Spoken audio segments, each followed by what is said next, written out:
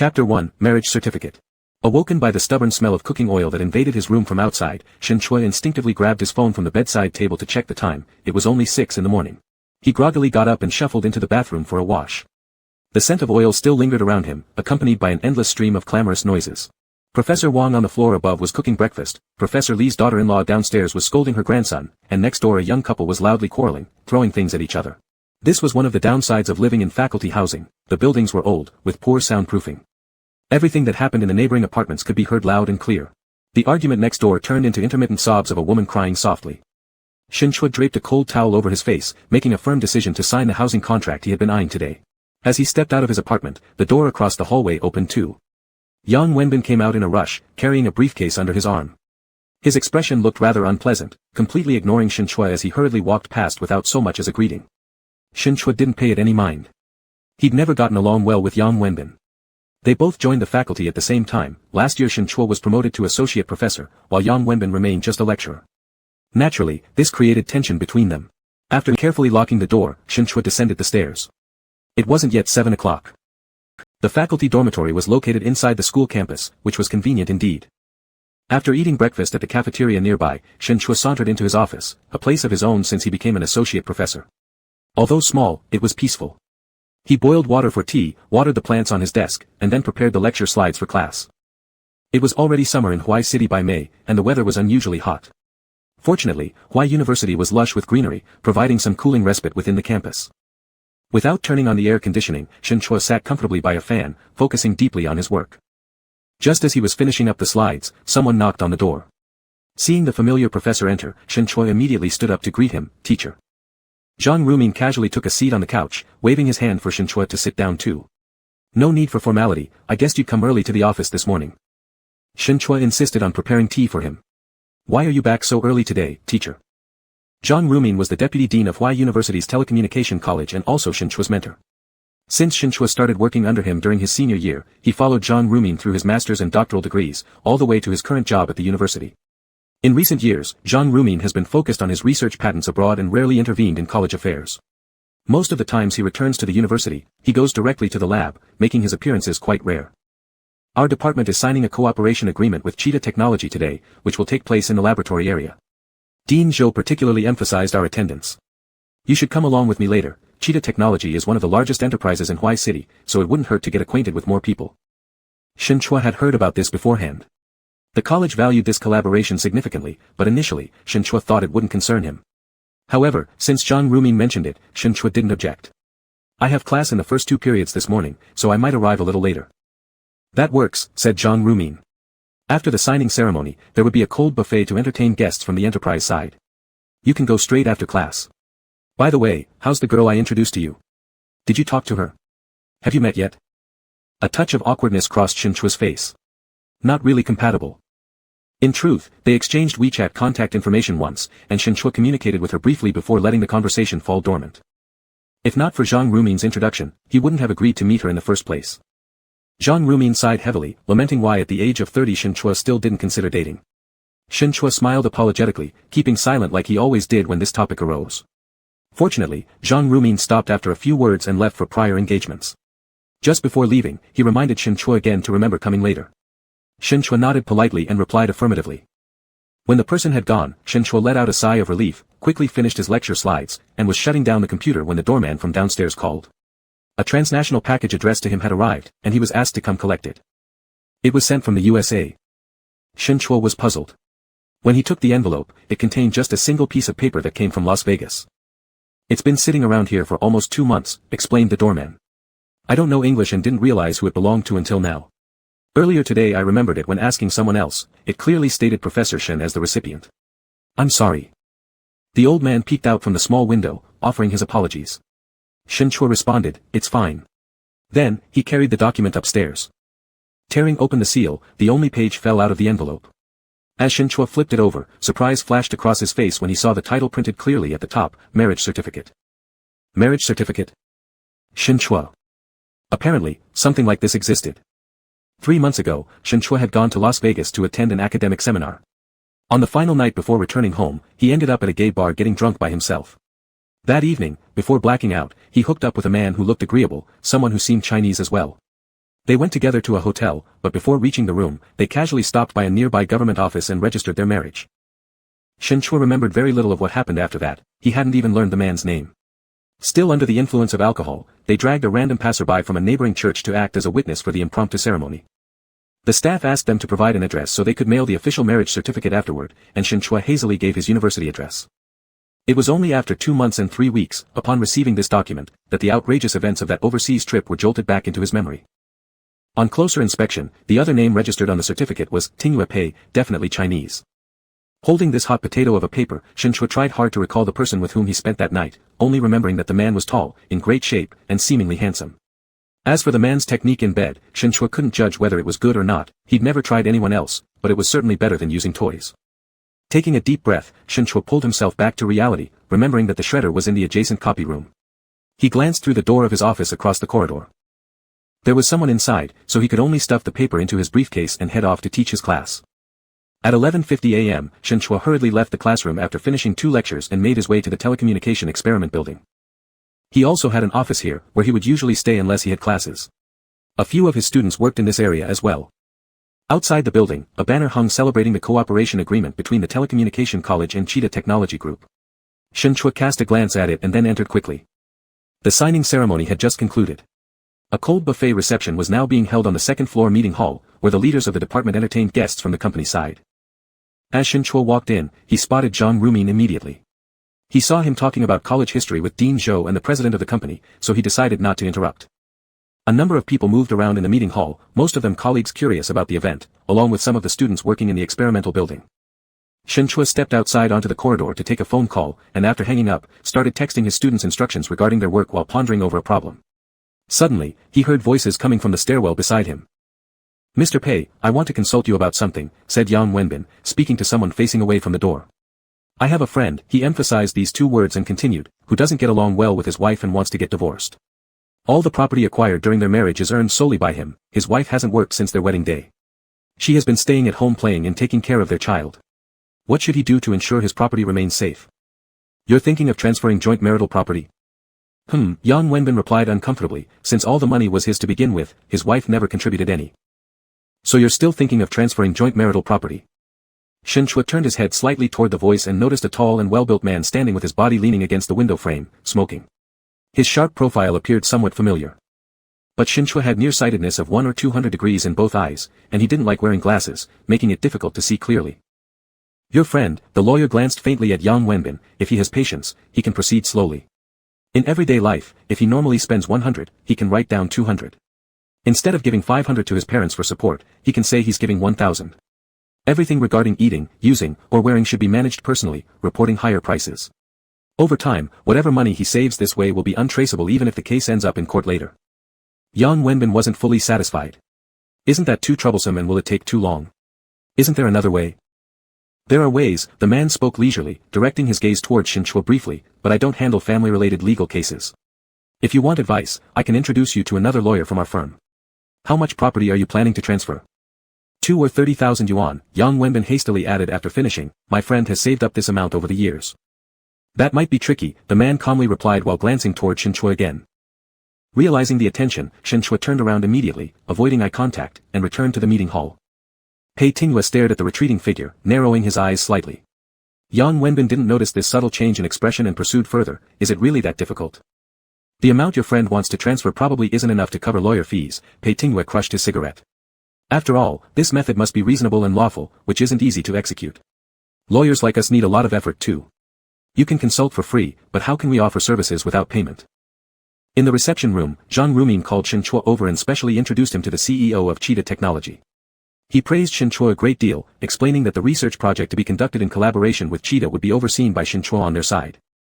Dean Zhou beside them smiled approvingly, clearly indicating that Zhang Rumin had already consulted him beforehand. Shen Chua was surprised internally, many people were eyeing this project, and he hadn't thought it would fall into his hands, given his relatively shallow experience. Zhang Rumin patted his shoulder from behind, snapping Shen Chua back to reality, whereupon he hurried forward to shake hands with the other company's CEO. Afterward, colleagues came one after another to congratulate him. There were many young teachers in their college, and at just 30, Shen Chua had become an associate professor. Under Zhang Rumin's patronage and now responsible for a key college project, he naturally drew envy from others. Not particularly accustomed to such settings, he excused himself to get some food and walked toward the dining table. Without all those flattering voices around him anymore, Shinchua felt more at ease. He had just picked up a few slices of toast and bacon when he sensed someone staring at him from behind. Instinctively turning around, he met the rather playful gaze of the man with his arms crossed, sizing him up. It was that lawyer from earlier. Upon recognizing his face clearly, Shinchua's eyes gradually revealed shock. Pei Tingyue was also looking at him, unabashedly examining him from head to toe. His gaze moved from Shinchua's waist to his buttocks, paused momentarily, then let out a whistle. Chapter 2, Your Husband. Shinchua didn't eat much, nor did he say goodbye to Zhang Rumin before heading upstairs to his office. Some students came to report on their research progress, but he listened absent-mindedly, casually giving them some advice and sending them off. He drank half a bottle of mineral water to barely calm his racing heart. I am the legal advisor for Cheetah, Pei Tingyue. The man didn't mention that matter from 3 months ago when introducing himself, but as soon as he spoke, Shinchua confirmed that he was indeed the other half on the marriage certificate he had just received. Shinchua pretended not to know, aware of his clumsy acting, so he fled in panic. A one-night stand might seem like nothing to others, but Shinchua instinctively felt it was trouble, not wanting anyone to know, let alone in their type of organization where homosexuality is especially something that cannot be exposed. So he regretted it immensely, wishing he could go back 3 months and slap himself. In the afternoon, Zhang Rumin came over again, asking Shinchua if he felt pressured. I didn't tell you this morning because Zhou gave the green light today. You don't need to worry. Although the project has been assigned to you for management, I will supervise overall. Our collaboration with Cheetah involves the same direction of research for your current topic. With their company's resources, once we can get the results, it can be quickly realized into tangible benefits. Just work hard. I understand, thank you, teacher. Shinchua sincerely thanked him. This opportunity was rare, and Zhang Rumin must have had a tough time advocating for him amidst opposing opinions. You understand, then it's fine. Zhang Rumin saw he had already packed up and asked casually, are you leaving so early today? In the afternoon, I have an appointment with the agent and seller to sign the contract for that house I've been eyeing, planning to finalize it. Shinchua said. That's good, better to act earlier. Zhang Rumin was genuinely happy for him. You go ahead, and bring some things to Zhang Tong for me. Okay. At 3:30 in the afternoon, Shinchua left the school and took the subway to the city center. The apartment he liked was 3 kilometers away from the school, a 10-year-old neighborhood with a great environment, surrounded by complete amenities. It was the most suitable small unit he'd seen. The down payment was 70 million, exactly matching the savings he had accumulated over these years. The real estate agency was located in the bustling part of the city. After signing the contract with the seller, Shinchua paid the down payment in full immediately and agreed to finish the remaining procedures within a month. He finally exhaled in relief, now having his own nest in this city. Afterward, he called Zhang Tong, saying he had something for her. The girl told him directly to come to the law firm. I'm not finishing work early. You wait for me, and I'll treat you to dinner tonight. Thus, Shinchua took the subway again. Zhang Tong was Zhang Rumin's only daughter, who had just graduated from Hua University's law department and was currently working as a legal assistant at a large law firm downtown while preparing for the bar exam. When Shinchua followed the navigation to the destination, it was almost 5:30. Zhang Tong's workplace, Jinling Law Firm, was inside an industrial park with an inconvenient location to find. Jinling Law Firm occupied buildings A, B, and C within the park. After asking the security guard, Shinchua went straight in. As he approached, he heard a commotion. Walking past dense bushes, he saw a crowd gathered around a 6-story building, the noise akin to a bustling market. Shinchua was a bit surprised and looked up along with the crowd, pausing. On the edge of the rooftop stood an agitated middle-aged man pacing restlessly, occasionally making dangerous movements, clearly intending to jump. Isn't this the guy who frequently blocks Mr. Pei? Why did he climb onto the rooftop? What grudge could he possibly hold? So desperate he would try to take his own life. It seems there was a contract dispute between his small company and Cheetah Technology. He won the first trial, but after Mr. Pei personally handled the second trial, he lost the case. He was also sued by Cheetah separately, meaning he lost out on the contract funds and had to compensate Cheetah Technology. His business went bankrupt, and reportedly, his wife ran away with the kids, which is why he keeps coming here to cause trouble for Mr. Pei. But what you don't know, thanks to Mr. Pei's keen eye, the loophole in the contract was spotted, resulting in him getting no money and instead having to pay compensation. But indeed, he's pitiful. It's obvious he got scammed by Cheetah Technology.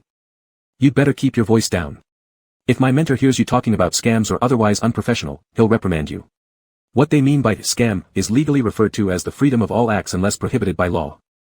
Shinchua frowned, and someone behind him patted his shoulder. Senior. It was Zhang Tong. Though from different majors, they both graduated from Hua University, so calling him senior wasn't wrong. Shinchua turned around, and Zhang Tong cheerfully asked him, are you here for the spectacle too?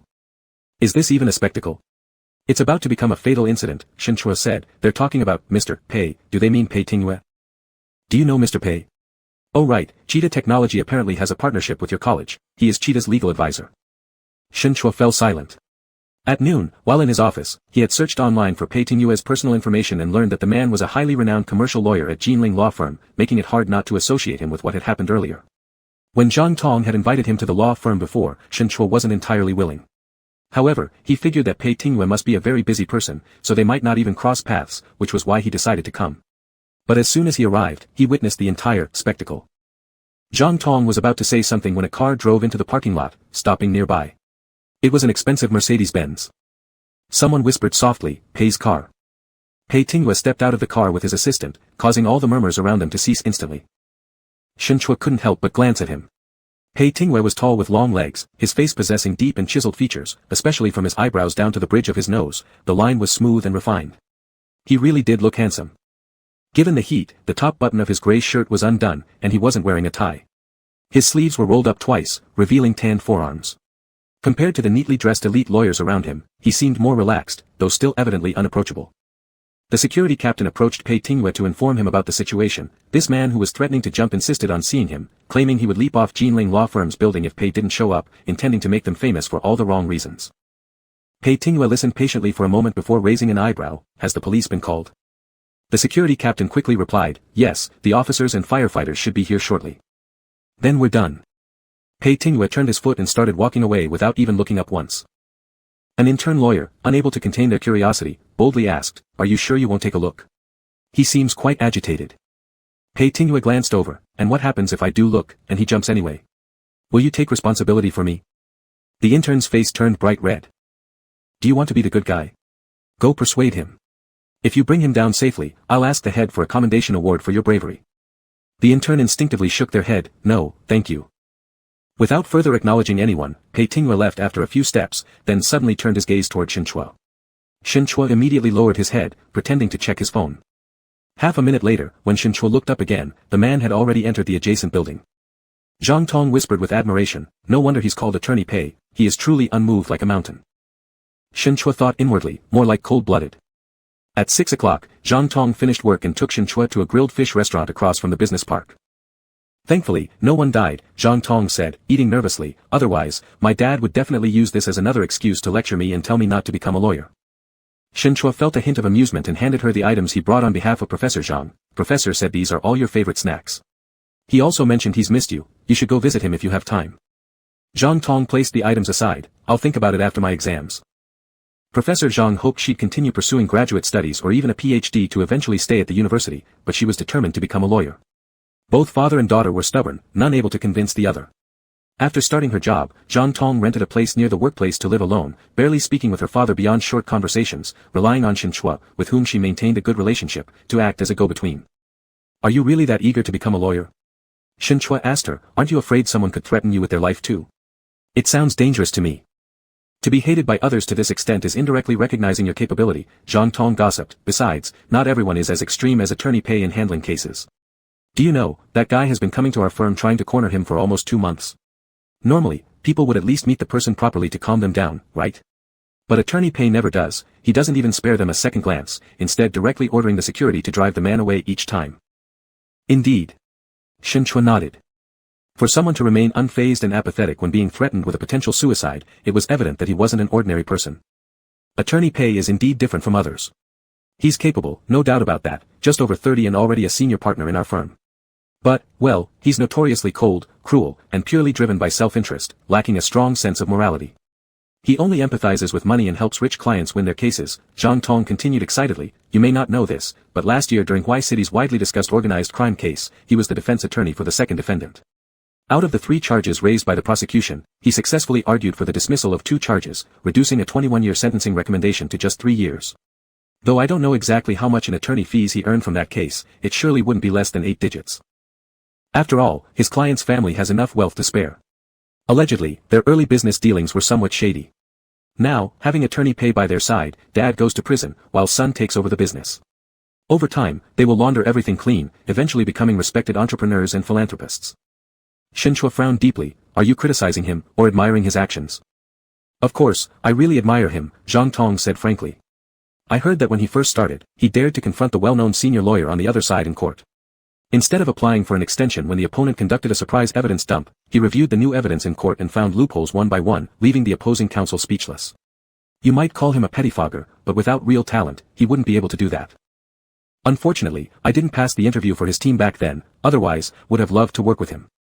You'd better not, Shin Chua warned her. If your teacher finds out, he will drag you home even if he has to tie you up. It's best not to mention in front of your father that you admire such a person. No mention, no mention, Zhang Tong shrugged. By the way, hasn't my dad introduced another matchmaker candidate to you?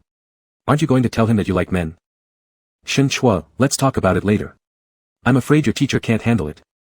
Zhang Tong was the only one who knew about his sexual orientation. This young girl used to cling to him tightly a couple of years ago, so he had no choice but to confess his preference for men. Ever since then, Zhang Tong regarded him as a sister. Although there are many handsome elites in our firm, most of them have two faces. Actually, those like Attorney Pei who openly claim to be cold-blooded and ruthless are still somewhat better. Who knows what they're truly like behind closed doors? Otherwise, I could introduce a few more to you. Just mind your own business. Shin Chua cut off her nonsense. When they were almost done with their grilled fish, Shin Chua received a text message from an unknown number.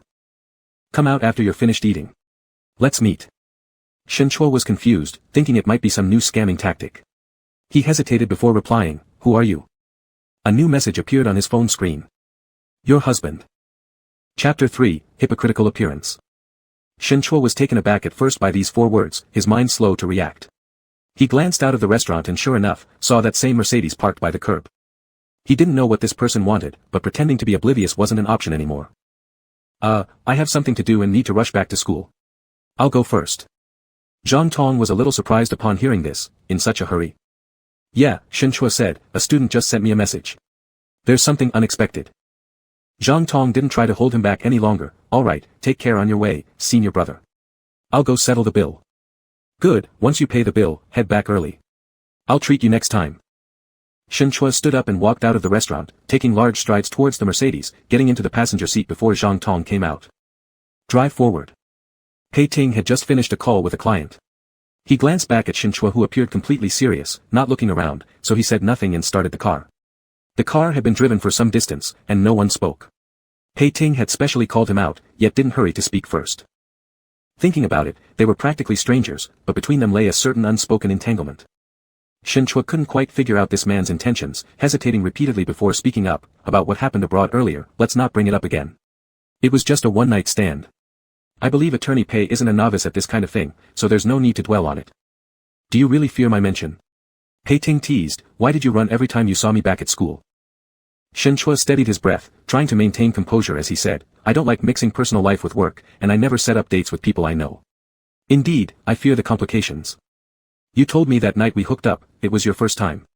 The other party exposed his lie in a single sentence. Shin Chua. Had he said that? He didn't remember. His memory of that night only consisted of fragmented and disjointed pieces, drinking too much along with being in a bad mood, which made him want to indulge recklessly. He regretted it immediately afterward, now even more so, regretting bitterly. Whether or not that's true is irrelevant, I simply don't want trouble, Shin Chua persisted, you know my job nature. Please understand. Pei Ting casually nodded, uncertain whether he truly heard Shin Chua, let alone understood. Shin Chua considered him to have understood, thinking there was no need to say more, park over here on the side. You've had your say, now it's my turn. Pei Ting showed no signs of stopping, maintaining speed. You seem to have forgotten that we're not merely tied by a one-night stand, we also got married in Las Vegas. Shin Chua didn't intend to bring up this topic, but since Pei Ting mentioned it, he could only respond, Attorney Pei knows our country doesn't recognize same-sex marriages. Foreign same-sex marriage certificates are merely pieces of waste paper here. So, there's even less necessity to mention this, right? Where is that waste paper you're talking about? Pei Ting asked him, it was the address you filled in, after 3 months, the certificate should already have arrived. No, Shin Chua was reluctant to admit, but the paper would inevitably end up in the shredder anyway, so there was no point dragging it out unnecessarily, I haven't received it.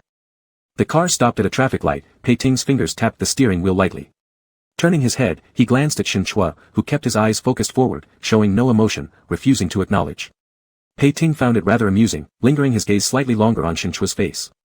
Shin Chua felt uneasy all over. What are you looking at? Nothing. Pei Ting withdrew his gaze, pressing down on the accelerator when the red light turned green.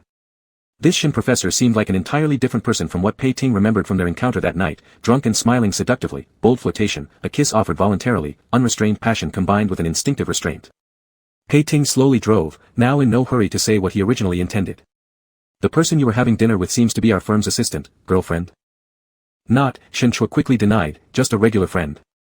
It does make sense, Professor Shen is surely a righteous gentleman, wouldn't dare deceive a young girl. Shen Chua didn't feel like joking around with him, still unsure exactly what this man intended to do.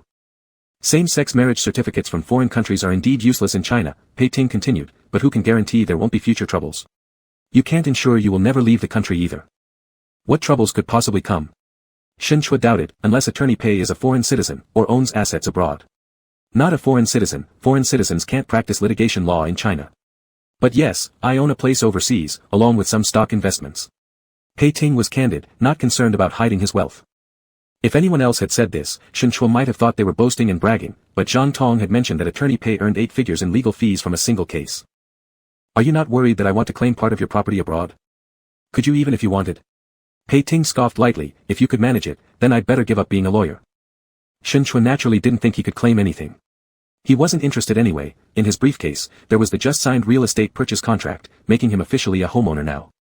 There was no need to covet another person's assets. Since I can't get anything, then this marriage certificate is still a piece of waste paper. Do you fear someone finding out you married a man overseas that much? I already told you my job requires me to be like this. We don't have the freedom you do to do as we please. Shen Chua didn't feel close enough to this person to discuss these things and didn't want to continue this topic. But Pei Ting asked, even knowing all this, why did you actively approach me that night? Shen Chua was instantly at a loss for words.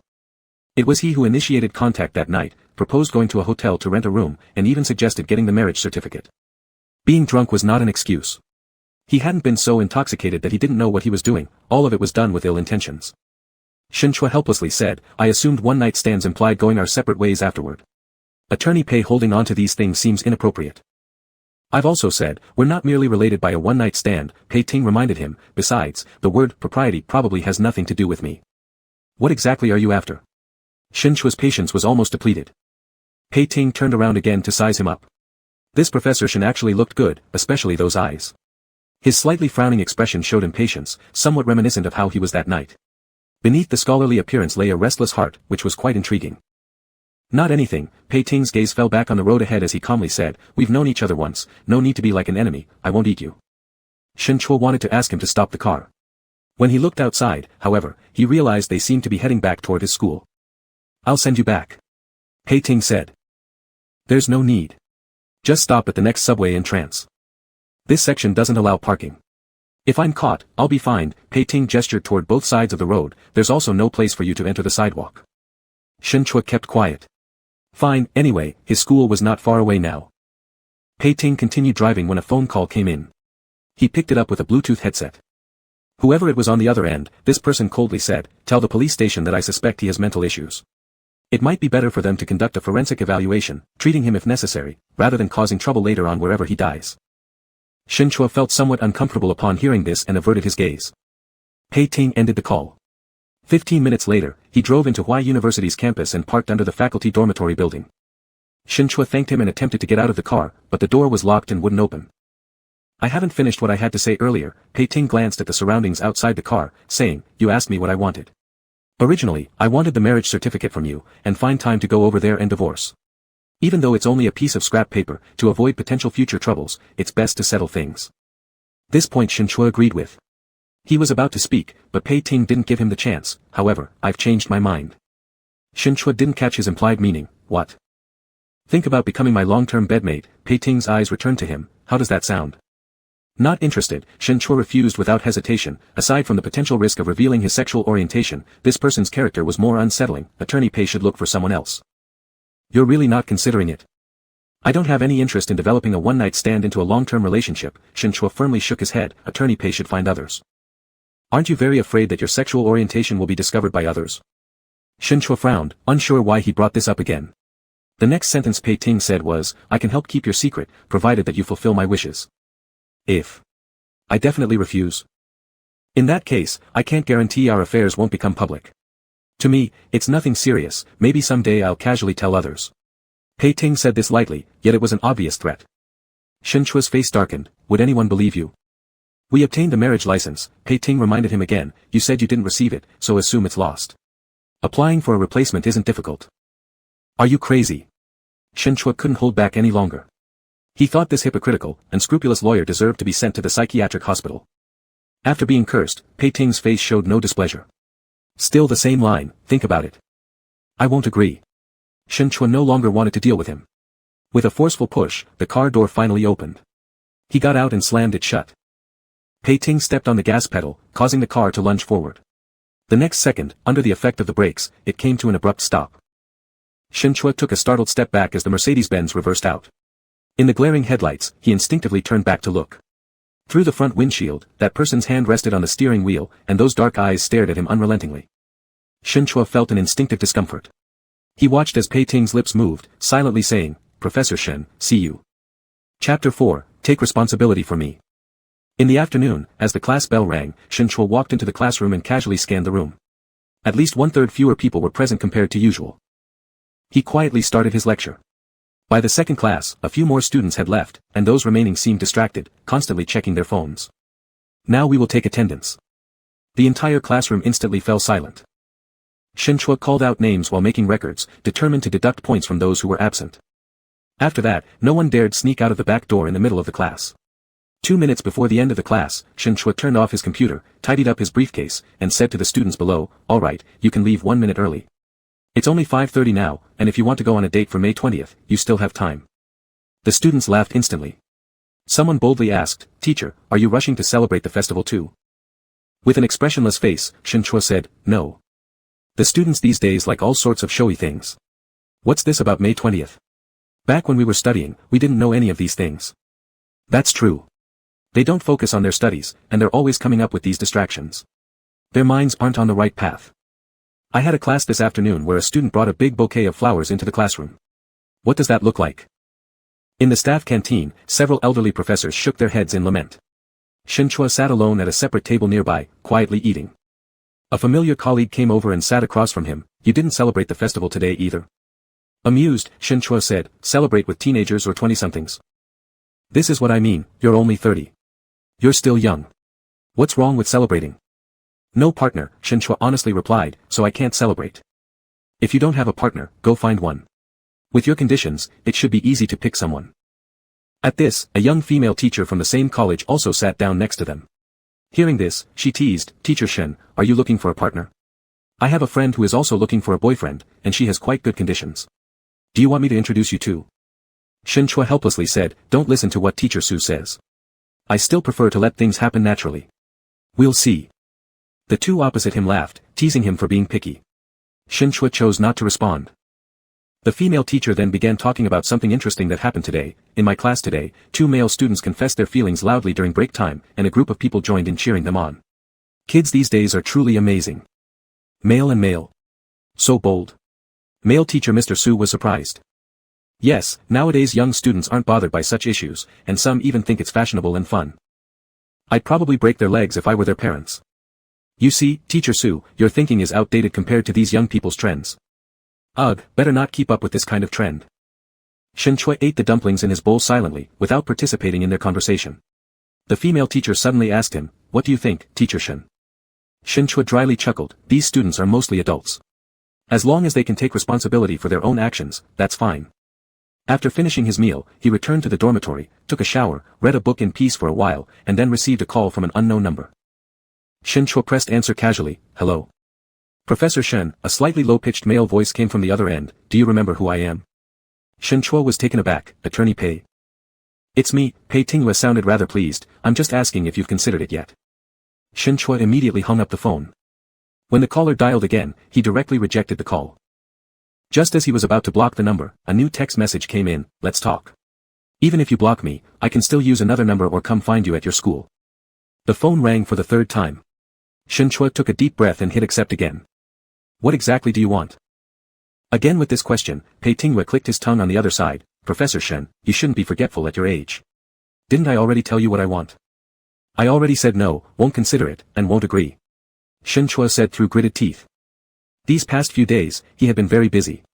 Besides his regular work, he had to coordinate with Cheetah's cooperative project. He hadn't paid much attention to what Pei Tinghua said that night. Or rather, he hadn't taken Pei Tinghua's threats seriously. After all, the man was a polished and proper senior lawyer publicly.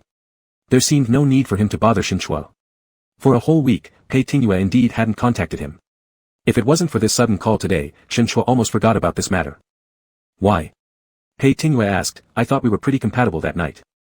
No, I didn't feel that way, Shen Chua refused to admit. Your skills are too poor.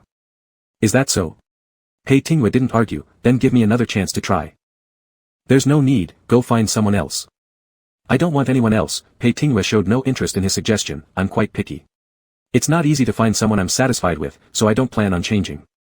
Attorney Pei, Shen Chua said with emphasis, you study law, you should know better than me that most things in this world aren't determined by personal will. Can you win any lawsuit just because you want to? If you're talking about that, Pei Tingyue replied nonchalantly, as long as I step into the courtroom, I always find a way to win if I want to. My personal will really can change the outcome of a case. That's too arrogant. Shen Chua didn't believe him. In cases where there's absolutely no chance of winning, I bet you wouldn't even take them on from the start.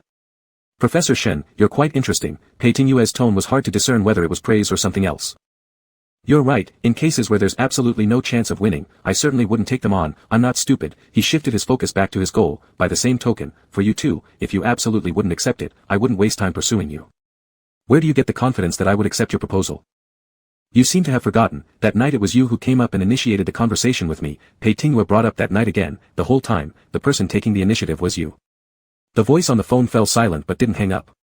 Pei Tingyue waited patiently, leaning against the balcony railing outside the room smoking a cigarette, his eyes glancing over the people in the yard below. The young couple stopped before the wall to admire the carvings, the woman excitedly reaching out to touch it. This wall must cost tens of thousands. Old Pei is truly rich, being a lawyer sure pays well, allowing one to afford such a great house. It's nothing special, the large villa has only him living there alone, quite desolate, the man beside her commented. I'd be willing to live alone in such a large villa. You still talk nonsense. Back in university, you shared a dorm with Old Pei. Within 10 years after graduation, he became a senior partner at a law firm, earning tons of money. Your yearly salary wouldn't even cover his fee for handling a single case. But I've married you, haven't I? He's still alone without a partner. What are you boasting about? Their voices drifted faintly, followed by soft laughter. Pei Tingyue absent-mindedly swiped at his phone screen while biting on a cigarette, the clear yet impatient voice of Professor Shen returning in his earphones. I regret it. Regret what? Had I known you were this persistent, I wouldn't have approached you that night. Who would you have gone for then? Those foreigners reeking all over. Pei Tingyue chuckled lowly, I doubt you could handle their charm. At least I wouldn't have these troubles now. If you can relax and consider these troubles as blessings in disguise, then there wouldn't be any anymore. No, I indeed couldn't enjoy such blessings. Pei Tingyue's lips curled slightly. Downstairs, Song Sun came over and looked up shouting his name from below the balcony, Old Pei. Pei Tingyue looked down at him through the mist of smoke. Song Sun smiled and said, Xiaoman and I are leaving first, it's May 20th today, we plan on watching an evening movie. Pei Tingyue paused on his face for a moment, nodding casually. The young couple walked hand in hand away, exiting the courtyard. After a brief pause, Pei Tingyue slowly pulled back his gaze and asked the person on the phone lazily, Professor Shen, have you ever been in love?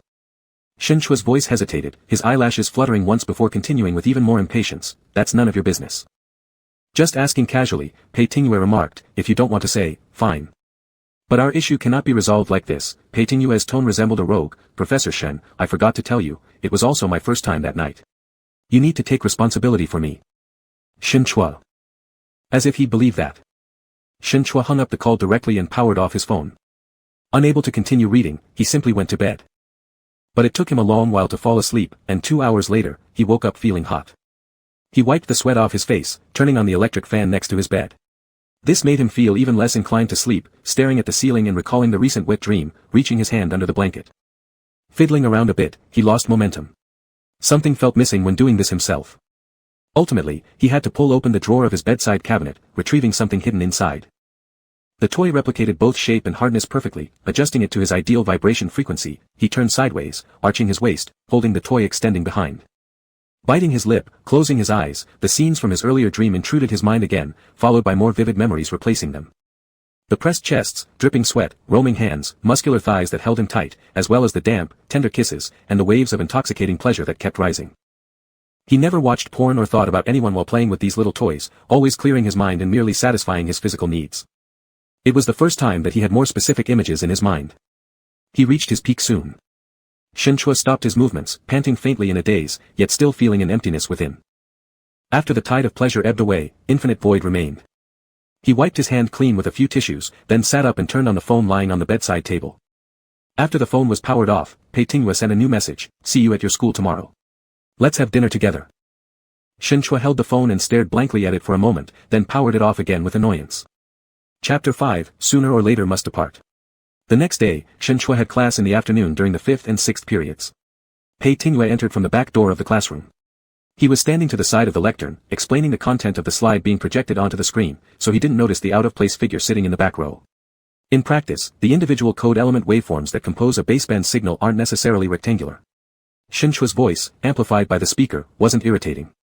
It was like a gentle breeze in summer, effortlessly calming the restlessness of those present. A very dry class on digital communication principles became more vivid and interesting under his explanation. Leaning against the chair, Pei Tingyue casually looked up at the person on the lectern. A casual light-colored linen shirt, gray slacks, and sneakers, a typical male teacher from an engineering college. But this Professor Shen was still a bit different from others. His eyes were warm, his face clear and pale with lips redder than most. As Pei Tingyue observed Shen Chua, an entirely different scene came unbidden to mind. Dark eyes filled with desire, tipsy from alcohol, red lips slightly parted as they initiated a kiss. And, when a thin layer of sweat covered his face, sounds that were almost enticing escaped from between his teeth. Perhaps it was because Pei Tingyue's gaze had become too blatant. The man on the lectern noticed, hesitated in his speech, and turned his head to look over. The man reclining in the last row returned his gaze. His presence stood out from all the other students and was hard to ignore.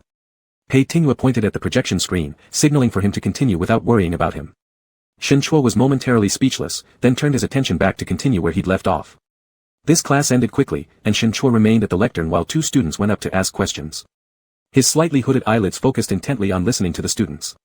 Then, seemingly in response to something one of the students said, Shen Chua smiled, clear brows, bright eyes, full of spirit. Pei Tingyue, who had been replying to client messages, paused at this sight, unlocked his phone camera, and pressed the shutter. A girl in the front row also took a photo of the same moment. She admired her newly taken picture and exclaimed to her roommate beside her, Professor Shen is really handsome. He looks even better when he smiles. Hey, your picture turned out really well. Can you send it to me? Pei Tingyue lightly nudged the girl on the shoulder with his phone. The girl turned around, confused as she looked at him. Pei Tingyue nodded toward her phone screen, it's not right to secretly take pictures of the teacher. Caught in the act, the girl blushed slightly. Her roommate tried to explain, we just wanted to keep it ourselves, we didn't plan to do anything with it. That's still unacceptable, Pei Tingyue said firmly, you're violating the teacher's privacy rights and portrait rights. Delete it. His tone was commanding, allowing no room for negotiation, though he was actually just scaring these two kids. Public lectures have little to do with privacy rights. If it doesn't spread maliciously for profit, it can't be considered infringement on portrait rights either. Still, lawyers could possibly embellish such cases to intimidate people, though Pei Tingyue himself had never followed any professional ethics. The girl attempted to argue, what does this have to do with you? I'm the professor's friend, Pei Tingyue showed them his business card briefly, and I'm a lawyer. The girls reluctantly but thoroughly deleted the photos before Pei Tingyue let them go. When Shen Chua dismissed the students and approached, seeing the hurried departure of those two girls, he warned him, don't harass my students. Pei Tingyue tilted his head back and asked, is it okay to harass you, Professor Shen? Before Shen Chua could get upset, he quickly added, just joking, I'm here for work. For work. Next door in the large lecture hall, teaching a couple of classes to the law students. Our firm collaborates with the law department at your school, and this task was assigned by the director, it's my turn this time, so I couldn't skip. Speaking, Pei Tingyue stood up, tall, straight-backed, expensively dressed, with an air of elite professionalism that caught everyone's eye. Those students who hadn't yet left were quietly observing him. Let's have dinner after my class ends. After saying that, he walked into the neighboring classroom. Shen Chua finally believed he was here for the lesson, although he doubted whether this kind of behavior might mislead some students. Pei Tingyue taught without slides or handouts, not even bringing a sheet of paper. He simply stepped in front of the podium and began. The content centered on the logic and elements of handling commercial disputes, sharing actual cases he had personally handled. The classroom was lively, with an attractive famous senior lawyer presenting content laced with wry humor. It easily captured the hearts of these young students. Shen Chua observed from the edge of the rear door for a moment, silently giving an internal evaluation, ostentatious, before turning to leave. He returned to the lab. At 5:30, Pei Tingyue's call came through. Shen Chua was already familiar with that string of numbers, so he turned back to his office, closed the door, and answered. I finished my class, where are you? Pei Tingyue asked immediately.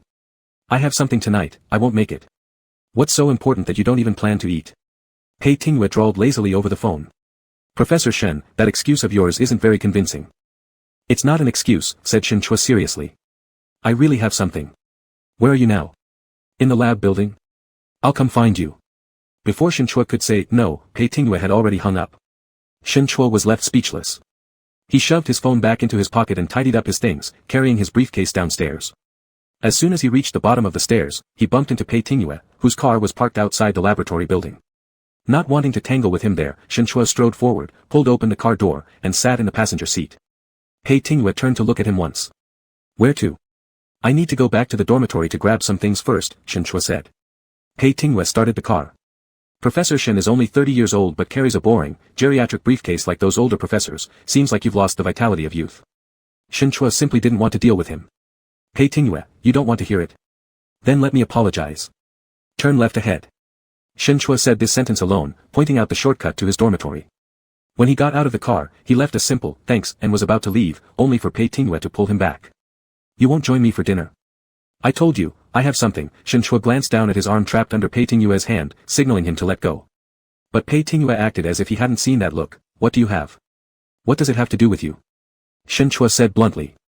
A man always known for his gentleness, he'd never quarreled with anyone, but Mr. Pei lawyer might be the first person who made his temper rise every time they met.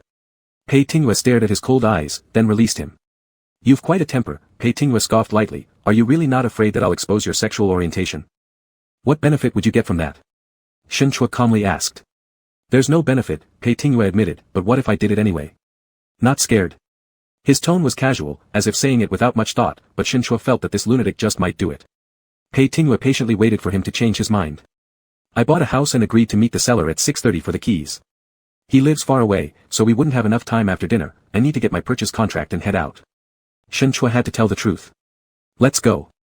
Pei Tingyue stopped the car and turned off the engine, also opening his door.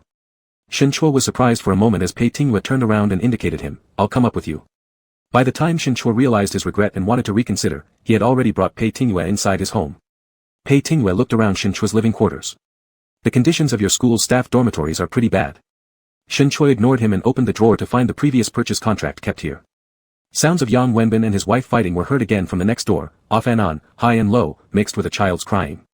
The soundproofing is pretty terrible too, remarked Pei Tingyue. Previously when you consulted on how to transfer assets, Shen Chua smirked. He himself wanted a divorce. Were you eavesdropping on my conversations with others? Happened to hear it. Shen Chua paused and hesitated before asking, is there really a way to transfer all his properties? What's the point of transferring 20 or 30,000 worth of property? Faced with Shen Chua's clearly dissatisfied gaze, Pei Tingyue calmly told the truth. The method I taught him is the most practical one he can use. But he surely doesn't have the patience to follow through. If he attempts to transfer his properties himself and his wife hires a lawyer, she will likely be able to trace it back. To make it seamless is certainly possible, but he can't afford such lawyers. If he had 2 or 3 billion in assets, plenty of people would offer him methods ensuring his wife leaves with nothing. Shen Chua strongly disliked the tone in which he spoke. All men are equal before the law. Sure, said Pei Tingyue, but most times, the law is just a game for the rich. Isn't it appropriate for a lawyer to say this? Not very appropriate, Pei Tingyue acknowledged, so I haven't told others. Why tell me then? We're married, Pei Tingyue said calmly, your family. Shen Chua was momentarily speechless. I wonder how someone like you became a lawyer. Take the exam, get the practice certificate, and you're good to go. It's not that hard. Pei Tingyue sneered, not out of arrogance, but rather showing a kind of disdain for his own profession. Shen Chua completely lost interest in continuing their conversation. He had found the housing contract. When he took it out, another piece of paper floated out and fell to the ground. Shen Chua bent down to pick it up, but it was scooped up by the sharp-eyed Pei Tingyue first. Realizing what the paper in his hand was, Pei Tingyue raised an eyebrow. Didn't you say you didn't receive it? It was the marriage certificate. The reason why it wasn't dealt with was indeed because Shen Chua had taken into consideration the possible troubles mentioned by Pei Tingyue. After coming back that day, he stuffed the housing contract together into this drawer. Professor Shen, you seem to be less than honest. Shen Chua snatched back the paper and shoved it back into the drawer, then forcefully closed it. Let's go. Pei Tingyue stared at him intently. What are you looking at? I can't help but think of myself as a married man. Pei Tingyue's gaze roamed over his face. It feels pretty strange. Shen Chua, you're overthinking it. He opened the door first, but suddenly Pei Tingyue grabbed him and pressed him against the wall. Before Shen Chua could frown, a loud slam of the door came from next door, followed by Yang Wenbin swearing as he went downstairs. You teachers, all playing around quite a lot, Pei Tingyue mocked, all wanting a marital upheaval. Your teaching ethics are concerning. Shen Chua turned and walked away, secretly making up his mind that this lousy marriage must end sooner or later. Chapter 6, Mind Your Identity. Leaving home already at nearly 6, the seller's house was located in the city center. Pei Ting decided to drive Shen Chua there, arriving just as the clock struck 6:30. The car stopped by the roadside. Shin Chua got out to fetch the keys, and casually exchanged a few words about the transfer of ownership with the seller. The latter readily promised it would all be done before the end of the month. Pei Ting turned back, lowering the window to signal Shin Chua, "Let's go." Shin Chua got back into the car, mentioning he wanted to check out the new place. "So eager.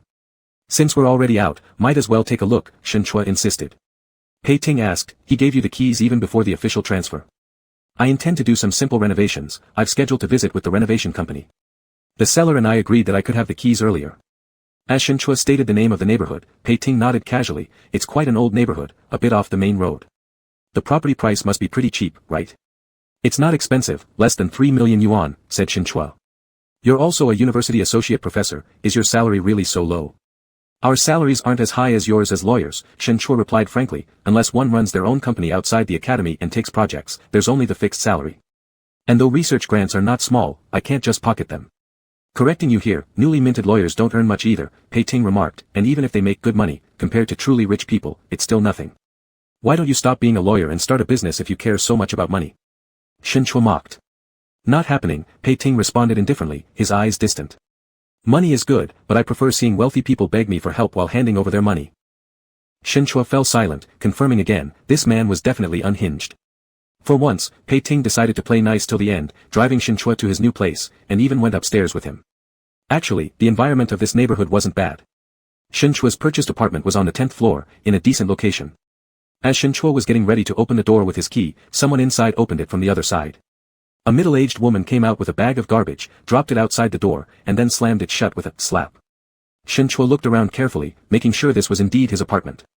"Is there still someone inside?" Pei Ting laughed suddenly. "Didn't the seller tell you?"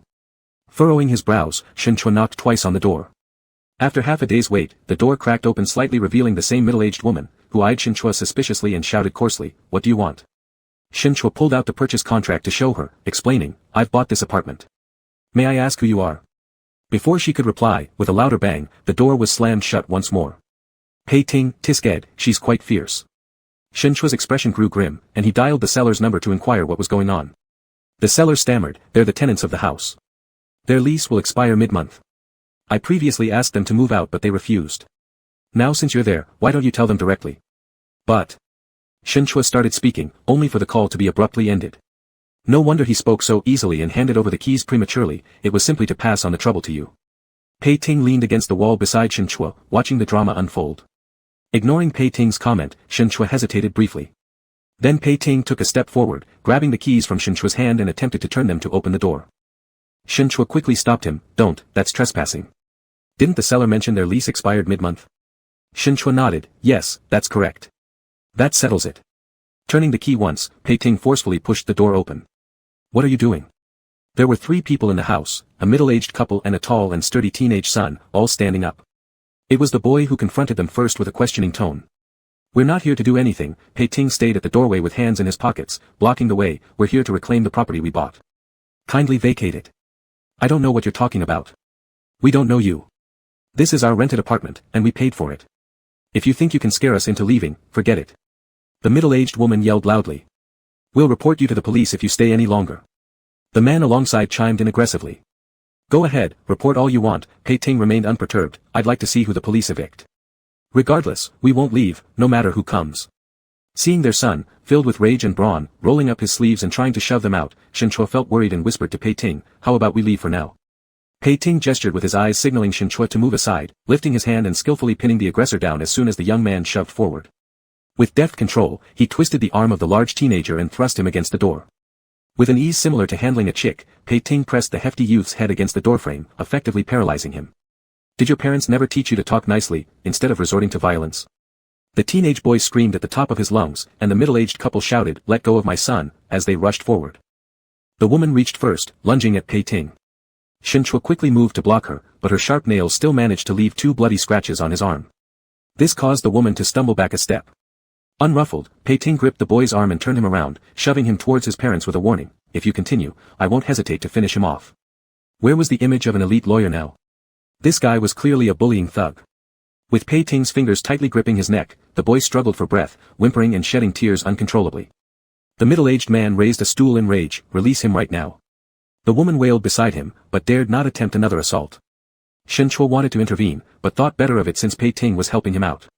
Clear out by tomorrow, Pei Ting commanded sternly, or I'll come every day until you do. When the policeman arrived, the family had been disciplined enough to promise their departure by noon the next day, albeit grudgingly. What happened? The policeman asked upon arrival. Just a small dispute.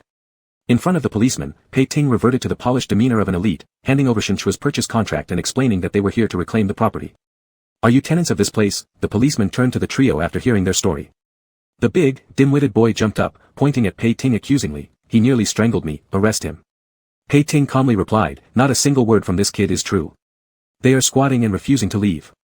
They even scratched my friend's arm, we didn't so much as lay a finger on them. Despite nearly causing serious harm, no marks were left on the boy's dark skin, and there was no evidence proving Pei Ting's actions. He clearly knew what he was doing. Without giving the trio a chance to refute, Pei Ting showed the officer his business card, saying, in our line of work, breaking laws is never an option. Shinchua silently looked away.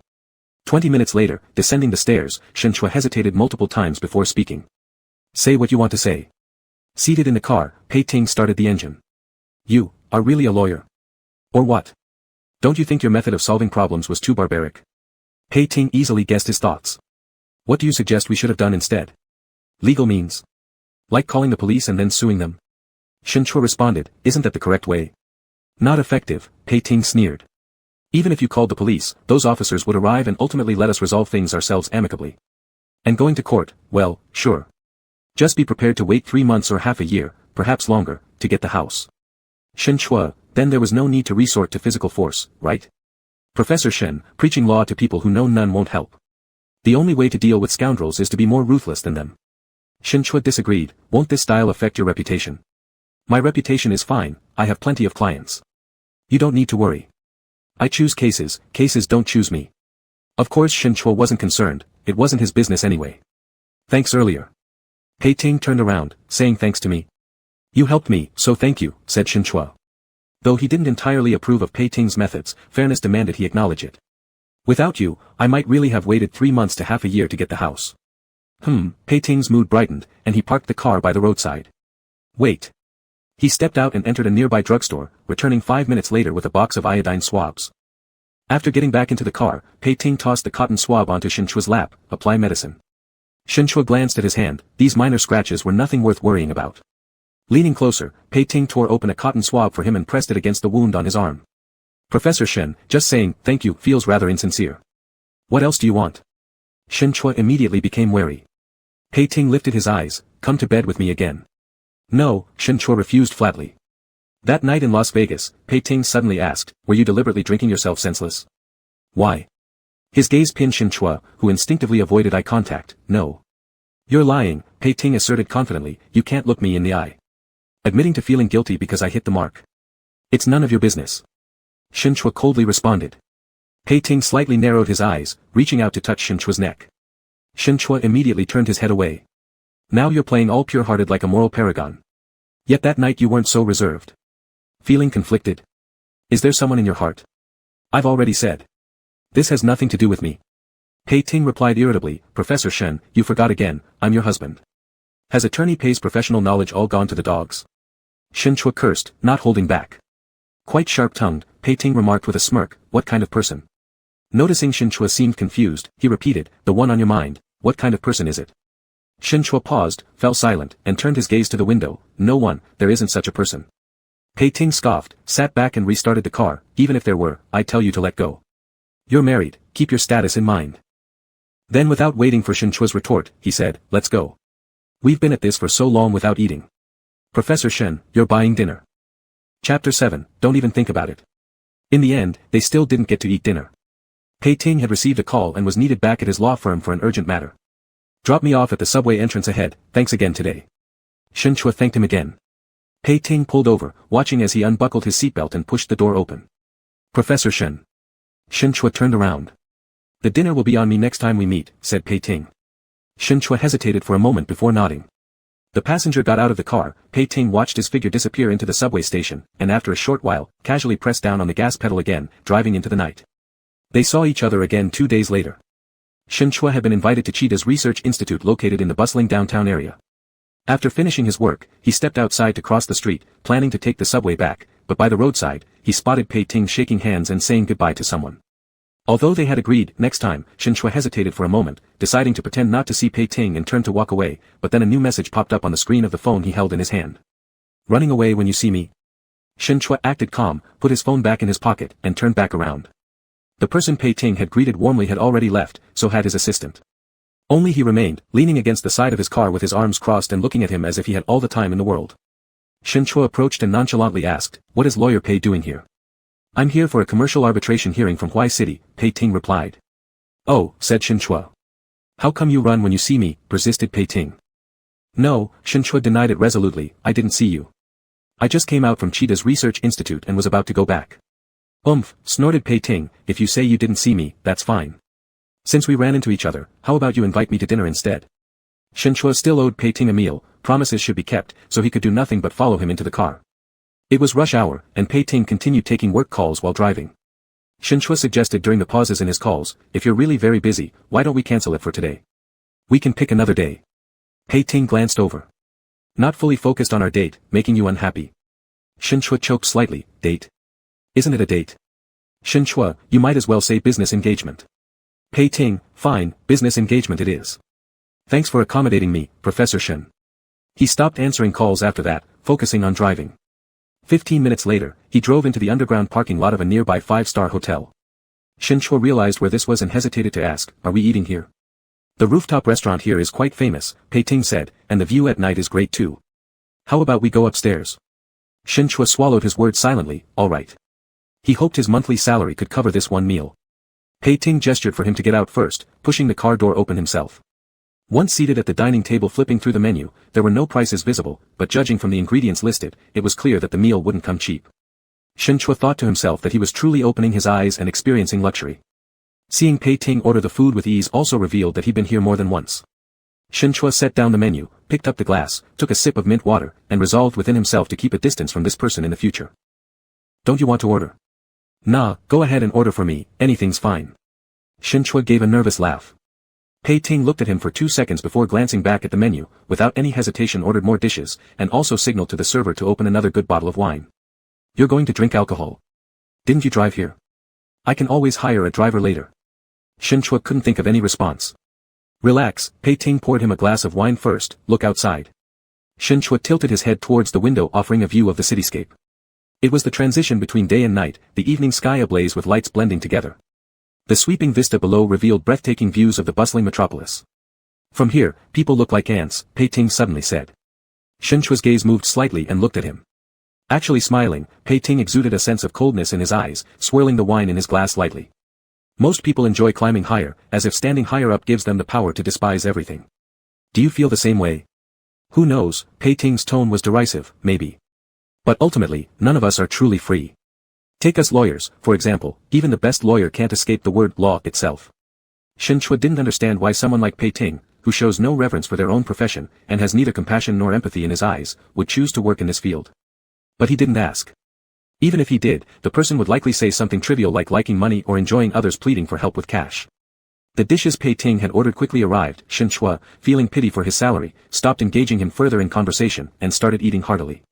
Pei Ting ate unhurriedly, casting his gaze more often toward the man sitting opposite him, observing him carefully. Shin Chua was dressed formally today in the simplest white shirt, with every button fastened up to the very top, accentuating the smooth line of his neck. As he ate, his Adam's apple unconsciously moved up and down.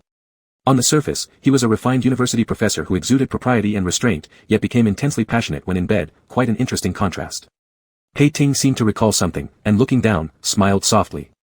As the meal was nearing its end, Pei Ting put down his wine glass and said he had to go to the restroom. Shin Chua nodded, giving him free rein. "Take your time." Pei Ting stood up and left. He first went to the front desk and casually settled the bill. After visiting the restroom, he didn't return to his seat but instead stepped out onto the adjacent terrace and lit a cigarette. A WeChat message from a few minutes ago flashed on his phone screen. "Song Sun, happy birthday, old Pei. Xiao Man says she'll cook us a big meal this Saturday. Can you make it for dinner?" Pei Ting absently opened Song Sun's social feed. The latest post was a warm close-up celebrating 3 months of their marriage.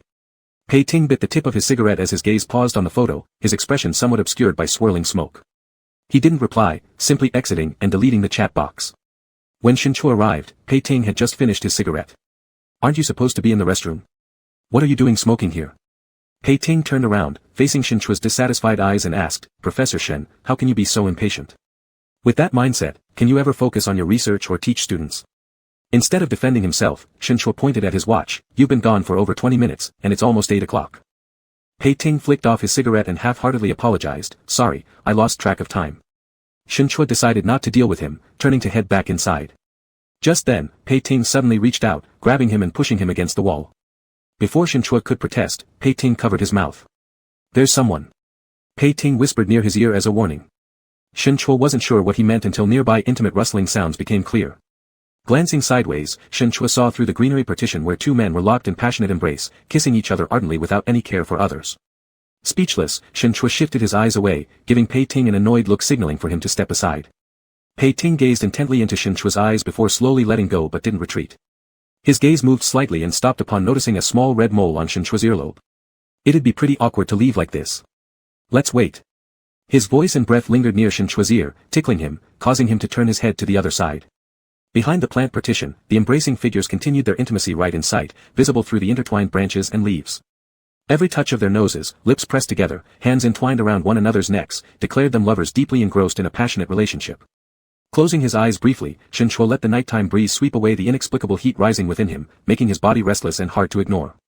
Pei Ting watched Shen Chua's expressions carefully, then leaned closer once again. Shen Chua. This soft murmur of the name sounded much like a lover's whisper. What? Shen Chua calmly inquired. The name sounds nice.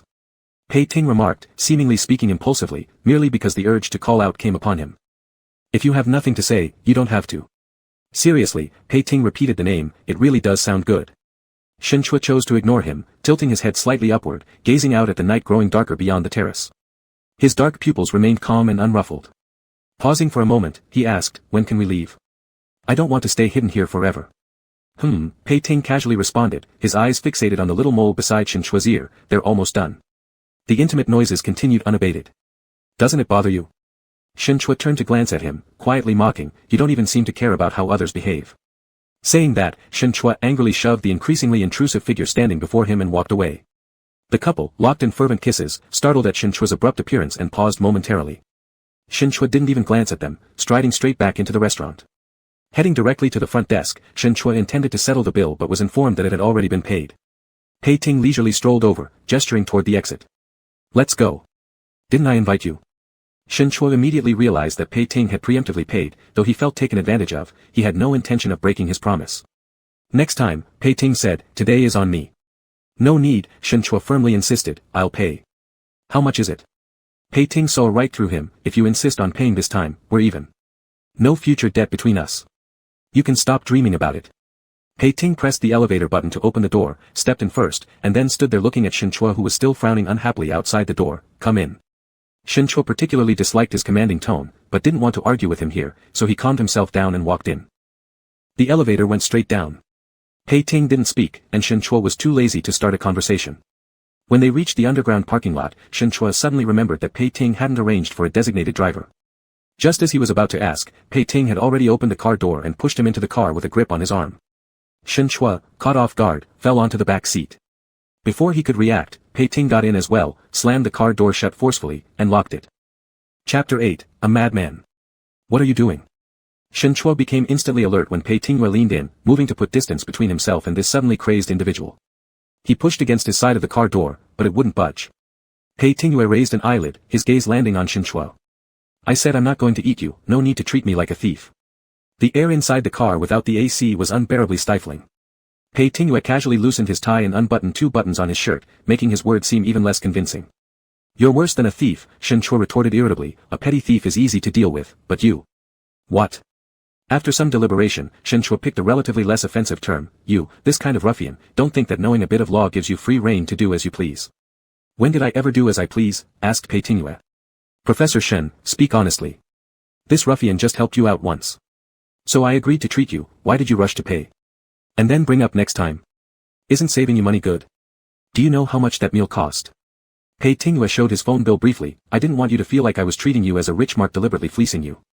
Shen Chua, after looking at the figures, fell silent for a moment, I can afford it too, but I've recently bought a house, so I am a little tight on cash. But I never intended to go back on my word. If you really wanted to save me money, you shouldn't have chosen such a place in the first place. So it's still my fault, Pei Tingyue acknowledged, yet there wasn't much sincerity in his tone. I'll be more careful next time. Shen Chua didn't bother to respond, but Pei Tingyue asked again, do you really plan to sever ties with me after tonight? We never had any deep connection anyway. Shen Chua said coolly. Pei Tingyue didn't even mention that they were legally married, no way. He suddenly moved closer. Before Shen Chua could frown, he grabbed his buttock. Shen Chua's expression darkened instantly. Instinctively pulling away, his body collided with the car door behind him. Pei Tingyue took advantage of the situation to get even closer. What's wrong? Acting all surprised. What are you doing? Shen Chua asked through gritted teeth, what exactly is your intention? Pei Tingyue seemed to savor the feel from moments ago and couldn't help but feel a bit regretful. Professor Shen, your body is quite sensitive. With a cold face, Shen Chua cursed, psycho. Did you want to curse me earlier? Pei Tingyue wasn't bothered, it's not easy to hold back. Shen Chua didn't want to waste any more words on him, opened the door. With a body so sensitive and no fixed partner, how do you normally resolve things? By hand? Using your hands probably won't satisfy you, right? Pei Tingyue asked bluntly and directly, do you remember how many times we did it that night? Shen Chua wanted to sew this jerk's mouth shut. Pei Tingyue held up a number in front of him and watched his reaction with amusement. Professor Shen, you completely transformed once we got into bed, so passionate and proactive that it almost made me lose control. Shen Chua. That night I was drunk. So? I don't remember anything we did, and what you did was taking advantage of someone in distress. Drunk isn't an excuse, Pei Tingyue reminded him, and definitely not a legal defense. Do you have the nerve to lecture me about laws? Shen Chua said impulsively, taking advantage of my drunken state to engage in relations with me, isn't that rape? Pei Tingyue arched an eyebrow, rape? Professor Shen, who raped whom, me raping you or you raping me? The moment we entered the room, you jumped on me, tearing off my clothes. If I'd known you'd turn around and disown me afterward, I should have taken a video then. Shen Chua's face turned red and flushed all the way to his ears, stop talking. That red blush spread from his cheeks down to his earlobes. Pei Tingyue looked on with interest, lifting a hand and pinching his earlobe as if to fulfill an earlier intention. His fingers lightly caressed the mole at the edge of Shen Chua's earlobe. Indeed, the earlobe was one of Shen Chua's most sensitive areas. He instinctively tried to turn his face away but was brought back by Pei Tingyue pinching his chin firmly. Pei Tingyue drew closer, would you like to come with me? His eyes carried a beguiling intent. Shen Chua remained silent for 2 seconds before answering, never mind. Pei Tingyue was far too dangerous. He was afraid, wanting to stay as far away as possible. Really don't. No. Pei Tingyue's gaze slid from Shen Chua's face to his neck, paused for a moment, then lowered his head, kissing him. As soon as Pei Tingyue's lips touched his skin, Shen Chua felt goosebumps all over, his scalp tingling as he struggled fiercely trying to push the man away. But Pei Tingyue was incredibly strong, using his knee to pin Shen Chua's legs while gripping his wrists, leaving Shen Chua unable to move and forced to endure Pei Tingyue's chaotic kisses. Crazy. Crazy. Shen Chua struggled desperately, pushing the man pinning him down while cursing uncontrollably, you psycho bastard. Let me go. Pei Tingyue ignored him, kissing his Adam's apple teasingly, licking him one bite at a time. Shen Chua's body trembled, blood rushing upwards as his chest heaved almost unable to catch a breath. The more agitated he became, the more intense his resistance grew. His back slammed against the car door painfully, but it also gave him leverage to ram into Pei Tingyue, who had pinned him down. In the scuffle, Shen Chua managed to free one of his legs. He violently drove his knee upward towards this madman's abdomen. Though Pei Tingyue staggered slightly from the impact, he did not retreat. Seizing the opportunity, Shen Chua bit hard into the exposed neck in front of him, tasting the metallic bitterness of blood. Pei Tingyue finally withdrew with a pained expression, loosening his grip just a little. He glanced at Shen Chua darkly, his look crazed and dangerous. Startled, Shen Chua suddenly realized this lunatic might have had too much to drink. Taking a deep breath, he tried to calm himself. Are you done losing your mind? Pei Tingyue fixed his eyes on Shen Chua, his hand reaching out, fingertips lightly wiping away a trace of blood from his lips. Shen Chua turned his face away in disgust. Pei Tingyue's fingers hovered near Shen Chua's lips. You really hate it? You said it yourself, drunkenness isn't an excuse, nor is it a valid defense, Shen Chua's voice was cold and firm. If you're drunk, clear your head instead of picking fights with me. In that case, I'll take responsibility for you. Pei Tingyue's words came unpredictably. I don't need it. Or how about you taking responsibility for me? Are you really incapable of understanding human speech? Shen Chua couldn't suppress his temper any longer, all decorum as a teacher evaporated. He wasn't a person without a temper. Get lost. But Pei Tingyue found it amusing. He pressed his thumb on Shen Chua's lips before pulling his hand back, then took out his phone, quickly opening the camera to snap a picture of them together. In the dim light of the car, they were tangled up, their clothes in disarray. Stunned, Shen Chua immediately lunged to grab Pei Tingyue's phone. But Pei Tingyue blocked him with one hand, calmly opening WeChat Moments and selecting the photo. His thumb hovered over the post button. Some people like showing off their romance in their friend circles, he said mockingly. Who knows if it's truly interesting? Shinchua watched helplessly as the photo was posted. Fuming red, he lunged again, trying to seize Pei Tingyue's phone. Pei Tingyue didn't let him succeed. Instead, he threw the phone onto the front seat, grabbing Shinchua forcefully as he lunged again, pinning him back beneath him. Let go. Crazed, Shinchua beat and kicked wildly at Pei Tingyue, who remained unmoved. Staring at Shinchua's wide, blazing eyes, Pei Tingyue suddenly remarked, "Your eyes are quite beautiful." "You're sick." Shinchua cursed. Pei Tingyue wasn't bothered in the least. Shinchua's thoughts were in utter chaos. He didn't know who was in Pei Tingyue's social circle, whether anyone knew him, or even if they didn't, once the photo was out there, their social intersections weren't zero, it would inevitably be discovered by someone eventually. Just imagining that made him want to strangle this bastard in front of him. And he acted exactly that way, delivering another punch to Pei Tingyue's stomach. When this man winced and retreated slightly, Shinchua pushed forward forcefully, causing Pei Tingyue to lose his balance and slump back onto the seat. He took advantage of the situation to kneel atop him, choking Pei Tingyue by the neck with both hands. Enraged beyond reason by Pei Tingyue's behavior, Shinchua fought without holding back. Pei Tingyue soon began struggling to breathe, yet his demeanor remained unchanged. Reclining against the seat, his gaze roamed freely over Shinchua's figure now utterly different from his usual self. The angrier Shinchua became, the more provoking it was to Pei Tingyue. Shinchua's wrists actually ached from the earlier struggle while being pinned down by this brute, which made choking Pei Tingyue more exhausting. He felt no satisfaction from gaining the upper hand, only extreme discomfort. "Professor Shen, that's exactly how you rode me that night." At the mockery in Pei Tingyue's eyes, Shinchua's movements froze abruptly. Regaining some sense, Shinchua gasped, growing limp under Pei Tingyue's gaze until he released his grip. It was meaningless, entangling oneself with a madman like this was completely pointless. Exhausted, Shinchua slumped closed his eyes, retreating and sitting beside him, turning away. He struggled to maintain composure as he insisted, "Open the door."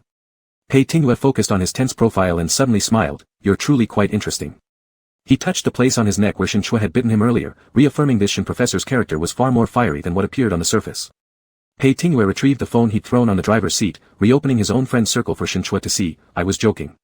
Check it, it's set to visible only to myself." Indeed, the photo setting was private. Shinchua stared at the characters, brows furrowing for a long while, his expression remaining unpleasant. "Are you really drunk or not?" "Just a little wine, not enough to get drunk," Pei Tingyue replied, brushing a finger along his eyelids. "Don't frown so much. Such pretty eyes look better when smiling. Open the door." Shinchua grabbed his hand and twisted it away forcefully, repeating the same demand. Pei Tingyue leaned in again. He was obviously not drunk, but whether he was drunk or sober made little difference. When Pei Tingyue's lips covered Shinchua's mouth, Shinchua first froze in surprise, then struggled fiercely, biting down hard without hesitation, once again tasting the metallic bitterness of blood. Even so, Pei Tingyue wouldn't let go, kissing him deeply and intensely, pressing further and further. Unable to tolerate it any longer, Shinchua raised his hand and slapped Pei Tingyue's face. Chapter 9, Inherently Despicable. With a slap, Shinchua was the first to be stunned. Pei Tingyue's eyebrows twitched, he paused his actions, and the danger in his lowered eyes seemed apparent. For a while in the dimly lit carriage, only their respective breathing sounds could be heard. The mark of the slap was evident on his face, Shinchua tightened his fingers, slightly regretting it. After a while, Pei Tingyue scoffed, "You're quite capable, aren't you? Let me go." Pei Tingyue touched his lips again, and before Shinchua frowned, he stepped back. "There's no need to get so angry," he sat back, casually lighting a cigarette, shaking off some ash into the ashtray. "It's not the first time, there's no need for such a reaction." Shinchua instantly regretted not hitting harder just now. Pei Tingyue bit the cigarette, his gaze fell upon him, lingering on his face for a moment before finally unlocking the safety lock. Shinchua immediately pushed the door open and got out of the car, slamming the door shut forcefully as he strode away. Pei Tingyue watched his retreating figure, slowly touching his still burning cheek, then his gaze returned to the phone screen. The person in the photo looked flustered but undeniably had beautiful eyes, especially when they were filled with anger. After a moment, he crushed out his cigarette, turned off the screen, leaned back into the seat and closed his eyes bored. In the following week, Pei Tingyue did not bother him again. Shinchua thought he had given up and finally let out a sigh of relief. Before long, it was early June, yet the transfer procedures for the house he bought were still not done.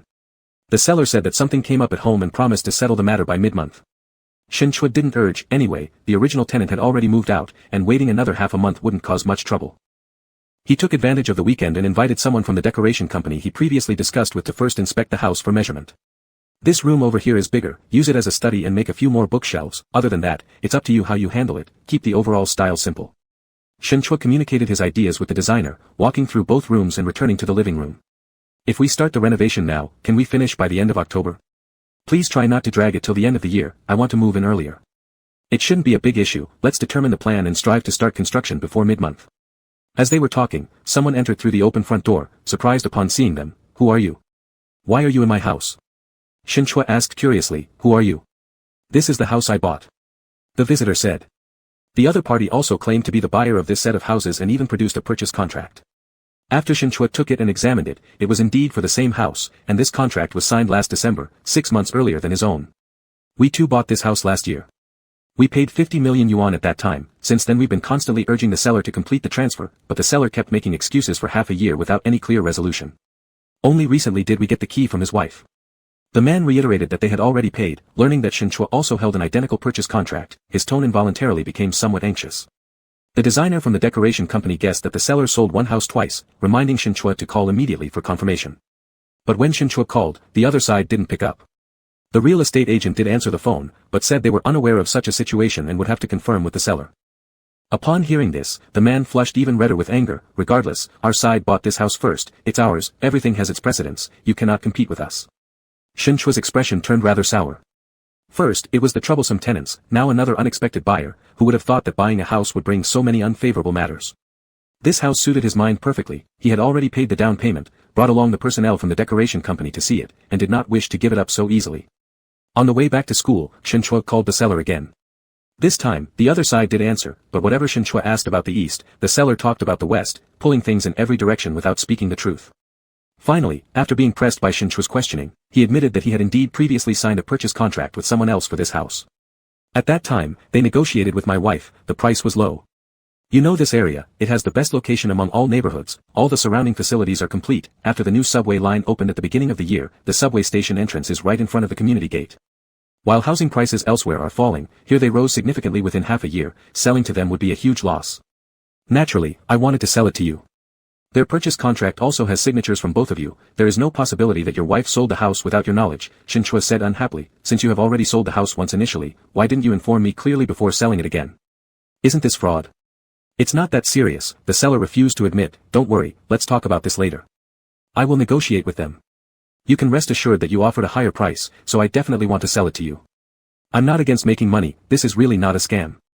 But before Shinchua could finish his sentence, the other side had already hung up, and further calls went straight to power off mode. He tried 3 times in succession, each time hearing the mechanical repeated prompt tone. It was only at this moment that he finally realized he had been duped. At noon, Pei Tingyue returned from outside to the law firm and heard someone talking by the flower bed while parking his car. He glanced over and recognized the person on the phone. It was a female assistant from the office who had eaten with Shinchua before. Nan Feng knows my intentions. One house sold twice. And you are the one who signed the contract later. No way. Did you handle the transfer? Did the other party handle the transfer? How did you sign the contract? What did the real estate agent say? Do you know my level of expertise? I haven't dealt much with contract disputes. Don't take photos of the purchase contract first and send them to me, let me ask others for you. After hanging up, Zhang Tong flipped through the contract sent by Shinchua and asked other young lawyers around him. My friend has already paid the down payment for the house he bought, but didn't process the transfer. The set of houses had previously been contracted out to another party without going through any transfer as well. Does he still have a chance to get the house? Has preliminary registration been carried out? Seems like none, he said. No procedures have been done.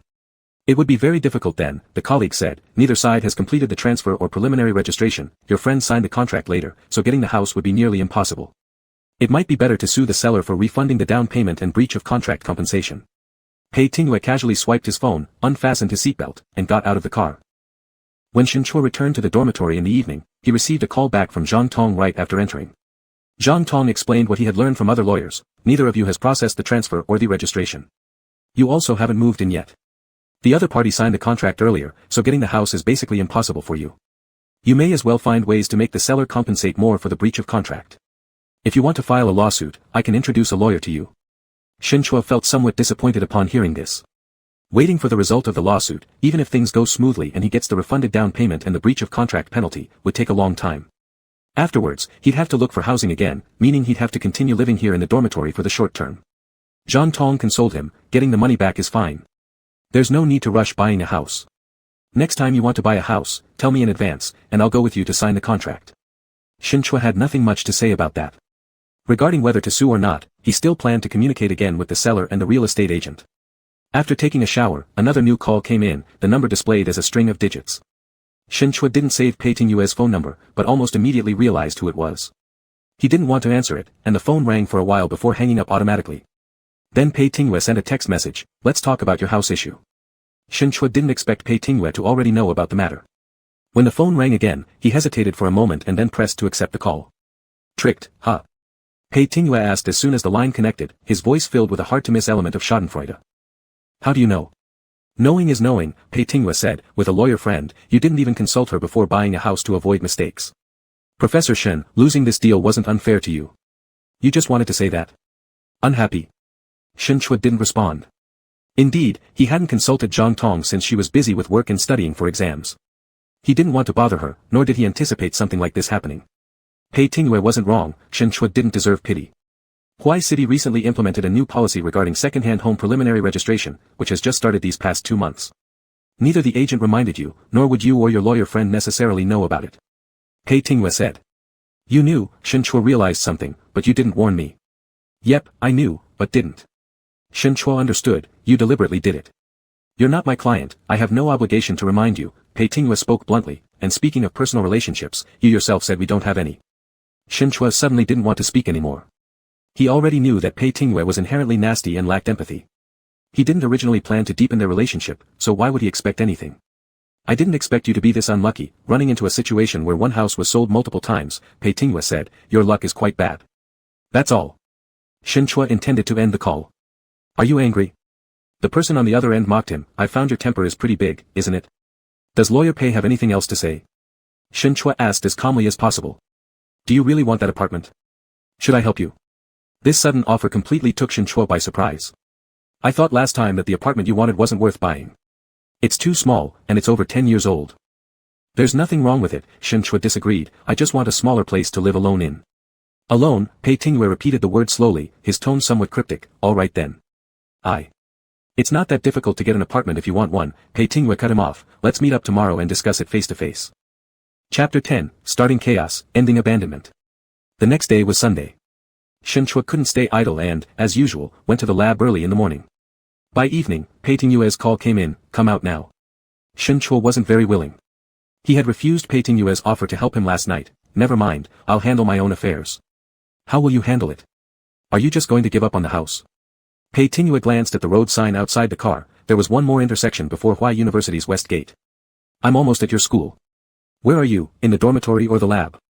Shin Chua was a little speechless. "Do you always talk to others like this without hearing them out?" "What? Do you expect me to meet you whenever you say so? Do you think I'm too rigid?" "All right, I'll be mindful next time." "Sorry." Pei Tingyue apologized readily, although he might have just said it offhandedly. "Professor Shen, don't forget that you owe me a meal," he added in the next sentence. "Where are you?" Shin Chua could only say, "In the lab." "Pei Tingyue, come down in 10 minutes. When Shin Chua came down, Pei Tingyue's car had already stopped outside the experimental building, with one window open while he was smoking. Shin Chua opened the door and got in, scolding, "Why do you smoke so much?" Pei Tingyue extinguished his cigarette. "Today is your chance to treat me." Shin Chua, having no choice, buckled his seatbelt. "All right, let's go." Although they had an unpleasant encounter last time, he was a stubborn person. If he owed someone a favor, he still needed to return it.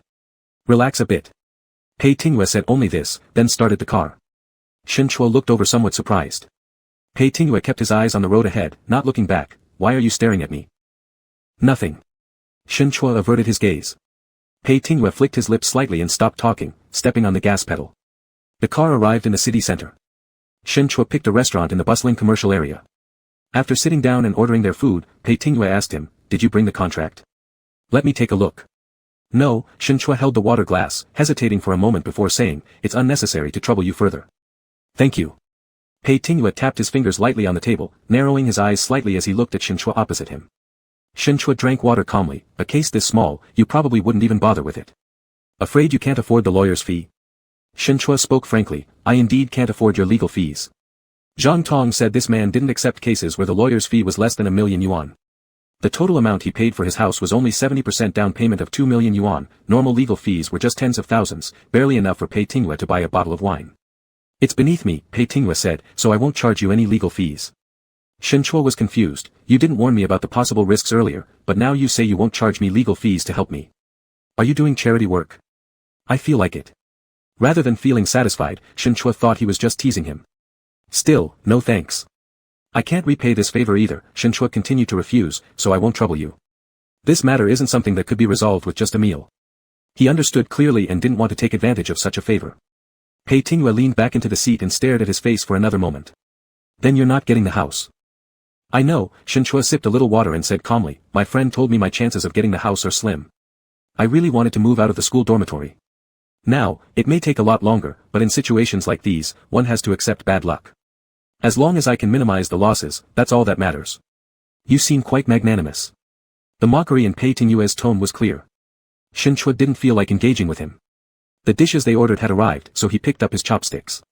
The environment in your dormitory, I wouldn't be able to live in it for a single day. Pei Tingyue also picked up his chopsticks, eating casually a few bites. You sure have a high tolerance. It's not too bad. Lawyer Pei, being the master's son, isn't accustomed to normal life, Shin Chua retorted similarly. Master's son, that term sounds fresh, Pei Tingyue said indifferently, asking him, why do you think so? Isn't it obvious? Shin Chua said, you need to dine at the top-floor restaurant of 5-star hotels, each bottle of wine costing over 20,000. Would you even eat this stuff here? Actually, the restaurant wasn't bad, each person would spend hundreds easily, but Pei Tingyue indeed couldn't eat, having already put down his chopsticks, too spicy, not good for the stomach. You should also eat less. As for the restaurants you mentioned and those bottles costing over 20,000, he said, if clients didn't invite me, I'd avoid places like that anyway. The first time I treated myself there was merely because it was my birthday. Shin Chua paused for 2 seconds, was it your birthday that day? Yeah, Pei Tingyue laughed briefly, thanks for the big gift from Professor Shen, it was quite an unforgettable birthday experience. The gift he referred to was undoubtedly the slap. Shin Chua felt inexplicably guilty but didn't think he was wrong, so he simply closed his mouth and didn't respond. Do you really not want my help? Pei Tingyue asked again. No, Shin Chua insisted, I'll find another lawyer. I don't want to bother Lawyer Pei with this. Then it's up to you. After finishing the meal, Shin Chua paid the bill, and Pei Tingyue went to fetch the car. A few minutes later, when the car pulled up at the curb, Shin Chua was already waiting there. He stood under a streetlight that had just turned on, silently looking across the street, his eyes shimmering faintly with a hint of melancholy. Pei Tingyue followed his gaze. Across the road was Huai City's Grand Art Theater, its bright lights illuminating the night. The car rolled forward, and Pei Tingyue lowered the window, let's go. Shin Chua snapped back to reality, his gaze falling on him. After a brief pause, he said, you go ahead. I'd like to walk around alone for a while and take the subway back later. Pei Tingyue didn't listen, instead raising an eyebrow as he looked at the person still standing outside the car. Would you like to attend a concert at the theater across the street? Shin Chua pressed his lips together slightly, not refusing right away. Pei Tingyue took this as acceptance and began searching for a parking spot by the roadside before stopping the car again. By the time they were seated in the concert hall, Shin Chua realized it was too late to change his mind. Entering such a place for the first time, the experience was quite different from what he had imagined. Never listened to one before. Before the performance started, Pei Tingyue casually asked him. No, Shin Chua seemed distracted, falling silent for a moment before saying, there's no one to be with. With whom would you have liked to be? No one, Shin Chua did not wish to continue this topic, shaking his head slightly, let's not talk anymore. It's starting. As the lights dimmed in the venue, the music began, starting with a piano solo. Pei Tingyue leaned against his chair somewhat absent-mindedly, he wasn't very interested in the orchestra's performance on stage, glancing several times at Shin Chua sitting beside him. Though Shin Chua appeared focused on the music, he seemed lost in his own world, recalling some person or event. That person implied in, there's no one to be with. Staring at him for a moment, Pei Tingyue reached out, blocking his eyes with his spread palm. Shin Chua instinctively blinked, his eyelashes lightly brushing over Pei Tingyue's palm. When Pei Tingyue withdrew his hand, Shin Chua furrowed his brow upon regaining consciousness, silently asking him what it meant. Pei Tingyue took out his phone and typed a line into the memo app, then handed it over for him to read. Concentrate on the concert, don't think about irrelevant people. Shin Chua turned away without responding. From then on until the end of the concert, he fully immersed himself in the music played on stage, not losing focus again. It was already 9 o'clock when the concert ended, and they walked out of the theater with the crowd. Shin Chua glanced at his phone, about to say something when he suddenly paused, looking back. The audience who exited the theater dispersed at the fork in the road, and the faint voices soon faded into the distance, perhaps only a fleeting illusion. His eyes quickly scanned through the bustling crowd, seeing nothing. What are you looking at? Pei Tingyue also stopped, calling out to him. Shin Chua turned around, pausing briefly, nothing. Pei Tingyue glanced at the direction he was looking, do you know someone there? Don't ask. Pei Tingyue directly met his eyes, catching sight of his evasiveness. Did you enjoy the concert earlier? What do you think? Shin Chua responded irritably, it was your suggestion to listen to the concert, and the one who wasn't paying attention the whole time was you. What exactly did you come here to do? You notice what I'm doing after all, I thought you'd forgotten who you were listening to the concert with today. This didn't give Shin Chua a chance to argue back. Pei Tingyue continued nodding, such a concert indeed has no interest. Shen Chua frowned, if it's so uninteresting, why did you suggest coming? It's because you wanted to. If you didn't want to come, you could have refused me directly when I suggested it, Pei Tingyue confidently said, just now inside, who were you thinking of? I already said there is no one. An ex-lover. Do you think you understand me so well? Shen Chua really disliked his tone, which seemed to completely see through him. Do you really think you know everything? Pei Tingyue saw the ripples in his eyes, finding it unfortunate that such beautiful eyes were fixed on someone else. Professor Shen, knowing someone else while in front of your husband, do you even know what this kind of behavior is called? Shen Chua instantly choked on words, almost laughing due to his anger from that one sentence. A marriage not recognized by law, and certainly not acknowledged by me, where you're the only one pretending it exists. What if I pursued you? Pei Tingyue abruptly asked. Shen Chua, what joke is this? I'm not joking, Pei Tingyue stated plainly, his eyes devoid of any playful intent, just give it a try, after all, there's nothing to lose. No. Don't rush to refuse every time, Pei Tingyue lowered his head casually, smoothed his shirt sleeve and said indifferently, I am genuinely quite interested in you. It might not be bad to give it a try. Such words expressing affection were spoken so lightly by him, showing no sincere emotion. I'm not interested. Shen Chua decisively rejected. Because you're still thinking about someone else.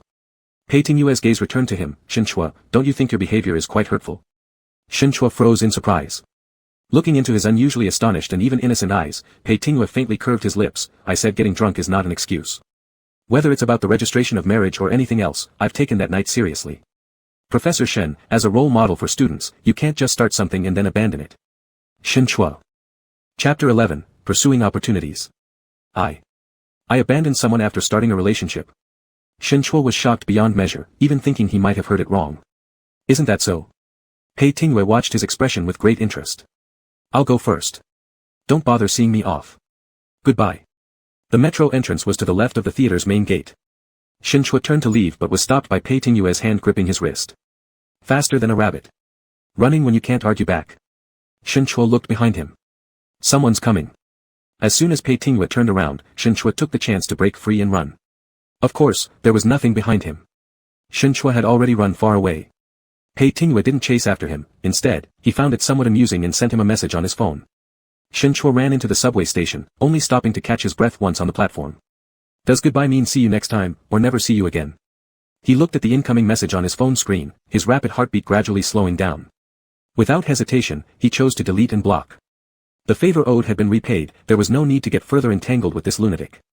On Monday noon, Shen Chua had just finished eating and returned to the office when he received a call from an unknown number. Professor Shen, hello. I'm lawyer Chen Peng from Jinling Law Firm. Regarding your case concerning disputes in your house purchase, are you available for detailed discussion now? I am near your school, and if you're free, I can come over right now. Shen Chua paused for a moment. He was still negotiating with the real estate agent and the seller, thinking that if the seller would refund the down payment and some interest, then the matter would be settled without needing a court lawsuit. Hence, he hadn't yet decided to hire a lawyer and hadn't expected them to contact him. Hello, did Zhang Tong tell you about this issue? Asked Shen Chua. Yes, Assistant Zhang mentioned the case situation briefly yesterday, but I need more detailed information from you. Shen Chua faintly felt strange but didn't think much about it. Since the other party had specially called, and they were referred by Zhang Tong, he couldn't bring himself to refuse and thus made an appointment to meet at his office. Half an hour later, a well-mannered young man appeared in his office. After reintroducing himself, the man handed over a business card to Shen Chua, confirming that he was indeed a practicing lawyer from Jinling Law Firm. With no doubts, Shen Chua courteously invited him to sit down and serve tea. He took out the purchase contract he had just retrieved from the dormitory and handed it to lawyer Chen for review. Chen Peng skimmed through the contract and said, First, let's make one thing clear. Although the first buyer signed a house sale contract with the seller earlier, since the transfer of ownership hasn't been processed, the property title remains with the seller. Therefore, the contract between you, Professor Shen, and the seller is also valid. This is not a problem. The content of your contract itself has roughly no issues, all terms are written very clearly, Chen continued. Now, the key issue is the order of execution between your contract and the one held by the first buyer. Assuming we file a lawsuit and ultimately do not obtain the house, meaning the purpose of the contract cannot be achieved, we can request the dissolution of the contract, demanding that the seller return the paid purchase amount and interest, along with compensating for losses. There's no need to worry about these aspects. Hearing this, Shen Chua relaxed, as long as he could get the money back. But if you want the house, it's not impossible, the other party smiled and went on, the chances of us winning this case aren't small. Surprisingly, Shen Chua asked, really? Zhang Tong told me before that it's basically hopeless. That isn't necessarily true, said Chen Peng, asking, the first buyer signed the contract earlier than you, but did you pay more to the seller than him? Yes, it's 20,000 more. Shen Chua replied. Chen Peng nodded. That's one point. And here's another very critical factor. In such cases of selling one house twice, where neither party has completed the ownership transfer procedures, the court generally gives priority to the actual occupant of the house, i.e., whoever moved in first gets the house. Did you already receive the keys? Shen Chua didn't expect such a statement. Yes, I got the keys, but the other buyer also has them. The seller originally didn't plan on giving them, but his wife started divorce proceedings and intentionally caused trouble, handing the keys to the other buyer too. But you got the keys first, and you've already informed the property management to prepare for renovations? Yes. Then there's a fight worth having, said Chen Peng. If we assert that we've already actually occupied the house and started renovations, the court will take that into consideration. So, does that mean I still have a chance to get the house? Certainly. Shen Chua immediately hesitated. Chen Peng added, I heard from Assistant Zhang that you really want this house. If there's a chance, there's no need to give up. As lawyers, we won't guarantee the case will definitely be won, but I can say the odds are not bad. If I accept your commission, I will surely try my best. Shen Chua was still uneasy and asked carefully about the procedures, timeline, and execution after the judgment of the lawsuit, as well as various other questions he could think of. The other party answered each question patiently. This lawyer, Mr. Chen, was eloquent and reasonable, with extremely friendly language, and Shen Chua was indeed persuaded by his words. So when the other party took out the entrustment agreement and informed him that he would only charge him 25,000 yuan for legal fees, Shen Chua hesitated but ultimately signed and pressed his fingerprint. The agreement will be stamped at the law firm, and I will give you a copy next time we meet. You can transfer the legal fee to the account I provide later, the other party said casually. Shen Chua nodded and thanked him. Chen Peng then reminded him which materials he needed to prepare, finally saying, by the way, get the police record of the dispute you had with the tenant from the police station. It is also an important piece of evidence to prove that you are the actual occupant of that house. After explaining everything, this Mr. Chen packed up his things and got up to leave. Okay, but... Shen Chua's brain was a bit slow. It wasn't until the other party stood up that he suddenly realized where it was wrong. I didn't tell Zhang Tong about this. How did you know, Lawyer Chen? Chen Peng's eyes flickered, and he reacted quickly by taking out his phone, dialing while saying, sorry, Professor Shen, I just remembered there's an urgent matter for another client that hasn't been dealt with yet. I'll leave first, and if you have any questions, contact me later. After you've prepared all the materials, I'll send them to the court immediately and strive to file the case as soon as possible. Then, without waiting for Shen Chua to say more, he started talking to the person on the phone and made a sorry gesture to Shen Chua before rushing off. Shen Chua was somewhat stunned, and after regaining his composure, he immediately called Zhang Tong. Did you introduce a lawyer to me? He just came to the school and said he has a way to get the house. I signed the entrustment contract with him. Ah. Zhang Tong was surprised and said, Qian today has been in the office all day. Since you haven't decided to sue, I just mentioned it briefly. How did he go to the school to find you? Shen Chua seemed to realize something, furrowing his eyebrows and saying, Lawyer Chen, named Chen Peng, I saw his business card, which confirmed he is indeed from your law firm. Chen Law. Zhang Tong was so shocked that her voice changed, he went to the school to find you. How do you know him? It's already rare enough for him to take such a small case, and he even provides door-to-door service. Shen Chua asked, didn't you ask him to come? How could I possibly summon him? Zhang Tong said helplessly, he's an elite of Pei Law's team, I'm not familiar with him at all, we haven't even spoken a few sentences. So how exactly did you two meet? And how much legal fee did he say he would charge you? Shen Chua understood that it was as he guessed. Not much, just 25,000. Zhang Tong was directly speechless, just 25,000 and he personally came to the school to negotiate with you? I thought you introduced him, so I signed the contract with him. I haven't paid the legal fee yet. Can I terminate the contract? You want to terminate the contract? Don't. Zhang Tong immediately advised, if Lawyer Chen said there's a chance to get the house, why not seize it? Forget it, I'll ask someone else. Not giving Zhang Tong a chance to probe further with curiosity, Shen Chua hung up the phone and released the person he had blacklisted just yesterday. After the call was connected, Pei Tinghua spoke first, rare, this is the first time you initiated a call to me. His tone wasn't flirtatious, most of the time, this person actually spoke quite seriously, rarely joking around. But to Shen Chua, he always seemed like someone who wasn't proper. Lawyer Chen Peng, did you make him contact me? Shen Chua asked straightforwardly. Pei Tinghua admitted straightforwardly, it was me. Shen Chua, I said yesterday, don't bother me. So I let someone else take your case. Your team wouldn't care about such a small case. Not entirely, only I refuse these cases, others will still accept them. Are you really fond of sticking your nose into other people's affairs? Shen Chua couldn't help but ask. That depends on whose business it is. Shen Chua lost interest in saying more nonsense, the legal fee hasn't been paid yet. Tell Lawyer Chen that there's no need for him to bother anymore. That probably won't work, Pei Tinghua reminded him, didn't you read the content of the agreement afterwards?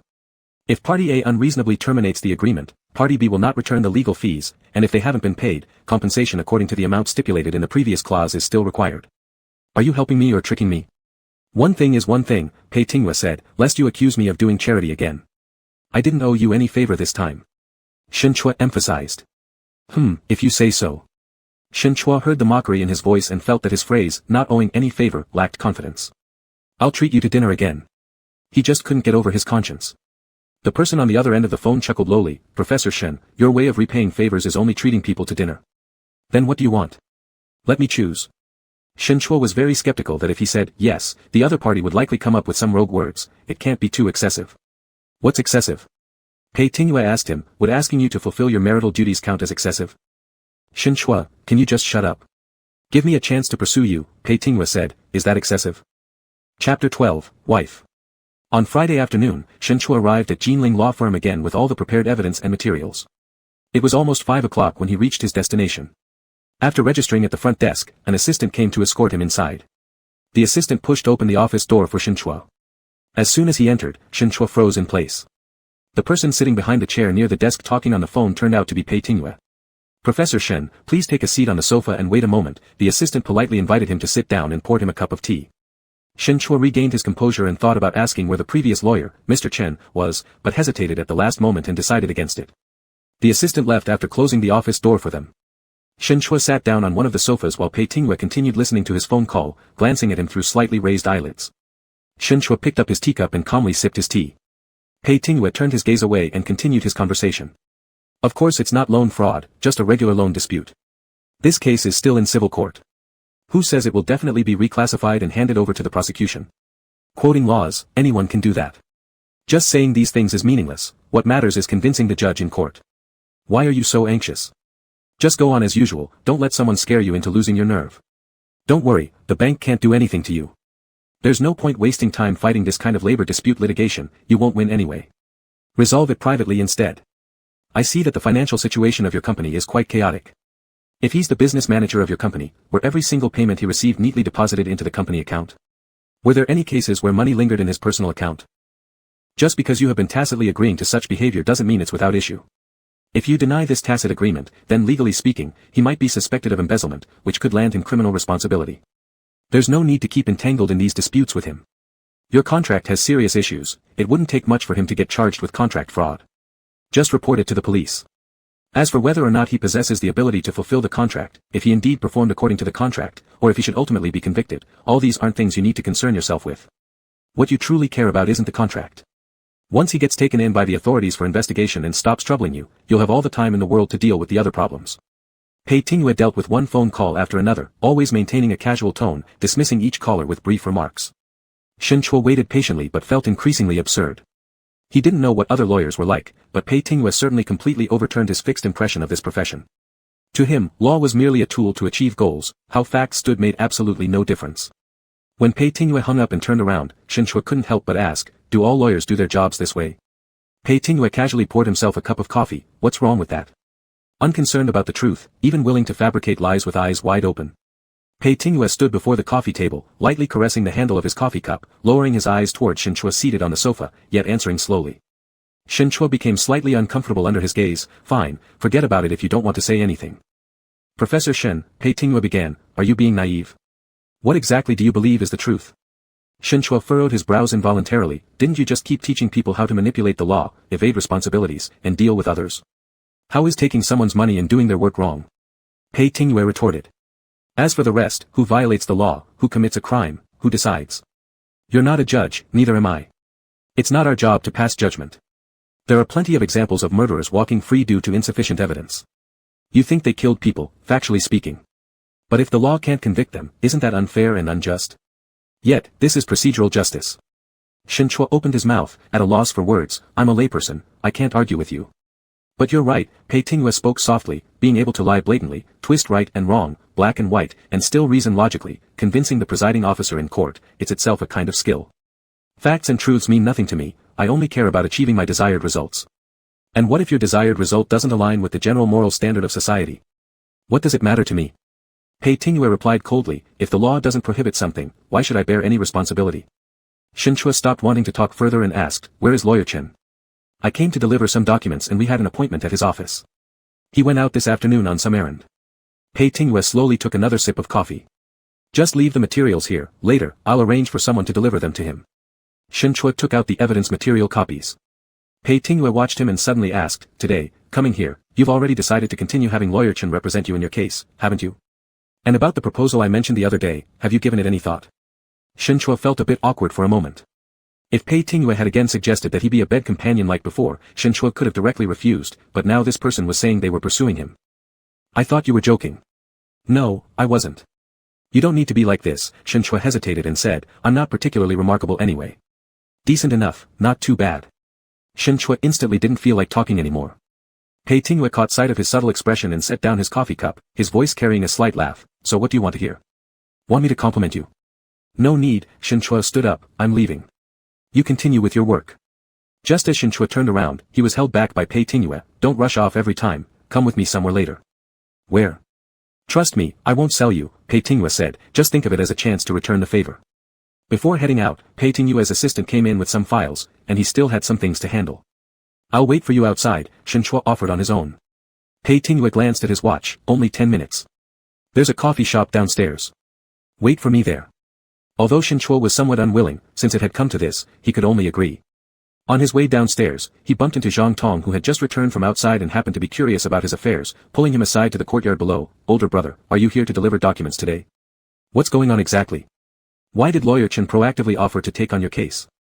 Shen Chua evaded, introduced by a friend, let's just see how it goes. Best would be to get the house, if not, at least retrieve the down payment. So you've decided to entrust Lawyer Chen? We've already signed the agreement, can we back out now? Shen Chua helplessly said, though he wanted to back out, he couldn't afford losing a significant amount in lawyer fees, so he had to accept the current situation. You don't have to back out, Zhang Tong said, this is clearly getting a good deal. Shen Chua didn't want to elaborate further. Zhang Tong then changed the subject, I went home a few days ago, and my father seems to have found you another potential match. Has he told you yet? No, Shen Chua replied somewhat worriedly, never mind, let me handle it myself. I don't have the energy to manage your love life anyway, Zhang Tong teased, you. Zhang Tong's words were cut short when Shen Chua's phone rang. He glanced at the screen and bid Zhang Tong farewell, I have something to attend to, I'll head back first. Then he moved aside to answer the call. Where are you? It was Pei Tingyue on the other end of the line. I'm waiting for you outside the compound, Shen Chua replied. Just wait. Shen Chua stood on the roadside outside the compound, waiting for a few minutes until Pei Tingyue's car pulled out. He quickly opened the door and climbed into the passenger seat. Didn't I ask you to wait for me in the coffee shop? Pei Tingyue's gaze lingered on his face, did you intentionally stay outside, fearing acquaintances seeing you with me? No, I just don't like drinking coffee, Shen Chua calmly responded. Pei Tingyue slightly curved his lips before pressing down the accelerator. Shen Chua asked, where are we going? To eat at a friend's place. At your friend's house? Shen Chua was puzzled, why go to your friend's house? No reason, eating's eating wherever. Someone else invited me, and you're coming along. Pei Tingyue spoke without giving Shen Chua any room to oppose. I really don't understand why. 20 minutes later, the car drove into an underground parking lot of a shopping district. Get out of the car, we can't show up empty-handed when we go to someone's home. Let's buy something, Pei Tingyue said while pushing the car door open. Shen Chua increasingly felt that this had nothing to do with him. He didn't even know whether Pei Tingyue's friend was male or female, or their name. Coming along to freeload felt odd. But Pei Tingyue had made up his mind to bring him along. While Pei Tingyue was picking out wine to gift, Shen Chua silently waited beside him. Got any opinions? Pei Tingyue glanced at him meaningfully. No. He neither wanted to nor could give one. You take your time choosing, I'll wait for you outside. Shen Chua stepped out of the store. Outside was the sunken square of this commercial center with a musical fountain in the middle. In the deep dusk during the sunset period, the area was crowded with people. He stared at the water curtain ahead for a moment, slightly distracted when he heard someone calling him. Shen Chua. The sound of music, flowing water, and people chatting interwove noisily. Shen Chua didn't react right away. The voice repeated, Shen Chua. His eyes slowly shifted, following the sound. A figure appeared from behind the water curtain and walked into his view, its features growing clearer from initially blurred. Long-forgotten memories surged unexpectedly. Shen Chua, it's really you. A man stopped before him with a complex look on his face. After hesitating for a long while, he opened his mouth, it's been a long time. Zhuanghe. It's me. When Pei Tingyue came out after buying things, he was still on the phone with his Bluetooth headset. His casual gaze fell forward and paused for a moment. Shen Chua was standing not far ahead, talking to someone. His side view was unclear due to the angle, but his tense profile and immobilized posture revealed that his emotions were being stirred by the other person. Pei Tingwei slightly narrowed his eyes and said to the person on the phone, "I'll stop here, see you in a while." "When did you return to the country?" Shen Chua asked, forcing himself to keep his voice steady. "I came to Huai City last month, what about you? Have you always been here?" "I study and work here." The other person wanted to say something else, but then a young man came from behind and complained, "Why did you come here? I just looked for you for a long time in Area C." Shen Chua paused whatever he was going to say, and the young man belatedly noticed his presence, asking curiously, "Do you know each other?" "His name is Shen Chua." The man looked slightly uneasy as he introduced them. "We were high school classmates and friends." Shen Chua. Pei Tingwei hung up the call, called his name, and nodded at Shen Chua to signal him, "Let's go." Shen Chua turned instinctively, and the man behind him blurted out, "Shen Chua, who is he? Aren't you going to introduce us?" Pei Tingwei spared a glance and took 2 looks at the other party, a tall man with decent looks, but merely decent. Shen Chua pressed his lips together briefly, not wanting to explain. Pei Tingwei calmly changed the address. "Let's go, honey." Chapter 13, I agreed. Pei Tingwei's way of addressing him made Shen Chua frown involuntarily, but he didn't say anything. Instead, he nodded at the man behind him and said, "I'll leave first." The other person called out to him again, "Shen Chua, leave some contact details." Shen Chua hesitated for a moment before taking out his phone. Pei Tingwei watched coldly as they exchanged WeChat contacts, then turned and left. Sitting in the car, Shen Chua still seemed distracted. Pei Tingwei glanced at him, returned his gaze, and started the car. "The one just now, an ex-lover?" he asked casually, and Shen Chua fell silent for a moment before replying, "A high school classmate." "A high school classmate and ex-lover," Pei Tingwei smirked lightly, "so was it your first love?" Shen Chua didn't like his tone, so he endured and said, "He went abroad with his parents in the 3rd year of high school. We lost touch long ago. Still missing each other after more than 10 years without seeing each other." Pei Tingwei scared, "I didn't notice anything special about the person just now." "No." Shen Chua's voice turned cold and hard. "That night in Las Vegas when you were feeling bad, got drunk, and played around with someone for one night, was it because of him?" Shen Chua's eyes turned towards the car window, not wanting to answer. After all these years, he thought he had moved on. If it hadn't been for accidentally bumping into that person on a foreign street, seeing him closely embracing and kissing the man by his side. That night, dazed and confused, he had walked alone into that bar. The day outside the theater, was the person you thought you saw also him? Pei Tingwei continued asking. How irritating. A sudden surge of anger surged up in Shen Chua's heart. What does it have to do with you? Just asking, no need to be so agitated. It has nothing to do with you. Pei Tingwei remained unmoved. It's not me making you unhappy, venting at me won't help. Stop the car. Pei Tingwei ignored his request and kept driving forward. After a while of stiffness, Shen Chua turned his face away, falling completely silent. Neither spoke afterward, one didn't want to talk, the other didn't bother. When they parked, Pei Tingwei suddenly reached out and grabbed the phone that Shen Chua had tightly held in his palm. A few minutes earlier, Zhuang He had sent a message asking when Shen Chua would be available, suggesting meeting alone. No time. Pei Tingwei quickly replied with those 2 words. What are you thinking? Shen Chua scolded, grabbing back the phone. Meeting up with a stranger who hasn't been seen or contacted for over a decade, what's the point? Or do you plan to keeping with him endlessly? And didn't it seem like there's someone already in his life? Pei Tingwei looked straight into his eyes. No plans.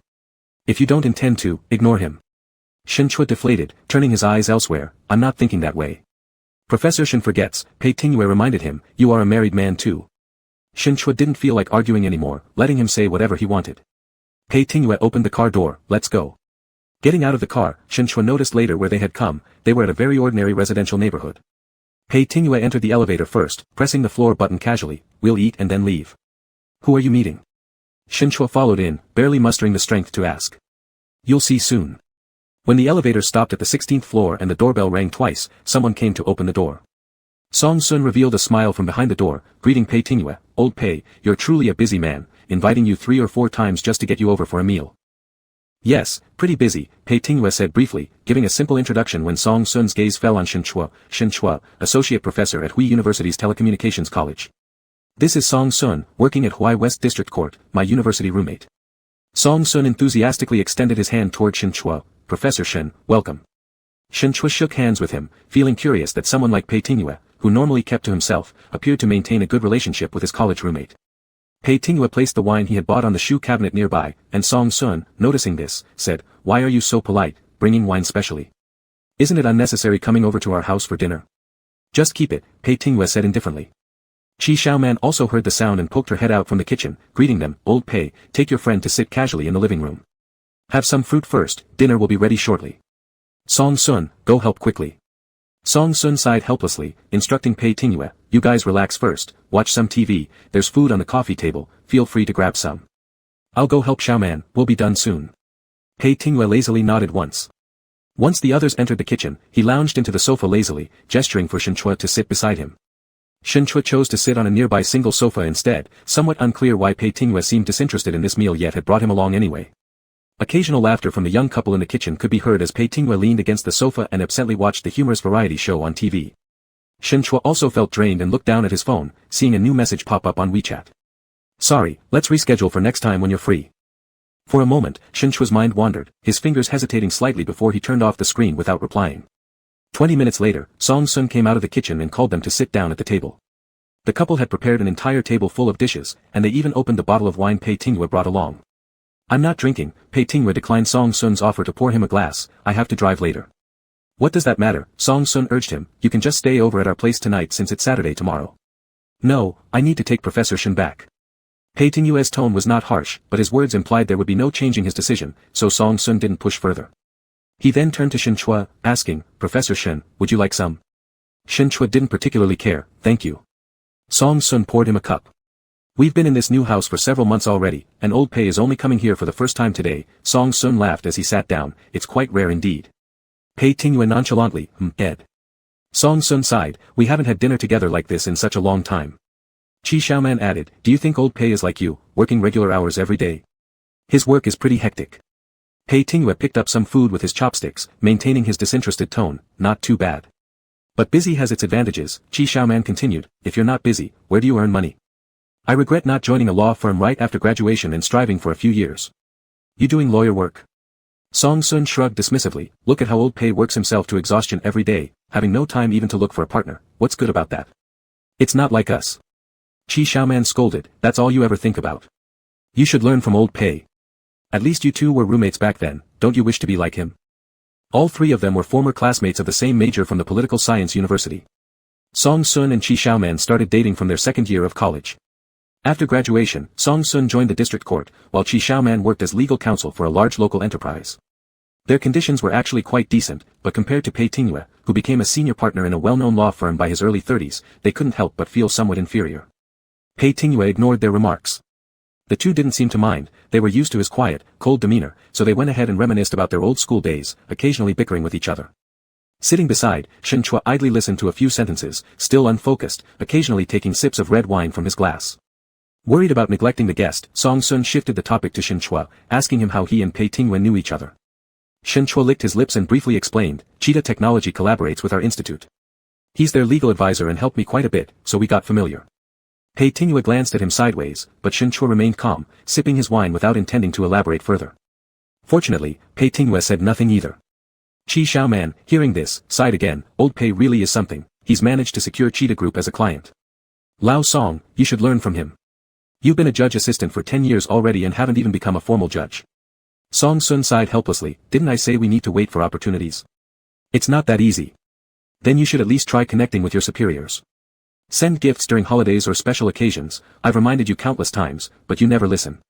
You always just talk about waiting, yet people who started after you are already ahead. Why do you sit there doing nothing? Qi Xiaoman said with frustration. Just stop talking about this, Song Sun felt embarrassed by her constant nagging, nowadays, giving gifts isn't the same as before.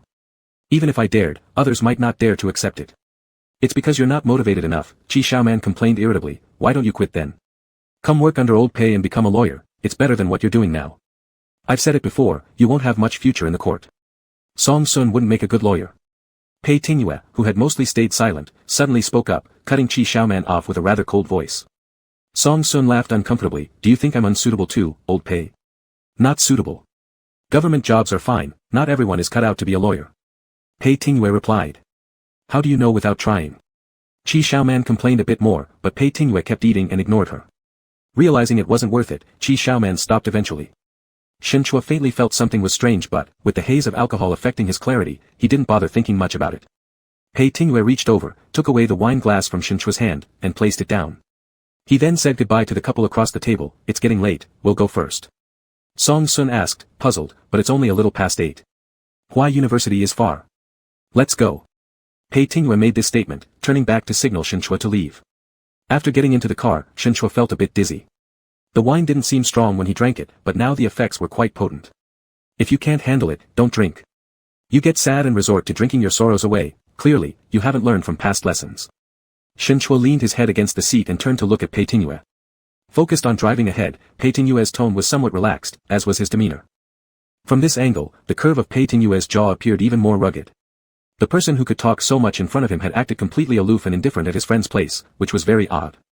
Staring for a moment, Shinchua asked, "What did you bring me here for today?"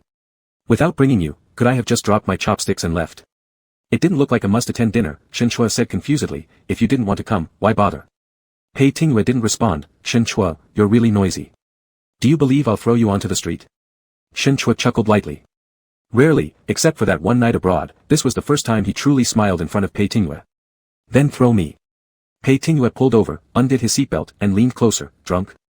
In Shinchua's slightly dazed eyes, the reflection of Pei Tingyue came into focus as this person moved closer without hesitation.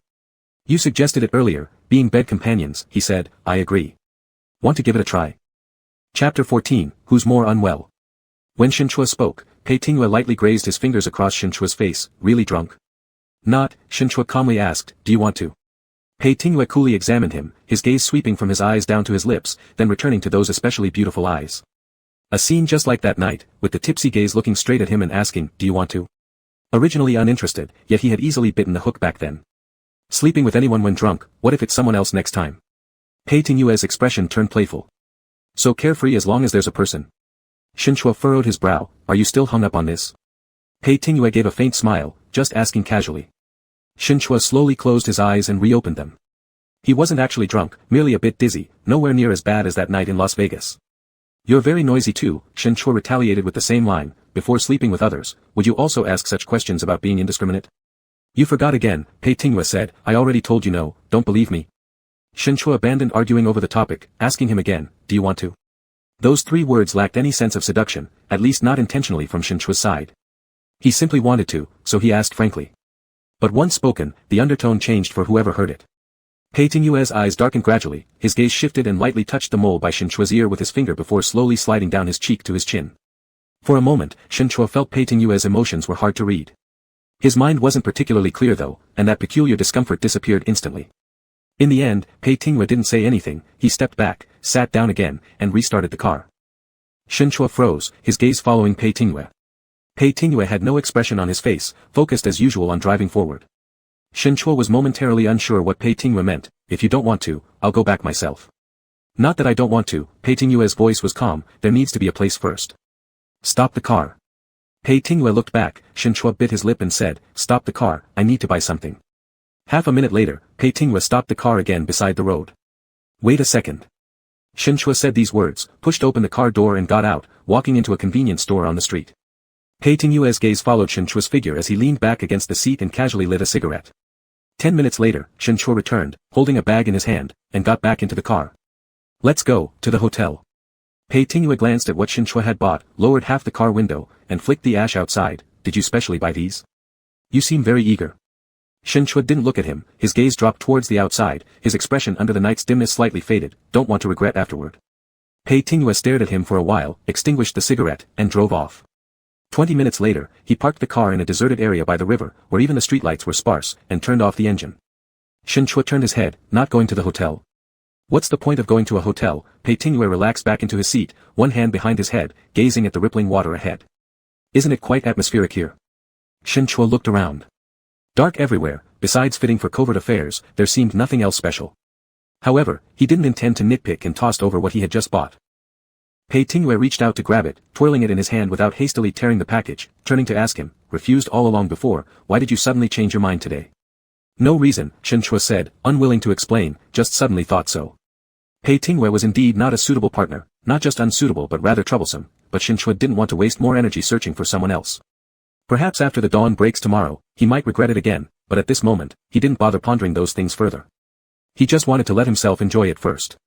Pei Tingyue lowered his gaze and chuckled lightly, a leisurely laugh. "Come over." Shinchua had no interest probing the meaning behind his laughter and obeyed, straddling him face to face. Pei Tingyue adjusted the seat slightly backward, maintaining somewhat of a lazy posture, his gaze roaming Shinchua's face, letting him take the initiative. Shin Chua disliked the feeling of being stared at closely like this, lifting his hand to block Pei Tingyue's eyes with his palm. Under the palm were the slightly thin lips and resolute jawline of this person. Still looks fine like this. Shin Chua thought as much, tilting his head slowly to lean in. As their breaths intertwined, Pei Tingyue suddenly grabbed his hand forcefully, pulling it down. Caught off guard, Shin Chua found himself staring into Pei Tingyue's pitch-black pupils inches away, his heart skipping a beat, instinctively wanting to retreat. But Pei Tingyue wouldn't allow him. He held his neck with one hand and leaned in to kiss him. Shin Chua didn't struggle much, since it was his own initiative. He chose to accept and closed his eyes, refusing to look at the person who was kissing him. The feeling of the kiss wasn't unfamiliar. Although he didn't quite like the tobacco flavor in Pei Tingyue's mouth, the intimate touch of their lips and tongues easily stirred the desire within him, making him involuntarily restless. When his shirt tail was pulled out from the waistband of his trousers, Pei Tingyue's hand slid underneath. Feeling the skin-on-skin contact on his waist, Shin Chua involuntarily shivered and began to respond to the kiss. Anxious to hold on to something, he clutched the collar of Pei Tingyue's shirt and tried to unbutton it. The more anxious he became, the less successful his fumbling attempts were, and as his fingertips touched the warm skin beneath the collar, it only made him more restless. However, Pei Tingyue pulled back at this moment. The mischievous hand inside his waistband squeezed once before pulling away, then Pei Tingyue leaned close to his ear and asked, "Who were you thinking about while doing these things with me?" Shin Chua opened his eyes, gasping for breath, looking at him in confusion. "Who do you see when you look into my eyes?" Pei Tingyue asked again. "What? When your old lover has a new romance, you feel upset and turn to me. You did it last time and you're doing it now." Pei Tingyue's tone slightly cold, "But what if I don't want to play along with such games?" Shin Chua was taken aback. "Are you sick, Pei Tingyue? Do you have any issues?" Pei Tingyue mocked him. "Being lost over someone you haven't seen for more than a decade shows how deep in despair you are. Will you continue or not?" Pei Tingyue retreated, leaning back into the seat, calmly tidying up his disheveled clothes, coolly saying, "No, not interested." The atmosphere grew tense. Shin Chua clenched his fists tightly, but there was no sign of jest in Pei Tingyue's eyes. He truly had no intention of continuing. After a brief pause, Shin Chua returned to the passenger seat, turning his face awkwardly toward the car window. One button of Pei Tingyue's shirt was undone, so he directly tore it off, tossing it into the armrest box. "Professor Shin certainly has quite the temper. Is this how you behave with others? Am I amusing you?" Shin Chua didn't look back. "If you weren't interested, why did you bother teasing me? Are you bored? You can think so." Pei Tingyue adjusted his seat back to its original position and started the car to head back. As the car headed back to Hui University, Shin Chua remained silent, his eyes fixed on the direction outside the car window. The fleeting shadows cast by the night occasionally passed through his eyes, hiding those restless emotions. Pei Tingyue also kept quiet, driving steadily, his eyebrows relaxed as usual. The entire journey home was silent until they returned to Hui University. As soon as the car stopped, Shin Chua attempted to open the door, but it was still locked. "Unlock the door," he said coldly. Pei Tingyue didn't move, looking at him, feeling uneasy. "Unlock the door." Shin Chua repeated. "Is it me making you feel uneasy, or is it because of your old love?" Shin Chua absolutely refused to answer. "Let me out." Pei Tingyue looked into his eyes, the misty drunkenness from earlier completely gone, replaced by an annoyed restraint and embarrassment, yet still beautiful. "If you want to sleep with me, take it seriously," Pei Tingyue's voice deep. "Don't treat me as a substitute for someone else and expect me to cooperate. That won't happen." "A substitute?" Shin Chua almost laughed angrily. "Do you think everyone is as low-class and reckless as you? Even if I were really looking for a substitute, I wouldn't choose you. So you really want to find a substitute?" "No," Shin Chua denied instantly. He truly didn't want one. Whether he let go or not, he hadn't planned to look for anyone else as a replacement. Sleeping with Pei Tingyue was merely a way for him to vent, or perhaps release himself, sincerely facing adult desires without treating Pei Tingyue as someone else. "If you don't want it, forget it." Pei Tingyue tilted his chin upward. "Get out then, we'll talk next time." Upon unlocking the safety lock, Shin Chua pushed the door open and got out, holding a grudge as he glanced back at Pei Tingyue still sitting in the car, and gave the tire a kick in anger. Pei Tingyue remained unfazed, leisurely flashing the headlights twice. The blinding light sparked even greater anger in Shin Chua. Taking 2 steps forward, he turned around, pulled the car door open again, and sat inside stiffly, stating ahead firmly, "I'll give you one more chance. Will you or not? Haven't you sobered up yet? Just pretend I'm drunk, will you or not? You've been rejecting me all this time, and tonight you suddenly suggest this." Pei Tingyue asked. "Has your ex-lover influenced you this much? What if I'm indeed upset because of him?" Shin Chua said with resignation, "If you agree, we'll do it. If not, I'll find someone else, and you better stop bothering me from now on." "Who do you plan to find next?" "That's none of your business." "Wanna cut ties with me?" Pei Tingyue didn't give him a chance to reply, not allowed. "If this isn't allowed and that isn't either, what exactly do you want?" Shin Chua's voice unconsciously rose again. Pei Tingyue's gaze swept over him once more before again swiping away the phone that Shin Chua had tightly held in his palm. "What are you doing?" Pei Tingyue didn't bother to explain. The phone unlocked with a flick, WeChat was opened swiftly, and he promptly entered the previous chat that had already seen one reply. Without hesitation, he deleted and blocked the contact. Shen Chua attempted to grab the phone back but Pei Tingwei deflected him easily. If we're cutting ties, let's do it thoroughly. Keeping contact info just means you haven't moved on. Do you really expect to reignite something with him? Speechless at this moment, Shen Chua couldn't respond. Next, Pei Tingwei took out his own phone, adding Shen Chua's WeChat account. Shen Chua made no effort to stop him, nor did he feel like wasting more energy resisting. The phone was tossed carelessly back to Shen Chua, who caught it, gripping it firmly in his hand while lowering his eyes and remaining quiet for a long time. Now, do you want to get out of the car or come with me? Pei Tingwei questioned. After a pause filled with silence, Shen Chua croaked out quietly, I need to write a paper tomorrow. Tomorrow? Just drop me back early in the morning. He fastened the seatbelt, let's go. Pei Tingwei's eyes lingered momentarily on Shen Chua's face before pulling away. He then started the car. Chapter 15, We're all commoners. When the motion sensor light in the porch lit up, Shen Chua instinctively closed his eyes for a moment. Pei Tingwei turned around to look at him. Are you nervous? No, Shen Chua denied without hesitation, not wanting to appear weak and let this man look down on him. Just open the door. He originally thought they would go to a hotel, but unexpectedly Pei Tingwei brought him back to his own house. Upon entering, Shen Chua paused by the entrance and looked around.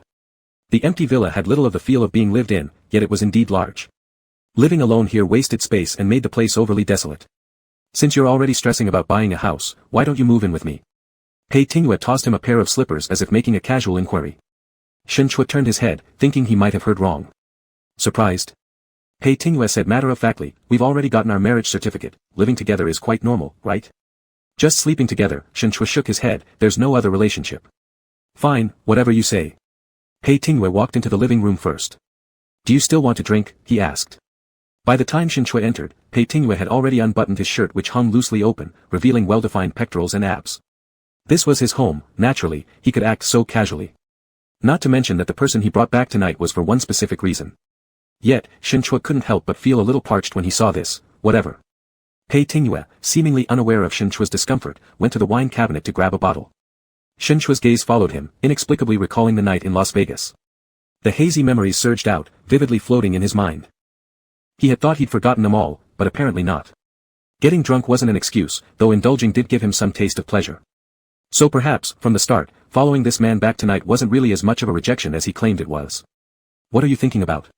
Pei Tingwei came back with the bottle, tilting his head to ask him. Shen Chua's thoughts abruptly returned, causing him to panic, and he instinctively stepped back. His hand brushed against something on the display cabinet behind him, and with a clang, it hit the floor and shattered into pieces. Pei Tingwei frowned, glancing over, what's with your clumsiness? Regaining his senses, Shen Chua repeatedly apologized while crouching down to pick up the pieces.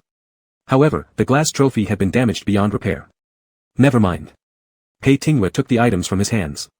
Shen Chua involuntarily hissed softly, his thumb had been cut by a shard of glass. Seeing this, Pei Tingwei furrowed his brow even more, losing patience. Stay still, I'll get a band-aid. A few minutes later, Shen Chua sat on the couch while Pei Tingwei disinfected his wound with an iodine-soaked cotton swab, silently without a word. After hesitating, Shen Chua once again apologized, sorry, I didn't mean to. Pei Tingwei pressed hard on his wound with the cotton swab, holding onto his hand so he couldn't pull away, then placed the adhesive bandage over it. Sorry. Shut up. Shen Chua immediately closed his mouth. He thought of the inscription on that trophy, first prize in a college debate competition, something very ordinary. Yet, it seemed Pei Tingwei valued it greatly, having kept it for who knows how many years. It didn't quite fit his usual character. Knowing he was at fault, Shen Chua felt unable to add anything else, simply asking, are we still going to do it? Pei Tingwei raised his gaze, looking coldly and indifferently at him. Shen Chua, let's just not do it then. Does your hand hurt? Pei Tingwei suddenly asked. Shen Chua was startled. Pei Tingwei, I asked if your hand hurts. What were you thinking about? Shen Chua, I thought you were mad that I broke your stuff. Why were you spacing out there before? I wasn't. Still reminiscing about your ex? No. Shen Chua couldn't confess that he'd been thinking about the night in Las Vegas. Pei Tingwei didn't respond further, standing up and walking back toward the display cabinet. He stood before it, surrounded by shards of glass underfoot. Expressionless, he stared at the now incomplete trophy on the shelf, his thoughts unreadable. Moments later, he picked up the pieces and threw them into the trash can nearby. Shen Chua wanted to say something, but Pei Tingwei returned with 2 glasses of wine. He placed them on the coffee table, indicating with a glance. Shen Chua hesitantly reached out, grabbing the glass and drinking a large gulp. As soon as the liquor slid into his mouth, he regretted it, It was an unknown foreign alcohol, both fiery and harsh, catching him off guard and making him choke violently. Pei Tingyue watched calmly, his dark gaze fixed on him as if he had anticipated such a reaction. What kind of alcohol is this? Why does it taste so bad? Shen Chua forcibly set down the glass, suspecting Pei Tingyue was intentionally getting revenge. Pei Tingyue poured the contents of his own glass into his mouth, swallowing effortlessly. Then, with a flick of his wrist, he pulled Shen Chua backward into the sofa, leaning close. What are you doing? Shen Chua's words froze on his tongue as Pei Tingyue's gaze caused a strange tremor in his heart, leaving him unusually uncomfortable. Like a storm brewing, ready to be unleashed. He vaguely regretted coming tonight. But since he was already here, regretting wouldn't change anything. Pei Tingyue's breath landed on his neck. Do you remember how you called out last time? What did I call? During sex. Shen Chua forgot.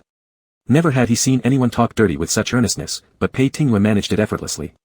One of Pei Tingyue's hands had already slipped inside Shen Chua's clothes, resuming the interrupted act from earlier in the car. His hand wandered and kneaded over Shen Chua's waist, hips, and thighs. Shen Chua groaned quietly, his breathing gradually becoming uneven. Stop touching me. I touch you, and you seem to have quite a reaction. Are you this sensitive? Pei Tingyue stared into his eyes, speaking at a leisurely pace, though his flirtatious words carried little overt flirtation. Shen Chua bit his lip and turned his head aside, as Pei Tingyue's kisses descended from his neck downward, slowly unbuttoning his shirt button by button. Shen Chua's body was quite attractive, whether innate or due to years of indoor work. His skin was whiter than the average man's. Although slim, his frame was just right. He had distinct waists and hips, making for excellent tactile feedback. Pei Tingyue kept casting his lowering gaze, occasionally touching and kissing him, maintaining an unhurried rhythm. Even the actions of removing items were overly slow, or perhaps deliberate and confident. Kept hanging in limbo without satisfaction, Shen Chua couldn't help feeling slightly dissatisfied, even more irritated by Pei Tingyue's self-assured control over him.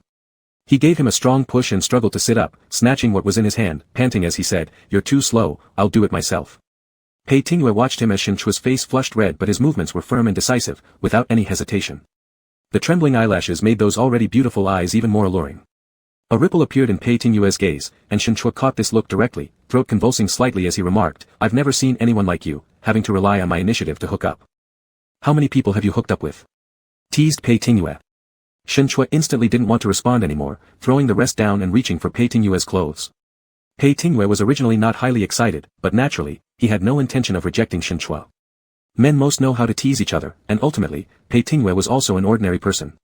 Especially when Shen Chua initiated the kiss, sweat beads rolled past the red mole beside his ear. Pei Tingyue indeed felt provoked, gripping Shen Chua's waist tightly as he pulled him closer, flipping them over to press him down.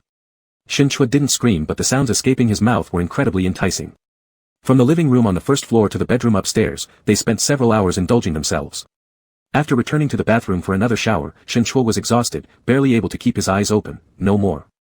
Pei Tingyue caressed his wet collarbone under the hot water. "Do you feel satisfied now?" Shen Chua nodded half asleep. "Mr. Pei, you're pretty good. Didn't you say earlier that my skills were lacking?"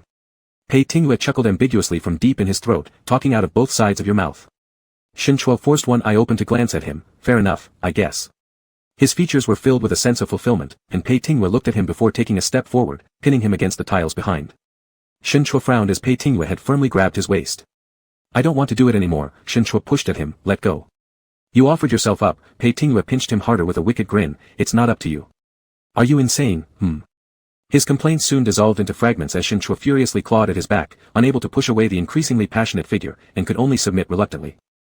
When it ended once more, Shen Chua could barely stand. Pei Tingyue held his waist and said, "Tired? Go sleep." Shen Chua resisted. "Stay away from me." "Already did it together," Pei Tingyue lightly commented. "Looks like you enjoyed it too." The physical pleasure was undeniable, but being forced halfway into it left Shen Chua feeling uneasy inside. Still, he lacked the energy to protest further, unwilling to deal with this lunatic. Grabbing a towel to hastily dry himself, he stepped out of the bathroom first.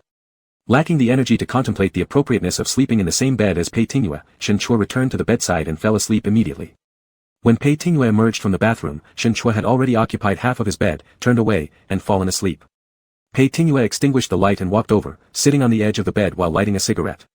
The room was lit faintly by the intermittent firelight, as Pei Tingyue leaned against the headboard and exhaled a puff of smoke casually, his gaze passing through the haze and falling upon Shen Chua lying beside him.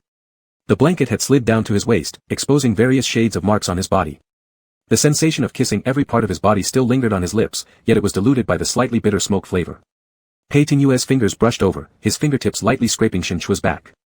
Shen Chua, asleep, subconsciously shivered. Pei Tingyue seemed to find it amusing and indulged in touching him a few more times out of mischief.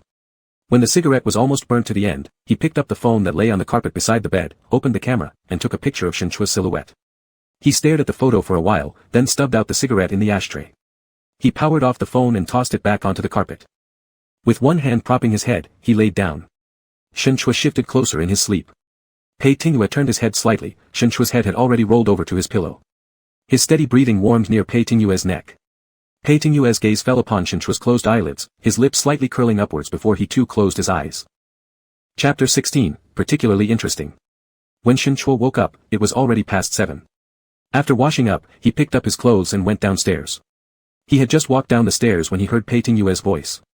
Whatever, it doesn't matter if there is one more person looking to cause trouble for me. I can't always live my life being overly cautious. They are like autumn grasshoppers. It's not worth the effort, I'll deal with it if they really come knocking. Shinchua turned his head to look, and saw Pei Tingyue making breakfast at the kitchen island counter, wearing Bluetooth earphones while talking on the phone. Hearing footsteps, Pei Tingyue glanced up, and his gaze carried a bit of inquiring curiosity. It's settled then, no more talking. He hung up the phone. Shinchua grabbed his shirt collar slightly uncomfortably as he walked over. Pei Tingyue looked at him approaching, his gaze sweeping over Shinchua's neck, then lowered his head again to cut bread. It won't hide anyway, so don't bother. Shinchua hesitated for a moment, then released his hands. His neck down to his clavicle were all marks, varying in depth, and because his skin was pale, they were especially conspicuous, impossible to cover. Pei Tingyue pushed the plate toward him, a very simple Western-style breakfast. There's only this, eat a little if you want. Shinchua took the plate, silently starting to eat. After a short while, he heard a brief chuckle from across the table, raising his head in confusion. The smile had faded from Pei Tingyue's face, only leaving behind a mischievous glint in his eyes. You've improved, this time you didn't run off immediately upon waking up. Shinchua opened his mouth to speak but decided there was nothing worthwhile to say. After a one-night stand, should one stay and continue the warmth and tenderness? As for last night, the final almost forceful act, every time he thought about it now, he still felt uncomfortable. Not leaving was simply due to still being too weak-legged to move after what happened. Don't worry, I'll take you home soon, Pei Tingyue said seriously, without teasing him further. Shinchua nodded. After finishing breakfast, Pei Tingyue changed into another set of clothes and returned, signaling to Shinchua, let's go, I'll send you back to school. Half an hour later, the car entered Huai University campus and stopped in front of the faculty dormitory building. Shinchua said thank you, and was about to open the door, when Pei Tingyue asked, when will we meet next? Whenever I have time, Shinchua evaded. Pei Tingyue looked at him and suddenly said, wife. Shinchua almost choked on his saliva, you. Just talk plainly, okay? I'm teasing you, Pei Tingyue said calmly. Shinchua opened the door and got out, even bothering to say, goodbye, this time. Walking into the hallway, he unfortunately encountered Yang Wenbin who was coming out. Shinchua gave him a nod, acknowledging his presence. Just as they passed each other, Yang Wenbin suddenly called him back, noticing faint traces under Shinchua's collar, asking, Teacher Shen, where were you early this morning? Saying that, the man leaned his head forward to look outside the corridor, seeing the departing Mercedes-Benz car retreat backward. His expression became somewhat peculiar. Didn't see your room light on yesterday night. When did you find a girlfriend? Why haven't I ever heard you mention her? Shinchua, hearing his sarcastic tone, felt no desire to talk with him, so he hurried upstairs. As soon as he entered his apartment, his mobile phone received a WeChat message from Pei Tingyue. He casually clicked it open. It was a photo that took several seconds to load completely. Seeing clearly what the photo depicted, his messy bed in the dark room, focused on his naked back covered in ambiguous marks, except for the key part which was covered by a thin blanket, he was startled, nearly dropping his phone. What do you mean by taking such a photo? We can meet again. Pei Tingyue only replied with these 4 words, carrying an obvious threat. Shinchua took a deep breath, regretting immensely. Knowing how unstable this guy was, why had he gone and tangled with him again? Are you asking for a beating? You can't beat me. Give up on that sooner. Shinchua wisely chose to keep silent and blocked him again. A few days later, Chen Peng called, telling him that the court suggested a pre-litigation mediation first regarding his housing sales contract dispute, asking if he agreed. If the dispute can be resolved through mediation, we won't need to follow the litigation process. The matter would be much simpler. Professor Shen, you might consider it, the other side explained. Shinchua readily agreed without much thought. Sure, going to court could be avoided if possible. 2 days later, Chen Peng contacted him again, informing him of the date and time for pre-litigation mediation. Polite inquiry followed. Professor Shen, shall I pick you up at your school tomorrow morning at 8? Shinchua declined quickly. No need, I don't want to trouble Lawyer Chen.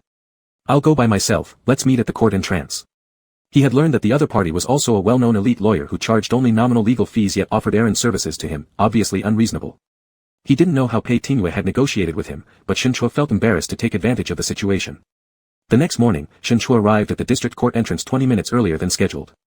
He hurried out without eating breakfast, but seeing that Chen Peng hadn't arrived yet, he went to a nearby shop to get something. After paying and stepping out, a girl of about 5 or 6 years old pulled his sleeve quietly saying, "Uncle, don't eat that bun. I just saw it drop on the ground, and they picked it up and put it back." The little girl looked at him with an innocent face, not like she was lying. Shen Chua carefully examined the plastic bag with the newly bought buns and indeed noticed some dust on them.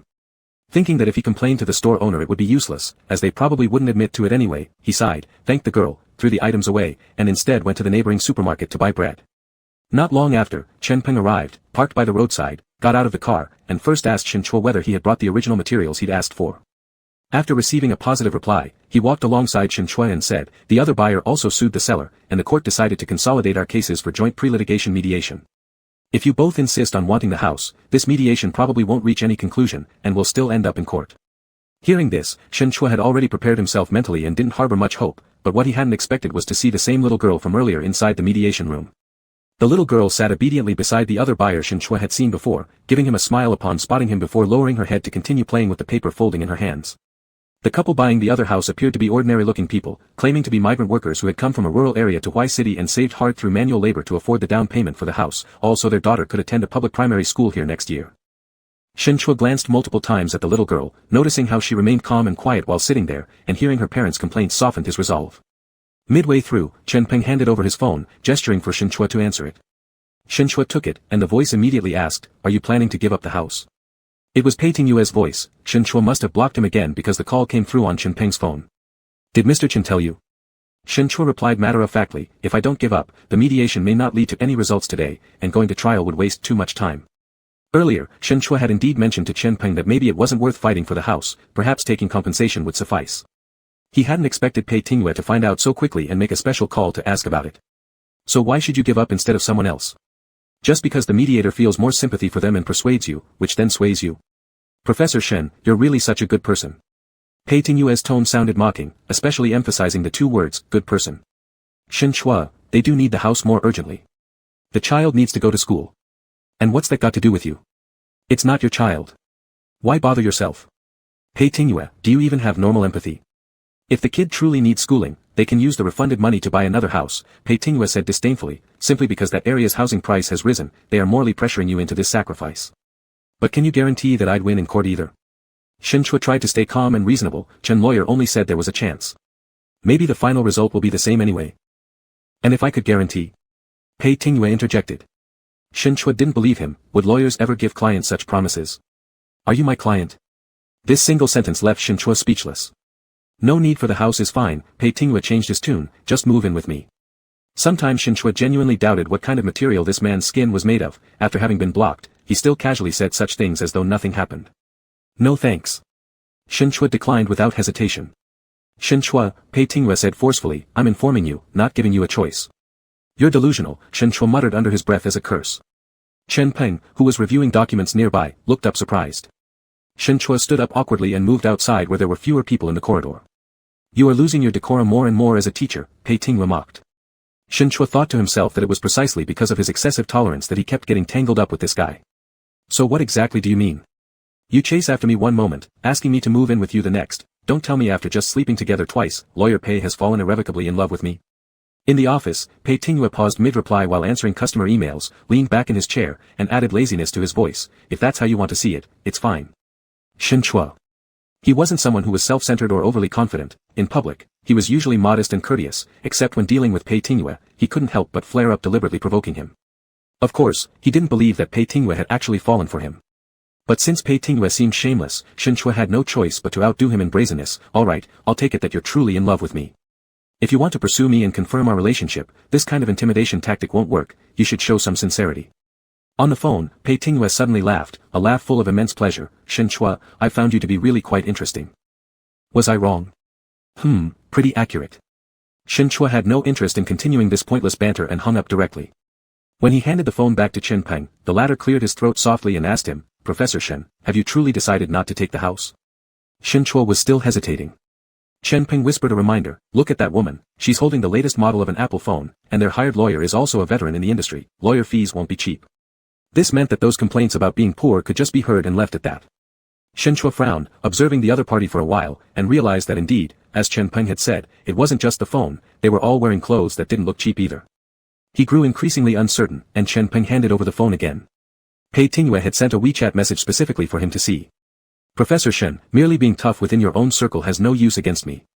Had this not been someone else's phone, Shen Chuo would have suspected that this bastard was making obscene jokes, or perhaps he actually was. Chen Peng kept his eyes straight ahead, seemingly completely uninterested in their relationship. Shen Chuo took a deep breath and handed the phone back. It's a bother, Mr. Chen, but I'll take the house. Please do your best to secure it for me. Chapter 17, A Wrathful God. In the afternoon, Shen Chuo returned to school and had just sat down in the lab when someone knocked on the door. The delivery person was holding a large bouquet of flowers, saying they were delivered to this address. Shen Chuo was surprised to receive them, glanced at the card stuck among them, and immediately shoved it back in. A few of his students came over to report on the progress of their experiments and started laughing when they saw the flowers.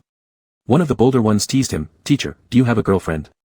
How come you're not the one giving flowers to others?" Shen Chuo casually placed the flowers on the cabinet beside him and calmly said, "No, it's a mistake. It's for another teacher downstairs. I'll deliver it later." After the students left, he took the flowers again, took out the card once more, and felt a bit helpless, colorful patterns covered with a heap of English, love, the only handwriting being Pei Tingyue's bold signature. The card ended up in the trash can. Shen Chuo hesitated for a moment while holding the flowers, ultimately thinking it would be a waste to throw them away and place them back on the cabinet. He unblocked Pei Tingyue from his WeChat blacklist and sent a message, "Can you stop causing me trouble?" Half a minute later, Pei Tingyue replied, "Is sending flowers considered trouble?" Shen Chuo, "If someone else sees them, I won't be able to explain." Pei Tingyue, "Isn't it you who asked me to show sincerity? Professor Shen, you're hard to please." Shen Chuo thought about blocking him again but decided against it and didn't reply after putting his phone down. Afterward, he began focusing on writing his paper. For dinner, he ate only a few cookies and bread until night fell as seen through the window.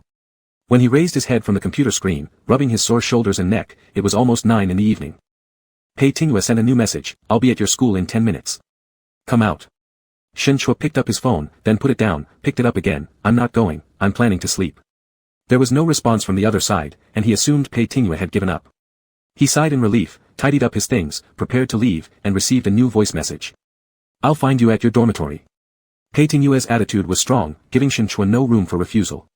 Shen Chuo didn't want to bother with him, but he remembered Yang Wenbin's skeptical probing gaze when they last met, and hesitated slightly.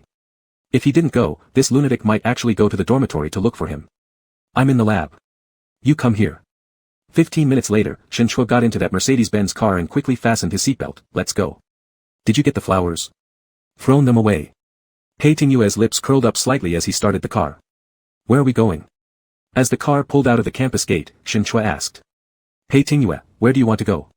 Shen Chuo thought since he was already on this bandit boat, where could he possibly go? Still, it was hard for him to say it outright. While hesitating, Pei Tingyue suggested, "It's still early. Let's take a drive." The car headed toward the riverbank. The windows were lowered halfway, and Shen Chuo leaned back in his seat, becoming somewhat drowsy due to the summer breeze rushing in from outside. "Don't fall asleep." Pei Tingyue spoke up, turning off the engine and stopping the car. Shen Chuo woke up, looked out of the car window, and realized he had driven to the same place they had been before. Pei Tingyue leaned back into his seat, lighting a cigarette. After taking a puff, he let Shen Chuo snatch it from his hand and extinguish it in the ashtray. "Don't smoke anymore. I don't like the smell." Pei Tingyue watched his movement silently and did not say anything, instead covering his hand and slowly caressing the back of it. Shen Chuo, feeling like he'd been electrocuted, wanted to pull away, but Pei Tingyue wouldn't give him the chance. His hand slipped down, gripping Shen Chuo's palm. The unhurried action seemed deliberately teasing him. "You blocked me for a week," Pei Tingyue suddenly said. "Shen Chuo, is there any problem with that? Do you think so? Go reflect on yourself." Pei Tingyue looked at him for 2 seconds, pushed him gently backward, unfastened the seatbelt, and leaned closer.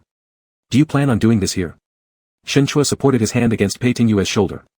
Pei Tingyue didn't answer but instead slid his hand into Shen Chuo's shirt collar. His warm palm pressed against Shen Chuo's neck. The sensation of skin-to-skin contact made Shen Chuo feel especially itchy. He turned his face away. "Delete those random photos you took on your phone first." "Why delete them?" Pei Tingyue nonchalantly replied, kneading his neck, "They turned out pretty nice." Shen Chuo frowned, "I never gave you permission to take them. You're infringing on my privacy." Pei Tingyue nodded carelessly, "Then go sue me. You know it's useless talking to you, you seem fearless." Shen Chuo muttered, "What if I do sue you? You break laws knowingly and yet fear being sued. What's the big deal?" Pei Tingyue paid no attention, lowering his head to kiss the spot just touched by his own palm. Shen Chuo tensed his body. The hand resting on Pei Tingyue's shoulder was unsure whether to push or not. He had braced himself for another night of betting this person, but Pei Tingyue's indifferent attitude was truly infuriating. Concentrate. Pei Tingyue's palm had already slid to his back, pressing against the sensitive spot in Shinchua's waist. They had only slept together twice, yet Pei Tingyue seemed to know every inch of his body, easily teasing him. Shinchua felt annoyed. He turned his head and bit onto Pei Tingyue's shoulder. As their breathing became uneven, Pei Tingyue suddenly stopped, glancing outside the window. Shinchua was about to ask when Pei Tingyue turned back and flashed the high beams a couple of times at the car that arrived just minutes later. Two tall men got out of the rear seat and walked towards their car with hostile intentions. Pei Tingyue watched them coldly for a moment before pulling Shinchua's clothes back into place and refastening his buttons without explanation. Just wait here. Shinchua also noticed the people approaching the car and grabbed his arm, confused. What's going on? It's nothing, just some pests, Pei Tingyue said dismissively before exiting the car. By the time Shinchua recovered from the shock, Pei Tingyue had already moved to the front of the car, hands in his pockets leaning against the hood, chatting with those two men. Whatever Pei Tingyue said irritated the burly man who tried to grab his collar. Pei Tingyue raised an eyebrow, giving a disdainful glance as he caught the other's wrist with his lifted hand.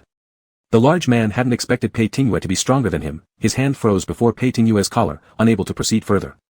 His wrist started hurting under the grip, which angered him even more, so the other hand came up too. Ah! A loud cry of pain came from the big man as Pei Tingyue forcefully bent his entire arm down. In just a few seconds, as another person's fist swung at him, Pei Tingyue blocked it quickly and retaliated with a swift kick. Shinchua helplessly watched as Pei Tingyue fought outside, his heart rate accelerating rapidly. These two opponents were all muscle but had no strategy when it came to fighting. Pei Tingyue handled them effortlessly, even having the upper hand. Seeing they couldn't win, two more people jumped down from the front of the car, wielding weapons and striding toward Pei Tingyue, swinging aggressively at his back. In a panic, Shinchua quickly hit the horn a few times. Pei Tingyue reacted swiftly by grabbing the iron rod from one of the attackers, slamming it forcefully back. Even though it was 1 against 4, Pei Tingyue still appeared calm, yet Shinchua in the car was on edge. He wanted to get out and help, but realized the doors were locked from the inside and couldn't be pushed open. In urgency, he crawled over to the driver's seat, trembling as he started the car while fumbling with the headlights and hitting the gas pedal hard. The sudden brightness of the headlights dazzled the eyes of the people outside, and the engine roared loudly and sharply. Mistaking the car for rushing at them, these men swore, "Fuck." Caught off guard, they all lost focus trying to flee instead of continuing to fight Pei Tingyue, giving him the opportunity to knock each of them down one after another. When Shinchua finally found the button to unlock the doors and push them open, the last man had already been tackled and was lying face down under Pei Tingyue's foot. "Tell me," Pei Tingyue's foot pressed on the man's face, "who sent you?" "You fucking," the man struggled for breath under Pei Tingyue's foot, gritting his teeth, "you better know yourself why someone would want trouble."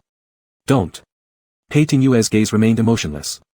Watching these men writhing and groaning on the ground, Shinchua felt they deserved it. But Pei Tingyue looked like a wrathful god in that moment. Noticing the fallen ones attempting to rise again, Shinchua hurriedly warned, "Pei Tingyue, let's go." Pei Tingyue glanced at him for a moment before slowly withdrawing his foot and walking back to the car side. Driving away, Shinchua wanted to say something several times but held back. Pei Tingyue broke the silence first, "If the car is damaged, you will be responsible for repairs." Shinchua was startled, almost believing he had heard incorrectly. "Wasn't I trying to help you?" Had it not been for his action of revving the engine in P gear to scare them, those men might not have been subdued so quickly. How could Pei Tingyue say such a thing? Pei Tingyue didn't show gratitude, so should I thank you? No need, Shinchua snapped irritably, "Who exactly caused all these troubles?" "There are many people who want to bother me," Pei Tingyue's tone remained steady, "I've made too many enemies." "Shinchua, are you a lawyer or a gangster?" The car stopped at a traffic light crossing. Pei Tingyue turned to look at him. "Are you scared?" "I don't have any reason to be afraid, it's not my feud if others are after you," Shinchua questioned. "Do you really not know who's causing you trouble?" "Probably have an idea." Pei Tingyue replied lazily. "What kind of people?"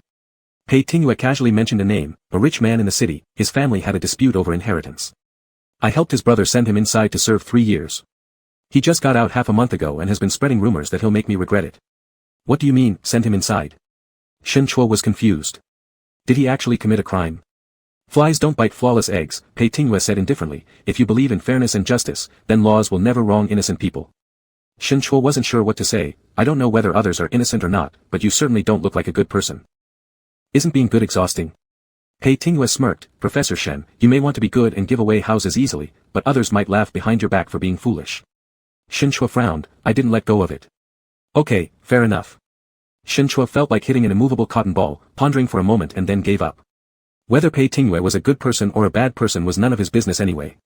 "What are you thinking about?" Pei Tingyue reached out, grabbing his chin and forcing him to turn his face towards himself. Shen Chua's furrowed brows finally relaxed when he noticed the bruise on the corner of Pei Tingyue's mouth, feeling somewhat schadenfreude as he commented, I thought you were invincible, now you've lost your looks. The red light turned green, Pei Tingyue released him and stepped on the gas pedal, even if my appearance is ruined, you still need to bear with it. Shen Chua ignored him, closing his eyes and leaning back against the seat. The only redeeming quality of this man is his handsome face. If even that advantage is gone, he'd definitely run away. Chapter 18, Unpopular. Half an hour later, the car drove into Pei Tingyue's villa. The lights were turned on as they entered, and Shen Chua could finally see clearly that his face was swollen and there was bruising around his eyes. It was a pretty nasty sight. However, Pei Tingyue didn't seem to care much about his injuries. He casually took off his dirty shirt, revealing his bare torso as he prepared to go upstairs to take a shower. After taking a few steps, he turned around and gestured to Shen Chua, will you join me? Shen Chua hesitated, recalling the last time he had been forcibly restrained by Pei Tingyue in the bathroom. He shook his head, you go first. Pei Tingyue looked at him with a slightly teasing glint in his eyes, suit yourself, then proceeded upstairs. When Shen Chua finished his shower and came out, Pei Tingyue was no longer in the bedroom. Hearing voices coming from the adjacent study, Shen Chua walked over and peeked inside. Pei Tingyue, dressed in a bathrobe, was reclining lazily in a chair, eyes closed, resting while talking on the phone. The mobile phone sat on the desk before him, on speaker mode. Are those who troubled you really people from my second son? The voice on the other end of the line asked. Just some ruffians, Pei Tingyue responded indifferently, thanks to Mr. Liu. Sorry to have dragged you into this, apologized the person on the phone, I didn't expect my second son to cause trouble even after having served his term once, let alone immediately upon release. Don't worry, I will give you a proper explanation for this matter, and that boy won't get off lightly. That's not necessary. I'm at least a lawyer, I can't truly be regarded as part of the underworld, said Pei Tingyue. Yes, Mr. Pei is certainly an upstanding individual, the caller quickly followed up, would cutting off his legs twice suffice? The family affairs of Mr. Liu are none of my concern, Pei Tingyue's tone grew colder, I don't wish to get involved. The caller laughed heartily, no problem, I'll invite you out for dinner another day and formally apologize. I'm probably busy recently, working on a case. Pei Tingyue opened his eyes, glanced toward Shen Chua who had just entered, and measured his reaction, continuing, I have a client who is prosecuted by public prosecution authorities for extortion and provoking trouble due to collecting high-interest loans. If convicted, he would likely be imprisoned for several years. The caller paused in breathing, excitedly saying, isn't that similar? My second son has also caused a lot of trouble. Similar situations happened frequently in the past, now that he doesn't have much money left, he may act more recklessly. He truly isn't afraid of getting back into trouble soon after being released. All he does is cause me problems. Seeing Shen Chua frowning deep in thought, Pei Tingyue cut the conversation short, that's enough. Carry on enjoying yourself, Mr. Liu, and hung up the call. Still leaning back in the seat, his hands crossed in front of him, Pei Tingyue tilted his head towards the approaching figure, come here. Shen Chua stopped at the desk, keeping a safe distance, you're teaching others how to do bad things again. What exactly did I teach? Pei Tingyue asked humorously. He indeed hadn't taught anything, the idea of cutting off 2 legs was proposed by the other party. His suggestion of a way to send someone to prison was merely referring to someone else's case. Is what you just mentioned true? Is there really such a client? Do you think I'm making up stories? Pei Tingyue shook his head, there is, he's still sitting in a holding cell awaiting trial. Can he really be sentenced to that many years? It depends on how it's classified. As long as I convince the judge that it's not loan sharking but regular debt collection, it doesn't qualify as extortion. A charge of provoking trouble might not lead to imprisonment for many years. Shen Chua understood, for Pei Tingyue's client, black could easily become white, but for others, it wasn't necessarily so easy. Not good enough with cutting off 2 legs. Do we need several more years in prison? Professor Shen, Pei Tingyue spread his hands, I haven't said anything. Seeing Shen Chua obviously displeased, Pei Tingyue changed his words, if you truly believe in the law, then you know fabrications simply don't work. Those who commit crimes might not end up in jail, but those who do land there must have done something wrong. You're scarier than any mafia member within the boundaries of the law. If you think so, that's fine. Shen Chua decided not to say more, reminding himself again that the type of person Pei Tingyue was didn't concern him, he shouldn't dwell on it. Come here. Pei Tingyue raised his chin again as another indication. With hesitation, Shen Chua approached and was pulled forward by Pei Tingyue, landing on his lap. Pei Tingyue wrapped his arms around him and scrutinized him closely. Those especially beautiful eyes were right before him, long lashes almost touching the lower eyelids when lowered, leaving an itching sensation. Shen Chua also observed him, glaring at the bruises on his face, not pleased, possibly because they seemed bothersome. He wore a t-shirt and underwear borrowed from Pei Tingyue, both oversized on him, with a loose neckline revealing his clavicles. Pei Tingyue's hand slipped under the hem of his t-shirt, pinching his waist slowly. Then it slid down, gripping the soft flesh on the inner side of his thighs. Shen Chua emitted a low moan without hiding his response. Pei Tingyue watched his expression carefully and chuckled softly. Shen Chua asked calmly, why are you laughing? Pei Tingyue whispered into his ear, Professor Shen, you're quite the wild one. Do your students know what you're like in private? It was indeed unexpected that a refined university professor could moan so freely while sitting in a man's arms after taking off his clothes. Shut up, Shen Chui hissed in a low voice. Don't want to talk. Fine by me. Yet Pei Tingyue's hands wandered more and more passionately, pinching him from time to time. Though Shen Chui enjoyed it somewhat, he couldn't help feeling that this person was thoroughly despicable in every way, particularly how he liked to dominate even during their intimate moments. You're truly detestable. I'm detestable, yet you still chose me, Pei Tingyue reminded him. This is you disapproving of your own judgment. Shen Chui didn't want to engage with him anymore. Pei Tingyue asked again, I'm detestable, are you popular? At least more than you. Pei Tingyue did not argue back, is Professor Shen liked by many people? Or what?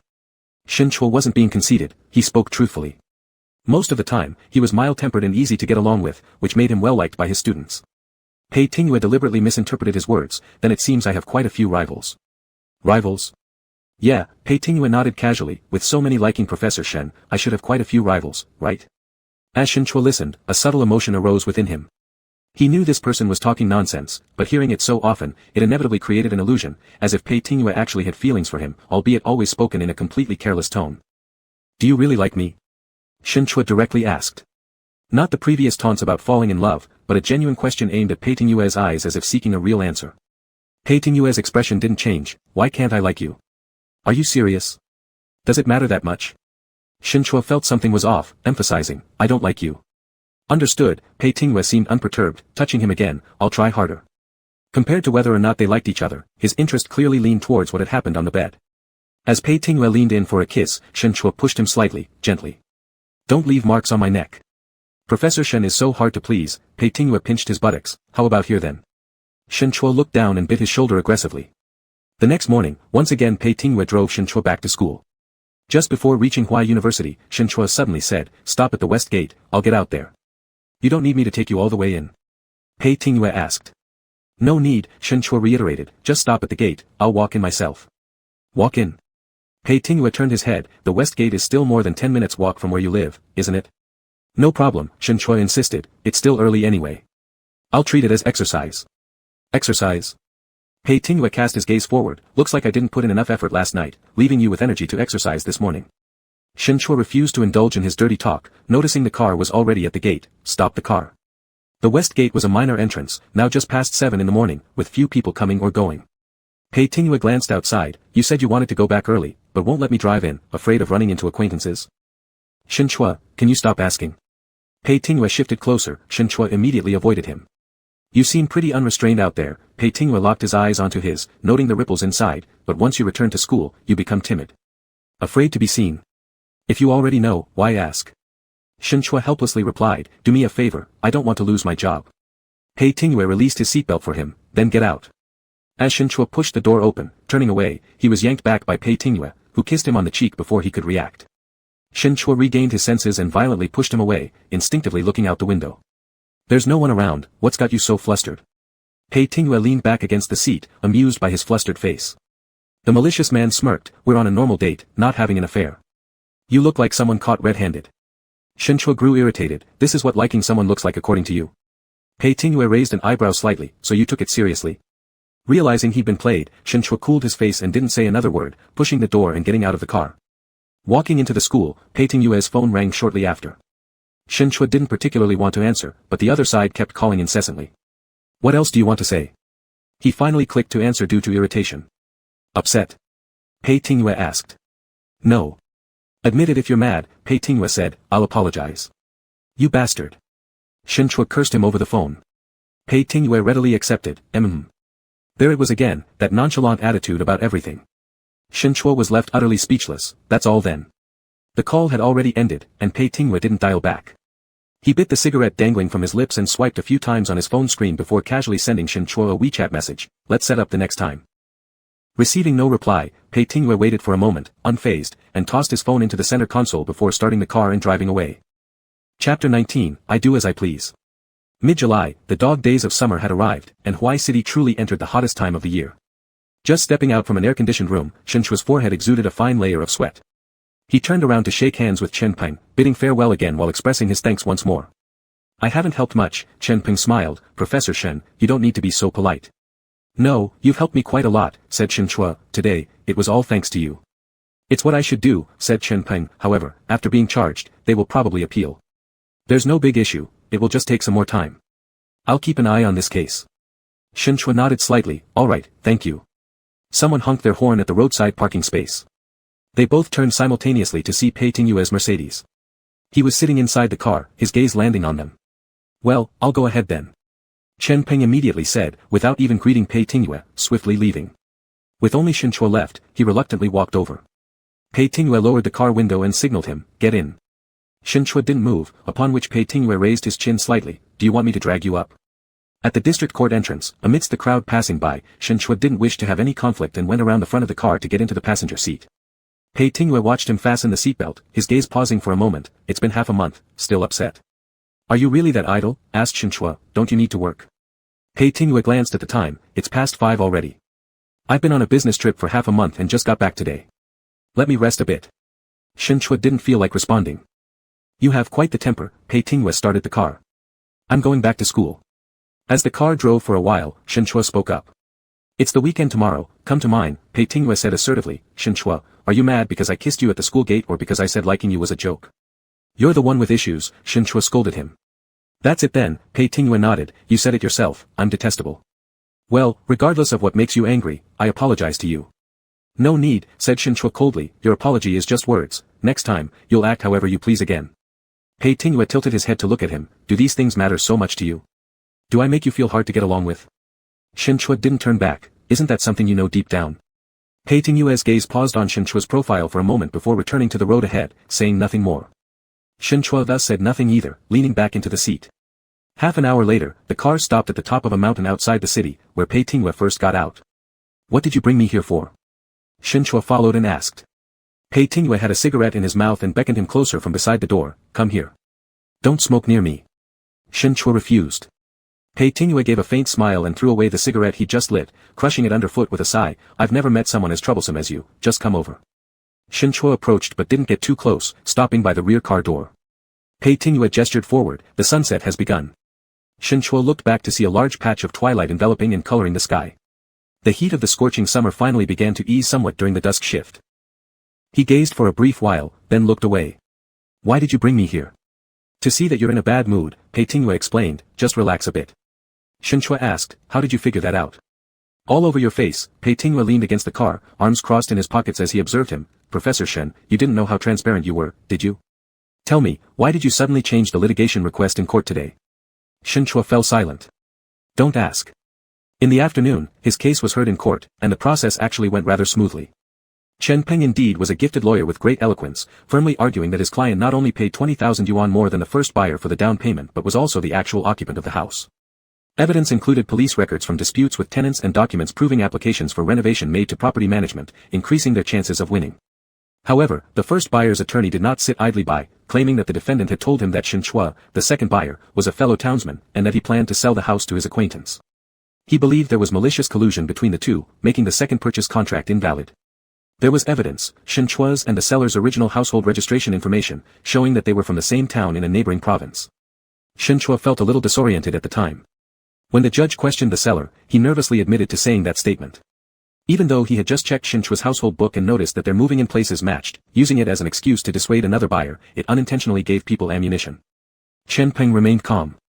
After quietly asking Shen Chua, confirming that he had never met the seller before, he said there would be no problem and advised Shen Chua to relax. Before the trial debate ended, Shen Chua suddenly initiated a change in the litigation request on his own, asking to terminate the contract and get his house purchase money back. In the end, the judge indeed did not recognize the claim of malicious collusion between them, ruling that his housing contract remained valid. Shen Chua won the lawsuit and was awarded compensation for the house payment plus interest. He wanted to drop the subject, but Pei Tingyue wouldn't let him go. You signed the housing contract with the seller through an intermediary, you inspected the house before purchasing it, and your down payment was more than the first buyer's, Pei Tingyue pressed. Just because of some household registration information, it is impossible to deduce that there was any malice or conspiracy between you two. You were so close to achieving your initial goal, why did you suddenly change your mind? Shen Chua frowned deeply. I don't want to talk about it. Because hearing about your hometown reminded you of some sad memories from the past, revealing old wounds, Pei Tingyue speculated, it made you uncomfortable, and you didn't want to be associated with fellow townsfolk from before anymore, so you gave up the house too. No, Shen Chua denied outright. You yourself said in court that it had been over 10 years since you returned to your hometown. Pei Tingwei questioned further, was there something embarrassing that made you completely cut ties with your family, and does it have something to do with your unforgettable first love? Can you stop talking already? Shen Chuo raised his voice, that's enough. Who do you think you are? Can't you stop being so pushy? His eyes brimmed with anger as the late afternoon glow reddened their edges. His breathing became slightly unstable. Pei Tingwei looked at him solemnly for a moment before pulling him over and pressing him against the car door. Tisk, angry again. You damn. Shen Chuo gritted his teeth, cursing. That's a dirty word coming out of you. Pei Tingwei seemed somewhat pleasantly surprised. Professor Shen, you're truly making me look at you differently. Are you annoying or what? Shen Chuo tensed up, even wanting to pick a fight with this person. Bored with me? Then what would really make you feel better? Pei Tingwei asked, your first love. What kind of personality did he have? Shen Chuo absolutely refused to respond. Pei Tingwei grabbed his chin with one hand, forcing him to look directly at himself. Talk then. Anyway, he was better than you. How so? At least he was a normal person, bringing up someone he originally didn't want to mention. Under Pei Tingwei's incessant inquiries, he now seemed to have nothing left unsaid. He wouldn't always lie like you, nor would he be troublesome. He wasn't good-looking either. Not as handsome as you, but that's pretty much your only advantage. A fleeting smile passed through Pei Tingwei's eyes. To you, that counts as an advantage isn't bad. Shen Chuo, what are you so smug about? Where exactly did you see me being smug? Pei Tingwei countered, is it wrong to feel happy when getting praise from your partner? Just shut up already. Not shutting up, there was obvious mirth in Pei Tingwei's voice. The atmosphere inexplicably changed, losing its previous intensity. Pei Tingwei's hand slid slowly down from his face to his neck, teasing deliberately. Shen Chuo silently turned away his face, tacitly allowing his movement. Professor Shen actually looks quite good, Pei Tingwei's voice deepened. Shen Chuo's cheeks also flushed a little, stop talking. Now that you've lost the house, come live with me. No, Shen Chuo refused, it's not appropriate. It's not far from your school anyway, right outside my place is the subway entrance, just 20 minutes away. What's inappropriate, or do you prefer I visit your dorm every day? Said I'm not going, and I won't, Shen Chuo stubbornly insisted, once the money is refunded, I'll buy another property. Professor Shen seems heartless, Pei Tingwei mocked lightly, the moment you no longer need me, you act like you don't know me. Shen Chuo had grown accustomed to his nonsense, intentionally throwing back his words at him, if you think that way, then fine. Pei Tingwei gazed at him, finding it amusing somehow, his countenance quite pleased despite being rebutted. He gently pinched the mole on Shen Chuo's earlobe, then moved his hand to the nape of his neck, pressing him closer before leaning in for a kiss. Shen Chuo hadn't expected him to kiss him all of a sudden. It felt strange, especially without any prelude, the kiss carried an odd implication. Attempting to push Pei Tingwei away with his hands on his shoulders, he found himself trapped between the car and his body, unable to move. As usual, Pei Tingwei acted as he pleased, giving him no chance to say no. The warmth rising from their chest-to-chest contact continued to grow, the rhythm of the kiss gradually changing, becoming more fervent as their lips and tongues intertwined. When Pei Tingwei's fingers started massaging the vertebrae at the base of Shen Chuo's neck, Shen Chuo shivered violently, almost losing balance. Sensitive here. Lips brushing against lips, Pei Tingwei murmured softly, applying more pressure as he massaged harder. Don't touch. Shen Chuo's speech became slurred. It was still daytime, and they could be seen at any moment. He definitely didn't want to go too far. But Pei Tingwei's hands boldly wandered from Shen Chuo's back to his chest, setting fire wherever his clothing touched. Shen Chuo grasped his hands tightly, panting lightly, don't do this here. Pei Tingwei glanced down at him before saying finally, get in the car. After fastening his seatbelt, Shen Chuo barely had time to settle before Pei Tingwei slammed his foot on the gas and shot the car forward. Neither of them said a word. Shen Chuo glanced at the speedometer and saw the rapidly increasing numbers, his sweaty palms gripping tightly onto the safety belt. It was only supposed to be a 40-minute drive, yet Pei Tingwei brought the car back home in less than 30 minutes. The last trace of twilight faded from the horizon, and night fell as they entered the house with tangled steps straight from the car. Held against the wall by Pei Tingwei's arms, Shen Chuo felt an overwhelming wave of pleasure so intense that he groaned out loud without restraint, succumbing completely to it. Indulgence indeed brought great joy, he'd known this since the first time he went to bed with this person. When you stop thinking about anything else and just follow your body's instincts, there are no worries in the world. Be gentler, Shen Chuo complained, feeling discomfort from being gripped too tightly. Pei Tingwei paused, staring into his lust-filled eyes, his breathing gradually becoming more labored. You're always this honest at times like these. Pei Tingwei's voice was hoarse, tinged with some mockery. Shen Chuo became even more annoyed. He wrapped his arms around Pei Tingwei's neck and forcefully pulled him closer, planting a kiss on him. Chapter 20, Shall we go on a date? After that day, Shen Chuo would occasionally spend the night at Pei Tingwei's place every few days, but he steadfastly refused any talk of moving in together. Pei Tingwei had mentioned it a few times and then gave up after finding it unproductive. Later, he didn't bring it up again. The past 2 months were summer break, so Shinchua didn't have to teach his students, although he still handled other work tasks, leaving him with relatively more free time. By the end of August, as students began returning to campus, Shinchua became busy again, and the frequency of his visits to Pei Tingyue's home gradually decreased. In the office, Shinchua was assigning tasks to a student when a WeChat message from Pei Tingyue came through, "Come over tonight." Shinchua glanced at the message briefly and replied, "We'll see later." Later, after going back to the college building and organizing his work materials, just before 5 o'clock, Zhang Rumin, who hadn't been seen for a long time, suddenly knocked on the door. "Are you busy, Shinchua?" Almost done, Shinchua gestured for him to sit down. "What brings you here today, Teacher Zhang?" "I have something." Zhang Rumin sat down on the couch, his expression somewhat complicated, hesitating but not voicing his thoughts. Shinchua, still tidying up his desk, didn't notice. "Shinchua, come here, I need to say a few words to you." Zhang Rumin finally said. Shinchua looked up, seeing his grave expression and paused, setting down the file papers in his hands and sitting beside him. Zhang Rumin furrowed his brow, seemingly gathering his words. Shinchua had never seen such a serious look on his teacher's face before and anxiously asked, "Is something wrong?" "You." Zhang Rumin hesitated multiple times and then directly told him, "This morning, Dean Zhou summoned me for a talk. Someone anonymously reported that your private life is problematic and asked me if I know about this. Dean Zhou's intention is to not escalate it to avoid bad influence, so he suggested I speak with you first." Shinchua was startled. "Private life issues?" Zhang Rumin sighed and took out a photo, placing it on the coffee table for him to see. "The person reporting you sent this photo to Dean Zhou. They said you're a homosexual, have improper conduct, and might corrupt the students. Dean Zhou asked me if I knew about this, adding that there have been some rumors about you recently in the school, saying that you often don't return home at night and lead an irregular private life." Shinchua regained his composure, picked up the photo, taken outside the west gate of the school, showing him and Pei Tingyue entangled inside a car, and realized it was taken early one morning after his second sleepover at Pei Tingyue's place, when Pei Tingyue had driven him back to school. Only Pei Tingyue's back could be seen, while Shinchua revealed half of his face. They were very close, with Pei Tingyue almost leaning into him, though the intimate kiss wasn't captured. It seemed to be an accidental snapshot, thus, only this one photo existed.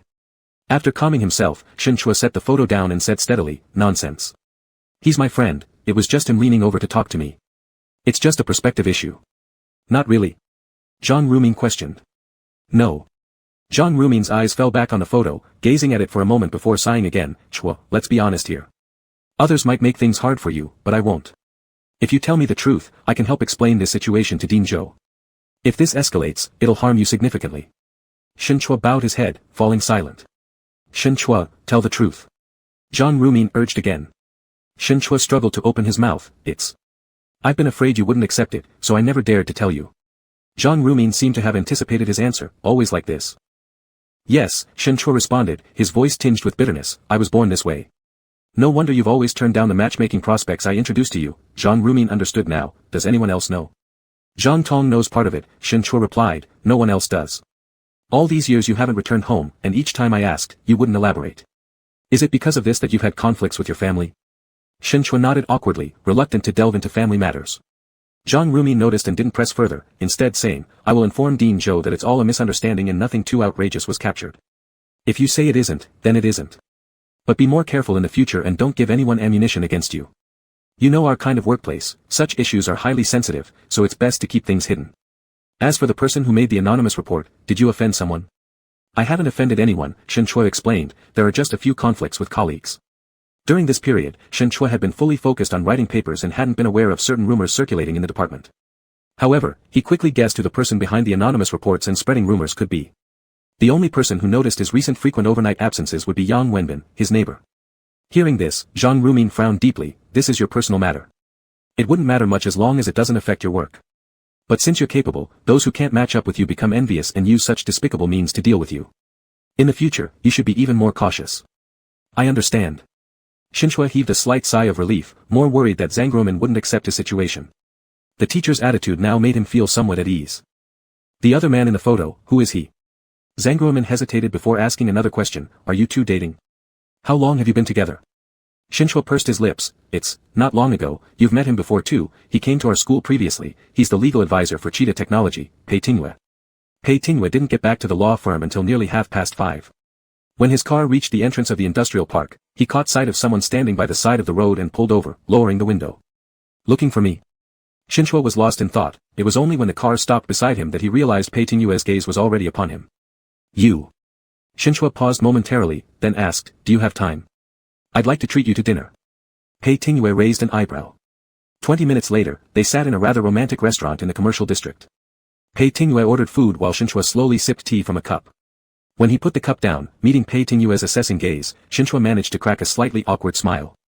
Pei Tingyue, with a calm expression, said, "Go on, what else do you need my help with?" Shinchua. "How do you know I want your help?" "I told you, you can't hide things on your face." Pei Tingyue gestured toward the mirrored glass surface beside them. "Besides seeking my help, and something so urgent that you need my help, when else would you come look for me voluntarily?" Even when they dated, messages were always initiated by Pei Tingyue. Shinchua would go if he had free time. Especially visiting the law office, it certainly wasn't a spur-of-the-moment decision. Shinchua felt a bit guilty since he did need Pei Tingyue's help, so he came looking for him at the law office. Pei Tingyue noticed his uneasiness, seemingly amused, and curled his lips a little. "Just say it, what exactly is it?" Shinchua explained the entire cause and effect of his being reported. "My teacher learned about us, he says he wants to meet you." "What exactly about us?" Pei Tingyue opened his mouth to ask immediately. Shinchua. He took a deep breath and said, "I hope Lawyer Pei could give a hand and go meet my teacher with me, so he feels reassured." Pei Tingyue remained non-committal and only asked, "You and Dean Zhang have such a good relationship?" "He has helped me a lot." Shinchua didn't go into detail. In his eyes, Zhang Ruomin was both a mentor and father figure. Back when he was studying and poor to the point where he couldn't afford meals, it was all thanks to Zhang Ruomin's support, calling him over for better food often, introducing suitable part-time job opportunities, and guiding him from undergraduate to PhD and even helping him stay on at the school after graduation, allowing him to be where he was today. Therefore, Zhang Ruomin's opinion mattered greatly to him. He didn't want their personal issues to create distance between them. "Shinchua," Pei Tingyue reminded him, "we're just bedmates, right?" Shinchua clenched the teacup tightly in his hand. "We are married. Recognized by law." "A marriage I don't admit myself, does that mean you are acting alone?" Pei Tingyue threw back the exact words he had previously said. "Shinchua. You admitted it long ago." Still quite eloquent, Pei Tingyue asked, "Does your teacher know about our marriage as well?" "No," Shinchua shook his head lightly, "I didn't tell him that, only that we're dating." "Dating," Pei Tingyue repeated the 3 words, with a smirk, "calling each other casual partners, isn't feasible because your teacher might think you're not serious, saying we're married doesn't seem ideal either, fearing future trouble, huh? You do have many tricks up your sleeve. Won't you help me?" Shinchua finally asked directly. "Depends on how you perform," Pei Tingyue said, "make me pleased and satisfied, I'll cooperate with you." Afterward, all the way until the meal ended, Shinchua was distracted. Before settling the bill, he asked Pei Tingyue, "Should we head to your place now?" Pei Tingyue neither confirmed nor denied. "Is this all you thought of to make me satisfied?" Shinchua, "Then what do you want? How about doing it like your first love? How did you date back then?" Shinchua fell silent. Pei Tingyue, "Don't want to talk about it?" "Both students back then," Shinchua replied. "What kind of dating could it be?" No concert listening there anyway." He liked classical music and wanted to enter Huai University schools to attend performances at the Grand Theater here. "Did you apply to Huaidai originally because of him?" "Not because of him," Shinchua frowned, irrelevant to him, he had already gone abroad. "I applied to Huai University simply because it's the best school I could apply to." Pei Tingyue didn't believe him. "There are good schools everywhere, why not go to other cities instead of Huai City?" "That's enough, stop asking," Shinchua said weakly, "you're really annoying." "You have to put up with my annoyance." Pei Tingyue returned to the topic. "Have you thought about it? How to make me satisfied?" Shinchua fell silent again. After a while, he asked, "Do you want to go on a date? Let's have a real one." Pei Tingyue's gaze carried more interest now. "A date?" "Yes, a date, the kind for couples." Shinchua looked up at him. "Will you come?" Pei Tingyue seemed to be interested. He nodded his chin slightly. "Let's settle the bill first." Chapter 21, A Romantic Date. When Shinchua said he wanted to go on a date, he didn't have many ideas either. Pei Tingyue started the car and asked him, "Have you decided where to go?" Shinchua turned his head, gazing at Huai River under the night sky through the window. After pondering for a moment, he suggested, "How about taking a cruise?" Pei Tingyue also took a glance, showing no particular preference. "Whatever you want." The nearest cruise was departing in 10 minutes, just in time for them. They parked at the dock, bought tickets, and boarded directly. They didn't go inside the cabin but went up to the second deck of the ship's bow. Amidst the roaring sound of the engine as the hull broke through the water surface, the ship slowly sailed away from the shore. At night, the city lights of high-rise buildings on both sides of the river sparkled, their reflections weaving with the stars and moon against the dark night sky, rippling across the water. Leaning against the railing, Shinchua watched the night scenery on the river while Pei Tingyue lit a cigarette by his side and took a few puffs leisurely. Shinchua seemed lost in thought, recalling his first arrival in Huai City during the same season, when it was drizzling lightly. He had carried only a meager amount of luggage, stepping down from the train into this bustling metropolis. Choosing to study in Huai City wasn't entirely because of Zhuang He, or more precisely, not mainly for that reason. He needed to come to a place where he could unwind and catch his breath, so he chose here. It had been over a decade since then. A slightly dry palm covered his neck and gently massaged it, pulling Shin Chua back to reality. Involuntarily, he shrank back. What are you dodging? Pei Tingyue's grip tightened slightly. Don't touch me, Shin Chua turned his head. You refused to go back to your place earlier. Pei Tingyue chuckled at his words, withdrawing his hand. Professor Shen, who exactly is too lustful, me or you? Shin Chua. You really have the nerve to say it. Pei Tingyue flicked the ash off his cigarette, then let's call it 50-50. Shin Chua turned around, meeting his eyes and suddenly asked, Pei Tingyue, have you ever been in love? Pei Tingyue seemed somewhat surprised, biting the cigarette in his mouth. You're curious? Can't I ask? Pei Tingyue didn't answer immediately, his expression incomprehensible. After a while, he extinguished the cigarette, reverting to his usual nonchalant tone. So what if I haven't? Professor Shen, would you be interested in trying with me?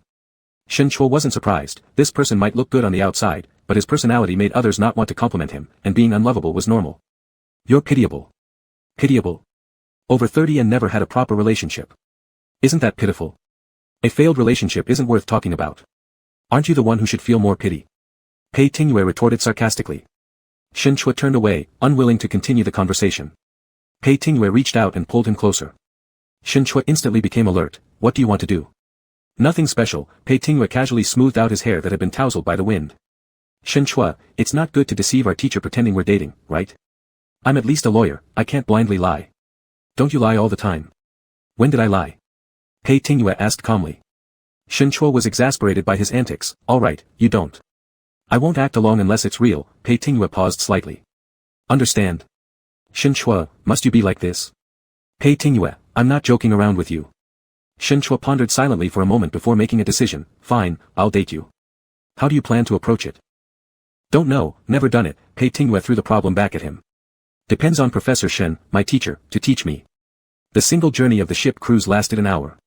They disembarked at another dock near Huai University's Academy Road campus. The Huai University Academy Road campus is nearby. I spent 2 years there during my freshman and sophomore years. Do you want to check it out? Shin Chua proposed. Pei Tingyue showed little interest, visiting a campus. I may be boring, with very little private life excitement. If you want to know more about me, I'll show you the places I used to frequent. Shin Chua said earnestly. Pei Tingyue gave in. Alright, let's go. The size of this campus of Huai University wasn't large. Walking around the perimeter from the main gate would take only 20 minutes. As they walked, Shin Chua introduced things to Pei Tingyue. This is the main teaching building, and the adjacent structure is the library. Back then, I basically stayed between these two places every day, returning to the dormitory usually when the lights went out. Not close with your roommates? Pei Tingyue asked. Not bad, not great, Shin Chua explained. They all came from big cities, with excellent family backgrounds. They didn't take studying too seriously, and whenever we went out for meals or other activities, money was always required. I couldn't join in, and I had to work part-time after classes, so we didn't quite get along, though there were no serious conflicts either. After graduation, we basically lost touch. Unlike you, who can still arrange dinners with your old roommates.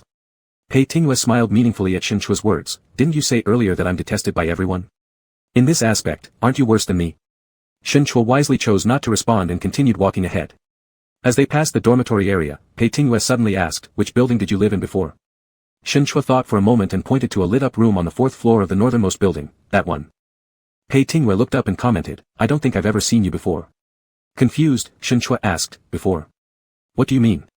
Isn't the Law and Political Science University right next door? Pei Tingyue explained, I was 1 year senior to you, and I studied financial second-degree courses here back then, so I often came to your campus. There are tens of thousands of people here, it's normal that we didn't meet. Shin Chua responded as such but felt a strange touch inside. As if with this offhand sentence, Shin Chua had finally realized they were no longer two people from different worlds, and their entanglements no longer seemed so bizarrely unreal. Walking further forward, they reached the main stadium of the university. Shin Chua stopped briefly to gaze at it. Behind him, Pei Tingyue put a hand on his shoulder and tilted his head. What are you looking at?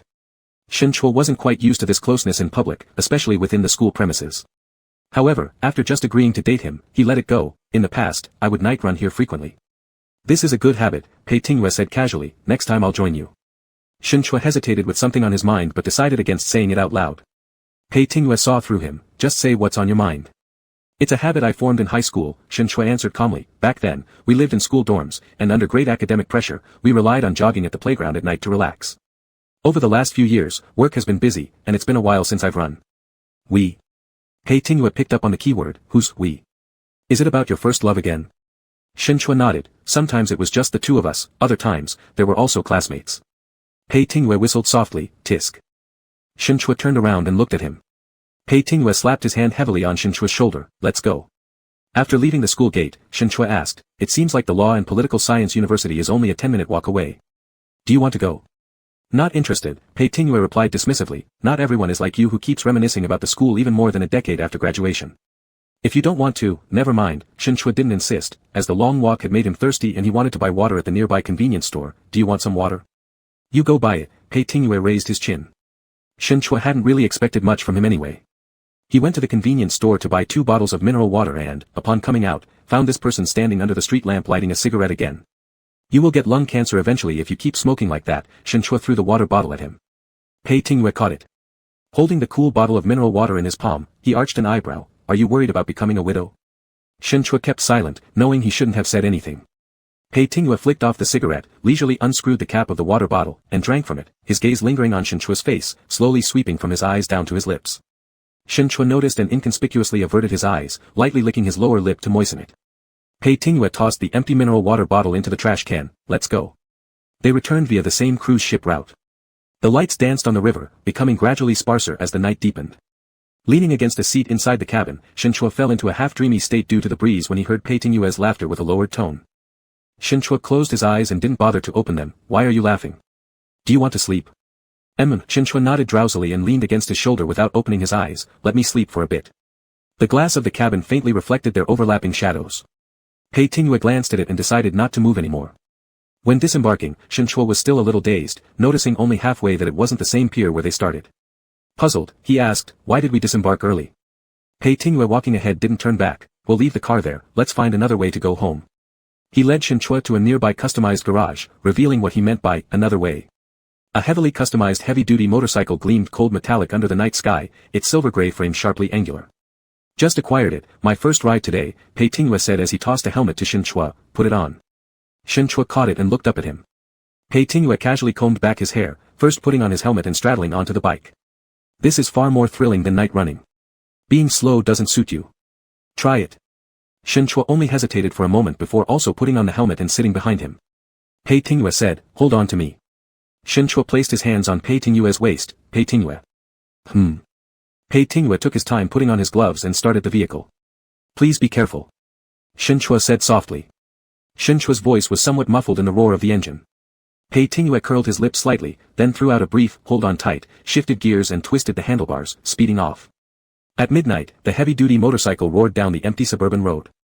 Shinchua held Pei Tingwei's waist, his chest tightly pressed against his back. The warmth between their chests surged as adrenaline continued to rise with the speed of the bike. For the first time, he experienced an unprecedented sense of reckless pleasure on such a late-night street in this city. It was the man sitting in front of him who had brought it to him. His heartbeat was no longer steady. Leaning against Pei Tingwei's shoulder, Shinchua slowly closed his eyes amidst the continuous rush of night wind. Chapter 22, Brilliant Acting. At 5:30, Shinchua had just finished class and walked out of the teaching building when he saw Pei Tingwei's car parked by the roadside. He quickly went over, opened the door, and sat in the passenger seat. Let's go. Pei Tingwei first replied to a few client messages before putting down his phone and starting the car.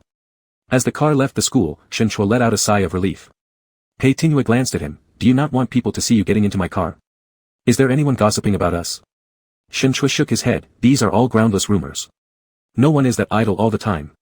Then why are you so nervous? Pei Tingwei asked. It looks bad, Shinchua said. Even baseless rumors can become reality. Although my teacher has told Dean Zhou that there's nothing going on, if I don't keep a low profile and someone reports it again, I might really lose my job. So there are indeed people who have nothing better to do. Maybe. Shinchua didn't want to speculate further without evidence. What facts are you referring to? Pei Tingwei asked again. Shinchua. The relationship between us, isn't it? Pei Tingwei seemed quite pleased and slowly hummed an affirmation. Shinchua looked away, he was actually a little uncomfortable. For the past few days, Pei Tingwei had been on a business trip. Now seeing him again, Shinchua's emotions were somewhat stirred. Though their shift in relationship was reluctantly agreed upon, once agreed, it was binding. He wasn't quite used to this change yet. The car stopped at a crossroad waiting for the traffic lights, and Pei Tingwei reminded him, since you know the nature of our relationship, remember to be more proactive from now on. Shinchua could only nod. At 6 o'clock, the car arrived at Zhang Rumin's residential complex. Pei Tingwei picked up a basket of fruit bought on the way, then took a bottle of white wine from the trunk, indicating for Shinchua to follow. Let's go. Shin Chua recognized the liquor, it doesn't need to be this grand. Meeting the parents, it's proper. Shin Chua couldn't argue further but was still somewhat anxious, unsure if Pei Tingyue's personality would impress his teacher. Upon ringing the doorbell upstairs, Zhang Tong answered the door. Seeing Pei Tingyue, the young girl nearly bulged her eyes out, repeatedly glancing back and forth between Pei Tingyue and Shin Chua.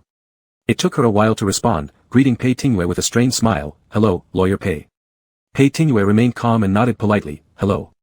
Zhang Rumin, wearing an apron, came out of the kitchen, and Pei Tingyue courteously shook hands and made small talk with him.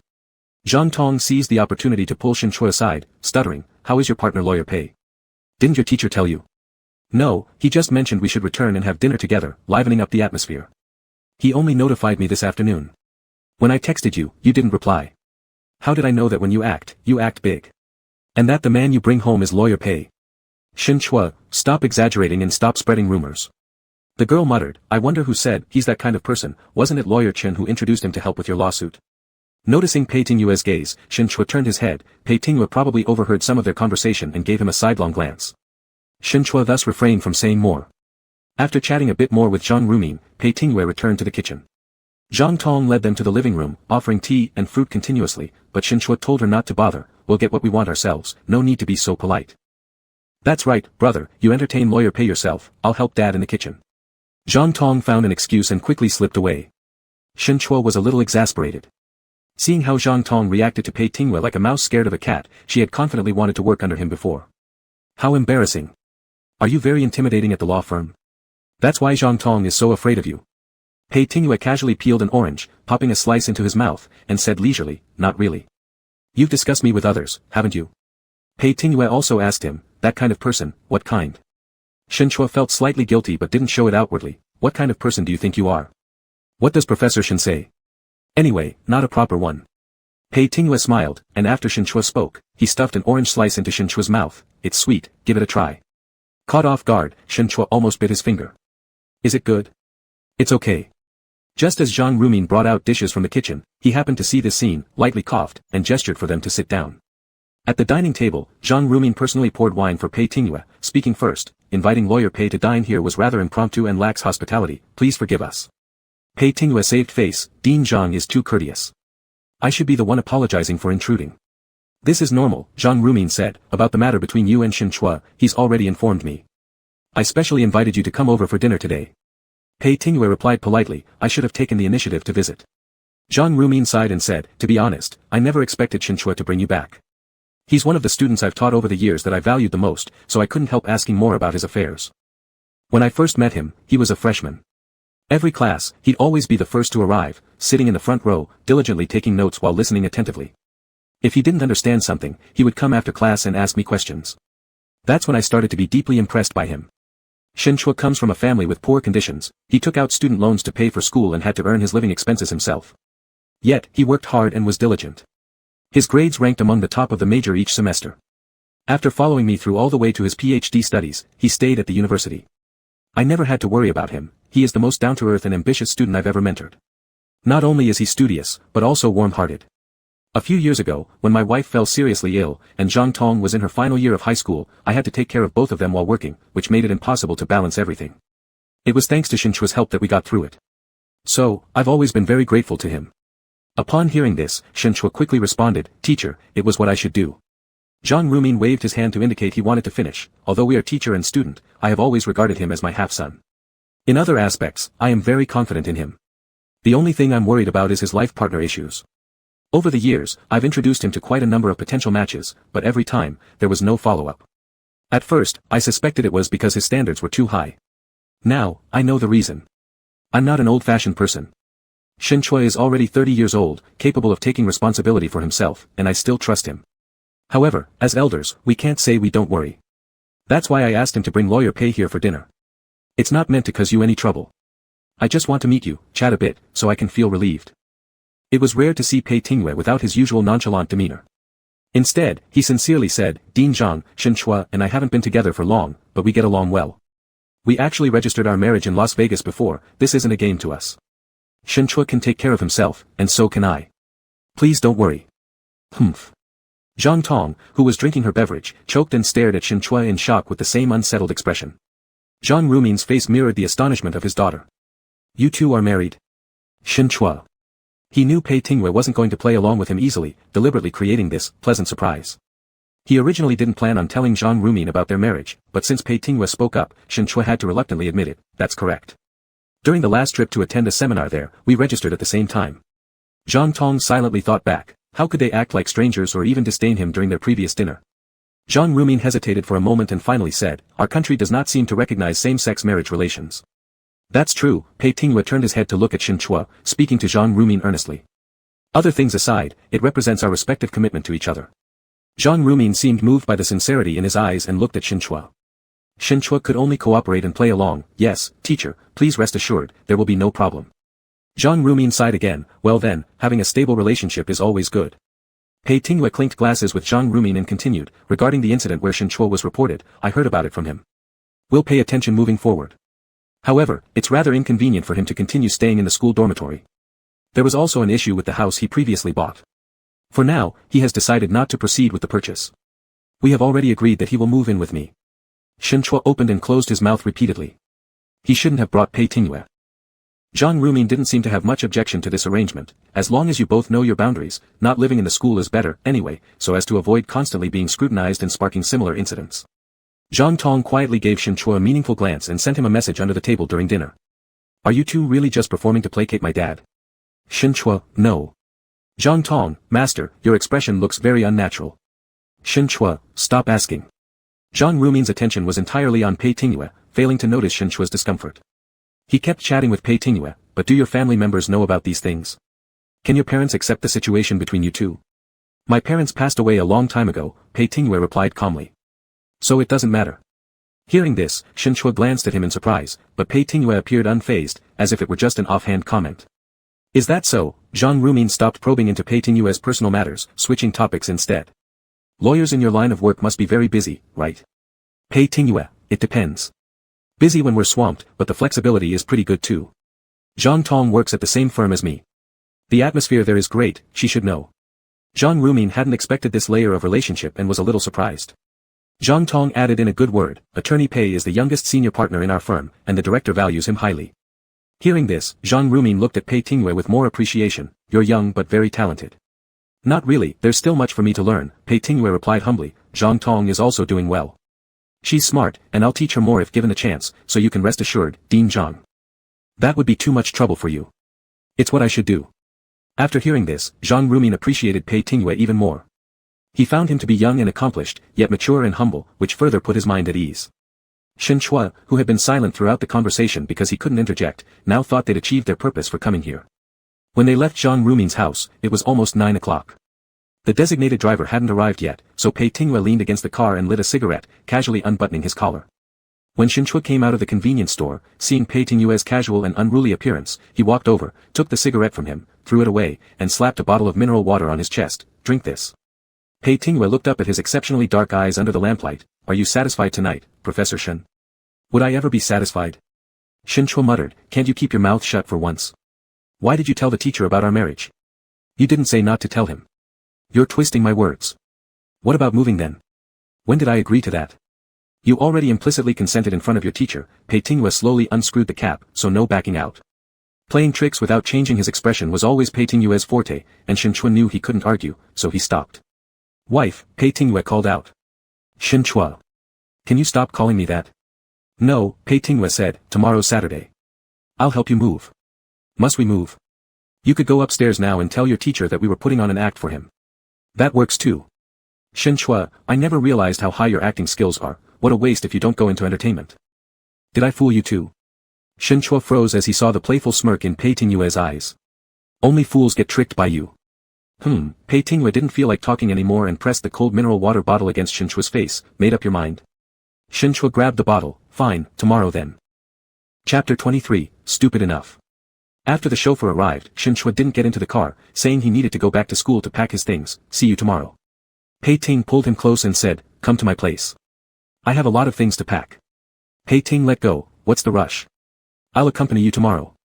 Shin Chua's gaze flickered, while Pei Ting watched him with his arms crossed, patiently waiting for him to change his mind. The last time they had made plans was 4 days ago. Clearly, Pei Ting wasn't the only one with thoughts on his mind. Let's go, Shin Chua finally muttered softly. Pei Ting opened the car door, get in. At 8 o'clock in the morning, Pei Ting drove Shen Chua back to the school. Shen Chua leaned against the seat, dozing off. A casual glance from Pei Ting revealed him sleeping uneasily with his eyes closed. Faintly visible near the collar of his shirt were dark marks scattered on his rather pale skin, clearly the work of Pei Ting himself from the night before. In bed, Shen Chua was always like this, cursing under his breath, but when Pei Ting bit down on him, all that could be heard were groans and sharp intakes of breath. The hands that had initially resisted ended up wrapping around Pei Ting's neck in an embrace. No matter how rough or intense Pei Ting got, Shen Chua would follow along, even taking the initiative at times. Such a partner in bed was indeed rare. In a certain sense, Shen Chua had brought him many pleasant surprises. Driving with one hand, Pei Ting's thoughts began to drift, when Shen Chua suddenly spoke, "Don't park your car in front of my dormitory later. Park far away, and we'll walk over." "Are we sneaking around?" Pei Ting asked, amused, "With so much stuff, how are we going to carry it without driving closer?" "Once everything is packed, and there's no one around, you can drive the car closer." Pei Ting turned back. Shen Chua opened his eyes and looked at him steadily. "If you don't want to, forget it. I won't move." "Isn't it exciting to live like secret lovers?" Pei Ting asked. Shen Chua ignored him and closed his eyes again. Pei Ting smiled and continued driving happily. 20 minutes later, their car entered the Huai University campus, where Shen Chua got out near the faculty dormitories and went upstairs first. Pei Ting parked farther away by the soccer field and then walked over. When he entered, Shen Chua had already started packing. Books were what he had the most of, shelves upon shelves of them filled 2 large bookshelves. These books alone would need to be packed into 7 or 8 boxes. Though Pei Ting said he'd help, he just stood aside watching lazily, showing no intention of assisting, and occasionally even caused more trouble than help. "Do you still keep all your undergraduate textbooks?" He casually picked up one of Shen Chua's major books from freshman year and flipped through a few pages. "Are you this nostalgic?" "If it can be kept, I'll keep it. It'd be wasteful to throw them away," Shen Chua said, taking the book back. "If you don't want to help, stay out of my way and stop being a bother." "Is it bothering you or irritating you?" Pei Ting remained still. Shen Chua glanced at him disdainfully, clearly annoyed by both his hindrance and presence. After packing 2 boxes of books, Shen Chua stopped, unwilling to continue. Seeing this, Pei Ting asked, "You're not keeping the rest?" "Just take the ones I read often." "The implication of leaving the others here," Pei Ting paused, "is that you plan to move back anytime soon. You actually think I'll be yours forever?" Shen Chua shot back incredulously. Even as he said it, Shen Chua himself didn't believe it. "Everything gets packed," Pei Ting insisted firmly. Shen Chua didn't want to argue and decided to let Pei Ting have his way. After all, bringing them back would simply mean lugging a few more boxes next time. "Shen Chua," Pei Ting called his name. Shen Chua lowered his head and kept organizing his books. "You're much better at listening when you're in bed." The speaker slouched on the couch, smoking casually and browsing his phone, seemingly unbothered by the lewd comment he'd just made. Shen Chua found it exasperating and wondered how such a shameless nature had ever developed in this person. When all the books were boxed, he stood up and passed by the couch, grabbing Pei Ting's cigarette along the way. "Don't smoke here, it stinks." Pei Ting glanced at him. "You're only strict about my smoking." "That does remind me somewhat of my wife." Shen Chua shoved the cigarette back into Pei Ting's mouth. Ignoring this fool entirely, he went into the room to pack other items. Pei Ting followed and leaned against the doorway, puffing on his cigarette every now and then as he observed Shen Chua busy at work. After Shen Chua returned, he changed into a short-sleeved t-shirt. As he bent down to grab something, the hem of his shirt unconsciously lifted, revealing part of his waist. His waistline was elegant, adorned with clear fingerprints, a souvenir also from the previous night. Recalling the sensation of gripping that spot, Pei Ting became more absent-minded as he blew clouds of smoke. As soon as Shen Chua turned around, their gazes met. After so many intimate encounters with this person, Shen Chua almost instantly understood. "What are you staring at?" Pei Ting extinguished the cigarette. "Keep packing." Shen Chua quickly packed his clothes into a box as well, leaving only some miscellaneous items. He opened the drawers of the bedside table one by one. When he pulled open the left one, he pushed it shut forcefully the next second. Pei Ting stepped forward and glanced at him. "What are you doing? So jumpy." "Nothing," Shen Chua remained calm. "Go sit in the living room for a while, I'll call you when I'm done." Pei Ting looked down, watching the person squatting on the ground. Shen Chua didn't look at him, instead turning to tidy up other things on the bedside table. Despite his best efforts to conceal it, Pei Ting still noticed the uneasiness in his expression. Pei Ting bent down, his hand hovering over that drawer. Shen Chua immediately pressed on his hand. "What are you doing?" There was a fleeting look of panic in his eyes. Pei Ting asked, "What's hidden inside that you're so afraid of someone seeing?" "Nothing," Shen Chua replied impatiently, "it's my privacy." "Don't look. Get out." But Pei Ting wasn't swayed. With a twist of his wrist, he effortlessly pulled open the drawer. Shen Chua couldn't stop him from clearly seeing what was inside. Pei Ting casually picked one up, flicked the switch, causing the item to vibrate at high frequency in his hand. Shin Chua turned red and snatched it back. I never would have guessed Professor Shin has this kind of fetish, Pei Ting teased. In the drawer were several small toys of various models and styles, not something you'd expect from someone with Shin Chua's personality. Pei Ting seemed fascinated by this discovery and took each one out to study it. Are these fun? Shin Chua didn't want to answer, but Pei Ting wouldn't let him off. Did you rely on these to satisfy yourself before? Shin Chua ignored him and went to the kitchen to grab a black garbage bag. He snatched back the things in Pei Ting's hand, along with those in the drawer, and threw them all into the garbage bag, planning to find somewhere outside the school to discard them later. Keep them, Pei Ting said, taking the things back. It'd be a pity to throw them away. Do you think you're incapable? That's why you need these? Shin Chua cursed at him, throwing caution to the wind. Playing with toys is about enhancing intimacy, and it has nothing necessarily to do with whether I can perform or not, Pei Ting calmly replied, and you know very well if I'm capable or not, there's no need to ask me. His tone when saying this wasn't overtly lewd, it seemed more like stating facts, yet it made Shin Chua feel an even greater sense of shame as if he was being completely exposed. No need to overthink it, Pei Ting even consoled him, having physiological needs as adults is normal, there's no need to feel ashamed about sex. Shin Chua paused, his previous discomfort replaced by a different indescribable emotion, and he nodded. By the time everything was almost packed, the courier arrived and carried away Shin Chua's books and clothes first. There were only a couple of boxes left with miscellaneous items. Pei Ting drove the car over, and after getting in, Shin Chua looked back at the window one last time, feeling a bit complex. He originally thought he would leave here only when he had saved enough money to buy a house, but unexpectedly, the day he actually moved out was to cohabit with another man, one whose relationship with him he couldn't even define. Sentimental about this place? Pei Ting asked as he started the car. Shin Chua turned back, no, you've said yourself you couldn't stay here for even a day. Not bad then, no need to come back. Shin Chua didn't reply, perhaps thinking there was no point in debating over this topic. Time would provide answers eventually. When they returned to Pei Ting's place, it was already noon. They ordered some takeout and ate casually, then Shin Chua began tidying up his belongings. Pei Ting lived alone in this villa, with many empty rooms. Shin Chua chose one connected to a small study room, which he had agreed upon with Pei Ting before moving in. He needed his own independent space. He took the books out of the box one by one and arranged them neatly on the bookshelf. Finally, Pei Ting seemed to have realized his conscience and rolled up his sleeves to help.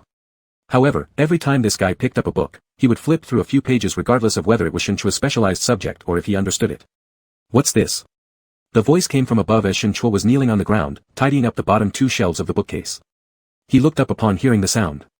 Leaning against the bookshelf, Pei Ting held a photo between two fingers, looking at it briefly before showing it to Shin Chua. You still kept this? Is this also nostalgia? Shin Chua's gaze fell on it. It was a photo of him and Zhuang He, the only one they ever took together, a snapshot from their sophomore year during the school sports meet. It was tucked in one of his books, and if it weren't for Pei Ting suddenly pulling it out, he almost forgot about it. While Shin Chua was lost in thought, Pei Ting withdrew his hand and, right in front of him, tore the photo apart. Shin Chua watched helplessly, words of protest freezing on the tip of his tongue. Pei Ting didn't give him the chance, tearing the half of the photo that belonged to the unrelated person and throwing it into the trash bin. He then lightly slapped the remaining half onto Shin Chua's face as he was still crouching. Snap out of it. Shin Chua. What are you doing? Shin Chua, I am your husband. Pei Ting's tone was cold and deep. Stop thinking about unnecessary people. Shin Chua struggled to calm his emotions. I wasn't. Not even a little, Pei Ting emphasized. Shin Chua looked up at him. Have you ever liked anyone before? Pei Ting's eyes remained indifferent, curious. If you can ask me, why can't I ask you? Pei Ting mocked. You're really dumb. Is liking someone considered dumb? Isn't failing to get what you want the ultimate proof of being dumb? Shin Chua lowered his head, falling silent for a moment, then gave a self-deprecating laugh. You're right, that is pretty dumb. Pei Ting pulled him up closer, stupid or not. Shin Chua gazed at the person right in front of him. Haven't you ever done something stupid over anything? Pei Ting smirked. It only takes one time to be dumb on anything.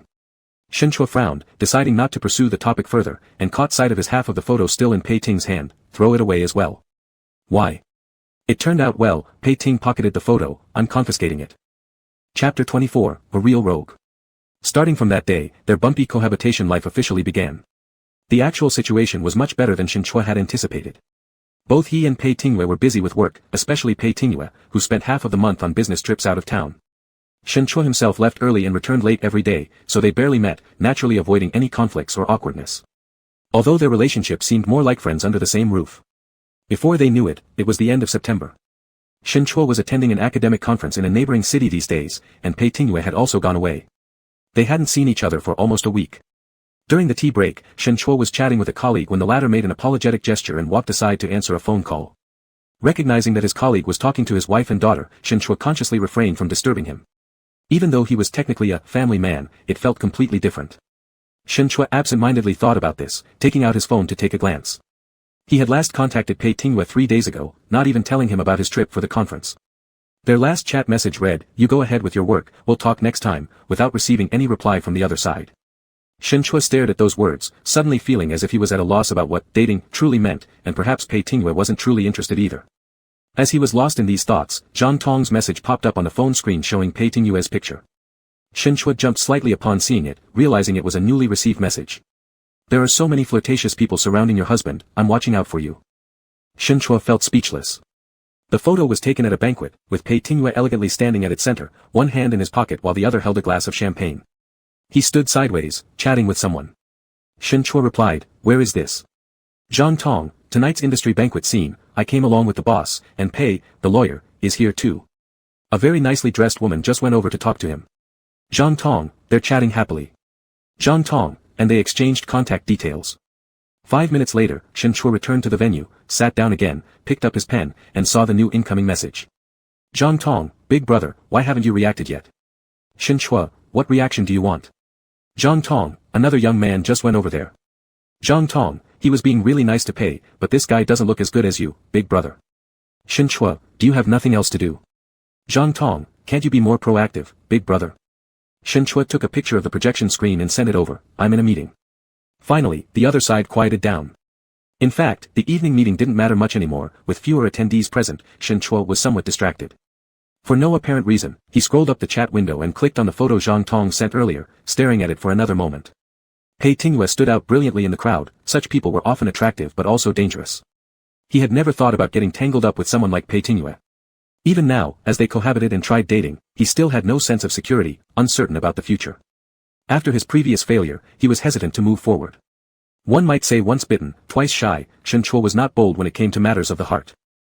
When Shen Chua returned to the hotel after the meeting ended, it was already 9 o'clock in the evening. As he waited for the elevator, he heard someone calling his name behind him and turned back abruptly, startled. Zhuang He approached, "Since we've encountered each other, Shen Chua, let's chat for a moment." Shen Chua was surprised and conflicted to encounter Zhuang He here again. "Why did you come here?" "On a business trip." Zhuang He nodded and noticed the tag hanging from Shen Chua's chest, "Are you a professor at Huai University?" "Yes," Shen Chua didn't want to elaborate, "I'm here for the conference."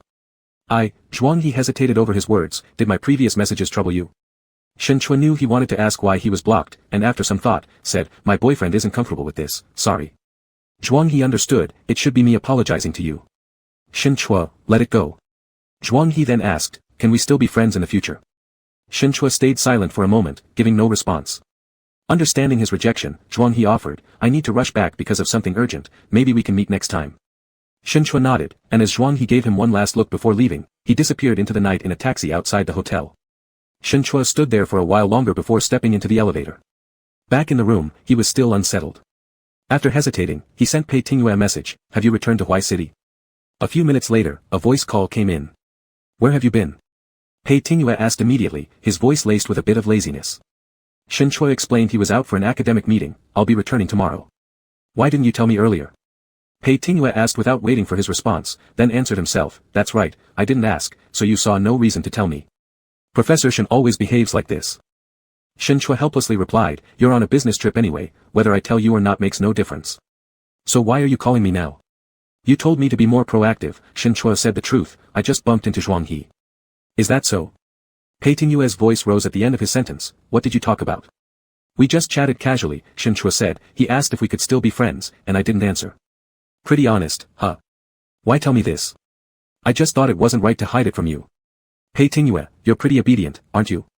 The only time you remember to call me is when you bump into an ex," he continued, "better fix that habit next time." Although Shen Chua didn't quite like this tone, hearing Pei Tingyue say this indeed made him feel somewhat relieved. "Are you back home yet?" "Just walked through the door," Pei Tingyue lazily remarked, "spent a week away on a business trip, but I still come back to an empty house." Shen Chua was unsure what to say, "I'm out here for work." "Yeah, if you weren't here for work, I'd have dragged you back by now." "You shouldn't make it sound like I'm such a pitiful victim," Shen Chua drily replied, "You were laughing and joking with others at the banquet tonight, people were fawning over you, doesn't that mean you had a good time?" "How do you even know I attended a banquet tonight?" Pei Tingyue instantly understood, "Didn't expect that, our esteemed Professor Shen actually has an informant in my circle." "No," Shen Chua immediately denied it. "If there is one, then fine," the voice on the other side said as Pei Tingyue casually took off his shirt and stepped into the bathroom, "The way you're talking sounds like you're jealous." I did have a good time. No, Shin Choi insisted. It's nothing if you are. Pei Tingyue glanced at his reflection in the mirror, ruffling his already messy hair. Given our relationship, if you don't care about these things at all, it wouldn't be like you. Shin Choi seemed convinced. I'm not jealous, it's just that if there are other people around you, well, never mind. It was just ordinary socializing, Pei Tingyue explained unusually patiently, nothing else. Shin Choi responded vaguely with an, Pei Tingyue, really bothered. Shin Choi, isn't it okay for me to be? Pei Tingyue chuckled softly, alright. Shin Choi felt uncomfortable under his laugh, stop laughing. I can't help myself. I was supposed to come back the day before yesterday, Pei Tingyue changed the topic suddenly, but something came up and delayed me. What happened? Shin Choi asked. It's not much really, a case suspected of illegal fundraising. After communicating with the local prosecutor's office, they recognized it as just a normal private lending dispute and decided not to file charges. But one creditor jumped off a building because he couldn't get his money back before. His family only wanted my client to go to jail, so now that their hopes are dashed, they've gone crazy and attacked my client with a knife outside the detention center. Fortunately, my client didn't die, but he was seriously injured. It was a quite dramatic event, yet Pei Tingyue described it nonchalantly, shifting the focus. If I had returned the day before yesterday, I could have seen you. After hearing this, Shin Choi didn't know how to respond. Pretty unlucky. You know, your client went straight from being released from the detention center to entering the hospital again. I hear some bitterness in your words, Pei Tingyue chuckled. Do you think he deserves to suffer since he didn't pay back his debts and caused someone's family to break apart? No, Shin Choi disagreed. Using violent means isn't a solution to problems, though he doesn't deserve sympathy either. He certainly deserves it, Pei Tingyue agreed. He does have the money, he just refuses to pay. And you defended him? I already said he's rich, wealthy enough to afford my legal fees. A completely expected answer by Shin Choi. What about yourself? Were you on the scene? Are you alright? Worried about me? Let's say yes, Shin Choi said. Am I not allowed to worry about you? The gleam of delight Pei Tingyue saw in his own reflection. Should I feel honored? Are you hurt or not? Shin Choi pressed impatiently. No, I dodged quickly, so stop worrying. Is it common for lawyers to be in such danger? Why are you always in trouble? Shin Choi was very puzzled, or is it just you? Crazy people are everywhere, Pei Tingyue said disdainfully, though if you must ask, I might indeed attract lunatics more easily. Shin Choi, you yourself are crazy. Pei Tingyue accepted the mockery as praise with equanimity, perhaps. At this point, Shin Choi just didn't want to continue, hearing faint water sounds from the other end. Are you taking a shower? Well, I won't bother you then. I'll hang up first. What's the rush? Pei Tingyue called out to him. Stay and chat with me a bit longer. What do you want to say? How did you manage while I wasn't home? Playing with your little toys again? Pei Tingyue suddenly blurted out. Shin Choi. Shin Choi took a deep breath. No. Also, right, Pei Tingyue said, toys are just toys no matter how fun they are. Not as good as being with me, huh? How can you even ask that? Shin Choi really didn't want to continue this topic. I already said it, no need for sexual shame. Aren't you pretty open in bed? Pei Tingyue scoffed lightly, so hypocritical. Pei Tingyue. What are you, some sort of pervert? Pei Tingyue heard his voice blurred by water sounds and suddenly felt somewhat itchy. It was too bad the other person wasn't there. No more talking. I'm hanging up. Shin Choi said. What time will you be back tomorrow?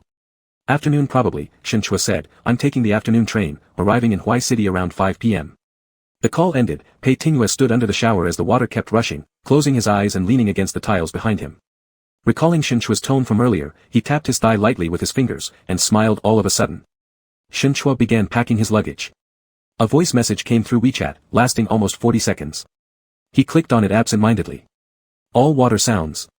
Shin Choi puzzled over it. Just as he was about to stop and ask, muffled breathing and faint panting emerged from beneath the water sounds, until the message ended. Blushing red, Shin Choi instantly realized what the other person was doing. Setting down his phone and picking it up again, he wanted to scold Pei Tingyue but didn't know where to start. Not wanting to let Pei Tingyue get away with it so easily, he pulled out an emoticon he had stolen from one of his students and sent it over. Monk striking fish drum /clearmind.jpg. Chapter 25, Cherishing His Life. Shin Choi returned to Huai City in the afternoon of the next day. By the time he got home, it was already past 6. Before walking in, he sent a quick message to Pei Tingyue asking when he would be back. I'll have drinks tonight. Eat by yourself and see you later. Upon seeing the reply, Shin Choi rolled his eyes and turned off the screen without another word. Afterward, he cooked a quick bowl of noodles, ate, then went upstairs to tidy up work materials. When he glanced at the clock again, it was nearly 9 p.m. Are you still busy? He sent the message and waited a moment for a response. On the other side, a voice note came through. Give me a bit more time. Pei Tingyue's voice was slightly hoarse. Shen Chua listened to the recording twice before making a call. Did you drink too much? No. Don't force yourself if you can't handle it, Shen Chua reminded him. Come home early. There was a slightly sticky laugh from the other end of the phone. I'll try. Shen Chua felt a flicker of emotion. How long until you can come back? In a bit, I'm leaving now. Where are you? Shen Chua asked. I'll pick you up. No need, just stay at home patiently. After disconnecting, Pei Tingwei casually sent a location over. Someone sitting beside him laughed and asked, Mr. Pei, when did you start dating a girlfriend? Pei Tingwei leaned back into the sofa with ease. It's my wife. The other party raised an eyebrow. So you're actually in a relationship? Pei Tingwei smiled evasively, uninterested in elaborating further.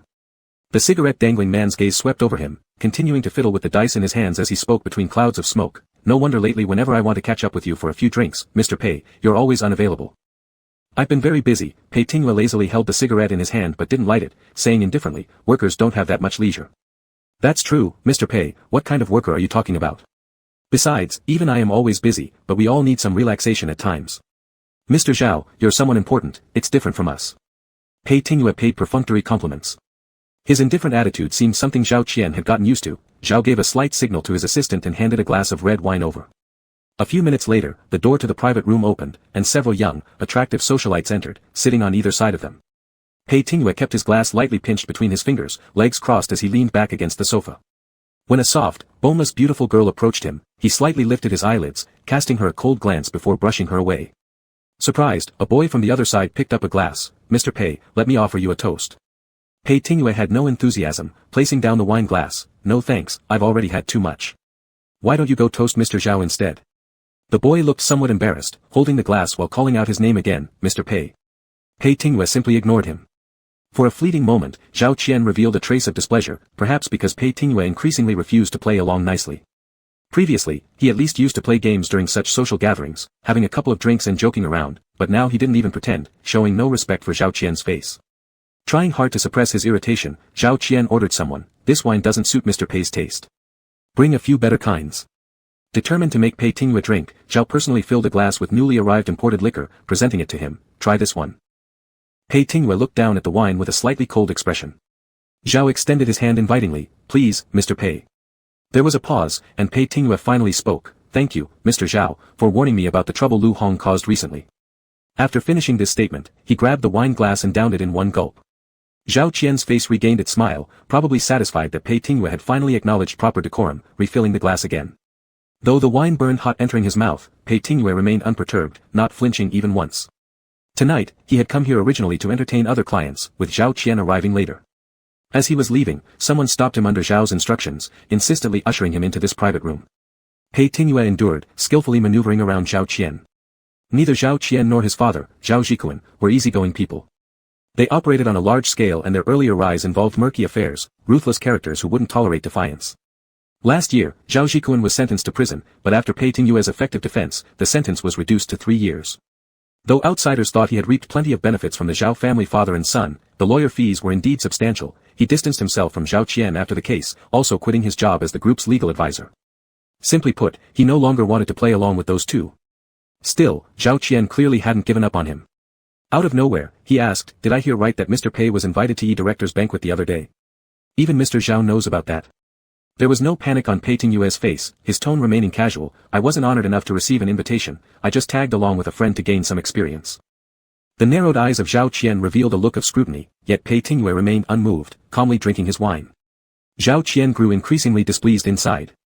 He had mentioned director, someone he was not on good terms with, implying Pei Tingwei knew too much about his affairs and now got entangled with his rival, which couldn't help but stir suspicion. Pei Tingwei understood what he was insinuating but didn't bother responding, simply lowering his eyes to check his phone. A new message from Shen Chua came in, I've arrived. Where are you? Pei Tingwei, wait for me in the underground parking lot. Shen Chua glanced twice at the nightclub entrance before him, it didn't feel like a proper place for decent people. But then again, Pei Tingwei wasn't exactly a proper person either, so networking here seemed fairly normal for him. After receiving the reply, Shen Chua turned and pressed the elevator button to go down. Pei Tingwei looked at his watch and said, it's getting late. My wife's been urging me home. I'll leave first, Mr. Zhao. We'll meet up next time. But it's not even that late, Zhao Qian retorted reluctantly. Mr. Pei hasn't finished this glass of wine yet. Once more, Zhao reached out as if Pei Tingwei wouldn't be allowed to leave until the wine was done. Pei Tingwei picked up the wine glass expressionlessly and finished it quickly. Zhao stared intently at his movements, refilling the glass once more. Without uttering a word, Pei Tingyue kept drinking. When the entire bottle of imported alcohol was empty, Zhao ran out of excuses to keep him there and finally said, "All right, Mr. Pei can leave. Let's make another appointment next time." Pei Tingyue stood up, giving a casual nod, no longer interested in further small talk, and walked away directly. "You don't know what's good for you," muttered Zhao under his breath just after the private room door closed. As Pei Tingyue passed by, he loosened his tie casually and strolled into the elevator. Shen Chua found Pei Tingyue's car in the underground parking lot and waited beside it for a few minutes. Hearing footsteps behind him, he turned around. There was Pei Tingyue slowly walking towards him. Shen Chua stayed still, examining him. His steps were less steady than usual, squinting lazily, clearly looking drunk. The hand in Pei Tingyue's pants pocket pressed the car key lightly. The sudden sound pulled Shen Chua out of his thoughts as Pei already approached. "What are you spacing out about?" As Shen Chua met his eyes, the dark pupils reflected his own image faintly but lacked clarity. He definitely drank too much. "How many drinks have you had?" Shen Chua touched the feverish skin of his face. Pei Tingyue gazed silently at him, making Shen Chua feel uneasy. "What are you staring at? Can't I look?" Pei Tingyue asked deliberately, leaning sideways slightly, sniffing close to Shen Chua's neck. The drunken undertone in his voice became more apparent to Shen Chua. This bastard seemed unstable even standing upright, tilting forward, forcing Shen Chua to grab hold of both arms to support him. The smell of Pei Tingyue drew closer, alcohol, tobacco, mixed with the scent of perfume, causing Shen Chua some discomfort, so he turned his head aside. Pei Tingyue whispered near his ear, "Why are you dodging? Don't start acting drunk here." Shen Chua stabilized him, "Get in the car." "So going home is fine then? You'll get beaten at home." Shen Chua opened the door, pushing him onto the passenger seat, intending to buckle the seatbelt. However, the drunk man wasn't cooperative at all. What should have been a simple task proved quite challenging for Shen Chua. The seatbelt kept slipping through his fingers, forcing him to bend lower, almost laying his whole body over Pei Tingyue. Finally buckling the belt after some struggle, a layer of fine sweat formed on Shen Chua's forehead. Pei Tingyue's hand rested on his waist, pulling him closer, leaning over to kiss the mole near his earlobe. "Don't move around so much," Shen Chua scolded softly, hearing Pei Tingyue's laugh close by. Irritably, Shen threatened, "Do you believe I'd leave you here? If you wanted to leave me here, you wouldn't have come." Shen Chua gave up arguing, straightening himself up and stepping out of the car. He slammed the door forcefully. Walking around to the driver's side, Shen Chua entered the vehicle. "Do you know how to drive?" Pei Tingyue asked curiously. "I guess so," Shen Chua replied. Although he had a license, he hadn't driven more than a few times in years. His attempt to start the car looked rather awkward, taking him a while just to locate the headlights button. "Guess so." Pei Tingyue teased aloud. "You've got guts, Shen Chua. Anyway, it won't scare you to death." Shen Chua stepped hard on the accelerator. The car drove smoothly out of the underground garage, merging into the busy stream of vehicles. "Whom were you socializing with here?" Shen Chua turned the steering wheel and glanced at the rearview mirror, seemingly asking offhandedly. "Pei Tingyue, checking on me. There's another woman's perfume on you." Shen Chua calmly stated, returning his gaze to the road ahead. Unconcernedly, Pei Tingyue lowered half the window to let the night wind in, lighting a cigarette along the way. "Seems you really are checking on me." "Shen Chua, I told you, if there's anyone else besides me, we're done."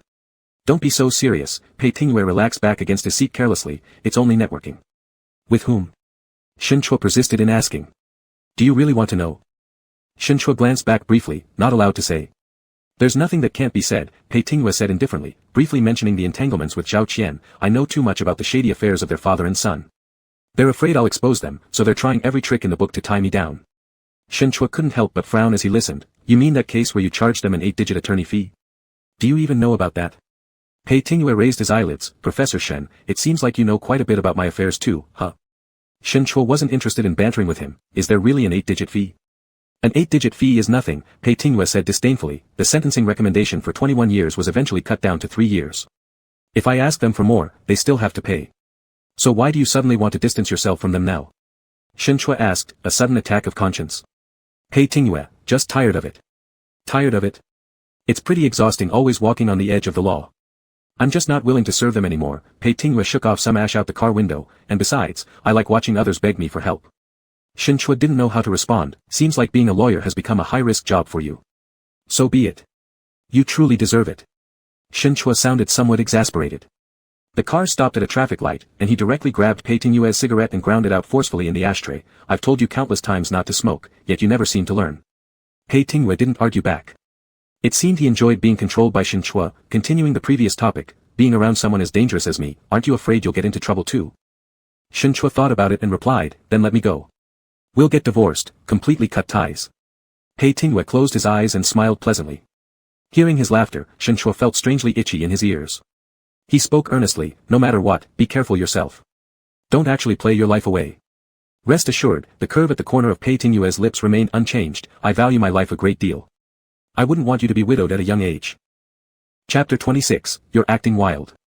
When Shen Chua opened the door, it was just past 10 o'clock.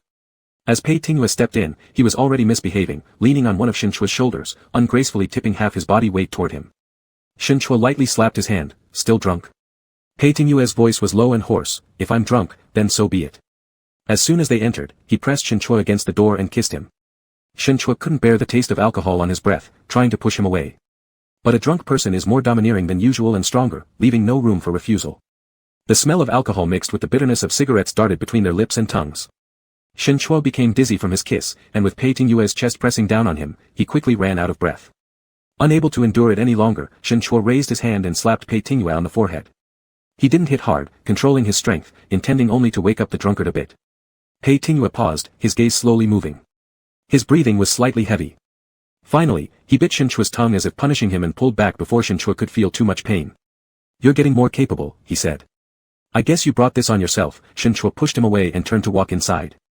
Pei Tingwei flicked on the light, took off his suit jacket, and threw it onto the sofa. Shen Chua turned around wanting to ask him something and noticed the bandaged wound on his forearm where his sleeve was rolled up. His eyebrows furrowed. What happened to your hand? Pei Tingwei glanced at it along Shen Chua's line of sight, saying carelessly, I mentioned it on the phone before. My client got stabbed, and I got dragged into it too. You said you were fine. Just a small cut that required 2 stitches. Shen Chua frowned disapprovingly, and you call that just after needing stitches? Pei Tingwei shrugged carelessly, as long as I don't die, right? Drinking so much with an injury like that, Shen Chua scolded him, do you really consider yourself to cherish life? After saying that, he turned and went to the kitchen to open the fridge, planning to cook some sobering soup for Pei Tingwei. Pei Tingwei followed him, leaning against the counter with his arms crossed, asking, are you really that worried about me? Worried because I might end up a widow. Shen Chua snapped angrily. Pei Tingwei burst into laughter immediately, would you really do that for me? Shen Chua glanced at him expressionlessly, saying, if you really kill yourself, I'll burn plenty of paper money for you, and then find another lover. Who else are you planning to go to for a lover? Pei Tingwei asked, your old flame. There's none of that. Shen Chua didn't want to bring those things up. I don't eat returned grass. Still quite obedient. Shen Chua retorted, there are plenty of men with legs, who wouldn't be easy to find. How difficult could it be to look for a lover? A pity. Pei Tingwei seemed neither to agree nor disagree, you won't have the chance. Shen Chua grabbed all the necessary ingredients from the fridge and closed the door, not wanting to deal with him anymore. Pei Tingwei continued making idle chatter, what kind of seminar did you attend outside? Shen Chua bent over washing the ingredients, even if I told you, you wouldn't understand. If I can't understand, shouldn't I still ask? Why ask if you can't understand? Pei Tingwei reached out, pinching his face to make him look up, why are you so impatient with me? Shen Chua kept his composure, a hint of disdain in his eyes, it's hard to be patient with a drunk. Pei Tingwei chuckled, Professor Shen, your temper is truly bad. Shen Chua turned his face away, as long as it's better than yours. Why don't you stay in the living room or take a shower instead of being annoying here?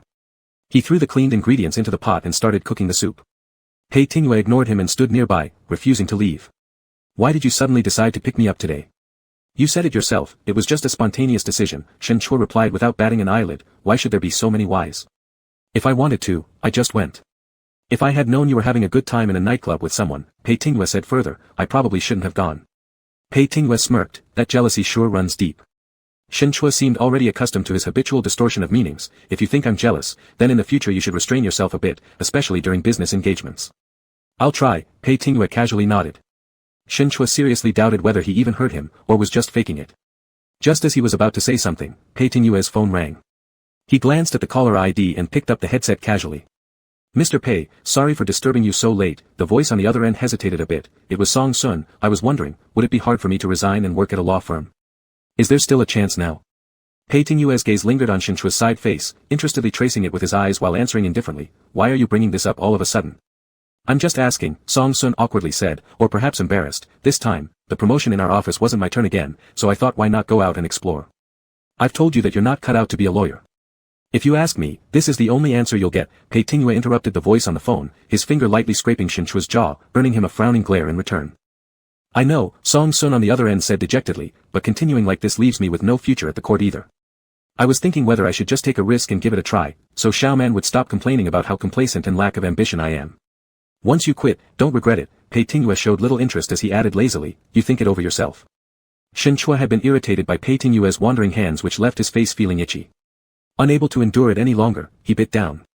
Pei Tingyue slightly closed his eyes as he allowed Shen Chua's tongue to catch his finger, then unhurriedly curved his knuckles, teasing the soft, moist tongue with gentle motions. Meeting his teasing gaze, Shen Chua flushed and released his grip. Pei Tingyue withdrew his finger but didn't forget to wipe off the droplet of saliva trailing from Shen Chua's lips. Can't you behave when you're drunk? Shen Chua reprimanded him, keeping his voice low. Pei Tingyue chuckled once. Song Sun probably picked up from the sound that Pei Tingyue was zoning out and felt even more awkward, then never mind, I'll reconsider. Don't let me bother you anymore. After hanging up the phone, Pei Tingyue stretched his neck, looking even more laid back. The soup in the pot started to boil gradually. Shen Chua glanced up at him, aren't you going to take a shower? What's the rush? Pei Tingyue carelessly unbuttoned 2 buttons of his dress shirt, we'll do it together later. Wasn't that call just now from your college roommate? Shen Chua changed the topic, is he also wanting to become a lawyer like you? Pei Tingyue responded nonchalantly, he does. Shen Chua asked, why do you think he's unsuitable? Do you think he's suitable? Pei Tingyue bounced the question back. Speechless, Shen Chua retorted, he's your friend, not mine. How would I know? After 10 years in the court system and still not becoming a formal judge, lacking connections or resources, going into a law firm at this age, who would take him seriously? Should he start from scratch like a recent graduate? Pei Tingyue's tone carried no small amount of derision, if he couldn't climb the ranks in 10 years, it's either because of his personality or his brains. Being mediocre in the system, at least he can coast until retirement. Shen Chua became increasingly perplexed, if you look down on your friends so much, how could you be friends for over a decade? That doesn't sound like you, Lawyer Pei. Pei Tingyue remained expressionless, so, what do you think my character is? One who doesn't rise early without profit, Shen Chua bluntly replied, an average government official with few connections and resources, what exactly makes him worth your close friendship? You're an average associate professor in a university with limited resources too, Pei Tingyue shot back, what do I see in you? Stunned momentarily, Shen Chua replied, how would I know what you see in me? Pei Tingyue inspected him from head to toe, his gaze growing lecherous, your face isn't bad, neither is your body. You also play around enough. Shen Chua was sure of one thing now, this man was still drunk. With the steaming hot soup freshly ladled out in his hand, if it weren't too scorching, he'd have already poured it directly onto Pei Tingyue's head. Drink your soup. Forcing himself to tolerate it, Shen Chua placed the bowl in front of Pei Tingyue before turning back to tidy up the stove area. Pei Tingyue held the spoon and slowly stirred the soup loaded with ingredients inside. Seeing that he hadn't started drinking yet, Shen Chua reminded him, hurry up and drink it, don't let it cool down. Pei Tingyue's gaze, hanging low, held some emotions hard to discern. After a moment, he looked up at Shen Chua, reverting to that jaded tone, honey, you're quite domesticated. Do you really want to get hit? We'll settle the accounts after we're in bed. Leaning against the counter, Pei Tingyue leisurely took a sip with the spoon, the taste of the medicinal soup wasn't particularly great, but it was tolerable. Shen Chua somewhat regretted that his slap upon entering was too light. It's been many years since I last had someone specially cook a soup for me like this, Pei Tingyue suddenly said.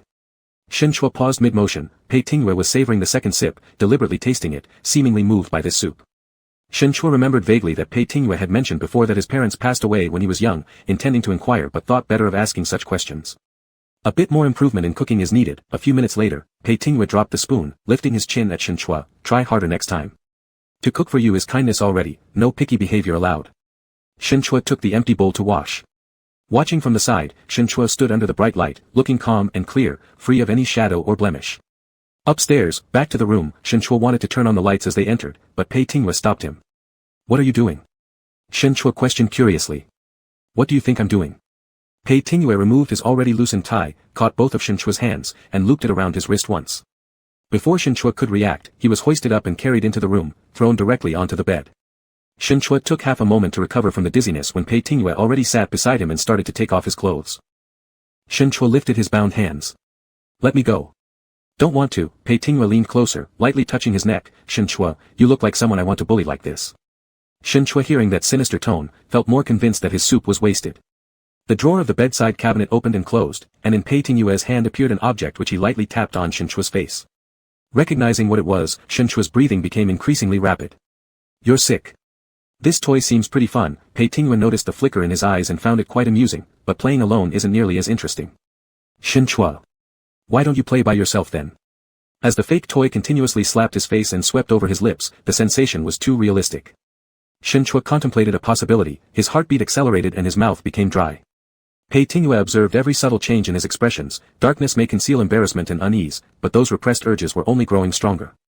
Though Shinchua could have resisted, instead, he chose tacit approval and cooperation, which made Pei Tingyue even more inclined to take advantage of him, wanting to tarnish him.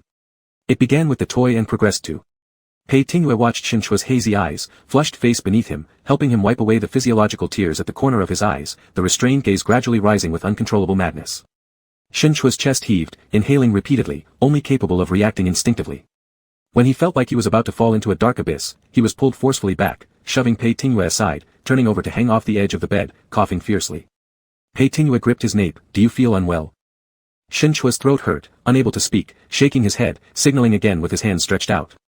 Seeing him this way, Pei Tingyue unexpectedly stirred up some sympathy, tenderly wiping across his wet lips, releasing the tie binding his wrists for him. Shinchua shot him a glare, crawling up to go into the bathroom. When Pei Tingyue followed, Shinchua stood in front of the mirror, staring blankly at himself. His lips, face, eyebrows, even his hairline bore traces, the salty taste still lingered on his lips and tongue, causing Shinchua to frown. The stuff stuck on his eyelashes fell because of his blinking, making his whole face appear even more alluring. Pei Tingyue leaned against the door frame appreciating his dazed yet fragile expression for a moment. When Shinchua's gaze turned toward him, he beckoned with his finger. Shinchua hesitated briefly, then complied. Pei Tingyue pulled him close around the waist, scrutinizing him closely. Beautiful. Shinchua's voice rasped through a constricted throat. You're really twisted.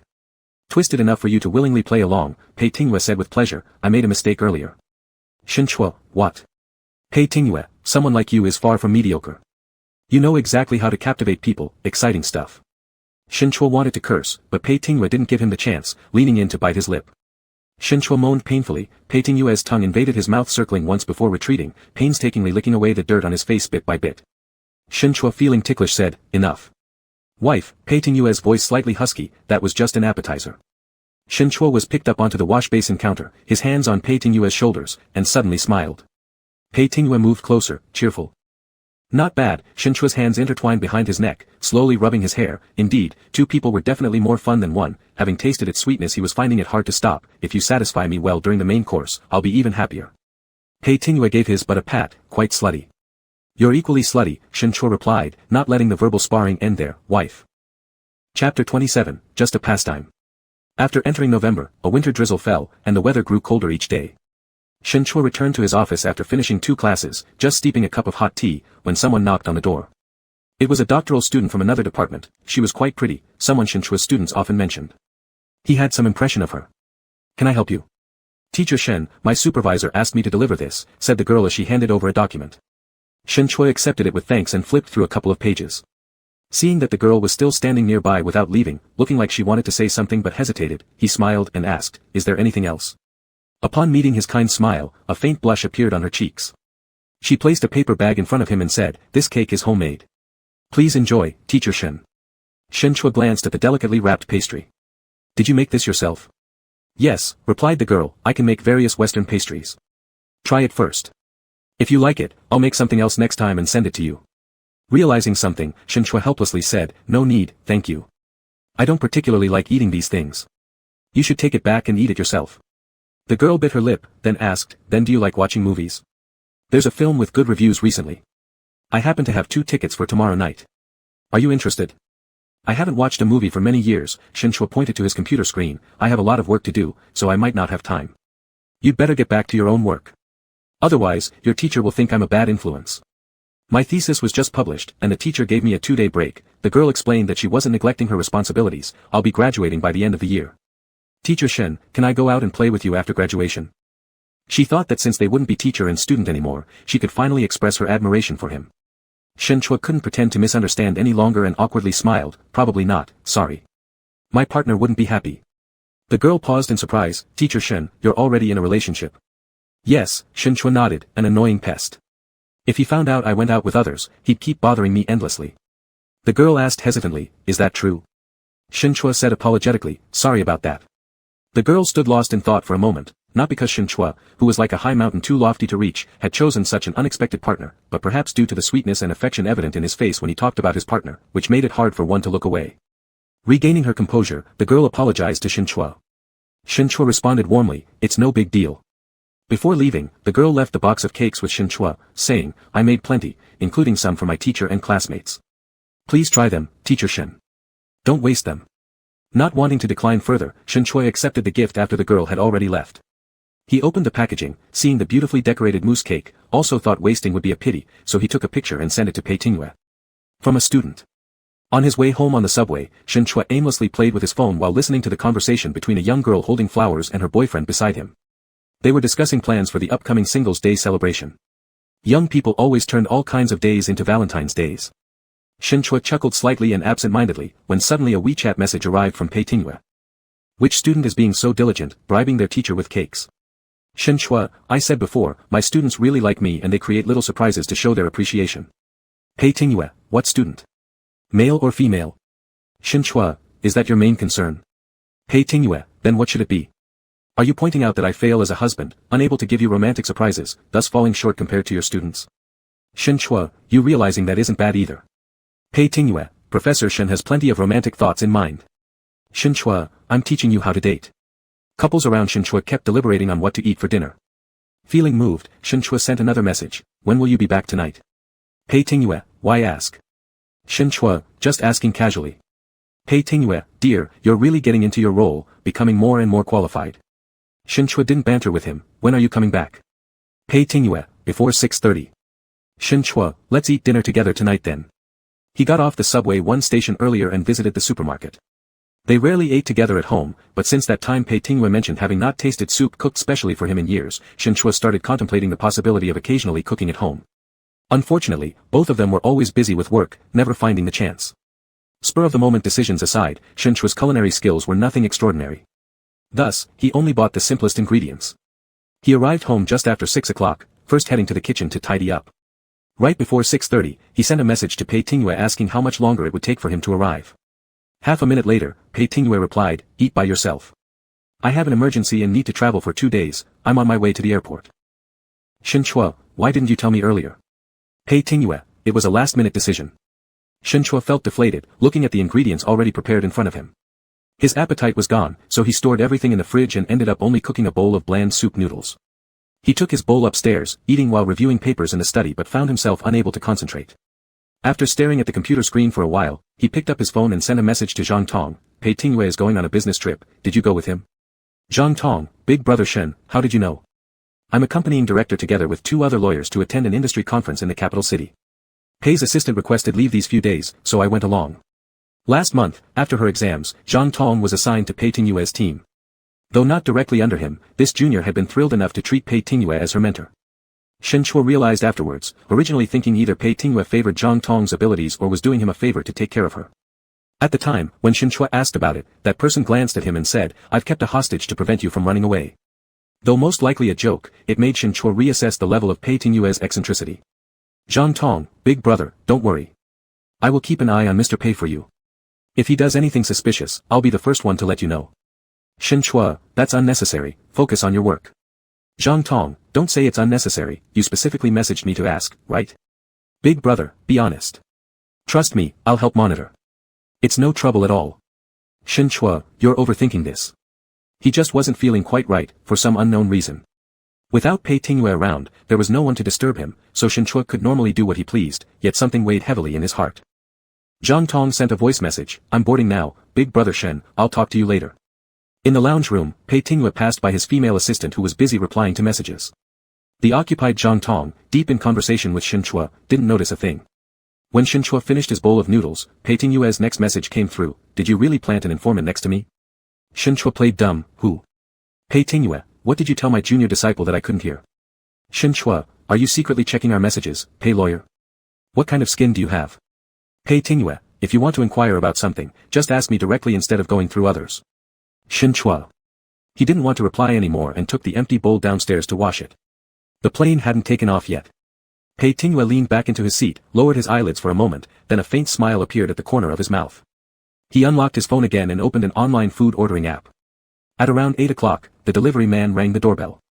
Shen Chua received the cake and flowers delivered, indeed using his phone number for the order.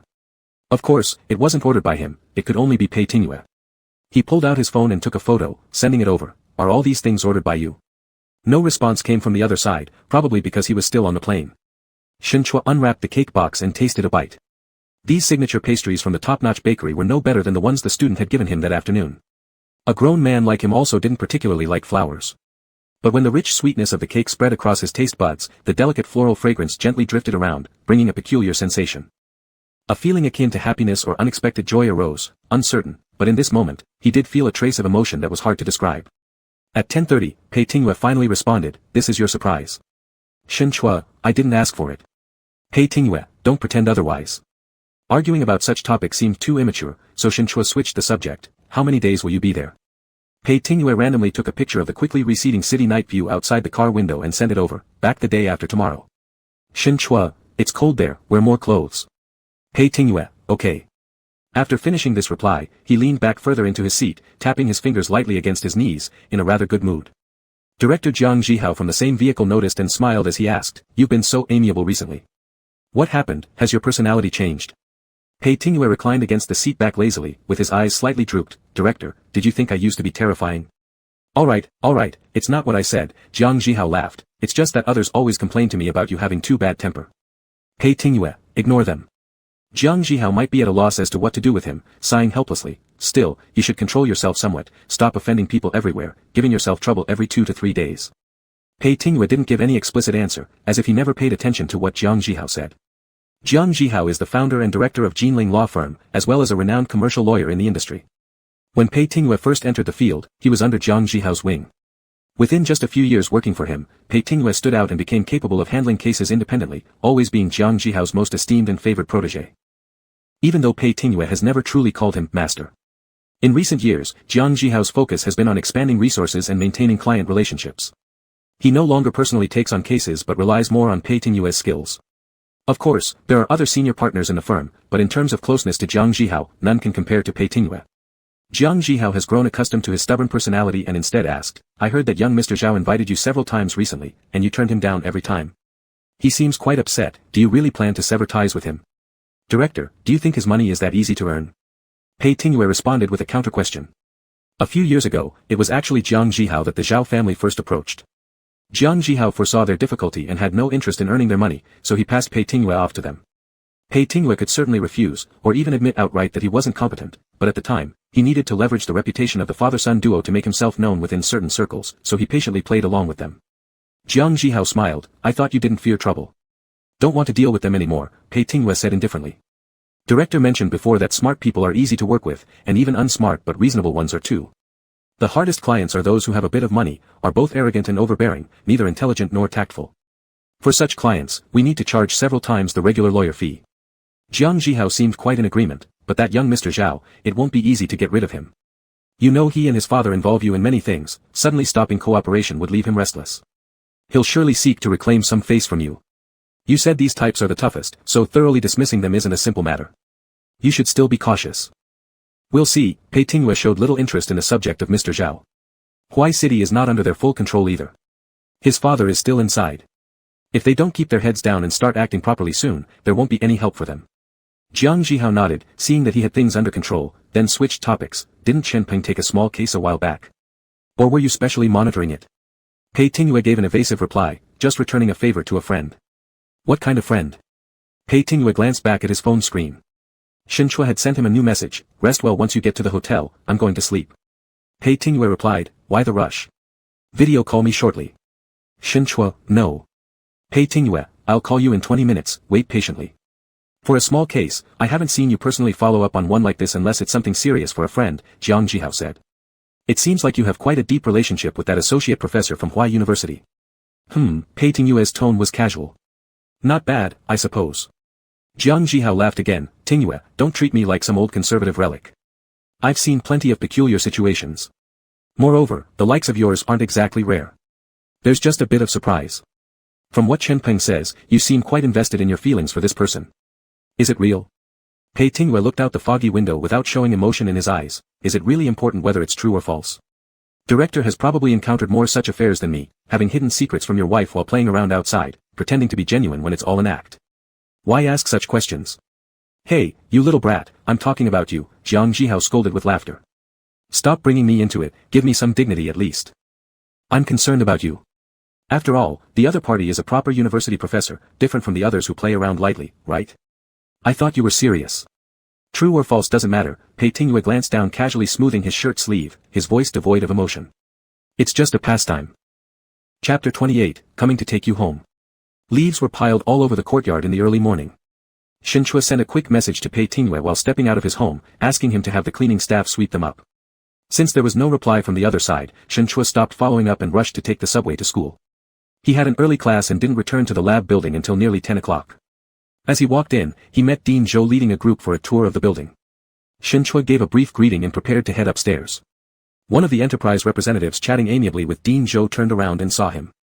Smiling, the man asked, "Dean Zhou, why don't you introduce this teacher? Is he from your department? He looks quite young, I mistook him for a student earlier." With a smile, Dean Zhou called Shinchua to stop, saying, "Teacher Shen is already an associate professor. Although young indeed, his capability is quite remarkable. The cooperation project between our college and Cheetah Technology is led by him. Shinchua, this is Mr. Zhao, the general manager of the phone group." Zhao Qian took the initiative to extend his hand to Shinchua, saying, "Professor Shen, it's nice to meet you." Shinchua had no choice but to shake hands and exchanged some polite words. As Shinchua retracted his hand, his eyebrows flickered slightly. The scrutinizing gaze of Zhao Qian made him somewhat uncomfortable. The phone group, general manager Zhao, if his memory served right, the person who forcibly got Pei Tingwei drunk that night in the nightclub should be this very man in front of him. This mid-30s, cleanly shaven corporate leader dressed rather modestly, appearing as cultured and refined. If Pei Tingwei hadn't mentioned it, Shinchua would never have guessed the various deeds behind this facade. Whether intentionally or not, Mr. Zhao casually proposed to Dean Zhou, "Afterward, when we visit the exhibition hall, could Professor Shen do us the honor of providing an explanation? A talented young teacher like Professor Shen surely has more knowledge inside than others. We hope to also learn from him." The exhibition hall displayed the research achievements and awards received by the college over the years. Dean Zhou had originally arranged for 2 doctoral students to take Zhao Qian and his team on a tour later, but now that they requested Shinchua to explain things, he couldn't refuse without losing face. Hence, Dean Zhou asked Shinchua if he was available. Though unwilling, Shinchua reluctantly agreed, "I don't have any issues. Let me take Mr. Zhao and his team for the visit." Mr. Zhao showed great courtesy, "Then thank you, Professor Shen." Afterward, Dean Zhou left for other matters, leaving his assistant to accompany them together. Shinchua conducted the group from the phone group into the exhibition hall with professionalism, eloquently explaining the scientific research achievements of their college, though not one of these listeners, including Zhao Qian, paid much attention. Mr. Zhao's eyes shifted away from those displays and said suddenly, "Dean Zhou seems confident and trusting the cooperation with Cheetah to you, Professor Shen, due to his trust in your ability. Our company also plans to cooperate with your institution. Perhaps we will trouble you more in the future." Before this, Shinchua may have been uncertain, but upon hearing these words, he almost confirmed this person lingered deliberately, most likely having something to do with Pei Tingwei. Without betraying his emotions, Shinchua responded, "Mr. Zhao, you're joking. There are capable people in our college aplenty. If cooperating with your company, Dean Zhou will certainly recommend the most suitable candidate to you. I personally prefer someone more compatible, such as you, Professor Shen," Mr. Zhao said. "Ability aside, I'm somewhat superstitious and value other things more." Shinchua just smiled faintly and did not continue his conversation, instead proceeding forward to present the next display result. When the visit ended, it was nearing noon. Zhao Qian suggested inviting Shinchua and other reception members to have lunch together. Shinchua politely declined, "Sorry, Mr. Zhao. I have a meeting scheduled with students at noon." "Excuse me. Professor Shen is indeed busy, we understand. Let's set another date then," Zhao Qian said courteously. Back in the office, Shinchua let out a sigh of relief. It was true that he had a meeting and the excuse wasn't entirely fabricated. However, Zhao Qian's intentions were too strong, and clearly not aimed at him. He had no interest in dealing with the man further.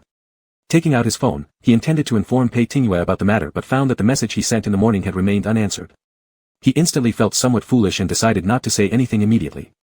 Pei Tingwei must be busy, disappearing being a norm during such times. As Shinchua flipped through their chat history, he suddenly realized that the one who always initiated messages had quietly changed from Pei Tingwei to himself. Holding the phone in a daze for a moment, he switched off the screen, shook his head, and found it amusing how ridiculous his overcalculating attitude was. If Pei Tingwei knew, he might laugh to death. There was a seminar in the afternoon in the department, coincidentally attended by Zhang Rumin as well. Shinchua talked about the morning incident with him during the interval. Zhang Rumin replied, "A couple of days ago, I did hear Dean Zhou mention that the phone group donated a sum of money to our institute and expressed an intention to cooperate. However, this cooperation is definitely different from the deeper collaboration we have with Cheetah." Shinchua hesitated and asked, "Does Dean Zhou know about President Zhao's father, the former chairman of the phone group, who was sentenced to prison last year?" "Of course he knows," Zhang Rumin lowered his voice, "the phone doesn't have a good reputation.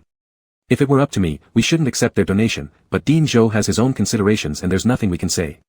He reminded Shinchua, "I suspect that their proposal of a cooperation project for you to handle is probably just a courtesy gesture. Even if they bring it up with Dean Zhou later, you can always say you're too busy." You don't have time anyway, Cheetah already keeps you occupied enough. Shen Chua nodded. He certainly wouldn't agree to it, but he didn't feel that President Zhao was just being polite. Later that night, Pei Tingyue, who had been missing all day, finally called, asking right away, "Where are you?" Shen Chua said, "Now that Mr. Busy Man finally has time to think of me." Annoyed by customers' messages constantly popping up, "I turned off my phone and just got off the plane," Pei Tingyue explained casually and repeated, "Where are you?" "In the lab," Shen Chua replied, "there's a set of data I need to monitor. I'll be back late." "How late?" "Come back and have some late-night snack with me." "No idea yet, we'll see.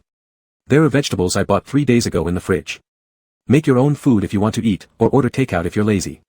Shen Chua focused entirely on the computer screen, answering distractedly. Pei Tingyue laughed after hearing this, "On purpose? Just because I didn't show up 3 days ago, so you deliberately don't go home tonight?" "No," Shen Chua said seriously, "I really have work." After hanging up, Pei Tingyue aimlessly scrolled through his phone and noticed Zhang Tong chatting happily with the male lawyer she had come along with. He called her over. "Having an office romance?" His question was direct, making Zhang Tong blush. "No, we're just friends." "I have eyes to see," Pei Tingyue interrupted her, speaking coldly, "though our firm does not officially prohibit, we discourage office romances. You've been here for a year, you wouldn't not know this." Zhang Tong looked flustered, "Sorry. Follow the rules if you're on my team," Pei Tingyue said, "and also, choose your boyfriend wisely. Falling for someone who sleeps around? You might need a pair of glasses." Zhang Tong looked up in surprise. "Believe it or not, up to you." Pei Tingyue showed no interest in continuing. Zhang Tong bit her lips. She and that guy were still in an ambiguous stage. If Pei Tingyue hadn't reminded her today, she would probably have jumped straight in. "Thanks," Zhang Tong whispered gratefully. Pei Tingyue hummed slightly, "Considering your senior student's face, let's pass on this one. Next time, if you don't follow the rules, leave voluntarily." "Yes, understood. It won't happen again," Zhang Tong promised. She pulled out something from her luggage, neatly packaged in a fancy paper bag, handed it to Pei Tingyue. "Chocolate bought there, quite a famous store. Originally meant to give as a gift, now I decided not to send it anymore. Could you please pass it to my senior, since he also likes this kind of stuff?" Pei Tingyue accepted it casually, glanced at it, then threw it into his luggage. Zhang Tong thanked him again, "Also about this matter, please don't tell my senior student, next time I will surely not ignore the rules and strictly discipline myself." Pei Tingyue, "It should not happen again." At 9:30 p.m., Shen Chua leaned back in his chair, massaging his shoulder when he saw the message coming in on his phone.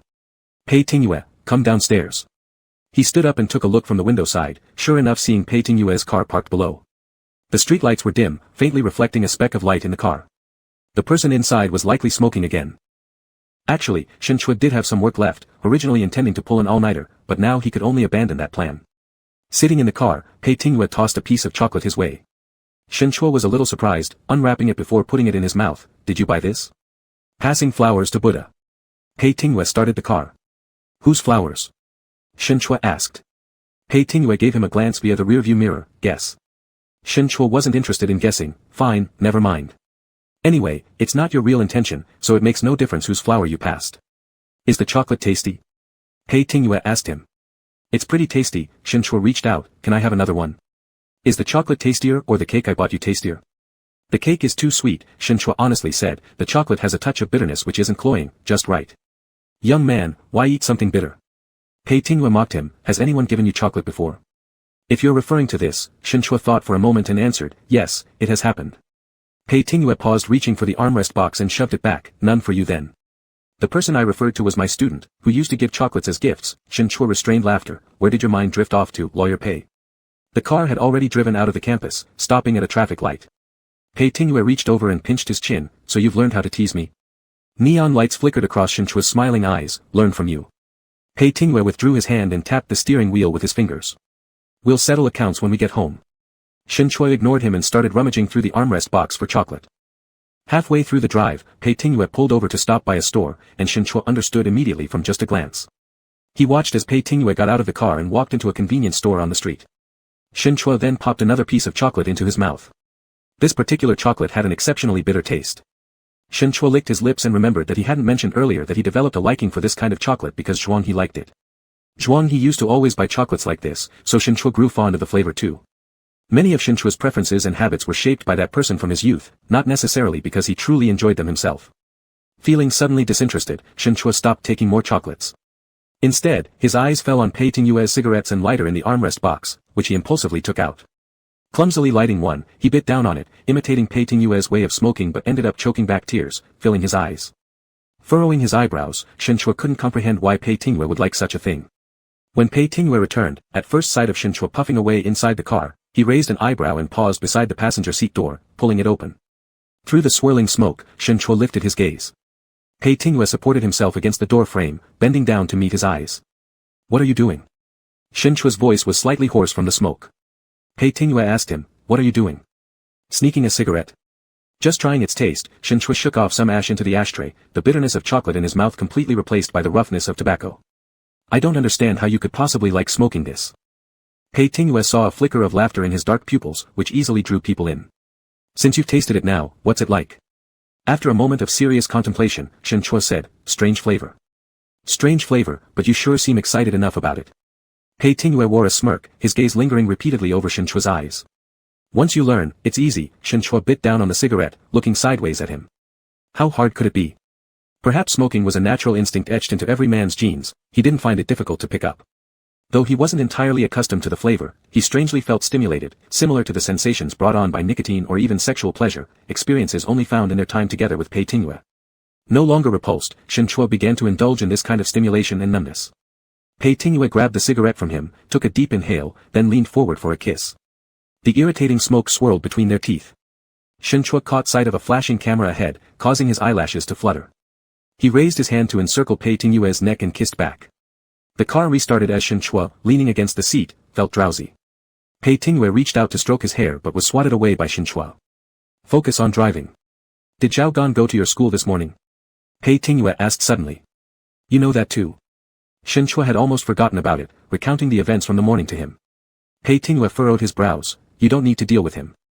"Shinchua, I wasn't planning to, but what does he want? Does he know about the relationship between us? Maybe someone saw you picking me up that night." Shinchua turned around, startled.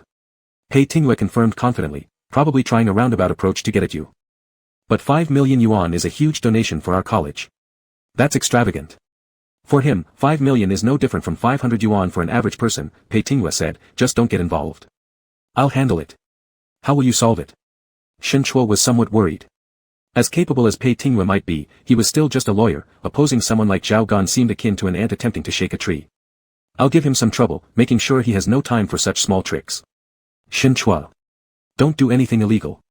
Pei Tingwei laughed, "Professor Shen, I'm a lawyer." "You should know that you're a lawyer," Shinchua uneasily said. "Thanks for your concern," Pei Tingwei asked him, "why aren't you worried that he might expose our relationship, costing you your job?" Shinchua realized the point late and heard the mockery in Pei Tingwei's tone. He opened and closed his mouth several times before finally saying, "Forget it, too tired to think about it." By the time they got home, it was past 10:30. Pei Tingwei parked the car in the garage, Shinchua got out first, stopping briefly under a lamppost in the yard. The ground was covered thickly with yellow leaves, thicker than in the early morning. As Pei Tingwei came out of the garage, he noticed Shinchua childishly stomping on the fallen leaves on the ground. He called out to him, "Having fun?" "I told you this morning to have the cleaning staff come," Shinchua complained, "if they don't show up tomorrow, it's your problem." Pei Tingwei, "I forgot." Shinchua, "Yet you never forget about yourself." "I remember to pick you up," Pei Tingwei said nonchalantly, "unimportant things can be forgotten if necessary." Shinchua's heart skipped a beat, "So why did you pick me up tonight?" "I wanted to take you home." Pei Tingwei tossed these words over his shoulder and stepped ahead onto the porch. Shinchua stood rooted to the spot, momentarily lost, watching as the light in the doorway illuminated that person's retreating silhouette with a soft glow. The winter night was completely silent. For a moment, aside from the rustling of dry leaves crushed underfoot, what he heard more clearly might have been the relentless acceleration of his own heartbeat. Chapter 29, Truly Unusual. The next day was Saturday. It rained all day, and the fallen leaves in the courtyard were swept away only to be scattered again by the cold wind. Shinchua was reading a book by the window in the small study, glancing outside from time to time. At dusk, the sound of an engine came from outside. He turned his head for a brief look before quickly returning to the book. The car pulled into the garage. Pei Tingwei got out and walked into the yard, where he suddenly stopped, looking down as a wild cat leaped down from a tree and circled around his feet. Pei Tingwei nudged the cat with his toe, and the cat, startled, hissed before darting into a pile of grass, disappearing. As Pei Tingwei looked up, Shinchua quickly put down his phone beside the window and returned to his book. The figure in the yard had already entered the villa. 5 minutes later, the door to the small study was pushed open. Shinchua continued flipping through his book while Pei Tingwei approached, pinning one corner of the page with his breath close. Unwilling to let him succeed, Shinchua swatted his hand away. Pei Tingwei turned his wrist, taking the phone from Shinchua's other hand. "What are you doing?"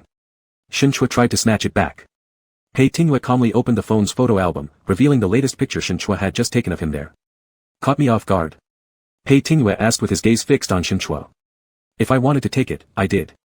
If you have a problem with it, can you shoot me and I can't shoot you? Alright, Pei Tingyue handed the phone back to him. Next time, do it openly. Shen Chua felt somewhat annoyed, even more so because he'd been caught. But Pei Tingyue remained composed. Were you here all day waiting for me? The light here is the best. So you were waiting for me. Shen Chua closed the book and shoved it back onto the shelf. If you say so, fine. Today was his day off, but Pei Tingyue still had work to do, and had just returned. Seeing Pei now, the floating emotions that had occupied Shen Chua's mind all day finally settled like the autumn leaves drifting and settling outside, though he didn't quite want to admit it. Yet Pei Tingyue gave him face by shifting the topic. I'm hungry, let's cook. You weren't exactly rushing home either. There was a lot to do. Next time I'll try to get back sooner. There were ingredients in the fridge that Shen Chua had bought days ago, and finally, they could sit down and share a meal together. Pei Tingyue leaned against the island counter mixing salad, occasionally glancing over at Shen Chua busy in the kitchen preparing their Chinese dinner. In a light-colored shirt under a beige turtleneck sweater, Shen Chua had rolled up his sleeves, revealing a segment of pale forearm. Below, he wore brown-gray relaxed trousers. His figure, upright and slender, made him appear more like a young student. Pei Tingyue leisurely stopped and stared for a moment longer. Often, this same back was seen in bed, facing away from him, naked but glistening with sweat running down smooth bare skin, marked by one indelible imprint after another of himself. Shen Chua came over, standing across the island counter looking at him with narrow-lidded eyes full of confusion. What are you thinking about? Pei Tingyue, lost in thought, obviously hadn't focused on cooking. Pei Tingyue's lips curved faintly. Thinking about how someone with that face could easily be deceived. You're crazy. Shen Chua cursed and grabbed the pepper bottle, heading back to the kitchen. The rain finally ceased after nightfall, leaving a star-studded ink-black sky behind. After standing for a while on the porch with the teacup in hand empty, Shen Chua turned and asked Pei Tingyue who approached from behind, "Want to take a drive?" "Sure." Seated behind on Pei Tingyue's motorcycle, Shen Chua zipped his down jacket to the top, huddling close amidst the cold breeze, muttering in complaint, "It's freezing." "You chose to come out." Pei Tingyue revved up the engine, shouting over the roar of the engine, "You'll freeze to death. Freeze me and you'll end up widowed." Shen Chua mimicked his tone. "Hold on." Pei Tingyue abruptly jerked the handlebars hard, accelerating furiously forward. Shen Chua was completely unprepared, startled by the sudden acceleration, and instinctively tightened his arms around Pei Tingyue's waist out of frustration. On the desolate highways at the outskirts of the city, they zoomed through, speeding recklessly. Winter winds slapped against their faces like sharp blades, yet Shen Chua found joy mingled with pain in this thrilling experience. Maybe Pei Tingyue was right, gentle night runs were not suitable for him. He favored this unrestricted thrill much more. When the night deepened further, they parked at an unpopulated spot by the riverbank. Shen Chua sat sideways on the bike, gripping a beer can purchased on the way, drinking sip by sip. Pei Tingyue stood beside him smoking, narrowing his eyes towards the scenic riverside view at night. Shen Chua tilted his head, his gaze lingering over Pei Tingyue's profile cloaked in a haze of smoke, subconsciously licking his lips moistened by alcohol. "Pei Tingyue, let me have a puff." Pei Tingyue glanced at him with the cigarette in his mouth. "No." Shen Chua persisted, "I tried it yesterday." "Yesterday was an exception for you, just this once." Without arguing further, Shen Chua directly swiped the cigarette from his mouth and clumsily took a deep drag. As he exhaled, he leaned over instinctively, placing a hand on Pei Tingyue's shoulder and kissed him. Pei Tingyue gazed into those eyes only inches away from him, the fluttering eyelashes, like a butterfly flapping its wings, revealing the inner turmoil of the person kissing him. Shen Chua felt his stare, became slightly uneasy, and shifted his gaze toward the bridge ahead when he suddenly paused and pulled back from Pei Tingyue.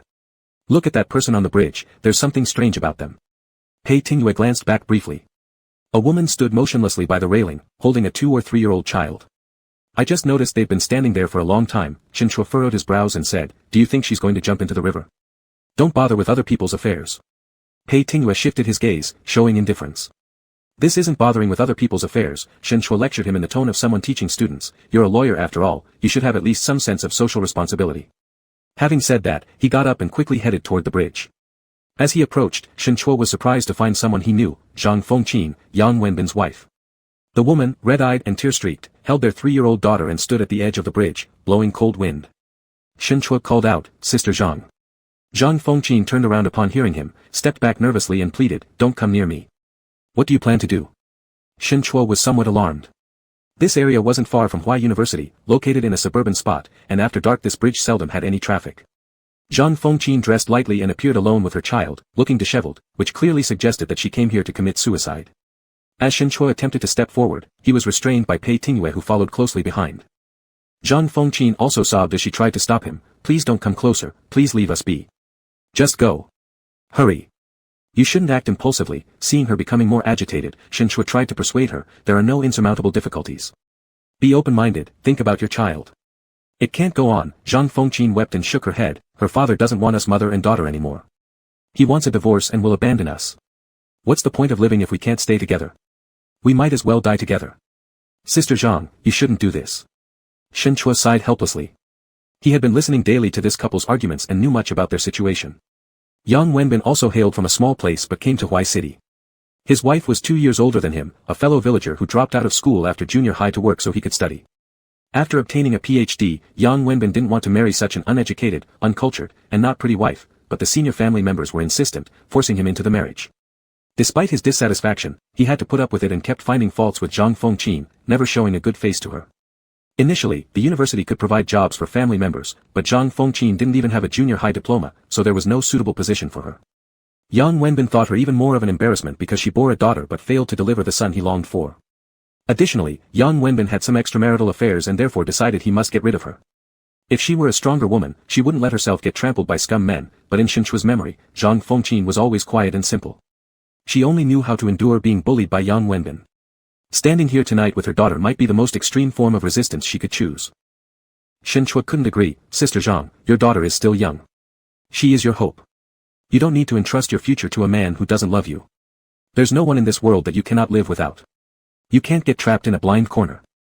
We have nothing left, Zhang Fengqin sobbed uncontrollably. Leaning weakly against the rail of the bridge, below were the turbulent roaring waters of the river. The little girl woke up in her arms, frightened by the unfamiliar surroundings, and burst into loud cries. You won't lose everything, Shinchua hurriedly said. If he wants a divorce, then divorce him. Get a capable lawyer. The custody of the child and property rights can be fought for you. I promise. This lawyer, Pei Tingyue, can guarantee that too. Beside him, Pei Tingyue, who hadn't shown much interest in meddling in other people's business earlier, looked over sidelong. Shinchua gestured urgently at him, hoping he would say something comforting to the poor woman. Pei Tingyue remained uncooperative. I can't guarantee that. Shinchua, you. She has no household registration here, no job, nothing. Once the kid turns past 2 years old, what does she have to contest custody with? Besides, can she even afford the lawyer fees? Pei Tingyue spoke frankly. Shinchua felt like his head was about to explode. At this critical moment involving human life, why did Pei Tingyue have to say such things? Hearing this, the woman became even more desperate and kept sobbing while hugging her daughter. Mom will take you with me. I gave birth to you, I'll take you away, not leaving you alone to suffer. Shinchua wanted to persuade her further, but this time Pei Tingyue cut in ahead of him. If you want to die, then die by yourself. Leave the child behind. Shinchua's expression faltered as he looked at Pei Tingyue incredulously. It was illegal to provoke or encourage suicide with words. As a lawyer, Pei Tingyue must have known that well, yet now he deliberately provoked her under these circumstances. Pei Tingyue had a cold look on his face and seemed particularly impatient. Put the child down if you want to die right now. Zhang Fengqin seemed stunned by Pei Tingyue's imposing presence, wide-eyed and numbly weeping, muttering to herself, she is my child, I should take her along, I can't leave her behind to endure hardship alone. She's a human being, not your possession. Pei Tingyue interrupted her sharply, what gives you the right to bring her with you? Did you ask her whether she wants to die? Both of you are useless, neither worth mentioning. If you've got any nerve, go and drag your husband into jumping in the river together. How capable are you to involve your young daughter in misfortune? He isn't fit to be a father, and neither are you fit to be a mother.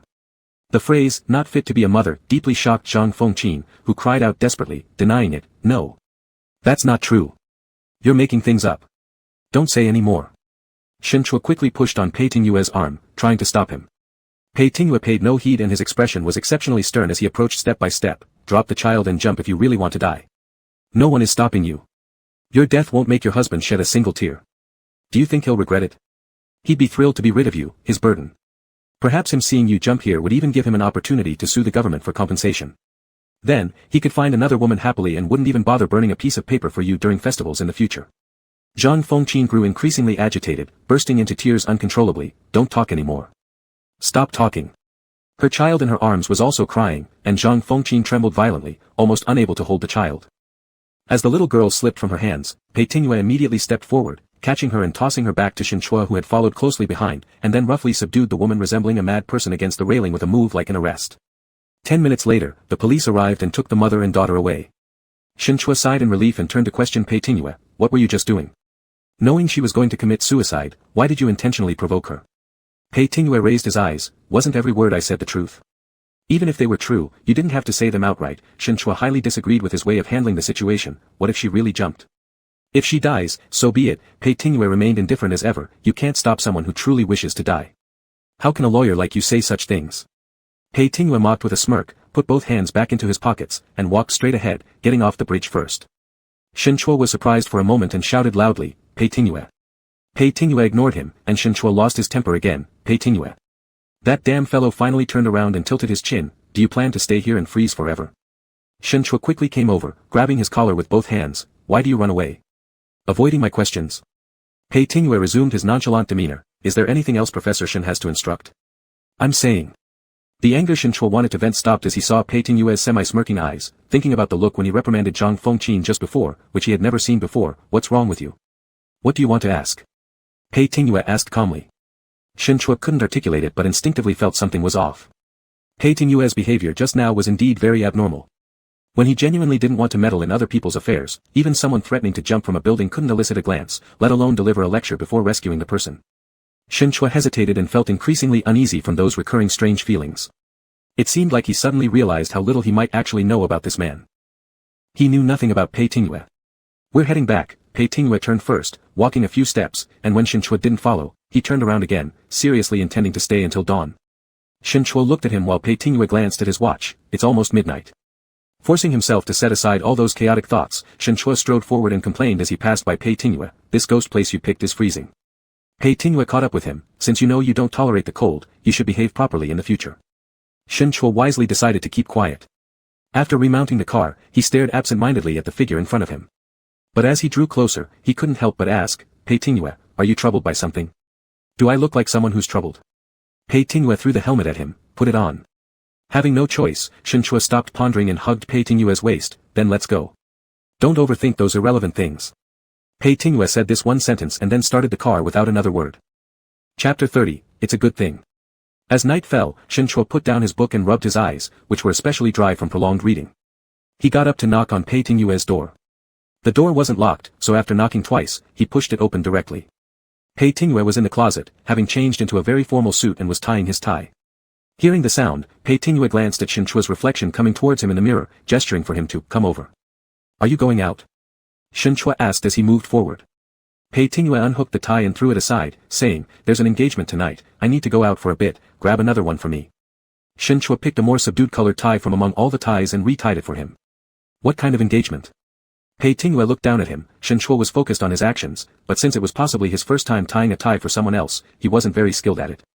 One of my clients' companies is hosting a 20th anniversary celebration banquet, just going there to give them face.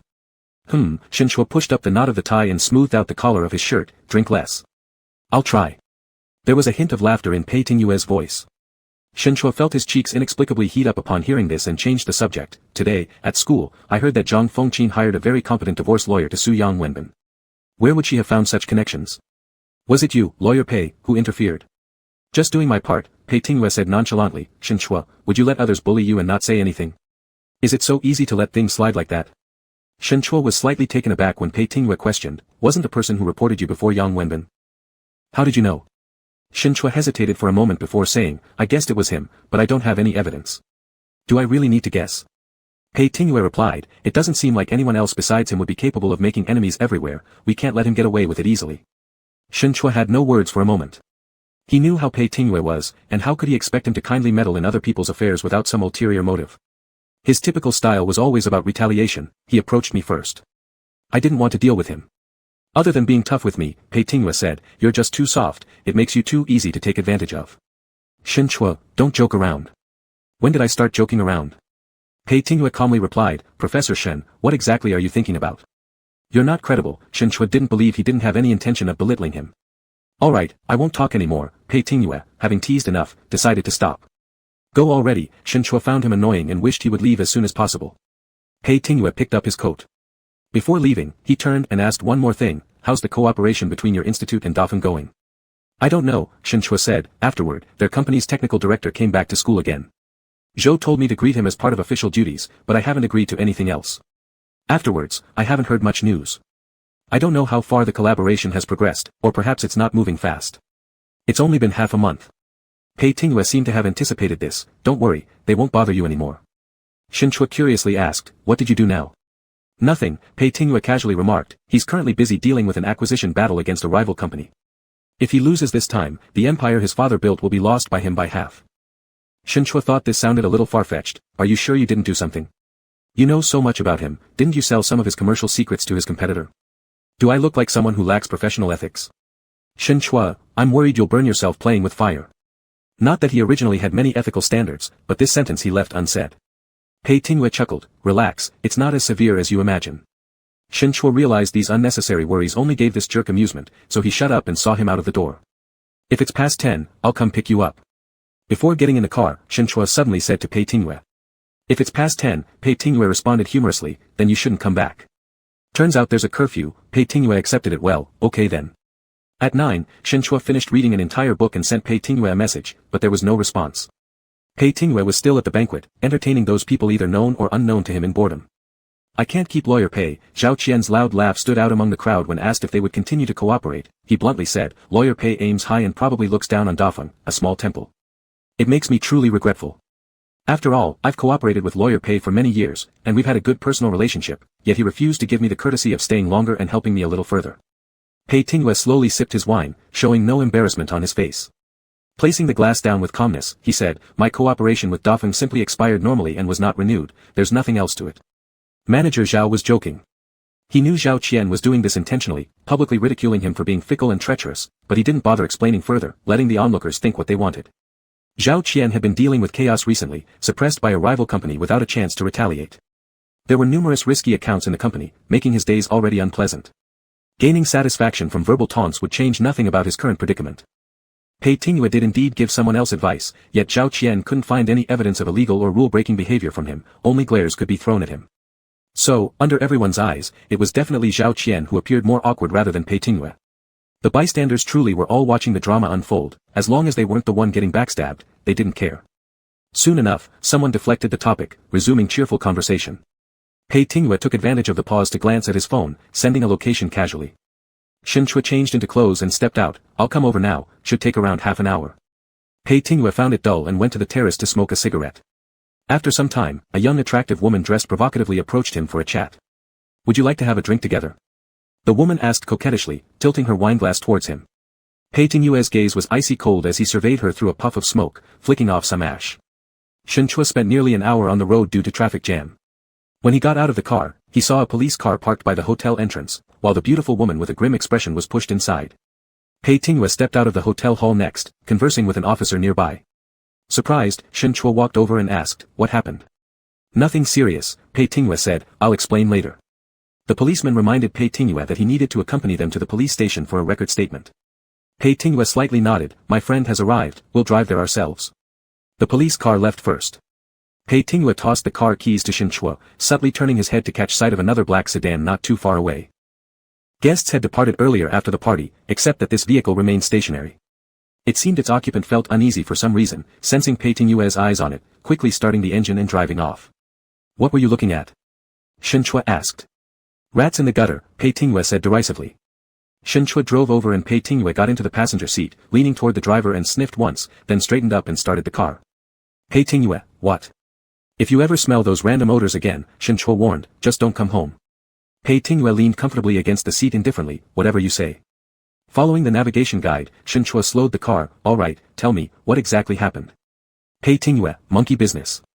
An hour ago, the woman approached him, initially inviting him for drinks before hinting at going upstairs to open a room. He feigned being caught and followed her upstairs.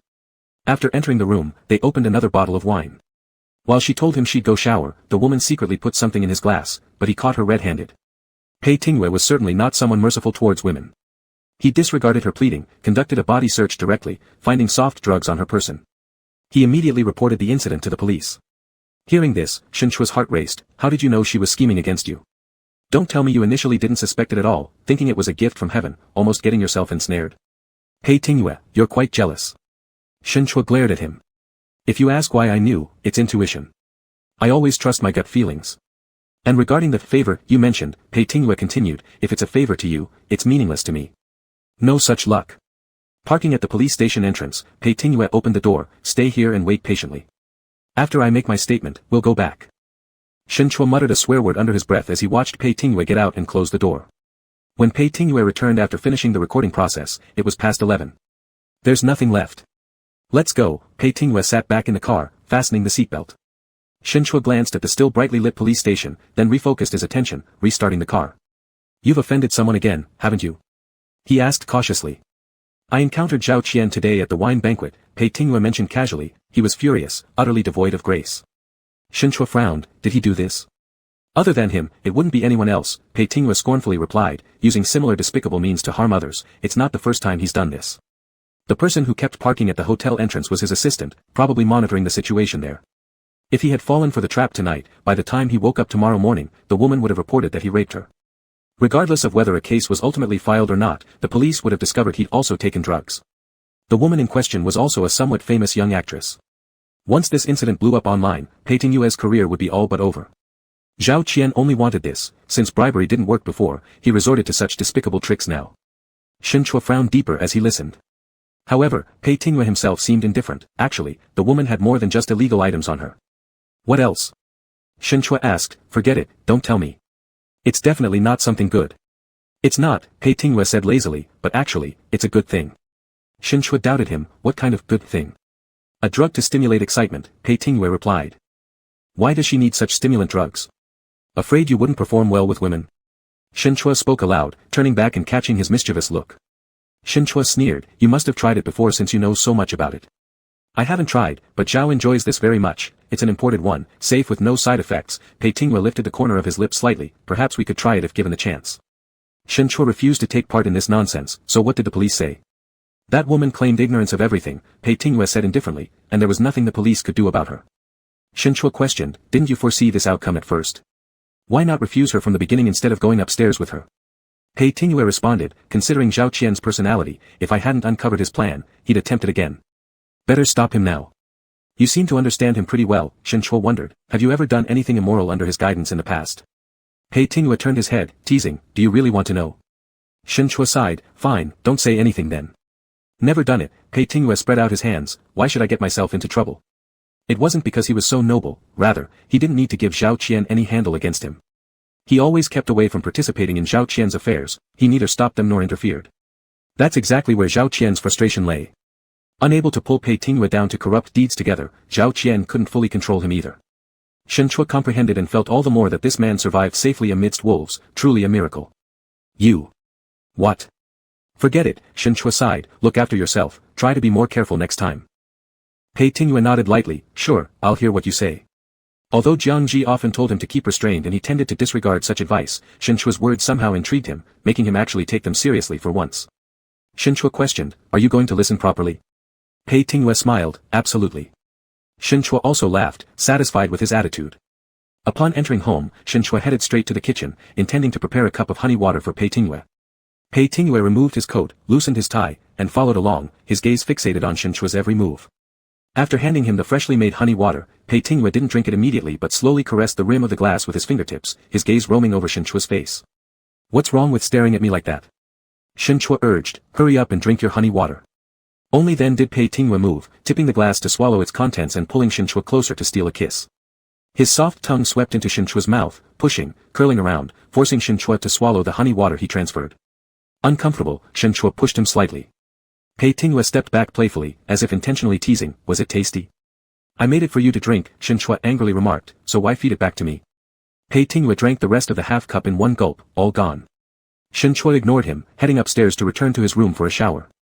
Pei Tingyue followed, leaning against the wall, arms crossed, watching Shinchua. Steam rose inside the shower stall. Shinchua stood with his back to Pei Tingyue while warm water cascaded down his body. Pei Tingyue squinted his eyes, gazing even more openly and boldly. Shinchua turned vaguely, his face flushed red. Leaning against the cold tiles behind him, he mumbled faintly, Pei Tingyue, isn't it getting too hot in here? Chapter 31, I'll compensate for it. In the steaming bathroom, there was only the sound of water for a moment. Shinchua shook his head and uncertainly repeated, it's so hot. Pei Tingyue watched every subtle reaction on his face, stepped forward, and turned off the hot water. He placed one hand on Shinchua's damp neck, slowly slid down to his shoulder, pressing with the palm and grazing over that exceptionally beautiful collarbone. Shinchua panted, unconsciously furrowing his brows as an inexplicable heat grew inside him, showing no signs of abating but rather intensifying. His flushed face, dazed eyes, and trembling eyelashes due to unstable breathing all made him appear peculiarly fragile and vulnerable after the shower. Pei Tingyue gazed at his face from top to bottom with a deep look in his eyes, very hot. Shenhua found it hard to express himself, it wasn't just the heat. A secretive longing had arisen from that heat, something he'd never experienced before. Now standing naked before Pei Tingyue, he couldn't hide his reactions at all. Clearly, it didn't escape Pei Tingyue's notice, who lightly grazed Shenhua's jaw with slightly dry fingertips, just taking a shower, yet such a big reaction. Shenhua closed his eyes several times, attempting to break free from this uncontrollable heat and discomfort, but in vain. A little uncomfortable, his voice also became very hoarse. "Where does it hurt?" asked Pei Tingyue. Shenhua couldn't say, everywhere hurt. A fire rose within his body, rampaging around without finding a way out, making him especially restless. "Shenhua," reminded Pei Tingyue, "you're drunk." Shenhua said. "I haven't even been drinking, how can I be drunk?" "Had some honey," said Pei Tingyue appreciatively, hinting at something, which can get you equally drunk. Shenhua vaguely sensed something was amiss but didn't have time to seize the fleeting thought in his mind when Pei Tingyue's breath came close, and his kiss interrupted his thoughts. Intimate tongues intertwined, and the taste of the other kept pressing down. Shenhua felt truly like being heavily drunk during the hazy moment, with that irrational heat rushing through his body, desperately needing to vent. Pei Tingyue lifted one of his legs to wrap around his waist. His kisses moved upward until they engulfed his earlobe, teasing the mole there with his tongue. Shenhua let out a stifled moan, his hands wandering across Pei Tingyue's back muscles, leaving marks from his nails' grasp. The mingling of sweat, flowing down their bodies, blurred their entangled shadows on the glass mirror. The sound of water began again within the shower room, covering up all other sounds. "It is indeed hot," Pei Tingyue's voice became deep and hoarse, right by Shenhua's ear. Shenhua dimly realized what heat he was referring to. At that instant, the mental stimulation reached its peak, causing him to unconsciously tighten up and close his eyes, almost too afraid to meet his gaze directly. Pei Tingyue's breathing suddenly became rough, forcefully pulling the person closer to him. His burning lips pressed down once more. When lying prone onto the bed, water still dripped uncleanly from Shenhua's exposed shoulders and back. The heat inside his body hadn't dissipated and even felt stronger than before. Pei Tingyue leaned against him nearby, his fingertips slowly pressing along his spine while feeling the slight shivers coursing through this body. Shenhua turned his head and struggled to raise his eyes to look at him. Pei Tingyue met his gaze and entwined his stare with Shenhua's. The room was illuminated by a single dim light strip. The dimness effectively concealed those fluctuating emotions that were particularly agitated. Pei Tingyue lit a cigarette while Shenhua quietly watched, the glow of the lit end flickered occasionally between his lips, and the expelled smoke further clouded his eyesight. Shenhua supported himself and deeply inhaled from the cigarette he took from his hand, snuffing it out in the ashtray. Still breathing unevenly, his gaze was much clearer now compared to before. Pei Tingyue put a hand into his hair and asked, "Do you want to continue or not?" Shenhua didn't answer, but instead asked, "Why am I like this?" Pei Tingyue revealed nothing. "What did you give me?" Although phrased as a question, he said it with certainty. The abnormal response from his body could not have happened without cause, and the problem must stem from the honey water Pei Tingyue fed him. Seeing the red flush that hadn't subsided on his face, Pei Tingyue showed no signs of unease about being discovered. "Shenhua, your body really is quite sensitive." Frowning, Shenhua heard Pei Tingyue continue, "Especially beautiful when excited. Every part of your body reacts beautifully." At this moment, the elusive thought from earlier in the bathroom made sense. "Did you feed me that drug?" Pei Tingyue's gaze remained calm, unrepentant, acknowledging the truth. The sexual stimulant he'd obtained from the woman's search yielded 2 pills he'd pocketed carelessly. Shenhua's reactions after consuming them were even more interesting than he imagined. With insatiable curiosity, he wished to see more, perhaps deriving more excitement from Shenhua who unknowingly consumed the drug. "You gave me drugs without my consent." Shenhua's voice dropped low, his gaze following suit. Pei Tingyue's hand slipped down and covered his nape, angry. Shenhua said, "Do you think I shouldn't be angry?" "Just playing around," Pei Tingyue dragged on in a casual tone, "don't be so serious." "Why don't you take it yourself?" Shenhua angrily raised his voice.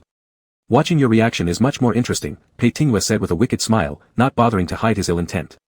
His hand slid from Shenhua's nape to the front, touching his constantly moving Adam's apple. Shenhua forcefully swatted it away, "Stay away from me." Pei Tingyue's gaze lingered on his eyes filled with anger. "You're really mad." Shenhua was indeed furious, yet Pei Tingyue still maintained his nonchalant attitude. The feeling of hitting a cotton ball, powerless, emerged again. After a moment of silent standoff, Shenhua got up and stepped out of bed, picking up the shirt thrown on the carpet beside the bed and putting it on. He intended to go back to his own room. As he turned around, Pei Tingyue's hand grabbed his arm. "Don't run." The fire in Shenhua's heart immediately flared up. With a forceful tug, he slapped him across the face.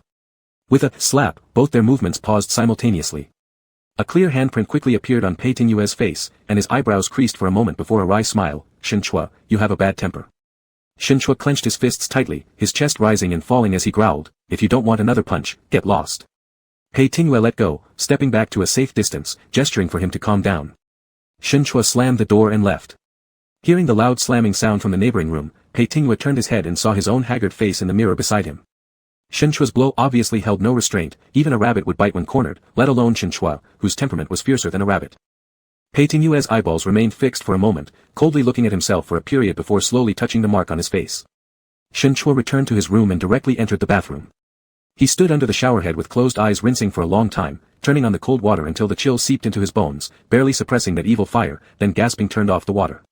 It was still very uncomfortable, not just physically but also the wave of anger mixed with helplessness that welled up in his heart.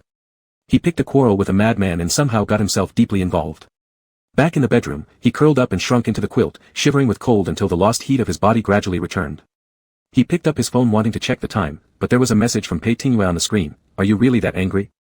Shinchua ignored it, but new messages kept coming in. "So you just ran away, what about what we haven't resolved?" "Not uncomfortable. Really don't want my help." With his last bit of strength, Shinchua blocked this bastard for the third time. Throwing the phone aside, he buried his head in the quilt and forced himself to close his eyes and fall asleep. When awoken by nightmares and startled by the alarm clock, the light was already shining through the window. Shinchua had a headache, sore eyes, a stuffed nose, and couldn't muster any strength at all. Struggling to touch his phone to check the time, it was just 6:30. He barely propped himself up and sat against the headboard, closing his eyes blankly for a while before feeling slightly better. Severe cold, fortunately without a fever.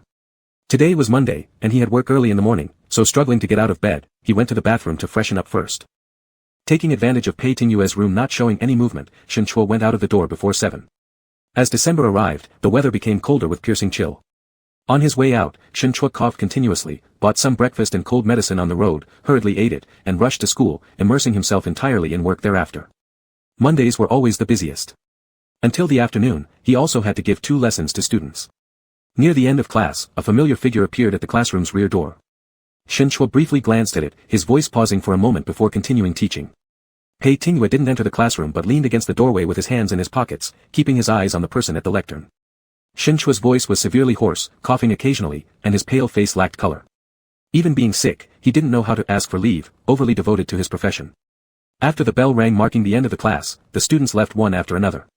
The classroom quickly emptied, yet Shinchua still stood at the lectern, lowering his head to tidy up his things. Pei Tingwei walked forward, stopping in front of the lectern. "When you're mad, you only block people. Are you that childish, Professor Shen?" Shinchua remained silent, while Pei Tingwei scrutinized his sick-looking face up close. "Why didn't you go to the hospital when you were sick?" "I'll be fine if I don't die." Lifting his briefcase, Shinchua walked off without a single glance at him. Pei Tingwei stopped him. "How did you get sick?" "It's thanks to you," Shinchua said coldly, shaking off his hand and walking straight away. Pei Tingwei didn't press further but followed a few steps behind. Even outside the teaching building, he continued driving, keeping his car not far behind Shinchua. Winter nights came earlier, and it was already dark at 5:30. Along the tree-lined avenue, streetlights gradually lit up. Most students hurried to the cafeteria or back to the dormitory, while Shinchua moved slowly in the opposite direction of the flow. His lean figure trembled in the cold wind, looking somewhat pitiful.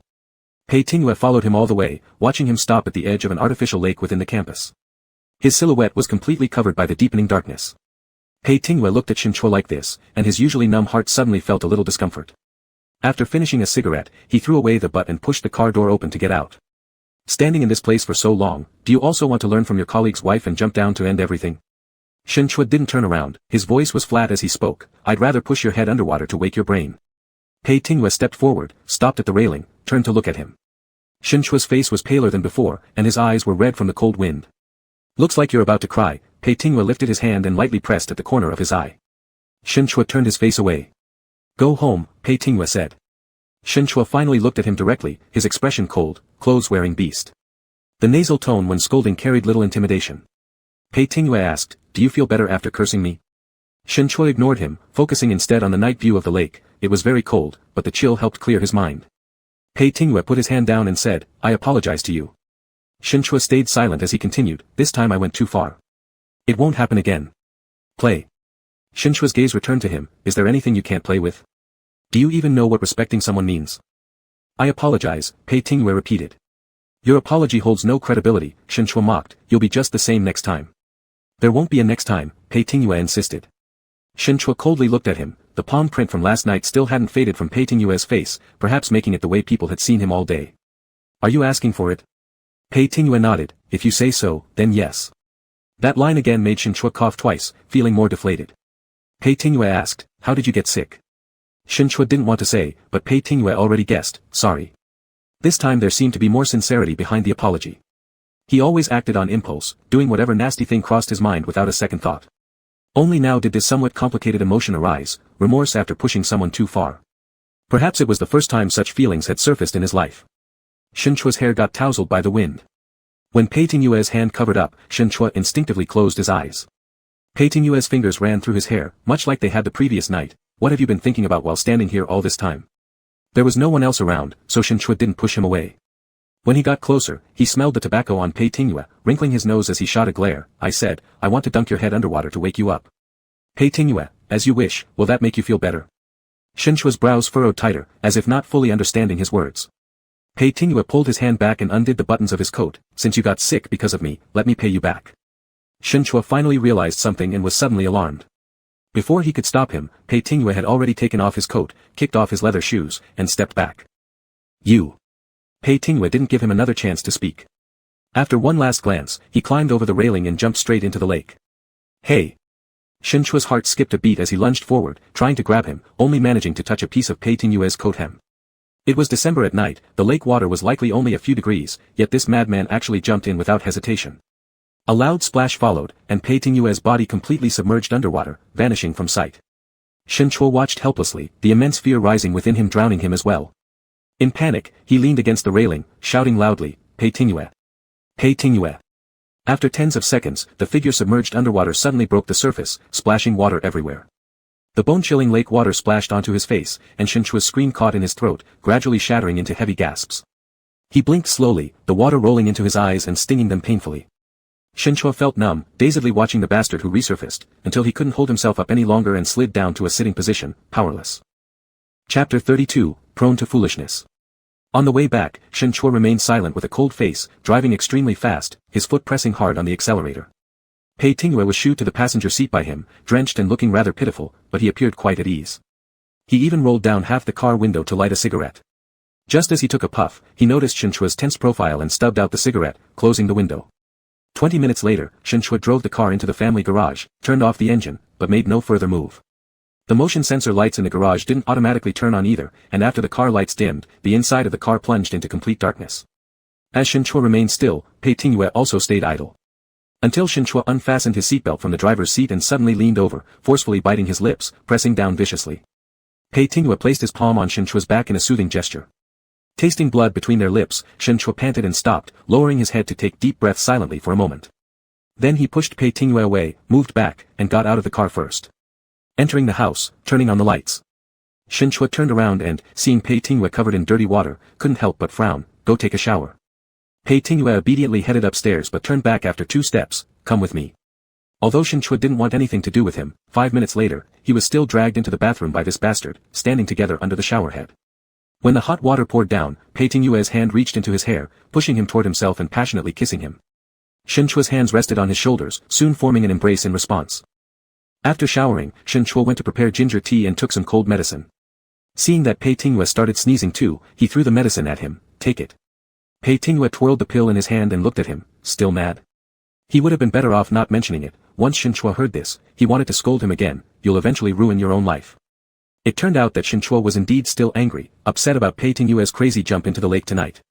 Getting sick with you might not be bad. Pei Tingyue put the pill in his mouth, grabbed the cup Shinchua had just used to drink water from, and drank the remaining half cup in one gulp. I think there's something wrong with your brain. Shinchua muttered lowly, finally not raging so fiercely anymore. After all this commotion, by the time they finished eating the delivered dinner, it was almost 9 o'clock. Shinchua still felt dizzy and uncomfortable, deciding to go to sleep early today. As he entered the room, he was held back by Pei Tingyue. Come to my room. Shinchua, no. We won't do anything, Pei Tingyue said, just sleep together. Shinchua hesitated for a moment. Pei Tingyue repeated, come to my room, sleep together. Since they started living together, they hadn't actually shared the same bed anymore. Each time they parted ways after finishing their business without explicit agreement. But now Pei Tingyue proposed to sleep together with him. Shinchua. Shouldn't 2 sick people like us sleep apart to avoid cross-contaminating? If we're already sick, it doesn't matter. Shen Chua wanted to refuse, but Pei Tingyue didn't give him the chance, dragging him into the room. Lying on the bed, Shen Chua turned his back, forcing himself to close his eyes. Yet the presence of the person behind him was too strong. Even his breathing approached as he pulled Shen Chua into his arms. "Aren't you feeling awkward like this? Don't get so close to me." Shen Chua did not turn back, being embraced by Pei Tingyue, with his limbs stiff and having nowhere to place them. "What are you nervous about?" Pei Tingyue lightly patted his back. "Let's sleep." Shen Chua. Closing his eyes, he struggled to remove distracting thoughts. Fortunately, because of the effects of the cold medicine, he soon fell asleep. Shen Chua's breathing gradually became steady, and Pei Tingyue quietly listened. Unexpectedly, the scene earlier, seeing those panic-stricken eyes upon emerging from the water, flashed through his mind again. An overly exaggerated joke, yet it ensnared himself too deeply, making it impossible to remain aloof. In the middle of the night, Shen Chua woke up from a nightmare. In a daze, he thought he was lying against a fireball. Only when he realized something was amiss did he suddenly open his eyes. It wasn't any fireball, it was Pei Tingyue's scorching body. Even with closed eyes, his brows knitted tightly, showing how restless he slept. Shen Chua touched his burning forehead and turned on the bedside lamp. "Pei Tingyue. Pei Tingyue." He urgently patted Pei Tingyue's flushed face. "Wake up." Pei Tingyue let out a muffled groan, his eyes flickered but didn't fully open, appearing delirious from fever. Shen Chua scrambled out of bed and hurried downstairs to look for a thermometer and antipyretic medication. Finally, this rascal showed some awareness while his temperature was being taken. He lifted a hand and covered Shen Chua's hand, slowly opening his eyes to look at him. "Do you realize your fever has hit 40 degrees? Shen Chua was both angry and worried, stuffing the antipyretic into his mouth. Pei Tingyue took a sip of water from the cup Shen Chua handed over, his throat incredibly parched. "What time is it?" Shen Chua only then found time to check, 2:30.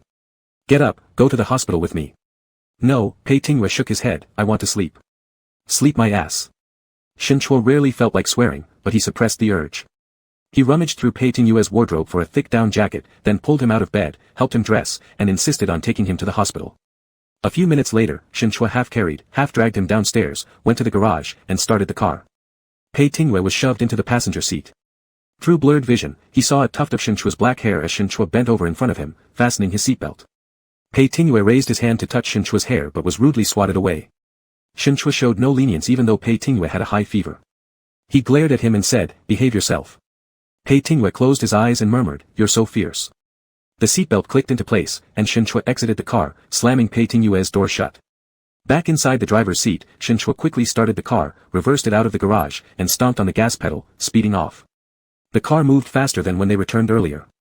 The calm facade Shen Chua attempted to maintain didn't hide the worry that was evident from the veins popping up on his tightly gripped steering hand. 20 minutes later, he parked in front of the nearest top-tier hospital's emergency department. After much commotion, by the time Pei Tingyue was hooked up with an 4 in the infusion room, it was already 3:30 a.m. Shen Chua sat beside him, feeling utterly exhausted. "You don't need to keep staring at me. You're sick too, go take a nap," Pei Tingyue reminded him, closing his eyes against the backrest. Shen Chua couldn't help but get angry at the sight of him. Whose fault is this anyway? "It's my fault," Pei Tingyue honestly admitted, "I already said there won't be a next time." His voice was hoarse, making speaking difficult. Shen Chua didn't want to hear any more. He regretted not slapping him hard enough last night. "Shut up." Pei Tingyue grabbed one of Shen Chua's hands, interlocking their fingers tightly. "Sleep leaning on me." In the late-night emergency infusion room, they weren't alone. Shen Chua was far too tired now to care about other people's gazes. He set an alarm on his phone and rested his head against Pei Tingyue, closing his eyes. But Pei Tingyue wasn't sleepy at all. Despite his dizziness, he didn't want to sleep.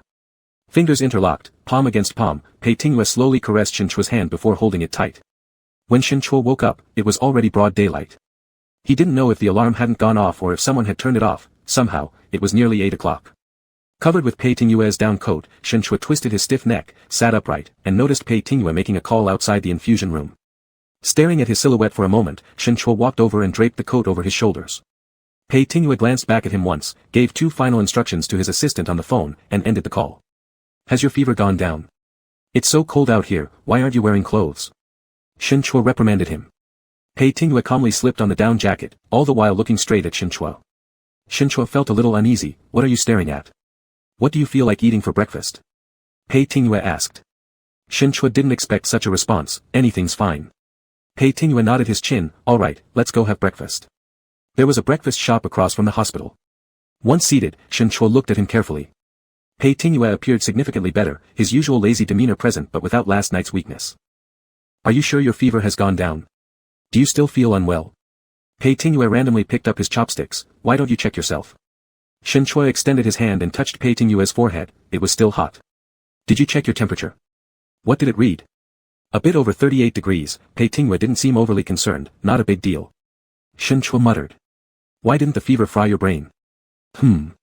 What does that mean? Unfortunately, it didn't meet your expectations. Pei Tingyue chuckled subtly. If I were really dumb, wouldn't I just be at your mercy? Shen Chua refrained from rolling his eyes. Do you think I'm like you, always scheming ways to torment others? I know you wouldn't. Pei Tingyue lightly nodded. You're too soft-hearted.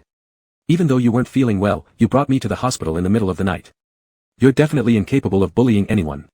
Shen Chua. Just promise me there won't be another reckless act like tonight. Let this slide. Alright, I promise it won't happen again. Pei Tingyue seriously committed. There won't be another episode of jumping into the lake either. Pei Tingyue stifled a laugh. Okay. Shen Chua immediately ran out of words. Considering his frail state, she decided to let it go and lowered his head to eat. Pei Tingyue seemed to have little appetite. He only ate a couple bites of the soup noodles but kept watching Shen Chua eat. His stare was impossible to ignore. Shen Chua put down his chopsticks helplessly. Can you please start eating and stop looking at me like that? Have you ever taken care of anyone else like this before? Pei Tingyue suddenly asked. Shen Chua, of course. When Mrs. Zhang Tong was hospitalized, I often helped out at the hospital. You know what I'm asking about, Pei Tingyue reminded him. Be honest. Why are you bringing up old things again? That was how many years ago, I don't even remember. Pei Tingyue, can't I ask? Fine, stop asking, Shen Chua replied helplessly. You're the only troublemaker I've met in my 30 years of life. Who would act like you and jump into a lake on a cold winter night, causing oneself harm without being ill? I haven't been sick for many years. Pei Tingyue slowly added a spoonful of vinegar to his bowl, stirring with the spoon. The last time I had a fever might have been 20 years ago. Shen Chua didn't believe it. Could someone so frail really not have been sick for 20 years? It was the first time anyone had used the word weak and delicate to describe himself. Pei Tingyue raised an eyebrow slightly, seemingly intrigued. Why not? Who would dare to get sick alone, fearing that if they were truly sick, no one would know? His tone was casual, yet Shen Chua was momentarily speechless. That's illogical. Is what I said wrong? I'm alone too, Shen Chua said, and I've been sick before. Who takes care of you when you're sick? Take care of myself. Who else could I rely on? Pei Tingyue clicked his tongue. Poor thing. Shen Chua, are you itching for another beating? Pei Tingyue pointed at his face. Shen Chua, where did you learn to hit someone in the face? I haven't hit anyone, Shen Chua threw out her voice without hesitation. You just deserved it. I said, you would only dare to act wildly towards me. Before she could respond, Pei Tingyue nodded. That's good. After all, only he could bully Shen Chua. Shen Chua had nothing to say. She shouldn't waste time arguing with this person. After finishing breakfast, they got back into the car. Shen Chua started the engine. Pei Tingyue indicated to her, go to the court of Huaishi district. Now. Shen Chua turned around in surprise. Not going home? Pei Tingyue, there's a trial in the morning, I must go. Shen Chua choked, almost thinking she heard wrong. There's a trial, and you dared to jump into the lake last night? Aren't you afraid of messing up important things? Pei Tingyue didn't think it was shameful. Take me there, drive home and rest. Am I supposed to idle around while you work with a high fever? Shen Chua said angrily. Pei Tingyue, health comes first. Are you serious? Shen Chua didn't want to argue with him anymore, turning the car forward. Half an hour later, she drove the car into the parking lot of Huaishi District Court. Pei Tingyue glanced at his watch, not getting out immediately. 40 minutes more until my assistant arrives. Do you need to go back to school now? Forget it, Shen Chua had just mentioned it casually anyway. She didn't have class in the morning, other work could be postponed. She couldn't leave Pei Tingyue here alone. Thanks to you, Mr. Sick Person, I won't go today. Pei Tingyue laughed. Shen Chua ignored him and took out the medicine from the armrest compartment, which included both Pei Tingyue's and her own. They both needed to take it. Pei Tingyue reached over, lightly stroking his chin. Shen Chua was reading the drug instructions, annoyed by him and accidentally bit down on his finger. Pei Tingyue teased her a couple of times before calmly pulling his hand back. Shen Chua frowned, raising her eyes, but found someone outside the car looking at them in shock. Shen Chua was also startled, taking a few moments to realize it was probably Pei Tingyue's old classmate whom he had mentioned worked here. A friend of yours, Shen Chua came to her senses, reminded briefly. Pei Tingyue turned around, seeing Song Sun wasn't surprised at all, he lowered the window and greeted him casually. Song Sun recovered his voice after a long pause. You too? Pei Tingyue calmly said, I have a case this morning in court. Song Sun nodded, suppressing the turmoil in his heart. He just saw Pei Tingyue's car and came over to greet him, never expecting to witness their intimate display of affection inside the car. Caught watching them, Shen Chua felt somewhat awkward, whereas Pei Tingyue remained composed as he accepted the medicine Song Sun handed over and directly drank it with mineral water. Song Sun looked at them hesitantly, but in the end said nothing, gave a greeting, and left. When Song Sun was far enough away, Shen Chua asked, did your friend not know your orientation? Why was he so surprised? Not known, Pei Tingyue said, now you've publicly outed me inexplicably, how do you plan to compensate me? Shinchua. Pei Tingyue's gaze swept over the receding back figure outside the car window, his eyes quickly devoid of emotion. You're the one acting bizarre, Shinchua said. Pei Tingyue looked at her, Shinchua. Shinchua, what else do you have to say? Why do people act foolish? Pei Tingyue suddenly asked. Shinchua wasn't sure what he meant, blindness and ignorance. Pei Tingyue thought about it, nodding in agreement, indeed. Shinchua was a little puzzled and wanted to ask further, but Pei Tingyue smiled faintly and said, let's go, get out of the car. He first pushed the car door open, and while getting out, Pei Tingyue absent-mindedly thought that when one's head is muddled from a fever, it might be quite easy to act foolishly. As for whether it was true or false, he was too lazy to investigate deeply. Anyway, he wouldn't let Shinchua get away. Chapter 33, Different Worlds. During the first 2 days of winter break, there was a meeting at the college to assign holiday tasks. Huai University had recently started a campaign to bring technology to rural areas, focusing on towns surrounding Huai City and several smaller cities. Their telecommunications college would be coordinating with Dantu County in Lin City. The deputy dean in charge of administration gave a long speech about the significance of this event. Shinchua wasn't paying attention until the dean called out his name, saying, Teacher Shen, I remember you're originally from Dantu County. You can come with me for this activity. Shinchua instinctively wanted to decline but couldn't find an excuse with everyone watching him. Back in the office, Shinchua remained restless. The hot tea he brewed sat cold beside him, untouched. Zhang Rumin called, probably having already heard about it, specifically asking about the matter. Shinchua struggled to form words and replied, it's Dean Tian's idea. There are 6 people in the work team, and I'm included. It will take place before the spring festival. Zhang Rumin could hear the hesitation in his voice and asked, do you really not want to go? If you truly don't want to, I can speak on your behalf and ask someone else to go. Shinchua was about to agree but restrained himself. He knew that Zhang Rumin and Dean Tian didn't get along well. He couldn't let his teacher embarrass himself for his sake. Never mind, I'll go. On the other end, Zhang Rumin sighed and advised him, Shinchua, you haven't been home for so many years. If possible, you should go back and see them. After all, they're family. There's nothing unsolvable. Shinchua remained silent for a moment and ultimately said nothing. After hanging up, he stood dazed for a while, glanced at the time, realizing it was getting late. He forced himself to calm down, tidied up his things, and left. In the afternoon, he went to Cheetah's Research Institute. By the time the work was done, it was already evening, and then he took the subway back. Unexpectedly, he met Song Sun during a transfer. It was the latter who proactively stopped him, and they walked together for a while. Though Song Sun was Pei Tingyue's friend, Shinchua still felt somewhat awkward after encountering something between the two. They exchanged some casual conversation before Song Sun couldn't help but ask, Professor Shen, what I saw that day, was it true between you and old Pei? Shinchua really didn't want to talk about it but had to tell the truth since he was asked, I'm in a relationship with him. Song Sun exclaimed with an, unsure if it was out of surprise or something else. Scratching his head, he awkwardly said, I didn't expect that. So old Pei likes men. That explains why he never found a partner all these years. Back when we were students, there were quite a few girls who liked him. Shinchua's interest was piqued as he asked, what was he like before? After pondering for a moment, Song Sun replied, not much different from now, reserved and icy. We were roommates, and it took me boldly approaching him just to get a few words out of him. Honestly, at first, I didn't think he'd ever become a lawyer, let alone such a good one, given how essential public speaking is for lawyers. Shinchua disagreed. Though Pei Tingyue was indifferent toward matters, his tongue was always sharp. Sometimes, Shinchua even thought the man was too chatty. He is quite articulate now. As he said this, Shinchua felt amused and indeed smiled faintly. Seeing the curve of his lips, Song Sun inexplicably asked, when did you two start dating? Shinchua felt this question was hard to answer. He didn't know how to calculate it either and simply replied, around last Valentine's Day. Last Valentine's Day was also when they got their marriage certificate abroad. Is that so? Aha. Song Sun and Shinchua were taking different buses, so they parted ways at a fork in the road. Shinchua left first. Song Sun watched him walk away, deep in thought. He lingered there for a bit before turning in another direction. Before boarding the bus, Shinchua wanted to send a message to Pei Tingyue. But remembering that he had an engagement tonight when leaving this morning, he decided against it. After sitting for 2 stops, he pulled out his phone, looking up an old number he hadn't contacted in a long time, asking if the person would have time to have dinner together. 20 minutes later, Shinchua sat inside a nearby mall's restaurant. After waiting for a short period, a young woman who had just finished work rushed in, sat opposite him, and greeted him, Big Brother Chua. Shinchua nodded, scanned the code, and let the girl order food first. Once all the dishes were served, they began eating and chatting casually. Her name was Xinyu, and she was the daughter of Shinchua's paternal uncle, a year younger than him. She had been living in the north and only came to Huai City 2 years ago for work. Shinchua had been outside for over 10 years and lost touch with his family. His encounter with Xin Yu here was coincidental, which led them to exchange contact information. I saw your WeChat Moments post, Xin Chua asked, didn't you go back home for New Year's Day? Yes, because I planned to travel with friends during the Spring Festival, I went back briefly during New Year's, Xin Yu explained. She knew that what Xin Chua wanted to ask was not this.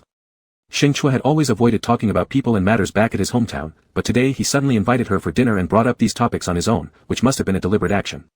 Xin Chua didn't touch his chopsticks much, perhaps because he wasn't hungry. How's the situation at my place now? Do you know anything about it? Xin Yu consoled him by saying, in fact, it's all going well. You can rest assured. If one really needed to elaborate, his father still had the fiery temper like over a decade ago, when scolding people, his voice was so powerful that no one dared to oppose. His mother remained as tough and domineering as she was before. However, his two older brothers were far from articulate and got married early. He already had several nieces and nephews, the eldest of whom would soon graduate from primary school. Everyone in their big family lived well, except that they paid no attention to him and treated him as if he didn't exist, regarding him as the embarrassing youngest son who brought shame to them. Uncle San is quite robust, but last month, he fractured his ankle while working. However, looking at him, I don't see any issues. There are so many people at home taking turns caring for him, he should recover quickly. The Uncle San Xin Yu mentioned was Xin Chua's father. Furrowing his eyebrows, Xin Chua asked, do you think I want to go back? Chua hesitated for a moment, replying with uncertainty, I'll reconsider. He didn't even know whether he should go back. After all, his parents had once told him when he was kicked out of the house that he could die outside rather than return home again. Xin Yu nodded, anyway, I support you. If you really don't want to go back, you don't need to force yourself. After all, it's been so many years. And also. Pausing momentarily, Xin Yu continued, Big brother Chua, do you still keep in touch with Chuang He? I bumped into him recently. He also works in the same CBD area where I work. Chua's hand paused as it held the chopsticks, then he replied, we met before, just chatted briefly. And? Xin Yu began again curiously. All past things, Xin Chua slightly shook his head, there's nothing worth mentioning. Xin Yu carefully observed his expression, seemingly realizing something, are you dating a new boyfriend? Xin Chua fell silent, and then he unexpectedly laughed, feeling oddly relaxed, yes, isn't that normal? Xin Yu also laughed, it is. After finishing their meal, Xin Yu left due to an urgent matter, leaving Xin Chua alone strolling around the nearby business district again. He walked until he reached the front of Y City's Grand Theater. Coincidentally, there was also an orchestra performance here tonight. He bought a ticket and entered, finding his mindset different from the previous time he sat there.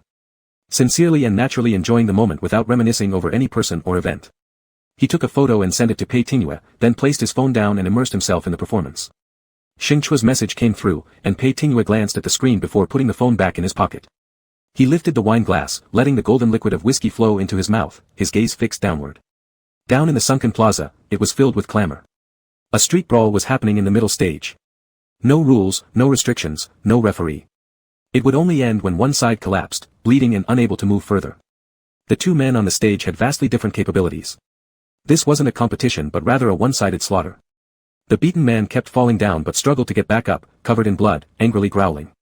The cries of agony, the naked violence of brawls, the bloody atmosphere constantly stimulated adrenaline among the spectators, their faces twisted with excitement, drunk and crazed screams echoed, laughing loudly as if living for the moment amidst chaos. The same scenes every night, be it pornography, bloodshed, or violence, repeated in this luxurious yet dark corner. Underground palaces unseen by light in this prosperous city, hiding filth and squalor, giving rise to nauseating sights under its dim glow. Pei Tingyue coldly watched on. Perhaps seeing such occurrences too often, he glanced forward, at the floating stars under the dome high above. Scattered light illuminated this palace's sole source of light, beneath which lay a mess of filth everywhere. He drank another sip of alcohol expressionlessly. Mr. Pei doesn't seem interested in this place. The man beside him spoke, his tone equally indifferent, gazing coldly at the chaotic crowd below just like Pei Tingyue did. This place is fine, the other said, it's just dirty down there. Pei Tingyue saw Zhao Qian in the crowd, crazy and carefree, arms around others, unsure if he was drunk or overdosed. This place had been the Ouyang family's playground and goldmine for 20 years. Most transactions the Zhao family conducted secretly were done here. It closed for 3 months after Zhao Zhikuan entered prison, and now under Zhao Qian's management, it finally seemed destined to change hands. Not bad, the other man commented, it's merely the filthiness of the people below. Pei Tingyue gave a faint scoff, followed little Mr. Zhao too many times. Nothing original here. Is Chairman Yi thinking about doing the same business as Mr. Zhao? Pei Tingyue slowly sipped his wine, squinting as the scenes before him quickly rewound in his memory. 20 years ago, he stepped into this place for the first time. Back then, the stage was also hosting a savage boxing match. He was barely over 10 years old, not tall enough to see above the crazed crowd obscuring his view of the stage, only able to smell the blood floating in the air and hear those intensely excited voices. In one quick glance, he caught sight of his father's ridiculous silhouette, arms flailing wildly with excitement, neck craning forward as he pushed through the crowd. The hand in his trouser pocket gripped his phone tightly, bringing Pei Tingwe back to the present moment, and suddenly he regretted just casually glancing at the photo Xing Chua had sent earlier. Draining his glass of wine, he set it down. "Tonight, I thank Chairman Yi for the hospitality. The show is over, I'll be going now." The other person slightly nodded. "Zhao Qian said you have no interest in places like this." "It seems true." "I'm a lawyer," Pei Tingwe replied with an unfazed expression. "Chairman Yi doesn't need to test my trustworthiness with such methods. I'm not someone noble, but I still want to earn a living, at least maintaining professional ethics. Besides," he continued, "the smell here isn't pleasant. My wife wouldn't like it if I bring these smells home, she'd probably be upset." Stepping out of that foul place, the cold wind blew. Pei Tingwe loosened his tie, finally feeling a bit more comfortable. He casually took off his coat and threw it into the nearby trash can. This place didn't need visiting again. Halfway through the concert, the screen of Xing Chua's phone, held in his palm, lit up with a reply from Pei Tingwe. "Going to a concert without me?" "With who?" "Xing Chua, no one, I came alone to soak in some musical refinement. You should come here more often instead of constantly hanging out and partying." Pei Tingwe, you're right." Xing Chua wanted to respond but stopped when someone suddenly sat down beside him in the empty seat. He instinctively turned his head and met Pei Tingwe's eyes under the dim light, hiding a smile. Just as Xing Chua was about to ask why, Pei Tingwe pointed to the front stage and placed a finger on his lips, signaling silence. Staring at him in surprise, Xing Chua watched as Pei Tingwe pulled out his phone and typed on its notes app, dumbfounded. Xing Chua saw these two words on his screen, snapped back to reality, and turned his gaze back to the front, though his heart rate could no longer return to normal. Leaning back lazily into his seat, despite still not enjoying this kind of highbrow art, Pei Tingwe felt an undeniable sense of comfort here. The stage ahead shone brightly, sitting there made it feel like stepping out of the shadows into the light, into an entirely different world. Xing Chua grabbed his phone and replied below the line, "How did you suddenly get here?" Pei Tingwe added, "To see if you're secretly meeting any strange men here." Xing Chua, "Did you see anyone?" Pei Tingwe, "Yeah, you were very well behaved." Handing the phone back, Xing Chua leaned back against his seat, but couldn't help the upward curve forming at the corner of his mouth. After the concert ended, as they walked out of the theater, Xing Chua noticed the bastard wasn't wearing much for the cold weather, just a suit jacket. "Where are your clothes?" "Where have you been?" "Got them dirty and threw them away," Pei Tingwe said nonchalantly. "Went to watch a play." "A play?" "Yeah," Pei Tingwe nodded. "I went to see if everyone reaches rock bottom will break down completely, desperate to live or die." Xing Chua seemed to half understand. "So what?" "It's not like that," Pei Tingwe remarked indifferently. "Some people choose to muddle through life, indulging in last-minute pleasures, reveling in their final insanity." Xing Chua lost interest in hearing more, unfastening the cashmere scarf from his neck and helping Pei Tingwe wrap it around twice neatly with a square knot. "If you fever up late at night again, go to the hospital by yourself." Pei Tingwe looked down at him. "Xing Chua, with you being so nice, I almost feel guilty teasing you." Xing Chua tapped his chest twice. "Are you looking for another beating?" Pei Tingwe caught his hand. "Let's go home and let you hit me there." Chapter 34, I Am Good Looking. A week after the winter break, Xing Chua set off with the college working group to Datong County. Pei Ting drove him to the high-speed rail station early in the morning. On the way, he asked, "Do you plan to visit your family when you go back home?" Xing Chua replied, "Aren't you going to ask me about my family situation?" "So what is your family situation?" Pei Ting casually asked. Xing Chua remained silent. Pei Ting's indifferent attitude made him not want to answer at all. The car stopped at the entrance of the high-speed rail station. Pei Ting said, "What's there to ask? You haven't been in contact with your family for more than 10 years, which means you don't care about your relationship with them, so I have even less reason to care." Xing Chua was convinced by his logic and said, "Think positive," Pei Ting said lightly. "If you want to go home, go check it out.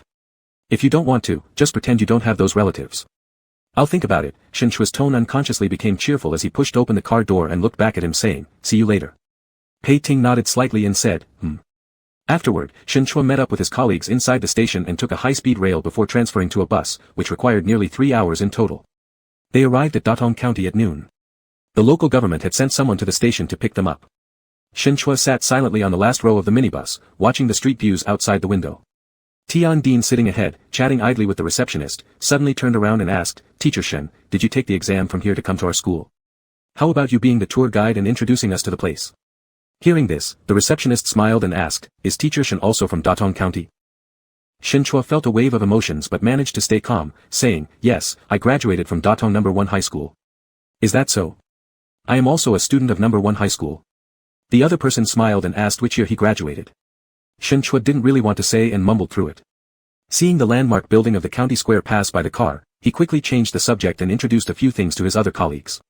He hadn't returned for more than 10 years, and Datong County had developed fast in recent years. Many places were entirely different from before, both familiar and strange.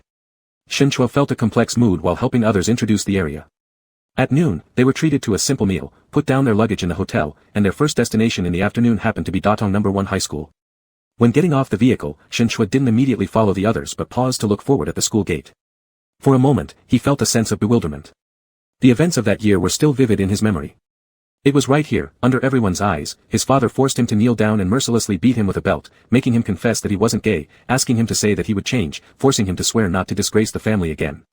At that time, the onlookers among teachers and students, those giggling discussions, haunted his nightmares for a long time afterward. Teacher Shin. A colleague turned around and called him. Shinchua snapped back to reality, composed himself, and caught up. In the following afternoon, they held a symposium with the school leadership, visited the school's science forum, and communicated with students face-to-face to guide them on developing an interest in scientific research, without any stop. Shinchua, young and good-looking, who was also a graduate of No. 1 High School, was very popular among the students. Students frequently gathered around him, asking all kinds of questions, even asking about his high school life. Shinchua replied with a smile but avoided discussing them. Shinchua. Someone in the crowd called his name. Shinchua looked up, and the person walked over quickly. Shinchua, I'm Fu Haoming. Do you remember me? Not expecting to meet a former classmate here, Shinchua nodded awkwardly, long time no see. The other person said, I'm now a math teacher in the second-year junior high group of our school. I just heard that there's a teacher Shin who is also from our No. 1 high school, and when I came over, I didn't expect to see you, little buddy, you're truly impressive. We haven't seen each other for over 10 years, and now you've become a professor at Hua University. Shinchua said, associate professor. It's all the same, the other person waved a big hand, let's go. Since we met, I will treat you to dinner tonight, and you must give me this favor. Shinchua didn't like it, but the other person acted like they were close friends, not giving him a chance to refuse. He was about to make up an excuse, but Dean Tian noticed and laughed, I didn't expect that you would run into an old classmate right away when you returned to school. That's quite the fate. Anyway, there's nothing to do for a while. Why don't you join your old classmates for dinner? Shinchua couldn't say anything else and could only reluctantly agree, once I'm done here, I'll find you. Fu Haoming exchanged contact information with him and left contentedly. Shinchua felt somewhat uneasy, but there was nothing he could do. After work ended, the person indeed sent a message, inviting him to meet at the school gate. Fu Haoming drove an electric vehicle, gesturing for him to get in and said, in 2 more days, the school will be on vacation, you came at a good time. But little buddy, how could you come back without mentioning it in the group chat? Oh, I remember, you're probably not even in our class group chat, right? Shinchua, no. Fu Haoming was their class president back then, and he shared the same dormitory with Shinchua and Zhuanghe, so they had a decent relationship. However, due to what happened back then, after graduating from high school, Shinchua cut off all contact with his classmates. You really, Fu Haoming sighed, never mind, I'll add you to the group later. Shinchua wanted to decline but couldn't find any excuse. About 15 minutes later, Fu Haoming's car stopped in front of a local restaurant. It wasn't just Shinchua, Fu Haoming also invited other old classmates to join them for dinner. Seeing all the familiar faces around the table, Shinchua only felt awkward. However, everyone else was quite enthusiastic, inviting him to sit down. They laughed and cheerfully handed out cigarettes and poured drinks, and upon hearing that he was now a professor at Hua University, they praised him one by one. Shinchua tried to fit in as best as he could, reluctantly exchanging pleasantries and reminiscing about the past. After a few rounds of drinking, everyone except Shinchua had drunk a lot. They started boasting and talking freely about their student days, and somehow the topic turned to the relationship between Shinchua and Zhuanghe. Actually, I saw something funny between you two way back when, someone joked, I have sharp eyes, I knew your relationship was special, didn't I? You're just bragging after the fact. Back then, you were the most surprised one. You always made jokes about Shinchua and teased us with vulgar remarks, and now you actually have the nerve to bring this up. Why should I feel embarrassed? It's no big deal. Nowadays, gay relationships are everywhere. We've all gotten used to it. You're talking about now. This happened over a decade ago, it was pretty shocking back then, right? But Shinchua, your dad really didn't give you any face at all, did he? If he hadn't come to the school to make trouble, your affair wouldn't have become common knowledge across the entire campus. By the way, Shinchua, do you and Zhuanghe still keep in touch? Haven't we heard he went abroad many years ago? I heard he returned to Hua City. Are you two still together? The crowd buzzed with chatter, treating Shinchua's painful past as if it were just another entertaining story, laughing and joking without end. Shinchua gripped his wine glass tightly, regretting coming here already. Someone pressed him further about whether he and Zhuanghe were still together, prompting Shinchua to retort irritably, no, we broke up long ago. That's such a pity. He's still in Hua City, you two can rekindle the flames. Brother Shen, you never know, you two might have a destiny together. Your dad has no say in this anymore. These people showed no intention of letting go, continuing their teasing incessantly. Fu Haoming wiped his face and spoke up amidst the crowd, Shen Chua, this glass of wine is for you. First, let me say sorry. Shen Chua frowned slightly, unsure what he meant. Fu Haoming downed the glass of alcohol in one sip. With the effects of liquor flushing his cheeks red and thickening his neck, his voice became even louder than before. Back in those days, the notes and letters you and Zhuanghe passed to each other, it was me who gave them to the teacher. It was my fault. I was worried both of you would stray off the right path. Brother Shen, please forgive me. Shen Chua froze. Other classmates comforted Fu Haoming, spewing nonsense like, it wasn't your fault, and, you did what you thought was best for the class. But everyone knew that Fu Haoming had a strong jealous streak. The real reason might have been his envy back then, since Shen Chua and Zhuanghe's grades exceeded his own as the class president. So he deliberately made things difficult for them. Had Fu Haoming not been drunk today, he wouldn't have confessed this publicly. Even now, though his confession appeared apologetic, it was hard not to suspect that it carried a hint of intentional boasting. Shen Chua abruptly stood up, shocking everyone.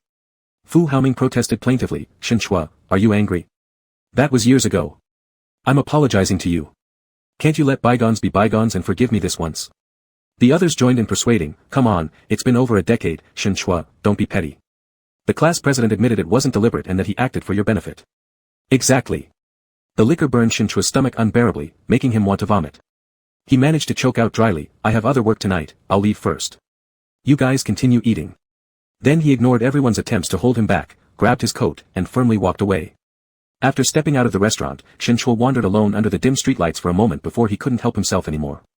He leaned against a dead tree trunk by the road, bending over and dry heaving violently.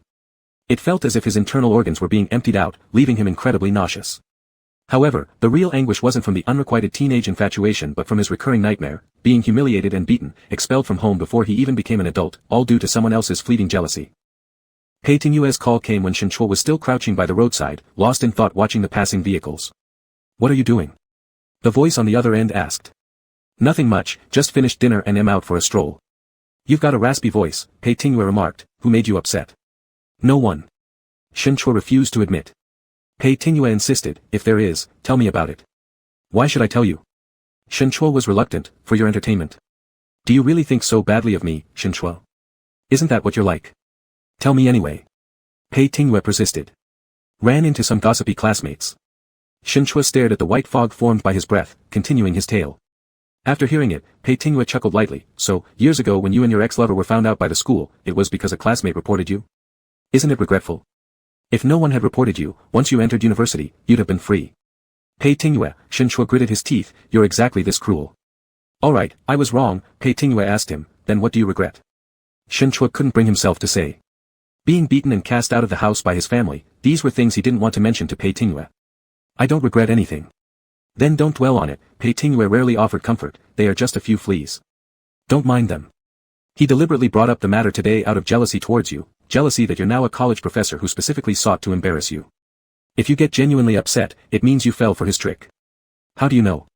You haven't even met him, yet you claim to know what he's thinking, Shen Chua asked incredulously. Their thoughts are obvious upon hearing it, they're clowns, and I've seen plenty of their kind. Shen Chua was amused by Pei Tingyue's words, his mood relaxing significantly as he stood up, rubbing his numbed legs. Pei Tingyue, aren't you too confident? Am I supposed to be insecure instead?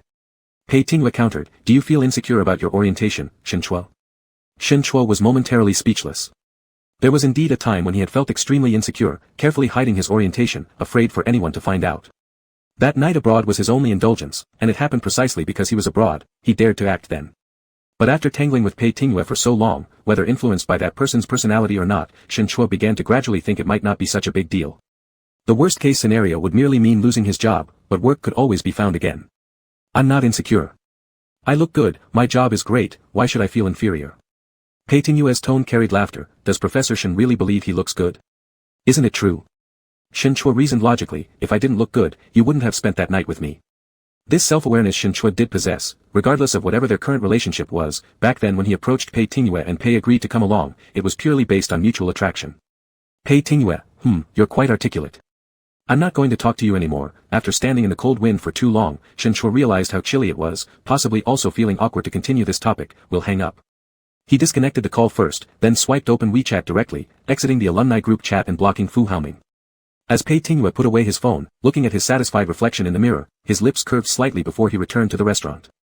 Song Sun sat alone there. The food had been served, but he hadn't touched it with his chopsticks. Why aren't you eating?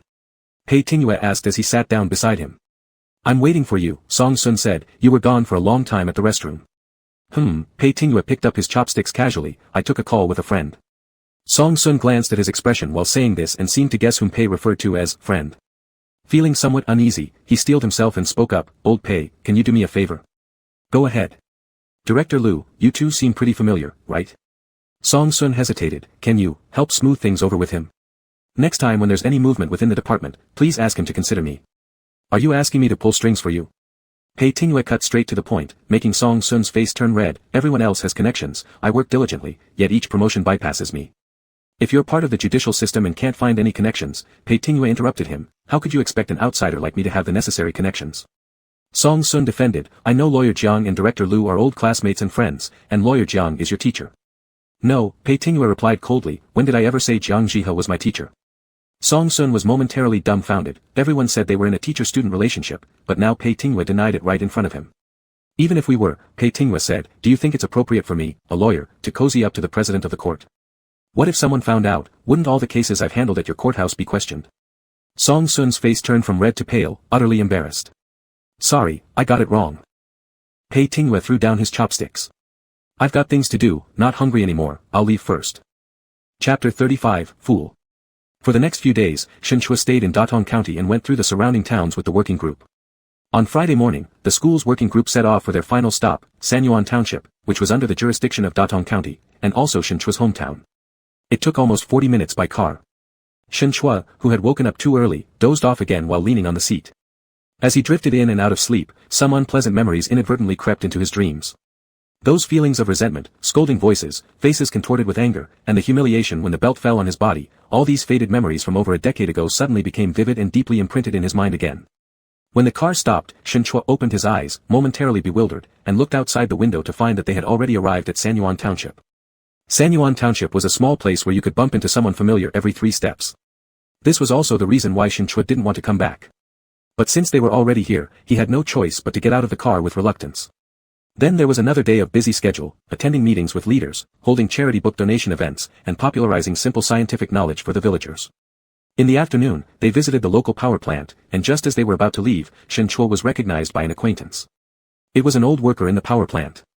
After examining him for half a day, the man approached and asked, Shen family's 3rd kid, do you still remember me? I'm Uncle Wang who used to live next door to your family. Shen Chua couldn't pretend not to know, so he forced a smile and greeted the man. Then the man told him that his elder brother also worked here and, without waiting for Shen Chua to say much more, immediately called the person over. There was no time for Shen Chua to leave as he was pulled into a separate talk with his brother in the dormitory of the factory. After more than 10 years without seeing each other, Shen Chua felt only estrangement even standing before his own brother. He paused by the door, somewhat awkwardly calling out dryly, Big brother. Shen Ming was also not the chatty type. Nodding, he poured him a glass of water. The dormitory is a bit messy. I usually live here alone and only go home during weekends. Shen Chua took a sip of water handed to him and held the cup, unsure of what to say. After a moment of silence, Shen Ming asked him, how have you been living outside all these years? Shen Chua replied, yeah, it's alright. Why don't you come home with me, suggested Shen Ming, it's rare for you to return once. You should at least take a look at home and have a meal.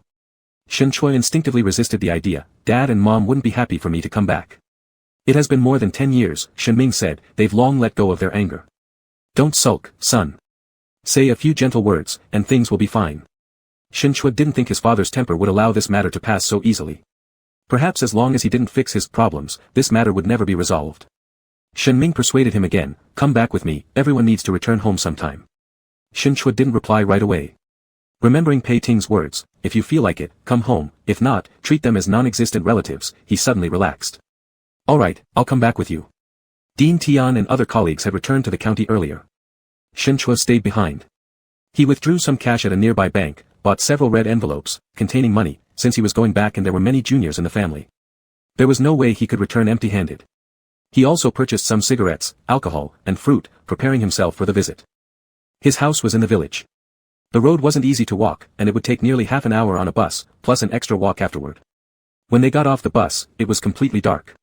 Shen Ming turned on the flashlight, and Shen Chua followed behind him, intentionally slowing down his steps, taking stock of his surroundings. This place hadn't changed much since the day he left years ago. Perhaps what had changed was his state of mind. That night, when he was driven out of the house, was also such a winter evening. Back then, he was still in his third year of high school. Because of his father's outburst, everyone in the school knew about his relationship with Zhuang He. Zhuang He dropped out of school, and Shen Chua, upon returning, didn't see him anymore. He heard Zhuang He had been taken to a big city by his parents and eventually moved abroad, leaving him alone. With nowhere to go home and unwilling to cause disturbances for others, Shen Chua had no choice but to stay temporarily with a distant uncle in the county town. During those final months of his senior year, he locked himself inside a warehouse-like flat room, diligently studying until he was admitted to Huaizhou University. Thinking about it now, all these years, what he couldn't let go of was hard to determine. Was it truly the person from the past, or the unbearable times from those years? "We're here," Shen Ming whispered softly. Shen Chua looked up and saw the yard lit by lamplight at the end of the road, from which came the occasional laughter of children and the stern scolding of adults. "Let's go in together." Earlier, Shen Ming had made a phone call. Their second brother Shen Ping came out with his wife and several children to welcome them. Seeing Shen Chua, Shen Ping excitedly patted his shoulder. "You're back." And nothing else could be said. Shen Ming introduced Shen Chua to the rest of the family. The two sisters-in-law had entered the family after Shen Chua left home, and they were humble rural women who looked kind. Shen Chua took the initiative to greet them and gave the children red envelopes. Children were always easy to please. With the red envelopes in hand, they quickly started calling him uncle. The conversation was cut short by a shout from their father in the yard. "What's going on out here? Stop talking nonsense and get inside already. What time is it to still not be eating dinner?" Shen Chua followed everyone else inside. His mother came out from the kitchen at the sound of the commotion, glanced at him twice from the doorway, and then turned around and went back in. His father sat aside smoking, completely ignoring him. Shen Chua stepped forward and put down the gifts he brought, calling out, "Dad." Old Shen gave him a sidelong glance, his face devoid of expression as he took another look at Shen Chua before also standing up and going into the house. Shen Ming came over and patted his shoulder. "Don't worry, let's go eat." From the moment Shen Chua walked in until he sat down, neither of his parents said a word to him, even though he had greeted them actively. At the dinner table, only the chirping voices of the children could be heard. The adults all seemed somewhat awkward. Shen Ming tried to break the ice by adding food to Shen Chua's plate and asking, "You're now a teacher at Huai University, right?" "Yeah," Shen Chua nodded, "I've been working there since graduation." Hearing this, Shen Ping sighed with admiration. "Still, you're the most capable among us brothers. You've always been good at studying, and now you've become a university professor." "That's true," Shen Ming said approvingly. "He came here today along with other teachers from Huai University for some activities. My co-workers at the factory all say he's accomplished." Seizing the opportunity, Shen Ping added in front of their parents, "Look, little brother has become a professor. We can feel proud when we tell others about it." The old man still had a cold face, refusing to speak, but their mother looked at Shen Chua again and asked, "You're 30 already, right? Are you married yet?" "Mom." Shen Ming wanted to interrupt her, but she wouldn't hear of it, fixing her gaze on Shen Chua. "Your two older brothers got married in their early 20s. Your oldest nephew is 11 this year. What about you? Have you gotten married yet?" Shen Chua calmly replied, "No." Their mother pressed further, "When do you plan to settle down?" As Shen Chua was questioned further, he became more composed and revealed the truth. "I have a boyfriend, and we've registered our marriage abroad." "What boyf?" Old Shen slammed his fist on the table, causing the chopsticks to fly off. "What ridiculous nonsense are you spouting?" The younger children were frightened and started crying. The sisters-in-law quickly took the kids away. Shen Chua wasn't feeling hungry anyway and simply placed down his chopsticks, meeting his father's glare without flinching. "I'm telling the truth." "Say it again." Shen Chua shook his head. "Dad, I didn't come here to argue with you." "What did you come here for, then?" Old Shen shouted angrily. "I told you that if you don't change your shameless behavior, you should die outside and never come back. Why are you coming here now? Are you trying to make me angry again?" Shen Ming and Shen Ping were frantically trying to calm the situation down, but Old Shen paid no attention to them, glaring furiously at Shen Chua. Their mother also began crying. "Why are you still like this? After so many years, this flaw still hasn't been corrected. And yet you come back. Why did you come back? To let people in the village laugh at us, to humiliate us?" Shen Chua stood up. "I apologize, I shouldn't have come today, I disturbed you." Old Shen still had a cast on his foot but rose shakily, possibly irritated by Shen Chua's firm stance. In a fit of rage, he overturned the dining table. A loud crash resounded as pots, pans, and bowls fell all over the floor. "Dad!" Shen Ming panicked. "Please don't do this." Shen Chua stepped back quickly and avoided being hit, though some soup splashed onto his shoes. He looked down, feeling disenchanted. He shouldn't have come. Relatives like these, perhaps, weren't worth having at all. As he turned to leave, a stool thrown by Old Shen hit his back, causing him to stagger a few steps forward in pain. But Shen Chua didn't turn back. Despite the pain, he straightened his shoulders and continued walking out the door. That night so long ago when he walked out of here, it was pitiful and dispiriting. At this moment tonight, only he himself knew that all traces of lingering resentment within him had finally been released. "Little brother." Shen-ming rushed out anxiously, and Shen Chua paused his step, remaining calm. My phone is almost out of battery, could you lend me a flashlight? Shen-ming asked, do you really have to go? Shen Chua answered, you saw it yourself, they're not happy to see me. Let it go, otherwise everyone will be unhappy. But I came today because I wanted to sever my own thoughts completely, and this is just as well. Shen Chua said. Shen-ming hesitated, eventually unable to dissuade further, turning on the flashlight, let me see you out. As they retraced the same dirt path, Shen-ming walked for a while in silence before asking Shen Chua, is the boyfriend you mentioned still the same person from before? It's not, Shen Chua chuckled lightly, how could it be? That was so many years ago. Shen-ming, makes sense. What's he like? Is he good to you? Shen Chua thought for a moment, unsure how to answer his brother's question. He couldn't quite define who Pei Tingwei was or even if Pei Tingwei was truly good to him. He had just been lonely for too long, and this person made him easily fall apart. He's someone both good and bad, Shen Chua said. Shen-ming didn't fully understand, but Shen Chua stopped explaining further, never mind, don't ask anymore, brother. I know my own limits. If he treats me well, I'll stay with him, and if not, I'll leave on my own. You don't need to worry. Relieved, Shen-ming let go of his concerns and escorted him out onto the main road. Shen Chua already saw the bus stop ahead, you can go back, there's no need to see me off. Shen-ming hesitated, a tinge of reluctance and sadness lingering in his heart, knowing that after this, it would be hard for them to meet again as brothers. Shen Chua insisted on asking for their parents' bank account details, he would fulfill his responsibilities where necessary, but that was all he would do. This family, he wouldn't come back to it anymore. After Shen-ming went back, Shen Chua stood there for a while until the figure disappeared into the distance and the flashlight beam vanished entirely. He glanced at the time on his phone, it was almost 8. An hour earlier, Pei Tingwei had sent him a message asking where he was. The night was too cold for typing, so Shen Chua held his phone and responded via voice message, I ran into my brother, went home with him, just finished dinner, and am now heading back. On the other side of the street, car headlights flickered momentarily, but Shen Chua didn't pay much attention and continued looking at his phone. After a few seconds, something suddenly dawned on him, and he abruptly looked up. A Mercedes stopped by the curb across the street, and the man stepping out of the car was also replying through voice messages, his other hand tucked inside his coat pocket. He paused on the roadside and gazed across the street at Shen Chua. Shen Chua froze in place as a new voice message arrived on his phone. Out of habit, he clicked it open. Pei Tingyue's deep and teasing voice sounded right beside his ear, did you decide to come back yourself, or were you kicked out of the house? Hearing this familiar low-pitched and slightly mocking tone, Shen Chua felt his heartbeat quicken without control as he locked eyes with him. Separated by the road, their gazes intertwined tightly. A bus passed slowly, and Shen Chua blinked, only to see that person still standing there, realizing that it wasn't a mirage. A new voice message came in from Pei Tingyue, are you coming or what? Shen Chua quickly stepped toward him as Pei Tingyue opened his arms wide.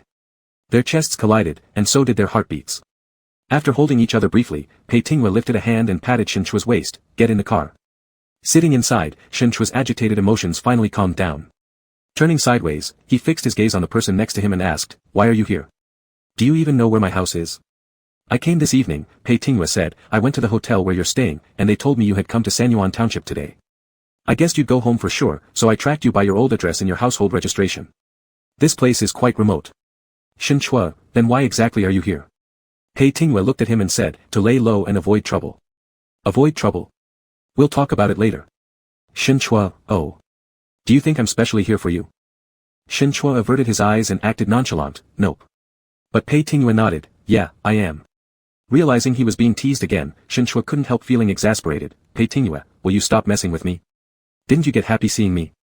Pei Tingyue mocked. Shen Chua, yes, I did. He turned away and fell silent for a while before speaking again, I'm glad you came looking for me. Pei Tingyue turned around. The headlights of passing cars slid past Shen Chua's face, his eyes devoid of any hint of mockery this time. He was speaking earnestly, happy. Are you really glad? Yes, very. Pei Tingyue returned his focus to the road ahead, idiot. Chapter 36, I like you. By the time they returned to Datong County, it was almost 9 o'clock. Pei Tingyue parked in front of a restaurant that looked quite popular. Shen Chua asked him, did you not eat dinner yet? Are you full? If you were kicked out of your house, just say so, no need to be embarrassed about it. Pei Tingyue pushed open the car door and said, get out. Once inside the restaurant and seated, Shen Chua was a bit puzzled, how did you know? Know that you were kicked out of your house. Pei Tingyue, while ordering dishes, didn't even look up, if things at home were truly harmonious with filial piety, you wouldn't have left on such a cold night without even staying for a night. Shen Chua was speechless, you're just teasing me. Pei Tingyue, no interest. Shen Chua stopped continuing with this topic, silently wiping the table with a napkin. Just then, the busy restaurant owner who had been at the counter came over and suddenly addressed him, Shen Chua. Shen Chua looked up, the other party smiled and introduced themselves, I'm Su Liang, remember me? Upon encountering someone he used to know again, Shen Chua was already quite composed, exchanging a greeting with the person. The other person remarked, it's been many years since we've seen each other, I thought you wouldn't come back here anymore. Shen Chua explained, there just happens to be work around here, I'll leave tomorrow. After some casual chat, when the food was served, the other person told them to take their time eating and turn to attend to other customers. Pei Tingyue asked, who is he? A former neighbor and classmate, Shen Chua simply replied. Su Liang was actually from his neighboring class back then, an old neighbor from his aunt's house. In the final few months of senior year, Shen Chua stayed in his aunt's bungalow studying, fully relying on Su Liang to bring him test papers and study materials from school. After the college entrance exam, his aunt passed away, and he went to the city to work and save for tuition fees. Since then, he never came back, nor saw Su Liang again. Pei Tingyue slightly raised his eyebrows, didn't ask much further, but helped serve him some dishes, eat.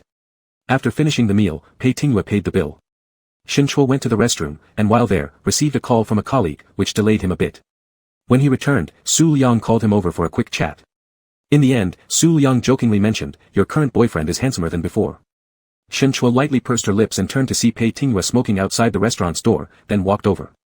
Seeing Shen Chua come out, Pei Tingyue immediately put out his cigarette and pulled open the car door, let's go. Back in the car, he asked Shen Chua, what else did you talk about with your classmate? He said you are handsome. Shen Chua said. And what do you think? Shen Chua felt her face heat up under his gaze, yes. Pei Tingyue chuckled and started the car. They picked up Shen Chua's luggage at the hotel, then directly left Datong County, heading to the nearby prefecture-level city. Is it vacation time now? As Pei Tingyue drove onto the expressway, he asked. Shen Chua nodded, yeah, the vacation starts tomorrow, and we'll go back to work after the new year. That's good, Pei Tingyue said, we'll play outside for a few days and return home after the new year. Shen Chua remembered his previous mention of laying low, and worriedly asked, what kind of trouble have you gotten into this time? Not really, Pei Tingyue casually explained, Zhao Qian overdosed and died a few days ago, recently his family is holding the funeral service. I don't want to get close and touch bad luck, hence, keeping my distance. Shen Chua, ah. Dead is dead, Pei Tingyue spoke of such matters without any ripple in his eyes, as if it was commonplace, but people like him won't die quietly, there must be someone to take the blame. If he overdosed and killed himself, why should it be you taking the blame? Shen Chua didn't understand. Pei Tingyue sneered, drug abuse because he's feeling down, and he feels down because someone swindled most of his family business. They don't dare to go after those who actually benefit, so they always have to find someone to vent their frustration on. Hence, he, the lawyer eating at both tables and being unfaithful to Zhao's trust, became their scapegoat. Shen Chua listened and didn't know how to comment, he's gone, how can they still target you? His old man will be released soon, Pei Tingyue glanced at the road sign ahead, speaking casually, in a few months. So fast. Shen Chua frowned, isn't it 3 years? One trial after another, already spent more than a year in detention, Pei Tingyue explained, calculate the time, it's about right. So, you can escape at first, but not later, Shen Chua was a bit annoyed, his fast release is all due to your efforts. Why not make money if you can? Pei Tingyue said indifferently, one thing is one thing. Shen Chua, since it's like that, what's the use of you coming out to hide these few days? Let the heat pass for now, we'll see about the rest later. Pei Tingyue wasn't very concerned either, his working style was like that, clearly not the first time experiencing similar situations over the years. Shen Chua directly shut her mouth and decided not to continue discussing. When they arrived in the city, it was nearly midnight. Shen Chua rubbed her shoulder when she got out of the car, the place where she was hit by a chair by her father, had been aching faintly all along. After sitting in the car for so long again, it hurt even more. Pei Tingyue noticed his movements and asked, what's wrong? Shen Chua hesitated for a moment and told the truth, my dad hit me with a chair. My shoulder is probably bruised. Stay here. Pei Tingyue said this as he walked into the nearby pharmacy. Shen Chua stopped at the entrance of the store and watched his figure talking to the shop assistant. A while later, she looked down at her own shadow stretched long by the street lamp and suddenly smiled. When Pei Tingyue came out and saw her, he asked, what's so funny? It's nothing, Shen Chua replied, let's go. Pei Tingyue threw the ointment he bought at her, hold it yourself. Entering the hotel and heading upstairs, they only booked one room. As they stepped out of the elevator, Shen Chua suddenly remembered the night in Las Vegas when she was drunk out of her mind and had vague memories. But the mood before entering that hotel room was definitely not like now. What are you thinking about? Pei Tingyue unlocked the room card and turned back to ask her. I'm recalling the last time we went to the hotel and booked a room, Shen Chua frankly said. Pei Tingyue's eyes flickered, then pushed open the door, come in. After entering, Shen Chua went to shower first. As soon as she stepped out of the bathroom, Pei Tingyue pressed her into the bed, pulling off her sleeping gown. Seeing a large bruise on her left shoulder, he pressed it hard. Shen Chua drew in a breath of pain, gentler, please. Pei Tingyue wasn't very gentle as he squeezed out the ointment and rubbed it on, massaging it in, this is what you deserve.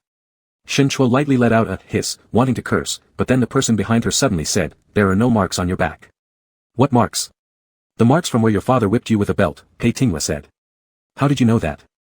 After asking, Shinchua quickly figured it out. "Did my classmate tell you when settling the bill just now?" Pei Tinghua frowned and made an acknowledging sound. "It's been over a decade, how could there be any marks still?" Shinchua said, "It's fine." Shinchua. "What?" "Falling in love early doesn't have a good outcome, and it's your fault." Shinchua. She shouldn't have expected anything better from Pei Tinghua's words. Getting whipped publicly by your father, being kicked out of your home, not being allowed to attend school anymore, having to borrow a place to prepare for the college entrance exam, while your ex-boyfriend just walks away carefree, only you were the one who ended up miserable. What else would you call this but deserved? Shinchua sighed deeply, saying, back then, he was also a student, taken away by his parents without being able to resist. Still defending your ex-lover? Shinchua shut her mouth and glanced at him sidelong. Pei Tinghua tapped her forehead, admit that you deserved it. I deserve it, I'm stupid, Shinchua surrendered, is that enough? Good to know. Pei Tinghua wasn't lenient at all, in the future, sharpen your eyes a bit more. For you. For me, you should be sharpening your eyes alright, Pei Tinghua pulled her sleeping gown back up, pinning her down and kissing her. Shinchua pushed him away, no, I'm exhausted, I don't want to do it. Pei Tinghua's hand rested on her back through the clothing, pressing it again, does it hurt? You know it hurts and you still do this, Shinchua said irritably, let go of me. What about when your father used a belt to whip you? Did it hurt then? Shinchua was momentarily speechless, seeing Pei Tinghua staring intently at her with a serious expression, she froze, it's been such a long time. Did it hurt? Shinchua fell silent and eventually spoke the truth, at the time, it hurt badly, extremely painful. If it hurt so much, why didn't you fight back? Why did you deliver yourself today to be beaten? He's my dad after all, Shinchua deflated, it's over, there won't be a next time. In the future, don't let people keep taking advantage of you, Pei Tinghua hugged her, lightly patting her waist. Shinchua lowered her head, her forehead resting on Pei Tinghua's shoulder, not letting him see her expression at this moment. No one had ever asked her if it hurt. Years later, Pei Tinghua was the first, and the only one. Pei Tinghua got up and went to the bathroom, Shinchua was too tired to gather strength, yet had no drowsiness. She grabbed her phone to check the time, suddenly realizing it seemed to be the eve of Minor New Year today. She followed him into the bathroom and found a topic to chat with him who was showering inside the shower stall. How did you spend the spring festival in the past? On my own, Pei Tinghua leaned forward rinsing his hair, his voice mixed in with the water sound slightly blurred. If I have the interest during the rare days of rest, I go abroad somewhere to vacation. Thinking that she could at least go to a teacher's house to eat the New Year's Eve dinner, Shinchua felt that compared to herself, Pei Tinghua seemed even more pitiful. So how will we spend this year's New Year? Up to you. It can't always be up to me, Shinchua said. Pei Tinghua, your attitude is called irresponsibility, laziness. Pei Tinghua pushed the door of the shower stall and stepped out.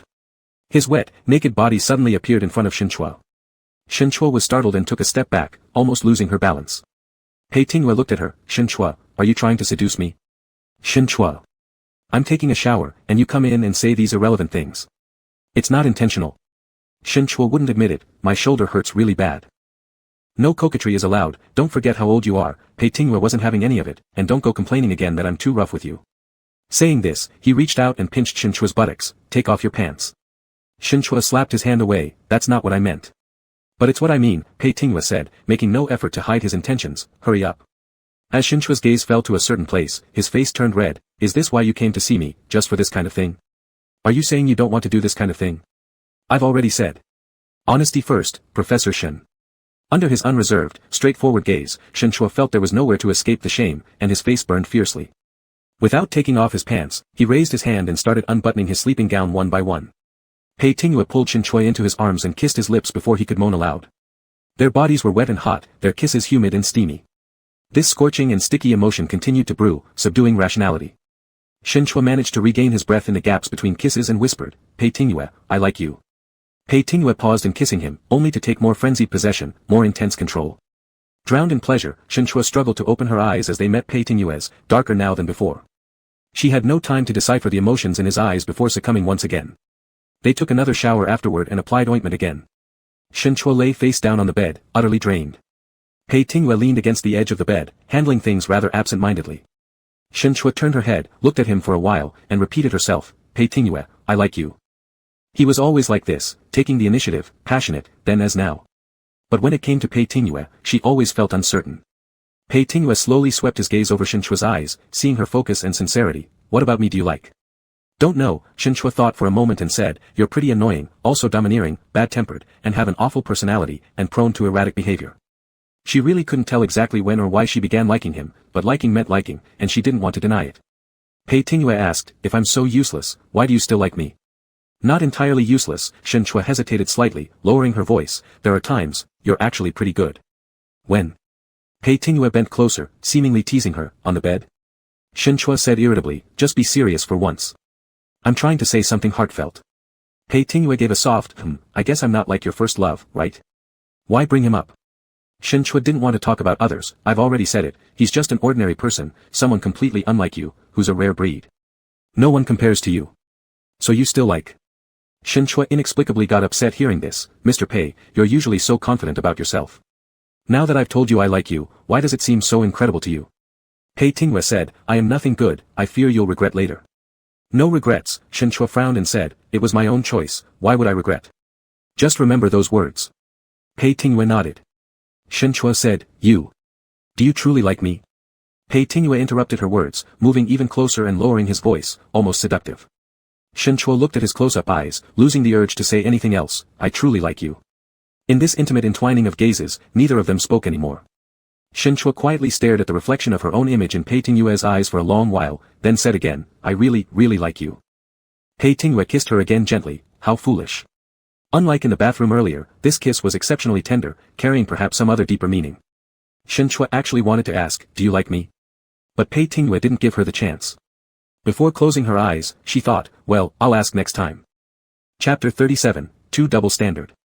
For the next half-month, they went on a road trip around the nearby area and only returned to Huai City after the 7th day of the new year. Shin Chua still had a few days of vacation left, but he also returned to school early to get busy again. One afternoon, he received a call from Shin Yu. She said she had something for him and asked to meet up. Shin Chua didn't want to bother her, so he suggested meeting at her workplace. After ending the call, he finished his tasks and took the subway over. It was not yet quitting time when he arrived, so Shin Chua waited a little while at the office building where Shin Yu worked. The girl rushed down and handed him some local specialties brought from their hometown. I actually went back on the 5th day, Shin Yu explained. Big brother Deming heard I had been in contact with you, and insisted I bring these to you. After accepting the items and thanking her, Shin Chua exchanged a few words with Shin Yu before she had to return to work. Since it was still early, he decided to stop by the nearby supermarket. By the time he exited the supermarket, it was already 5:30 p.m. A clear sky that morning turned into a sudden downpour. The rain was heavy, and it wasn't a short distance to the subway station. Shin Chua hesitated for a moment and stopped under the mall's entrance, deciding to wait until the rain eased. While idly scrolling through his phone, someone suddenly called his name, Shin Chua. Looking up, Shin Chua saw Zhuang He. He didn't have an umbrella either and came over to take shelter from the rain. His hair was wet on one side, and he looked quite disheveled, likely running over.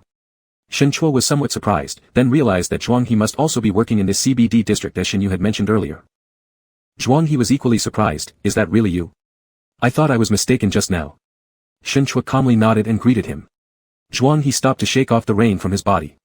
Noticing the large and small bags at Shin Chua's feet, he asked, did you come here shopping? Aha, Shin Chua replied. I did some shopping and forgot to bring an umbrella.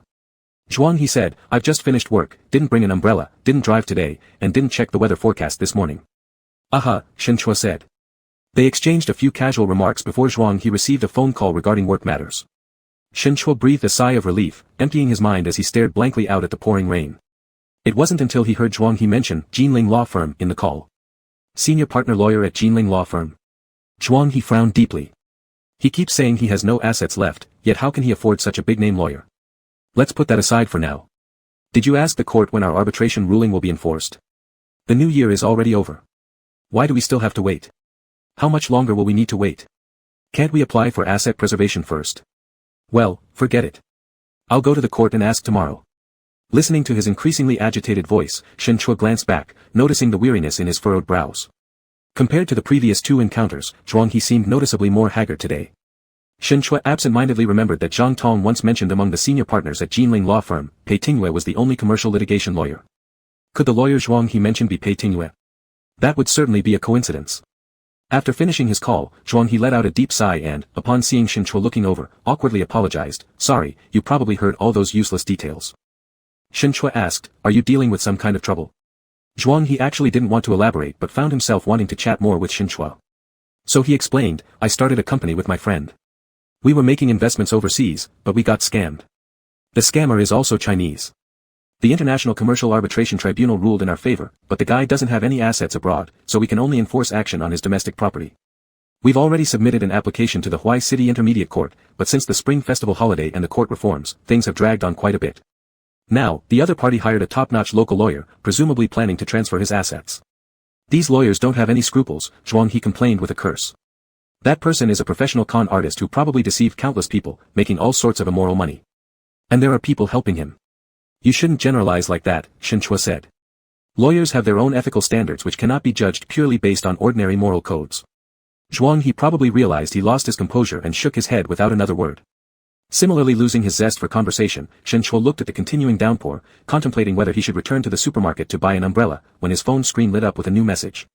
Pei Tingyue, have you returned home? Shen Chua responded, still outside, caught in the rain without an umbrella. Pei Tingyue, where are you? Shen Chua reported the mall's name, and Pei Tingyue finally sent back, 5 minutes away, wait for me. To think Pei Tingyue was nearby, this gave Shen Chua a bit of a headache. Even though he and Zhuang He only bumped into each other and exchanged a few words, if Pei Tingyue saw them, it might leave a bad impression.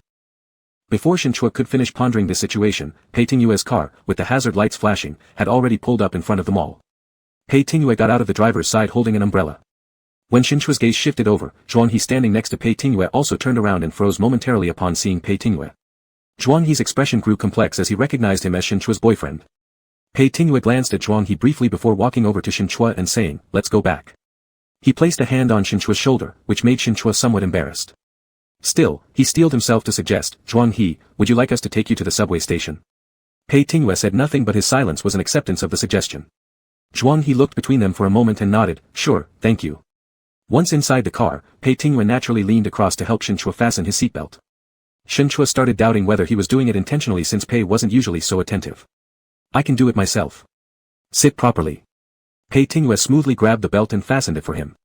From the back seat, Zhuang He quietly observed their interaction. Suddenly, Pei Tingyue turned around and introduced himself, didn't introduce myself last time, I'm Pei Tingyue, a lawyer from Jinling Law Firm. Zhuang He paused slightly at hearing that name then frowned but didn't let on too much, merely nodding while replying, nice to meet you, my name is Zhuang He. It seemed like Pei Tingyue didn't care about who he was as he returned to his position without any reaction and started the car. The subway station wasn't far, they arrived in just a few minutes. When getting out, Zhuang He thanked them again, mostly speaking to Shen Chua. When Shen Chua turned around, Zhuang He's eyes lingered a bit longer on Shen Chua's face, finally saying, thank you Shen Chua, see you later. Shen Chua nodded.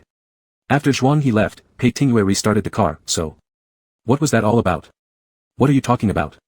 Shen Chua said calmly. My cousin asked me to pick something up here.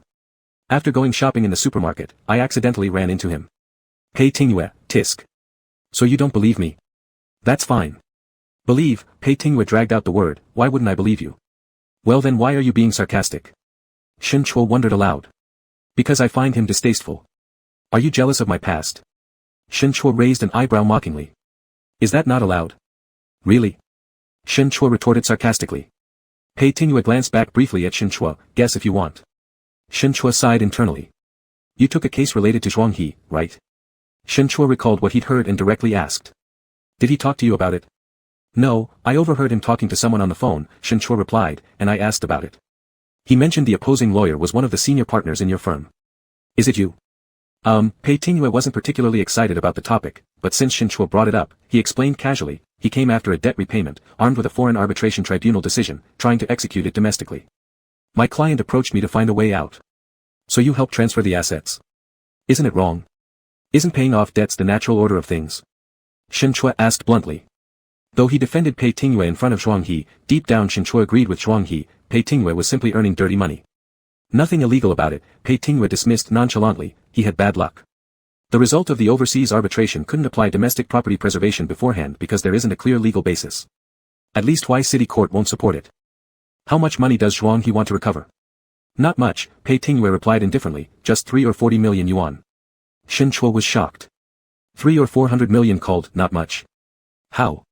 Are you worried about him? Afraid he'll become broke without the money? Shen Chua stopped short, unable to respond, no. That settles it. His affairs have nothing to do with you, right? I'm not worried about him, Shen Chua tried to explain, I just think it's wrong, regardless of whether he's involved. I've already said, as long as law doesn't say no, it can be done. And conscience is the cheapest thing, Pei Tingwei cut Shen Chua off. Shen Chua immediately decided to stop arguing. On this issue, debating with Pei Tingwei would be futile as he could never match Pei's sharp words. Next time you see him, just ignore him, Pei Tingwei reminded, don't listen to those meaningless complaints. I don't like how domineering you are. I am domineering, the windshield wipers swished back and forth rapidly, struggling to clear the view ahead yet Pei Tingwei drove recklessly fast. Shen Chua, I warned you. Don't regret. Since you've agreed, you'd better not change your mind. Shen Chua paused for a moment, did you intentionally take this case? Do you think I took the case intentionally? Wasn't it intentional? People who come to me can afford lawyer fees, why should I reject them? Regarding whether it was truly intentional or not, he neither admitted nor denied it. Everyone has a past. Why are you so focused on his? Haven't I also let go of yours? Shen Chua still thought this guy had done it on purpose. Have I ever probed into your past? You've never told me about your dating history or who you've liked before. Pei Tingwei's expression grew cold, you don't need to know. You're too hypocritical. You criticize my past, but when I ask you, all you say is that, you don't need to know. Shen Chua felt disgruntled and turned to look out of the car window. Pei Tingwei ignored him and pressed down hard on the accelerator. Hella in the heavy rain, the sky soon became pitch black. Pei Tingwei parked the car in the garage at home. After exiting the car first, he walked over to the passenger side, opened the door, and looked into the car where Shen Chua still sat unyieldingly, bending down slightly. Do you want me to carry you out? Shen Chua, perhaps still angry, said, Pei Tingwei, you're too bullying. How am I bullying you? Pei Tingwei asked with amusement, because I wouldn't tell you about my love history. Shen Chua, not telling me means you are bullying me. What's the point in talking about boring old stories? Pei Tingwei shrugged indifferently, it's not that I'm applying double standards, it's more like you don't understand how to keep things hidden. What about the repeated run-ins with your ex-lover, making you lost in thoughts every time in front of me? Shouldn't I fix your habit? I didn't. Shen Chua argued, at least now he really didn't. Today bumping into Zhuang he was purely an accident, and he certainly hadn't felt even a ripple of emotion for him. If not, then fine. So, as I already said, next time you see him, just pretend you haven't seen him. Shen Chua suddenly realized he'd been tricked again somehow. How did it end up being his fault? He felt somewhat deflated as Pei Tingwei's gaze lowered. Should I really carry you inside? Shen Chua. Then carry me. Pei Tingwei chuckled, leaning naturally toward Shen Chua. First, he unbuckled the seatbelt, then one hand went under his armpit, and the other scooped behind his knees, easily lifting him out of the car. Shen Chua jumped in surprise, not expecting him to take it seriously. After all, he was over 180 centimeters tall. But incredibly, Pei Tingwei could indeed carry him without trouble. Shen Chua hurriedly wrapped his arms around Pei Tingwei's neck, or you might as well put me down. I can walk by myself. Pei Tingwei carried him straight to the elevator and upstairs. Shen Chua, we haven't taken the stuff yet. We'll get it later. Just some bones here, don't weigh much. Pei Tingwei bounced the person in his arms lightly, pretending to scare him. If you aren't obedient, I'll drop you. Shen Chua cursed, jerk. Pei Tingwei didn't care, loosening his grip slightly. Shen Chua cried out in panic and clutched onto him tightly. Seeing the malicious smile in Pei Tingwei's eyes, Shen Chua conceded completely, could you please be kind? Pei Tingwei retorted, I said no cooing. Even though he said this, Pei Tingwei actually enjoyed it, holding him steady. Once inside the living room, he tossed Shen Chua onto the sofa, sat down and leaned over, taking off his tie casually. Then he tied Shen Chua's hands loosely in one loop. Shen Chua immediately became wary, what are you doing? Meeting your ex-boyfriend behind my back. Pei Tingwei gave his buttocks a hard slap, so you're getting punished. As Pei Tingwei's chest pressed down along with his lips, Shen Chua tried to push him away but couldn't. Forced to part his lips, Shen Chua was forcefully filled with Pei Tingwei's breath. His lips and tongue were bitten painfully, gasping for breath while wanting to curse. Pei Tingwei stopped after looking down at him. When their kiss continued, the initial domination and assertiveness softened, turning into a gentle and tender caress, shifting the atmosphere as well. Pei Tingwei's hand threaded through Shen Chua's hair, softly stroking it. Feeling unable to endure it, Shen Chua finally closed his eyes, surrendering himself and responding to him. Chapter 38, Don't Lie to Me. On Saturday afternoon, Shen Chua had just come back from outside and met Pei Tingwei descending the stairs as he entered the house. Seeing that Pei was dressed like he was ready to leave, Shen asked, are you going out again tonight? Yeah, Pei Tingwei casually picked a bottle of wine from the cabinet, and turned around to say, come with me. Shen Chua, what? It's a classmates' gathering. Shen Chua immediately wanted to decline, but Pei Tingwei came over with the wine, put one hand on his shoulder, and pushed him towards the door, let's go. As they sat in Pei Tingwei's car, Shen Chua felt like he was being kidnapped by him. It's your classmates' gathering. Why do you need me to come along? Aren't you my wife? Shen Chua. Would you dare to introduce me like this to others? Why not? Pei Tingwei glanced at the rearview mirror, started the car reversing it out of the garage. If you have no objections, I can tell anyone. No, Shen Chua refused, just tone it down a bit. Pei Tingwei nodded indifferently, there's nothing wrong with having dinner with me. Don't end up cooking noodles alone at home again. Shin Chua asked curiously, is it a university classmates gathering? You still participate in such activities? One of the roommates is back from abroad, we're going for dinner to chat casually. They are all resources, why miss it? Shin Chua thought so too. In their line of work, networking relations were crucial, indeed there was no reason to skip. The gathering location was in a 5-star hotel downtown. Most of Pei Tingyue's classmates now looked like elite professionals, each exuding a certain authority. Pei Tingyue was one of those who was doing the best, drawing more attention to himself. When seating, Pei Tingyue introduced Shin Chua casually as a friend of his. He is an associate professor at Huai'an University's Telecommunications College. Some people brought family members, but among them, Pei Tingyue was the only one bringing a same-sex friend. Although others found it slightly strange, they didn't think too much about it and greeted Shin Chua warmly. Afterwards, they began eating while chatting casually, exchanging words freely. Most of these classmates of Pei Tingyue were doing pretty well themselves, otherwise, they wouldn't have attended the class reunion. Some became lawyers like Pei Tingyue, some entered the system like Song Sun did, others chose corporate legal affairs for ease, and quite a few completely changed industries, venturing into unrelated fields. They chatted about all kinds of topics. Shin Chua was originally an introvert, and unfamiliar with these people, thus barely talked. Pei Tingyue didn't speak much either, answering only when questioned, seemingly used to his cold demeanor by everyone else. He only conversed more with the roommate who had returned from abroad, exchanging messages and resources. The latter intended to establish his own law firm and asked Pei Tingyue if he was interested in joining. Pei Tingyue simply said he would consider it, leaving ambiguous impressions whether it was just polite conversation or not. Midway through the event, Pei Tingyue encountered some work-related matters and left the private room to take a call. Someone happened to want to ask him something, turning around only to find him absent. Where's old Pei gone? Shin Chua responded, a client called him. He went out to answer the phone. One person sighed, old Pei sure is a busy man. Even on weekends, he's still dealing with clients. If it were me, I'd push it off. Who wants to handle those troublesome things during rest time? Old Pei is certainly different from you, the others laughed heartily, you're stuck handling trivial, daily disputes. Who would be happy about that? All of old Pei's clients have assets worth at least hundreds of millions. How could they be compared to those who argue over every few $100s in consultation fees? The other convinced person replied, that's true. If all customers were of this level, I'd be willing to be their errand boy anytime, forget about answering calls during rest time. Not that exaggerated, you haven't seen old Pei's prowess, someone else remarked, all those people come with money asking for old Pei's help, yet it's up to him whether he accepts the cases based on mood. If he's unhappy, even a billionaire wouldn't get his service. Remember how he resigned easily as Dauphin Group's legal advisor before? Everyone marveled in admiration, envying Pei Tingyue's freedom and independence. You're right, who would have guessed old Pei could reach this point today? Though his grades were good back then, he always acted aloof, indifferent to socializing. Back then, he didn't even bother to join our class collective activities. Given his personality, his success in this field now seems quite surprising. I used to share a dormitory with him. Even in the dorm, he kept to himself, never interacting with anyone. Frankly, I was annoyed by him initially. Only someone like Song Sun, who's naive and sweet, kept insisting we couldn't isolate him. He persistently approached Pei despite the latter's icy attitude, never giving up.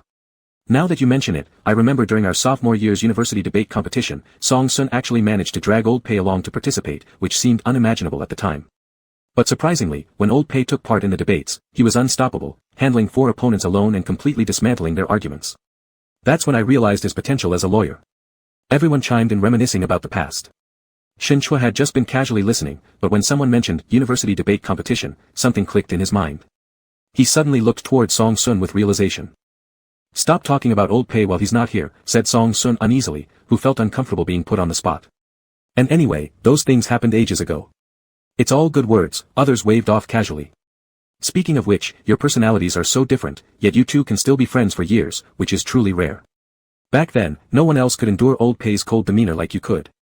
Song Sun chuckled dryly, I just thought it was better to maintain harmony with him since we shared the same dorm. Old Pei wasn't that hard to get along with as you all think. You're right, even the nickname Old Pei was first called out by Song Sun. Only someone as straightforward as him wouldn't care if Pei threw cold glares and would dare to get close to him. Song Sun, you're also talented. Your naivety and sweetness have their own merits, you even managed to date and win over Qi Xiaoman, the goddess of our department. Why didn't she come with you today? The teasing turned toward Song Sun, making him increasingly awkward. Xiaoman is working overtime today, so she couldn't make it. You've got great luck. How long have you been married? I seem to recall you sent out an invitation in the group last year, right?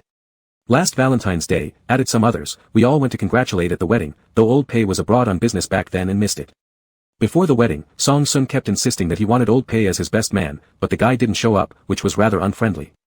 Song Sun quickly interjected, he has work, which comes first. Later, Xiaoman and I invited him separately. Let's stop talking about these boring topics and focus on eating. Laughter continued around the table, but Shinchua felt as if time stopped when he heard Last Valentine's Day. A long-standing feeling of strangeness finally seemed to have found its answer. Why did Pei Tingyue maintain a connection with Song Sun's couple? Why did he cherish the worthless debating championship trophy?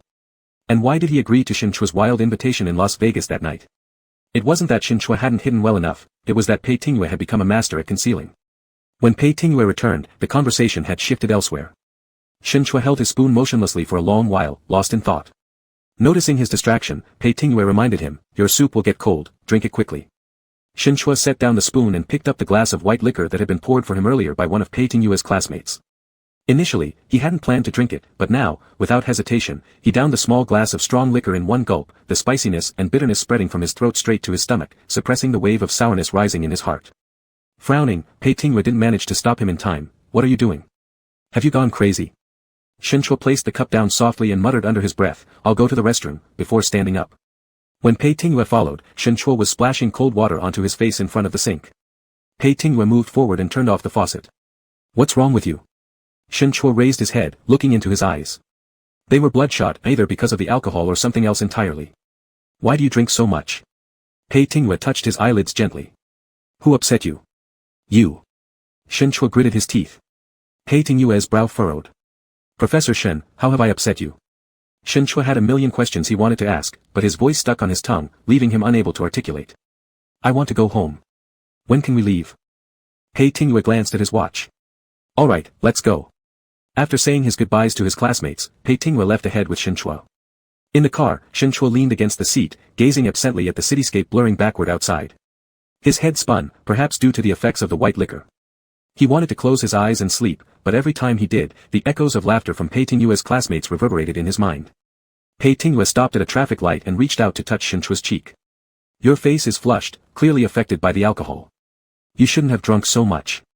Shinchua didn't move or look back. Pei Tingyue paused his hand on his face, seemingly sensing something. The green light lit up, and he withdrew it, stepping on the gas again. Halfway through the journey, Shinchua suddenly spoke up, "I'm thirsty, I want some water." "There's no water in the car." Pei Tingyue drove forward for a bit more before parking at the roadside. "Wait a moment." He pushed the door open and got out of the car, entering a convenience store on the street. Shinchua's gaze followed his back, his thoughts somewhat dazed. He didn't know when it began, but he had already gotten used to such moments of gazing after Tingyue Pei, his emotions swayed by that person, happy or sad, up in the air or grounded by them. He knew this wasn't good. Pei had called him stupid, and perhaps he was incurably so. Despite his high IQ and education level, when it came to matters of the heart, he was always utterly muddled. Pei Tingyue sat back in the car and handed over a bottle of mineral water. Shinchua took it in his hand but did not unscrew the cap. "Not drinking." Shinchua raised his eyes, meeting Pei's gaze. "Pei Tingyue, do you like me?" Before, Pei Tingyue had said these were trivial past events, nothing worth mentioning, so he hadn't asked further. He didn't mind that Pei Tingyue, like him, had a past. He only wanted to know now, at this moment, whether Pei Tingyue liked him. Pei Tingyue stared into his eyes, their shape extraordinarily beautiful, with slightly narrow eyelids drooping. His normally bright black pupils now harbored an uncommon fragility, awaiting an answer from him. "Was your bad mood earlier because of this?" Shinchua persisted, "Do you like me?" Pei Tingyue didn't answer immediately. He shifted his gaze, casually lighting a cigarette, taking a drag, and rolling down the car window to shake off some ash outside. "What is like?" he countered Shinchua. "Shinchua, didn't you ever like anyone before? How could you not know what liking someone means?" "I don't know," Pei Tingyue replied carelessly. Past events no longer interested him. What they called liking might have just been faded goodwill from long ago. Over the years, there had been no one else around him simply because he hadn't met someone who intrigued him, until Shinchua appeared. Shinchua was quite an interesting individual, superficially proper and unhurried yet secretly unrestrained and passionate. This contrast was indeed fascinating. And it was this fascination that indeed drew him in. As for whether he truly liked or didn't like, Pei Tingyue didn't think it mattered much. Taking feelings too seriously and clinging to them weren't necessarily a good thing. His tone left Shinchua feeling uncomfortable, his voice growing colder and harder. "If you like someone, you do. If you don't, then you don't. How could you not know?" Pei Tingyue's eyes returned to him. Shinchua's eyes were redder than before. Although it was due to intoxication, it created an illusion, as if he didn't give the answer Shinchua wanted, tears might start streaming from those attractive eyes. Curious as to how Shinchua would look if he cried, Pei Tingyue wondered absently whether his eyes would become even more beautiful when filled with tears. But never mind that. Pei Tingyue stubbed out his cigarette, took the water from Shin Chua's hand, unscrewed it for him, and passed it back. Take a sip, your voice is hoarse. Shin Chua grabbed the water and gulped it down, his eyes unflinchingly locked onto Pei Tingyue's face as if determined not to stop until he gave an answer. It seems I do like you then, Pei Tingyue finally said, since you want me to like you, I do. Shin Chua lifted a hand to press lightly against his forehead, trying hard to stay calm. Is that your attitude? Pei Tingyue's hand came back up to rest on his face. Your cheeks are burning hot, yet you talk so much. Pei Tingyue. Shin Chua's voice rose involuntarily. What do you want to hear? Pei Tingyue asked. You ask if I like you, I say yes, isn't that enough? Shin Chua felt troubled, unsure if it was from the drunken discomfort or Pei's manner. Are you being serious? I'm being serious, he said, but his tone carried no hint of earnestness. Shin Chua could only feel powerless. His headache was worsening, so he leaned back into the seat and closed his eyes. Pei Tingyue's hand stayed on his face, gently touching it. Do you feel terrible? My stomach hurts, Shin Chua replied. I feel nauseous. I'll make you some sobering soup when we get home, Pei Tingyue said. Sitting back, he started the car again. Shin Chua kept his eyes closed without opening them, muttering softly, half asleep. Pei Tingyue, don't deceive me. Pei Tingyue didn't turn back, pressing the gas pedal. Chapter 39, Not painful, not itchy. A few days later, Shin Chua had to attend a conference out of town. The day he left was Sunday, and Pei Tingyue was also at home, so he drove him to the high-speed rail station. On the way, Pei Tingyue received a call from his assistant, who immediately said, the Qingfeng technology that Yi Corporation wants to acquire has been sued. The one who filed the lawsuit is Tonghe Rixing, an electronic components company, demanding over 40 billion yuan in debt repayment. If the court really rules in favor, Yi Corporation's acquisition cost will increase dramatically, and the deal will probably fall through. The information comes from Yi Corporation's legal department, asking you to attend a meeting in their company this afternoon. After listening, Pei Tingyue realized the intrigue. It's a false litigation case. The actual controller of Tonghe Rixing is the Zhao family father and son duo. Qingfeng Technology has incurred massive debts with banks. Once they receive the civil mediation order from the court, they will apply for forced execution and transfer valuable assets. The banks won't be able to do anything, and Yi Corporation would just have to watch helplessly. The assistant added, it's possible. The banks just sued Qingfeng to force the execution of the ownership of the Qingfeng Tower. However, Tonghe Rixing has already come forward raising objections against enforcement, claiming lease rights to Qingfeng Tower. They argue that they signed a lease contract with Qingfeng Technology long before the tower was mortgaged as a loan to the bank. Clearly, they are attempting to act like deadbeats against the banks to protect Qingfeng Tower, making Yi Corporation give up due to difficulties. If the court does not investigate the facts thoroughly, things could turn out exactly as they plan. We'll see about it this afternoon. Pei Tingyue ended the call, and Shin Chua beside him asked after hearing the conversation, is this another case involving the Zhao family father and son? Pei Tingyue explained casually, Qingfeng Technology is also part of Dafeng Group. Their other businesses have already been taken over by others. This is the last significant asset they must try to protect at all costs. Shin Chua said hesitantly. Didn't Zhao Qian die? Has his father been released already? Not yet, Pei Tingyue replied nonchalantly, but it's soon. Even from prison, he can still remotely control matters outside. The truly capable one is Zhao Zhikuan. Zhao Qian was nothing but a useless person. Otherwise, he wouldn't have lost everything so quickly and met his demise.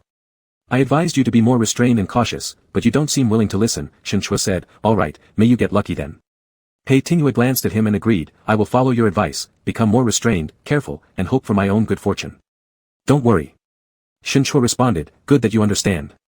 Stopping at the entrance of the train station, Pei Tingyue asked him, when will you be back? Probably early morning the day after tomorrow, Shin Chua replied, I have a full-day meeting tomorrow. Pei Tingyue tapped his fingers on the steering wheel, can't you come back tomorrow? Tomorrow? Valentine's Day, Pei Tingyue reminded him, come back earlier. Shin Chua's eyes slightly flickered as he nodded, I'll try. Tomorrow marked their first anniversary since getting the marriage certificate, a dramatic beginning, and now since he took it seriously, it wasn't just a joke anymore. While waiting at the station, Shin Chua checked his mobile ticketing app. His destination city was only an hour or so away from Huai City, with 8 or 9 trains passing daily, with the latest returning to Huai City at 9:30 p.m. Even though the schedule might be tight, remembering Pei Tingyue's words earlier, Shin Chua didn't hesitate much and changed his return ticket for the morning of the third day into one for the evening of the second. Monday turned out to be busy for Pei Tingyue as well. He only returned to the law firm in the evening, had a meeting with his team, which concluded around 7. The assistant brought the dinner ordered for him to his office and casually mentioned some fresh news. The Intermediate People's Court has already accepted the case against Qingfeng Technology. It's happening rather swiftly. Pei Tingyue was completely unsurprised. Zhao Zhikuan has connections within the Intermediate Court. They are prepared, let them put on this show for now. The assistant hesitated to ask, Mr. Pei, since they have people in the court, would you be able to successfully expose them once you obtain evidence? Moreover, do you really want to confront Zhao Zhikuan head-on? Pei Tingwei leaned back in his chair and shook his head lightly. Why should I confront them directly? I'm not foolish enough to openly violate confidentiality agreements. Do you know why I chose Yi Corporation? Naturally, because it's better to rely on someone powerful. As for the evidence, you needn't worry. He was confident, but the assistant felt uneasy upon hearing his response. The debt situation between Qingfeng Technology and Tonghe Rixing was complicated, spanning several years. Though Pei Tingwei was Dafen Group's legal counsel back then, what he could access was limited. Despite this, he was already able to spot the issues at that time, even preparing backup plans and guarding against the Zhao father-son duo from early on. It was hard to say whether it was because Pei Tingwei was exceptionally sharp or if he had already seen through the true nature of those two. After reporting all matters, the assistant left. Pei Tingwei ate while idly sending a message to Shen Chua. When will you be back? Shen Chua sent over a screenshot of his e-ticket, getting on the train soon. Pei Tingwei replied, I'll pick you up later. After sending this message, a call came in. Seeing Song Sun's name on the caller ID, Pei Tingwei answered it without hesitation. Mr. Pei, Song Sun started, his breathing heavy, do you have time tonight? Can you join me for a drink?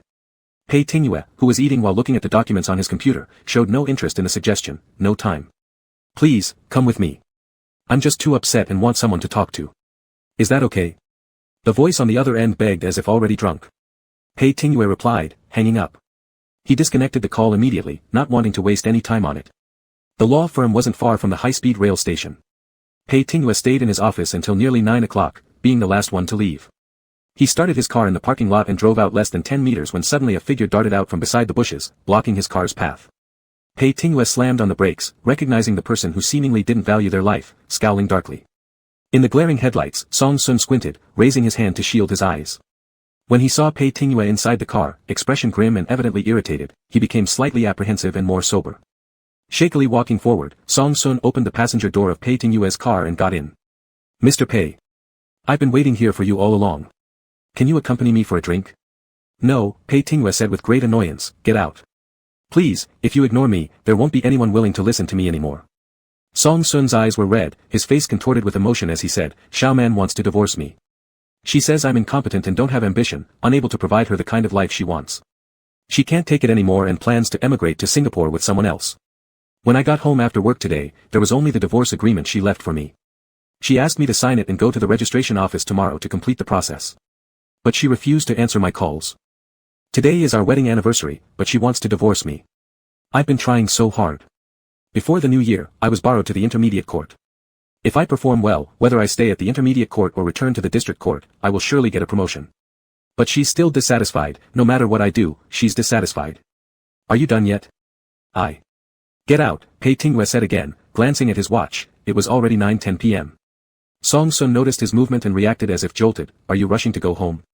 You and that Professor Shen, are you cohabiting? He said you two started together on last year's Valentine's Day, right? Pei Tingwei's patience was almost gone. It's none of your business.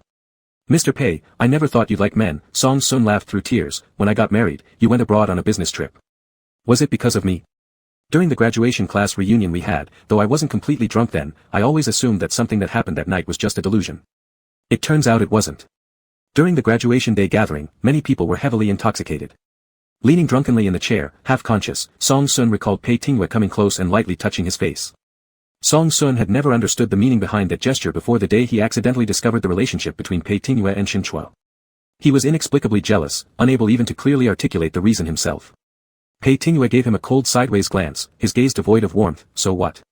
Song Sun froze. He suddenly realized how self-absorbed he might have been. The past was the past, and the present Pei Tingwei clearly didn't care at all. Perhaps during the last time when he shamelessly waited outside for Pei Tingwei, insisting on asking him for help in his career advancement, Pei Tingwei had already grown thoroughly annoyed by him. Do you want to get out by yourself, or should I call security to make you get out? Pei Tingwei said once again. Song Sun was now more than half sober, feeling extremely embarrassed. For a moment, he muttered an apology, sorry, I drank too much, and pushed the door open to get out of the car. With a harsh press on the accelerator, Pei Tingwei sped away. His arrival at the train station was delayed by over 10 minutes. Shen Chua was standing outside the exit waiting, looking somewhat pitiful against the cold wind of the night. Seeing Shen Chua from afar, Pei Tingwei intentionally slowed down, gazing at him for a bit, before driving closer. After putting the luggage inside, Shen Chua boarded the car, quietly complaining, you might as well not have come. If I hadn't come, wouldn't you have gotten angry at me? Pei Tingwei casually responded, restarting the car engine. I haven't eaten dinner, Shen Chua said. Pei Tingwei turned around to look at him. Shin Chua explained, the meeting finished by 6, and it was quite far from the train station. We directly rushed to the station after the meeting and didn't have time to eat. What do you feel like having? Pei Tingwei looked back ahead. Whatever, Shin Chua said, let's go home first and see. Shouldn't we eat outside? No thanks. Pei Tingwei had no objections and drove straight home. On the center console of his car, his phone lay idle. The screen lit up momentarily, signaling the arrival of a new message. Shin Chua glanced over and saw the top line of text. Lao Pei, sorry, I was too impulsive just now. I shouldn't have said those things. Pei Tingwei also casually took a look. It was an apology message from Song Sun, and he didn't even bother to open it to see the full content. Shin Chua looked away after a moment of silence and asked, don't you want to check it out? Pei Tingwei turned his head and Shin Chua's lips were tightly pursed as he stared forward. Are you going to ignore messages people send you? There's nothing worth looking at. Pei Tingwei showed no interest. Besides, why did you snoop on my phone? Since you left it here, why can't I take a look? Shin Chua's tone was sharp. You can. Pei Tingwei unlocked his phone and handed it over. Feel free to look. Shin Chua. His gaze finally fell back. Pei Tingwei tilted his chin. You've seen it, so now are you not going to check? Shin Chua hesitantly took the phone and opened it. The message was indeed sent by Song Sun, filled with nonsense apologies for being drunk and causing trouble earlier, asking Pei Tingwei not to take it to heart. Did you go meet your old classmate this late? Pei Tingwei scoffed, so now there's a checkpoint. I already said it, if I want to know something, I'll just ask directly, Shin Chua replied, is that okay or not? Sure, Pei Tingwei nodded, I never said it wasn't.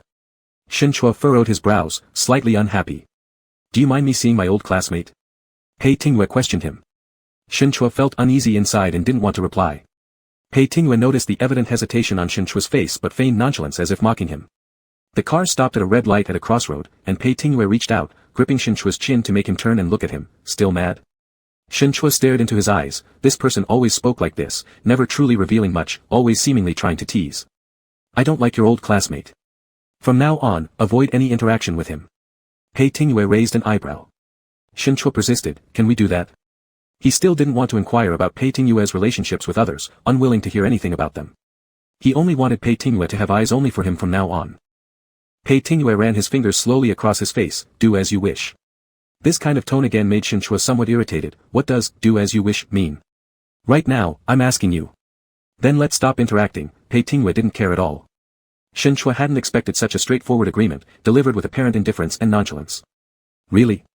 Pei Tingwei really didn't take it seriously, probably not even considering it noteworthy. Shin Chua then asked, should I block him on WeChat? The phone is in your hands. Pei Tingwei shifted his gaze back to the road ahead, seeing the green light and stepping on the gas pedal. If you want to block him, just do it. Shin Chua lowered his head, looking at Song Sun's WeChat avatar. After a brief moment of silence, he clicked to block him. After finishing, however, his mood still felt unsettled, possibly due to Pei Tingwei's lack of willingness to explain further, and everything seemed to be left to his judgment. Feeling discouraged, Shin Chua threw Pei Tingwei's phone into the armrest box. Why are you throwing a tantrum? Pei Tingwei chuckled at Shin Chua's behavior. Shin Chua, you're getting less composed. Shin Chua leaned deeper into the seat, refusing to talk to him. At 10:30 p.m., they returned home, and Pei Tingwei directly drove the car into the garage. Shin Chua straightened up and glanced outside before unbuckling his seatbelt and getting out. Pei Tingwei was quicker, grabbed something from the trunk while getting out, and called him, Shin Chua. Shin Chua turned around. Pei Tingwei threw the thing in his hand toward him, catch. Shin Chua instinctively reached out to catch it. It was a bouquet of flowers. Happy Valentine's Day. Pei Tingwei smiled and said. Shin Chua held the flowers, feeling complicated emotions rising. Happy to you too. Pei Tingwei stepped closer, smile once. Shin Chua looked up, gazing at this bastard in front of him, remembering how he had returned early today just to celebrate Valentine's Day together. Deciding not to dwell on meaningless things anymore, he forced out a smile reluctantly. Pei Tingwei was satisfied, wrapping an arm around his shoulder. Let's go upstairs. Chapter 40, that's it. After entering the living room, Shin Chua reached for the main light switch, but the light didn't turn on. He looked up in confusion and said to Pei Tingwei, the light is broken, you'd better ask the property management to fix it tomorrow. Pei Tingwei murmured in agreement, casually shedding his coat onto the sofa.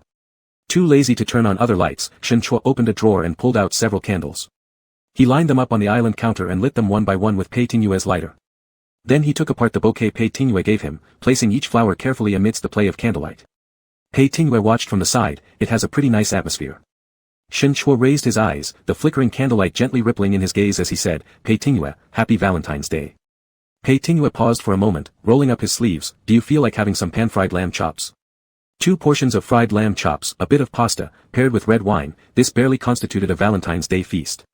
I've never actually celebrated Valentine's Day before, Shen Chua said, sipping a mouthful of wine.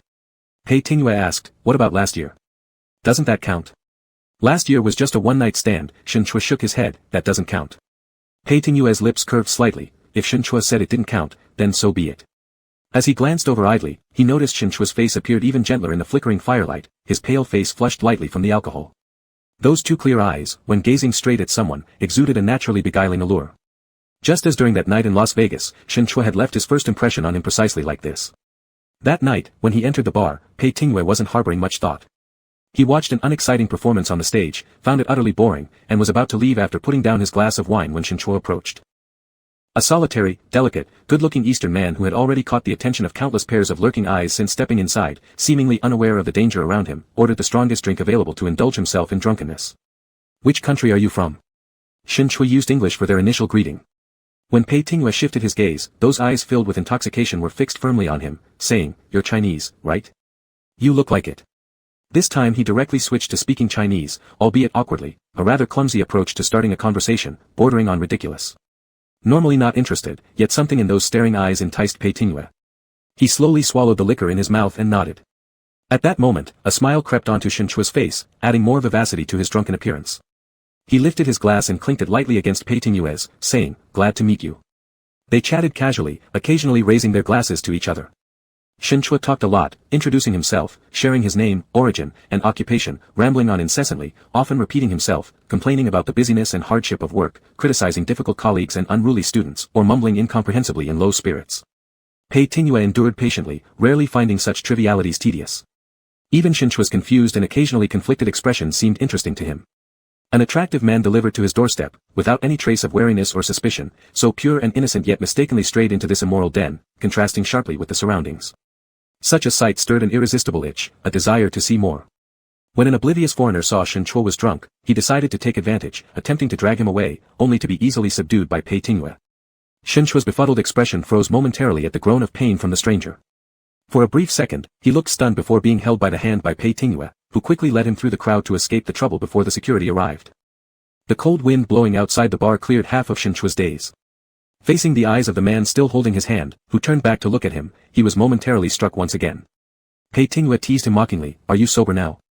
Coming here alone to get drunk in a place where you don't know anyone could end up with your body disappearing overnight. You'd cry for no one to listen tomorrow." Perhaps because his piercing gaze and sharp words felt too exposing, Shen Chua grew irritable at being seen through completely, but that irritation ignited an uncontrollable restlessness within him. The intense alcohol further clouded his judgment, and impulsively, he blurted out, "Would you like to go with me to open a room?" Pei Tingyue stared at him, repeating calmly, "Open a room?" Shen Chua bit his lip, persistently asking, "Do you want to?" At that very instant, Pei Tingyue had to admit, he was indeed tempted, maybe even from the moment he meddled and pulled the man out of trouble, the same idea had sprouted. He generally disdained casual encounters, not out of moral superiority but simply because he deemed them dirty. The fleeting pleasure of a mere physical encounter was far from worth enduring such filth. But the person before him was too clean like a sheet of untouched white paper, standing fully exposed before him, earnest and resolute, asking seriously, "Do you want to?" No one could resist such an invitation, certainly not Pei Tingyue. In this city of dazzling lights atop a desert, countless strangers like them happened to meet and spend a night together. So when they walked into the hotel one after another, except for a homeless man on the street who whistled mockingly, no one spared them an extra glance. Shen Chua stopped in the gilded lobby of the hotel.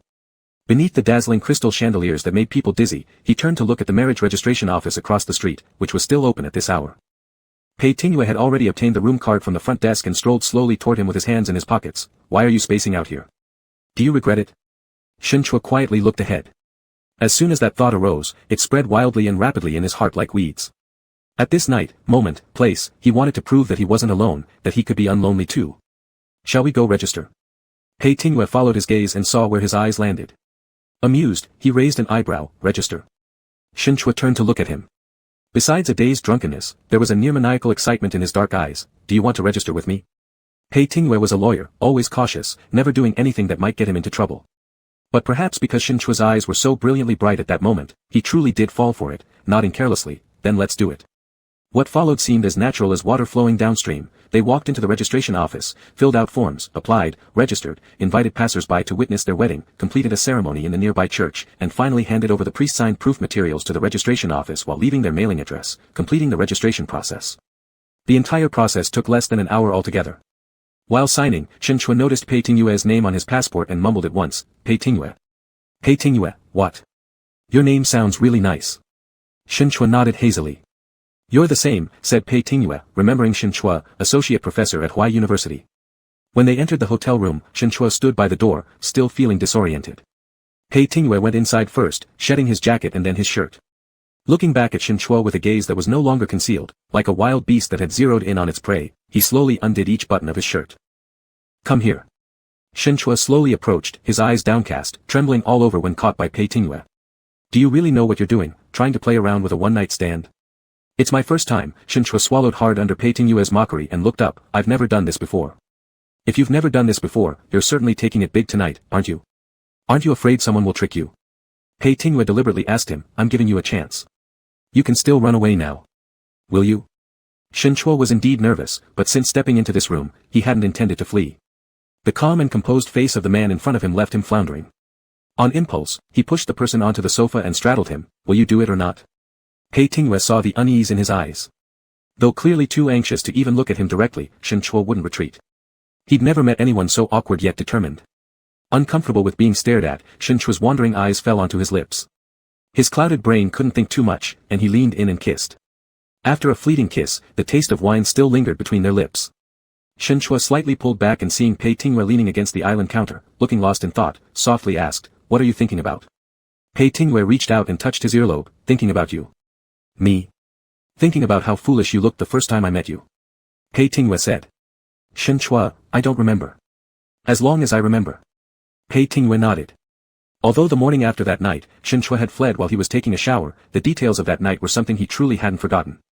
Not until 3 months later, upon hearing that Cheetah Technologies' president was going to sign a contract with Huai University's Telecommunications College, he voluntarily decided to accompany the team on this trip, having nothing better to do. From the start, his intentions were impure. Anyway, you always think I'm stupid and silly. Shen Chua lowered his eyes. You've seen all my foolishness and you know everything about my past. What about you? Can you tell me about your past? Pei Tingyue asked casually, what do you want to hear? Things about your family, what you were like during your student days, why you chose to become a lawyer, and other things. Anything related to you, I want to know. There isn't much to say about my family. Your parents. Dead, Pei Tingyue said indifferently, don't want to talk about it. In that case, let's not mention that. Shen Chua quickly changed topics, unwilling to see the coldness on his face. What else? Can you talk about other things? What were you like in your student days? Can't remember. Pei Tingyue thought for a moment and said, probably a person everyone hates. I was just saying random things before. Pei Tingyue smirked at the corner of his mouth. You weren't wrong, it was like that. Knowing you're not likable, why don't you change? Why should I change? Pei Tingyue retorted, is it interesting to alter myself just to please others' so-called likability? Shen Chua, you wouldn't change even if I asked you to, would you? Shen Chua. You said you like me yourself, Pei Tingyue reminded him, so accept me as I am. I won't change. Shen Chua lowered his head in silence for a while and then asked him, Pei Tingyue, do you think that because I said I like you, you have me wrapped around your finger? Are you? No, I'm asking you, Shen Chua replied discontentedly, don't always throw the questions back at me.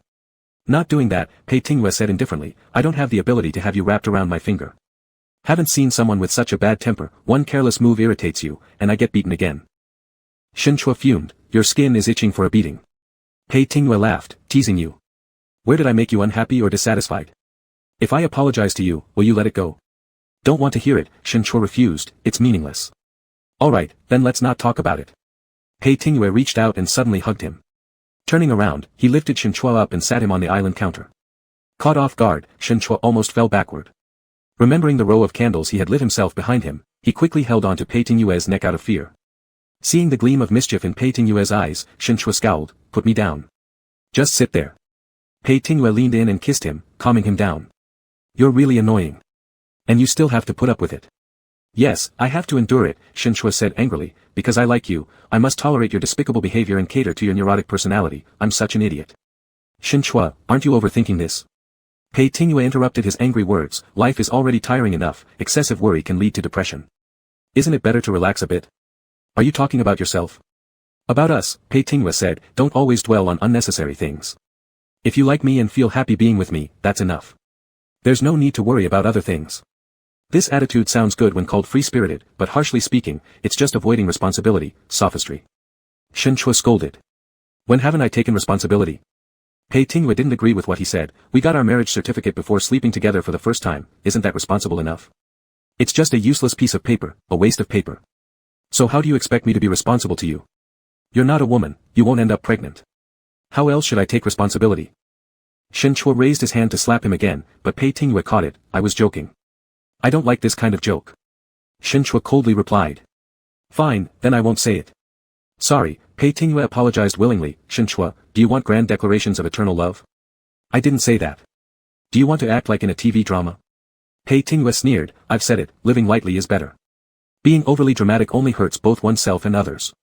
I didn't mean anything like that. Shen Chua tried to argue. He just wanted to hear some honest words from Pei Tingyue, to see his sincerity, and that was all. If you don't mean it, then forget it.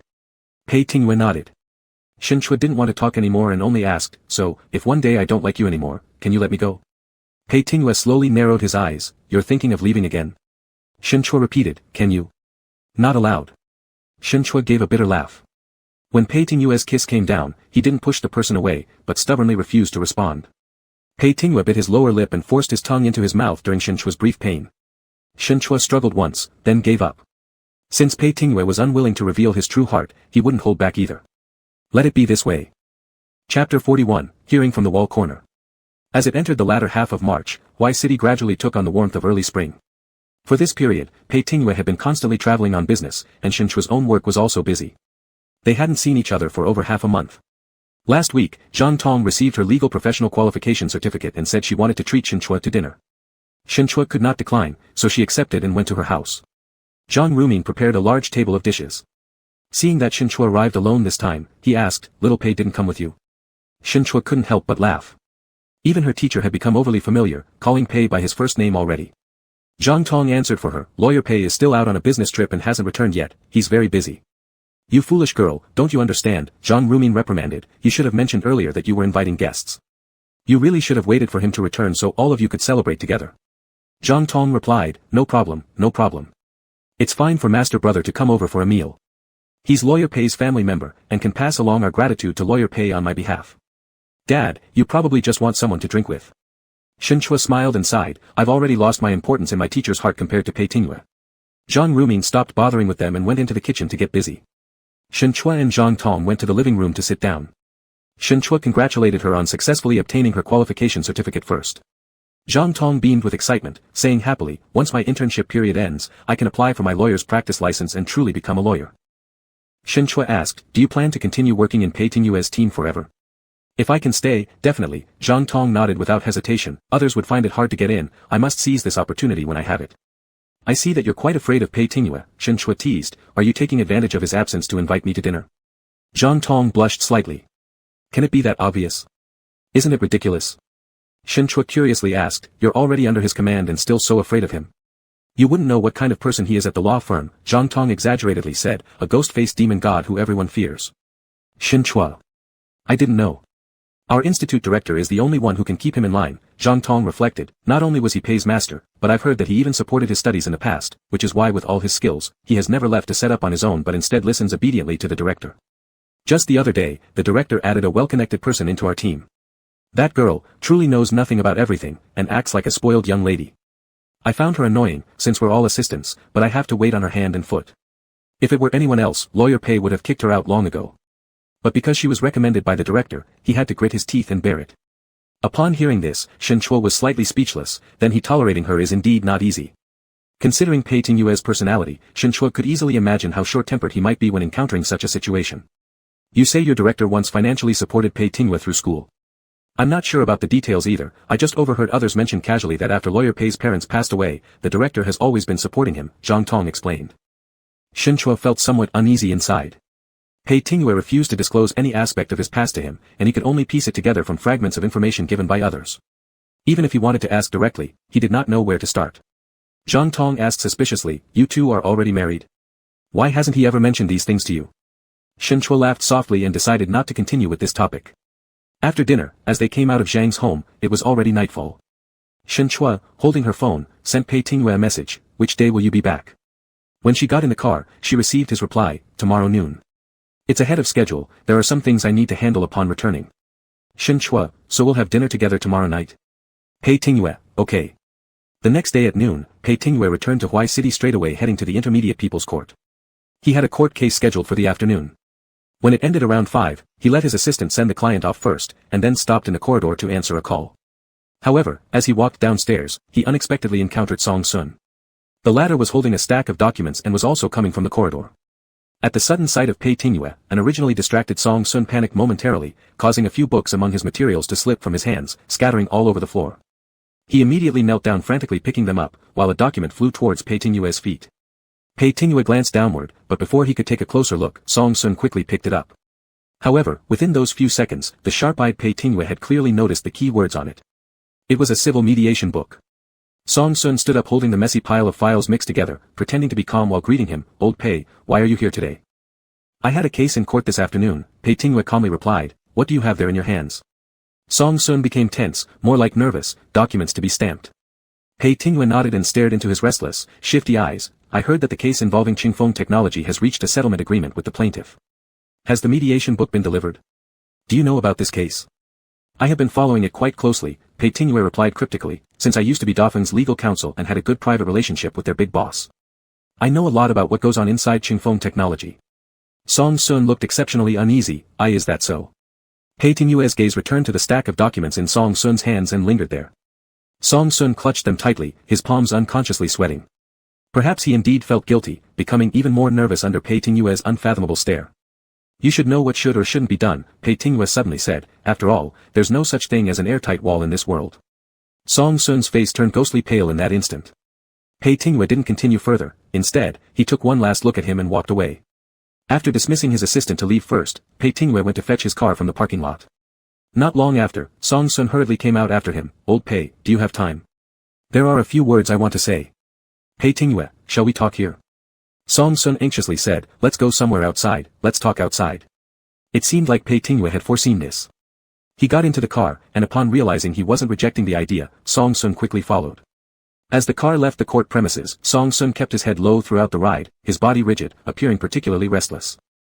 Pei Tingyue was utterly calm, driving leisurely while waiting for him to speak up. Song Sun was always someone who couldn't hide things well. With just a little intimidation, he lost his composure and got flustered. When they drove near a mall close to the court, Pei Tingyue parked directly in the underground garage, selecting a corner spot before switching off the engine. He lowered the car window, lit a cigarette, and said indifferently, "I'm going to buy something upstairs soon, let's talk here." Song Sun hesitated. "Old Pei, I just spit it out." Pei Tingyue lacked patience, smoking while refusing to even look at him. "How much do you know about Qingfeng Technology?" After deliberating back and forth, Song Sun chose this as his opening line. The phone in Pei Tingyue's hand had already activated the voice recorder.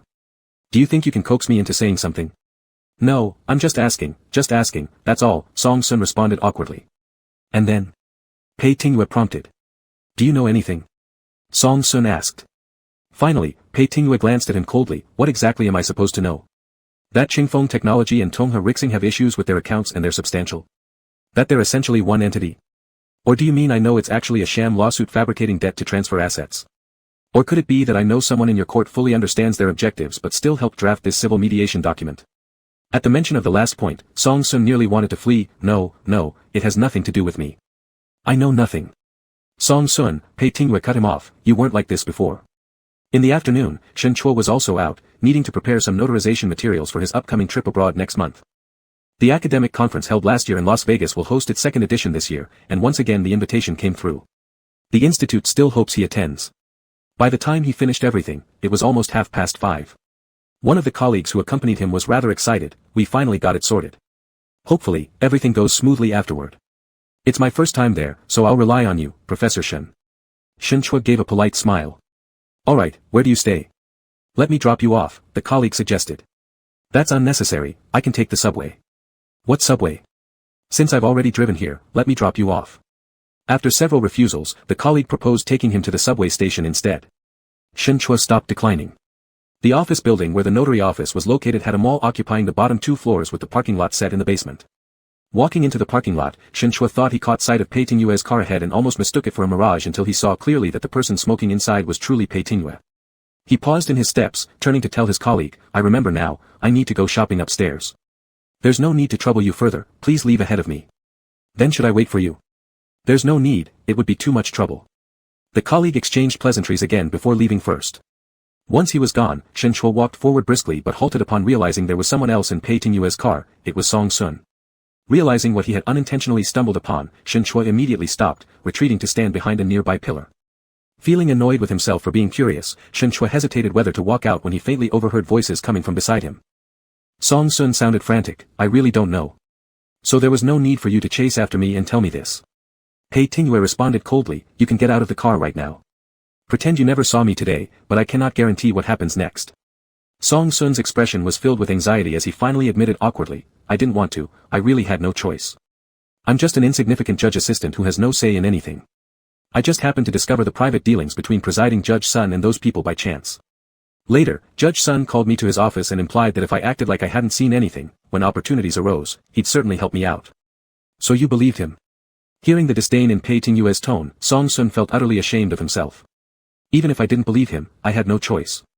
If I refused, he wouldn't let me off the hook. By agreeing, at least there would be some hope.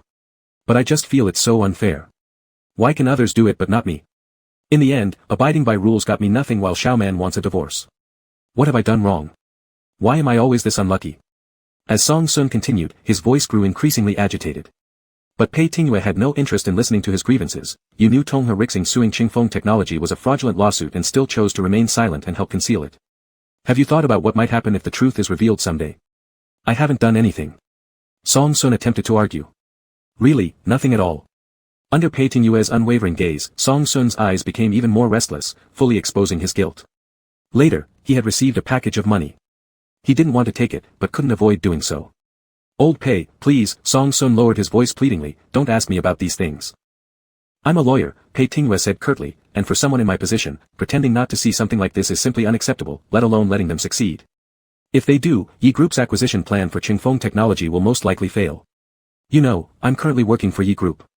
You've got to help me, Song Sun begged desperately, we've been classmates for years. All these years, I've never asked you for anything. Just this one time, can't you pretend you don't know? But Pei Tingyue remained unmoved. How much else do you know about Judge Sun's activities? I don't know much, I swear, Song Sun replied earnestly. He's not only the chief judge of the business court, but also recently promoted to deputy president. A leader at that level, there's no way I could know everything about his affairs. Do you really think they can cover up their tracks completely? Pei Tingyue posed another question. Startled, Song Sun paused momentarily. Qingfeng Technology concocted such a large amount of debt mainly to prevent the company assets from being seized by the bank or acquired by Yi Group. But banks are not ones to be trifled with either. They won't sit idly while being manipulated, Pei Tingyue scorned. It's virtually impossible to fake such a colossal financial transaction flawlessly. With enough determination to investigate, there will always be traces to find. Do you really think they can handle everything perfectly? Of course, Song Sun was aware of this. He had avoided thinking deeply about it earlier. Now, having been reminded by Pei Tingyue, panic surged over him again. Pei Tingyue stopped recording. Whatever else you've done, keep a backup plan ready for yourself. When the day comes that the truth bursts forth, you can always surrender and expose others for lenient treatment. Pei Tingyue's voice sounded more like a warning than advice. It's not guaranteed that the truth will come out, Song Sun strained to convince himself, still holding on to a flicker of hope. Old Pei, you're the only one who knows about this now. As long as you don't speak up, no one will ever know. Clutching Pei Tingyue's sleeve, tears welled up in his eyes as he begged once more, I implore you. Consider our past relationship. This is the only time I'm asking you for help. Can't you just act like you don't know? Pei Tingyue smoked calmly, his expression inscrutable as he looked at Song Sun. No one knew what Pei Tingyue was thinking at this moment. At least Shen Chua, standing silently behind, had no idea. All he saw was the tightening line of Pei Tingyue's jaw and the faint glow of fire at the tip of the cigarette held firmly between his lips. There won't be a next time. Take care. Pei Tingyue turned away and crushed out his cigarette.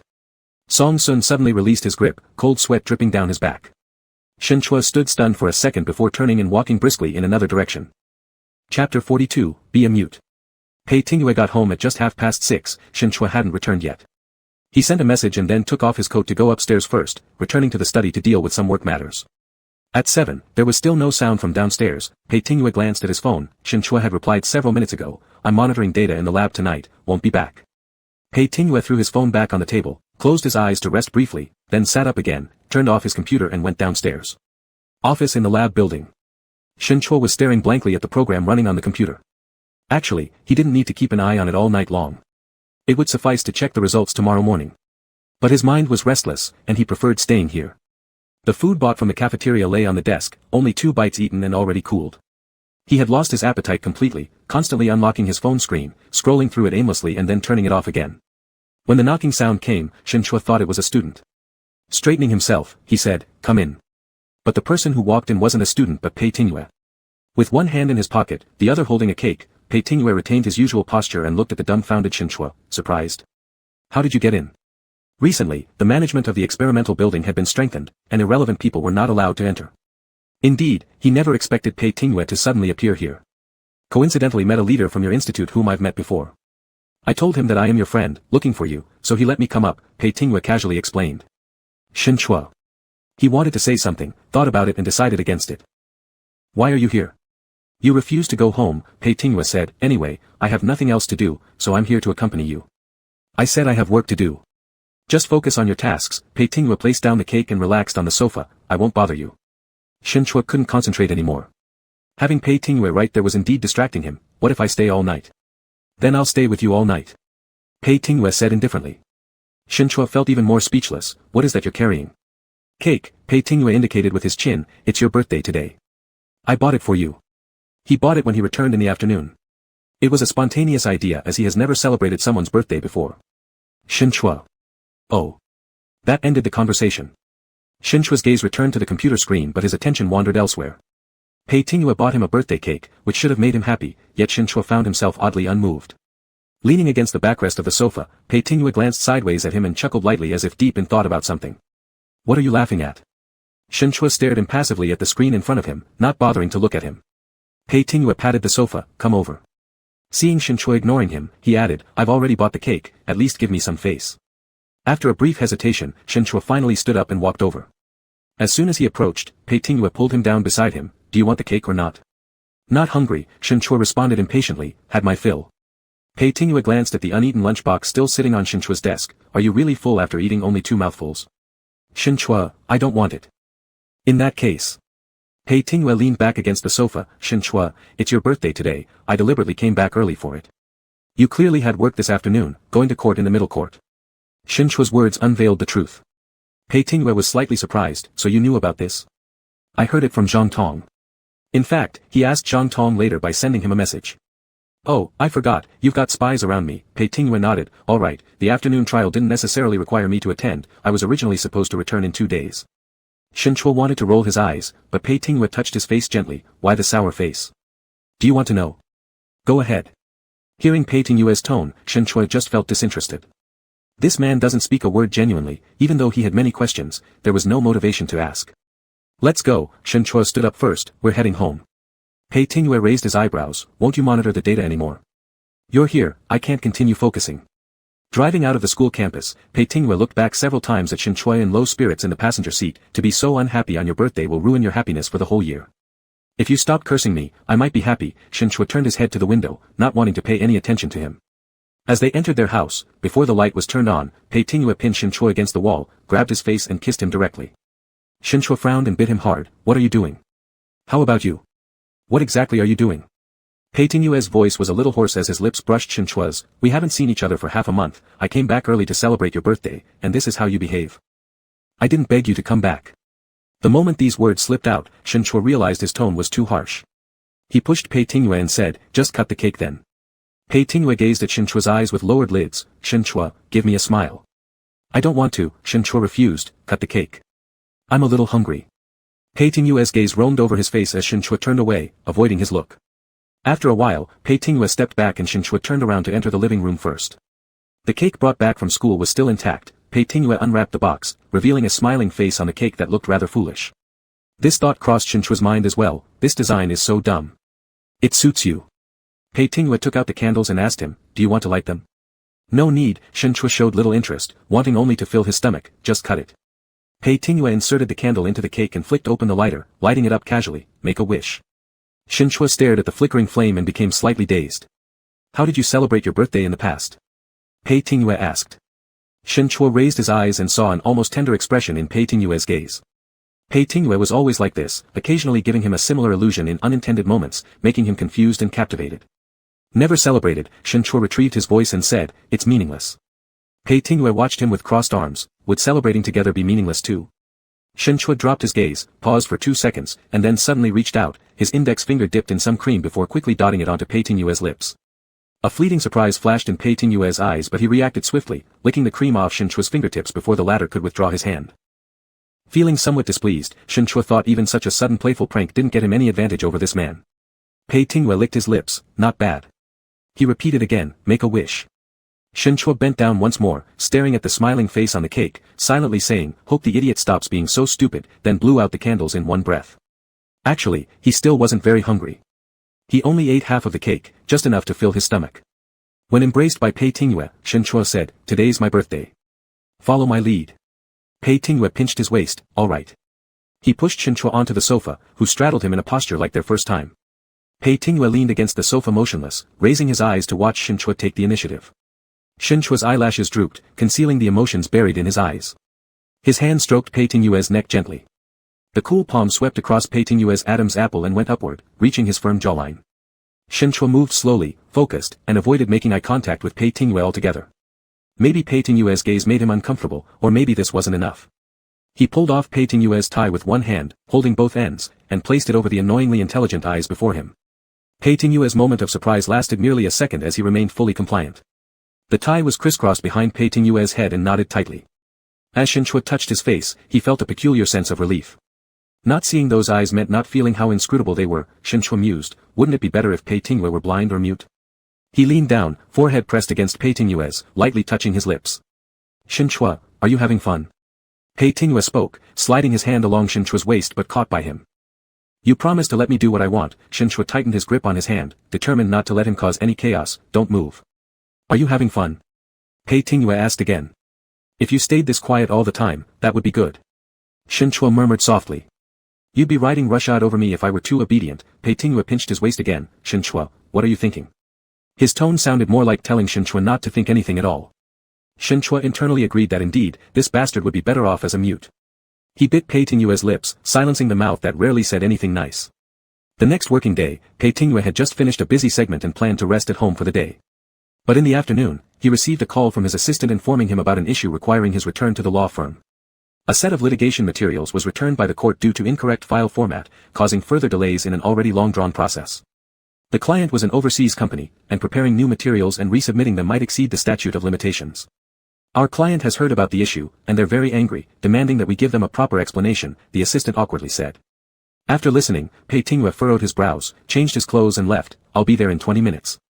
As Pei Tingyue entered the office, the assistant immediately approached. Everyone involved in the case from his team had gathered. Upon seeing Pei Tingyue come in, none dared to utter a word. Ignoring everyone, Pei Tingyue went straight into his office with the assistant trailing inside. Tell me, who's responsible? Pei Tingyue sat down and asked directly. I checked the complaint before sending it to the client for their signature and seal. There shouldn't have been any issues at that time. It's my fault for not looking over the file again after I got it back from them, so I sent it directly to the court. The client wouldn't just switch out the complaint themselves, Pei Tingyue said coldly, so who did? The complaint that was finally submitted by the client to the court was an earlier non-standard version, probably taken by mistake. The assistant hesitated to say, I've already questioned everyone who handled it, but no one admitted it. The last person who touched that complaint was Lu Qian. She also denies it, but judging from her evasive manner, it's probably her. Pei Tingyue wasn't surprised at all. Mistakes like this were bound to come from interns or assistants, not from his usual team, except perhaps from Miss Lu, the relation-based hire pushed onto him by Jiang Jihe. The client demands that whatever methods we use, we must smoothly file the case within the statute of limitations or they will pursue compensation from us. Also, there needs to be a proper explanation. They want the person responsible to apologize to them in person, the assistant said. Call Lu Qian in here, Pei Tingyue instructed. The assistant nodded, just about to leave when someone knocked on the door, announcing that Director Jiang had returned and wanted to see Pei Tingyue. I'll go in a moment, Pei Tingyue said without lifting his eyes. Once the assistant left, he whispered, is the director likely aware of this matter and coming to inquire? Pei Tingyue smirked faintly, then rose to head for Jiang Jihe's office. Jiang Jihe had just come back and was tending to some potted plants he kept. When he saw Pei Tingyue enter, he gestured for him to sit down. How's the case where Qingfeng Technology is the defendant? Jiang Jihe asked, starting with something unrelated. Hearing the question, Pei Tingyue sat calmly and replied, I heard a mediation agreement has been reached. The mediation document should arrive in the next few days. After hearing this, Jiang Jihe remarked, Zhao Zhikuan does have connections everywhere. That's why he dared to pull such a stunt. But now can Yi Corporation still acquire their company? With suddenly 4 billion in debt appearing, Pei Tingyue said, Yi Corporation isn't stupid enough to take on that burden.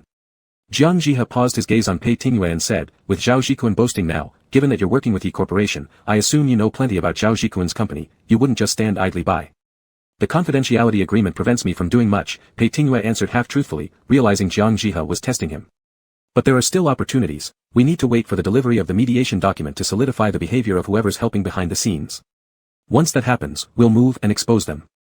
Surprisingly, Jiang Jihe asked, do you have evidence in this regard? It happened to fall into our hands, Pei Tingyue responded indifferently.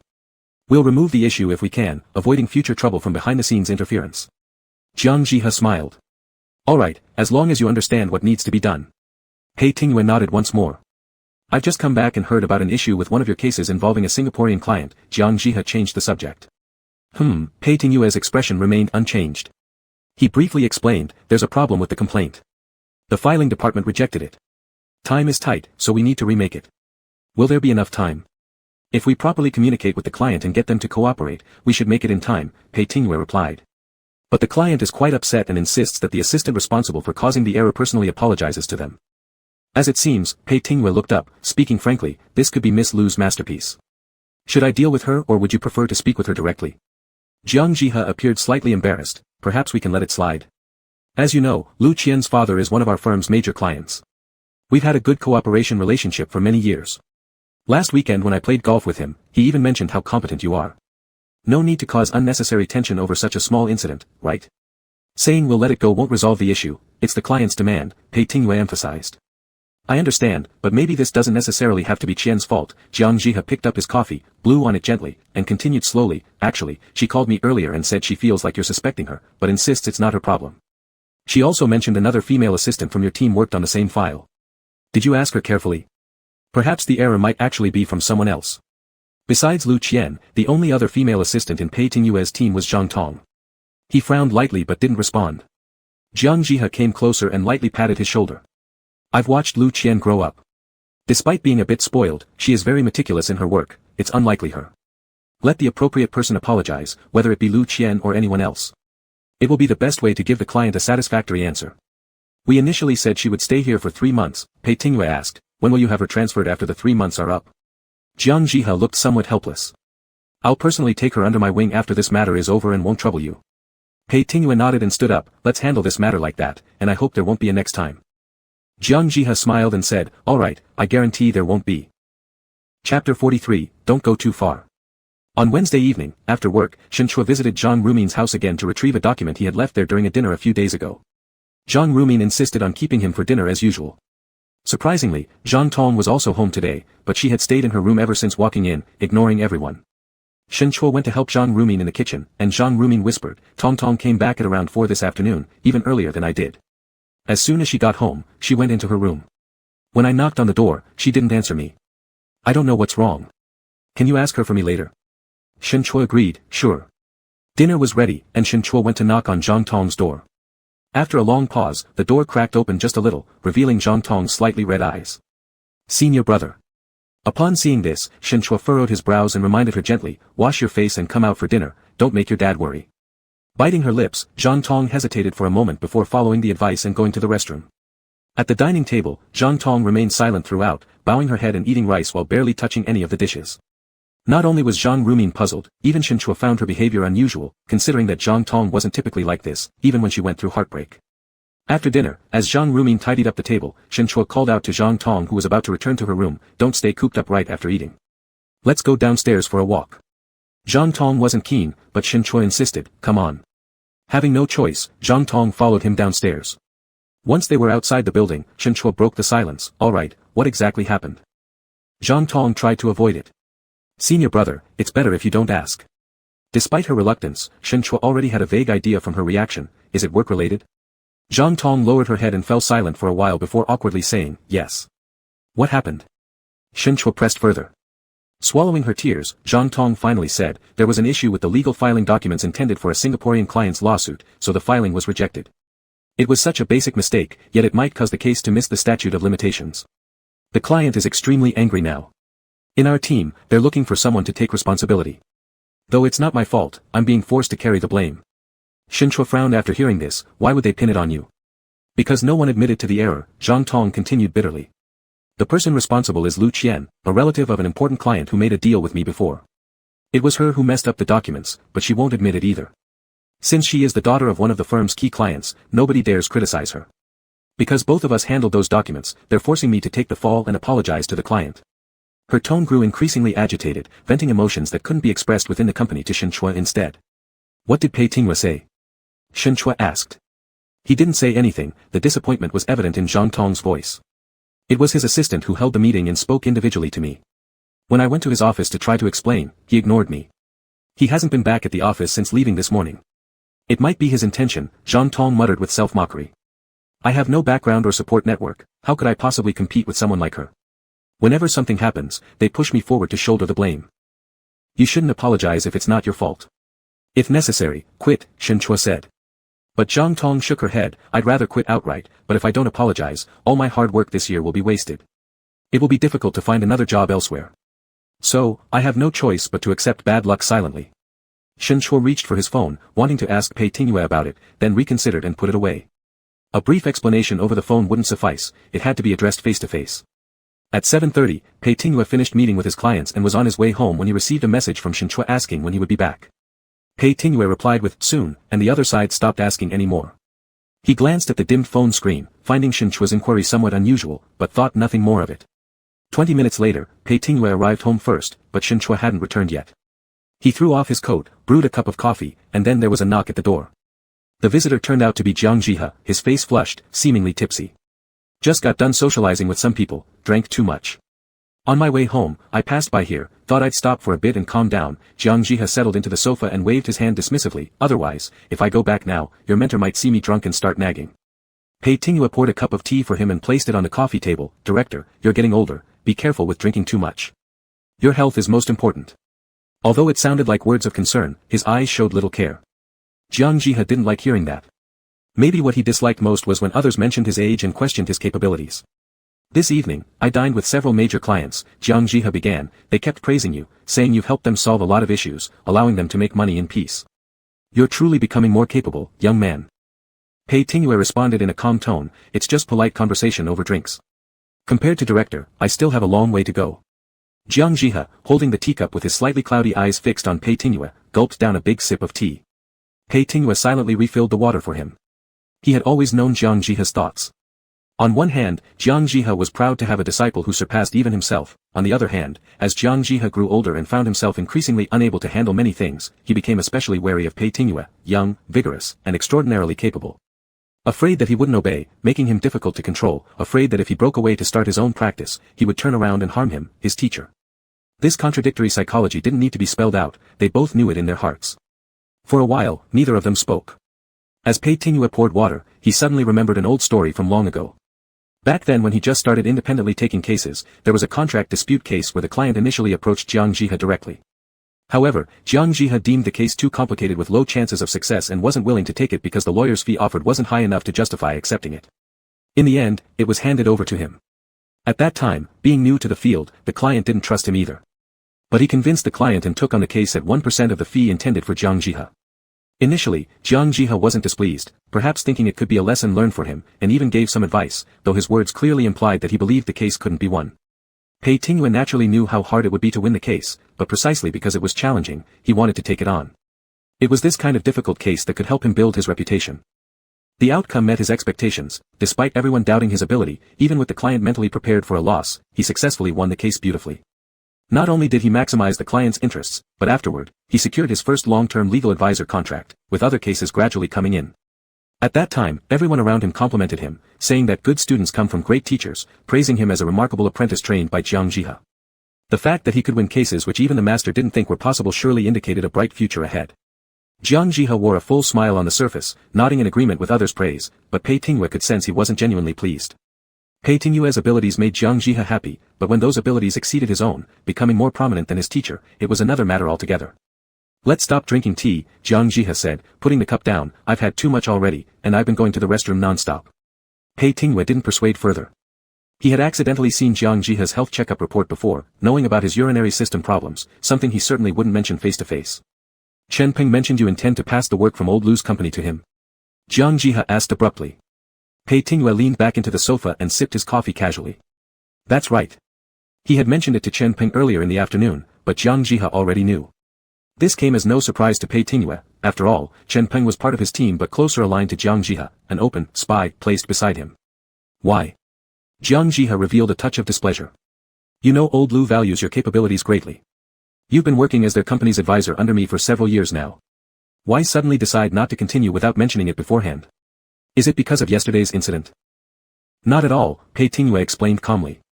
Today, I suddenly noticed the advisory contract with their company is nearing its expiration. I'm handling too many tasks lately, so I want to offload some. Anyway, with director here overseeing everything, my absence doesn't make any difference. Let's give it to someone else, like Chen Peng, who is quite capable. Anything I can do, he can also manage. Jiang Jihe looked him straight in the eye. Pei Tingyue remained calm as usual, never showing fear even in front of his master. Sometimes Jiang Jihe felt he was far too composed, almost surpassing himself in confidence. This person may still not measure up to you. There's no way for anyone to grow without opportunities for practice, Pei Tingyue responded. In the past, when director allowed me to take on responsibilities, I certainly wouldn't hold on to everything myself. I'd share opportunities with others, nurturing talent. It wasn't wrong, yet Jiang Jihe perceived, perhaps due to psychological bias, a hint of mockery in Pei Tingyue's tone. What troubled Jiang Jihe even more was that Pei Tingyue's recent moves hinted at a gradual distancing and boundary setting. Even if you're willing to give it up, old Lu may not agree. I've already said this, what he values is your expertise, Jiang Jihe stated. Under director's supervision, whether it's me or someone else makes no difference, Pei Tingyue paid lip service. Director, you are the backbone of our firm. All these major clients trust you, come here seeking you. Determined to act, Pei Tingyue ignored any persuasion. Jiang Jihe's visit turned out to be in vain. Pei Tingyue was like that, in matters he considered trivial, he could go along with Jiang Jihe, such as preserving the dignity of a certain Miss Lu. Yet in other things, Jiang Jihe held no power over him. Jiang Jihe forcibly suppressed the unpleasantness in his heart and looked up to see an oil painting hanging on the wall of the living room. It was a housewarming gift he had given to Pei Tingyue when he moved into this villa several years ago. Pei Tingyue had always been very courteous towards him, which is why the painting hung in the most prominent position in the living room. Jiang Jihe squinted and looked at it for a while before asking, do you know how much I spent to get this painting? Pei Tingyue glanced at it. I heard over $1 million. 1.28 million, Jiang Jihe stated the exact price. What do you think of this painting? It's good. That was all Pei Tingyue said. It is indeed good, Jiang Jihe nodded, but even though it's a fine piece, it doesn't actually deserve such a high price. The artist got lucky because someone promoted him and inflated the value of his paintings. Who knows if one day those who support him behind the scenes stop doing so, whether he will fall back to where he started, or if these paintings might become worthless. Perhaps. Pei Tingyue wasn't particularly concerned. It was clear that Jiang Jihe was delivering veiled warnings, but Pei Tingyue remained unperturbed. In fact, Jiang Jihe had already lost his composure and perhaps verged on losing his temper. Their profession was different from artists, there's no standard for artistic taste, but winning or losing a case was straightforward, whose skill was genuine and whose was not was plain to see. Even without Jiang Jihe, Pei Tingyue could have still achieved what he has today despite some initial difficulties. But he wouldn't say any of this in front of Jiang Jihe.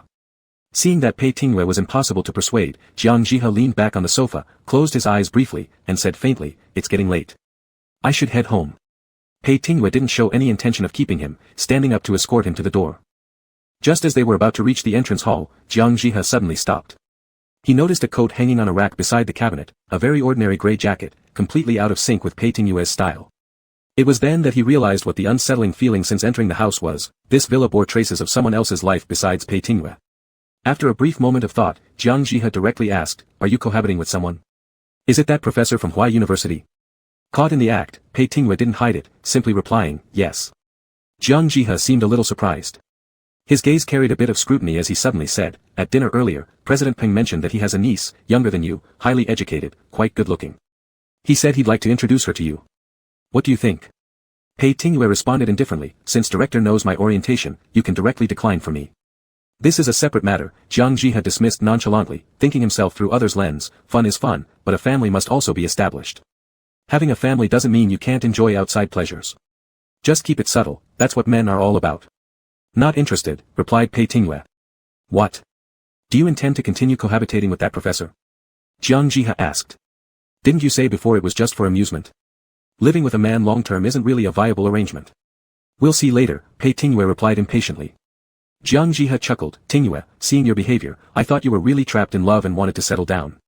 Not necessarily ideal, but if you insist that it's only temporary enjoyment, be careful, don't go too far. I know my limits, Pei Tingyue replied dismissively. Alright, knowing your limits is good, Jiang Jihe didn't say more. I won't turn down the offer from President Peng on your behalf either. You decide. If you're interested, there's nothing wrong with meeting her.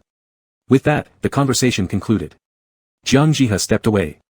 Pei Tingyue escorted him out. Bypassing the entryway cabinet, he found Shinchua standing there somewhat dumbfounded, returned without him noticing. Pei Tingyue frowned upon seeing him. Their eyes met. Shinchua's pupils flickered, unable to utter a word. Jiang Jihe appraised him briefly before telling Pei Tingyue in the end, no need to see me off. The driver is outside.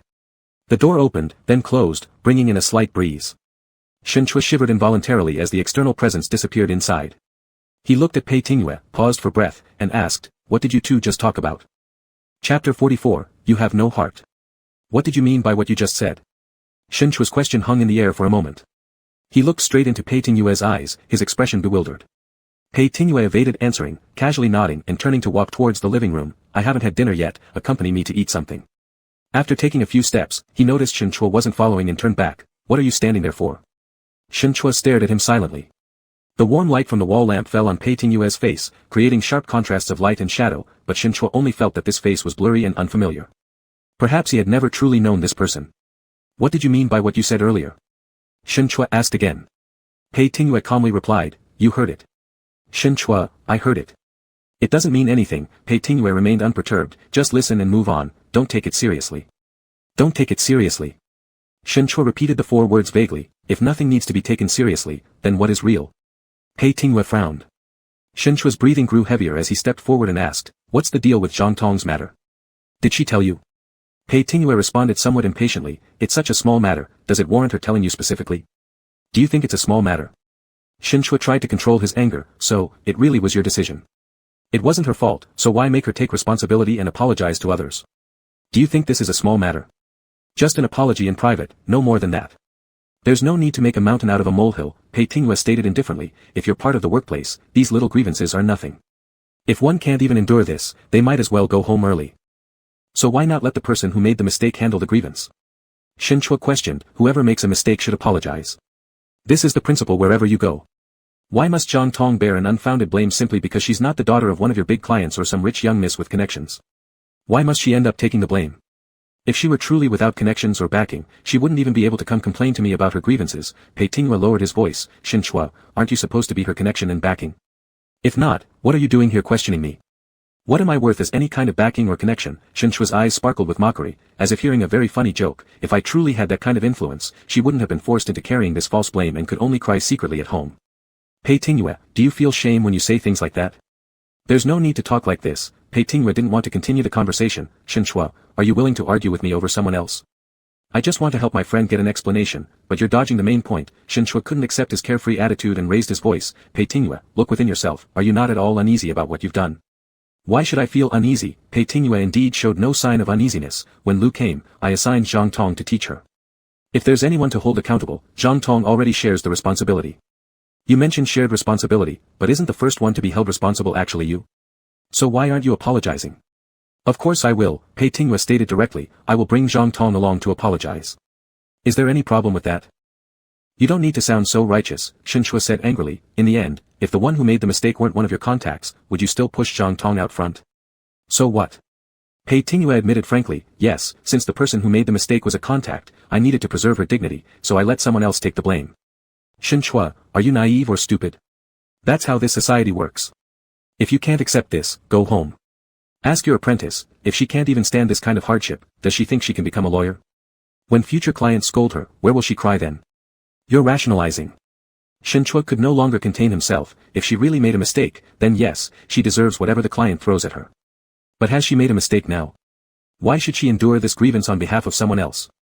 You have no idea how difficult it is. If it were you, could you accept being falsely accused, being forced to humbly apologize for something you didn't do? Why can't I? Pei Tingyue's tone became scornful. How do you know I haven't done it before? Shinchua was stumped by his retort, his voice abruptly cutting off. He looked at Pei Tingyue incredulously, half suspicious and half guessing, trying to discern from his expression whether what he said was true. Pei Tingyue had indeed done it before, and the incident had been far worse than this one. Back then, he had just become a fully fledged lawyer for less than a year. Jiang Jihe, due to his own negligence, missed the appeal deadline of a case, resulting in massive financial losses for the client. The client at the time was one of the firm's major clients, and this incident caused a huge uproar. Sending a lawyer assistant to apologize would not have settled the matter. In the end, it was him who took the blame and responsibility on behalf of Jiang Jihe. Jiang Jihe didn't give him any other choice. He was inexperienced back then. Even though he had some skill, Jiang Jihe could have ruined him easily if he wished. Thus, all he could do was accept it. Because of this, his budding legal career almost came to an end. Only after that did Jiang Jihe truly start trusting him, later promoting him to be the youngest senior partner in the firm. Alright, even if there is, Shen Chua took a deep breath and spoke again. Ask yourself, when you acted like this, was it truly voluntary? Do not impose upon others what you yourself do not desire. Isn't that simple principle something you wouldn't understand? If she's willing to take the loss silently, I will compensate her afterward. If she isn't happy about it, she can leave whenever she wants. Pei Tingyue made it clear that he had no intention to change his mind, no matter what Shen Chua said. Shen Chua understood what he meant, only disappointment left in his eyes as he spoke hoarsely. Pei Tingyue, must you always be so unsympathetic? Or does it depend on who it is? Others come to ask for your favor based on past kindnesses, and you would agree to help them, even disregarding the interests of your big clients. Pei Tingyue frowned, realizing whom Shen Chua was referring to. He asked, how do you know about Song Sun's matter? Knowing is knowing, Shen Chua scoffed with a bitter smile. Are you afraid I'll find out? Afraid I'll report him? Pei Tingyue stared into his eyes, disliking how Shen Chua looked at him. He pulled out his phone and played the recording from that day in the car. Is this what you heard? Shen Chua remained silent. It's not what you think, Pei Tingyue briefly explained. This recording still has its use later. I don't plan to help him, but saying such things was to prevent him from showing signs of embarrassment and getting caught by the people behind him. What is your relationship with Song Sun? Shen Chua suddenly asked. Pei Tingyue replied, university classmates. Just that. Just that. You're lying to me. Shen Chua stood in the darkest corner of the foyer, the light in his eyes fading along with it. The college debate trophy related to Song Sun that you've kept until now. Although you dislike social engagements beyond networking, you'd go eat at his house. On the night of his wedding, you agreed to register our marriage with me. Would you care this much about other classmates? No, the past bond he mentioned. What kind of bond is it exactly? You've never told me, never. Shen Chua's voice was like being soaked in snowstorm, just as the expression on his face mirrored it right now. The atmosphere seemed to freeze. After a brief standstill, Pei Tingyue gestured towards him. Come over here. Shen Chua stayed put. Why won't you answer me honestly? What do you want to hear? Pei Tingyue saw no need to elaborate on such matters. I already said it before, those are boring memories, there's no need to bring them up. But you're clear about every detail of my past, bringing it up endlessly. If I hadn't found out, how long did you plan to keep it from me? Saying I'm dumb or foolish, turns out you're serious. Do I look like someone you can toy with as you please in your eyes? Shen Chua mocked himself, sorrow emanating from his gaze as if trying to spill out. Pei Tingyue moved closer, gripping his wrist tightly. Stop thinking too much. It's meaningless. Come with me and let's get something to eat. Shen Chua looked down, staring at his fingers pressing together firmly. Have you ever liked anyone, Pei Tingyue? After a few seconds of silence, he looked up, focusing on the blurred face in front of him. Did you ever like Song Sun in the past? What did you do when you liked him? Would you also arbitrarily force him to do things he disliked, deceive him, play games with him, and treat him as mere entertainment? He didn't wait for Pei Tingyue's reply, continuing instead, you wouldn't. If you did, the two of you couldn't have been friends for over a decade. I originally thought that giving me medicine without consent, playing around with my feelings as per your whim, and being nonchalant about everything were your inherent bad traits. But now I realize, it's not that you don't know how to respect others, it's just that you choose not to respect me. Your statement of not making the same mistake twice, that's what you meant. Shen Chua tasted the bitterness rising in his throat, belatedly realizing it wasn't Pei Tingyue's face that was blurred, but his own eyes. Why do you treat me like this? Am I not as good as him? Where am I inferior to him? It seemed like he might cry. Pei Tingyue stared at him. Previously he wanted to see these beautiful eyes tear up, but now that he truly saw it, it felt insignificant. Shen Chua's smile still looked better.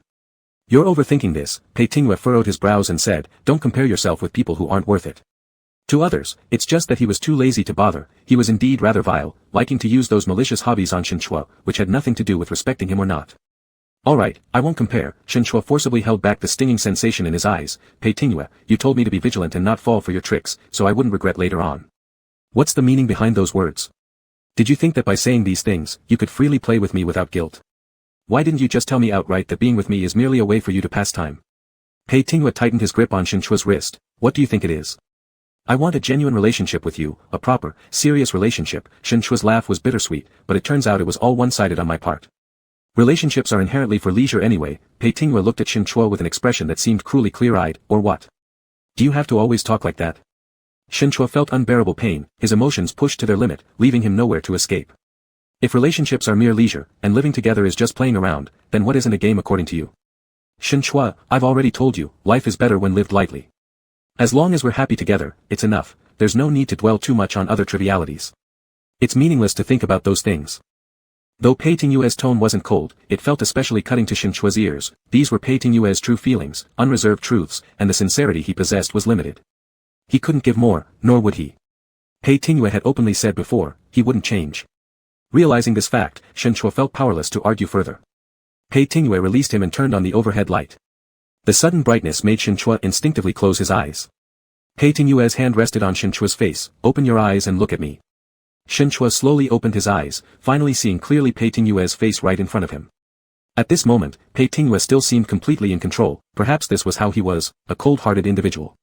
Consequently, the only ones left to feel heartache and frustration were himself, as Pei Tingyue clearly didn't care one bit. Don't overthink this, Pei Tingyue said, you're stupid. Yes, I am stupid, which is why I'm making the same mistake again. Shen Chua's voice started to choke up, but Pei Tingyue, do you think I'm such a fool that you can manipulate me at will? Have I been manipulating you? Isn't that what you've been doing? Seeing the disappointment and brokenness in Shen Chua's eyes, it seemed to dim the once lively spark in them. But deep down, there lingered a hint of stubbornness, indicating that Shen Chua was never someone Pei Tingyue could casually handle. A strange sense of unease suddenly rose within his chest. This was highly unusual, yet this uneasiness rapidly spread, gradually turning into a deeper level of anxiety. He probably hadn't experienced this kind of uncertainty before, like something slipping out of control. Shen Chua, Pei Tingyue murmured his name wearily, stop being childish. I'm not being childish. Shen Chua calmed down his thoughts, trying not to reveal too much of his disarray. Pei Tingyue, you think far too highly of yourself.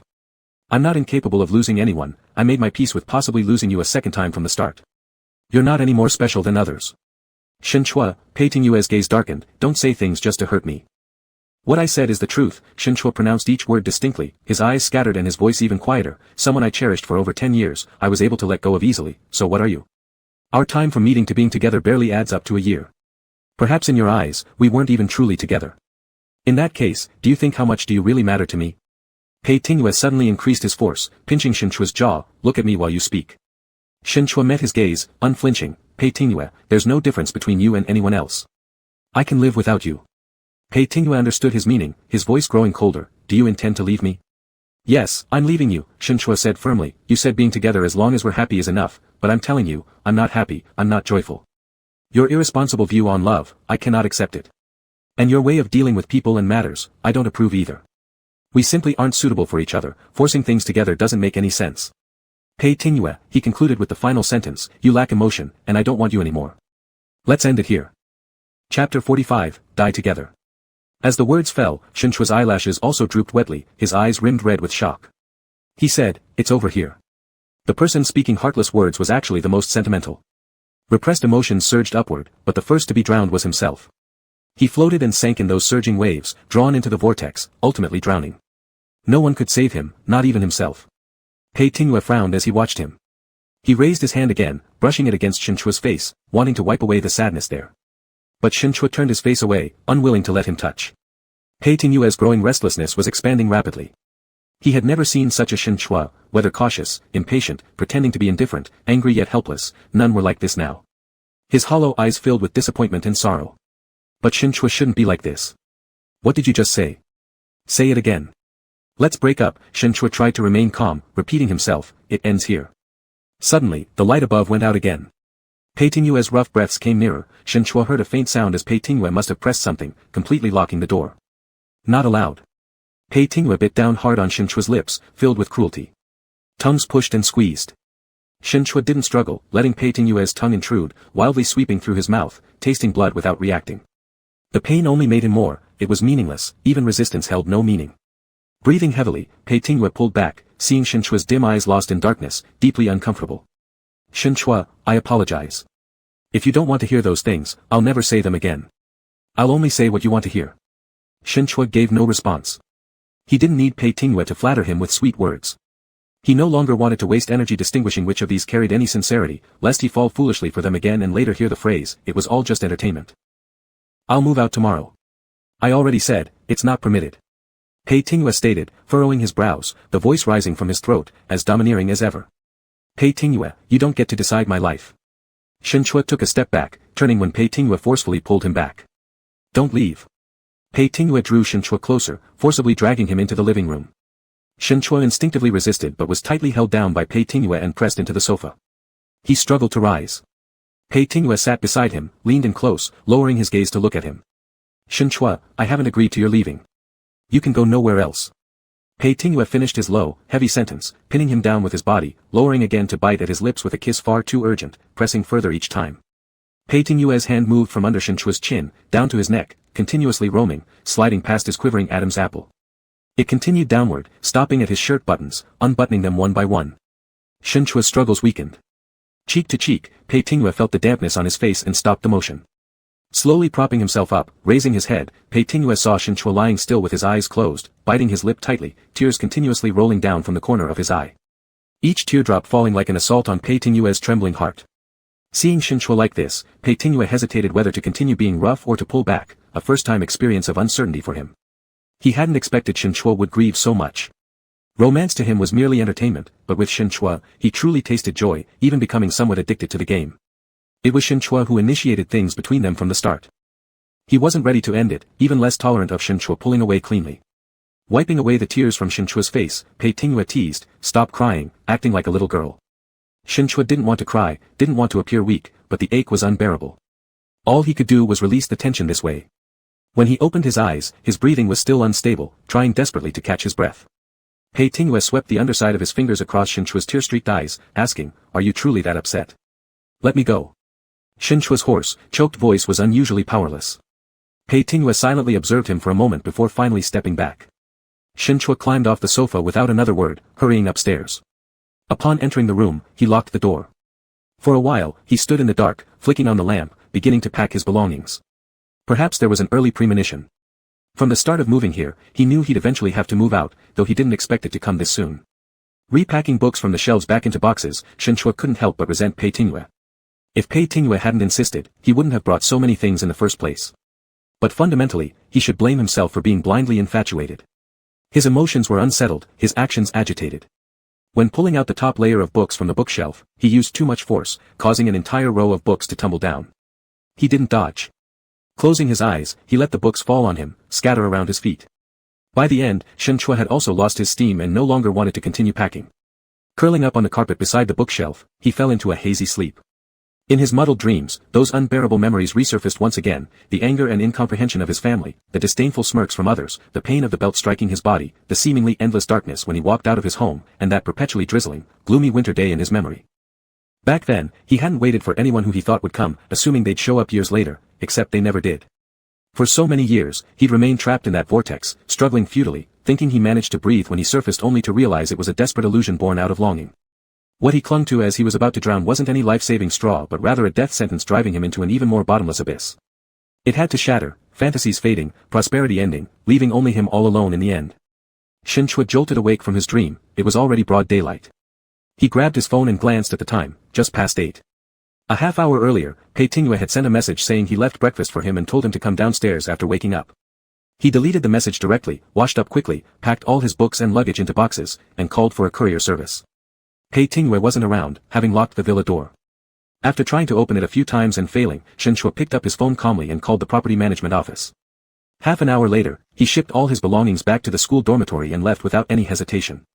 Pei Tingyue returned home before 6 in the afternoon, finding the villa already empty. He looked at the tidied up and desolate rooms, pushed the door open, and stepped out onto the terrace, expecting Shen Chua to emerge from somewhere, joking with a smile. But no one came. Shen Chua had truly left, leaving not even a trace or a hint behind. As twilight approached, the sun dipped low, its fiery red disk hanging by the horizon, the sunset crimson like blood. Pei Tingyue lit a cigarette, absent-mindedly puffing a few draws, reminiscing over Shen Chua's gaze from last night. The eyes, once captivating, had turned dim and devoid of vitality after their luster faded. The previous night, he had barely slept at all. The recurring images in his mind were all of Shen Chua's teary eyes. After bullying him too much, Pei Tingyue seemed unable to find relief either. At 7 in the evening, Shen Chua finished dinner in the canteen and returned to the dormitory. The familiar Mercedes-Benz was parked outside the building. He saw it right away, ignored it, and walked straight inside. Pei Tingyue honked his car horn, and Shen Chua simultaneously received a message from him, "Get in the car, I have something to say." Shen Chua just felt annoyed. Unlike before, he didn't block Pei Tingyue this time, choosing not to use such an extreme measure so as to avoid showing how much he still cared. However, Pei Tingyue clearly had no intention of letting go. "If you don't get in, I'll keep waiting here." This was the staff housing area, bustling with people coming and going, and Shinchua didn't want to escalate the conflict further.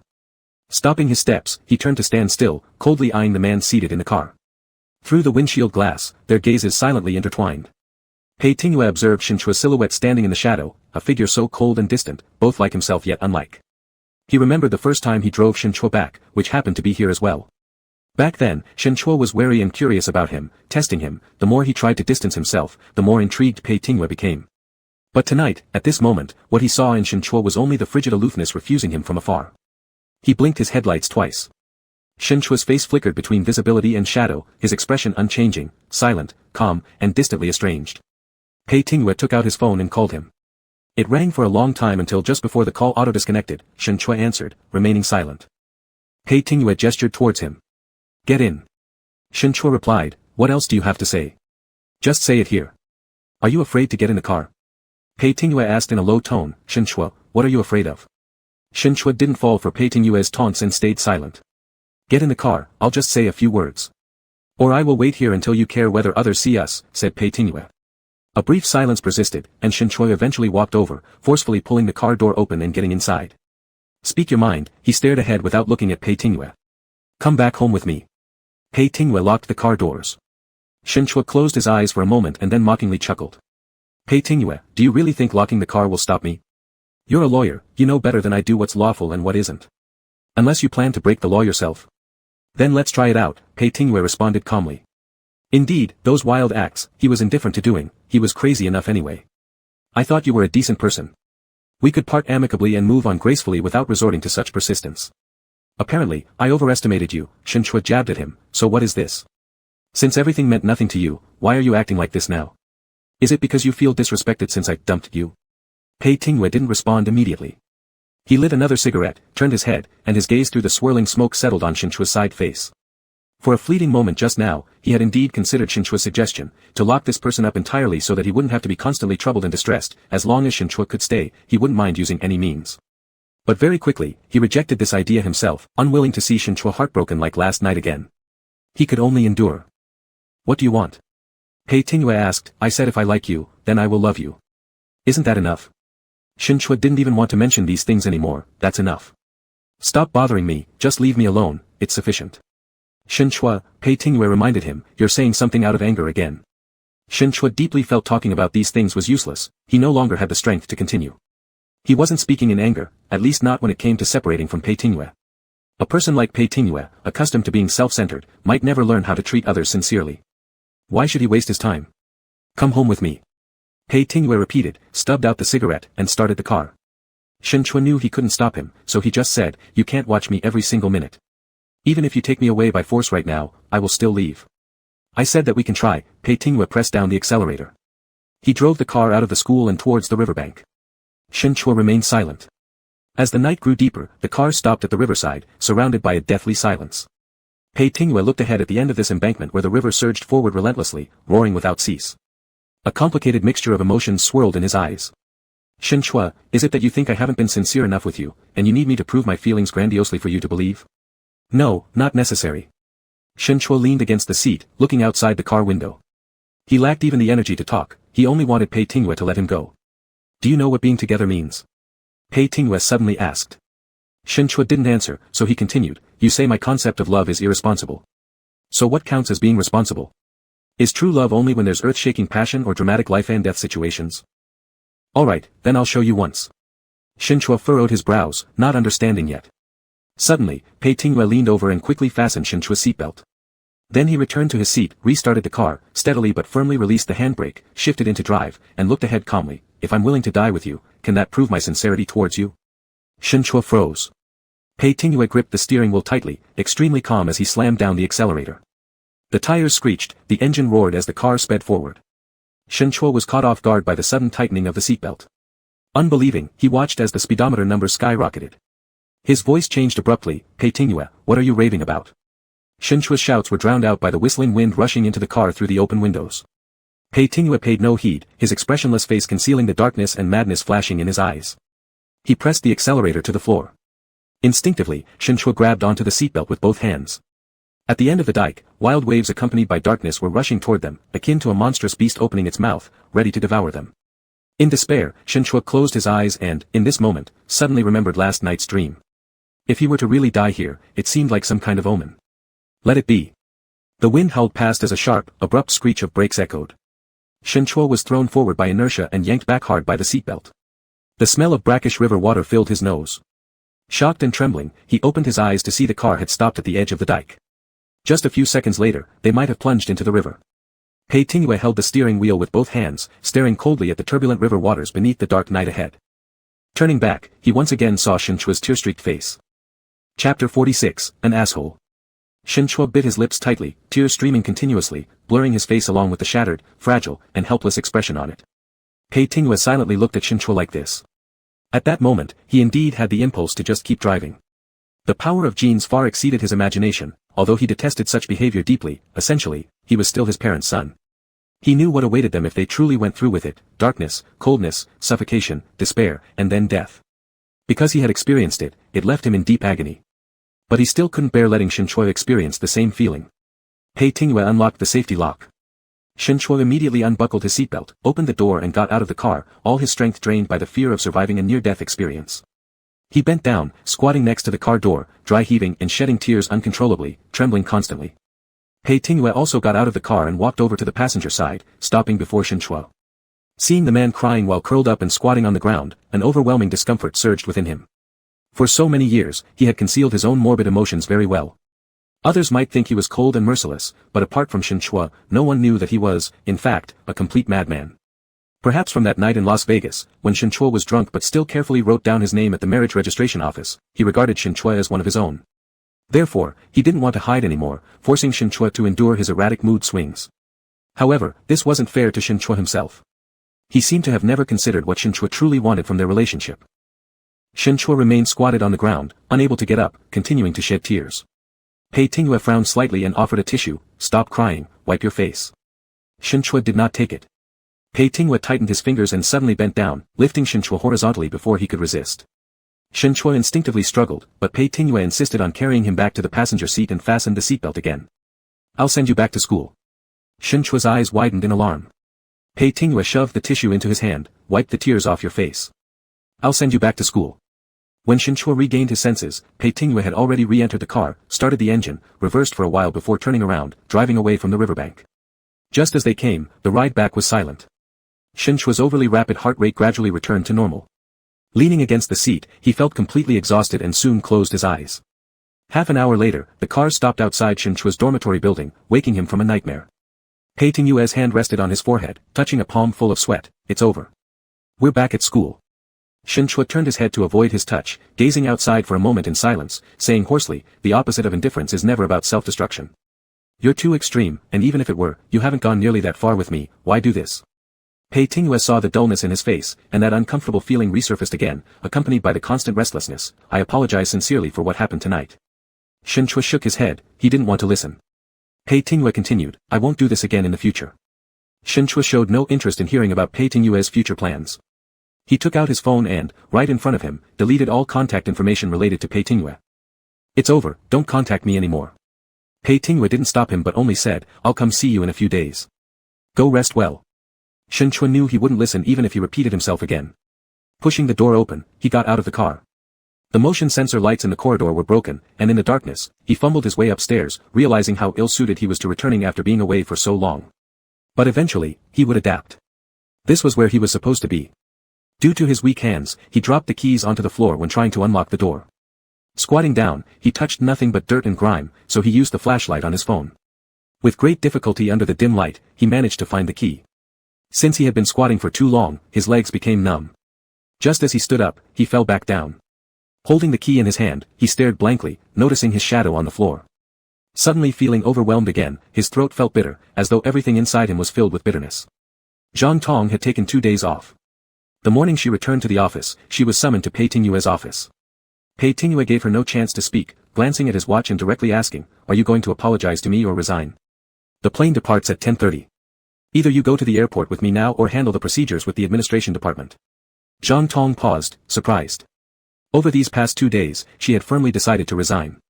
Even if it meant she couldn't continue in this field, she'd simply follow her father's wishes and return to studying. She came back today precisely to complete the paperwork.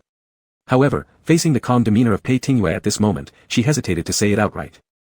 Pei Tingyue raised his gaze from behind the desk again and coolly asked, "Have you decided?" "Zhang Tong, I will go and apologize." As soon as the words left her mouth, she bit her lips tightly again. Pei Tingyue gave her no chance to take it back, picking up his suit jacket and standing up. "Let's go." It was only then that Zhang Tong realized, "I don't have a visa for Singapore." "Go to their office in Jing City," Pei Tingyue said casually as he began walking.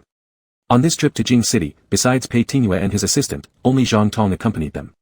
The whole way to the airport, Zhang Tong was restless, unsure whether her impulsive decision had been right or wrong. Shen Chua had called her last night, advising her to carefully think through everything before making any moves, stay or leave. She thought she had made up her mind, but when she came into the law firm today, she found she still harbored some unresolved feelings. Pei Tingyue spoke suddenly beside her, his voice cold. "In the future, don't involve your master in work-related matters." Zhang Tong understood this was directed at her and quickly nodded. "I understand." 2 hours later, the plane landed in Jing City. They hadn't even eaten lunch before heading directly by car to the client's local office. Although they were there to apologize, the person in charge received them with considerable courtesy. After entering the meeting room, Pei Tingyue's assistant gave Zhang Tong a look, prompting her to awkwardly stand up. Despite her hesitation, she managed only a few sentences before Pei Tingyue took over, saying coolly, "This incident happened due to poor management in my team. There won't be a next time.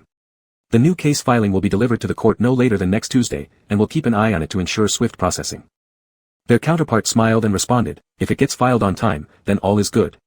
We've worked together with you for so long, your capabilities are trustworthy. We believe this incident was merely an accident." Pei Tingyue confirmed firmly, "There won't be a next time." The Singaporean company had extensive operations in China and was one of his major clients, hence why Pei Tingyue personally led an assistant to apologize.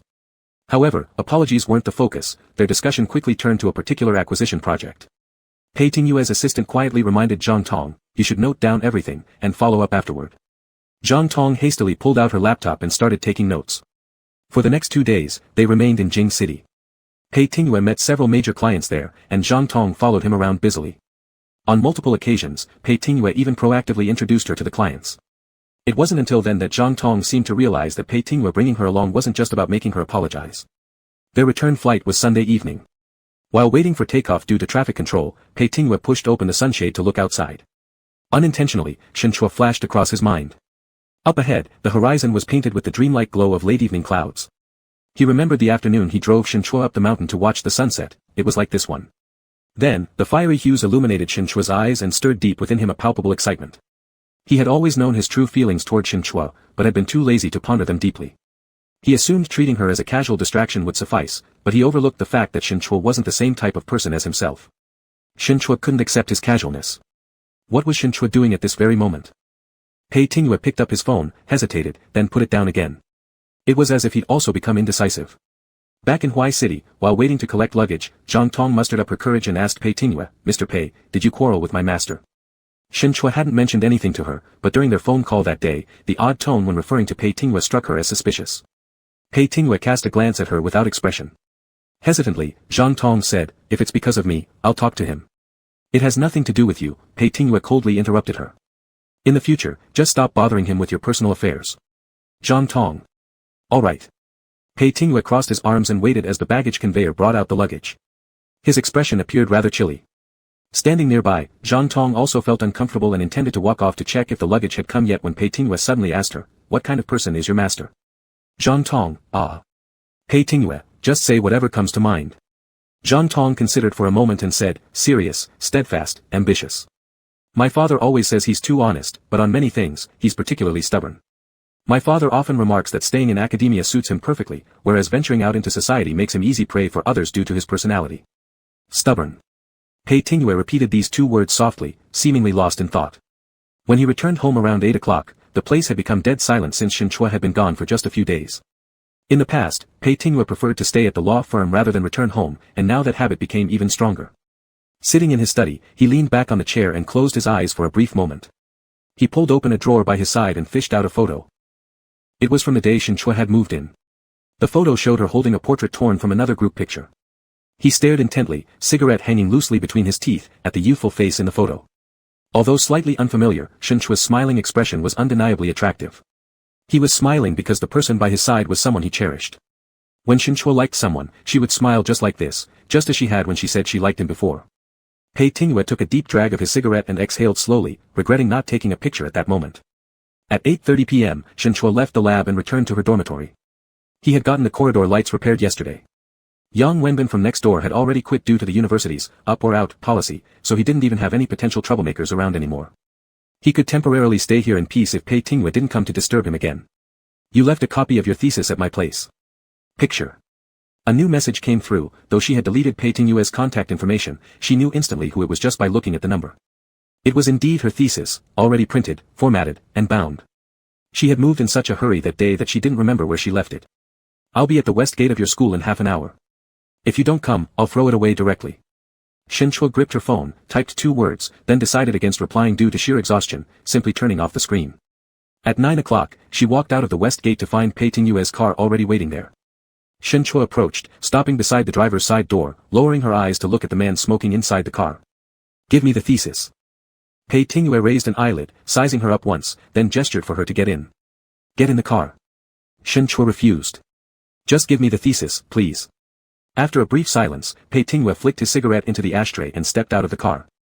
Leaning against the door, he glanced at Shen Chua, noticing how she seemed thinner after only a few days without much rest or food.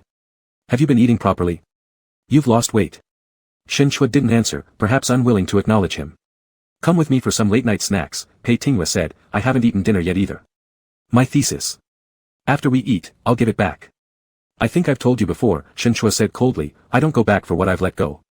Pei Tingwei stared into her eyes. Under the slightly narrow eyelids was a pair of cold, impatient eyes, almost devoid of emotion. But Shen Chua wasn't originally like this. I'm not asking you to go back, Pei Tingwei said, his gaze drifting down to her lips, which were fuller, softening the aloofness in her features and making her appear more gentle and approachable. I'm just inviting you to have some late-night snacks. Shen Chua immediately lost all desire to talk. Pei Tingwei looked around casually. There's a restaurant at the corner ahead. That should do. Reluctantly, Shen Chua got into his car. A few minutes later, they sat in a small diner near the intersection. At this time, they were the only patrons at their table. Pei Tingwei ordered some dishes and asked Shen Chua what she wanted, but she held her cup of water, sipping silently without responding. Pei Tingwei eventually gave up ordering on his own. As he ate, he occasionally looked at Shen Chua sitting across from him. Shen Chua kept drinking water or blankly spacing out. She was incredibly stubborn, thought Pei Tingwei. He might have met someone like Shen Chua for the first time, someone so serious about things, even matters of the heart needed clarity down to the last detail. For better or worse, it was certainly troublesome. An hour later, when Pei Tingwei finally finished his meal at a leisurely pace, Shen Chua set down her water cup and, barely tolerating him, asked, Can I have my thesis now? I'll drop you off at your school first, and I'll hand it over before you get out. Back at the west gate, Shen Chua extended her hand. Thesis. Pei Tingwei stared at her furrowed brows, hesitating momentarily, then unbuckled his seatbelt and leaned closer to her. He intended to smooth her frowning forehead, but the next second, Shen Chua suddenly produced a small fruit knife from nowhere, the tip pointing directly at him. Stay away from me. The knife had been purchased earlier at a supermarket while buying fruits. It had been carelessly stuffed into her coat pocket. She had touched it unintentionally and hadn't thought much before pulling it out. Pei Tingwei looked down at the knife in her hand with a complex expression.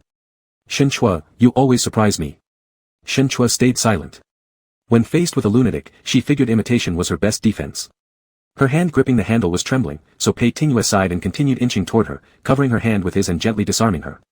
From her coat, he pulled out the scabbard, resheathed the knife, and handed it back to her. Be careful you don't cut yourself. Pei Tingwei's tone at this moment could even be considered tender. Shen Chua subconsciously froze, then Pei Tingwei handed her the thesis as well. Here you go. Shen Chua tightened her fingers. Don't ever come see me again. Pei Tingwei replied, next time. Neither willing to back down. Go back inside, Pei Tingwei added. Shen Chua didn't say another word, pushed open the car door, and quickly went inside the campus. Pei Tingwei watched until her figure disappeared in the distance. After a while, he noticed that the fruit knife had been left on the seat. He picked it up, drew it again, and lightly ran it along his fingertip, causing blood beads to instantly seep through. Pei Tingwei glanced down, feeling the pain but able to endure it. He wondered if Shen Chua's sorrow felt worse than this. Pei Tingwei thought to himself how much of an asshole he was. Lost in thought for a moment, he grabbed a tissue and wiped off the blood from his hand carelessly, tossed the knife into the console box, and restarted the car. Chapter 47, 3 Reapers. At 11:50, the class ended with the ringing of the bell. Shen Chua's PowerPoint reached its last page, and he said, that's it for today, then turned off the computer and projector, starting to tidy up things on the podium. The students left one by one. When he looked up again, the large classroom was almost empty except for him and someone standing still at the back door as if waiting for him on purpose. Shin Chua paused, surprised. It was Zhuang He. Zhuang He approached and explained that a friend of his who also taught at Hua University had originally planned to have lunch together but had cancelled at the last minute due to an emergency. I saw your schedule on the school's official website and came over casually to check. Looking up information from the school's official website doesn't sound casual at all, but Shin Chua didn't say anything. He greeted him calmly. Do you have time? Would you like to have lunch together? Asked Zhuang He. Shin Chua hesitated and said apologetically, I'm afraid not. I need to teach a class this afternoon at the other campus on Shuyuan Road. I'll just grab something along the way. I drove here, Zhuang He suggested, I can give you a ride there. Shin Chua wanted to decline, but the other party added, it's pouring rain outside, walking to the subway station will be a hassle. Shin Chua, I don't mean anything by this, I'll just drop you off on my way since my company is nearby too. Zhuang He's tone was gentle, without any sense of pressure. Shin Chua couldn't help but think of Pei Tingyue. If it were Pei Tingyue, he probably wouldn't even ask and would simply drag him away. He nodded lightly, thank you then. After getting into the car, Shin Chua was feeling tired and sat idly staring out the window. The rain was heavy, the world blurred in mist, much like his current state of mind. Last night, he tossed and turned until the wee hours before finally drifting off to sleep. He knew he shouldn't feel this way, but deep down, he wasn't nearly as carefree as he appeared to others. He could fool everyone else, but not himself. Zhuang He turned back and seemed to notice Shin Chua's troubled mood. Hesitating, he asked, Shin Chua, are you and your current boyfriend getting along well? Shin Chua's gaze remained fixed on the window, stating matter-of-factly, we broke up. At 12:30, Pei Tingyue sat inside a tea restaurant with a full view of Hua University's Shuyuan Road campus through the floor-to-ceiling windows. He knew Shin Chua had classes every Monday afternoon at this campus. He deliberately chose this place because the metro station exit was right beside the school gate. As soon as Shin Chua appeared, Pei Tingyue would see him. A few minutes later, Song Sun rushed in, put away his umbrella, scanned the restaurant, and quickly sat across from Pei Tingyue. Mr. Pei, did you need me for something? Song Sun asked cautiously, still somewhat intimidated after their last encounter. Not far from here was the court of Huaxi district, but Pei Tingyue specifically summoned him here obviously not intending to treat him to a meal. Pei Tingyue indeed had no such intention. Without exchanging pleasantries, he set down his coffee which he had only half drunk, and casually played the audio recording on his phone. As soon as the recording played the first sentence, and noticing the sudden change in Song Sun's expression, Pei Tingyue hit pause and directly questioned, do I report you, or do you go ahead and report those who should be reported? Song Sun's voice trembled, you promised last time to keep this a secret. Last time is last time, Pei Tingyue said with no hint of guilt, I've changed my mind now. Song Sun stared at him in disbelief, as though he were meeting him for the first time, why? Just bad luck for you, Pei Tingyue responded coldly, I need to help my big client win this. I can't go, I really can't. Song Sun instinctively refused. Then forget it, just get ready to face the investigation. Song Sun immediately panicked, Mr. Pei, do you really have to do this? We were classmates once, can you really be so ruthless? So ruthless. Upon hearing these 4 words, Pei Tingyue's eyebrows moved slightly. That night, Shin Chua had asked him the same question with red eyes, but his work style had always been thus. The one and only exception was when he softened towards Shin Chua that night. Fearful as you are, it's not just about covering up, there's more, isn't it? Did you take their benefits? Facing Song Sun's pleading, Pei Tingyue remained unmoved, cutting straight to the point. Song Sun had gone pale. Pei Tingyue's stare was too sharp. Even though he stubbornly denied it, he was completely unconvincing, I didn't want to, they forced it on me, I couldn't refuse. Go turn yourself in and report them, Pei Tingyue's voice was merciless, giving him no room for escape. If you cooperate, I can help find the most professional bribery defense attorney to try for a lighter sentence. Otherwise, you're on your own. You have no choice but to follow what I tell you. After sending Song Sun away, Pei Tingyue remained seated. 10 minutes later, Shin Chua and Zhuang He entered and also chose a spot by the floor-to-ceiling windows.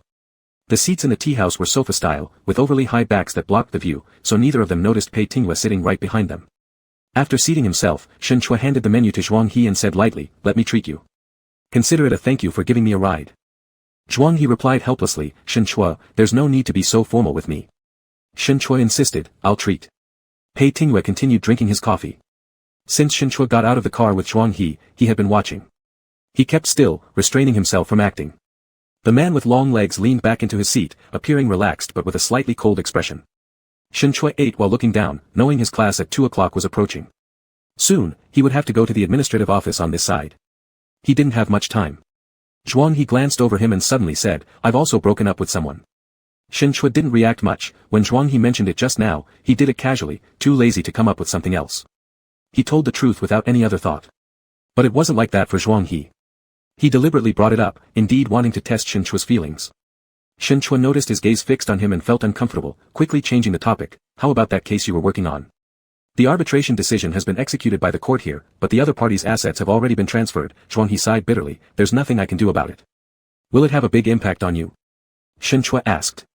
To be honest, yes, quite significant, Zhuanghe explained. I'm doing investment business with friends, and the lack of this sum makes it hard for other projects to run smoothly. It's quite troublesome. I'm now searching everywhere for solutions, but it should be fine. We'll get through somehow. Shenchua nodded. I didn't expect you to do this kind of work. I remember you always wanted to study an art-related field. When Shenchua mentioned the past, it was just a casual comment, yet Zhuanghe paused for a moment before letting out a light sigh. So, you still remember? Shenchua felt a bit awkward and remained silent. It was my parents' wish. They wanted me to study finance, Zhuanghe continued. When I went overseas, I spent an extra year on pre-university courses and then took up this field. That's not bad either.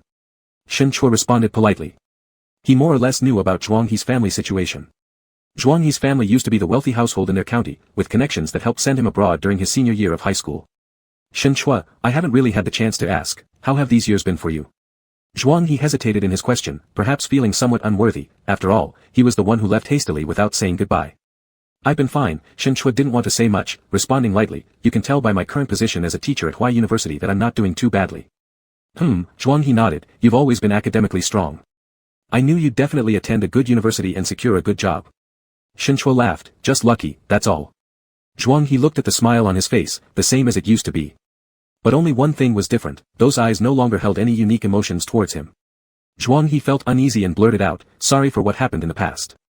That day, I didn't leave because I wanted to, he tried to explain. My parents insisted on taking me. I ran out to find you, but on the road, I got hit by a car.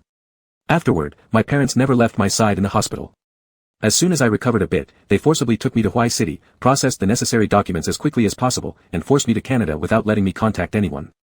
I couldn't do anything about it. After going abroad, my parents monitored me very strictly. I secretly called you once, dialing the number you gave me, your cousin's home phone, but no one answered. Later, my parents discovered it. My mother threatened me with death unless I listened. Shenchua, I'm sorry, but I really didn't intend to leave without notice. Anyway, this apology is something I owe you. After hearing this, Shenchua fell silent for a while and said, it's alright, it's all in the past. He didn't have strong feelings about it. Back then, he had always been bitter about Zhuanghe leaving without a word. Now knowing the real reason, it could be seen as a closure for his younger self. Other than that, there was nothing much left, it was simply the past. Zhuanghe wanted to say something more. At that moment, someone suddenly sat next to Shenchua. Startled, he met Pei Tingyue's scrutinizing look, frowning subconsciously. Shenchua's boyfriend, no, ex-boyfriend now, he disliked how Pei Tingyue stared at people, overly arrogant and domineering, almost condescending. Without paying attention to him, Pei Tingyue turned to Shenchua and asked, are you finished eating? Shall we go? Shenchua hadn't expected to bump into Pei Tingyue here. While he indeed wanted to leave since chatting awkwardly with Zhuanghe made him uncomfortable, seeing Pei Tingyue right now was even more unwanted. Putting down his chopsticks, Shenchua ignored Pei Tingyue, instead telling Zhuanghe, I'll settle the bill first. I have to rush to the school. You continue to eat slowly. Zhuanghe could only give up, obviously unable to continue his conversation with Shenchua now that Pei Tingyue had appeared. I'll start the car and drive you there. It's raining too hard, don't walk. Shenchua did not refuse, standing up and turning to face Pei Tingyue. Pei Tingyue remained seated, lifting his eyes to look at Shenchua, who showed an impatient frown. Pei Tingyue's gaze lingered on his face for a few seconds before he shifted his body and moved aside. Shenchua went to the front desk to pay the bill. There were many people, so he had to wait. Pei Tingyue had only ordered a cup of coffee throughout their time in the restaurant. He threw some cash on the table, walked out of the restaurant, and stood under the eaves waiting for Shenchua, lighting a cigarette. At about the same time, Zhuanghe also stopped, looking forward and warning him. Shenchua said he broke up with you. Although I don't know why, he probably doesn't want to see you right now. You'd better not bother him for no reason. Pei Tingyue bit his cigarette, glancing indifferently at Zhuanghe. Frowning, Zhuanghe wasn't sure why Shenchua split with this guy, but he suspected that this person's personality was terrible, which would only harm Shenchua. I hope you can respect Shenchua's wishes. Pei Tingyue exhaled smoke, bringing out a slight sneer from deep within his throat before speaking. What stance do you have to say such things? A friend concerned about him, Zhuanghe replied calmly. Friend? Pei Tingyue snorted disdainfully, a friend who hasn't been in touch for over a decade. That's between me and Shenchua. Our business is also between me and Shenchua, Pei Tingyue interrupted him, it has nothing to do with you. He didn't give Zhuanghe the chance to argue back, unwilling even to look directly at him. Shaking off the ash, he mocked sarcastically, in school days, it's understandable if parents were watching closely. But after so many years, if you really cared, you wouldn't be trying to turn back just now. Fooling others is fine, but don't fool yourself. I've never lied to Shenchua. Zhuang He said this one sentence, he didn't need to explain to this person. Shen Chua won't take you back anyway, give up early. You yourself. I got married with him. This is present continuous tense. Zhuang He startled momentarily, quickly suppressing the turmoil in his heart, marriage abroad? That doesn't count. Pei Tingyue responded with an even more condescending glance. Zhuang He was slightly annoyed by his attitude and decided not to talk further. He went to the roadside and started the car. Pei Tingyue extinguished his cigarette in the ashtray next to the nearby trash bin and absently played with his lighter in hand. The firelight flickered occasionally in his eyes. Ever since he saw Shen Chua appear with Zhuang he had wanted to kill someone. Good sense and wicked intention struggled in his mind.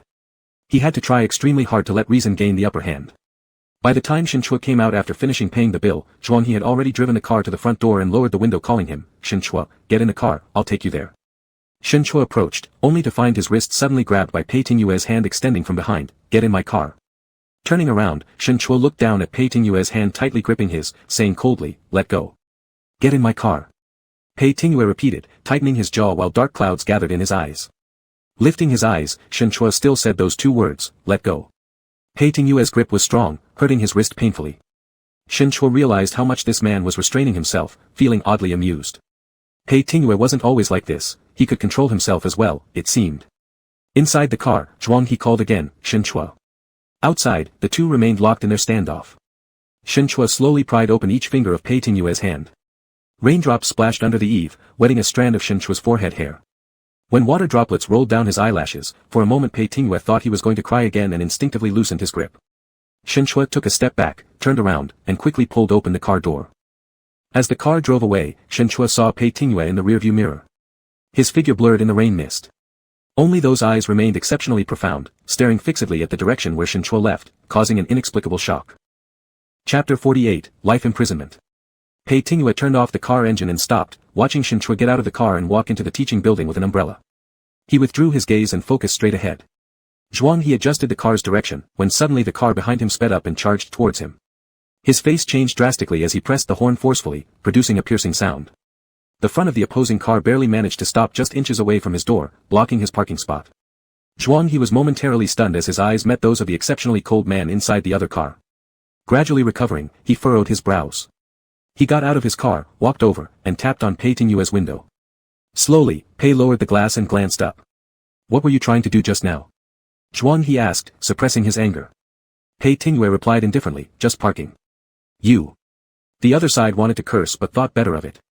Preparing to leave, Pei Tingyue suddenly said, with all the lawsuits piling up, you still find time to come here, you've got some nerve. Zhuang He glared at him, but found himself powerless. Pei Tingyue's words exposed his embarrassing predicament. Not only had this person messed up the enforcement of the previous foreign arbitration ruling, but there was also a major loan contract dispute in his company that had led to a lawsuit. The plaintiff's agent was also someone from Jinling law firm who could very well be related to this man. He even suspected this person was deliberately targeting him. Pei Tingyue ignored him and pushed open the door to get out of the car, also taking an umbrella and entering the teaching building. Afternoon arrived. After finishing 2 classes, Shen Chua stepped out of the classroom and saw Pei Tingyue leaning against the railing by the corridor's central atrium, talking on the phone. Despite being one of the busiest Mondays, this man looked perfectly relaxed as if waiting for him here was nothing unusual. Spotting Shen Chua coming out, Pei Tingyue ended the call and approached. I'll take you back, he offered. Shen Chua didn't want to deal with him, but Pei Tingyue remained calm and stated, since I'm no different from others, if others can bring you here, I can take you back. Shen Chua grew increasingly reluctant to say more. People like Pei Tingyue always have a knack for twisting his words intentionally. Leaving or not? Pei Tingyue questioned. Not wanting to engage in a public quarrel, Shen Chua went straight down the stairs. Exiting the teaching building, he encountered 2 female students from his class who didn't have umbrellas and were looking around nervously by the door. The girls greeted Shen Chua when they saw him. Shen Chua voluntarily lent them his umbrella, then stopped by the gate, staring absently at the increasing rainfall outside. Pei Tingyue moved closer, opened his umbrella, and slightly tilted his head towards Shen Chua, indicating for him to follow. Come with me. Shen Chua stood rooted to the spot without looking at him. Pei Tingyue reminded him, standing here won't help. You might not even leave before it gets dark. Are you sure about this? Give me the umbrella, or shut up and stop talking, Shen Chua responded coolly. Pei Tingyue readily handed over the umbrella, his only one. As Shen Chua looked at him and raised his chin, he added, here. Don't want to take it. Shen Chua quickly averted his gaze again, not accepting the umbrella. A few minutes later, another student came downstairs. Seeing Shen Chua standing alone, the boy boldly asked, Mr. Shen. You don't have an umbrella? Where are you going? Let me take you. Shin Chua did not hesitate, told him where he was heading, and the boy immediately spread his large umbrella. Let me take you, teacher. Shin Chua stepped under the umbrella, saying thanks. After walking a few steps, the boy became puzzled and turned around, catching sight of Pei Tingyue glaring coldly at them from behind. Teacher Shin, do you know that guy? He's been staring at us. It's kinda scary. Just ignore him. Oh. As Pei Tingyue sat back into the car and started it, he drove forward past Shin Chua and the boy, then reversed a little way. Before the two could react, the car swung its nose right in front of them and screeched to a halt. Startled, the boy took a step back and almost fell onto his bottom. Coming to his senses, the boy angrily knocked on the car window. What's your problem? Can you even drive? Pei Tingyue rolled down the window, expressionless as he looked at them. His eyes shifted toward Shin Chua, whose eyebrows were knitted together.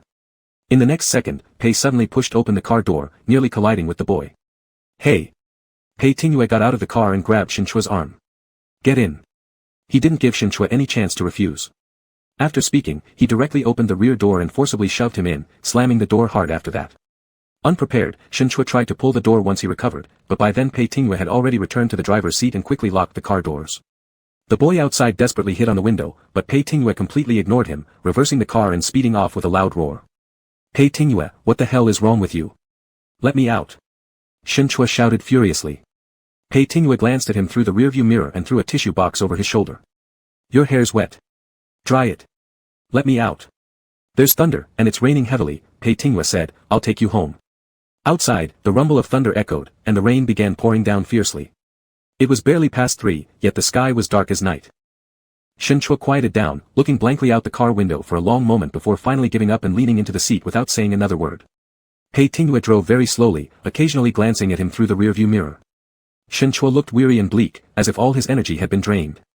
He remained still, and, the rolling agitation and jealousy in Pei Tingyue's heart gradually cooled under the ceaseless rain, eventually drowned in Shin Chua's lifeless eyes. Shin Chua. Shin Chua did not respond.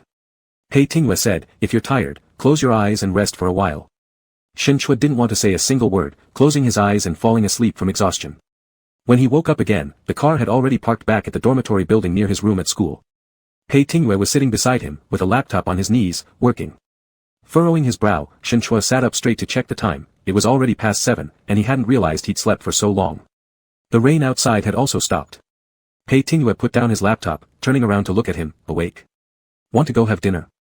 Shin Chua tried to push the door open to get out, but the car doors were still locked. Open the door. Let's chat for a bit, Pei Tingyue said. Shin Chua bore with patience. What do you want to say? Pei Tingyue handed over a bottle of mineral water. You just woke up, drink some water. Shin Chua didn't take it. Say what you want to say directly. I'm going out of town on a business trip tomorrow. It will be about 10 days or half a month. If there's anything or any trouble, you can call me directly, Pei Tingyue reminded. Shin Chua showed no reaction. To him, Pei Tingyue was the biggest problem. As long as Pei Tingyue didn't bother him, he would have nothing to worry about. Shin Chua, Pei Tingyue suddenly asked, am I the same as others? Shin Chua turned away, gazing out the window, without answering him. The branches of the London plane tree swayed with the night breeze, intertwining and casting a shadow under the dim streetlights. With the wind unrelenting, the heart also struggled to calm. He suddenly remembered that night when he returned home, and once again walked along the unlit country path, seeing Pei Tingyue at the end of the road. The gentle night breeze swept over his heart, leaving its mark. From that moment onward, Pei Tingyue was already different from others. So lightly professing affection, longing for the same response. Unable to accept that it was only a whim or fleeting fancy from Pei Tingyue, merely a form of amusement. The more one cared, the more nitpicky one became. He did not answer, so Pei Tingyue took it as him dismissing what he had said that night as mere anger and false words. You can react however you like to my behavior, but there's no need to deliberately get close to others because of your anger. What exactly is Zhuang He anyway? He acted so confidently when criticizing me. Are those grievances you endured for his sake then worth nothing? Now you can still interact so calmly with him. Shin Chua continued to remain silent. Being calm simply meant being indifferent after circumstances changed, but Shin Chua didn't feel like explaining these things to Pei Tingyue. Pei Tingyue suddenly leaned closer and pulled him nearer, lowering his voice. Shin Chua, are you this reactive only toward me? Is it because I am different from others? You say you don't want me anymore, are you really willing to let go? Shin Chua raised his eyes, staring at him indifferently. Pei Tingyue stared into his eyes. Shin Chua wasn't calm within, otherwise, there wouldn't be ripples in his gaze right now. He lowered his head and kissed Shin Chua's lips. Shin Chua frowned intensely, struggling fiercely. He bit down on the tongue Pei Tingyue managed to push inside, shoving him away and raising his hand to slap him across the face. Pei Tingyue made no attempt to dodge, as if he had anticipated this. He grabbed Shin Chua's hand. Look, you do this only to me, Shin Chua. Am I not special to you? Pei Tingyue, don't overstep, Shinchua's suppressed anger burst forth, his voice hoarse. Pei Tingyue let go of him, stepping back safely. Shinchua, I admit I'm heartless, he seriously stated, let's try a sincere relationship. Still immersed in the earlier fury, Shinchua was momentarily stunned upon hearing this, almost even mesmerized by Pei Tingyue's gaze at that moment. But quickly, another voice arose within him, telling him this person could not be trusted. You say sincerely, Shinchua strained to stay calm, do you even know what sincerity means? Don't know, but I'm willing to learn, Pei Tingyue honestly admitted, would teacher Shin be willing to teach me? Shinchua, I'm unwilling. How could someone without a heart be sincere? He lacked the confidence to teach Pei Tingyue. Moreover, Pei Tingyue's so-called learning might only be empty talk for now. He stared straight at Pei Tingyue, repeating firmly, I'm unwilling. Shinchua, Pei Tingyue said solemnly, think about it carefully. Shinchua shook his head, Pei Tingyue, I've lost patience with you. Whether you think too highly of yourself or indulge in infatuation has nothing to do with me. You might think I'm just speaking out of spite, but the truth is I don't dare to trust you. You can consider this a lack of confidence on my part. Every time I end up making a fool of myself, I realize I've been nothing more than a joke from start to finish. I can't afford to be confident anymore. You aren't me, you don't know what it's like to be forced to kneel in public and endure beatings and humiliations. For over a decade, I've carefully hidden my sexual orientation, fearing that the nightmares of the past will come back. I thought you were the one who could help me move forward, but it seems you aren't. You may play around, but I simply can't risk it. I'm genuinely scared. Please leave me alone. Shinchua's tone was not harsh. After the anger subsided, all that remained in his eyes was sorrow. The hard-won confidence he had rebuilt in matters of love had once again been shattered to pieces after that night. Pei Tingyue looked into his eyes, noticing that they weren't filled with the same helplessness or confusion as when Shinchua accused him that night. At this moment, Shinchua's gaze seemed clearer, yet tinged with grief, a sentiment entirely unrelated to Pei Tingyue, unrelated to anyone. Shinchua was grieving for himself, and any comfort, reassurance, or promises offered by others would be superfluous, including Pei Tingyue's. A sour taste, one he had never experienced before, began to spread through Pei Tingyue's heart. It was like a fleeting breeze that occasionally brushed past the window outside, seemingly insignificant. Yet it was also akin to a powerful wave crashing down, shaking the very foundation. As someone without empathy, Pei Tingyue rarely perceived or related to normal human emotions. But when Shinchua sarcastically mentioned, I can't afford to be confident, Pei Tingyue finally felt an authentic pain and deeply understood the wickedness within himself. If morality could indeed be judged, someone like him might only deserve life imprisonment. After a long period of silence, he unlocked the car door and let Shinchua out. The motion-activated lights in the hallway flickered on and off, and Pei Tingyue looked up to see the light in Shinchua's room turn on. Thankfully, Shinchua was still standing in the light. After returning to his dormitory, Shinchua ate some cookies to fill his stomach, then took a shower. He finally settled down to begin organizing his luggage, which he hadn't touched since moving back. Mostly, it was those boxes of books that needed sorting, arranging them systematically and categorizing them back onto the bookshelves. While tidying up, Shinchua often picked up a book, flipped randomly to a page, read a few paragraphs, then moved on to another, slowly calming his mind until deep into the night. When he unpacked the last box of books, the marriage certificate accidentally came loose from the pile and floated to his side. Shinchua paused in surprise, picking up the paper and tightly gripping it in his hand. It was almost a foreboding omen. Just as he had decided to part ways with Pei Tingyue and revisit Las Vegas, he saw the document once again. He stuffed it back into his suitcase. The night grew deeper, and every household in the staff dormitory area turned off their lights, including the street lamps outside the window. When Shinchua went to draw the curtains to sleep, he caught a glimpse of Pei Tingyue's car still parked downstairs. Inside the car, a faint spark indicated he was smoking. Shinchua stared silently for a moment, then drew the curtain. With the light in the room turned off, Pei Tingyue still stayed behind, smoking cigarette after cigarette. His thoughts drifted through vague memories, reminiscing about incidents from many years ago. He pushed open door after door, each labeled memories, only to face scenes of repugnance, disgust, and events he wished to forget, the dark underground palace, the frenzied gamblers, creditors forcing repayment, condescending elite lawyers, faces of those who profited at his expense laughing mockingly. And then, the powerless angry men, the fanatically crazed women. The man said, remember these people's faces, you must not let them go in the future, before jumping off a high building in front of him. The woman said, our family of 3 will always be together, we won't separate ever again, disregarding his crying pleas, driving them both into the cold river water. But he didn't want to die, he wanted to become those people. He did exactly that, he became precisely the type of person he once despised most. It was all fine, he didn't plan to change. That was until he met Shinchua. By dawn, Pei Tingyue pulled out the last cigarette from the pack and gazed out the car window. Students had already begun their morning exercise on the distant playground, the mist gradually lighting up the early morning sky, birds chirping cheerfully in the air. As the cigarette nearly burned out, he slowly extinguished it in the ashtray, glancing toward Shinchua's room. It wasn't lit, leading him to believe Shinchua had slept well. Reassured, he started the car and left. Halfway down, the car window allowed the morning breeze to blow inside, dispersing the stale smell and fading away the lingering tobacco scent he had carried for years.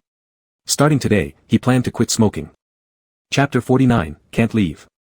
Half a month later, Shenchua set off for Las Vegas again to attend a conference. On the day of departure, it was early in the morning. He sat down at the boarding gate, and his phone received a new message. Pei Tingyue said he would return to Huicheng today and come to the school to see him in the evening. Shenchua turned off the screen and stared at the direction of the apron outside the glass curtain wall, clearing his mind. He occasionally glanced at the messages sent by Pei Tingyue but never replied. That person had gotten used to talking to himself, and his patience was ultimately limited. Sooner or later, he would get tired of it and leave him alone. A colleague who was traveling with him came over and handed him a bottle of mineral water. Why is Teacher Shen spacing out here? Shenchua gestured for the other person to look outside. The morning glow is quite beautiful. The colleague looked and nodded. The weather is indeed nice today. Teacher Shen, did you have any interesting experiences last time you were there? Shenchua thought for a moment and said, one must not be too proud and unrestrained. The colleague exclaimed in surprise and teased him. Teacher Shen wouldn't have met someone interesting while going abroad for the conference, right? No, Shenchua said calmly, I tried my luck at the casino and lost $20. As the plane took off, he sat by the cabin window, gazing at the dawn's edge trailing out the rising sun. His gaze lingered for a moment before he gently put on an eye mask. The academic symposium's agenda lasted only 3 days. Including travel time, the entire trip didn't exceed 5 days. It was rushed and exhausting. The academic meetings were lengthy and dull, but there was certainly some benefit gained, though how much was hard to say. Especially their participation in this event wasn't primarily focused on academic discussion, instead, it emphasized exchanges between researchers, making it more like a large social gathering. Shenchua wasn't really accustomed to such settings, so he had no choice but to tough it out and integrate. On the first morning of the meeting, during the academic forum, one of the speakers was a professor from a local university. Due to consistent research directions, Shenchua listened intently and took notes frequently. A colleague beside him suddenly leaned over and quietly asked, Teacher Shen, have you met Professor Hill before? There are many overlapping areas in your research content, right? Shenchua said, he didn't attend last year's meeting. He hadn't expected Professor Hill to look so young, probably not even 40 yet. He was a giant in this field of study, with countless papers published across various journals, each of which Shenchua had thoroughly studied. He originally assumed the speaker would be a white-haired elder, but the man on stage was actually a witty, humorous, and handsome young man. During the tea break, the colleague went to talk to others. Shenchua wasn't particularly interested, so he took a coffee and stopped in a corner of the lounge, quietly waiting for time to pass. Someone actively approached him to strike up a conversation. It was Professor Hill who had spoken earlier on the stage. The other greeted him, switching to a perfectly fluent Chinese. My grandmother is Chinese, I have 1/4 Chinese blood, and I also have a Chinese name, Jiang Yao. Shenchua was momentarily stunned upon seeing the other's smiling dark pupils, the only part of his face that revealed his East Asian mixed heritage, and believed what he said. Hello. Jiang Yao nodded, you're Teacher Shen from Huicheng University, right? I've read the paper you just published, and it gave me significant inspiration. I solved a problem that had been stuck for a long time using your method, which brought clarity. I'm very glad to meet you. Shenchua hadn't expected Professor Hill to know his name, feeling quite honored, and hurriedly said, you're flattering me. Your research results are what have been helping me immensely all along. The other laughed, is that so? Then I hope there will be an opportunity for us to exchange ideas later. They exchanged contact information. Over the next 2 days, Shenchua also encountered him a few times in the venue, chatting idly each time. Jiang Yao was a member of the organizing committee of this event, with a lot on his plate. It wasn't until late afternoon on the 3rd day that he finally found time to extend an invitation, saying that after the closing ceremony of the event in the evening, he invited him to dinner together. Shenchua had nothing else planned for the evening and readily agreed, hoping to learn and exchange insights with the other person. In the evening, Shenchua returned to the hotel and showered first. A colleague knocked on his door and asked if he wanted to visit the casino. Shenchua helplessly said, what I said before was a lie. I haven't been there and don't want to go. You should also pace yourself and not overdo it. Shenchua, the colleague said, you always keep your spirit too tight. Loosen up a bit. Shenchua nodded, I understand, thank you. But at this point, he truly dared not relax casually, especially in this place. At 7:30, Jiang Yao drove to the hotel lobby. Shenchua went downstairs and saw Jiang Yao, who had changed into a casual shirt and jeans, with an untamed hairstyle. He froze in place. The man before him now looked entirely different from the scholarly, formally dressed person of the past few days. This current appearance exuded no academic air at all, but it was undoubtedly Professor Hill, known far and wide. The man in the sports car turned his head and gestured for Shenchua to get in. Let's go. Jiang Yao took Shenchua to a restaurant that was quite famous locally. After sitting down, Shenchua glanced out the floor-to-ceiling window and saw across the street the bar he had stumbled into during his previous visit here, the bar where he met Pei Tingyue for the first time. The scenes from that night came flooding back, and Shinchua quickly pulled his gaze away, forcing himself not to think about it. Jiang Yao, who was flipping through the menu, noticed the change in his eyes and also looked out, seeming to recall something with a fleeting smile in his eyes. He ordered the meal first and then handed the menu over to Shinchua. Shinchua picked a steak randomly, after which Jiang Yao took the menu back and added one of the restaurant's specialty desserts for him. Shinchua wanted to discuss academics, but after Jiang Yao said just a couple of sentences, he lost interest. Sorry, I'm not really used to talking about work in these kinds of settings. If you want to exchange ideas with me later, feel free to email me anytime. Shinchua could only stop. Sorry, I forgot that most Americans are like this. The other laughed heartily. Not everyone, it's just that I tend to separate work and life. Curious, Shinchua asked, when did you learn Chinese? You speak it very well. Is that so? Thank you for the compliment, Jiang Yao said smugly. I lived with my grandmother in China for several years when I was a child. My grandmother is also from Huai City, and coincidentally, I am also going to Huai City at the end of this month to participate in an academic exchange event there. Hopefully, I will meet you again then. Good, I'll make sure you're welcomed well. After Shinchua spoke, hesitating slightly, he asked a question he had been curious about. Professor Hill, how old are you? Jiang Yao smiled and said, do you think I'm younger than you imagined? Many people have said that. I'm 38, unmarried, single. Last year's conference I missed due to other work. It was unfortunate not being able to meet you last year. The straightforward and passionate tone of the words made Shinchua sense something and didn't continue the conversation. Jiang Yao noticed his expression, chuckled, and changed the topic to some idle chatter. During the meal, someone came over to greet Jiang Yao. The playful young man exchanged a few words with Jiang Yao, then turned around and appraised Shinchua with great interest. Cute boy. The man whistled to Shinchua and left, slapping his butt, walking away with the other men. Shinchua. Jiang Yao laughed for a while and explained, he apologizes on my behalf. He probably thinks you're even younger than him, as it's hard to guess the age of Asians, especially those like you. Shinchua felt somewhat speechless. Your friend? Jiang Yao responded openly, my ex-boyfriend. Of course. Shinchua wasn't surprised at all, the premonition he'd felt since sitting down had become true, leaving him only slightly awkward. Are you? Jiang Yao asked. Shinchua frowned slightly, not wanting to admit it, but the other said, my intuition has always been very accurate, but if you don't want to say now, that's fine, we can talk later. At the end of the dinner, as they walked out of the restaurant, Jiang Yao asked Shinchua if he wanted to go across the street to the bar for a couple of drinks. Shinchua immediately shook his head, I'm flying back tomorrow and want to return to the hotel. Alright, the other opened the car door politely for him, I'll drive you back. When the car stopped at a traffic light at the intersection, Shinchua's gaze fell on the familiar marriage registration office outside the window. There were people coming and going in front of the registration office, submitting applications and regretting impulsive decisions. His eyes stared intently at it for a moment with complex emotions before withdrawing. As he focused ahead, the Jiang Yao driving beside him said, every year countless tourists from all over the world come here to register their marriages, and more than half of them end up divorced. It's meaningless. At least at the moment of registering their marriage, they were all happy, Shinchua muttered, looking ahead as if talking to himself. Jiang Yao turned his head to look at him but said nothing, stepping on the gas pedal. When they returned to the hotel, it was already 9 o'clock, and the city's nightlife was just beginning. Shinchua took out the marriage certificate from his luggage, gripping it in his hand and repeatedly examining the lines of text. 20 minutes later, he stepped out of the hotel again. It was Saturday when Shinchua returned to the country. Pei Tingyue drove 2 hours earlier to the airport, parked, and stood near the arrivals gate, looking up at the flight information displayed on the big screen. He had only recently learned that Shinchua had gone to Las Vegas again, and didn't see him when he went to the school. Only Zhang Tong knew about it. Knowing nothing about Shinchua's affairs made him uneasy, but there was nothing he could do but bear it. In fact, he had his own share of troubles recently. The foremost among them was that Zhao Jikuan had re-emerged. However, Zhao Jikuan wasn't having an easy time either. Due to Song Sun's report and some evidence he provided, the false litigation case between Tonghe Rixin and Qingfeng Technology was being investigated, which left Zhao temporarily unable to deal with him. But it was only temporary. The best solution would be sending Zhao Jikuan back to jail again. As for how to do that, he still had to think about it. The flight information already showed arrival. Pei Tingyue glanced at his watch, it was almost 5. Shinchua and his colleague came out half an hour later. Pei Tingyue walked up and called, Shinchua. As soon as Shinchua saw him, his brows furrowed. Pei Tingyue naturally took over the luggage on his trolley. The car is outside, I'll drive you guys back. Shinchua's colleague asked, Teacher Shen, is this your friend? With others present, Shinchua didn't want to show much emotion, so he just went along with Pei Tingyue's words, briefly introduced him, then suggested that his colleague get into the car as well. The colleague didn't refuse, and even happily hitched a ride. At the parking lot, Shinchua originally wanted to sit in the back seat with his colleague, but Pei Tingyue had already opened the door of the front passenger seat and indicated to him, you sit here. Noticing Shinchua's reluctance in his eyes, Pei Tingyue said lightly, Professor Shen, you can't possibly take me as both of your driver, can you? That's right, that would be too embarrassing, the colleague quickly chimed in, Shen Chua, just sit in the front. Shen Chua gave Pei Tingyu a cold look, touched by the hint of laughter in his eyes, decided not to say anything more, and got into the car.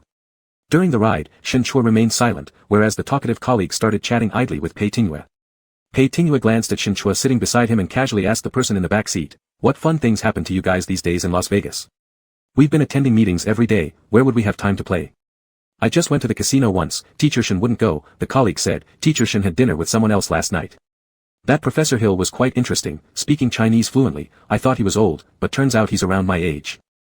Mentioning the academic giant who left a deep impression on them, the colleague kept going on endlessly. Pei Tingyu listened seemingly offhandedly and gradually narrowed his eyes. Afterward, they first dropped off the colleague at home, then drove back to Huai University. Shen Chua still hadn't spoken a word. His jet lag wasn't fully recovered, he felt tired and lethargic, but didn't want to sleep either, just staring out the window dully.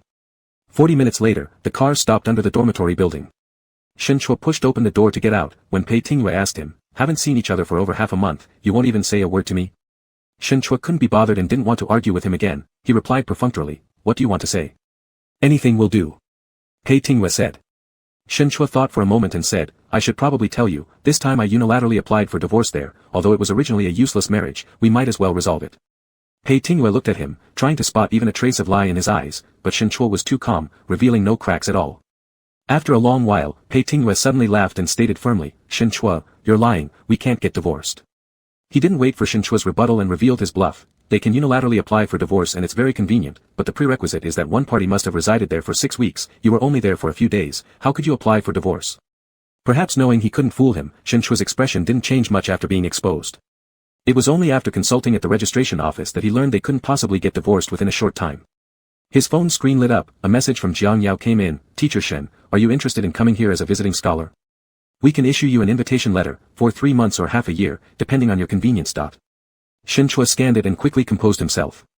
He lifted his eyes to look at Pei Tingyu calmly. "A school over there wants to invite me as a visiting scholar, if the college agrees, at least for 3 months, as long as we want to divorce, there's nothing that can't be resolved." Pei Tingyu finally lowered his gaze.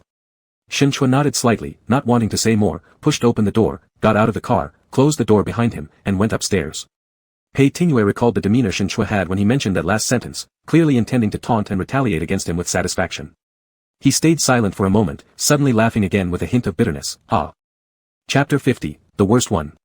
Shen Chua originally thought that the visiting scholar thing was just a casual remark by Jiang Yao, but unexpectedly, a week later, they truly sent him a formal invitation. Jiang Yao invited him to join his research team to work together on overcoming a current research challenge. Shen Chua was indeed very tempted. Each researcher in Jiang Yao's team was highly skilled and an expert in this field. The resources and conditions of the lab they were in were among the best globally. This kind of opportunity was irresistible, and the department strongly supported him. Zhang Rumin was the happiest, saying he also wanted to exchange ideas with Professor Hill someday, asking Shen Chua to make sure not to waste their kindness. But what about Cheetah's matters? The project there has already gotten on track, I'll let someone else help monitor it. You go ahead without worry, Zhang Rumin waved his hand and said. With Zhang Rumin's agreement, Shen Chua finally put his mind at ease. Since Jiang Yao would be arriving at Huai City at the end of the month anyway, any lingering concerns could still be discussed face-to-face with him then. When mentioning this matter, Shen Chua was having dinner at Zhang Rumin's house. After discussing these serious matters at the dinner table, Zhang Rumin suddenly asked him, "Have you broken up with that young lawyer Pei?" Shen Chua paused slightly with the chopsticks in his hand, nodding gently, "We broke up." Zhang Rumin sighed twice, momentarily unsure of what to say. "No wonder you moved back to school recently. You youngsters are really..." Beside them, Zhang Tong occasionally glanced at Shen Chua, wanting to speak but held back. Zhang Rumin asked him, "Didn't you two say you got married abroad before? Can such a thing be so simply dissolved?" "The marriage certificate abroad doesn't have much use anyway," Shen Chua said lightly, "and if I really go over there for a few months, filing for divorce will be something easy as well." Zhang Rumin, is it really come to this? He didn't know all the details about his daughter's work, only feeling that the younger generation's views on marriage and love were too whimsical, getting married quietly like that, and after more than a year, preparing to get divorced again silently. Wasn't this like a joke? Shen Chua served food to Zhang Rumin. "Teacher, don't worry, I know my limits." "You'd better know your limits," Zhang Rumin sighed, "this is just messing around." Shen Chua could only stay silent while letting him nag.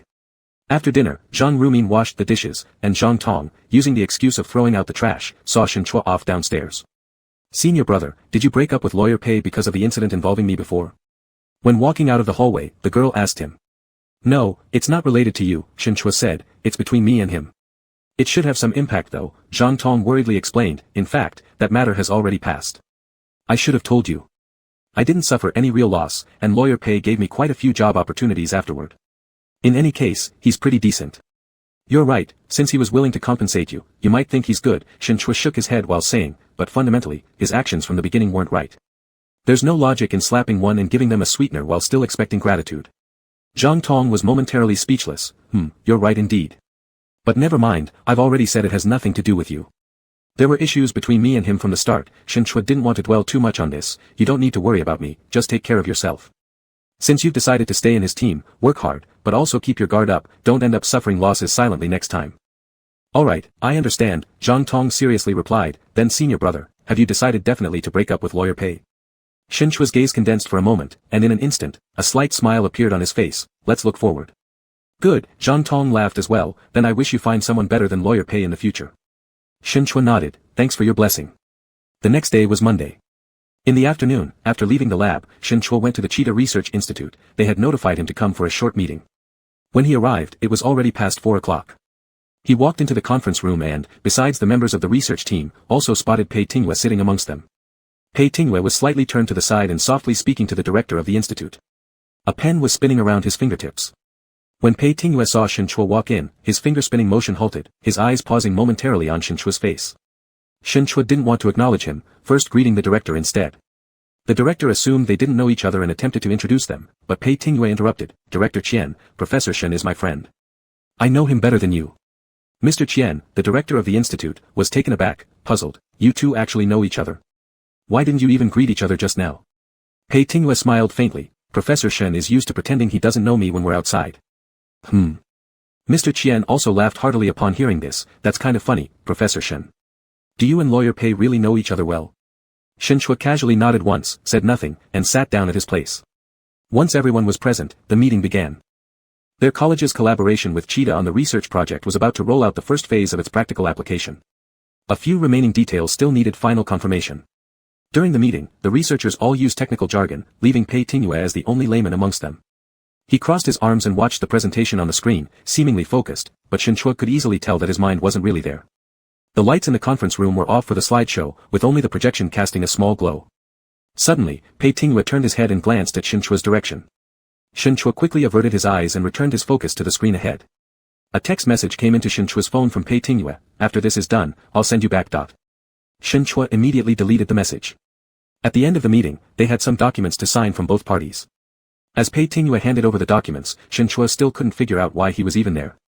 The files Pei Tingyue and Director Qian would sign mostly pertain to internal project matters, hardly involving any legal aspect. Even if so, bringing one of Cheetah's legal representatives should have sufficed. There was no need for Pei Tingyue to show up personally.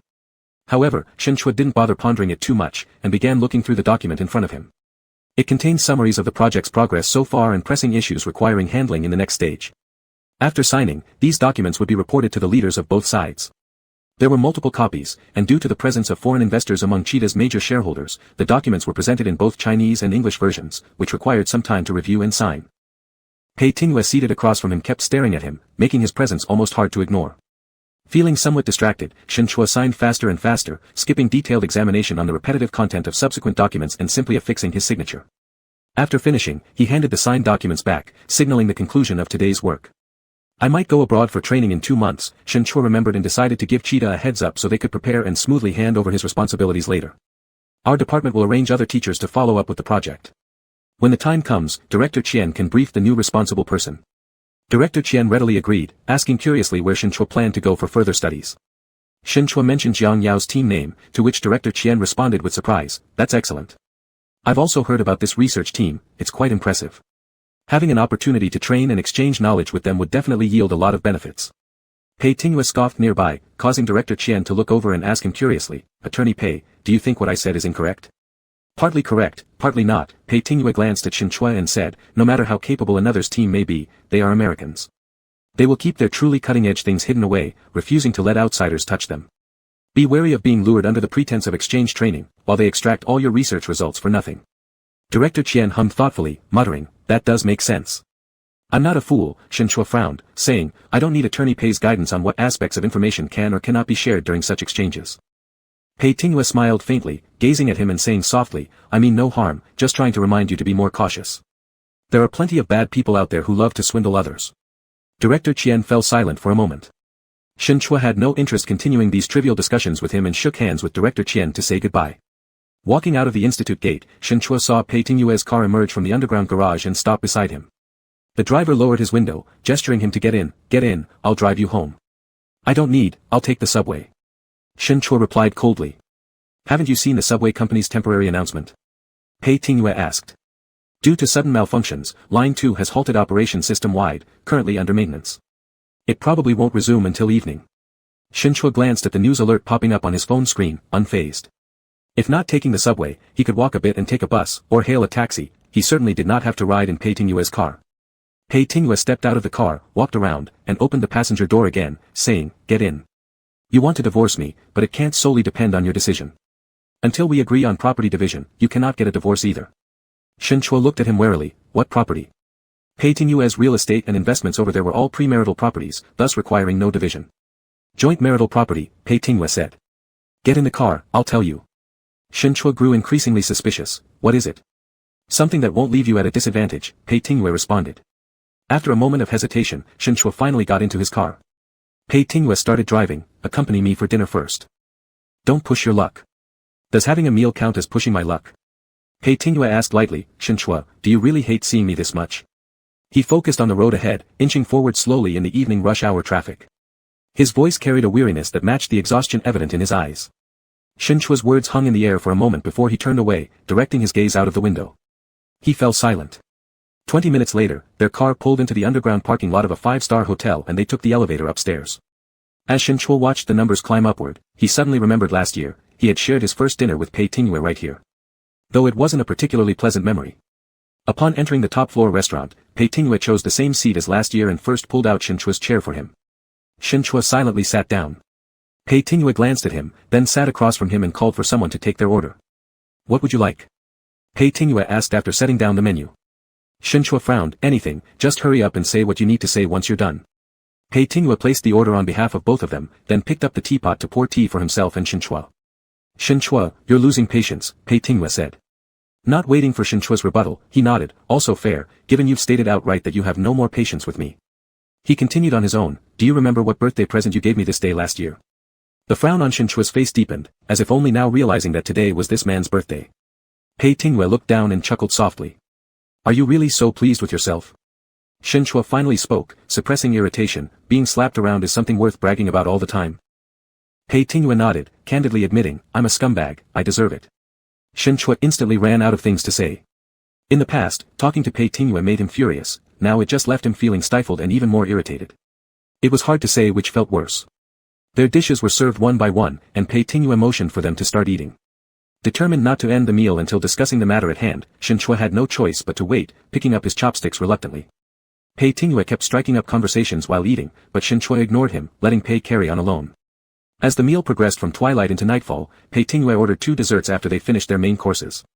Shen Chua didn't touch them, instead asking, can we talk now? Shen Chua, Pei Tingyue said, you haven't wished me a happy birthday yet. Shen Chua. His lips moved slightly, but under Pei Tingyue's earnest gaze, he forced himself to utter, happy birthday.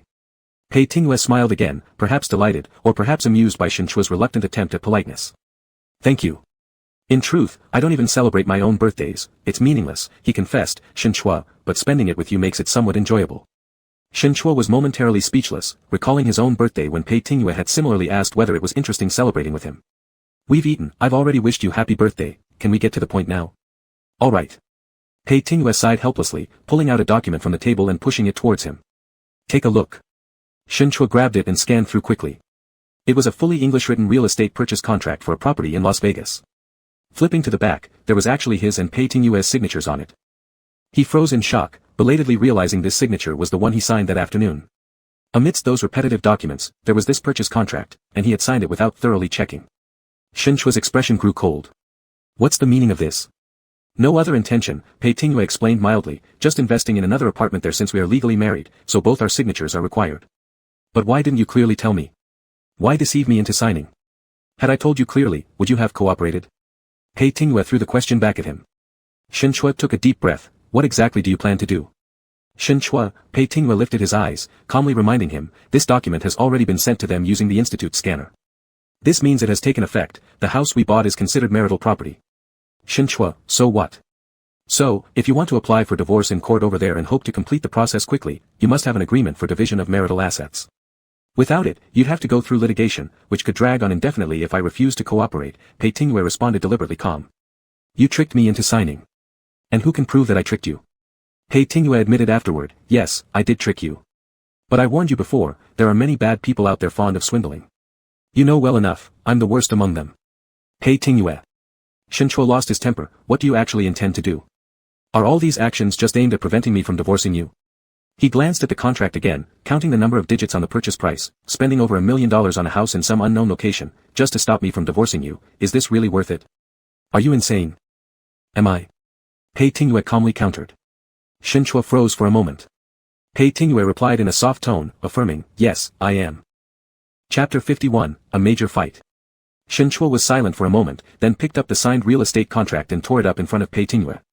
Pei Tingyue watched his movements, seemingly unfazed, perhaps tearing it or not wouldn't change anything.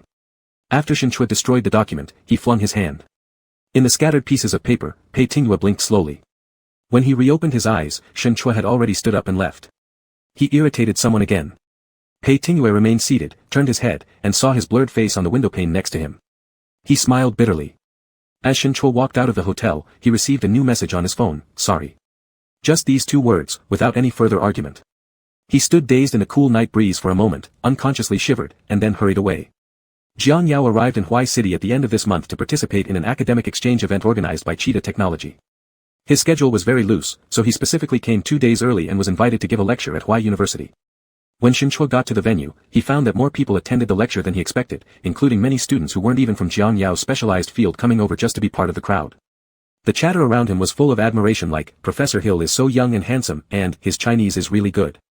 As for what Jiang Yao truly spoke about in the presentation, few actually paid serious attention. Shen Chua couldn't help but feel speechless. After the lecture, when asked for his opinion by Jiang Yao, he said honestly, your content was very impressive, but those students seemed more focused on you as a person. Hearing this, Jiang Yao laughed and then asked him, what about you, Teacher Shen? Shen Chua dodged the probing question, what you mentioned earlier was very inspiring. Some parts were things I've never considered before, now it seems like my mind has been opened. Jiang Yao smiled, shrugged slightly, and seemed a little regretful. Later, the department held another exchange activity. Zhang Rumin specially returned to school, and after a friendly academic discussion with Jiang Yao, felt still unsatisfied and privately expressed to Shen Chua how capable and youthful Professor Hill was. Pulling Shen Chua aside when no one was around, Zhang Rumin gave him earnest advice, I hear this professor is single too, and he seems quite interested in you. He looks several years older but knows how to care for others, I think you could consider giving it a try. Shen Chua felt somewhat caught between laughter and tears, wondering when his teacher became so open-minded, I don't have such thoughts. It's not too late to start thinking, Zhang Rumin patted his shoulder, seized the opportunity. No, Shen Chua really didn't want to. At least for now, he did not intend to pursue any new relationship. By the way, there's also Cheetah's cocktail party tonight, Zhang Rumin continued, I'm not in the mood, you go. At your age, getting to know more people is always beneficial. He referred to the opening cocktail party of Cheetah Technology Festival, which was grandly held and invited numerous scholars, experts, and social elites both domestically and internationally. Their college collaborated with Cheetah, and thus they received an invitation. Zhang Rumin himself wasn't very interested in these cocktail parties, and Zhou from the faculty went out of town on a business trip, letting Dean Tian attend instead. Zhang Rumin had conflicts with that dean and knew the other liked to steal the limelight, so he had even less interest in participating. Although Shen Chua didn't want to go either, since he was the direct liaison for both parties' ongoing project, it wouldn't be appropriate to refuse outright. When Jiang Yao arrived, he heard their last couple of sentences and happily said, Cheetah Technology's cocktail party? I'll also be attending tonight, let's go together. Jiang Yao was an important guest of Cheetah, with specific personnel arranged to escort him. To show respect, the CEO of Cheetah personally waited outside the venue to welcome him. Shen Chua had foreseen this and declined to go along beforehand. However, half an hour prior, Jiang Yao specially arranged for the car to drive to Huai University's entrance to pick him up. I actually don't like these kinds of events, Jiang Yao said jokingly while in the car, your Chinese love making things overly ceremonious, academic exchanges are fine without all this fanfare. Shen Chua asked, but you're still willing to come especially to participate? The Chinese are generous givers, Jiang Yao winked teasingly, that's an excellent quality. Shen Chua realized his character was quirky at times and couldn't help but smile. Afterward, they got out of the car together and were welcomed into the venue. The moment they entered, Shen Chua spotted Pei Tingyue among the crowd. It wasn't surprising, Cheetah would definitely send invitations to large-scale events like this. Pei Tingwei held a glass of champagne, one hand in his pocket, casually leaning to the side chatting with someone. Suddenly, he turned his head and looked in Shen Chua's direction. Shen Chua shifted his gaze back, absent-mindedly listening to Jiang Yao speaking with the Cheetah CEO and others. As they chatted about the research results to be showcased at the Technology Festival and Jiang Yao's ongoing project, he casually mentioned Shen Chua, saying that he had already invited him to visit his lab as a visiting scholar for joint academic exchange. The CEO of Cheetah smiled and said, "I heard earlier that Professor Shen is just like you, Professor Hill, young and talented. He is bound to accomplish great things in this field in the future." "Yes, I think very highly of him," Jiang Yao replied. "In fact, I would prefer for Teacher Shen to join my team permanently. But talents like him are rare, why university definitely won't let him go easily." Shen Chua frowned slightly, he hadn't expected Jiang Yao to have such an idea. "That's not necessarily true." The CEO of Cheetah noticed that Dean Tian was nearby, so he took the opportunity to say to him, "Old Tian, it seems that your school has trained some excellent talents who have caught everyone's attention." Dean Tian gave a half-smile. Teacher Shen is indeed quite capable. However, people always want to climb higher. If he really can find a better place for himself, even if we wanted to keep him, we probably couldn't. Shen Chua listened silently. Because of Zhang Rumin's preference for him, this Dean Tian had always shown such an attitude toward him. During the last event back home with them, this person subtly showed signs of hostility against him. Shen Chua didn't feel like arguing and just let him talk. "We still need to ask Professor Shen whether he is willing or not." Suddenly, a voice cut into their laughter. Pei Tingwei approached and toasted the CEO of Cheetah, "Director Zhong, don't meddle in something you shouldn't. If Professor Shen isn't happy, being forced by your words is no good way to get on stage." The CEO of Cheetah teased and scolded him, "You're not from this field anyway, so what do you know? You're just butting in unnecessarily." Pei Tingwei glanced at Shen Chua and said indifferently, "As a friend of Professor Shen, I'm just telling the truth." Shen Chua ignored him and kept a polite smile while responding to others, "Thank you all for looking up to me, but I haven't thought about these matters too far ahead. I just want to focus on the work in front of me now." The CEO of Cheetah nodded approvingly, "It's more solid to concentrate on actual work. Young people like Professor Shen, who remain modest and steady, are truly hard to come by." Jiang Yao looked over Pei Tingwei a few times, then suddenly turned his head and asked Shen Chua, "Teacher Shen, is this really your friend? Shouldn't you introduce him?" Before Shen Chua could speak, Pei Tingwei shot him a glance and introduced himself, Pei Tingwei, lawyer, and Shen Chua's friend. Jiang Yao smiled but didn't intend to introduce himself. Of course, Pei Tingwei wasn't interested in him either. Afterwards, the CEO of Cheetah kept Jiang Yao to entertain other guests, and others scattered off as well. Pei Tingwei naturally asked Shen Chua, "Have you had dinner?" At the same moment, Jiang Yao also asked, "Do you want to eat something?" Shen Chua turned his head and casually talked to Jiang Yao about one of the research achievements he had mentioned earlier. The two walked together toward the buffet table while speaking. Stopping, Jiang Yao finished the topic and asked Shen Chua, "What do you feel like eating?" Actually, Shen Chua had little appetite and just picked up a drink. Ignored once again, Pei Tingwei came over, grabbed a plate, put a few dishes on it, and handed it to Shen Chua, "Take it, eat a bit. Don't just drink." Shen Chua didn't take it, and the plate was taken away by Jiang Yao next to him. "Thank you, these actually suit my taste." Pei Tingwei only watched Shen Chua. Seeing his non-reaction, he sarcastically said, "Professor Shen is certainly patient with others." Shen Chua simply didn't want to acknowledge him. Pei Tingwei took away the drink in Shen Chua's hand and switched it for another before he could furrow his brows, softening his voice, "The previous one was too cold. Your stomach isn't good, drink less icy stuff." Then without waiting for Shen Chua to say anything else, he turned around and went to greet someone else who had come up to him. Holding the warm juice in his hand, Shen Chua lowered his eyes, feeling mixed emotions in his heart. Jiang Yao glanced at Pei Tingwei's back and asked him, "Is he your ex-boyfriend?" Shen Chua pressed his lips together, not wanting to say, and Jiang Yao said, "If you don't want to admit it, you don't have to. It's fine." Shen Chua remained silent, and Jiang Yao assumed he was correct. Staring at Pei Tingwei chatting happily with others for a moment, he said, "He seems difficult to get along with. As you say, not a good match." Shen Chua managed to force a smile, "Your Chinese is indeed pretty good." Jiang Yao nodded, "Believe what I say, there's nothing wrong with it." Later, more people approached Jiang Yao, the famous scholar, to make conversation. But discussions in such a setting weren't suitable for academics, only surface-level compliments. Shen Chua lost interest after hearing a few phrases and walked to a quiet corner to catch his breath. Drinks left unattended will cool down quickly. Pei Tingwei suddenly appeared beside him at some point, holding a glass of wine and occasionally sipping it, his gaze idly landing on the podium ahead. The lighting in the venue had become slightly dimmer than before. The CEO of Cheetah stepped onto the stage to deliver a speech, and claps periodically echoed from the audience below. "The one earlier, who clearly has impure intentions towards you, are you really going to his place for an exchange?" Pei Tingwei asked. Shen Chua stood at a half-person distance from him, also looking ahead. He didn't answer, but his mind was unsettled. What Pei Tingwei said was exactly what Shen Chua had been worrying about. The opportunity to join Jiang Yao's research group was rare, but if the other party mixed in personal feelings, he truly didn't have the energy to deal with it. Pei Tingyue warned him indifferently, "Shen Chua, you're a married person, be more careful." Shen Chua finally spoke, "Do you think talking about this now makes any sense?" Pei Tingyue, "Just kidding, I'm glad you finally said something to me." Shen Chua remained silent and drank the rest of the fruit juice in one gulp. When he set down the glass, he said, "I will divorce eventually, no matter how much effort you put in, it's useless." He turned around and left the venue, heading to the restroom. After coming out, he didn't rush back and stood by the window in the corridor for a while, enjoying the cold breeze. Suddenly, a voice called him from behind, "Shen Chua." Shen Chua turned around and saw Zhuang He walking over. His agitation increased instantly. Zhuang He came out to smoke and, seeing Shen Chua, quickly extinguished his cigarette on the trash can beside him. He asked, "Are you also attending Cheetah's Tech Festival cocktail party? I didn't seem to see you inside just now."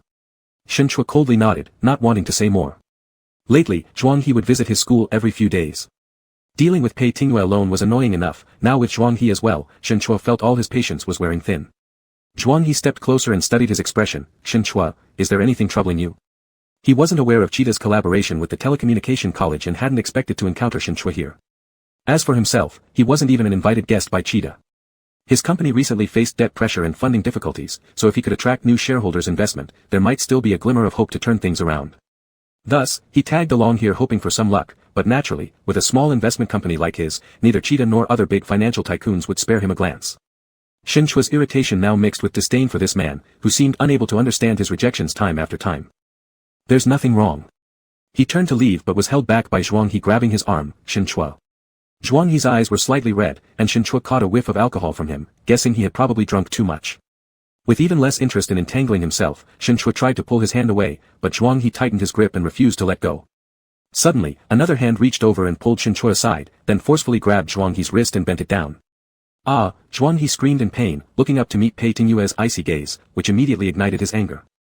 All his recent misfortunes were somehow related to the man standing before him. Thinking of that, Zhuang He lost control of his emotions and delivered a punch straight at Pei Tingyue, driven by drunken fury. Pei Tingyue was prepared for this. Taking a step back, he avoided the blow, his cold face followed by a swift kick. Though the movement appeared effortless, the strength behind it was considerable. Zhuang He was struck in the knee, causing him to sweat profusely in pain and almost buckled to his knees.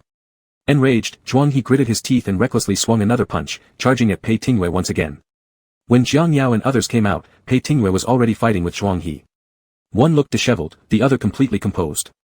Zhuang He, appearing like a weak scholar, was no match for Pei Tingyue. It was less of a fight and more like Pei Tingyue playing with him like a monkey on a string. Pei Tingyue was already in a foul mood tonight, and Zhuang He practically handed himself over to be pummeled. Seeing Zhuang He struggling to keep standing, Shen Chua feared Pei Tingyue would kill someone if he continued, so he rushed forward to stop him. "Stop it." Pei Tingyue halted, fixing him with a look full of alarm. "All right, I'll listen to you." His gaze suddenly shifted to Shen Chua's face, pausing momentarily. Zhuang He persisted, throwing another desperate punch, only to be kicked away by Pei Tingyue. Onlookers gaped in astonishment. Jiang Yao, the American among them, enjoyed the spectacle and exclaimed, "Wow." Chapter 52, Wedding Rings. At the police station. Zhuang He's face was dark and his voice came out from between clenched teeth, "I won't accept mediation. He must pay for this." "Good," said Pei Tingyue casually leaning back in his seat, "I don't want to accept either." The on-duty police officer frowned and warned them, "Then both of you will stay here, and we will detain you according to relevant provisions of the Public Security Administration punishment law." "Officer," said Pei Tingyue, "he started it first. He harassed my friend and provoked me. All my actions were in passive self-defense." Zhuang He quickly rebutted, "It's clearly your fault for troubling me without any reason." "Shut up. Both of you should say less." The policeman scolded them and brought up the surveillance video footage from the scene at the time, beginning playback from the start. First, Zhuang He was seen harassing Shen Chua, pulling on his arm relentlessly. Then Pei Tingyue appeared, dragging Shen Chua away and pushing aside Zhuang He's hand. Subsequently, Zhuang He punched Pei Tingyue in the face, who stepped back and kicked him. The subsequent fight clearly showed Zhuang He continuously provoking Pei Tingyue, who never initiated attacks himself. He merely pushed or kicked Zhuang He as he blocked the punches. Naturally, Zhuang He's fighting ability was too weak. Despite all this, he didn't gain a single advantage but ended up with a bruised nose and swollen face, looking utterly miserable. Even the last kick happened after Pei Tingyue had already stopped, yet Zhuang He recklessly went forward to provoke again. After watching the entire surveillance footage, Zhuang He's face turned ashen green. Pei Tingyue seemed to have foreseen this outcome, or perhaps from the very beginning, his intention was deliberate, to not strike first but only retaliate, ensuring that even if classified as mutual assault, he would not bear the main responsibility. He even controlled the force deliberately, targeting Zhuang He's painful spots but avoiding actual injury serious enough to affect tendons and bones. The medical examination later confirmed just a minor injury. The policeman glanced at Zhuang He, his eyes filled with disdain and some incomprehension. You couldn't win the fight, yet you kept throwing yourself into more beating. What's wrong with you? Zhuang He argued back. He beat me all over. How could it still be my fault? Officer, Pei Tingyue calmly reminded, I also sustained minor injuries. Shen Chua, standing nearby, glanced over and saw the swelling on Pei Tingyue's right cheekbone, finally understanding why he chose to endure that hit earlier. As for minor injuries, Zhuang He couldn't even gain an upper hand here. The policeman looked at Pei Tingyue. Alright, let's do separate statements then. Shen Chua was called as a witness. When asked whether there had been a conflict with Zhuang He at the start, whether the other party was harassing him, Shen Chua hesitated slightly before truthfully responding. He tried talking to me, I didn't want to respond. He grabbed my arm and wouldn't let go. That's when my friend intervened and pulled me away. What caused the conflict? Asked the policeman. Shen Chua straightened his back and replied honestly, Zhuang He is someone I dated in the past. Lately, he has been frequently approaching me to make advances which I did not want to accept. Tonight, possibly due to alcohol, he lost control. The policeman paused while typing on the keyboard, glanced up at him, then continued, so your friend is your current boyfriend? Shen Chua shook his head, also an ex-boyfriend. On the other side of the long table, Pei Tingyue who was also making his statement answered the policeman's question, just that I didn't like how he looked. Reason? I couldn't stand him harassing my boyfriend. And being a lawyer doesn't mean I can't defend myself, does it? A policeman used to dealing with these situations added a few words under the reasons for the brawl, emotional dispute. So here's what we can do, you two pay each other's medical expenses, and that settles this. You both look decent enough. There's no need to waste so much time over something trivial like this. Does that work? This was the final suggestion by the officer for mediation. Pei Tingyue seemed indifferent, while Zhuang He had a grimace on his face, unwilling to comply. His original intention was to ensure that Pei Tingyue paid dearly, ideally by landing him in jail and losing his job. However, as the farce unfolded, not only did they fail to reach the criminal threshold, but upon careful analysis, he himself turned out to be the main offender. It was only now that Zhuang He realized that he'd once again fallen into a trap laid by this person. You two should give some kind of response. The policeman, growing impatient, turned toward Shen Chua and said, they both fought for you. Go persuade them. Shen Chua walked to Pei Tingyue and slowly spoke, even though he made the first move, you've gained your edge already. Can we call it quits here? Leaning against the wall, Pei Tingyue lifted his eyes to look at him, I already said before, I listened to you. Shen Chua furrowed his brow as Pei Tingyue continued, if you think we should call it quits, then we shall call it quits. Since he had agreed, Shen Chua refrained from further remarks and turned to Zhuang He, what about you? Zhuang He hung his head silently for a long time before muttering, I want to speak to you alone. When they stopped in the corridor, Shen Chua looked at the time, surprised to find it was already past 11 o'clock. Zhuang He noticed his action, Shen Chua, are you now unwilling to even spare me a few words? Shen Chua, just say what you want to say. Is there absolutely no possibility left between us? Zhuang He didn't beat around the bush anymore. There is none, Shen Chua's voice didn't hesitate, I don't want to turn back. You should look forward and not waste your time on me anymore. How about that person inside? Zhuang He asked him, are you planning to turn back with him? Shen Chua, this has nothing to do with you. When it comes to him, your attitude isn't as firm. Zhuang He's lips showed a hint of bitter smile, in fact, I already knew long ago. After more than 10 years, it's impossible for you to turn back. It was my own stubbornness that made me keep fantasizing. Never mind, Shen Chua said, all that is in the past. Yeah, all that has passed. Zhuang He felt somewhat uncomfortable, sorry for bringing you so much trouble during this period, especially tonight. Rest assured, I won't disturb you again from now on. Shen Chua nodded. There seemed to be nothing else worth saying. Before going back inside, Zhuang He caught a glimpse of Pei Tingyue who was talking to the police officer, and finally said, Shen Chua, although I have no position to do so, I still want to remind you, that guy is not a good person, he's unsuitable for you. But if you're really too sad and reluctant to let go, maybe you should forgive yourself. Shen Chua hesitated for a moment and didn't respond to his words. Afterwards, Zhuang He signed the documents and quickly left. The police officer thanked Shen Chua, we don't want to detain people unnecessarily, when issues arise out of nothing, it's best to resolve them like this. Thanks, young man, for persuading both of them. However, every time we deal with such cases where fights happen due to emotional disputes, I have to give the same advice, fists can't solve emotional problems. Everyone needs to be rational and open up communication instead. When they exited the police station, it was already past 11:30. At this point, subways and buses had stopped operating. Shen Chua walked forward for a bit, intending to hail a taxi at the intersection. Pei Tingyue followed behind, without deliberately getting closer. When Shen Chua stopped to wait for the car, he asked, Shen Chua, can we talk for a moment? Shen Chua looked straight ahead at the road. In the bustling area, vehicles zoomed by continuously, their fleeting lights reflected in his eyes. Go ahead and say what you have to say, Shen Chua's voice was very calm. His entire being seemed blended into the cold, quiet night, appearing low-spirited and dim. Seeing this, Pei Tingyue wanted to smoke. He touched his pocket but remembered he had quit smoking for some time. Can we start over? Pei Tingyue asked. Shen Chua's gaze moved slowly, as if just realizing what Pei Tingyue had said, turning to look at him. Pei Tingyue stood in the night wind, his hair slightly disheveled, the swelling on his face still quite visible. Asking this question, he seemed less confident and certain than usual, carefully seeking Shen Chua's opinion. Shen Chua almost wanted to laugh. A person like Pei Tingyue could also show caution, how possible? Seeing Shen Chua silent, Pei Tingyue continued, you said you lacked confidence, you dared not take the risk. What if I gave you that confidence? Perhaps these words were too absurd, Shen Chua only looked at him, silently pondering what scheme Pei Tingyue was playing. Is it possible? Pei Tingyue asked. What makes you qualified to give me confidence? Shen Chua asked calmly, by occasionally acting out and coming up with sudden ideas to deceive me into signing a marriage property purchase contract.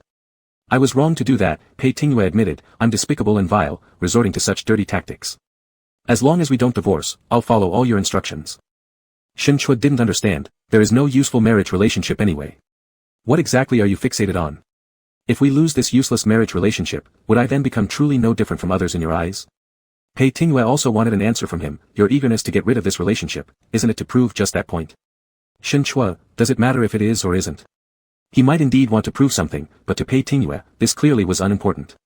It matters, Pei Tingyue said, at least in this moment, I am still different to you. Even if so, then what? Shen Chua increasingly found it amusing and began to lose interest, it's just this moment. There will be a time when it passes. When will it pass? It will pass eventually, Shen Chua muttered to himself, I can't afford to waste another decade or so. The night was too dark, hiding all vague emotions beneath the calm exterior. For a second, Shen Chua thought Pei Tingyue's body stiffened. Of course, it might have been his illusion, and he didn't pay much attention to it anyway. Pei Tingyue took a step forward, trying to see Shen Chua's eyes clearly. Shen Chua, does your lack of confidence come from my previous attitude, failing to give you security? Shen Chua remained silent, not wanting to respond. Pursuing these matters now had no meaning at all. I apologize for the word entertainment, Pei Tingyue said seriously, it wasn't entertainment, it has never been. If it wasn't entertainment, then what was it? Shen Chua's voice carried in the wind, blurred and vague, Pei Tingyue, don't forget how we began. It was an accident, you may not have liked me that much, just unable to bear your wounded pride, unwilling to give up. And I may not have liked you that much either, just too lonely, seeking someone for company. You're not indispensable to me, and I'm not indispensable to you. Pei Tingyue perhaps experienced for the first time being left speechless. He told himself Shen Chua was speaking out of anger, but the fact was he had lost his usual confidence. It wasn't an accident, Pei Tingyue tried to explain, that night, I was indeed attracted to you, it had nothing to do with others or other situations. It was you who gave me thoughts. Even if I feel reluctant, it's only because I am reluctant to part with you. I am selfish and casual, making you uncomfortable. I apologize, and I won't be like that anymore. You always apologize, Shen Chua slightly shook his head, I really don't want to hear it anymore. What should I do to let you see my sincerity? Pei Tingyue insisted on asking, you won't tell me, at least let me know what you want. Shen Chua couldn't provide an answer. He didn't even know what he wanted himself. He just felt unbearably bad due to Pei Tingyue's unpredictability, his indecipherable nature. Pei Tingyue had never truly confessed to him, about his past or future. Shen Chua understood everything partially and vaguely, he didn't even know what kind of expectations he could have for this person. Pei Tingyue's existence was like a thorn pricking at the tip of his heart, impossible to remove, too scary to touch, he could only helplessly watch as that place gradually bled, rotted, and eventually became numb and dead. He couldn't forgive himself. If you don't want to say it, it's fine, Pei Tingyue didn't insist any longer, I'll figure it out myself and show you the proof. Turning around, he saw some shops still open by the commercial street and told Shen Chua, wait a few minutes for me. Then, he walked away quickly. Shen Chua was already somewhat weary, looking down at his phone, puzzled why the online ride hadn't arrived yet. A few minutes later, Pei Tingyue returned, slightly panting from walking too fast, gesturing him, extend your hand. Frowning, Shen Chua didn't move. So, Pei Tingyue directly grabbed his hand, dropping a ring into his palm. I just bought it, Pei Tingyue explained, we forgot during our wedding, now I'm making up for it. The metallic sensation pressed against his hand. Shen Chua looked down silently for a while, still remaining quiet. I bought the size by instinct, it should fit, Pei Tingyue covered his hand with his own, holding onto it tightly. I don't want it. Just keep it. Shen Chua pulled his hand away, and with a wave, forcefully threw the ring towards the road ahead.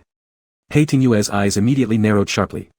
Shen Chua stared ahead distantly, his voice calm, repeating once more, Pei Tingyue, I don't want your ring. Pei Tingyue fixedly looked at him, trying to see through him, something he could easily accomplish in the past, but now had become difficult. Half a minute later, Pei Tingyue climbed over the roadside barrier, stepping onto the road. Even though it was deep into the night, the well-connected boulevard still saw continuous streams of cars. Sharp brake sounds accompanied by horn blasts broke the quietness of the night.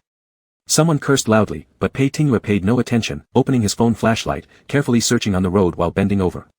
When he straightened up, Shen Chua's figure had already disappeared from the roadside.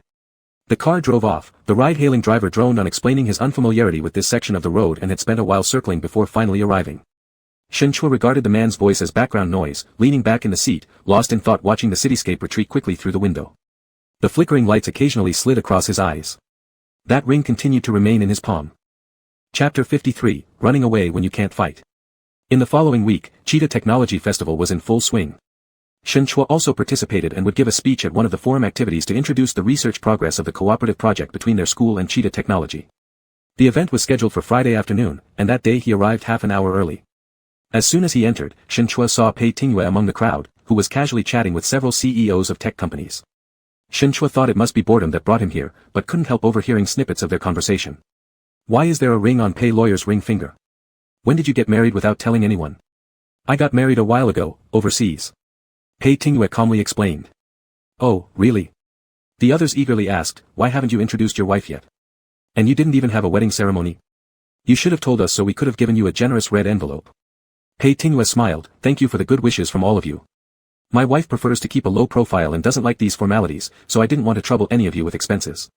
Shen Chua glanced at his phone, there was still some time before his turn, so he went to the lounge first.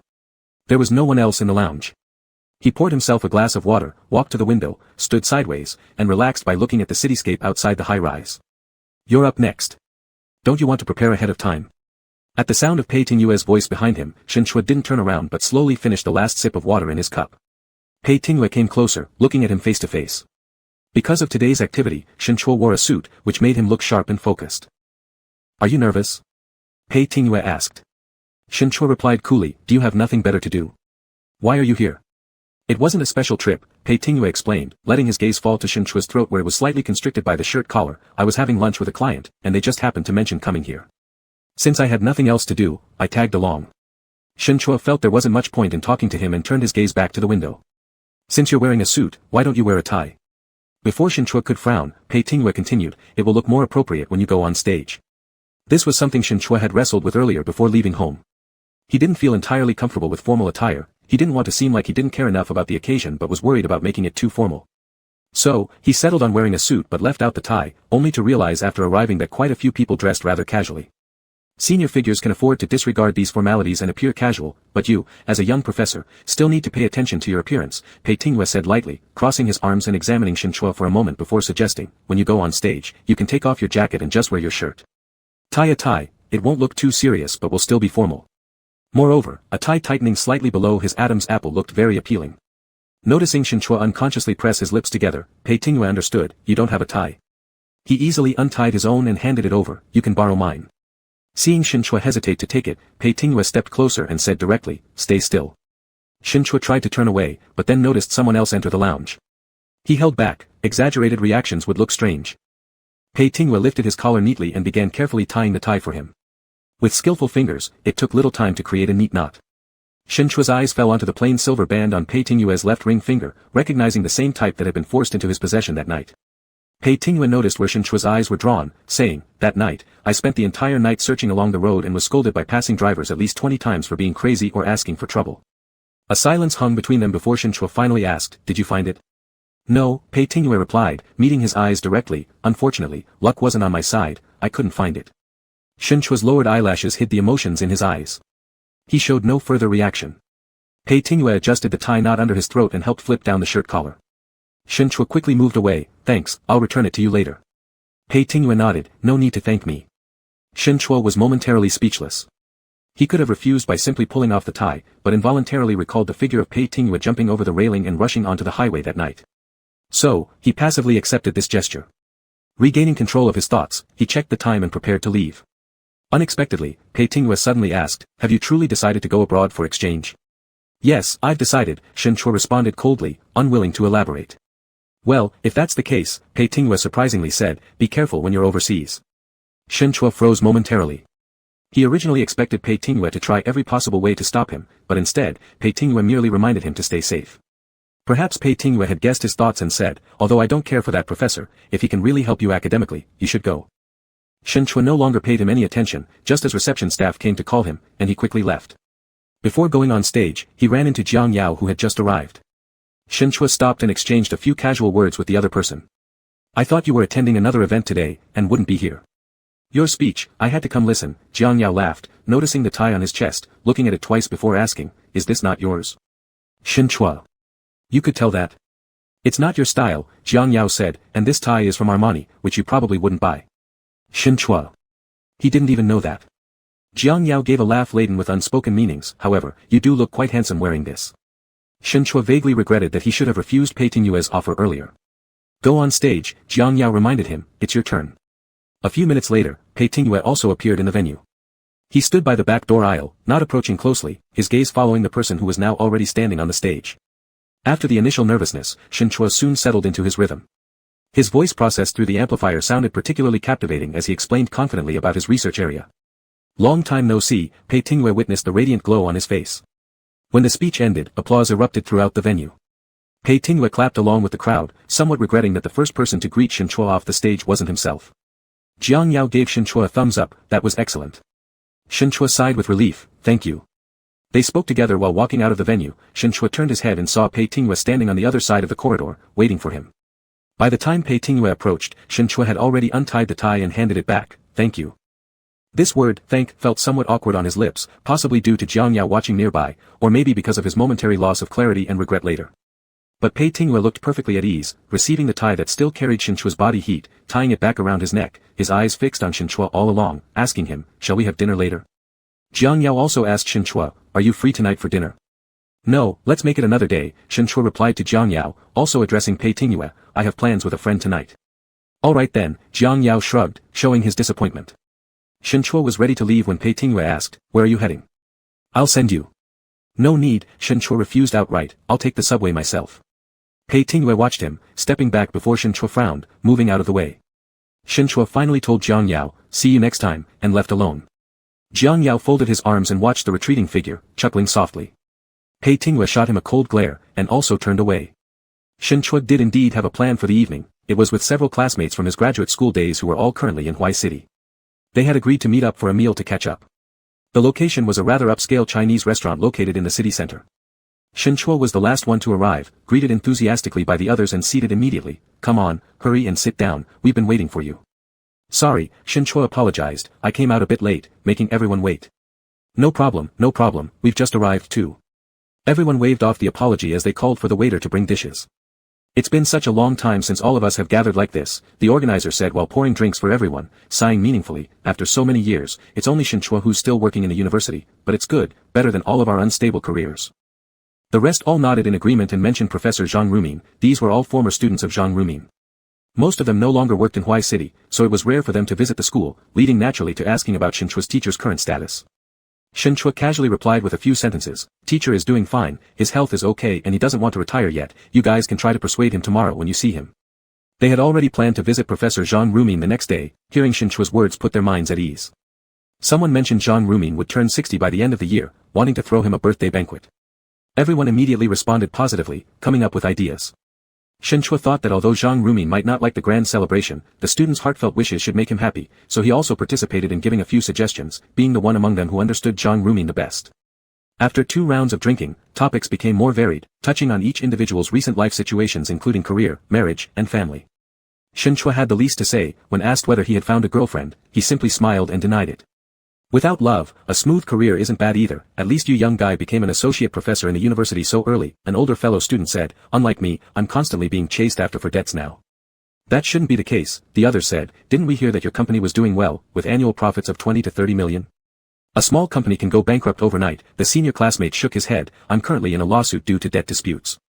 The other side hired an excellent lawyer. If I lose, all my assets will be gone. It's complicated, let's not talk about it, it would spoil the mood. In the next room, Pei Tingyue listened to his colleagues chatting casually, drinking absent-mindedly, occasionally glancing toward the door. Someone noticed and asked curiously, what are you looking at, Lawyer Pei? You haven't allowed the door to close since you came in. Are you waiting for someone? No, Pei Tingyue replied offhandedly, just letting some air in by keeping the door open. He didn't expect to bump into Shen Chua here. He attended this reunion of lawyers tonight just to pass time.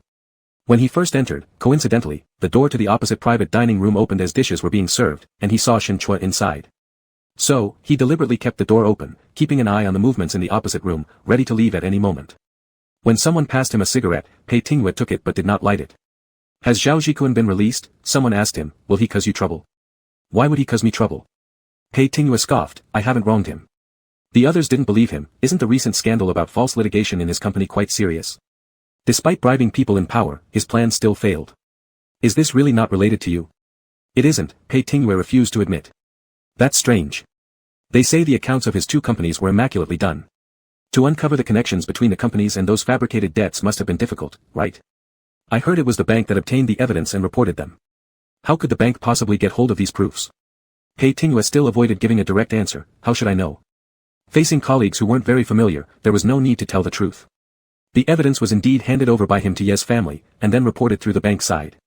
Unfortunately, neither of the two company legal representatives was Zhao Jikun, so at most, this incident would only make Zhao Jikun extremely furious and unable to put him back in jail again.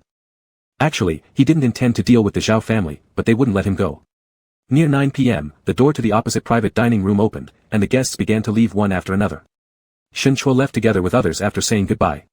Through the half-open door, Pei Tingyue saw him, set down his wine glass, and stood up. It's getting late, I'll head back. A few words were exchanged attempting to detain him, but Pei Tingyue didn't want to stay longer. He simply threw out, this meal is on me, and insisted on leaving. Outside the restaurant, Shin Chua declined others' offer to send him home. Once everyone had departed, he glanced at his watch and prepared to take a taxi back. Pei Tingyue's voice suddenly rang out, Shin Chua. Shin Chua turned around, slightly startled upon seeing him. Pei Tingyue stepped forward and explained, had dinner with colleagues, happened to see you eating here too. Going back to school. I've called a driver who'll be here soon, let me give you a ride. No need, Shin Chua responded, I've already called a car. He didn't want to have much conversation with Pei Tingyue and planned to wait for the taxi at the intersection ahead. However, Pei Tingyue followed, then I'll share your ride, you can drop me off on the way. Shin Chua stopped, looked at him without a word. Pei Tingyue modified his suggestion, joking, if you don't want to, that's fine. I'll just make sure you get into the car before I leave. With a tilt of his chin, he added, come on, I'll accompany you to the intersection ahead to wait for the taxi. As soon as he finished speaking, a vehicle drove up and parked at the roadside. It was an unremarkable black minivan. The door opened, and several men got out. The leader looked at Pei Tingyue and gestured to the rest, move. Since the headlights shone earlier, Pei Tingyue had already become cautious. After sizing up their numbers, he knew that last time handling 4 men was already his limit. This time, there were clearly 6 or more. If he couldn't win, then. Before they could cross the road railing, Pei Tingyue turned around, grabbed Shin Chua's wrist which seemed momentarily stunned, and warned him, run. Chapter 54, Barely Any Hope. Pei Ting yelled, run, and the next second he was already dragging Shin Chua out in a mad dash. Hot on their heels were the relentless ruffians. Shin Chua's heart rate skyrocketed, not reacting at all as he clumsily followed Pei Ting into the alleyways under the night sky, fleeing embarrassingly. Footsteps from behind drew closer, Pei Ting turned back and forcefully kicked a roadside cart full of sand and mud, felling the 2 men leading the charge. Immediately after, he pulled Shin Chua to continue running forward. This area was the boundary between the new and old districts, with narrow, pitch-black alleys. Most houses on both sides were abandoned bungalows and cottages overgrown with weeds. They quickly weaved through these, occasionally toppling random objects to create obstacles, barely shaking off the people chasing them. It was the first time in Shin Chua's life he had done such a thing. His mind was entirely blank until Pei Ting tugged him in and hid them in a blind spot formed by several broken long wooden planks. Pei Ting lifted his hand and covered Shin Chua's mouth to prevent him from shouting in panic. Soon after, dense footsteps echoed outside the alley before quickly disappearing ahead. Shin Chua struggled to swallow. Running too fast caused him to taste the blood rising in his throat. In this cramped, dark place, pressed against the wall by Pei Ting, made him extraordinarily uncomfortable. In the dimness, only Pei Ting's eyes could be faintly seen. There wasn't a trace of panic in this man's eyes, calm as if such occurrences were merely commonplace for him. Pei Ting listened carefully for a moment to the sounds outside before gradually releasing his hand. Shin Chua swallowed a few times and asked softly, can we go now? Pei Ting, wait a bit longer. They were too close, their breaths interweaving. Shin Chua felt very uncomfortable but barely suppressed the impulse to push away the person pinning him. Pei Ting had excellent eyesight. Even with the dim light, at such close distance, he could still clearly see the disorder and uneasiness on Shin Chua's face right now. The turmoil was due to the potential return of the vicious pursuers outside, the discomfort was because of him. His gaze dropped, lingering on Shin Chua's lips which were unconsciously slightly bitten, tracing the outline of those lips briefly, then leaned down lightly touching them, with his own lips. Shin Chua froze momentarily, coming back to reality when he raised his hand and slapped him. Considering the unpassed danger outside, he consciously held back his strength. That slap landed on Pei Ting's face with just a muffled sound. At the sound of Pei Ting's low chuckle, Shen Chua gritted his teeth. You talk nonsense. That night, Pei Ting had apologized for his self-indulgent behavior, yet in just a few days, this man was reverting to his old habits again. No, Pei Ting reined in his laughter, earnestly explaining, Shen Chua, I simply couldn't help myself. Shen Chua frowned, and suddenly Pei Ting lowered his voice to remind, don't make a sound. Shen Chua stopped breathing, having already heard the returning footsteps approaching them. Boss, there is a yard here with an open gate, someone shouted. Scurrying noises entered the door opposite where they hid. It was the same door they entered earlier that Pei Ting specifically left open. Listening to the footsteps, Pei Ting silently counted. Once he confirmed everyone had gone inside, he immediately signaled to Shen Chua, let's go. They darted out of the alley and returned along the original route, soon re-entering the bustling downtown area, stopping in front of a busy supermarket entrance. Shen Chua finally exhaled in relief and asked Pei Ting, who remained calm the entire time, are you not reporting it to the police? There's nothing worth reporting, Pei Ting casually replied, they dared to attack openly on the street in the city center, they are arrogant with good reason. Reporting to the police would be useless anyway. Even if a few lackeys are captured, nothing will come out of them in the end. Or do you want to spend the whole night filling out statements at the police station? If no one reports, then so be it. Shen Chua didn't want to go to the police station either, he just found it annoying how carefree Pei Ting seemed. He didn't want to worry about this person, yet the nagging irritation within him never fully disappeared. At this point, a sports car drove up and parked by the curb. The driver lowered the window and called out, Teacher Shen, really you? Are you waiting for a ride? Get in, I'll give you a lift. Shen Chua looked in surprise, recognizing it was Jiang Yao. Before Shen Chua could respond, Pei Ting had already walked towards the car, take his car. He opened the door and sat directly in the back seat, Shen Chua also hurriedly got in. Hey, the driver Jiang Yao grumbled unhappily, I said I'd send Teacher Shen, didn't I say I'd take you too? Pei Ting leaned further into the seat and gave orders directly, to my house. Jiang Yao huffed twice, unwillingly starting the car. Shen Chua vaguely sensed something amiss, but still emotionally shaken from the earlier ordeal, his mind was a bit slow. Jiang Yao glanced at him through the rearview mirror and asked, how are you both here? Teacher Shen, didn't you say you were having dinner with friends tonight? Shen Chua. It was a chance encounter. I drove out for a breeze, Jiang Yao said, and I didn't expect to also run into you. Do you have a license for this city? Pei Ting coolly interrupted his chatter. No, Jiang Yao admitted frankly, if you don't want to ride with me, you can get out right now. Pei Ting completely ignored him. Jiang Yao, however, appeared utterly unfazed and asked Shen Chua again, where did you two go just now? Why do you both look so disheveled? Shen Chua chuckled dryly. Jiang Yao guessed by himself, is it another one of his enemies causing trouble? A person like him could turn being a lawyer into a high-risk occupation. Shen teacher, you shouldn't stay with him, be careful not to be dragged down by him. You can shut up now, Pei Ting frowned. Just as Shen Chua realized something felt off and wanted to ask, Pei Ting's phone rang. He answered casually. It was his assistant calling back after he sent a text earlier asking about the specific situation. Help me check who among those people at tonight's banquet has recently been in contact with Zhao Zhikuan, Pei Ting ordered coldly, someone leaked my whereabouts to him, and I ran into a group looking for trouble when I came out. After briefly giving some instructions, Pei Ting quickly hung up. The tie Shen Chua had worn earlier that day around his neck was loose now, showing the irritation beneath his seemingly calm exterior. Shen Chua turned away his eyes and fell silent. Half an hour later, the car arrived at Pei Ting's villa. Shen Chua belatedly noticed this fact and felt somewhat awkward. Pei Ting turned his head and gestured to him, get out. Have a cup of tea to calm down. Shen Chua could only push the car door open. Walking into Pei Ting's house again, Shen Chua felt unusually complex emotions.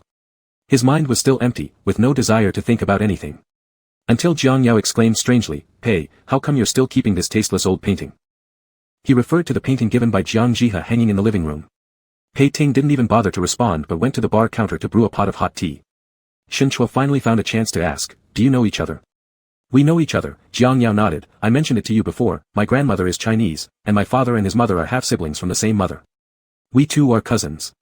I didn't expect that he used to be your ex-boyfriend. Shen Chua was slightly surprised, but seeing Pei Ting did not deny it, he confirmed that what Jiang Yao said was true. Shen teacher, did you know that until he was almost 3 years old, he still wet the bed? Jiang Yao took the opportunity to expose Pei Ting's shortcomings in front of Shen Chua. Shen Chua. Pei Ting walked over with the brewed tea and poured a cup each for himself and Shen Chua, not offering any to Jiang Yao. Hey, why are you treating me differently? You don't need to calm down, Pei Ting replied indifferently, and you Americans aren't accustomed to this. If you want coffee, you can make it yourself. Jiang Yao clicked his tongue, saying to Shen Chua, he's just petty, deliberately retaliating for me mentioning his childhood antics. It's normal for kids to wet the bed before the age of 3, Pei Ting said expressionlessly, but going outside at the age of 8 and getting scared by stray dogs until peeing pants is far more embarrassing. Shen Chuo was still speechless, he didn't want to involve himself in such boring topics. Jiang Yao incredulously said, you weren't even 3 yet, how could you remember? Pei Ting's response was a disdainful glance at him. Holding the teacup, Shen Chuo drank a few sips of tea, his thoughts thoroughly settling down. He put down the cup and said, I'm leaving. Jiang Yao immediately said, I'll see you home. Do you plan on driving without a license again? Pei Ting reminded him coldly, then spoke to Shen Chuo, the subway has stopped at this hour. It's unsafe at night. Both of you can stay here overnight. Shen Chuo wanted to refuse, but Jiang Yao agreed first and persuaded him, Shen teacher, just staying one night won't harm anything. Besides, since I'm here, he won't dare move against you arbitrarily. Although Shen Chuo didn't want to stay, his experience from the evening caused him a certain lingering unease. After hesitating for a moment, he didn't say anything further and silently accepted the suggestion. Jiang Yao was arranged to stay in a downstairs guest room separately by Pei Ting, while Shen Chuo stayed in his previous room. Before entering his room upstairs, Pei Ting called him back. Shen Chuo stopped, fatigue evident in his expression. What else do you have to say? Pei Ting, were you scared tonight? In the future, just keep your distance from me. I won't always have to encounter these kinds of things, Shen Chuo said rather petulantly. Are you worried about me? Pei Ting asked. Shen Chuo frowned unconsciously, I'm worried about myself. Shen Chuo, you're worried about me, Pei Ting said confidently, I can feel it.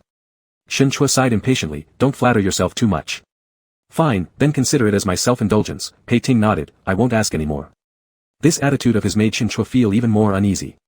Shen Chuo's gaze fell on the loosely knotted tie at his chest, and he took a step forward, grabbing the tie just as Pei Ting had done that afternoon. He pulled the knot tighter, almost choking him. There was no gentleness in Shen Chuo's actions, instead, it carried an intent to retaliate. Pei Ting didn't resist. After all, the ordeal of the night had left him tired as well. Leaning against the wall lazily, his eyes remained fixed on Shen Chuo under the dim corridor light, exuding an air of indulgence. When Shen Chuo looked up and met this gaze, his grip only tightened, applying even more force than before. Pei Ting's breathing became heavier, the sense of suffocation becoming unbearable, but still, he stared into Shen Chuo's eyes without changing his expression. Shen Chuo also gazed back at the face in front of him, wondering if by simply strangling this jerk, he wouldn't have to deal with such vexation anymore, wouldn't experience fluctuating emotions because of him or say hurtful words while never truly convincing himself. A wheeze escaped Pei Ting's lips, jolting Shen Chuo back to reality as he finally loosened his grip. The excessive force had made his own hand ache from the pressure of the tie. He instinctively clenched his fingers tighter. Pei Ting asked in a low voice, Shen Chuo, do you want to kill me? You called me crazy, but sometimes the things you do are quite unexpected, aren't they? Did it feel good earlier? Shen Chuo retorted. Pei Ting said frankly, honestly, it was quite uncomfortable. Each time you act up, I feel the same way, Shen Chuo said word for word. Pei Ting's eyes flickered slightly. Shen Chuo took a step back, giving him no chance to reply, glancing at his injured leg, are you pretending to be fine despite twisting your ankle? You look like a fool. With one last contemptuous glance identical to what Pei Ting gave Jiang Yao before, Shen Chuo stopped talking further, went inside, and locked the door. Pei Ting shifted from leaning against the wall to support himself fully with his back against it, looking down and slightly rotating his left ankle. A piercing pain surged through him. He halted the movement and let out a bitter laugh. The lights in Shen Chuo's room soon turned off. However, Pei Ting wasn't sleepy. He descended to the kitchen intending to brew a cup of coffee and unsurprisingly found Jiang Yao smoking downstairs in the living room, examining the collection of fine wines he kept there. You can clean the ashtray yourself after finishing. Pei Ting showed his distaste. Jiang Yao grinned and threw a cigarette towards Pei Ting, who didn't catch it. I've quit. Jiang Yao was surprised upon hearing this, you actually quit smoking. Shen Chuo doesn't like it. Pei Ting simply replied, heading over to the bar counter. Jiang Yao followed him, actually, I am really intrigued by him, but forget it. When are you going back to America? Pei Ting eyed him, warning implicit. No rush, Jiang Yao said, I've agreed to become a guest professor at Huai University, so I'll stay here for some time. We might go together with teacher Shen later. I've already obtained the marriage certificate with him, Pei Ting coldly remarked, stay away from him. Oh, Jiang Yao caught his meaning, now I understand why last time when we passed by the marriage registration office, he looked regretful. He must have regretted impulsively getting married. Pei Ting ignored his provocation and quickly prepared his coffee. Jiang Yao switched topics, that Zhao guy who caused trouble tonight, is he from the past? You don't need to care, Pei Ting replied curtly. That confirms it. Have you told Shen teacher about your family issues? Pei Ting furrowed his brows, no. Planning not to say. Recalling Shen Chuo sobbing on the riverside dike that night, Pei Ting spoke softly, it's unnecessary to scare him. Losing interest in idle chatter with Jiang Yao, he picked up the coffee cup and prepared to go upstairs. Suddenly, Jiang Yao laughed, calling out, hey. Although I don't know why Shin teacher dumped you, Jiang Yao said mockingly, I bet you stand little chance of getting him back. Pei Ting's expression darkened. Chapter 55, Method of Sending Flowers. Shin Chua originally thought he would have insomnia, but perhaps due to exhaustion, he fell asleep as soon as his head hit the pillow and slept soundly until morning without dreams. In the early morning, he was awakened by the sunlight coming in through the window. For a few seconds after opening his eyes, he felt a bit disoriented, trying to recall why he was here. Memories of last night returned, and after sitting on the bed for a while lost in thought, he composed himself and got up. This room was still the same as when he moved out, but without his belongings, it felt much emptier and lonelier. Shin Chua walked to the window and pulled it open with force, letting the morning breeze rush in. Jiang Yao was busy downstairs enthusiastically making breakfast, while Pei Tingwei was alone on the porch outside the floor-to-ceiling windows, making a phone call. When Shin Chua came down, he glanced at him briefly and then headed toward the dining area. Jiang Yao handed over the fried eggs and bacon, and Shin Chua thanked him. Are you going back to school later? Jiang Yao casually asked. Shin Chua nodded and glanced at his watch. I have something to do, so I'll go back earlier. Well, let's leave after breakfast, and I'll drive you back. Jiang Yao said. You'd better not drive without a license again, or I'll call the police right now, Pei Tingwei warned, lightly tapping the kitchen island countertop with a cold tone. Who says I'm driving without a license? Jiang Yao laughed, the driver will be here in half an hour. There's no problem if I send him. What do you think, Teacher Shin? Shin Chua thanked him again, it's trouble for you. Pei Tingwei narrowed his eyes slightly, fixing his gaze on Shin Chua's face, but Shin Chua didn't acknowledge him since he was looking down eating. In the end, Pei Tingwei didn't say anything further. He had work to do in the morning, and even if he wanted to send Shin Chua back, he would certainly be refused. There was nothing else to do. As they were about to leave, Jiang Yao cast a glance at Pei Tingwei's leg, with a mischievous expression on his face. If your ankle is sprained, you should go to the hospital. Limping on one leg makes it harder to chase someone. Pei Tingwei treated his words like air, escorting Shin Chua to the car. Let's arrange another time next. Shin Chua didn't want to make any arrangements with him, gesturing for him to move aside as he closed the car door. The car drove off, and Jiang Yao looked back at Pei Tingwei who was still standing there, laughing slightly and saying, he has it tough too. No one loved him when he was young, which made his personality a bit twisted. Teacher Shin, please be more understanding towards him. Shin Chua asked, are you speaking on his behalf? I'm just stating facts, Jiang Yao explained. His mom, my aunt, cared more about his dad than him. Using your current slang term, she was love-crazed. He wasn't paid much attention to when he was little, and before he turned 10, both of his parents passed away, leaving only him. Shin Chua frowned. Why did his parents pass away? You should ask him directly, Jiang Yao said. Since Pei Tingwei didn't want to tell Shin Chua, neither did he plan to meddle. At that time, I was already back in America, also hearing it from older family members. By then, my grandmother had already passed away, and he had no other relatives. My dad came here to help handle his parents' aftermath. My dad wanted to take him to America, but he refused, even declining the money my dad offered. Why? Shin Chua subconsciously pursued. He said he wanted to become a lawyer. Changing his nationality might prevent him from practicing law here. Jiang Yao considered for a moment. Not taking the money was probably because he didn't want to owe anyone favors, even if it was his uncle, my dad. Shin Chua said, but he accepted help from others.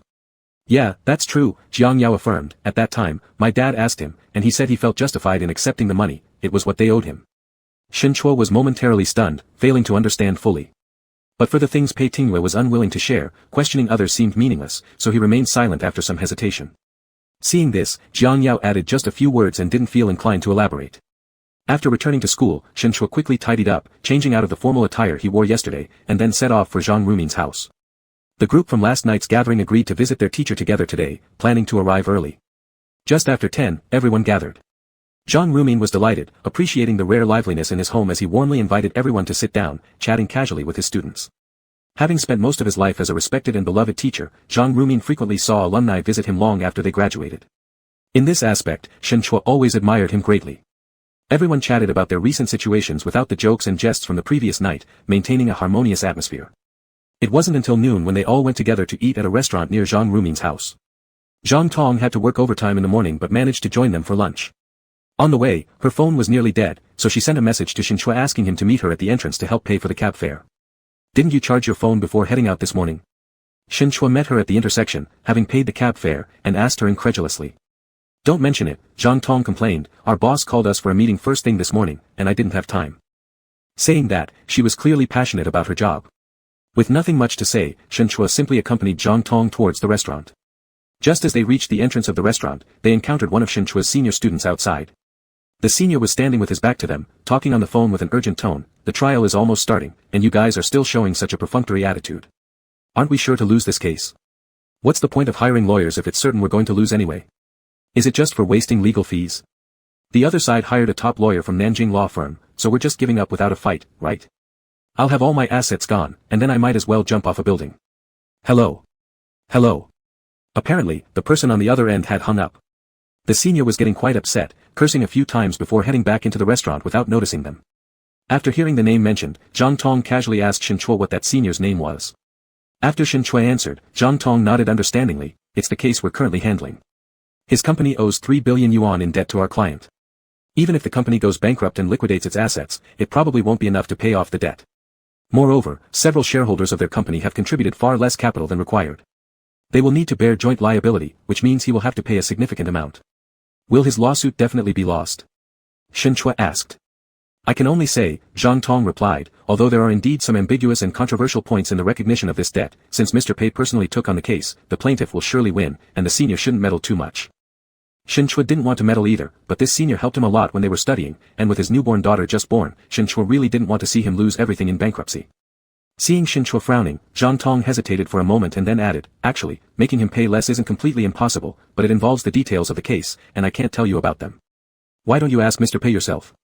On the way back to school, Shen Chuo was holding his phone all the way, hesitating how to ask Pei Tingyue, when coincidentally Pei Tingyue's call came in. Still that familiar number, Shen Chuo slid his finger across the screen and pressed the receive button. I thought you would reject my call. The noise of the subway air made the signal unstable, and the voice of Pei Tingyue at the other end seemed vague and unreal. Shen Chuo was momentarily distracted. Do you have something? I'd like to invite you to dinner tonight. Pei Tingyue said. Shen Chuo lightly pressed his lips, this could be considered luck, and he was about to say, yes.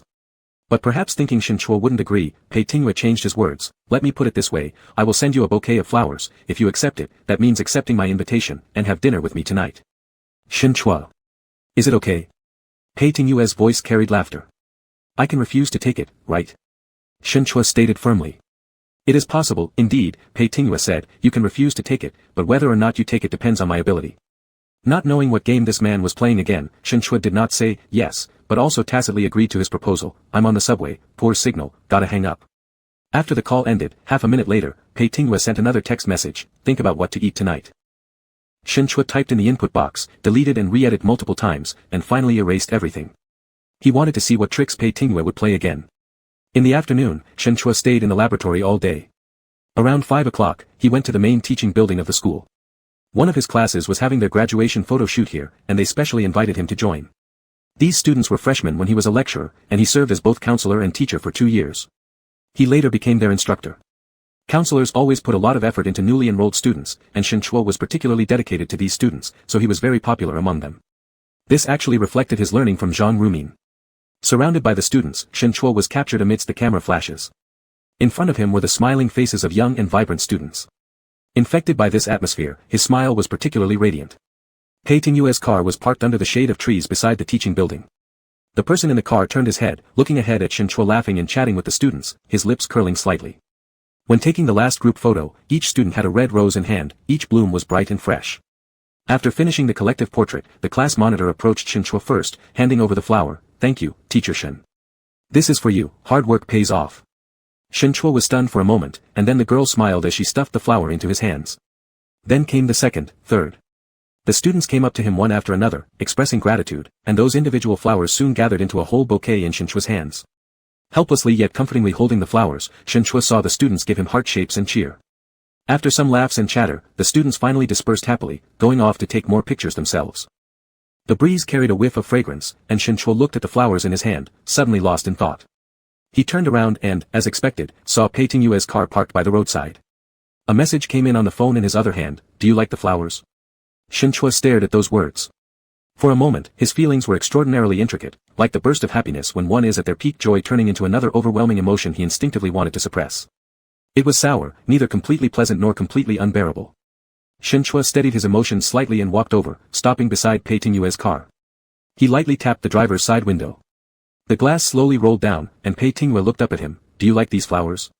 Shen Chuo cast a glance down, his mind filled with tangled thoughts, were these flowers from you? Yes, Pei Tingyue said, they're from me. These flowers were given to me by my students, Shen Chuo attempted to deny. The flowers were bought by me, Pei Tingyue emphasized, so they were definitely from him. At lunch with a client, his daughter happened to be in that class, the monitor. She mentioned she would take graduation photos with you in the afternoon, so I gave her an idea, allowing the students to express their gratitude. Is this related to you? Shinchua frowned coldly. Are you feeling smug about it? Shinchua, I won the bet, Pei Tinghua said. Come have dinner with me, get in the car. I've already told you I can refuse, Shinchua reminded him. I don't have to accept your flowers. Flowers sold, no returns, Pei Tinghua reiterated. Get in. Shinchua stood outside the car motionless, just staring at him. Pei Tinghua patiently waited. Shinchua, you agreed. His voice sounded almost pitiful, though it might just be Shinchua's misjudgment. Not wanting to let him succeed so easily, Shinchua pulled out the flowers branch by branch and threw them inside the car through the window. The flowers landed on Pei Tinghua, his feet, the seats, the armrest box, and other places, carrying a faint chill. Their gazes remained silently entwined, and those restless yet obscure emotions also rippled amidst the delicate scent. The last few branches Shinchua crushed together in his palm, slowly grinding them into pieces. Pei Tinghua watched his movements quietly without stopping him. Shinchua paused his hand above the car window, letting go, allowing the crushed petals to drift away with the wind. Behind the rustling petals, Pei Tinghua caught a glimpse of Shinchua's cool eyes. Only now did he first notice that Shinchua's irises were not purely black. Under the sunlight, these eyes revealed a bright gray hue, like a gemstone. Pei Tinghua blinked lightly, and a petal carried by the wind slipped off his trembling eyelashes, landing in the hollow of his neck within his loosely buttoned shirt collar. Pei Tinghua glanced down, picking it up with his fingertips and caressing it gently with his thumb, as if still able to feel the residual warmth of Shinchua's hand. Then he smiled, his drooping eyes revealing overflowing joy curving at the corners of his lips. Are you getting in? This time it was a question. Shinchua cleared his throat, speaking low and steady. Your bet was rigged, it doesn't count. Alright, Pei Tinghua sighed, then consider it my loss. Shinchua ignored him and walked straight ahead. Pei Tinghua started the car and followed, keeping pace with Shinchua's slow walk, always maintaining a short distance. Not until they passed the campus-shaded road and arrived at the school gate did Shinchua suddenly stop and look back at him. Pei Tinghua understood instantly, pulling the car forward and parking beside Shinchua. Shinchua opened the passenger door, expressionless, got in, closed the door, quickly buckled his seatbelt, and spoke flatly, let's go. Have you decided what to eat? Pei Tinghua glanced at him. Shinchua gazed ahead, clearly unwilling to say more. Pei Tinghua smiled again and started the car. Chapter 56, Is he a glutton? As the car drove out of the school, Shinchua suddenly asked, is your foot better? Are you sure you can drive? Put some ointment, nothing serious. Pei Tinghua was not at all concerned. Although Shinchua's tone didn't sound like concern, he took it as concern anyway. It's my left foot that's injured, which doesn't affect driving. Don't worry. Shinchua had something on the tip of his tongue but couldn't say that he wasn't worried, so he shut his mouth again. Pei Tinghua was pleased by his reaction and stepped on the gas pedal. Half an hour later, they sat in a restaurant.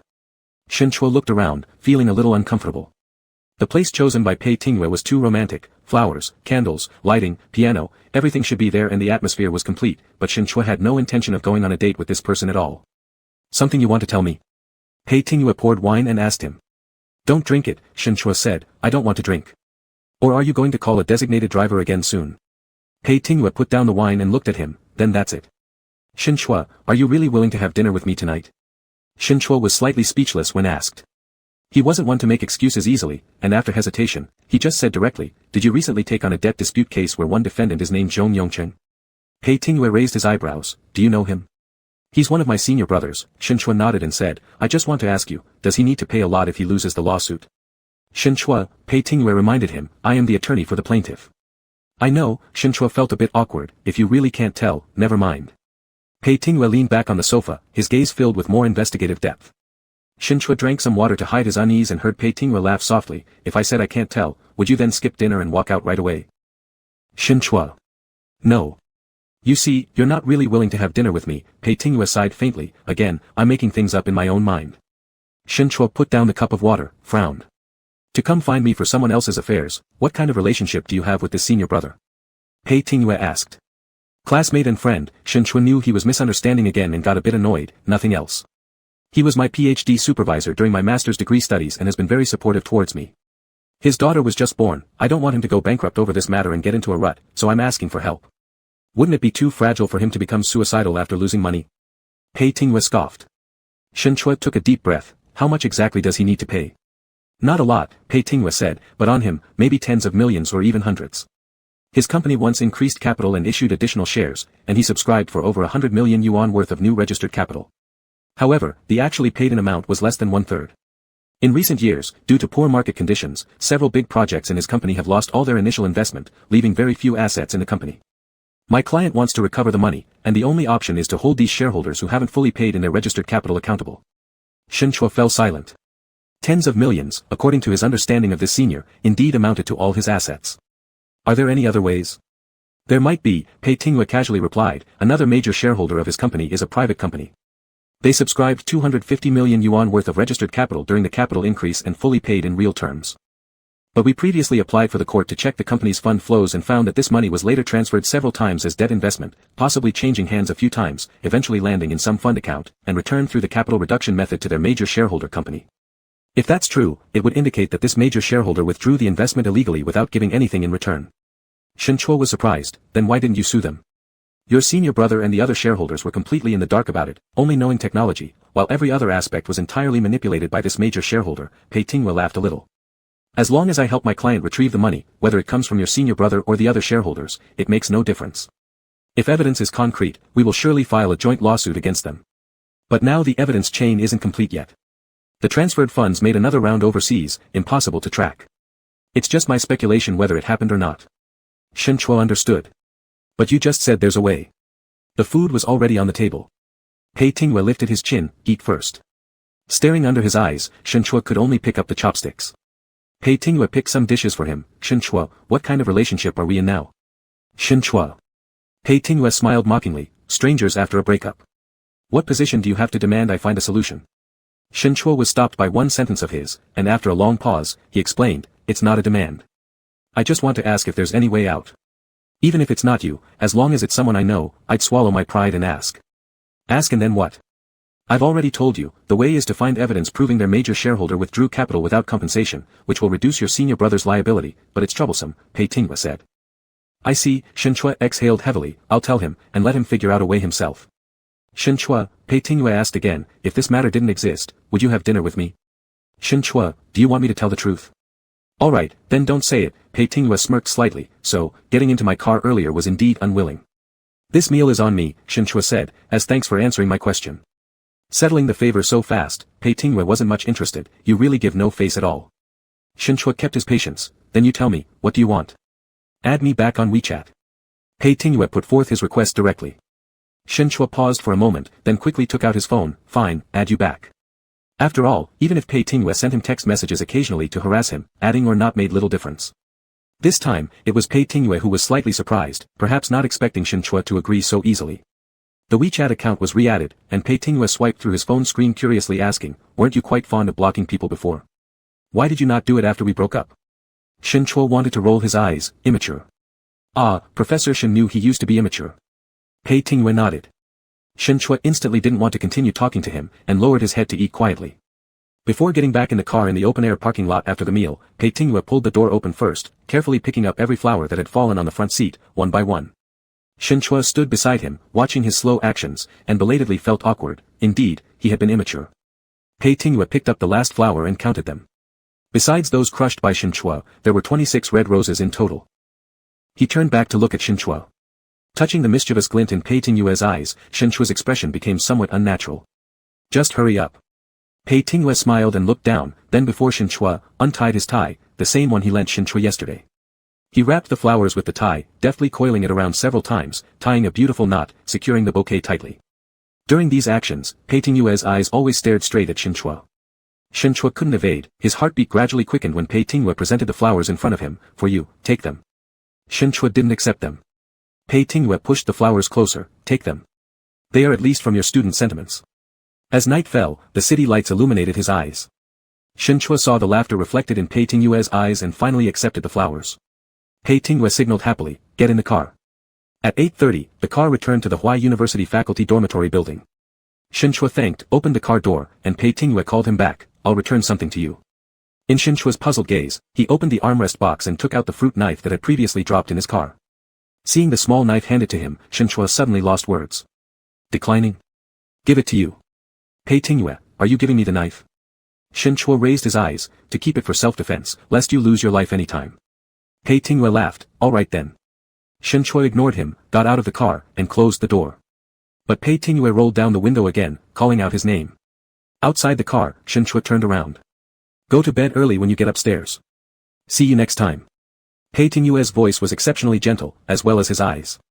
Shen Chua hesitated slightly, lightly nodded his head, and turned to go inside. His room lit up soon afterward, and Pei Tingyue withdrew his gaze, looking down at the knife in his hand. Fiddling with it in his hand, he recalled the tone and demeanor of Shen Chua saying, for self-defense, his mood becoming extraordinarily pleased. After a while, he tossed the knife back into the armrest box and restarted the car. On Monday afternoon, Pei Tingyue returned to the law firm and, upon hearing from the assistant that Jiang Jihe was in the office, directly went over. Jiang Jihe had just brewed some tea, and seeing Pei Tingyue enter, indicated for him to sit and asked if he wanted any. Pei Tingyue took only a sip and put the tea down, directly mentioning the business at hand, roughly summarizing the loan dispute case concerning Shen Chua's senior brother's company. Jiang Jihe drank his tea casually listening. At the end, he said, sounds like a pretty simple sure-win case. What's the problem? Their major shareholder Konyuan Electrical Company has a suspicion of withdrawing investment covertly, and they sent the money abroad. Director, I want you to arrange for someone to help investigate, Pei Tingyue stated his purpose directly. There's no need, Jiang Jihe said, since there are other shareholders anyway, as long as someone can shoulder the compensation responsibility, that will be fine. The money has been transferred overseas anyway, how easy would it be to investigate? All the others are minor shareholders and may not have much capital for compensations. I'm afraid it won't go smoothly during the enforcement stage, Pei Tingyue calmly said, it's best if we can grab hold of this major shareholder. How much lawyer fees did you get from this case? Why are you so dedicated? Jiang Jihe joked. Not much, Pei Tingyue deflected easily, just the standard charge. Why then do you come specifically to me for such a small case? It doesn't sound like a particularly noteworthy client either. Jiang Jihe lit a cigarette, looking at him with a hint of suspicion in his eyes. A 3 billion debt dispute isn't exactly small, Pei Tingyue insisted. Once the money went through an overseas roundabout, it would be impossible to track by ordinary means, but it wasn't as if it couldn't be investigated at all. Jiang Jihe certainly had ways to make it happen. Pei Tingyue admitted he didn't fall short in any area compared to Jiang Jihe except in accumulating connections. Jiang Jihe was able to achieve his current standing in this field obviously not solely because of his professional ability. Pei Tingyue was content to stay under Jiang Jihe's learning, for now just because he hadn't completely mastered the most crucial thing. This matter wasn't entirely about helping Shen Chua for him, he also wanted to see what methods Jiang Jihe could use and whom he could find to uncover these pieces of evidence. Evidence found by unconventional means must first be legitimized outside before it can be potentially used when brought back, Jiang Jihe said, it's not an easy task. I know, Pei Tingyue rarely showed humility, Director, it's on you. Jiang Jihe smoked, staring into Pei Tingyue's eyes, assessing secretly. From several years ago, or rather from the beginning, he'd never seen even a shred of respect or submission for him in this kid's eyes. He was an ungrateful wolf that might turn around and bite him any time. Knowing that full well, Jiang Jihe still couldn't help but feel regret. Pei Tingyue was undoubtedly the most outstanding individual he'd ever met in many respects and resembled him the most. Though they both knew there was a silently acknowledged blood debt between them, he had still kept the person close, nurturing his ambition himself. All right then, Jiang Jihe tapped off his cigarette ash, agreeing, I'll arrange someone to look into it for you. Pei Tingyue nodded, thank you. Enough about this, Jiang Jihe changed the subject, I heard someone say you got into a fight at the Cheetah Technology Festival banquet earlier. What made you so impulsive? It's nothing, Pei Tingyue didn't want to elaborate, met a rascal, already resolved. Was Professor Shen nearby then? Jiang Jihe asked, glancing at the ring on his finger, and when did you start wearing rings? Pei Tingyue didn't intend to hide his relationship with Shen Chua from Jiang Jihe, as it was impossible anyway, so he didn't deny it but only said, this is my personal matter, Director, don't ask too much about it. You turn around and put on airs right after finishing business, Jiang Jihe scolded playfully, you're always this way. Pei Tingyue wasn't interested in jesting with him, chatted idly a few sentences, then rose to take his leave. Jiang Jihe reminded him, at least finish this cup of tea poured personally by me, I dislike people taking just one sip out of politeness. Pei Tingyue picked up the teacup and drank it all at once. Looking at Jiang Jihe's slightly swollen, vaguely sickly face, Pei Tingyue remained calm, Director, you're busy, I'll leave first. Jiang Jihe finally nodded, and Pei Tingyue departed quite nonchalantly. He was clearly the one asking for a favor, yet somehow in this duel with Jiang Jihe, he felt like he'd gotten the upper hand again. Both of them were fully aware that Jiang Jihe was old and sick, however much he resisted aging and defeat, in front of Pei Tingyue, he could only choose to give way. Stepping out onto the terrace at the end of the corridor, as the murky air drifted away, Pei Tingyue sent a message to Shen Chua on his phone, you owe me another meal. Shen Chua had just finished his class and was packing up things on the podium. Seeing this message, he felt a bit perplexed. He picked up his phone, typed a few words, then thought better of it. That line, are you a bottomless pit for food, ultimately didn't get sent. Chapter 57, Giving You a Chance. Early in the morning, after attending the work meeting at the college building, Shen Chua was called to Zhang Rumin's office. When will you go to the US? Zhang Rumin asked as soon as Shen Chua entered. I'm still handling the procedures, waiting for the visa to come through, but it should be soon, Shinchua replied. Jiang Rumin nodded, gave him some instructions, and then inquired about his work handover situation. The matters within the department were relatively easy to handle, and the project from Cheetah also had finally settled on a new liaison person, though not the one recommended by Jiang Rumin. It's Zhou Din's decision, I can't object, Jiang Rumin explained. He was the overall coordinator of this project. Normally, whoever would take charge should be decided by him. But with Zhou Din above him, his words carried less weight. Dean Zhou has always respected your opinions, teacher, Shinchua asked in confusion. Why did he suddenly change his mind and chose the person recommended by Tian Din? Jiang Rumin sighed. There was a leadership change at the school recently, and that person now has support. Zhou Din has to give some face. Could there be trouble? It's hard to say, Jiang Rumin shook his head slightly. Let's wait and see. There definitely would be issues. Shinchua was part of their team, working without any conflicts. Someone else stepping in might intentionally create friction. And once Shinchua returns from the US, it's highly likely that he would no longer have a place in this project. But I've already spoken with Dean Zhou, and he agreed to arrange more people to follow up together, Jiang Rumin said. For now, let it be. Go abroad with peace of mind, don't worry about these things. That means teacher, you'll need to pay extra attention to them for now. Shinchua, despite having some worries, could only accept this for now. Later, he went outside the campus to deal with some affairs, returning only by evening. When exiting the subway station, it started raining heavily, and the sky was dim. Shinchua didn't bring an umbrella. He stopped, intending to wait for the rain to ease before proceeding. A car pulled over nearby, and out stepped a tall man holding an umbrella, calling out, Professor Shen. Shinchua looked over, somewhat confused, as if he didn't recognize the man. Didn't Professor Shen bring an umbrella? Let me drive you back to school. While speaking, the man moved closer. At the moment the umbrella lifted, Shinchua recognized the eyes underneath, filled with hostility, revealing no trace of concealment. He felt a shiver, instinctively stepped back, and turned to run. Sure enough, the man behind began chasing him. Another tall, menacing man quickly got off the car and joined in the pursuit. Shinchua ran madly through the rain. The weather was bad, and class hadn't ended yet. Today, the road seemed eerily deserted. Though the distance from the subway station to the school gate usually took just minutes, in this moment, it stretched on endlessly. A hand reached out and grabbed his shoulder. Shinchua watched helplessly as the security booth of the school gate, 100 meters away, loomed before him. His cries were drowned out by the falling rain. With one shoulder firmly held, Shinchua gritted his teeth, struggling desperately, attempting to fight off his attacker.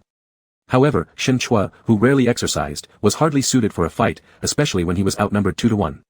His forearm was slashed by a sharp weapon in the attacker's hands, blood seeping out. The pain made it even harder for him to resist, and he was quickly subdued, unable to move. They forcefully dragged him toward the car.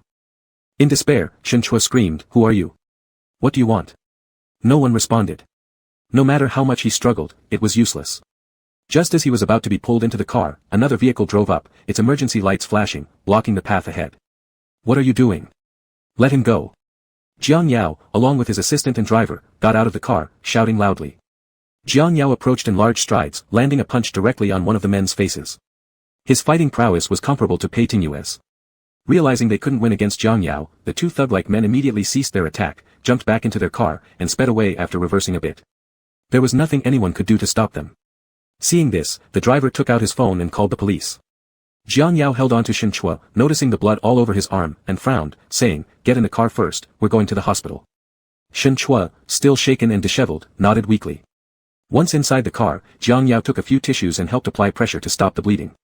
Shinchua clenched his lips tightly. It hurt badly, so much so that he hadn't noticed until now, and now the only sensation was the intense pain. Who were they? Jiang Yao asked, Why were they causing trouble with you at the school gate? I don't know, Shinchua shook his head. I just came back from outside and was taking shelter from the rain at the subway entrance.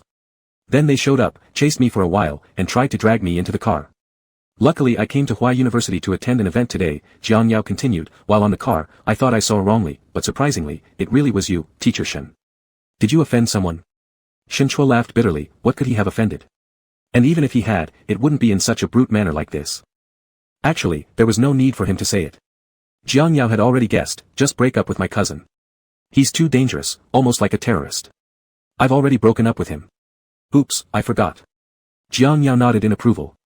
While he said this, he sent a message to Pei Tingyue without hesitation. Pei Tingyue rushed to the hospital when he arrived. Shinchua was getting stitches in the emergency room. Pei Tingyue walked in hurriedly and caught sight of the shocking wound on Shinchua's arm. His tense expression turned grim. Beside him, Jiang Yao teased in an exaggerated tone, You came pretty fast. Pei Tingyue ignored him, staring at Shinchua whose face was pale and disheveled, suppressing the turmoil inside him. hoarsely asking, "Does it hurt?" "Not too bad." Shen Chua slightly frowned as the doctor moved the needle. After the anesthesia spray, the pain was dulled, but the discomfort from the needle through flesh still remained. He kept his head low as if exhausted, not wanting to talk much. Thus, Pei Tingyue only asked one question and quietly stayed by his side waiting. It wasn't until several police officers appeared, breaking the silence, and asked who had reported the incident. "He's still getting stitched up, we'll talk later," Pei Tingyue stated. Jiang Yao's driver was clever. Upon noticing, he quickly said, "Officer comrades, I reported the incident." So the police took Jiang Yao and the others outside first to take their statements. After Shen Chua finished getting stitched up and bandaged, the doctor prescribed some medication and advised precautions while also writing an order for him to get a tetanus shot. Pei Tingyue grabbed the prescription. "Let me pay for you and fetch the medicine." Shen Chua considered and let him handle it, since this cost should be borne by him anyway. While undergoing observation after the tetanus shot, a police officer came to record Shen Chua's statement, so Shen Chua repeated the whole incident once again. Listening beside him, Pei Tingyue's brows furrowed more tightly, his gaze often sliding over Shen Chua's weary face, repressing his growing anxiety. "The south wind knows my intentions. Teacher Shen, I have a dinner party that I can't skip tonight, so I'll go ahead now," Jiang Yao said after finishing the statement. "Feel free to contact me if you need help anytime." Shen Chua nodded and thanked him. "You're welcome." Pei Tingyue escorted Jiang Yao out of the observation room and said first, "Thank you."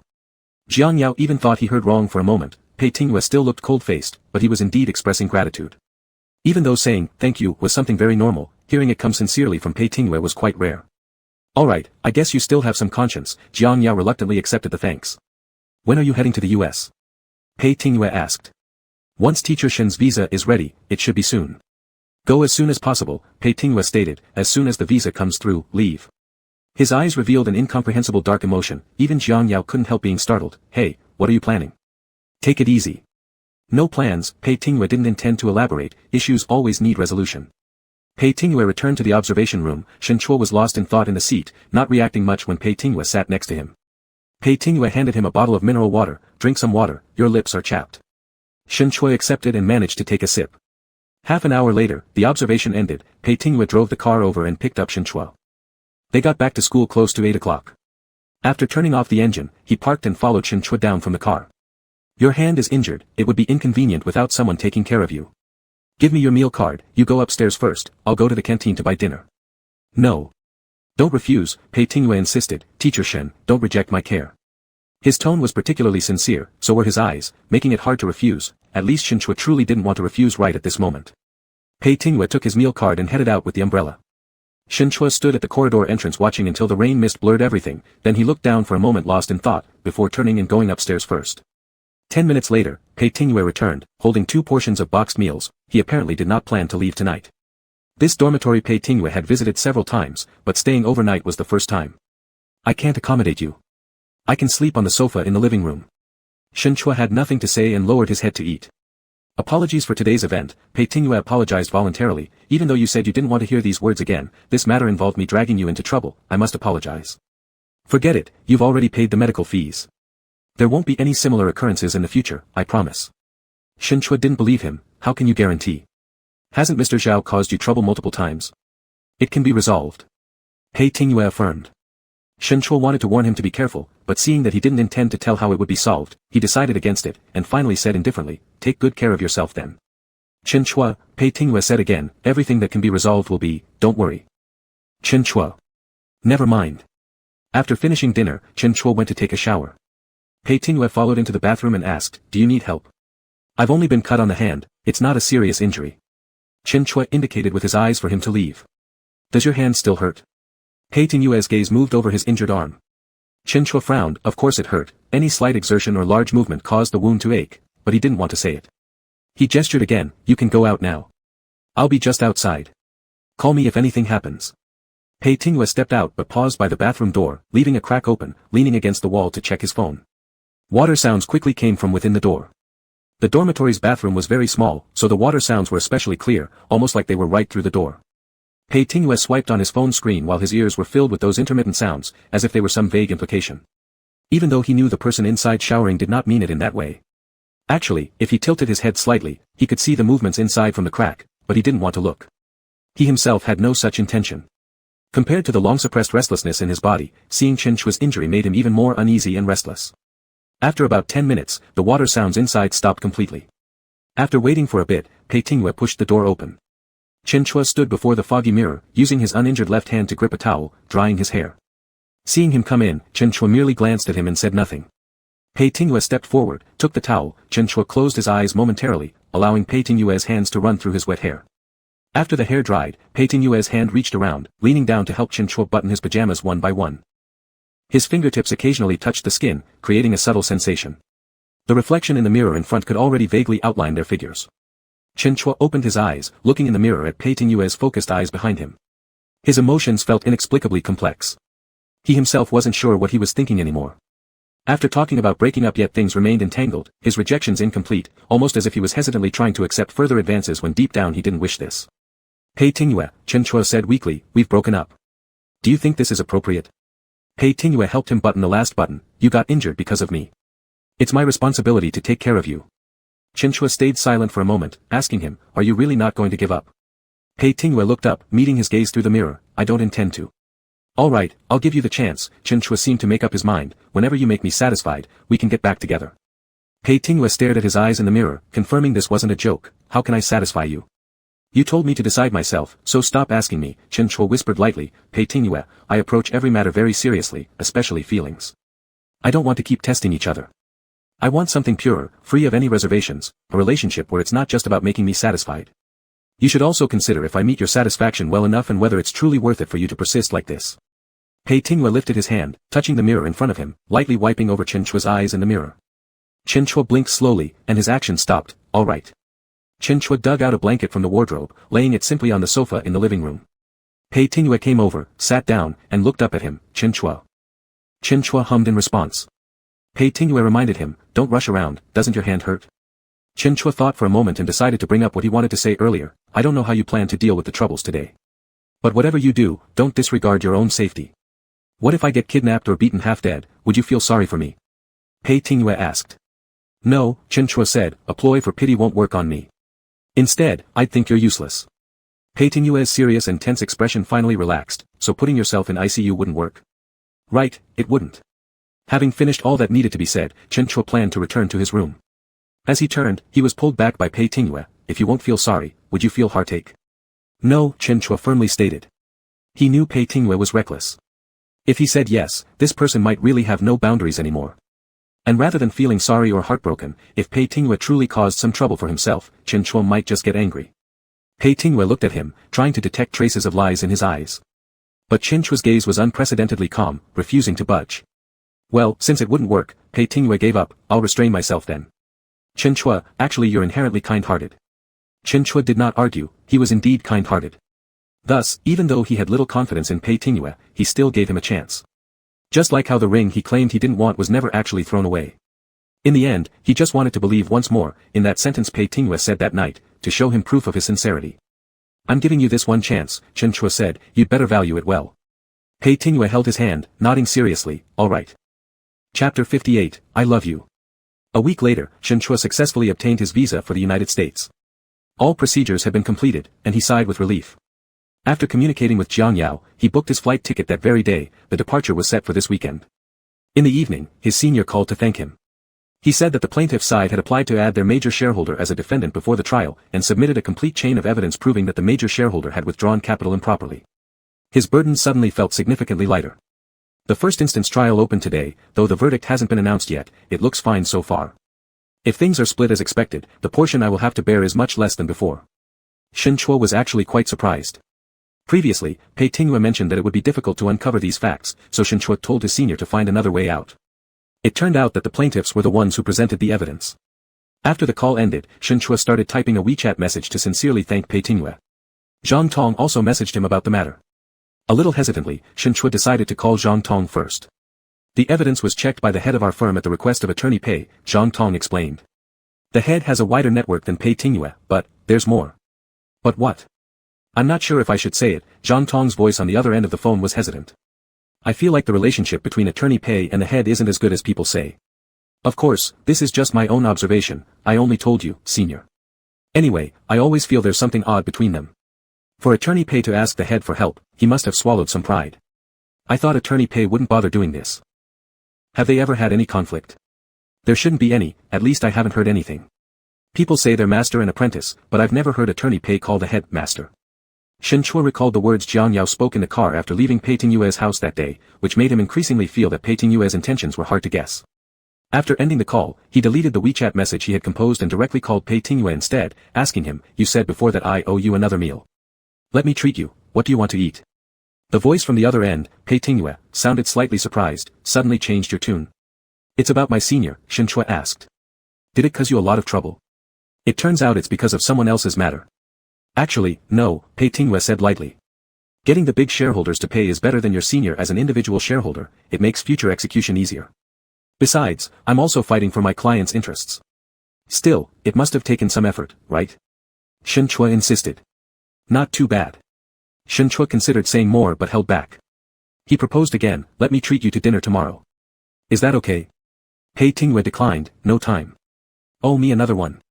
After this deadline, there won't be another chance." Still owing, Pei Tingyue laughed slightly. "Shen Chua, I just wanted an excuse to have dinner with you. No need to specially thank me for someone else's sake." "It's not." Shen Chua walked over to the window and saw the bouquet tied up with Pei Tingyue's tie, sitting on the windowsill. He reached out and touched it. His fingertips slid over the already withered petals, finally landing on the tie below, gently gripping it. That night when Pei Tingyue stayed here, he originally intended to return the tie the next morning, but Pei Tingyue didn't take it. That person had stood right here then, casually fiddling with the bouquet, doing the same thing he did now.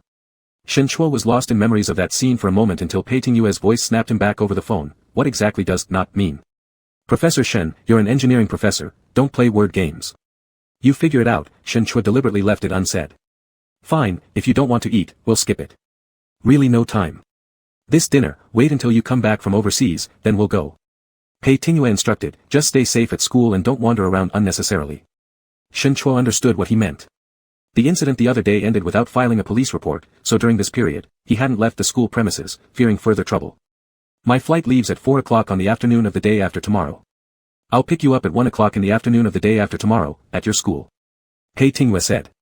After hanging up, Shen Chua picked up the bouquet and cleaned it up, keeping only the tie. He slowly wound it twice around his palm, stared off into space for a bit, then undid it and put it inside his suitcase. On the departure day, Pei Tingyue arrived at the university even earlier than agreed, parking under the faculty dormitory building. This time Shen Chua was staying there for over 3 months, so he brought much more luggage. Pei Tingyue helped him load everything into the car. Once inside, he didn't start the engine immediately. "Let me see your hand." "There's nothing wrong. Just go," Shen Chua urged. Pei Tingyue didn't listen, taking Shen Chua's injured right hand and rolling up the sleeve of his shirt. He looked at the scar left after the stitches had been removed, stretching across the length of his arm. "Did they remove the stitches 2 days ago?" "Yeah, at the university hospital." Shen Chua pulled down his sleeve. "It's all healed now." Pei Tingyue glanced down, not letting Shen Chua see the fleeting gloom in his eyes. Then he started the car. As the car drove out, Shen Chua's gaze swept over the ashtray in the car. It was clean, as if it were brand new. He suddenly realized that during their recent meetings, Pei Tingyue no longer seemed to be smoking, and the smell of cigarettes on his body had also faded significantly. "What are you thinking about?" Seeing Shen Chua slightly dazed, Pei Tingyue casually asked while driving. "Are you not smoking anymore?" Shen Chua questioned back.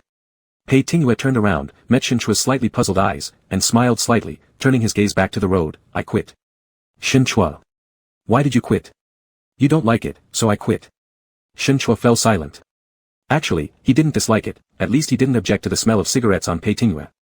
Even during the time when he moved back to the dormitory from Pei Tingyue's home, there were nights when he couldn't sleep and would buy a pack of cigarettes Pei Tingyue often smoked, relying on the smell to numb himself just enough to barely fall asleep. After finishing that pack of cigarettes, not wanting to keep indulging in those terrible emotions, he forced himself to resist buying another pack. But after that, he never truly had a good night's rest. Leaving Pei Tingyue wasn't liberation, for him, it never was. So after all this struggle, giving up easily again felt too weak-hearted. "It's fine, smoke if you want to." Pei Tingyue turned around again and noticed the suppressed emotions in his eyes, then paused for a moment. "No." They hadn't reached 2 o'clock when they arrived at the airport. After checking in the luggage, they sat down at a nearby coffee shop to pass the time. "Will you call me when you get there?" Pei Tingyue stirred his coffee with a spoon and asked. Shen Chua held the coffee cup and thought for a moment. International calls are expensive, the department won't reimburse them. "What about WeChat?" "There's a time difference," Shen Chua refused to concede, "and I will probably be quite busy there, but I'll reply when I have time." Pei Tingyue chuckled softly. "Shen Chua, are you stringing me along?" "If the hooker is willing," Shen Chua admitted openly, "you can stop if you're not happy." "Alright, if the hooker is willing." Pei Tingyue slowly took a sip of coffee. "Then am I one of your fish now?" "There aren't any other fish." "How many more fish do you plan to catch?" Pei Tingyue found this amusing. Shen Chua, be careful there, our marriage is legal there. Remember that you're a married man. You can't control me. Shen Chua seemed deliberately opposing him. When I get there, I'll do whatever I want, and you can't go enforcing laws across borders. Pei Tingyue just stared silently at him. Shen Chua continued, there's a show at that nightclub. The first time I went I drank too much and didn't really watch it closely. This time, since I'll be there longer, I can check it out. Pei Tingyue took the coffee cup Shen Chua had put down, added a piece of sugar, then handed it back, speaking gently, you prefer it sweet, drink this. Shen Chua was instantly speechless. The corner of Pei Tingyue's mouth curled into a smile, and he tilted his head, taste it. Shen Chua didn't feel like saying anything more, it seemed childish. You can go to the nightclub if you like, Pei Tingyue reminded him, but let Jiang Yao take you. Have only one beer, and come back before 10 o'clock, stay safe. Shen Chua didn't expect him to say this. Clearly, Pei Tingyue wasn't usually this kind of person. In the past, he might have only said, not allowed, mind your identity, or something threatening like, you can try. Whether it was sincere or just talk, Pei Tingyue was indeed different now. Shen Chua hugged the coffee cup again and nodded slightly. When it neared 3 o'clock, Jiang Yao sent a message saying he had already gone through customs, asking how much longer Shen Chua would take. Shen Chua checked the time, which was about right, and told Pei Tingyue, I'm going inside, you can go back. Pei Tingyue suddenly turned his head and looked ahead through the glass sliding door of the coffee shop. Shen Chua noticed his gaze. What are you looking at? Nothing, Pei Tingyue replied lightly, just look at the sign. Shen Chua didn't give it another thought and stood up. Pei Tingyue saw him off to the security checkpoint. Shen Chua, remember to send me a message when you arrive.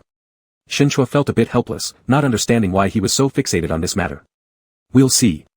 He picked up his carry-on luggage, turned around, walked a few steps, then stopped, turned back, and found Pei Tingyue still standing there looking at him. In that moment, he suddenly felt a pang of sadness. Perhaps he and Pei Tingyue weren't the most suited pair, he was overly sensitive, while Pei Tingyue was too carefree. Their attitudes toward feelings were completely different, yet they were intertwined in such a way and obstinately wished to continue. Actually, he wanted to be more detached too, not overthinking so much. But because he cared so much, he couldn't let go, even in this parting moment, unable to avoid saying these meaningless insincere words. Pei Tingyue took out his phone and tapped to dial. Shen Chua felt a slight vibration in the palm of his hand, glanced down, and pressed the answer button.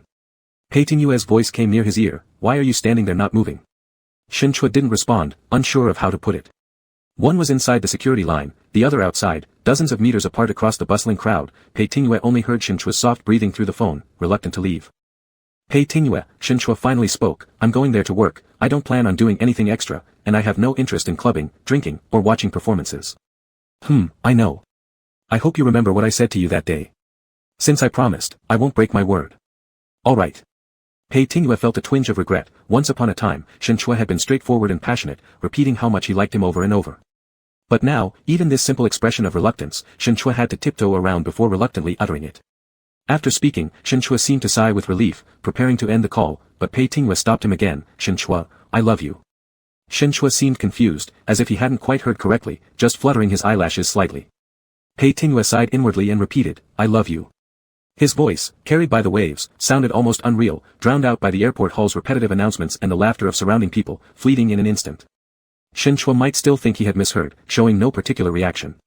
Pei Tingyue brought the phone's microphone close to his lips and solemnly said for the third time, Shen Chua, I love you. When Pei Tingyue said the word love, this time Shen Chua finally heard it clearly. The 3 words weighed like 1,000 pounds, striking heavily into his heart, resonating in his ears. His first instinctive reaction was absurd, as if Pei Tingyue had told him an extremely funny joke, something making him want to laugh yet unable to. He struggled to gather his thoughts amidst those overwhelming emotions, and asked the same question Pei Tingyue had once asked him when he confessed, what do you love about me? I don't know. Pei Tingyue's answer was the same. He wasn't even clear about what liking someone truly meant, let alone love. But he trusted his instincts, his subconsciousness told him that he was indeed loving Shen Chua, without needing any particular reason. Since childhood, he knew that love could make one lose rationality. However, human nature was such that not even saints could maintain absolute rationality. Starting from each moment he revealed himself uncontrollably in front of Shen Chua, losing control and acting crazy, so-called rationality had already been utterly shattered. In the end, he was no more than an ordinary person. Do you think you'll regret saying, I love you, in the future? No. You've said no, so remember your words and never go back on them.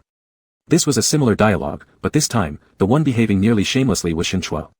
Pei Tingyue finally understood Shen Chua's feelings when hearing those words at that time. Indeed, he was a bastard, completely through and through.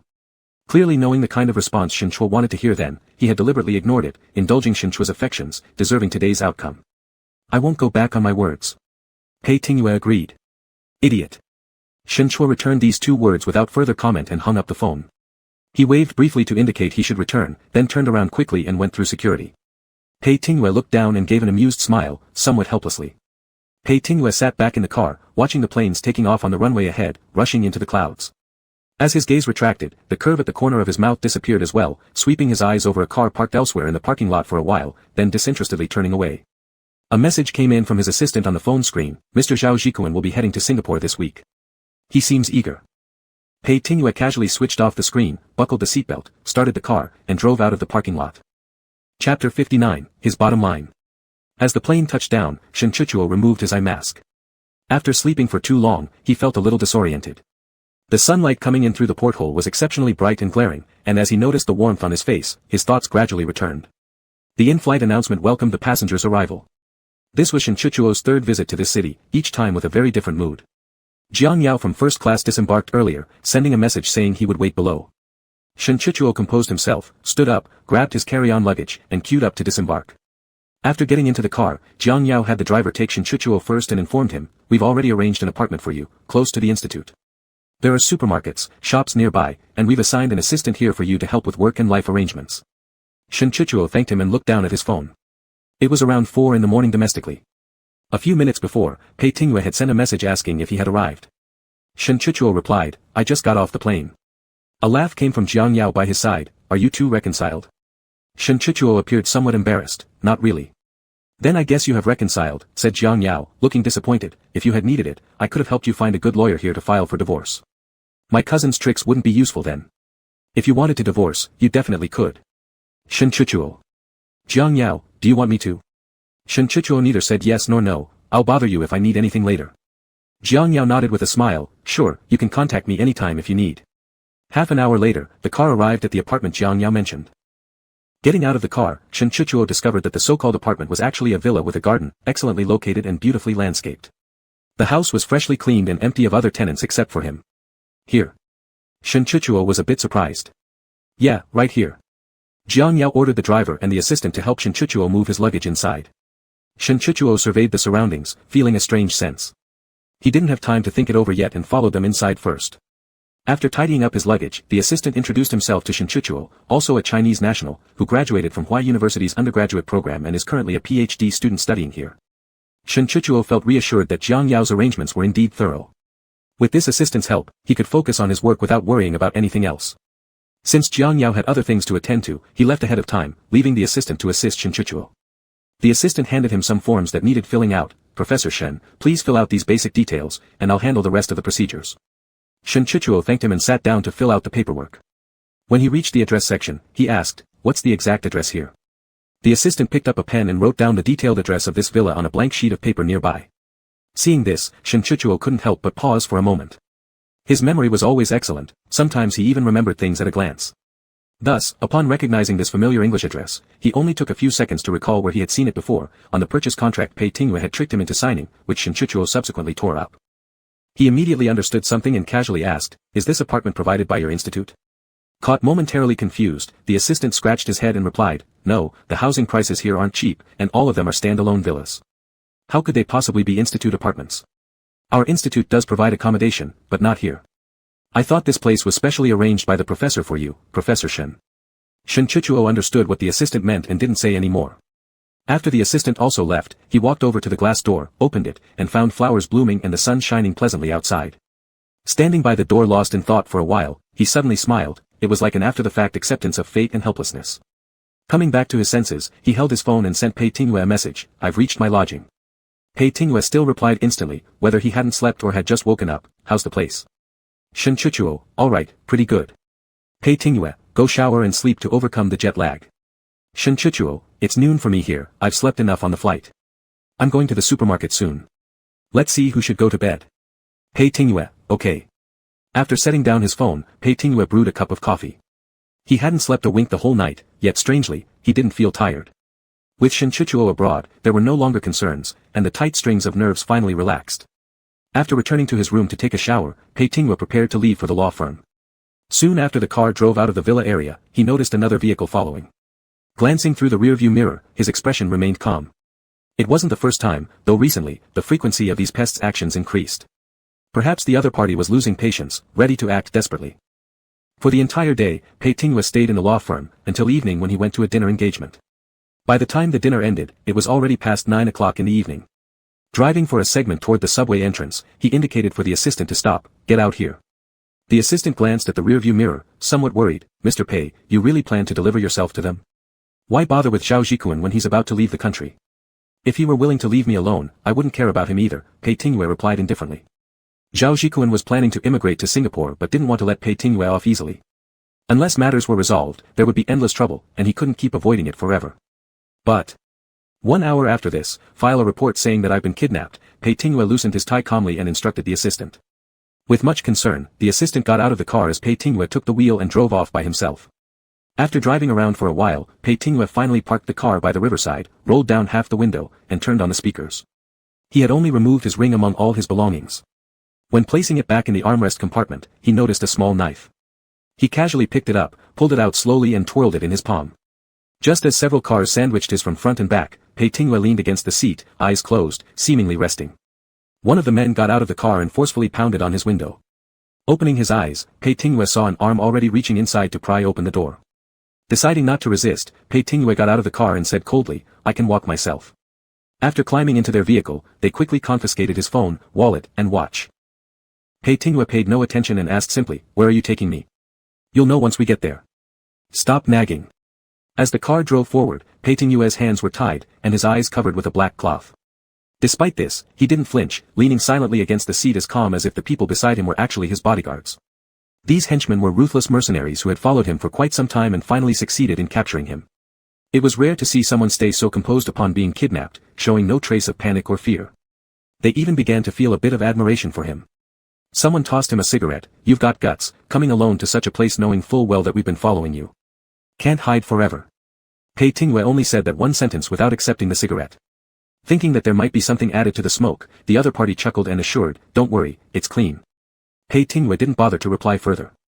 After 40 minutes, the car arrived at its destination. Pei Tingwei was pulled out of the car, and as the black cloth was ripped from his eyes, he saw where they had brought him, another villa complex in the outskirts of the city. These were abandoned incomplete constructions that had been deserted for years. It was dark, messy, and infested with weeds. In the distance, the faint barking of stray dogs could barely be heard. He was pushed into one of these dilapidated villas, the only one here with electricity. Inside, the villa had been briefly cleaned. There was a table and 2 chairs placed in the middle of the living room. Unsurprisingly, the person sitting leisurely at the table brewing tea was Zhao Jikun. The group who had captured Pei Tingwei had left. Now, only Zhao Jikun and his few bodyguards remained inside the villa.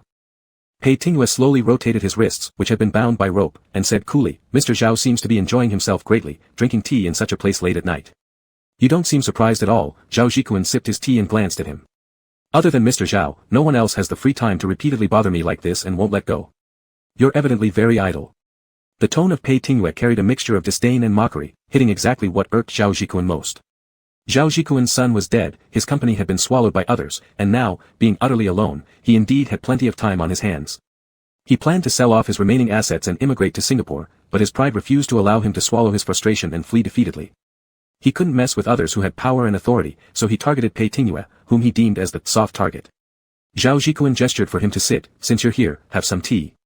Pei Tingwei pulled the chair closer, sat down nonchalantly with crossed legs, and didn't touch the tea.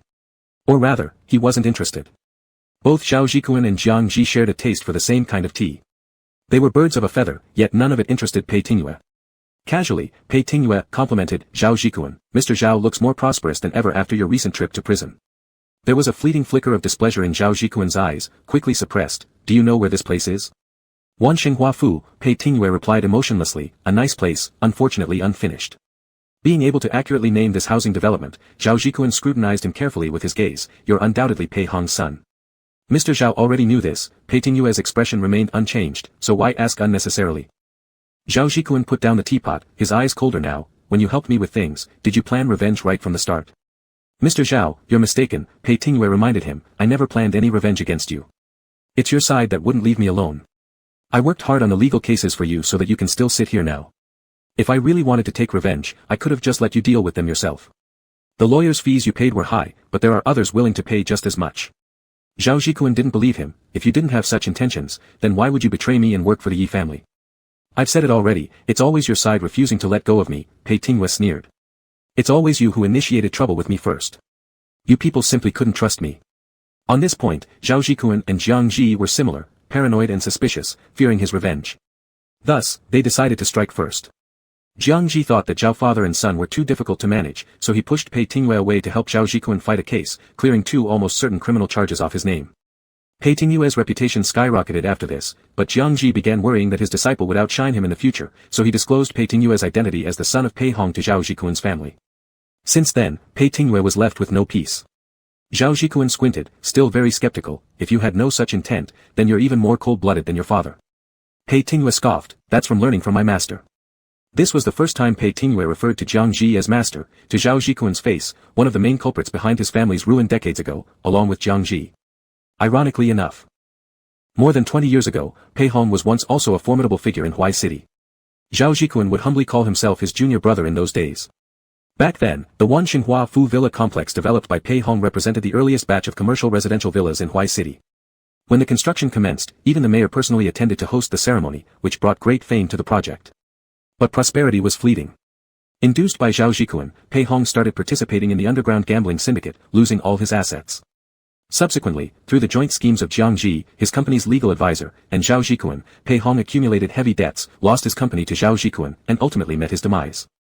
The Wanxinghua Fu project halted due to the financial chain breaking, and later no one dared to take over the development, resulting in the area turning into a ghost town. You and Mr. Jiang are indeed very alike, Zhao Jikuan mocked. Some might mistake you as his own son.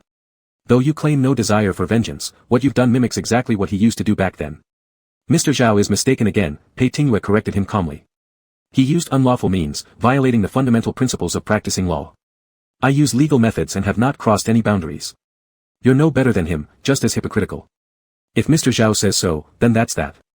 Zhao Jikuan was angered by Pei Tingwe's dismissive attitude, shedding his pretense and revealing his menacing true nature. Since you don't want my tea and there's no need to reminisce further, you know why I invited you here, right?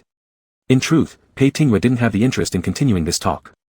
He raised his chin, appearing ready to listen. A gun suddenly appeared in Zhao Jikuan's hand, fondled affectionately in his palm. Regardless if you deliberately intended to take revenge, my son is dead.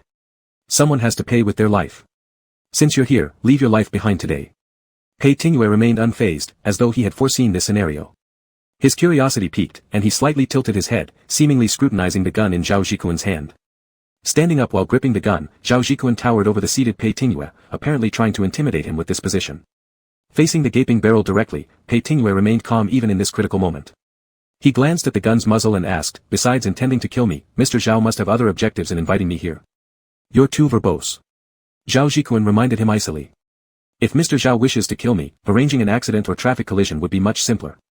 After all, it's not your first time doing something like that, no need to specifically tie me up here and definitely not require you to wait here personally. Pei Tingwe spoke slowly and deliberately, presenting his guess, you're about to immigrate abroad.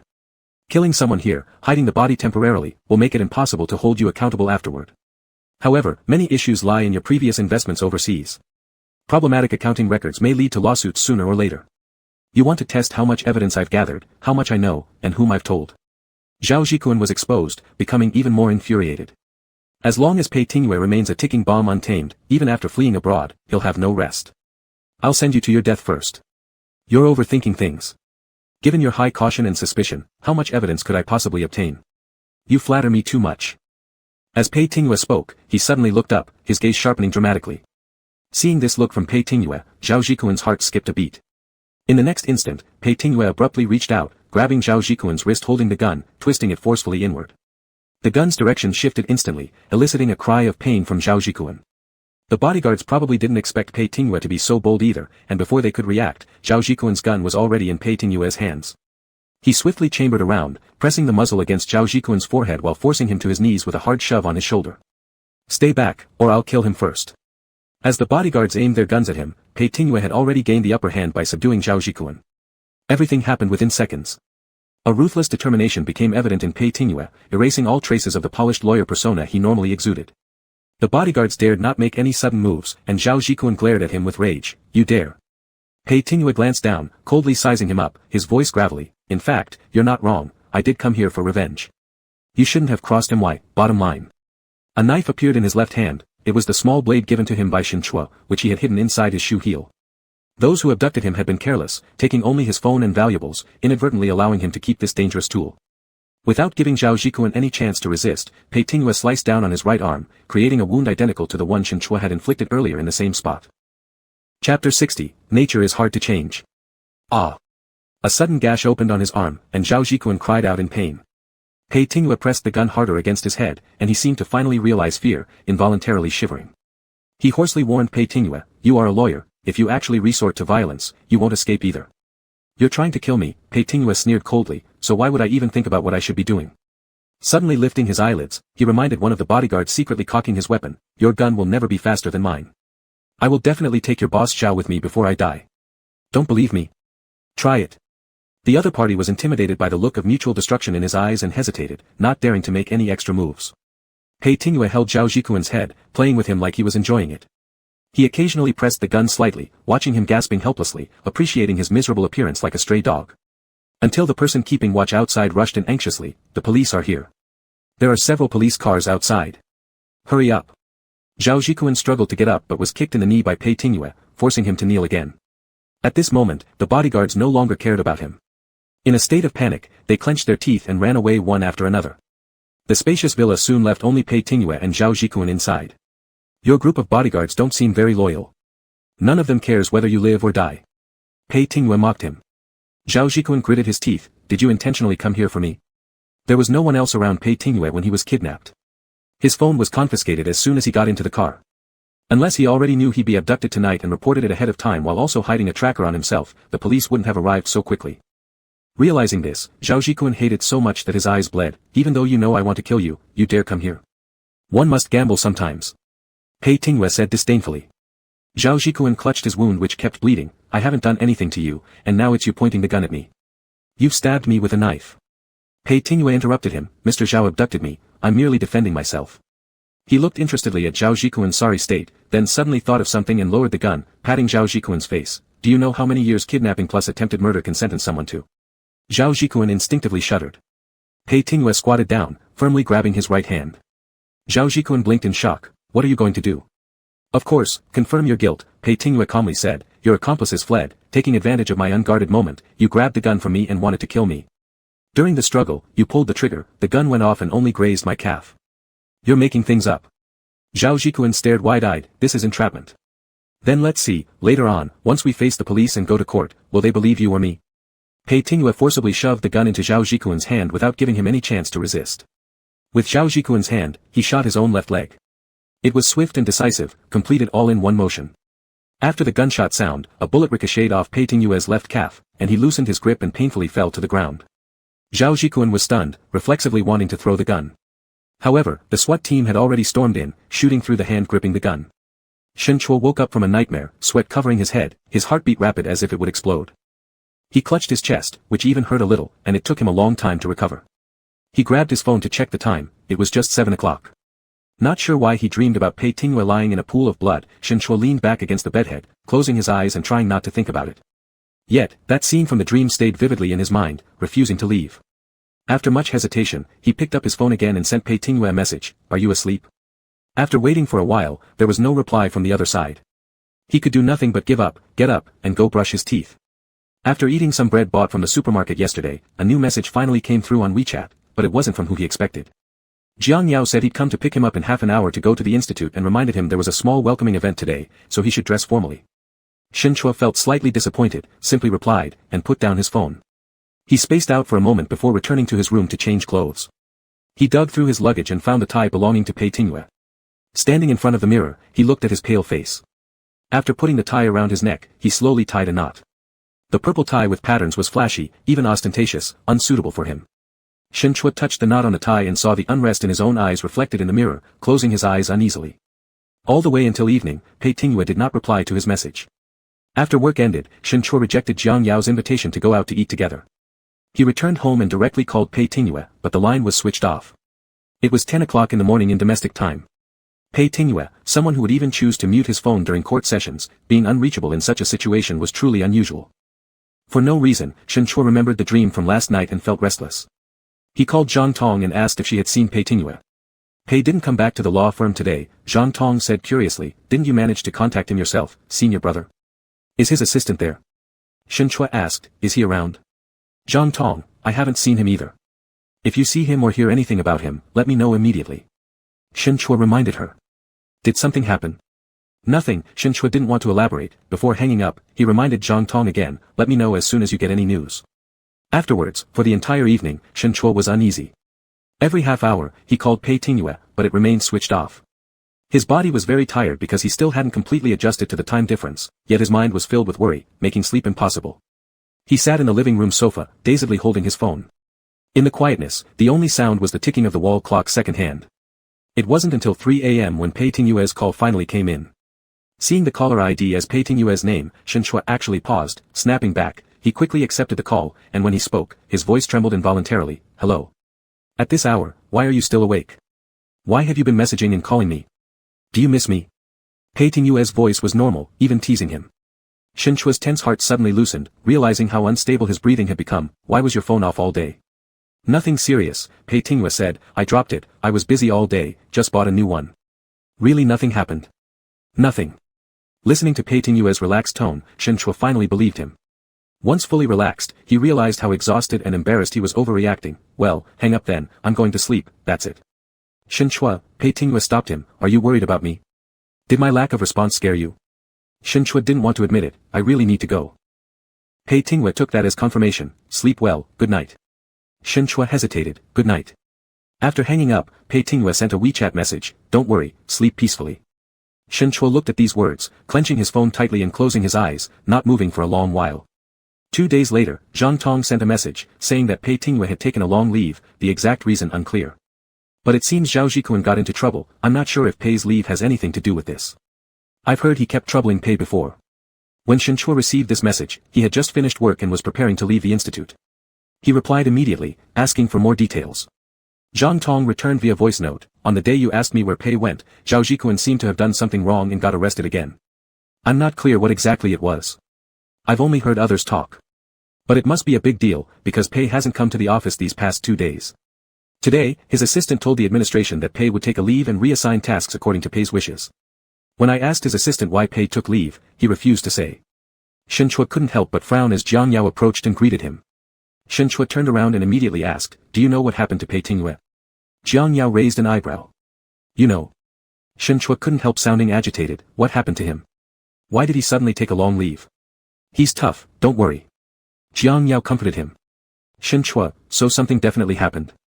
He didn't want to tell you. Jiang Yao had no choice but to say, you might as well ask him yourself. As soon as Shen Chua got home, he messaged Pei Tingyue, take the video call. He dialed through, but Pei Tingyue didn't pick up. After the call ended, Pei Tingyue sent a voice message, is there anything? I said video call, Shen Chua emphasized with a sharp tone, why won't you answer? Pei Tingyue, I'm outside, it's inconvenient. Pei Tingyue, Shen Chua wasn't happy and snapped, stop brushing me off like you used to. If you keep doing this, once the 6-week deadline hits, I'll immediately file for divorce at the local court here.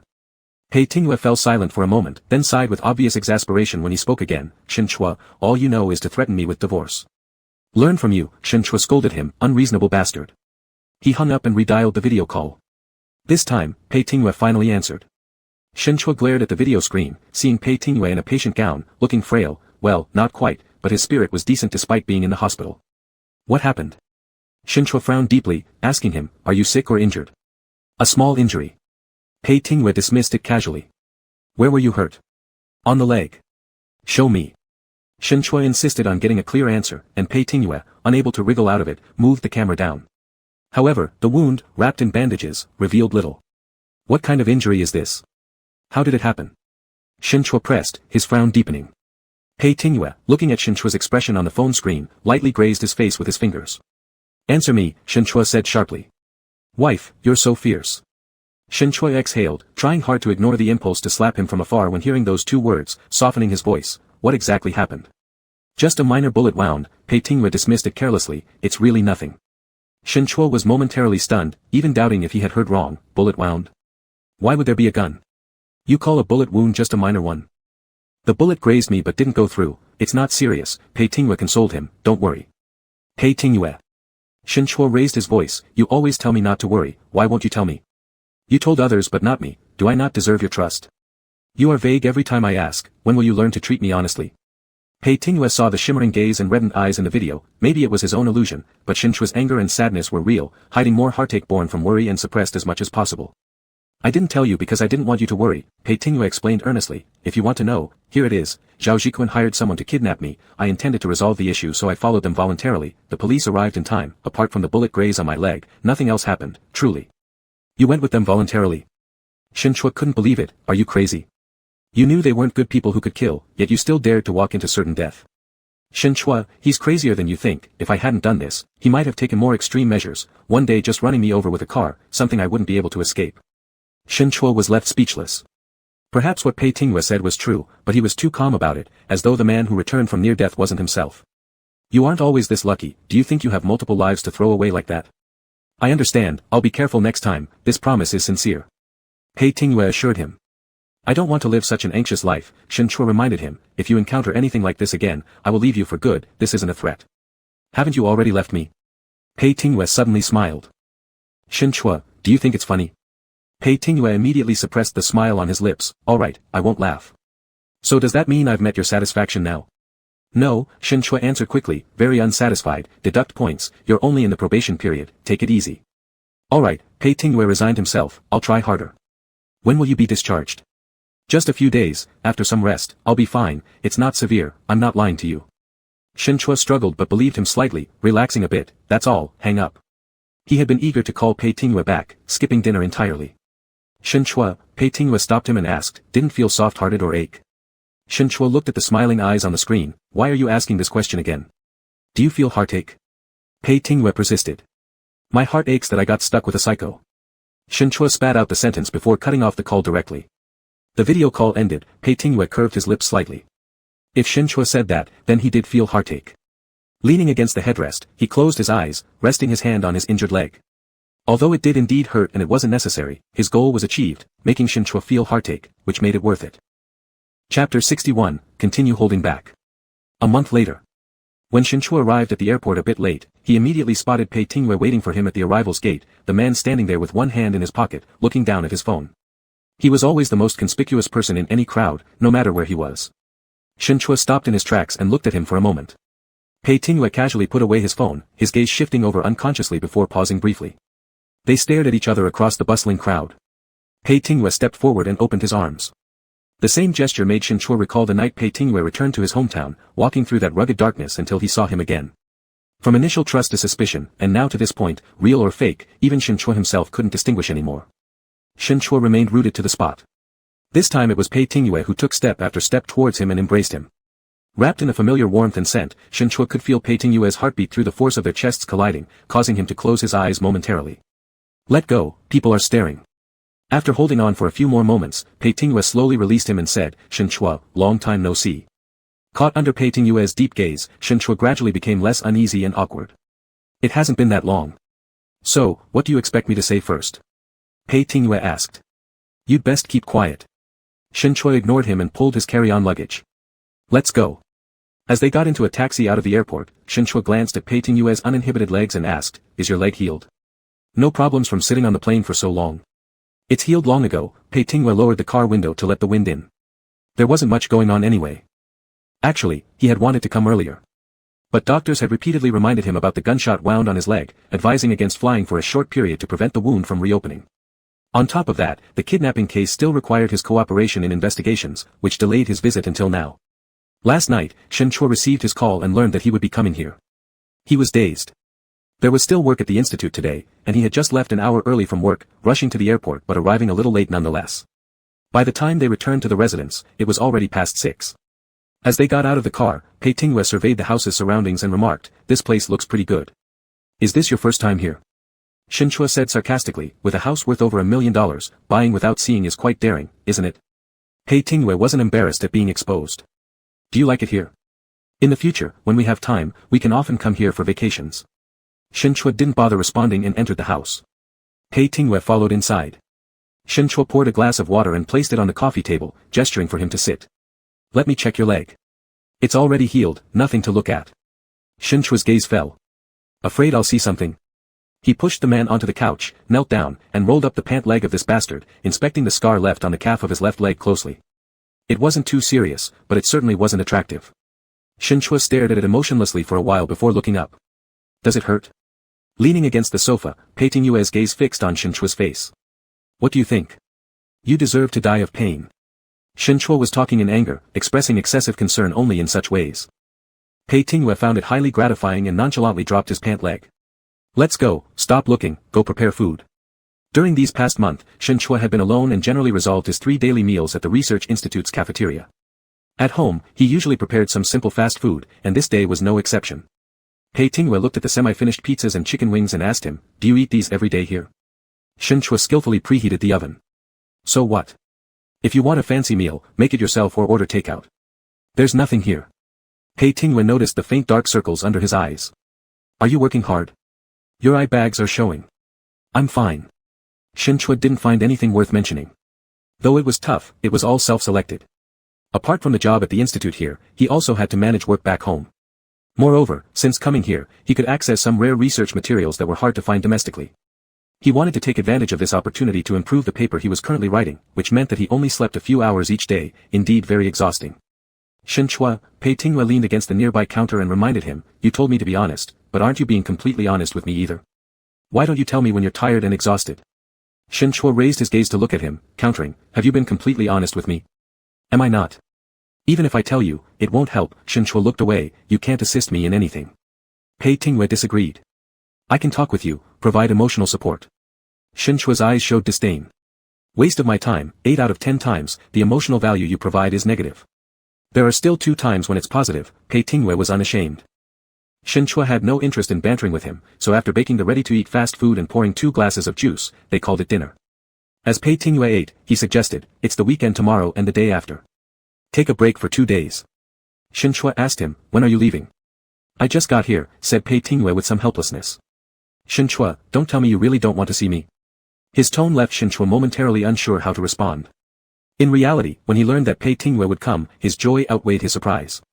But their relationship was now in such an awkward state that Shin Chua couldn't completely relax, wanting to find a new balance in interacting with Pei Tingyue.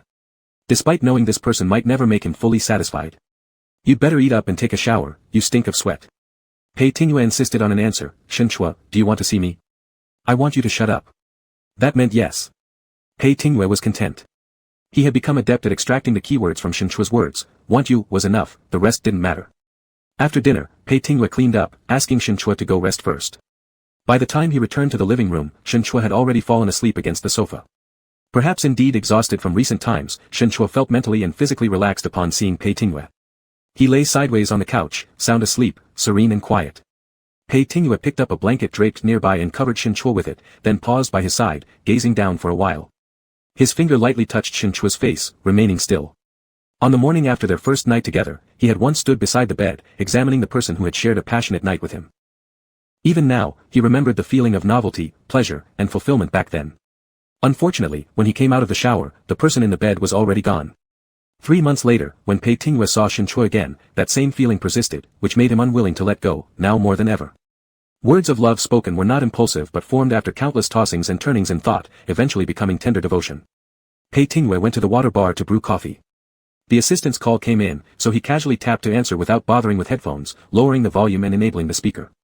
The assistant gave work updates, and Pei Tingyue listened briefly before giving a few instructions. Finally, he mentioned, if there's nothing urgent, don't call me. I'll be returning next week. Alright, also regarding the kidnapping case, the assistant added, Zhao Jikun insists that the bullet wound on your leg happened because you grabbed his hand and pulled the trigger deliberately. It wasn't Zhao's intention. Everything necessary has already been told to the police, Pei Tingyue interrupted, the same story will stand in court. Ignore his nonsense, let him babble all he wants.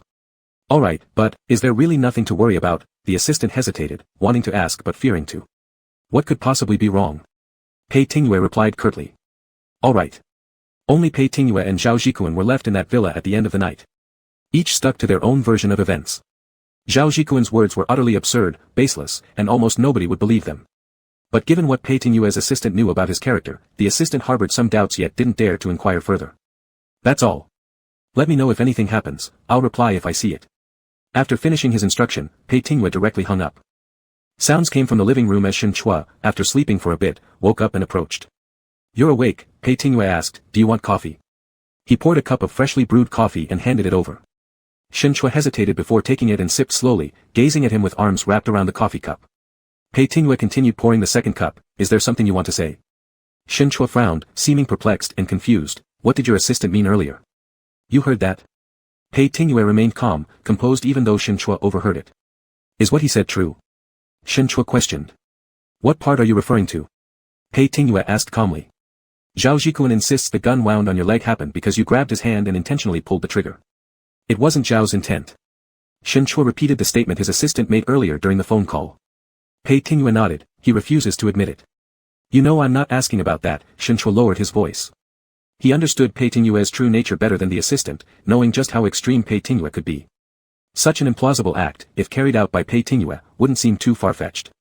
In the past, Pei Tingwei could have evaded it with some casual excuse and let it pass. However, he realized Shin Chua now wouldn't accept that kind of attitude. He had to tell the truth. Yes, I did it intentionally, Pei Tingwei confessed. Shin Chua took a deep breath, striving to keep calm. Why? To give him a longer sentence, Pei Tingwei nonchalantly explained, so when he gets out, he won't have the energy to bother me anymore. Are you crazy? Shin Chua put down the coffee cup forcefully, still unable to calm down. Just to get him sentenced for a few more years, you dared to shoot yourself in the leg. Are you so confident that you wouldn't miss or have some other accident?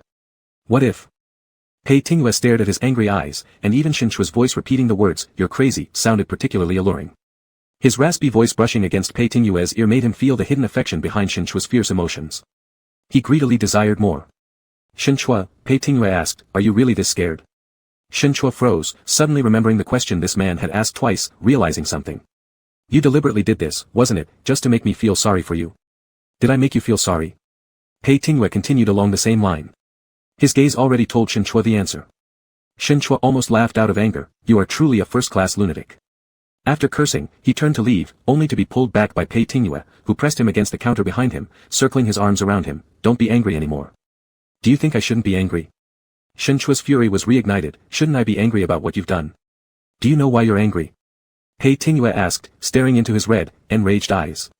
Are you angry because I lied to you, or are you upset because I didn't listen to your advice and took risks with my life?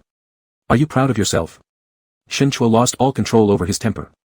On the day when something happened to you, I wandered around like a fool all day, stayed up until 3 a.m., and only fell asleep after receiving your call. Later, when I found out that you were injured, I was miserable every day, worrying about you all the time. And now you tell me that you willingly offered yourself up and intentionally shot yourself. What exactly are you doing? Watching me lose myself over you, do you feel happy and satisfied? How many times do you need to torment me before it's enough? By the end of his speech, Shin Chua's voice had already choked with emotion. Pei Tingwei pulled him into his arms, no longer uttering apologies. I love you, Shin Chua, I love you. He repeated these 3 words in Shin Chua's ears again and again, until Shin Chua was willing to listen, until Shin Chua believed. He had fallen again, beaten by Shin Chua's tearful accusation, defeated by the question, how many times do you need to torment me? The pain in his heart was never any less than Shin Chua's. Shin Chua grabbed the collar of his shirt with both hands and bit his lip fiercely. Pei Tingwei immediately responded, aggressively intruding, taking, and claiming. From the water bar they wrestled back to the living room, collapsing onto the sofa. Their breathing was already erratic, and their kisses weren't just kisses anymore. Their tightly pressed bodies clearly perceived each other's changes. Shin Chua suddenly raised his hand, grabbing Pei Tingwei's hair, pushing him aside, and then straddling his legs facing him. Pei Tingwei's kiss came again, but Shin Chua leaned back, opening the drawer of the coffee table, pulling out a tie and blindfolding him. Pei Tingwei was slightly surprised, raising an eyebrow, not stopping him, allowing him to do as he pleased. The tie was tied at the back of Pei Tingwei's head. Shin Chua's hand slid down, brushing his face, landing on his neck, finally touching his slightly moving Adam's apple. In that moment, Shin Chua clearly felt Pei Tingwei's body react even more intensely than before. He didn't continue further, his breath close to Pei Tingwei's ear, hesitating, cursed, bastard, your points are deducted completely, you keep holding on. Pei Tingwei tilted his head. Shin Chua stood up from him. By the time he removed the tie, the empty living room only left him alone. Shin Chua had already gone upstairs to the bedroom. Pei Tingwei looked down at the tie in his hand, recognizing it as the one he'd previously given to Shin Chua, which Shin Chua specially brought here. His fingertip gently wiped the fabric, perhaps caressed countless times by Shin Chua, finally sensing the residual presence of Shin Chua embedded in it, he helplessly smiled. Chapter 62, Not an Illusion. The next day was Saturday, and Shin Chua began working early in the morning, taking advantage of the time to write his paper. It wasn't until around 4 in the afternoon when Pei Ting came knocking on the door. Let's go out for dinner. No need, I can just have some bread. You've been eating fast food both last night and at lunch today. Are you going to deal with dinner casually again? You owe me a meal, Pei Ting reminded him, so let's do it today. Shinchua frowned slightly, saying nothing. Unhappy about it? If today is the day, then so be it, one always has to eat. Having made up his mind, Shinchua saved the document, turned off his computer, changed clothes, and left with him. Jiang Yao also called to invite them to dinner. Shinchua was just about to accept when Pei Ting snatched the phone. No, we're having our own date. That's it. He hung up directly. Shinchua had something to say but thought better of it and retrieved the phone without further discussion. What do you want to eat? Asked Pei Ting. It's up to you, Shinchua had no strong preference. Anyway, this is my treat, you choose. They stepped onto the street, standing in the blazing sunshine of a foreign land. Pei Ting looked back at Shinchua behind him, who seemed somewhat reluctant, and paused. As Shinchua raised his eyes to meet Pei Ting's gaze, he hesitated slightly. What are you looking at? Pei Ting's hand reached out and lightly touched his face. Cheer up. Shinchua was startled, and the restless emotions were quickly smoothed over by those 3 words. In the overly glaring sunlight, he subconsciously squinted, seeing the faint smile in Pei Ting's eyes, feeling dizzy and disoriented. The temperature kept rising, not just the heat on his body, perhaps his heart was pounding more vigorously as well. Pei Ting chose a restaurant with quite a reputation locally and called a car to take them there. On the way, they passed through the rapid divorce channel here, where a long line of cars waited impatiently. Occasionally, men and women eager to get divorced honked their horns to urge those ahead to hurry up and not waste time.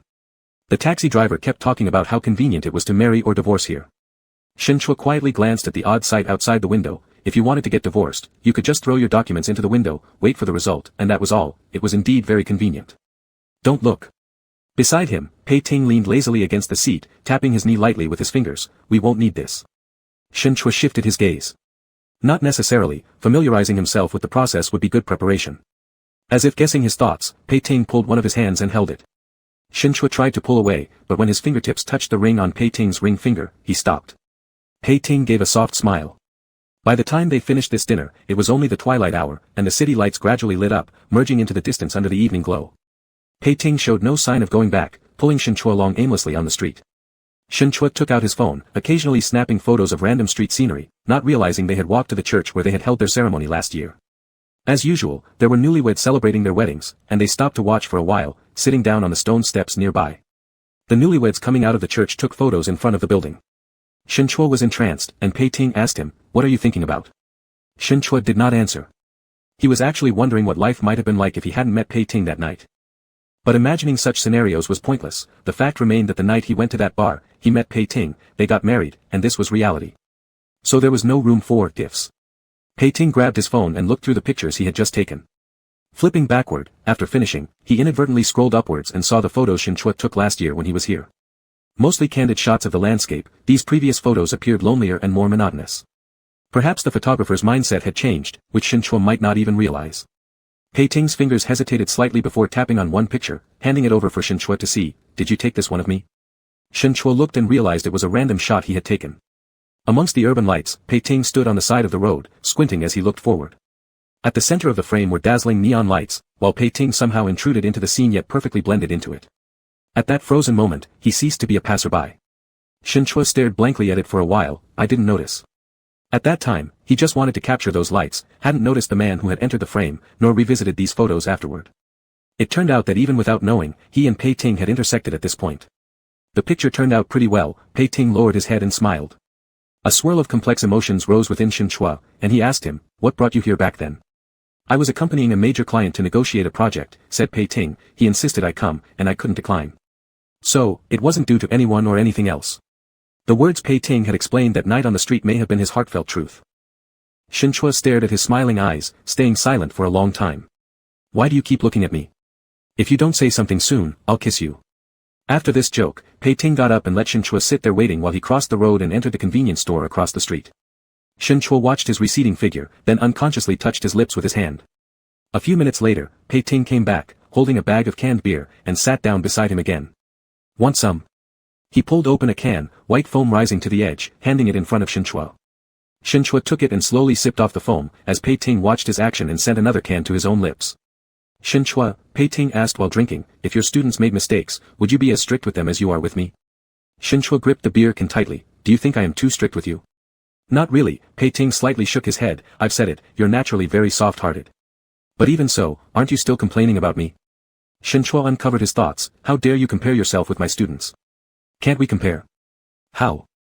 Shinchua smirked lightly. They're cuter than you anyway. I admit I'm not cute, Pei Ting sourly admitted, leaning closer to him, so would teacher Shen be willing to love me? At those words, Shen Chua looked directly into his close-up dark bright eyes, his gaze and breath frozen together in their entanglement. Pei Ting, don't push your luck, Shen Chua's voice was low and hoarse, I told you yesterday, all your points have been deducted. Even if your students hand in blank test papers, they can still get participation points, right? Pei Ting softly laughed, you shouldn't really give 0 points either. Teacher Shen, could you please be kind enough to give me some extra credit? Do you even deserve any bonus? Shen Chua remained unmoved, tell me, what have you done for me to add any points for you? Pei Ting thought for a moment and replied, does satisfying you count? Shen Chua. Wife, when you moved away, you took everything with you except those little toys left in my room. How did you deal with it after going home? Did you buy new ones? It might be hard for new ones to satisfy you, right? Seeing the mockery in his eyes, Shen Chua slowly crushed the empty beer can in his hand and whispered, shut up. Embarrassed to talk about it? Pei Ting raised his hand to touch his red earlobe, gently stroking the mole near his ear, you were quite open-minded before. Are you asking for a beating, Pei Ting? Shen Chua started to feel both angry and embarrassed. However, Pei Ting said, every time I think about how you dealt with things by yourself, I just don't find it satisfying or enough, so your dissatisfaction is normal, there's no need to feel embarrassed. The playful meaning faded from his eyes, like a serious confession. Shen Chua suddenly lost his speech, is it just these things you can't bear to lose? Am I? Pei Ting lowered his gaze, as tender as the ebbing tide enveloping Shen Chua under his inspection. Shen Chua fell silent, lowering his head and picking up another can of beer, pulling the ring tab, and raising it to his lips. As night fell deeper, all the beers were finished, leaving only a pile of flattened empty cans by their feet. Shen Chua squatted on the ground, picking up the garbage with the bag in hand, occasionally stopping to space out and daydream. Pei Ting leaned against the stone steps nearby, watching Shen Chua who was drunk, finding it rather entertaining. The most adorable person here was actually Shen Chua himself, though he probably didn't realize it.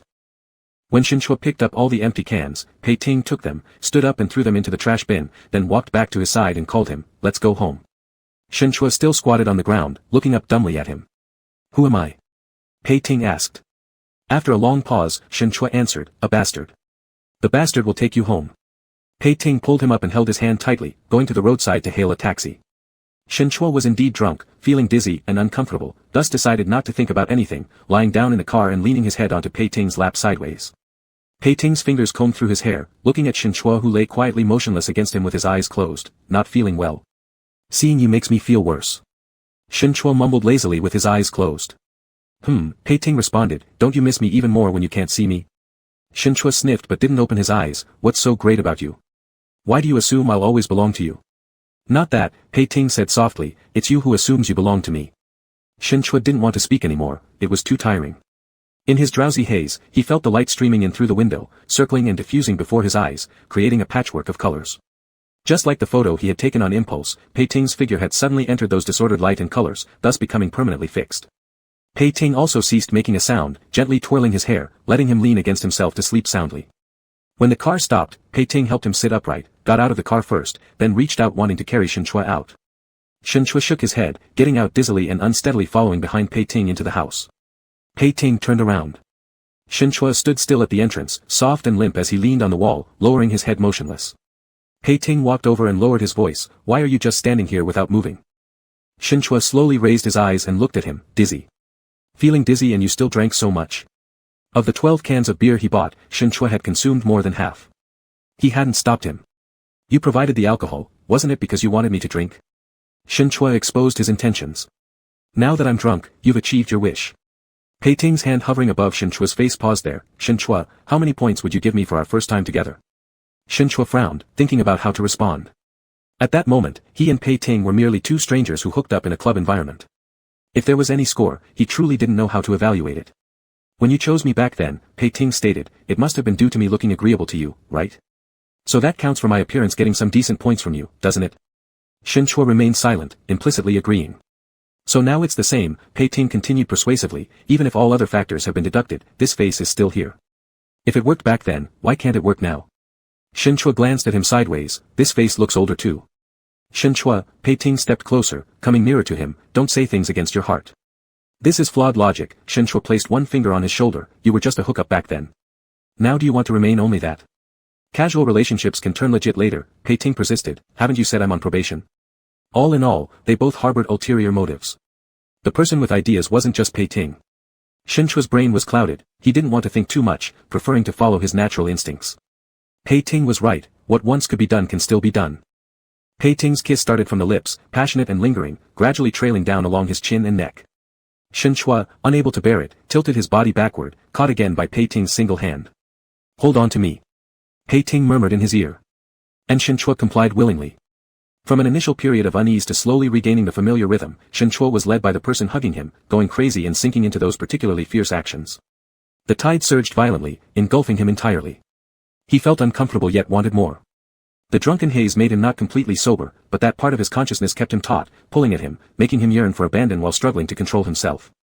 Pei Ting paused, his voice hoarse as he called out to him, Shen Chua.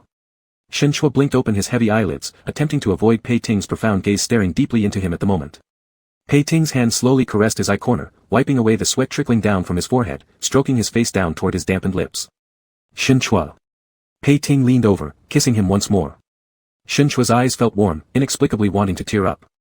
Maybe Pei Ting's present gaze was too tender, or maybe after drinking, the nerves were overly fragile, plunging him into these almost sentimental emotions, leaving him unable to break free. Compared to physical intimacy, what he craved more was love. It seemed that at this point, he finally began to believe that the 3 words, I love you, spoken by Pei Ting were not just whims. Pei Ting loved him, genuinely and earnestly loving him. No longer a mirage. Chapter 63, Taking Away for Investigation.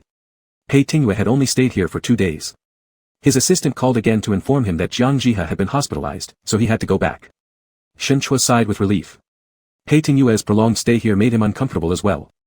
It was difficult to focus on work, and it was better for him to return home. You can't wait for me to leave. Before leaving, Pei Tingyue teased humorously. Shen Chua helped him check his luggage once more, making sure nothing was left behind, zipping and locking it up securely. Finally, he picked up the tie and placed it around Pei Tingyue's neck. I might as well give it back to you. Pei Tingyue looked down at it. You don't want it? It doesn't suit me, Shen Chua replied. It should go back to its owner. Then help me tie it, Pei Tingyue said playfully. Shen Chua didn't bother with him and carefully tied a handsome knot. As he concentrated, Pei Tingyue stared into his eyes. Do you really want me to leave soon? You're very annoying, Shen Chua dismissed, pushing the knot upward, tightening it firmly. They wouldn't meet again for another 2 months, but saying that he hoped Pei Tingyue would roll away was false. Still, there was nothing else to be said. Pei Tingyue lifted his neck, allowing him to adjust the tightness. When are you going to wear the ring? That night I already threw it away. You said you couldn't find it anyway, Shen Chua feigned ignorance. Pei Tingyue narrowed his eyes, Shen Chua remained calm, and he ultimately gave up helplessly. If you say so, then fine. The car had arrived. Shen Chua escorted him to the door. He carried the luggage onto the car. Pei Tingyue opened the back door. Go back, you still have work to do later. There's no need for you to see me off. Shen Chua touched the ring in his pocket that he always carried with him, and nodded. Pei Tingyue got into the car, closed the door, lowered the window, and finally said to him, see you next time. Shen Chua suddenly felt an impulse rise within him. He bent over toward the person in the car. Pei Tingyue, wait for me when I come back. Pei Tingyue also nodded, all right. As the car drove off, Shen Chua stood there for a moment until even the rear lights disappeared from sight. After returning to China, Pei Tingyue took a day to rest at home. The next morning, accompanied by his assistant, they went to the hospital together. Jiang Jihe's illness was renal failure. There were symptoms before, but because of his aversion to seeing doctors and stubborn nature, no one could persuade him.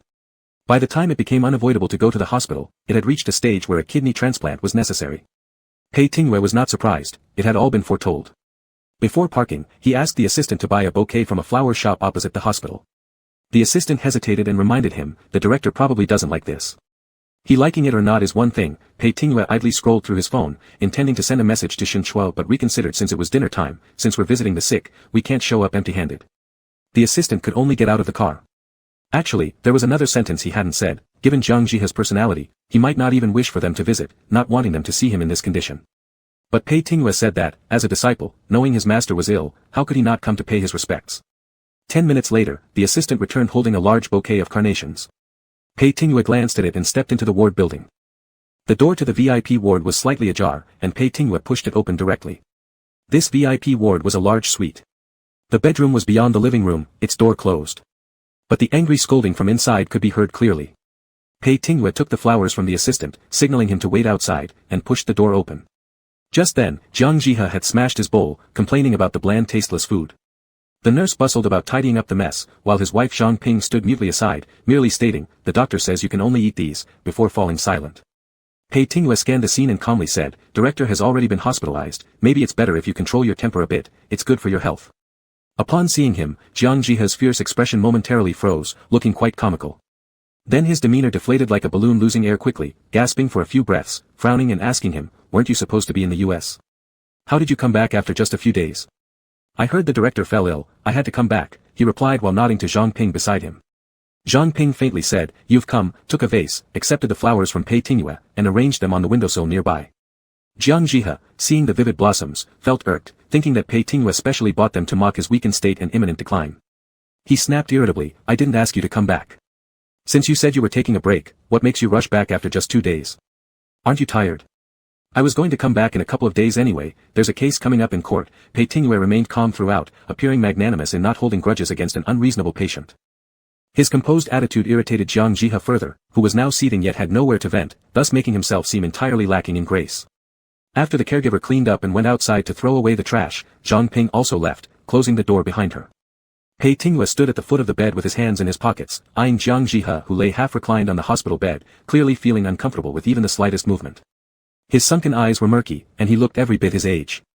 Compared to the mastermind elite lawyer who had once calculated and controlled everything, this was a completely different man. Perhaps no matter how accomplished or content one is in life, there will come a day like this. The difference lies in whether someone can face it peacefully and with dignity, or lose all grace. Jiang Jihe closed his eyes a few times, barely maintaining composure as he asked, haven't you taken on any new cases recently? After all the business you're handling now wraps up by year-end, what do you plan to do, leave the firm and set up your own practice? Director should focus on getting well, Pei Tingyue said. There's no need to worry about these things.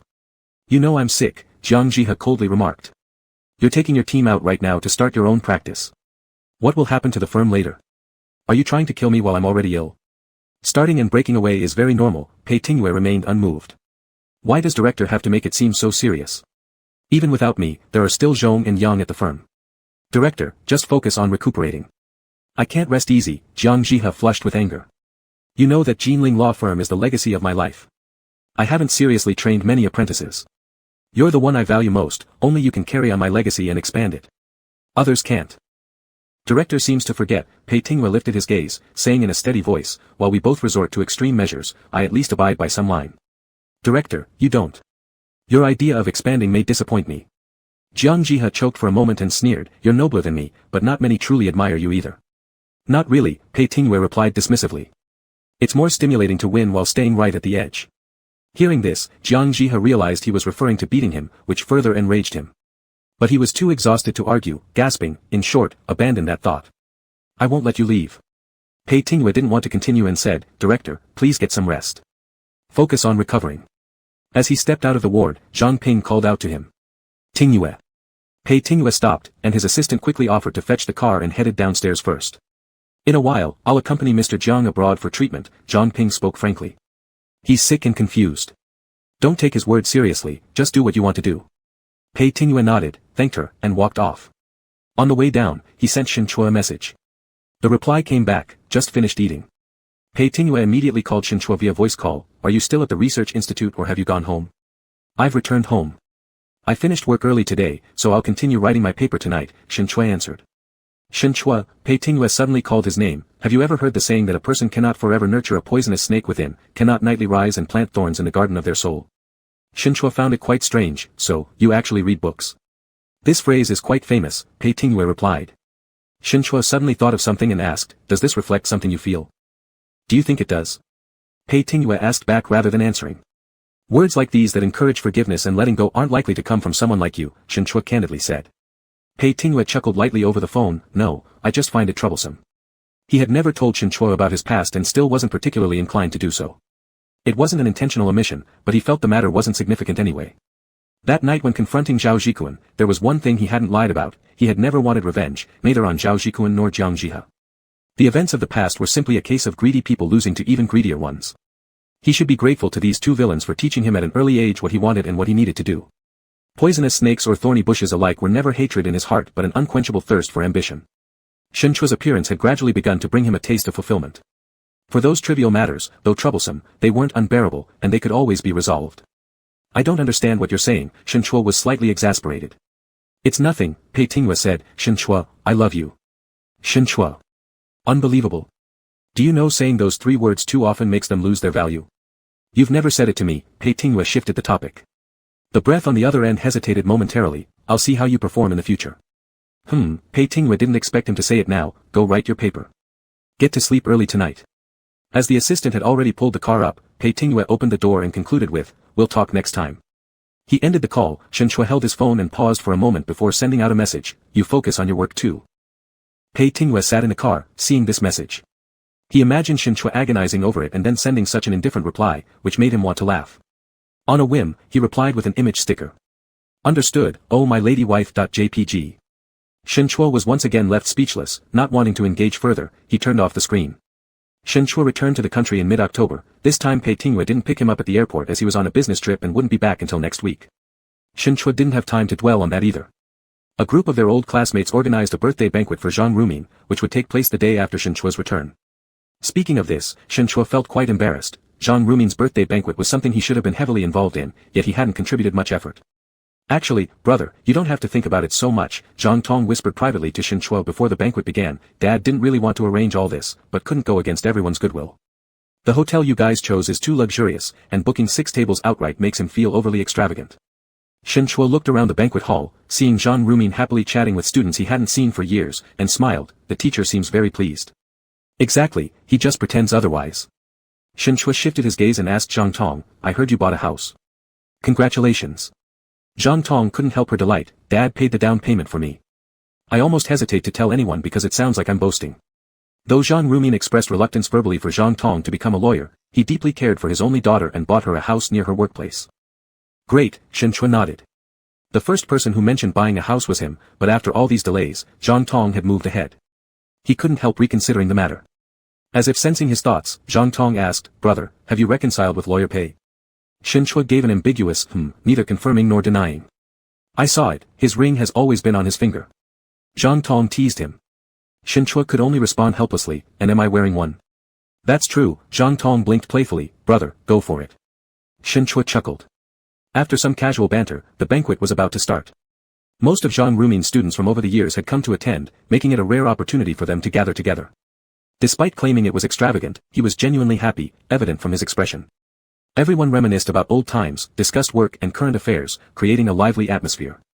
Later, Zhang Rumin indulged in several drinks. The banquet only wrapped up a little past 2 in the afternoon. Finally, only Shen Chua and a few others organizing the event remained behind, settling the bill with the hotel.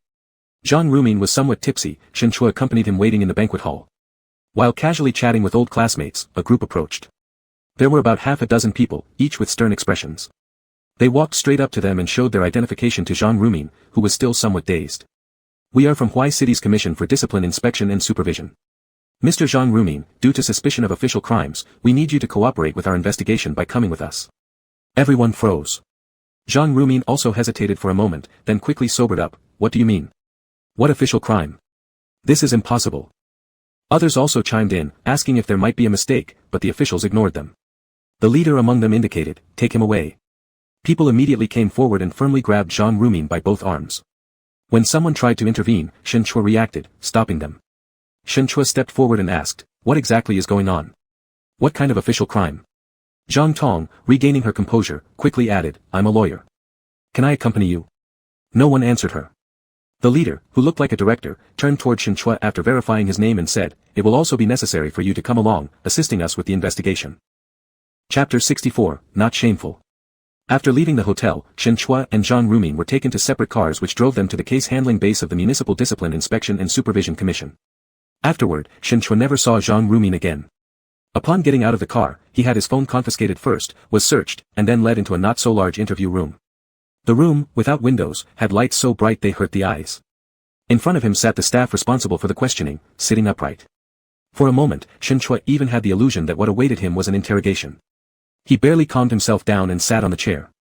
The staff first confirmed with him basic information such as name, age, workplace, and position, then began throwing questions at him one after another. The cooperation project between Huai University's Telecommunications College and Cheetah Technology Group has its main person in charge as Zhang Rumin. You were the original direct contact person. Who designated you to participate in this project? How much did you participate in it, and how much do you understand about the overall financial status of the entire project? In your cooperative projects, there are 2 external contract companies. During the payment process, funds that should have been transferred from them to Huai University's telecommunications lab were instead sent to the third-party unit, Xiaxing Xintong Company. Did you know this before it happened? The legal representative of Xiaxing Xintong Company is Zhang Rumin's younger brother-in-law, but the actual controller is Jean Rumin himself. Do you know about the operation of this company? We found that your previous joint research topic with Jean Rumin resulted in technological transformation conducted by this company. Have you ever participated in the actual operations of this company? One question after another left Shinchua dazed. He wanted to ask what specific official duty crime Jean Rumin was suspected of, but the other side told him to just speak about what he knew and not to ask too many questions. He could only try to suppress his worries and calmly answer the questions. It was true that he was the liaison for this cooperative project, but he only handled technical-related matters. As for the others, like financial reports, he hadn't touched them, all signed by Jean Rumin, he really didn't know. The focus of the conversation always centered around the Xiaxing Shintong company controlled by Jean Rumin, regarding not only the company's operating conditions and accounts but also their relationship and Jean Rumin's personal life, even including Jean Rumin helping Zhang Tong buy a house, asking him continuously. Shinchua struggled to keep up but gradually guessed where the problem lay from their back-and-forth dialogues, startling him deeply. There wasn't even a clock in the interview room. Shinchua's watch had been removed before entering. He remembered the last time he checked the time, it was just past 3 o'clock. After that, he didn't know how long it lasted, along with the passage of time, endless rounds of repetitive questioning drained him physically and mentally. A member of the staff brought boxed meals during the break, but he didn't have an appetite and only ate a few bites. His nerves, strung tight under extreme tension, were pushed nearly to the breaking point. I've said everything I know, I truly don't know the rest. Are you suspecting that my teacher moved money from the project? That's impossible. My teacher is not that kind of person. All his years of salary, patent fees, profits after technology transfer were invested in research. He always lived a very simple lifestyle, he still lives in the old house the university allocated him in the 1990s. He would absolutely not do such a thing. Everyone has selfish desires, it's unnecessary to be so sure that he wouldn't, the staff replied coldly. But that house he bought for his daughter isn't bad at all, not as selfless as you say. Shinchua took a deep breath and gave up. Talking about these things was meaningless anyway. Let alone Jean Rumin, brought here officially to provide testimony and assist in the investigation, but from these people's attitudes and the contents of their questions, he clearly sensed that he was also an object of their investigations. It was just that they lacked evidence. Every question was repeated at least 3 times in different ways before finally coming to an end. The record of the conversation was handed to Shinchua to sign, you may go now. If we need further assistance in our investigation later, please cooperate. Shinchua painfully picked up the pen and asked, what about my teacher? The other side answered, no comment. When Shinchua retrieved his belongings, he noticed the time, it was almost midnight. A staff member escorted him downstairs. As he walked out the door of the investigative base and switched on his cell phone, which had been turned off since he entered, he suddenly felt a presence. Looking up, he saw Pei Tingyue's car parked by the roadside. Pei Tingyue got out of the car and strode toward him. Shinchua was startled. After almost 10 hours of high-intensity mental torment, seeing Pei Tingyue once more, this person appeared before his eyes again at the most confused moments. Pei Tingyue didn't ask any questions, just draped his coat over Shinchua's shoulders, saying, the temperature has dropped, dress warmer. Zhang Tong, who followed behind, her eyes red from crying, asked Shinchua, brother, where's dad? Shinchua regained his composure and said unhappily, I don't know either. I haven't seen him since I came here. They refused to tell me about my teacher's situation, they just let me go, saying everything else was no comment. Get in the car first, Pei Tingyue interrupted them, Dean Zhang won't be out tonight. Waiting here is useless, let's go. Zhang Tong felt lost and wanted to stay. Shinchua knew that what Pei Tingyue said was right, so he held her back, let's go home first. Pei Tingyue started the car as soon as they got in. Shinchua asked him, did you hear any news? Pei Tingyue nodded, your teacher was anonymously reported for embezzlement. Zhang Tong immediately said, that's impossible. My dad would never do such a thing.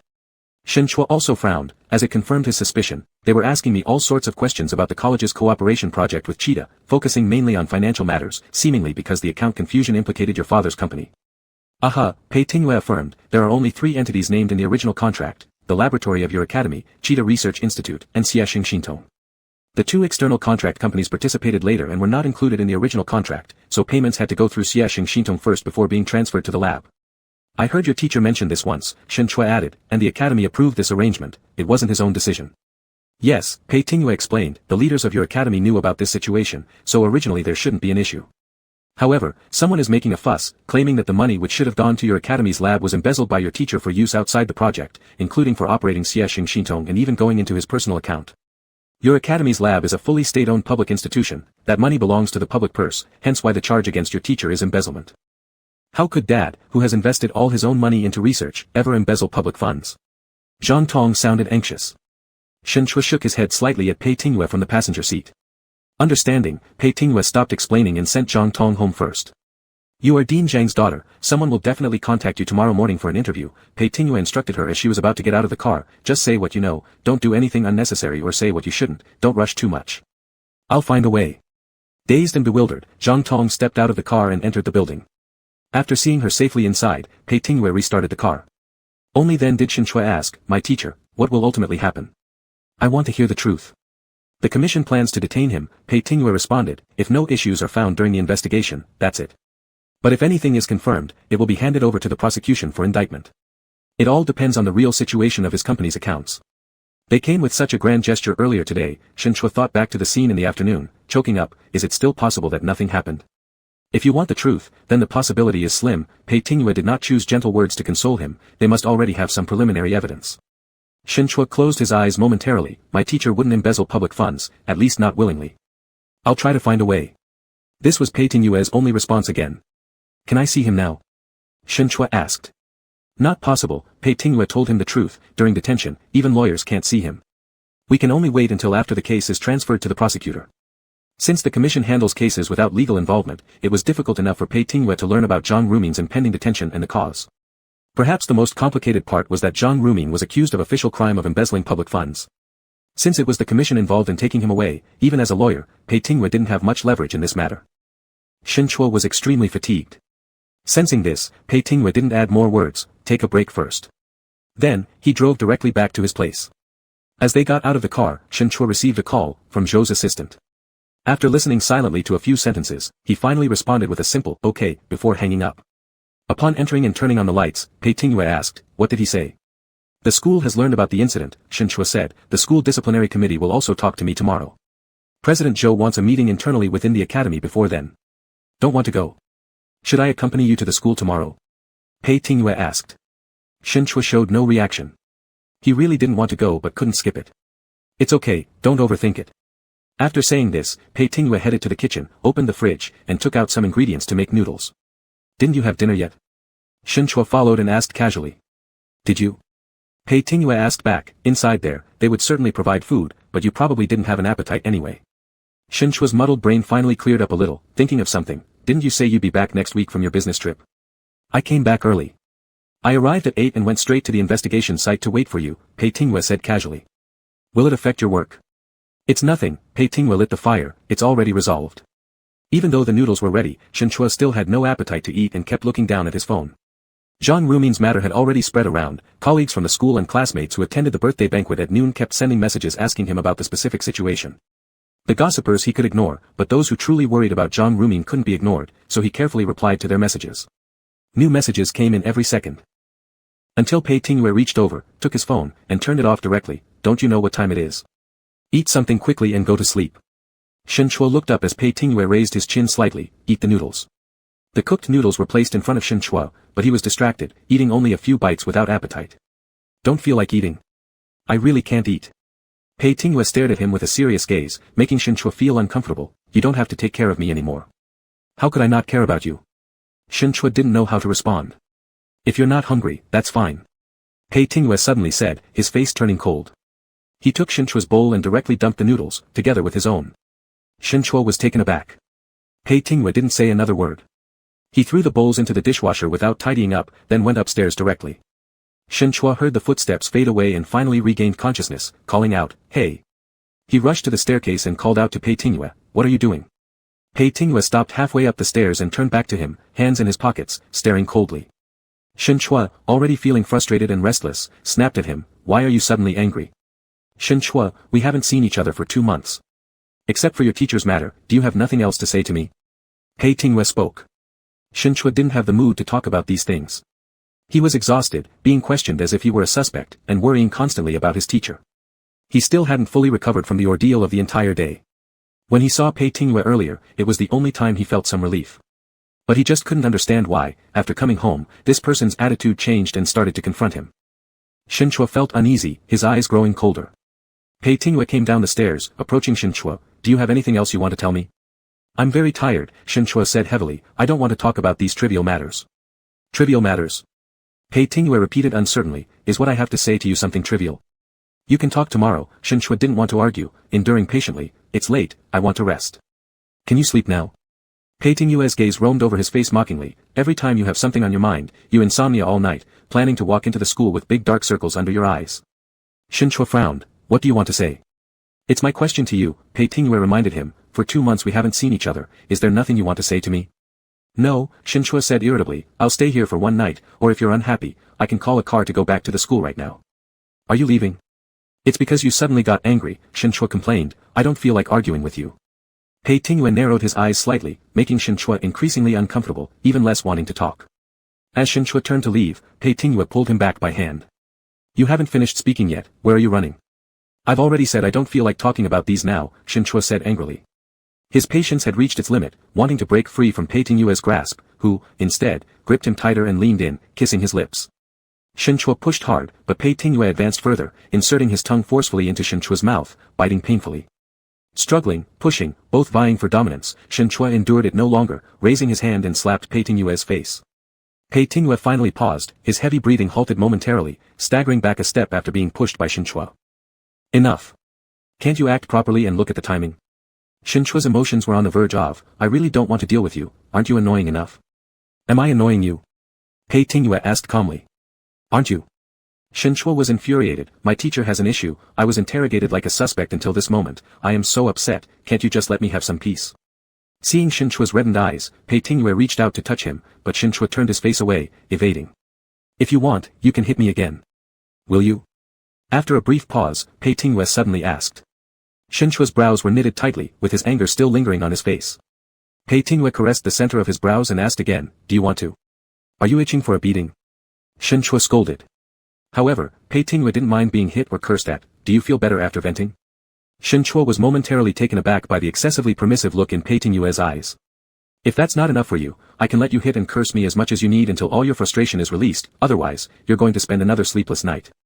Shin Chua stared blankly at him, belatedly realizing from Pei Tingyue's gaze what had happened just now. It was deliberate. He intentionally angered him so that he could release his emotions. The negative emotions piled up in his chest dissipated along with his anger. Once Shin Chua understood Pei Tingyue's intent, the overly heightened agitation finally eased like a deflated balloon, settling down gently to the ground. Bastard! Shin Chua expelled a heavy breath, laughing through his anger. Pei Tingyue pulled him closer, softening his tone. Shin Chua, I said I'll find a way, just believe in me, everything will be alright. Shin Chua became completely submissive. You just like getting beaten. He had never seen someone willingly provoke a fight like this. Pei Tingyue remained remarkably calm. Getting beaten by one's wife isn't anything shameful. Chapter 65, Feeling Good is Enough. After her emotions had swung dramatically, Shin Chua completely calmed down and went upstairs to return to her room. Would you like to sleep with me? Pei Tingyue suggested before entering. If I do, I'll really have to face the boss tomorrow with 2 dark circles under my eyes. Shin Chua rejected this idea. Goodbye. The door closed in front of her. Pei Tingyue paused for a moment outside the door, recalling the look on Shin Chua's face when she said, goodbye. He curved his lips and whispered silently, good night. The next morning, they finished breakfast and left at exactly 8 o'clock. Shin Chua glanced at her watch. It's a bit late. Dean Zhou said there will be a meeting at 8:30. What's the rush? Pei Tingyue didn't think much of it.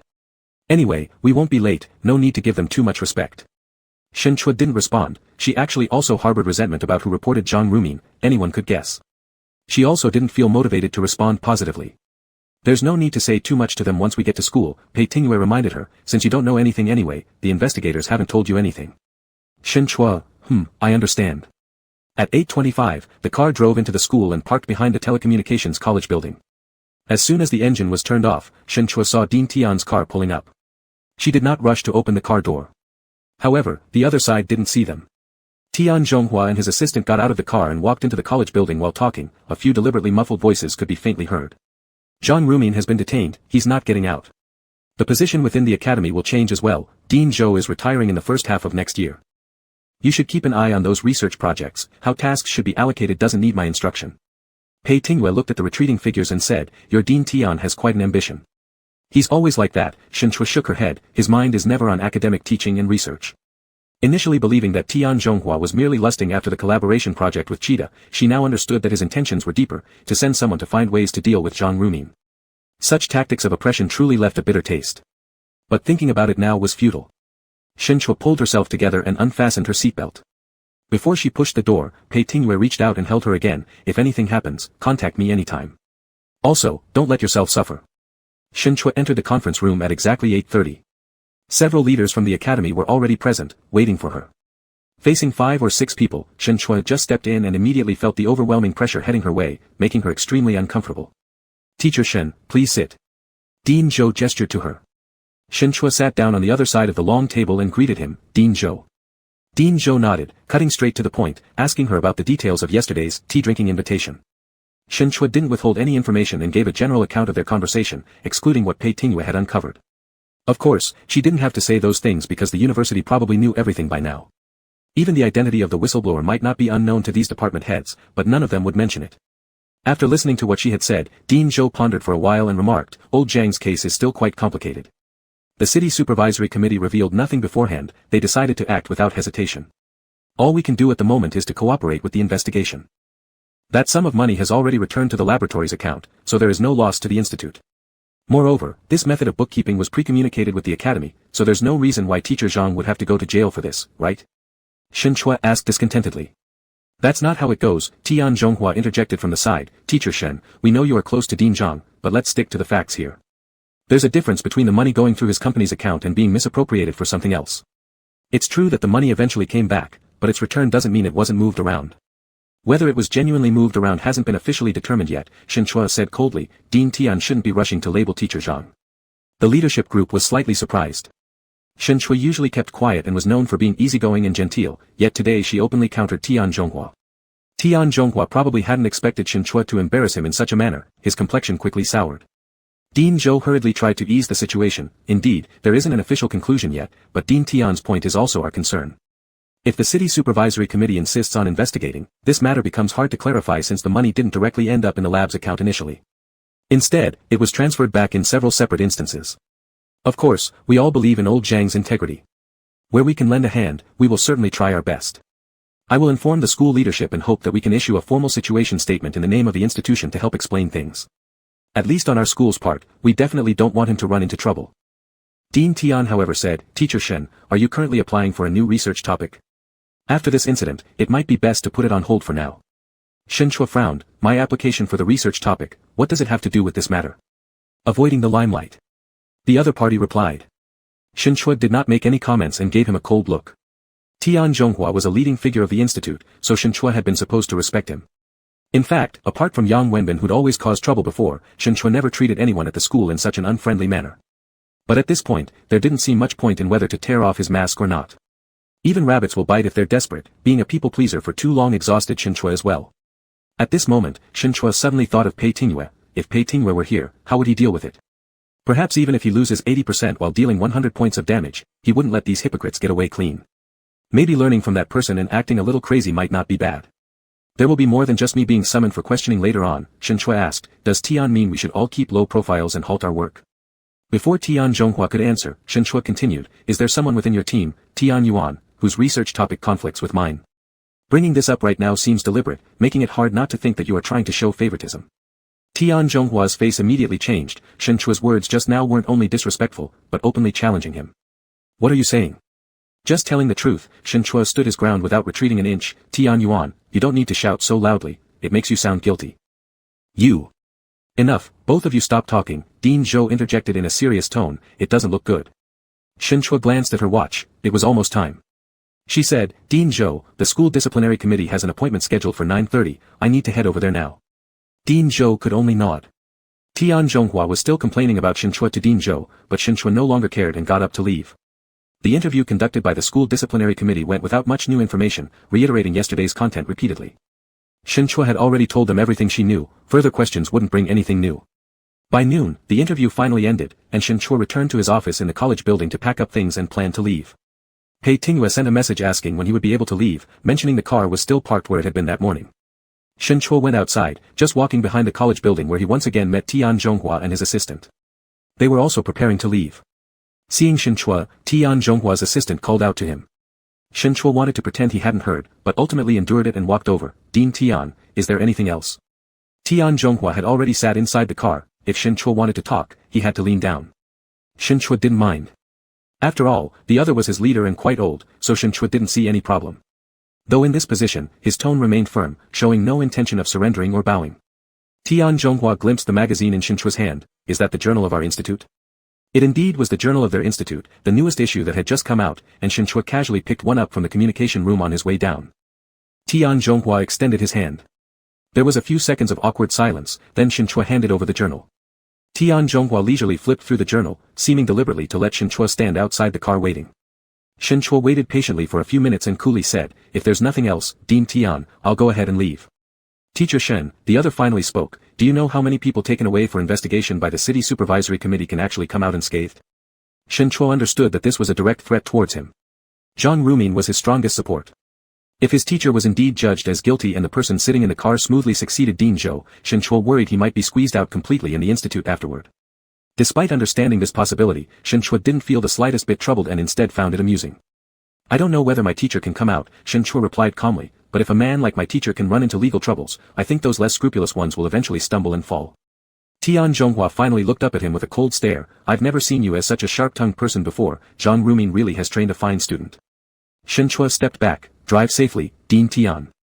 After Tian Zhonghua's car drove away, Shinchua exhaled slightly, and behind him came a sudden burst of laughter. He turned around and saw Pei Tingyue leaning against the car door with his arms crossed, apparently having watched the scene unfold for some time. Shinchua approached. "You've got nothing better to do. Why did you come here again? Don't you have work?" "I haven't taken on new jobs for a long time," Pei Tingyue said. "Each task done means fewer left. I am indeed pretty idle." Shinchua was about to ask the reason, but Pei Tingyue cut him off. "Get in the car." This wasn't really a place for chatting either, so Shinchua walked toward the passenger seat and opened the door.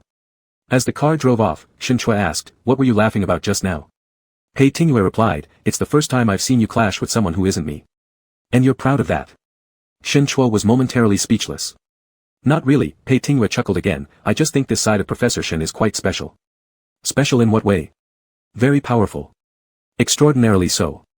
Shinchua didn't feel like talking anymore since Pei wasn't being serious. After laughing, Pei Tingyue brought up a more serious topic. Zhang Tong was summoned for a talk this morning as well. "I know," Shinchua said, "she sent me a message." She just called me and said she's been released already." "How is she? Does she know anything about our teacher situation?" "Let's discuss it in person later," Pei Tingyue suggested. "We'll head to the company where your teacher works this afternoon." Shinchua looked at him with confusion, and Pei Tingyue explained, "We need to figure out what's going on with his company's accounts. We should at least check them before proceeding further. I will also get an idea from this. I've already coordinated this with Zhang Tong. This afternoon we'll all go there together." Shinchua nodded. "So, should we head straight there now?" "Not yet," Pei Tingyue responded. "First, let's find a place to eat." They found a restaurant nearby. "What did the department leaders talk to you about this morning?" Pei Tingyue asked during lunch. Shinchua didn't really want to talk about it, but when he met Pei Tingyue's penetrating gaze, he could only say helplessly, "Actually, they didn't say much." Shinchua recounted his argument with Tian Zhonghua in the meeting room that morning, and after listening, Pei Tingyue raised an eyebrow. "Shinchua, have you changed your nature? Aren't you afraid he'll target you afterward?" "Let's deal with future issues if and when they come." Shinchua shook his head, feeling too lazy to consider these matters further. "You said it yourself, don't make yourself suffer injustice." Pei Tingyue complimented. "Good, you're following my advice properly." "Shinchua, I was actually wondering what you would do in my situation while I was arguing with him." "You?" "Yeah," Shinchua said, smiling himself at how funny it sounded. "Now I understand why you love retaliating. It does indeed feel good." "Shinchua," Pei Tingyue asked him, "does this mean you approve of my methods of dealing with people and situations?" Shinchua was temporarily at a loss for words. He knew what Pei Tingyue meant. The night they had argued and broke up, Shinchua had said something critical about Pei Tingyue's behavior. "Really?" Pei Tingyue insisted on asking. "Shinchua, it was just a random comment, no need to get so smug about it." Pei Tingyue nodded. "That's settled then."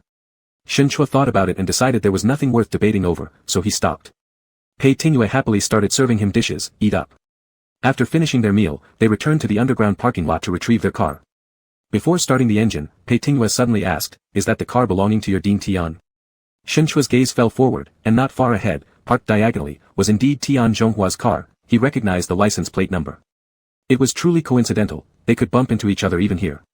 Upon receiving a confirmed response, Pei Tingyue scanned the surrounding area with his eyes, noting the security cameras distributed around.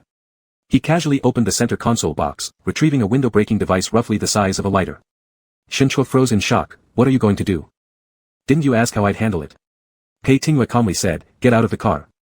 Pei Tingyue exited the vehicle first, and Shinchua unconsciously followed suit. Pei Tingyue pulled Shin close and led him to avoid the cameras, walking around to Tian Zhonghua's car. "What exactly are you planning to do?" "Watch." Before Shinchua could inquire further, Pei Tingyue swiftly raised his hand, shattering a rear seat window in an instant. Shinchua's eyes widened in surprise. Are you crazy? Realizing no one was nearby upon looking around, Shinchua quickly calmed down. Pei Tingyue motioned towards him, do you want to try? Still hesitant, Shinchua accepted the tool Pei handed him, tapping lightly on the driver's side window, here. Shinchua tentatively reached out, pressing down the moment the tool touched the glass. Instantly, cracks spiderwebbed across the surface. With Pei pushing, shards rained down onto the ground. Shinchua's heart raced wildly in this moment, experiencing a childish satisfaction akin to retaliation. Close to his ear, Pei Tingyue whispered softly, not bad, huh? Shinchua, too nervous to speak clearly, urged urgently, let's go. Back in the car, Pei Tingyue handed Shinchua the thing he had retrieved, the institute journal that Tian Zhonghua had taken away earlier. As the car left the parking lot, Shinchua's rapidly increased heartbeat gradually returned to normal. Pei Tingyue, are you a lawyer or a thief? It was yours to begin with. Pei Tingyue said matter-of-factly. I picked it up at the communication office, it's not valuable. It still belongs to you. Pei Tingyue turned back, don't you feel more relieved now? Shinchua wanted to call him crazy, but realized that he did indeed feel pretty good. Not only did it vent his anger, but even a simple institute journal picked up casually at the communication office, Shinchua wouldn't want it left behind for Dean Tian either. Understanding the meaning in his gaze, Pei Tingyue smiled and shifted his eyes forward, slowly pressing the gas pedal, feeling better now. Chapter 66, What Matters? The office of Xiaxing Xintong is located in an industrial park not far from Hua University. It's a two-story building that looks rather inconspicuous. My teacher started this company to convert research results into practical applications. Before getting out of the car, Shinchua briefly introduced the situation of this company to Pei Tingyue. If we go to other companies outside to do it, they hesitate because they fear losing money. So, my teacher decided to hire people and get it done by himself. My teacher also has many external research personnel who find it inconvenient to sign contracts with the school laboratory, so they all sign under the name of this company. As Shinchua spoke, he couldn't help but sigh. My teacher actually didn't make much money, at least none of the money went into his own pocket. As Zhang Tong said, all these years of salary, patent fees, and profits have been invested in scientific research. In the end, he was taken away for investigation due to embezzlement of public funds, which is really ironic. Pei Tingyue patted his back, let's go over first. Zhang Tong was standing downstairs waiting for them. She had arrived 10 minutes earlier, looking exhausted with heavy dark circles under her eyes. It was clear she hadn't slept well the entire night, barely managing to deal with all these issues while holding on to her strength. I haven't seen my dad either, Zhang Tong shook her head in response to Shinchua's inquiry. They completely refuse to tell me how my dad is now. They keep asking about our family matters and even suggest that if I can record a video persuading my dad to admit what he has done, they will handle him leniently. But I know my dad's character, if he hasn't done it, he definitely won't confess. There is no need to agree to their chaotic demands, Pei Tingyue advised her, I just asked someone, and Professor Zhang inside can eat and sleep normally, and he's still in good spirits. Don't worry too much. Shinchua immediately asked, really? I'm not lying to you, don't worry. With Pei Tingyue's reassurance, both of them breathed a sigh of relief. After entering, a young girl greeted them and explained awkwardly that everyone in the company who held any position was taken away for investigation and hadn't returned yet. The others were not interested in continuing work and had gone home. And earlier in the morning, people from the City Supervision Committee came and sealed off all the accounting vouchers and financial statements, taking away documents and electronic data. Several computers were moved as well, leaving the whole office completely ransacked. My uncle is the legal representative of the company. He just has his name on it, but doesn't actually manage anything, and he has also been taken away for investigation. It's unlikely that he'll be released soon, Zhang Tong also said. What should we do now when there is nothing here? Shinchua asked with concern. Pei Tingyue looked at the few remaining junior employees, briefly asked them about the company's operating conditions. One of the interns who had been there for a few months worked in the finance department and knew some details. Tell us, Pei Tingyue gestured to him. After the money arrived, it was transferred in 3 separate batches to Hua University's laboratory after communication. This was done to facilitate the accounting process on their side. During this time, the company purchased a batch of raw materials and transferred a sum of money, about 2 million yuan. At the time, the company did not have enough money in its account, but fortunately, a customer remittance came back. Due to the bank's delay in crediting, the manufacturer pressed urgently, so the money was sent out first. It only differed by less than 1 day, signed by Professor Zhang. So indeed, the funds from the cooperative project were moved, but only for 1 day. Pei Tingyue asked, is there anything else? Is there any issue with mixing private and public accounts in your company's books? I didn't see any, the junior employee said. Oh, right, Professor Zhang took 300,000 yuan recently under the name of dividends. All these are recorded. Zhang Tong immediately explained, it was for the down payment of my house purchase. I fell short by 300,000 yuan, so my father only received this dividend once. However, he had previously contributed more than that amount out of his own pocket. Will there be any problems? Shinchua asked. Pei Tingyue honestly said, I cannot access the case files right now, so I cannot guarantee the specific circumstances. If these are the only instances, whether the city supervision committee decides to pursue it against Dean Zhang depends entirely on their own judgment. If it eventually gets transferred, we can communicate with the prosecution, arguing that the offenses were extremely minor and not very harmful, seeking non-prosecution. Can we? Shen Chua uncertainly repeated. I'll try my best, Pei Tingyue nodded. Shen Chua felt somewhat relieved. If Pei Tingyue says it's possible, then it must be possible. In this aspect, he indeed trusts this person a lot. Later, Pei Tingyue continued to ask questions to others and instructed that after those who have been taken away return, someone will come again to inquire about detailed situations. Lawyers cannot intervene at this stage, but preparing contingency plans early would never be wrong. When they came out, it was already 3 o'clock. Zhang Tong had other things to do, so she bid them farewell and left first by taxi. Pei Tingyue turned around and signaled to Shen Chua, "You took leave for the whole day anyway, come with me." Shen Chua, "Where to?"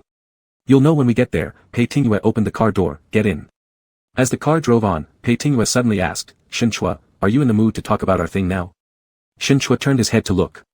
Pei Tingyue was keeping his eyes on the road ahead, as if the words he had just spoken were merely a casual remark. "You agreed yourself last night to talk today," Pei Tingyue added again. "Shen Chua, weren't those words last night said intentionally by you?" "They were intentional," Pei Tingyue didn't deny it, "but I sincerely wanted to ask you too." "Shen Chua, after 2 months without seeing each other, is there anything you want to say to me?" "What did you mean by saying wait for you to come back, before?" Shen Chua remained silent for a moment, not answering. In fact, he himself didn't know how to explain. They had even shared a bed in Las Vegas, continuing to insist on not reconciling would make him seem particularly petty. More importantly, since his teacher had run into trouble, without Pei Tingyue, he really might not have known what to do. But precisely because his teacher was now in trouble and being targeted and marginalized, considering his relationship with Pei Tingyue at this time made it impossible for him to remain absolutely rational. "There's no need to rush to say something," Pei Tingyue did not force anymore, "just think carefully." Shen Chua nodded. Half an hour later, they arrived at their destination. The place Pei Tingyue brought him to was a private jewelry store. "Why come here?" Shen Chua asked in confusion. "To buy a ring. You lost your previous one. Since you said you can't find it, we'll just buy another." Shen Chua fell silent for a while. The ring was actually something he always carried with him. Even after returning from the interview room last night, the first thing he looked for among the returned items was that ring. After entering and sitting down, the salesperson handed over a book of jewelry design patterns. "You can take a look first at what styles you like. If none of these appeal to you, we can also customize according to your wishes and guarantee customer satisfaction." Pei Tingyue took the book and flipped through it a bit, then said, "Let's have a look first." The young saleswoman smiled faintly, very conscientiously left, leaving space for them. "Have a look," Pei Tingyue gestured for Shen Chua to join in, "see if there's any style you like." "No need, really," Shen Chua awkwardly said, "2 men wearing rings, I won't be able to explain if others see." "So, does that mean you'd wear if I bought one for you?" "Shen Chua." Pei Tingyue said, "Then I must buy one." Shen Chua was speechless. "Pei Tingyue, you're thinking of picking up rings off the streets again?" "These rings here are very expensive," Pei Tingyue reminded him, "would you really throw them away?" "That means you shouldn't buy." Pei Tingyue leisurely continued flipping through the booklet, somewhat regretfully. Finally, he tossed the book onto the coffee table in front of him, leaned back against the sofa, and looked at Shen Chua. "That's settled then." Shen Chua stood up first, "Let's go." After leaving the jewelry store, Shen Chua walked ahead, Pei Tingyue followed a step behind, hands in pockets, walking a bit lazily.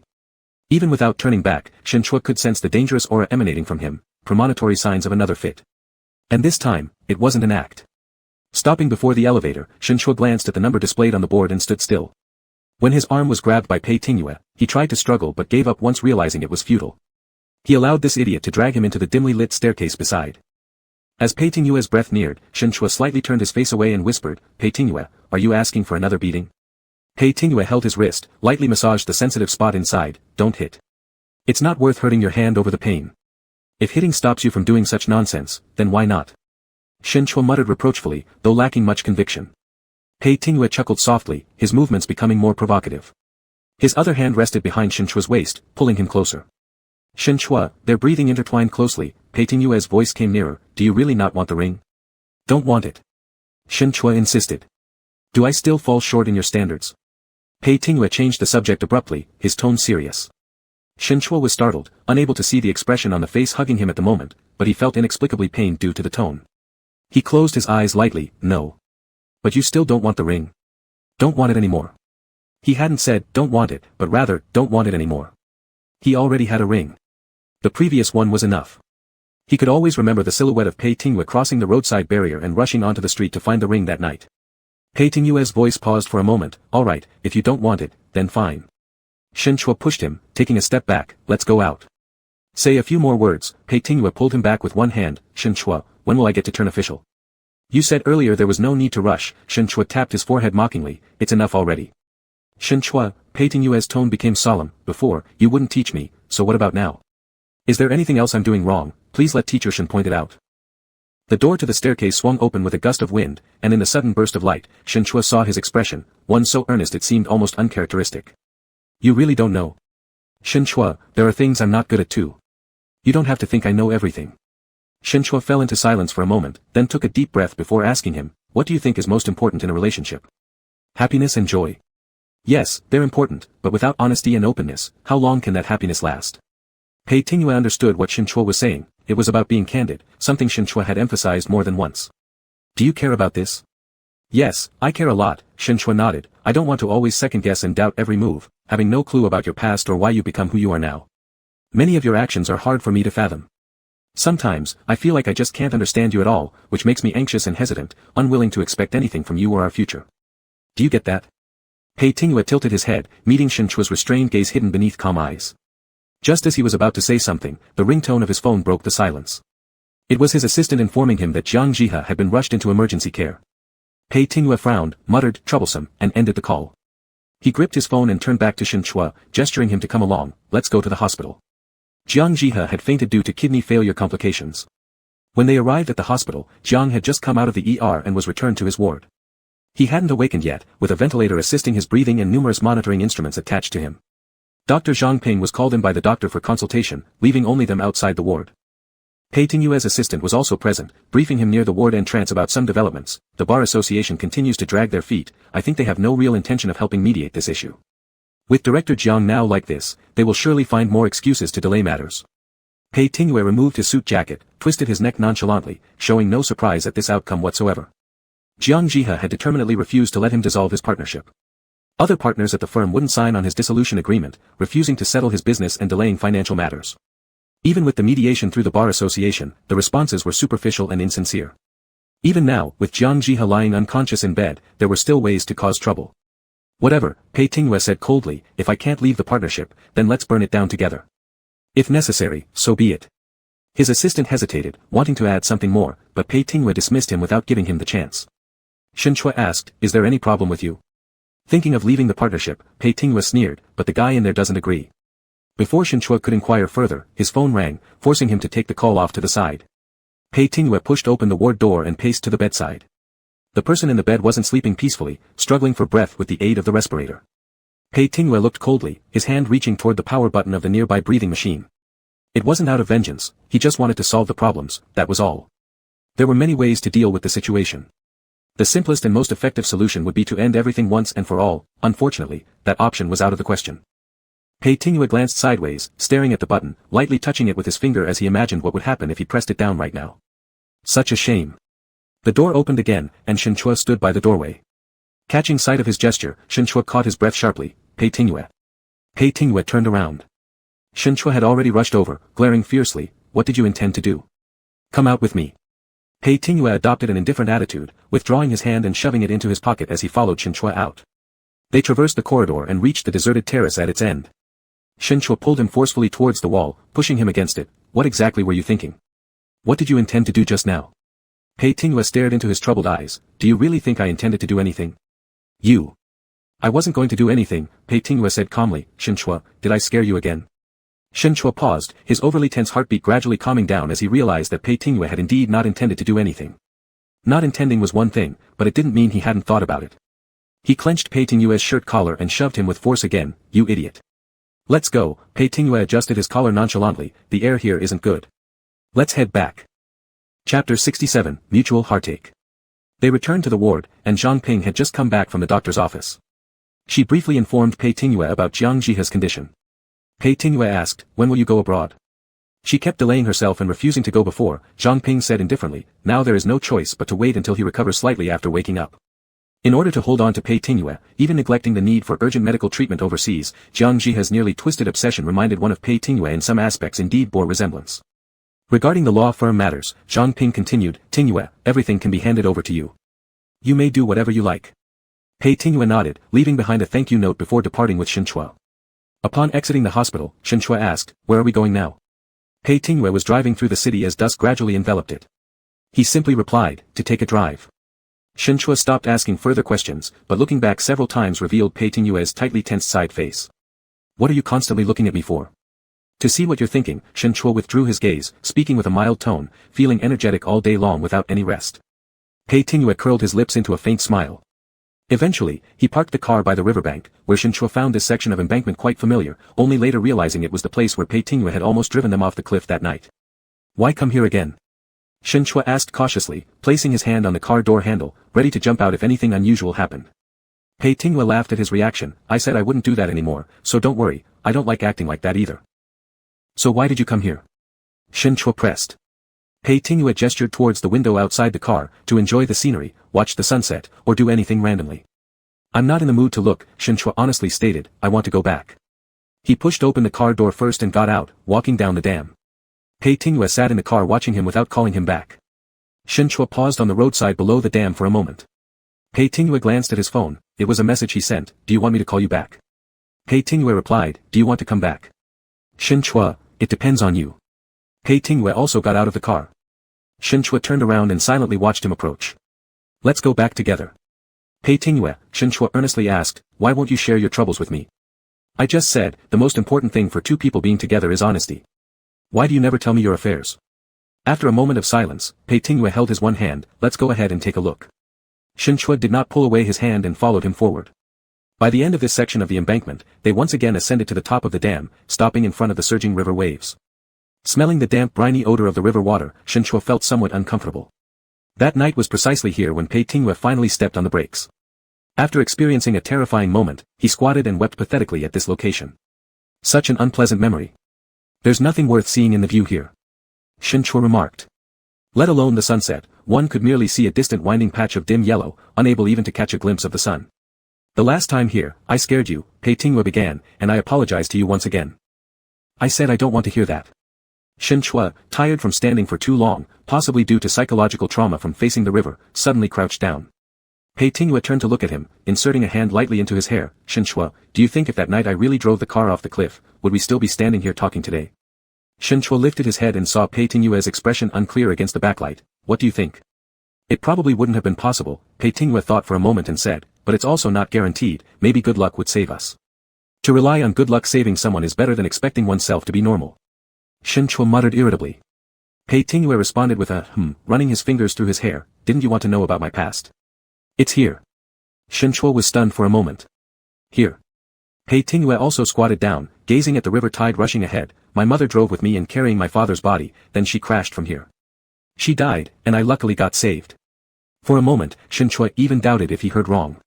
The roaring sound of the river drowned out parts of Pei Tingwei's voice, making it sound vague. "That year, I was probably 9 years old. I don't remember clearly. After being pulled out, I caught pneumonia and stayed in the hospital for half a month, then became an orphan. There were no other relatives at home. Originally, I should have gone to an orphanage, but I didn't like the idea. I registered with a distant cousin and later consistently attended boarding school."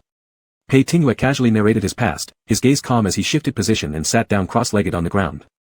With one hand resting on his knee, he slowly said, "The process of waiting for death as the car plunged into water is truly not a pleasant experience, Shen Chua.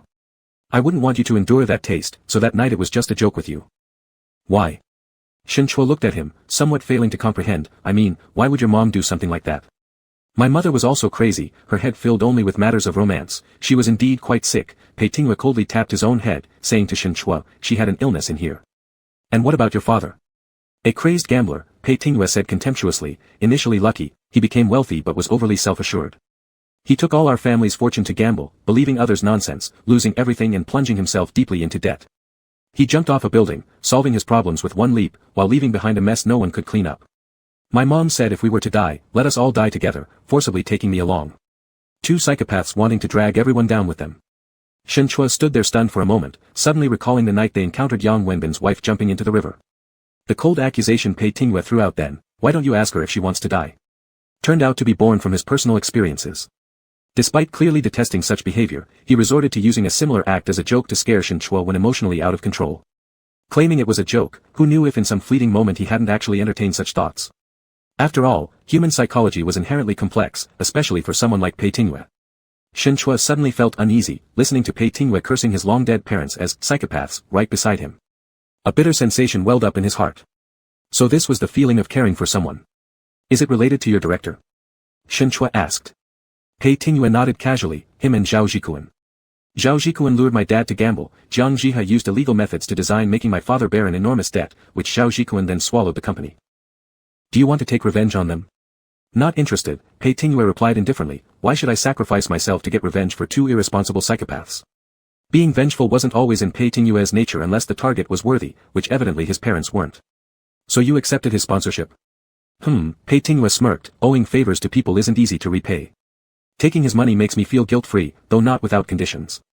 Initially, it was his wife who sponsored me, maybe because she felt he had done too many wicked deeds, and her conscience couldn't bear it. Later, when I started studying law, he saw potential use in me and kept me around. In return, I helped solve some of his troubles. You mentioned doing the same thing before. Shen Chua thought of something and asked, was it because of him? You remember? Pei Tingwei slightly surprised. That night Shen Chua pushed him over issues concerning Zhang Tong. He confessed to having done something similar in the past during their quarrel, assuming Shen Chua had paid no attention, yet here it came back up. I remember, Shen Chua admitted awkwardly, unlike you, I'm not heartless. Am I? Aren't you? Shen Chua insisted, still that saying, do not impose on others what you yourself do not desire. Don't learn from your nominal mentor in the future. Pei Tingwei's gaze lingered on his face, roving slowly. Why do you think I am learning from him, Shen Chua? Isn't it? I haven't committed any illegal acts. You smashed someone's car window today, Shen Chua pointed out directly, and earlier at the hospital. If I hadn't walked in, what did you intend to do? I can't believe you didn't have any plans.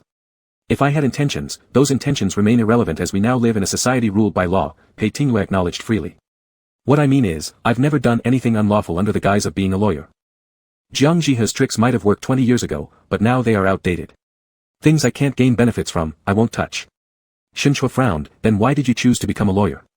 Don't give me that stuff about liking how people beg for your services. Being a lawyer is good. Pei Tingwei's eyes dropped forward, pausing briefly before saying, if I weren't a lawyer, I wouldn't know where my bottom line lies. No one is above the law, but mastering the law to perfection can bring a certain pleasure. Quite intriguing. Your thinking is too dangerous, Shen Chua warned him, don't cross the line. I won't. He hasn't crossed before and certainly won't start now. Now that your director doesn't let you quit the partnership, what do you plan to do? Shen Chua worriedly asked. Pei Tingwei raised an eyebrow, then let us all be miserable together. You, don't go too far. I won't. Once again, these words from Pei Tingwei. Pei Tingwei, Shen Chua asked hesitantly, have you always been like this? Always. Pei Tingwei tilted his head, what do you mean, always? Shen Chua actually wanted to ask if there had been anyone besides himself who occupied a special place in Pei Tingwei's dark memories, but decided it was not worth dwelling on past matters. Before he could hesitate further, Pei Tingwei stood up again, looking down at him, how much longer do you want to crouch here? Coming back to his senses, Shen Chua also stood up, his legs were numb from squatting too long. Pei Tingwei supported him with a hand, stand steady. Shen Chua placed a hand on Pei Tingwei's arm, looking up and asking, the taste of becoming an orphan in primary school and studying in boarding schools all the time, wasn't that pretty tough? Pei Tingwei instead questioned him, and you? How was it being kicked out just before the college entrance exam? I was almost an adult then, but you were still a child. Shen Chua said. Got used to it, Pei Tingwei replied indifferently, I started boarding since kindergarten. My mom was paranoid about my dad cheating, she followed him wherever he went and never really cared for me. Shen Chua, you called me crazy, but you haven't seen what real obsession looks like. Shen Chua. You look quite like your mom. Do I? Not any better. Previously, Shen Chua thought Pei Tingwei's personality developed due to later life experiences. Of course those played a part, his parents' lack of attention, the family breakdown, but perhaps it was also something innate. He might have simply inherited from his mother. Scared? Shen Chua reflected for a moment, he truly lacked the confidence to straighten Pei Tingwei's character. If he could only help him become more self-disciplined, that would be good enough.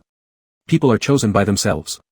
He seemed to have no complaints either, and should embrace what he cannot change. No fear, Shen Chua turned and walked ahead, it's getting dark, don't come here anymore, there's nothing interesting to see.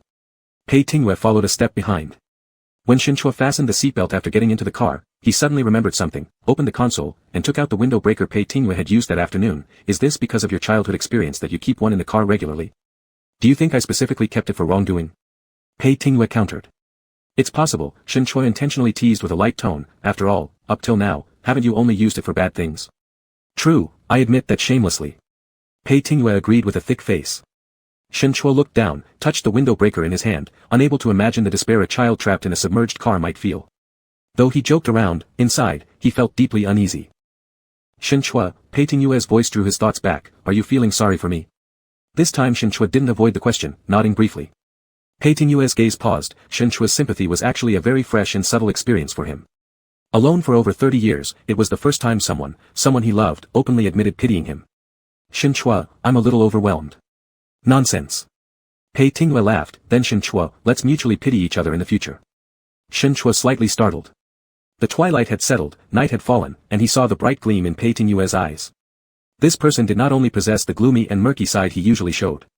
Shin Chua nodded once more. Pei Tingyue started the car. Shin Chua wanted to say something more when a message popped up on his phone screen. It was from his student, reminding him of a post on the school forum concerning him, along with a link. Upon opening the post, what immediately appeared were the intimate photos of him and Pei Tingyue taken earlier, which were reported to the college. It's unclear how news of teacher Zhang being taken away spread, but someone started a thread on the school forum. Later in the comments, someone brought up your lifestyle issues, teacher Shen, and posted these photos. There were many replies, not sure if they'll be deleted. Besides the photo that had already been reported, the rest were all taken secretly outside the staff dormitory building. The most intimate one showed Pei Tingyue reaching out to embrace him at the doorway. Claiming to just be friends definitely wouldn't fool anyone. Shin Chua calmly handed the phone to Pei Tingyue. Pei Tingyue skimmed through the screen a few times, read it thoroughly with great interest, and finally commented, they took some pretty good shots. Shin Chua. Worried? Recalling his previous laughter and that sentence, Shin Chua shook his head, no worry, let it be. Pei Tingyue asked him, do you have an account on your school forum? Shin Chua. I do. Still from when he studied there. Pei Tingyue clicked to log in and handed the phone back to him, signaling him to input the username and password.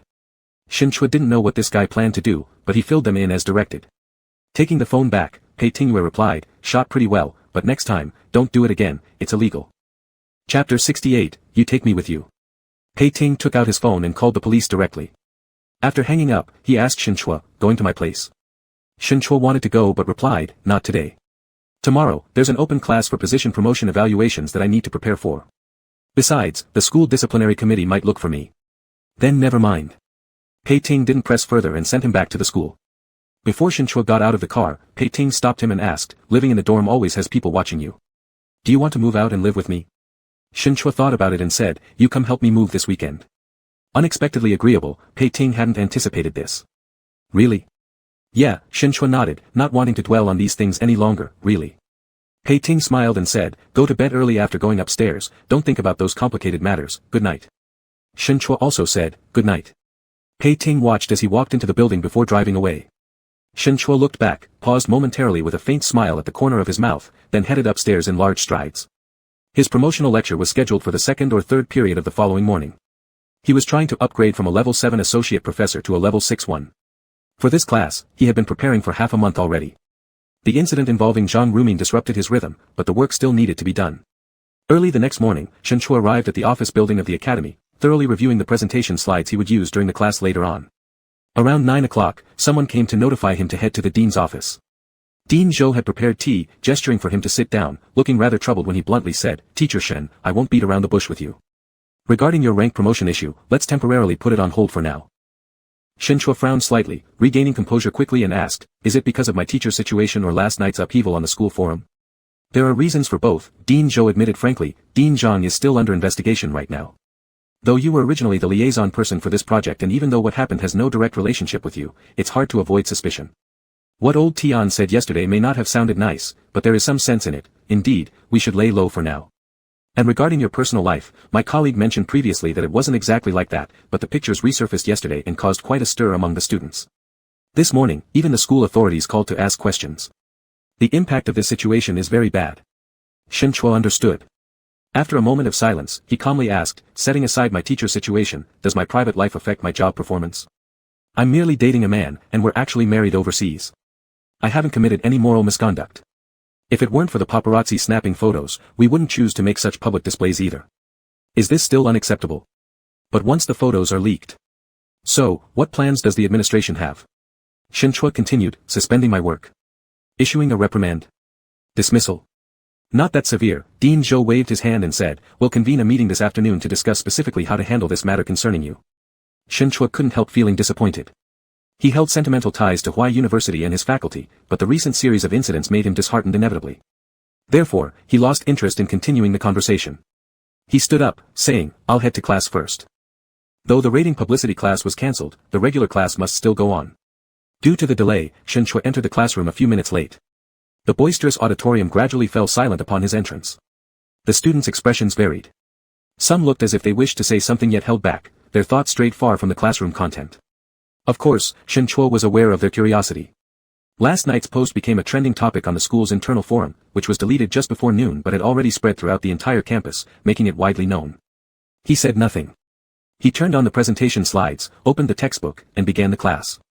Pei Ting was invited by a colleague for dim sum early in the morning. Everyone around the table exchanged information and resources. He absent-mindedly listened, playing with his phone idly, uninterested. The messages sent to Shen Chua went unanswered, probably because Shen was busy. Someone casually brought up Pei Ting's withdrawal from the partnership. Among those present were representatives from the legal association, including a director who, when questioned, awkwardly admitted that Jiang Ji was vice president of the Law Society. Anything the Law Society could do regarding Jiang's displeasure would be limited. So, Mr. Pei, what are your plans? Isn't the head of your department determined not to allow you to withdraw? It's not like you can stand against him, right? Why not? Pei Ting responded nonchalantly to satisfy everyone's curiosity. You're serious? Don't you know that your boss is reportedly hospitalized with a severe illness? Starting your own practice at this juncture, how will others perceive it? That doesn't sound good. I don't care, Pei Ting truly didn't give a damn. His reputation had never been important to him. Others sighed sympathetically, admiring Pei Ting's confidence and capital but quietly muttering about his lack of common sense and ingratitude. Conversations circled around Pei Ting. Someone casually brought up his connection with Shen Chua and asked whether the hot search topic from last night was true. Huai University was a prestigious institution, and when its good-looking young associate professor came out of the closet, it drew quite some discussion as the matter was brought up on public networks. It even made it to one of the top trending topics at some point. Even Pei Ting's identity was uncovered by netizens, making him another subject of idle gossip at dining tables. Pei Ting glanced to his right. The person speaking had just entered and sat down beside him moments ago. This individual had connections with Zhao Zhikuan and had once leaked Pei Ting's whereabouts, leading to an embarrassing chase during one of his escapes with Shen Chua. The man assumed Pei Ting was unaware of this and jokingly teased him in a familiar tone, who would have guessed you, Attorney Pei, had such tastes. Now it makes sense why I've never seen you near any women. But that university professor, so delicate and soft-skinned, indeed stands out. No wonder. Pei Ting lifted his eyelids slightly, no wonder what? No wonder you'd fall for him. A man or a woman, it doesn't matter much. If it were me, seeing someone like that, I'd also want to give it a try. Everyone around laughed raucously. But Pei Ting's face remained emotionless. The man offered him a cigarette with a grin, don't be mad, don't be mad. Just kidding around. Pei Ting took it, glancing at the cigarette in his hand before tilting his chin upward, signaling the man to light it for him. As the man lit the cigarette, he began prattling again, saying Pei Ting shouldn't leave Jinling Law Firm. After all, Jiang Ji had nurtured him for many years, and quitting now would harm his reputation while inviting ridicule from others, just meaningless chatter.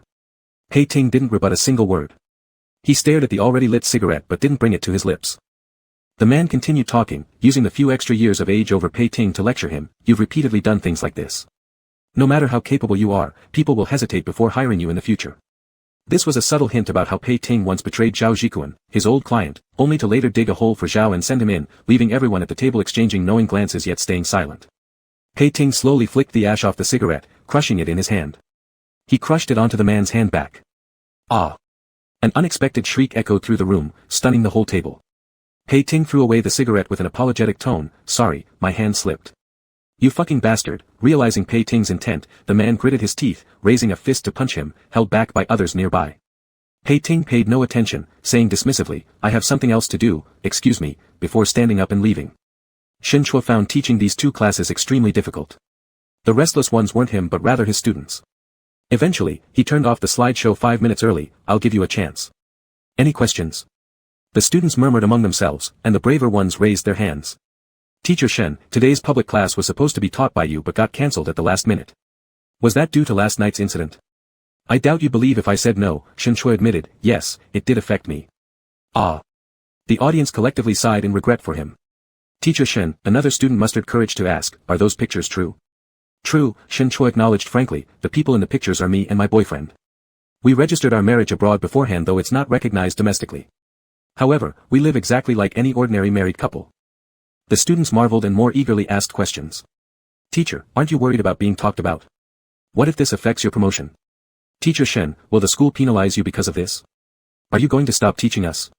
Teacher Shen, is your boyfriend the famous lawyer mentioned online? He looks so handsome. Shen Chua patiently answered each question. It's inevitable to be talked about. As long as I don't feel wrong myself, I'm not afraid of others' comments. Regarding whether this might impact my promotion or result in disciplinary action, I cannot say definitively no, so we can only take it step by step.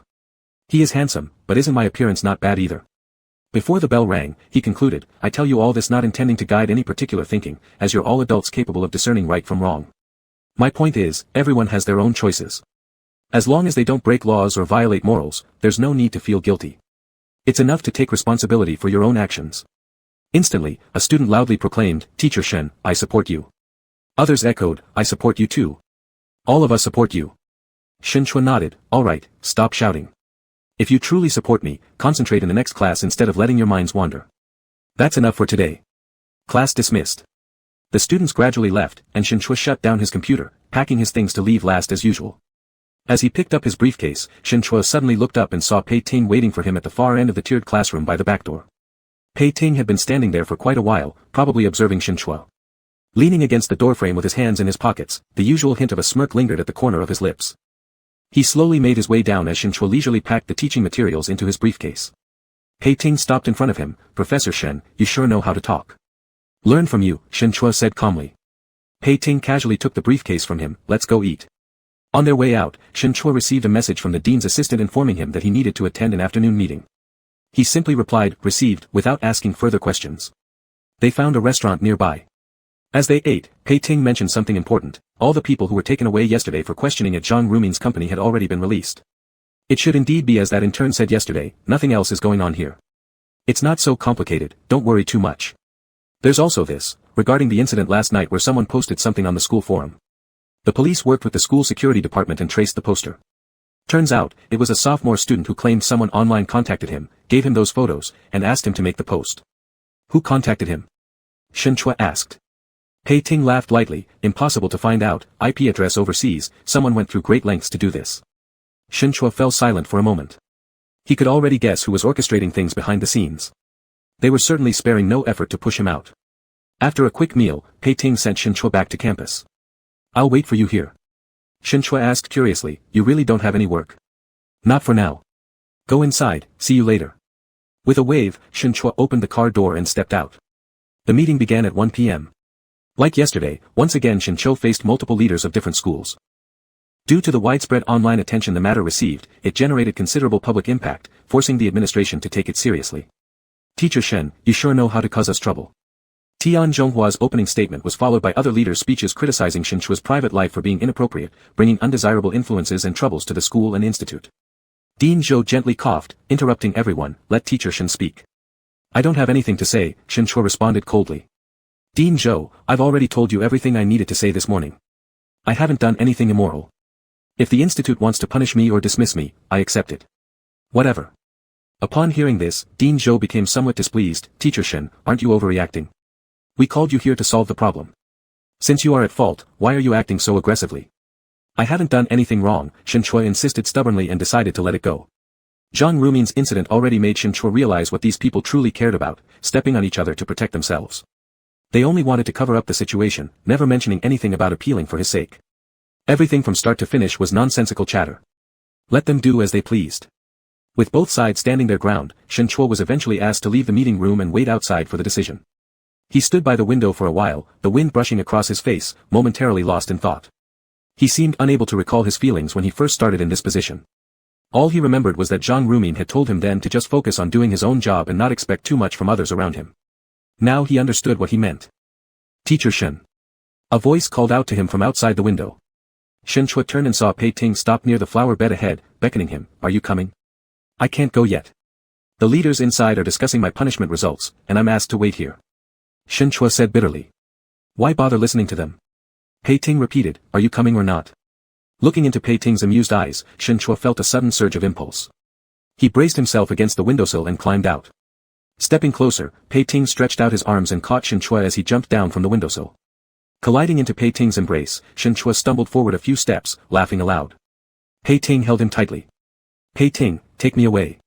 Shen Chua's breath was close as he spoke near the person holding him. Pei Ting lightly patted his waist, all right, let's go. Chapter 69, Husband. The car stopped downstairs at the employee dormitory building, and Pei Ting unbuckled his seatbelt. Let's go to my place today and move some stuff over first.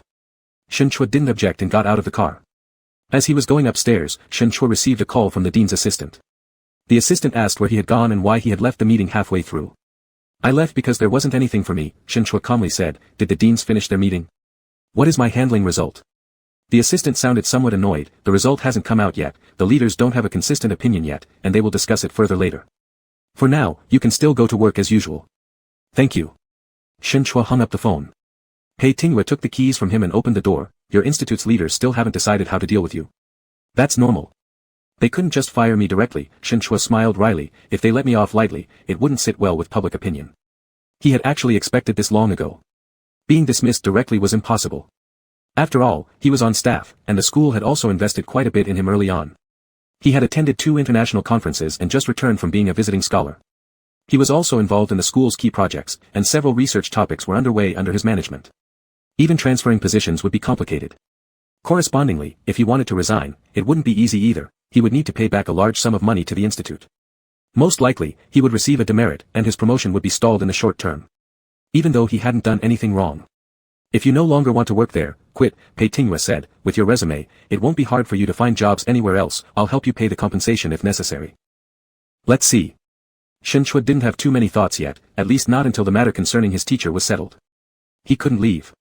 He glanced at a newly arrived message and handed his phone to Pei Tingyue. There's another one who says he'll help me pay the compensation. It was Jiang Yao, the American guy, whose information was surprisingly well informed, and he already knew about their being secretly photographed. He asked Shin Chua whether he would be dismissed by the school, and he strongly invited Shin Chua to join his side, even offering to pay for Shin Chua's buyout from Huai University. Do you have any interest? Pei Tingyue asked. Shin Chua thought about it and shook his head. Never mind, I don't want to go abroad. Pei Tingyue took his phone and replied, not going. Jiang Yao sent a voice message, young cousin, don't make decisions for Shin teacher, let him speak for himself. Pei Tingyue ignored it and handed the phone back to Shin Chua. I'll help you pack. Shin Chua felt a bit of a headache. There were so many books to move here and there, and now they had to move them back again. Anyway, this is the last time. Pei Tingyue rolled up his sleeves to start working, but Shin Chua stood there motionless. When Pei Tingyue looked over at him, Shin Chua asked, is this really the last time? Pei Tingyue locked eyes with him and nodded, yes. Shin Chua was silent for a moment, staring at the man in front of him. Then, he stepped forward, grabbing the collar of Pei Tingyue's shirt and pushed him into the couch. Facing him straddling over his body, Shin Chua grabbed onto him tightly and spoke firmly, Pei Tingyue, swear to me. Are you still believing in that? Pei Tingyue seemed a little surprised. Can't believe it. He knew oaths were meaningless, but he still wanted to hear Pei Tingyue say it. Alright, Pei Tingyue pulled down his hand and held it, saying seriously, Shin Chua, I said I love you, and there is no expiration date for that statement. Shin Chua's breathing became heavier, his emotions hidden behind slowly lowered eyes. He leaned closer and kissed him. Pei Tingyue immediately responded with an open mouth. Their tongues intertwined, intimately blending, a passionate kiss they had missed for so long. Shin Chua vaguely thought that with such a Pei Tingyue, he might never refuse him. That's fine then, Pei Tingyue had said there would be no limit. By the end of the kiss, the atmosphere shifted once more. Their breaths grew heavier, and Pei Tingyue's hand slid under his shirt, becoming increasingly fervent. Shin Chua could hardly endure it, turning back and gripping his wrist. Stop, it's not okay here. Then come home with me. Shin Chua panted, barely calming his heartbeat. He pushed him gently and backed away, standing up, let's get to work quickly. Pei Tingyue laughed softly, all right. Shin Chua packed the books into boxes while Pei Tingyue went to the window and took a look outside, suddenly asking, do you know who lives in the opposite building? Shin Chua answered casually, probably teachers from other colleges. I don't know everyone. No one from your college. Seems like a lecturer hired last year lives in that building. I occasionally meet him downstairs and have exchanged greetings a few times. Shin Chua puzzled, why are you asking this? The photos we were caught in, Pei Tingyue said, are all taken from an overhead angle, almost the height of the second or third floor in the opposite building. Shin Chua felt both surprised and unsurprised. He was recruited by Dean Tian after the decision. After Yang Wenbin left, someone was still keeping an eye on him. Shin Chua thought about it and felt completely uneasy. Professor Shen, you seem pretty unpopular, Pei Tingyue teased. Shin Chua shot him a glance, feeling exactly like he was bringing up something better left unsaid. After packing halfway through, Pei Tingyue glanced at his watch. It's getting late, let's go back. Anyway, tomorrow's Saturday, we can come back in the morning to finish up the rest. Shin Chua had no objections. Alright, let's go. Dinner was eaten at home. Pei Tingyue prepared Western cuisine and opened a bottle of wine. Shin Chua saw the label on the wine and remarked with surprise, whiskey. Pei Tingyue asked him, do you remember the first time at the bar, you drank this? Shin Chua really couldn't recall, he also didn't know how he managed to drink it back then. Pei Tingyu especially opened this bottle today because Shen Chua suspected there was some ulterior motive behind it. Indeed, Pei Tingyu did have an ulterior motive. Holding the wine glass, Pei Tingyu swirled the golden liquid slightly, took a sip, and commented, "The taste is pretty good." What he referred to wasn't quite clear. As dusk settled and night deepened, the living room remained dark except for a few candles lit randomly, their flames flickering. Pei Tingyu continued to swallow the wine he poured into his mouth. Shen Chua observed his eyes gradually tinged with the glow of alcohol and firelight, and instinctively swallowed hard before taking a sip of the wine himself. The sharp and pungent taste upon entering the mouth was extremely stimulating, making his head feel light instantly. Pei Tingyu stared at his facial expression. "How does it feel?" "Alright," Shen Chua licked his lips indifferently, indicating it wasn't so good or bad, within his acceptable range. Pei Tingyu took over his cup and drank the rest. Shen Chua was startled. "Isn't there still wine in your glass?" "You'd better drink less, don't get drunk." Shen Chua reclaimed the wine glass and after hesitating, gestured at him, "Pour me some more." "Still want to drink?" "After all, that's what you intended, isn't it?" Pei Tingyu laughed and didn't stop him anymore, continuing to pour him wine. Shen Chua slowly sipped again while hugging the cup. "Anyway, you don't need to deliberately get me drunk, I've already come back with you." "Do you think I'm trying to deliberately get you drunk?" "Aren't you?" Shen Chua absolutely didn't believe him. Pei Tingyu laughed again. "What am I in your eyes? A lecherous beast? It seems like you've scolded me that way before." "Not much different." Shen Chua mumbled vaguely. That's right then," Pei Tingyu agreed nonchalantly, loosening his tie casually and unbuttoning one button of his shirt. Wherever his fingers grazed, Shen Chua's gaze would unconsciously follow, his vision repeatedly scanning from his jawline to his neck, finally stopping on his constantly moving Adam's apple. Pei Tingyu was also looking at him, through the misty dimness, seeing nothing but Shen Chua's clear bright eyes. Just like the first meeting on that night. By the end of the meal, the entire bottle of whiskey had been finished. Neither of them drank little, especially Pei Tingyu. Shen Chua wanted to tidy up the table when the drunken man embraced him from behind, whispering affectionately, "Wife." Shen Chua wanted to laugh but realized this fool had actually gotten himself drunk. Of course, he wasn't much better either, dizzy with floating visions blurring everything, barely keeping awake. "Let's make a sobering soup anyway." Thinking this, Shen Chua did just that, opening the fridge to take out ingredients, starting a new fire. Pei Tingyu leaned against nearby with folded arms watching as Shen Chua occasionally looked up and caught him in quiet observation, finding it quite unusual. "You once said someone made you soup when you were young, was it your parents?" "They wouldn't have the mood," Pei Tingyu shook his head, "our housemaid when I was little." Shen Chua gazed at him. "Pei Tingyu, what?" "Pei Tingyu," Shen Chua gathered his words, "if there's anything you want in the future, tell me." "Anything?" "Yes, anything, I'll try my best to satisfy you." Pei Tingyu directly stated, "You, Shen Chua, I want you." Shen Chua turned off the fire. "Drink the soup first." Although sobering soup might help clear the alcohol, it couldn't suppress the fiery passion building up in both of them, since the afternoon already. They were entangled even in the dining room, Shen Chua pulling down Pei Tingyu's collar with both hands, sucking on his Adam's apple. Pei Tingyu moaned softly as his fingers slipped into Shen Chua's hair. Shen Chua's kisses wandered upwards, covering Pei Tingyu's lips. Their tongues collided, unable to be restrained. Pei Tingyu watched Shen Chua's passionate and sincere eyes amid those wandering lights. His kiss descended, brushing against Shen Chua's constantly trembling eyelashes. Entwined and falling onto the couch in the living room, Shen Chua knelt on top of Pei Tingyu, hoarsely calling his name, Pei Tingyu. Pei Tingyu kissed him continuously, murmuring in response, "What do you call me?" Shen Chua felt hot, his kisses landed on the skin, damp and sticky, heading towards more secretive places. In such intimate contact, he sensed more warmth welling up inside, melting him. Sweat poured down, releasing the pent-up heat and discomfort together. Shen Chua's hand slid to Pei Tingyu's back, feeling the prominent shoulder blades and firm back muscles that hardened continuously as Pei Tingyu's body moved against his palm, sending shivers through Shen Chua. Desire escalated to its peak when waves of heat crashed over him, drowning him completely. Pei Tingyu panted in his ear once more, "What should I call you?" Shen Chua swallowed hard, replying with difficulty, "Wife." Pei Tingyu kissed his lips, his tongue outlining them before plunging in, tangling and caressing Shen Chua's tongue sensually. "Change it," whispered Pei Tingyu against his lips after the kiss, enticing Shen Chua. Shen Chua refused to comply. In retaliation, Pei Tingyu nipped at him as punishment while his tongue plunged further into Shen Chua's mouth, unrestrained. "Are you sober now?" Afterward, Shen Chua remained seated on Pei Tingyu, touching his sweat-soaked back and breathing heavily as he asked the question. Leaning lazily against the sofa, Pei Tingyu wiped away Shen Chua's neck sweat with his fingers, lightly grazing his skin. Shen Chua slightly shuddered, noticing the relaxed look in Pei Tingyu's eyes. Guessing this bastard wouldn't admit being sober even if he was, Shen Chua gave up asking. "Shen Chua," Pei Tingyu spoke, his hoarse voice filled with satisfaction, "where's the ring?" Shen Chua held his hand, flicking the ring on his finger, "You're already wearing it." "I mean yours," Pei Tingyu entwined their hands, holding his tightly. "How do you know I have it?" "I guessed," Pei Tingyu chuckled, "I really did search all night that evening." "I didn't lie," I combed through the street multiple times but couldn't find it.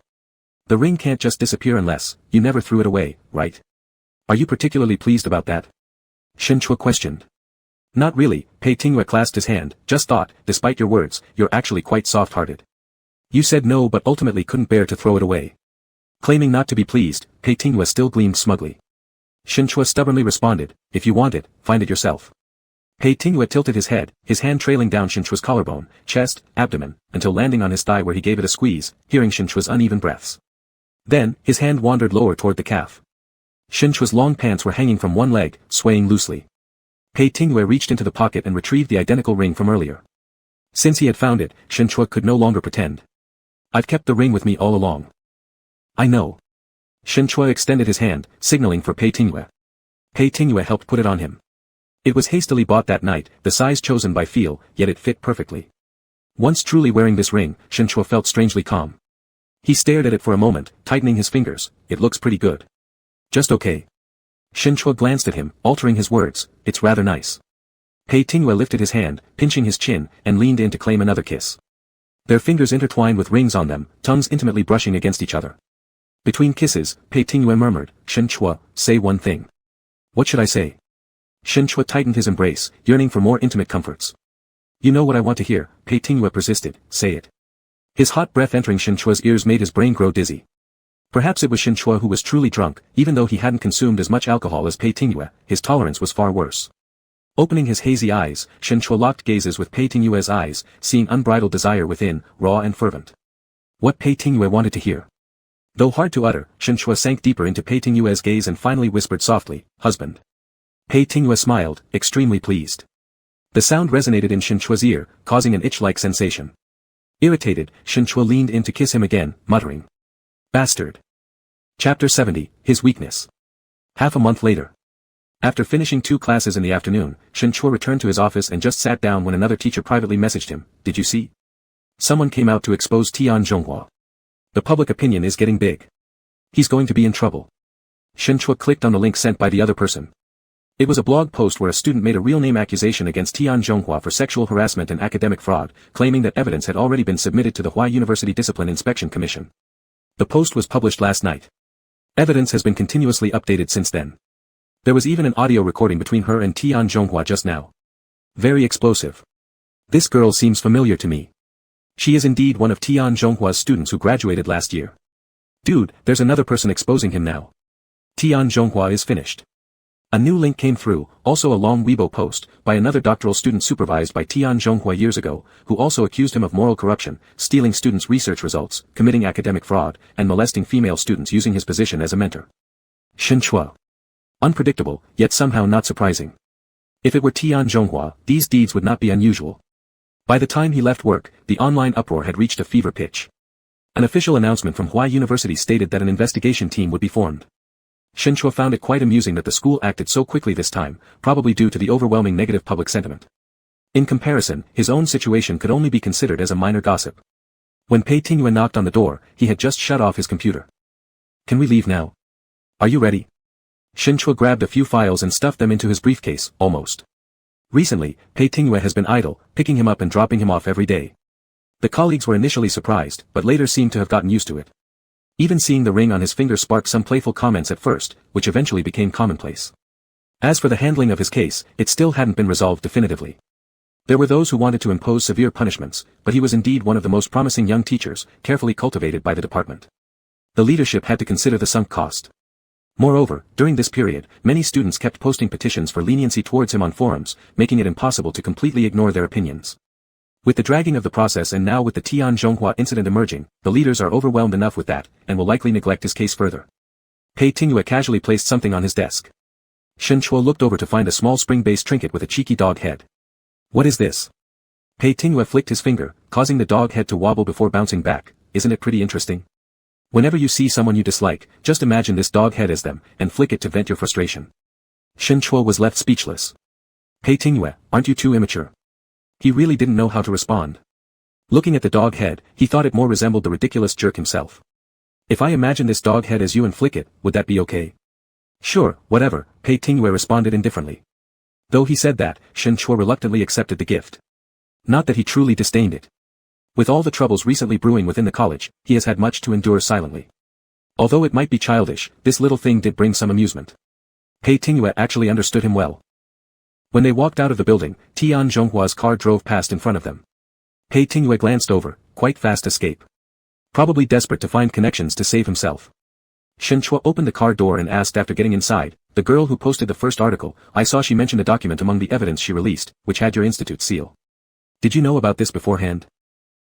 Yes, I knew, Pei Tingyue admitted candidly, she's the cousin of a friend of mine. We had dinner together sometime earlier, and we chanced upon discussing matters related to your department. Upon learning about this situation, I naturally decided to help her out. You said yourself that if your mentor can get investigated, it's no surprise that someone like Tian Zhonghua is clean. A stumble into trouble was inevitable for him. Would it work? Pei Tingyue chuckled, Shen Chua, do you know that when I help big clients in lawsuits, a public relations battle is also a common tactic? Though some may look down on it, it cannot be denied how effective it is. The second person who spoke out contacted the girl voluntarily after seeing the morning's post. Then they decided to join forces and stand up together. Watch, the matter will grow increasingly lively. Only hope and good luck to your Dean Tian. Shen Chua obviously didn't care about Tian Zhonghua, what concerned him was his mentor. Zhang Rumin's case was still under investigation, and the Municipal Discipline Inspection Committee was determined to pursue it. For now, they could only wait patiently until the case was transferred. What are you thinking about? Shen Chua snapped back to reality, shook his head, and looked outside, realizing it wasn't the way home. Where are we going? Pei Tingyue stepped on the gas, to the airport, to see someone off. Jiang Jihe is flying abroad for treatment today. He's already partially paralyzed, relying on a wheelchair to move, with twisted speech and unable to communicate. Besides Zhang Ping, only a caregiver accompanied him. Among those who came to see him off, there was only Pei Tingyue. What a phrase called, when people are gone, tea turns cold.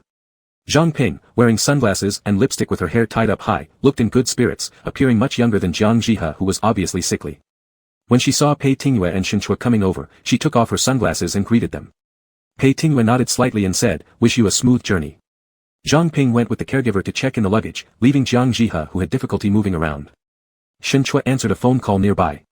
Pei Tingyue turned his head and directly faced Jiang Jihe, who was staring at him from the wheelchair, saying softly, there were quite a lot of people who showed their attentiveness to you at the hospital when you first fell ill. Now that you're paralyzed and can't even express your real will, these people no longer bother to come. People are indeed realistic. Jiang Jihe angrily, but could not say a word. You should not waste your energy, Pei Tingyue slowly rotated his wrist and contemptuously said, back then, you said I didn't have any capital to win against you, I did not argue with you. Actually, you simply haven't noticed, my greatest advantage is that I'm young and healthy. You see, I don't have to do anything, and now I've already effortlessly surpassed you. With a bang, Jiang Jihe fiercely slapped the armrest of the wheelchair.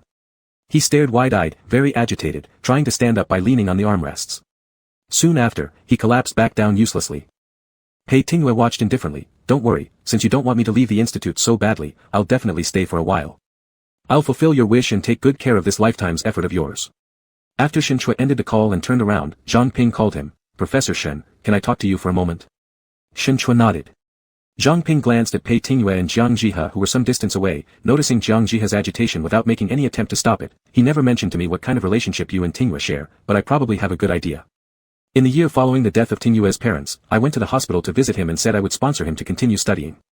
His very first question was, what conditions applied? Shen Chua frowned. Zhang Ping continued, from then on, he became distrustful of everyone. I thought he did not understand that sincerity comes without condition. Now I realize it wasn't that. Perhaps because of you, he hasn't been tainted by someone like Jiang Jihe. Pei Tingyue says he won't. Zhang Ping nodded, with you around, I believe he won't. Professor Shen, whatever happens later, if he does something wrong, please let him know straightforwardly. I think he should listen to you, also hope that you can be more tolerant towards him. Shen Chua paused silently and said, I will. Don't worry. Pei Tingyue lost interest in continuing to enjoy Jiang Jihe's predicament and concluded, go ahead, well, there aren't many good years left for you, try to enjoy the rest calmly. Then he paid no heed to Jiang Jihe's furious indignation, stuffing his hands into his pockets and turning around to go toward Shen Chua. We're heading back. After bidding farewell to Zhang Ping, they left. Taking a few steps, Shen Chua looked back and saw Zhang Ping's receding figure, stepping steadily in heels while pushing an agitated Jiang Jihe away with gestures. Shen Chua paused his gaze and asked uncertainly, why doesn't your sister-in-law divorce him but goes abroad with him for treatment instead? It used to be impossible to leave as Jiang Jihe wouldn't let her go and tormented her all her life, Pei Tingyue said indifferently, now she doesn't want to divorce anymore. She rather retaliates against him. Shen Chua was speechless for a moment. Perhaps not only were Pei Tingyue's parents crazy, but also his master, sister-in-law, all the people surrounding him who influenced him were lunatics. No wonder he was like this. Getting in the car and fastening the seatbelt, Pei Tingyue turned around and asked, "What did you just talk about?" Shen Chua looked at him and said, "Your sister-in-law is worried about you, afraid that you might be assimilated by your boss, and has asked me to repeatedly warn you and be more tolerant." Pei Tingyue dismissed it completely. "I said I won't." "Pei Tingyue," Shen Chua asked, "is there anything you fear? Conscience, morality, or law?" This question was actually superfluous, as he himself could answer for Pei Tingyue. In this person's eyes, conscience and morality are crap. As for law, it's not something to be scared of. Maybe he just thinks there's no need to cross the line, or more precisely, nothing sufficiently appealing enough for him to break the rules. Shen Chua always considered such thoughts dangerous, now as well, even though Pei Tingyue assured him he wouldn't. "Are you not confident about me?" Pei Tingyue counter-questioned him. "Shen Chua, am I making you feel uneasy?" "You know better." "Don't worry," Pei Tingyue replied, "I indeed don't fear anything, but I do have weaknesses." Shen Chua, "What?" "You," Pei Tingyue bluntly responded, "so, won't mean won't. Don't overthink it." After finishing speaking, he sat upright and moved his gaze forward, starting the car. Shen Chua snapped out of his daze and realized his earlobes were burning. "Have you attended a language arts training course?" "What's that?" Pei Tingyue drove the car away. "It teaches how to sweet-talk people." Pei Tingyue chuckled, "No such thing. Just assume I'm naturally talented." Shen Chua's face grew redder at his jesting remark. "Stop mouthing off." "No," Pei Tingyue replied seriously, "what I said just now was sincere." "Shen Chua, trust me, everything is fine. Don't worry." Shen Chua felt inexplicably relieved and nodded. Pei Tingyue didn't say anything more as the car left the airport and headed back home. In the following days, the matter concerning Tian Zhonghua escalated dramatically. More students posted online one after another with fresh evidence emerging on the internet. The turning point came a week later when a female student studying under Tian Zhonghua reported him for sexual harassment and molestation to the police and provided concrete evidence.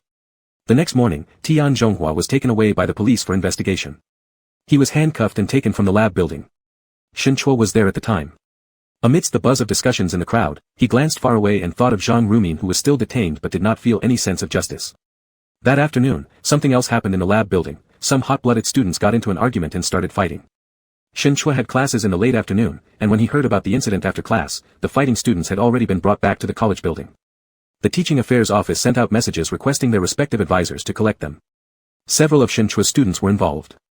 About 10 minutes later, he hurriedly returned to the college building. It was noisy inside the large conference room. Even before stepping in, he could hear the commotion. A male voice loudly declared, "I can't stand it. Why are you comparing Professor Zhang to beast like Tian Zhonghua? Zhang's situation hasn't been determined yet." This morning, Tian Zhonghua was handcuffed by the police and led away while everyone saw it with their own eyes. How could he possibly be falsely accused? "What do you mean, can't stand it?" "Both of them are suspects right now and under investigation. There's no difference between them. You guys are all in your 20s and still act like reckless brats who resort to violence when things don't go your way. Aren't you ashamed?" Shen Chua scanned his eyes over, and the person reprimanding the students was the counselor for these graduate students, the very one Pei Tingyue suspected of secretly taking photos of them. Shen Chua didn't move forward immediately. He listened to the students rebutting, "What's shameful about us? Hiding behind Tian Zhonghua like cowards, piling up together when it benefits you but cutting ties the moment he's in trouble is what's truly embarrassing. Who are you talking about? Are you saying the warning wasn't enough and you want disciplinary probation or further punishment? I haven't mentioned names. Whoever speaks the loudest and is guiltiest is the one. And speaking of suspects, what about yourself? Weren't you the doctoral student mentored by Tian Zhonghua? If he falsified academic work, do you have any part in it? Have you cleared your own suspicion yet? Don't try to intimidate others here using his influence." Other bolder students chimed in agreement, paying no heed to the potential punishments being threatened. The counselor turned red with anger. "I am your counselor. Look at your attitude, getting into fights with classmates isn't enough for you. Do you want to challenge your teacher as well? Not everyone deserves to be called a teacher. Someone like Tian Zhonghua doesn't qualify." "Ha!" The counselor, infuriated, wanted to throw punches, but Shen Chua took a step forward and kicked the chair in front of him, causing it to fly out with a loud clang. After the thunderous sound, everyone looked surprised towards him. With a cold expression, Shen Chua sternly warned the one still raising his fist, "Assault is illegal. If you dare lay a hand on my student, I'll call the police now." A brief deadlock ensued. Then a light laugh echoed from the back door of the meeting room. Shen Chua turned around. It was Pei Tingyue who came to pick him up after work. Pei Tingyue clapped his hands and asked, "Shen teacher, need a lawyer?" "I can help." Chapter 71, Two Fools. As they entered the last 10 days of December, the temperature dropped sharply. It was only noon, yet the sky was gloomy. Shen Chua received a message from Pei Tingyue and looked at the time. Since there was nothing much to do in the afternoon anyway, he decided to pack up his things and head downstairs. The laboratory building was eerily quiet. Although it was Saturday today, there were far fewer people than usual. With the cold weather, plus the recent turmoil within the institute, Tian Zhonghua had been imprisoned without coming out again, and the investigation into academic fraud had produced results. Several people from Tian Zhonghua's research team were involved and have been punished accordingly. Director Zhou retired early, and personnel changes were occurring within the institute, which still needed to be sorted out. With all this, people were restless, and no one was really in a working mood. A Mercedes-Benz parked under the experimental building. Shen Chua opened the door and sat in the passenger seat. Pei Tingyue took his hand and touched it. It's so cold. Did you not turn on the air conditioner in your office? It's too stuffy, I didn't feel like turning it on. Shen Chua spoke while glancing toward the figure arguing with the security guard at the entrance to the building. Pei Tingyue's eyes also followed. Why is he still here? It was that person who conflicted with Shen Chua in the meeting room over the student fight incident. This person was a direct disciple nurtured by Tian Zhonghua, having stayed on campus after graduation. Unfortunately, his focus wasn't on academia, he was also involved in Tian Zhonghua's academic fabrication. After being investigated, he was dismissed by the school. Probably wanting to come up and take some things, but since his work ID has been confiscated, the security surely wouldn't let him back in. Shen Chua shook his head. It was something that he brought upon himself. Whether their photos were stolen by this person or not, without evidence, it couldn't be confirmed. Anyway, they wouldn't have to see each other again in the future. Pei Tingyue showed no interest in giving another look. Starting the car. Your issue still has no conclusion, right? It ended up unresolved. Perhaps, Shen Chua thought for a moment, saying, about the student fights before, the college ultimately just gave them a verbal warning without any other punishment. My matter hasn't been mentioned again. Probably because there are too many incidents recently within the institute, no one has time for me, or they don't want to handle more people, fearing our department might bottom out in the final integrity evaluation. And with Director Zhou implicated in Tian Zhonghua's issues, retiring prematurely, new leadership won't likely ascend from within the institute. Many positions will probably change hands, and those leaders have no time to care about my trivial matters. That's great, Pei Tingyue pressed down the gas pedal. You can finally breathe easy. Hopefully. Shen Chua didn't want to talk about these things anymore, asking, where are we going? Home. To have dinner with my university roommate. The place where Pei Tingyue met with someone was a restaurant near the College Road area. The other party had arrived earlier and already ordered food waiting for them. Professor Shen, hello. Did we not formally introduce during our last encounter?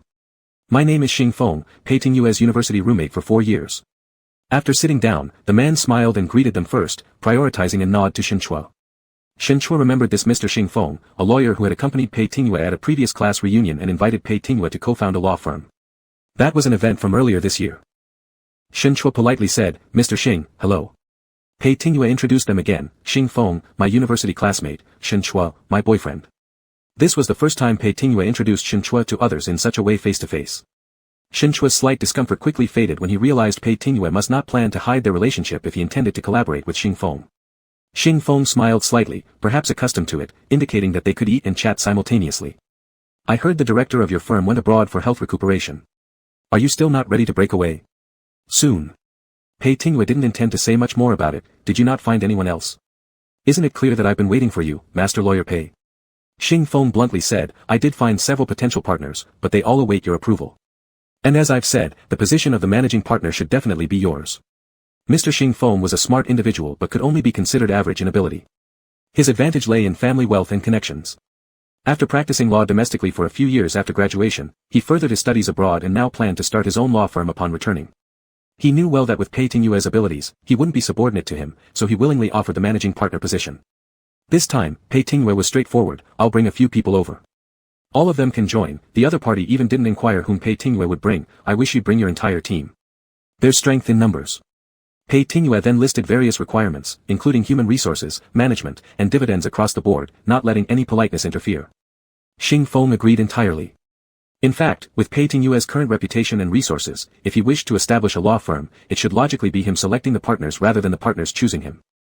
In the midst of the meal, Pei Tingyue stepped out of the private room to answer a phone call. At the dining table remained Shen Chua and Xing Feng, who casually chatted, finding topics to fill the silence. Professor Shen, haven't you two been together for quite some time? Xing Feng curiously asked him, it's pretty surprising, old Pei is so taciturn, I didn't expect he would find someone before me. Shen Chua wasn't particularly fond of the nickname Old Pei, but didn't show it on his face. He simply replied, we got married last year in Las Vegas. The other person was slightly surprised, and then smiled, saying, that's pretty modern. Congratulations to both of you. Shen Chua questioned him, when you guys were studying before, was he really as aloof as not letting anyone close? Pretty much. When I first met him, he talked very little, completely cold-hearted, but now he's become more flexible.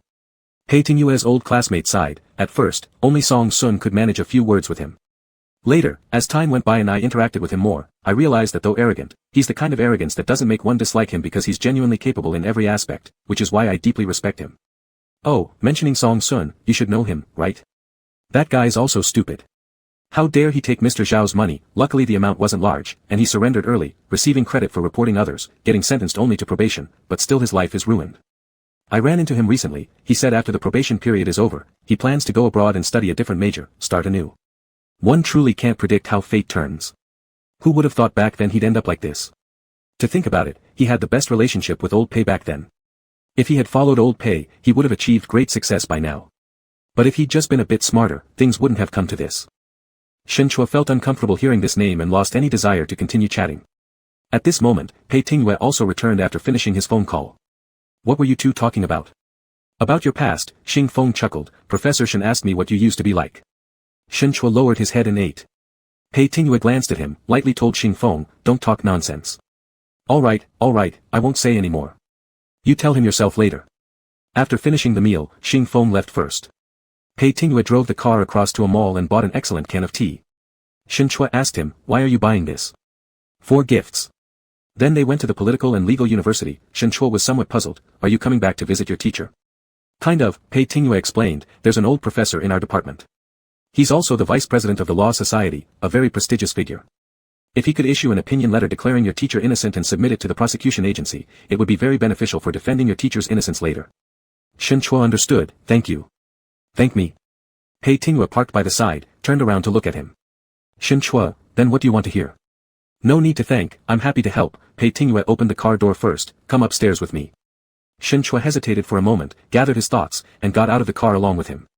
The old professor Pei Tingyue mentioned surnamed Rong. He was a scholar with vast knowledge, rarely being seen at school on a Saturday today. When they knocked and entered, the old professor was reading in the office, pinching his glasses to examine Pei Tingyue for half a day, frowning and saying, it's you brat, what wind blew you here? Pei Tingyue presented the tea he brought. Teacher, try this one, it's better than what's in your cup. The old professor glanced at it, showing no interest. Nothing comes without reason. What brings you here? Pei Tingyue sat down with Shen Chua, introduced them. Shen Chua greeted the old professor politely. Professor Rong, hello. Upon hearing that he was a teacher from Huai University, this old professor's expression softened considerably. You're a friend of this young man? Yes. Shen Chua nodded. How did you end up befriending such a rascal? Be sure you weren't tricked by him, the old professor remarked offhandedly. Shen Chua. Pei Tingyue calmly stated, Teacher, don't vent your displeasure towards me onto my friend. Do you even know I'm dissatisfied with you?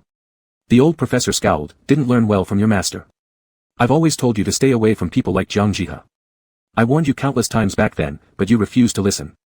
I said if you must follow Jiang Jihe, then never set foot in my door again. So what are you doing back now? Once this topic was brought up, there was no end to it. Pei Tingyue listened silently while he kept scolding on and on, never once countering. When the professor eventually tired himself out, dried his throat and finished the tea in his cup, Pei Tingyue took the initiative to pick up the teacup, brewed fresh tea with the tea he brought, and respectfully handed it over. Drink this. The old professor remained stiff, refusing to accept it. Pei Tingyue continued to lean forward, holding the cup high with both hands. Shen Chua had never seen such a humble Pei Tingyue before, feeling uneasy, wanting to say something when finally the old professor humphed and accepted the tea. Speak, what exactly is the matter? Pei Tingyue directly explained their purpose. Professor Zhang's case was transferred to the prosecutor's office last week. He had reviewed the files and visited him at the detention center, providing a detailed explanation of the situation to the old professor, hoping the latter could help draft an expert legal opinion letter. After hearing this, the old professor reflected and said, what you're saying is neither too complicated nor too simple. This Professor Zhang did not have the intent to embezzle public funds. He may not be considered a criminal. Whether the Municipal Supervisory Commission defines it as such is one thing, and whether the prosecutor's office chooses to indict is another matter. However, in reality, the prosecutor's office usually adopts the opinions from the Commission for Discipline Inspection and Supervision, so it might be difficult.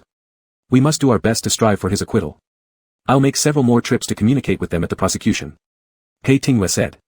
The old professor asked curiously, why are you helping this Professor Zhang? You even came down to me with your request. What relation does he have to you? Professor Zhang is my teacher, Shen Chua spoke up. My teacher is honest and straightforward, fully dedicated to research.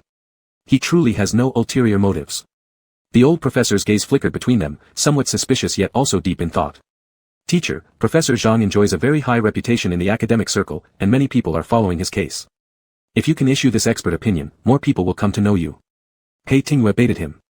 The old professor grabbed the book he'd just been reading and threw it at him. Do you think I'm after this empty fame? Get out. Get out. Pei Tingyue left behind the materials he brought and swiftly departed with Shinchua. Exiting the old professor's office, Shinchua worriedly asked, Is your teacher angry? No, Pei Tingyue calmly replied, he kept the materials I left behind, which means he agreed. He's just like that, though he says he doesn't care for me, he hasn't rejected the tea I send during holidays. Didn't it feel humiliating asking him for a favor like that? Pei Tingyue glanced at him, are you feeling sorry for me being humiliated? Shinchua slightly pressed his lips, implicitly acknowledging. It's nothing, Pei Tingyue casually responded, I'm used to it. The old man is like that, I have to cater to him. Don't worry about it too much. Descending the stairs, Shinchua remained restless and suggested, let's take a walk around your school. Sure. The political and legal university wasn't large. Pei Tingyue led Shinchua along the shaded pathways, circling from the teaching building to the student dormitories, a mere few minutes' walk. Students occasionally passed by, and Shinchua found it hard to imagine what Pei Tingyue was like back then during his school days. What are you thinking about? The person beside him asked. Shinchua returned to reality, hesitating to speak the truth, I was wondering what you were like before. You don't need to ask others if you want to know, Pei Tingyue said, just ask me directly. Shinchua stopped walking, looking at him, were you really as cold and unapproachable as your classmates described? Pei Tingyue, not exactly. I thought I got along well with them too. Who did you get along with best? Song Sun. Pei Tingyue's eyebrows twitched, hesitating momentarily to answer. Shinchua, never mind, forget it if you don't want to talk about it. The night we argued, you asked me if I ever liked him in the past, Pei Tingyue blandly remarked, there was indeed some affection once, but he was already in a relationship with his wife long before that. I never thought there'd be anything serious between us. Shinchua frowned, recalling Pei Tingyue's previous behavior toward her, so you were actually quite the gentleman toward him, unlike how forceful you've always been with me. Not true, Pei Tingyue immediately denied it, if you insist on knowing the reason, it's because I didn't want to force the matter. I thought I was different from my mother, able to control my feelings rationally. So I didn't pursue him, and didn't impose myself on him.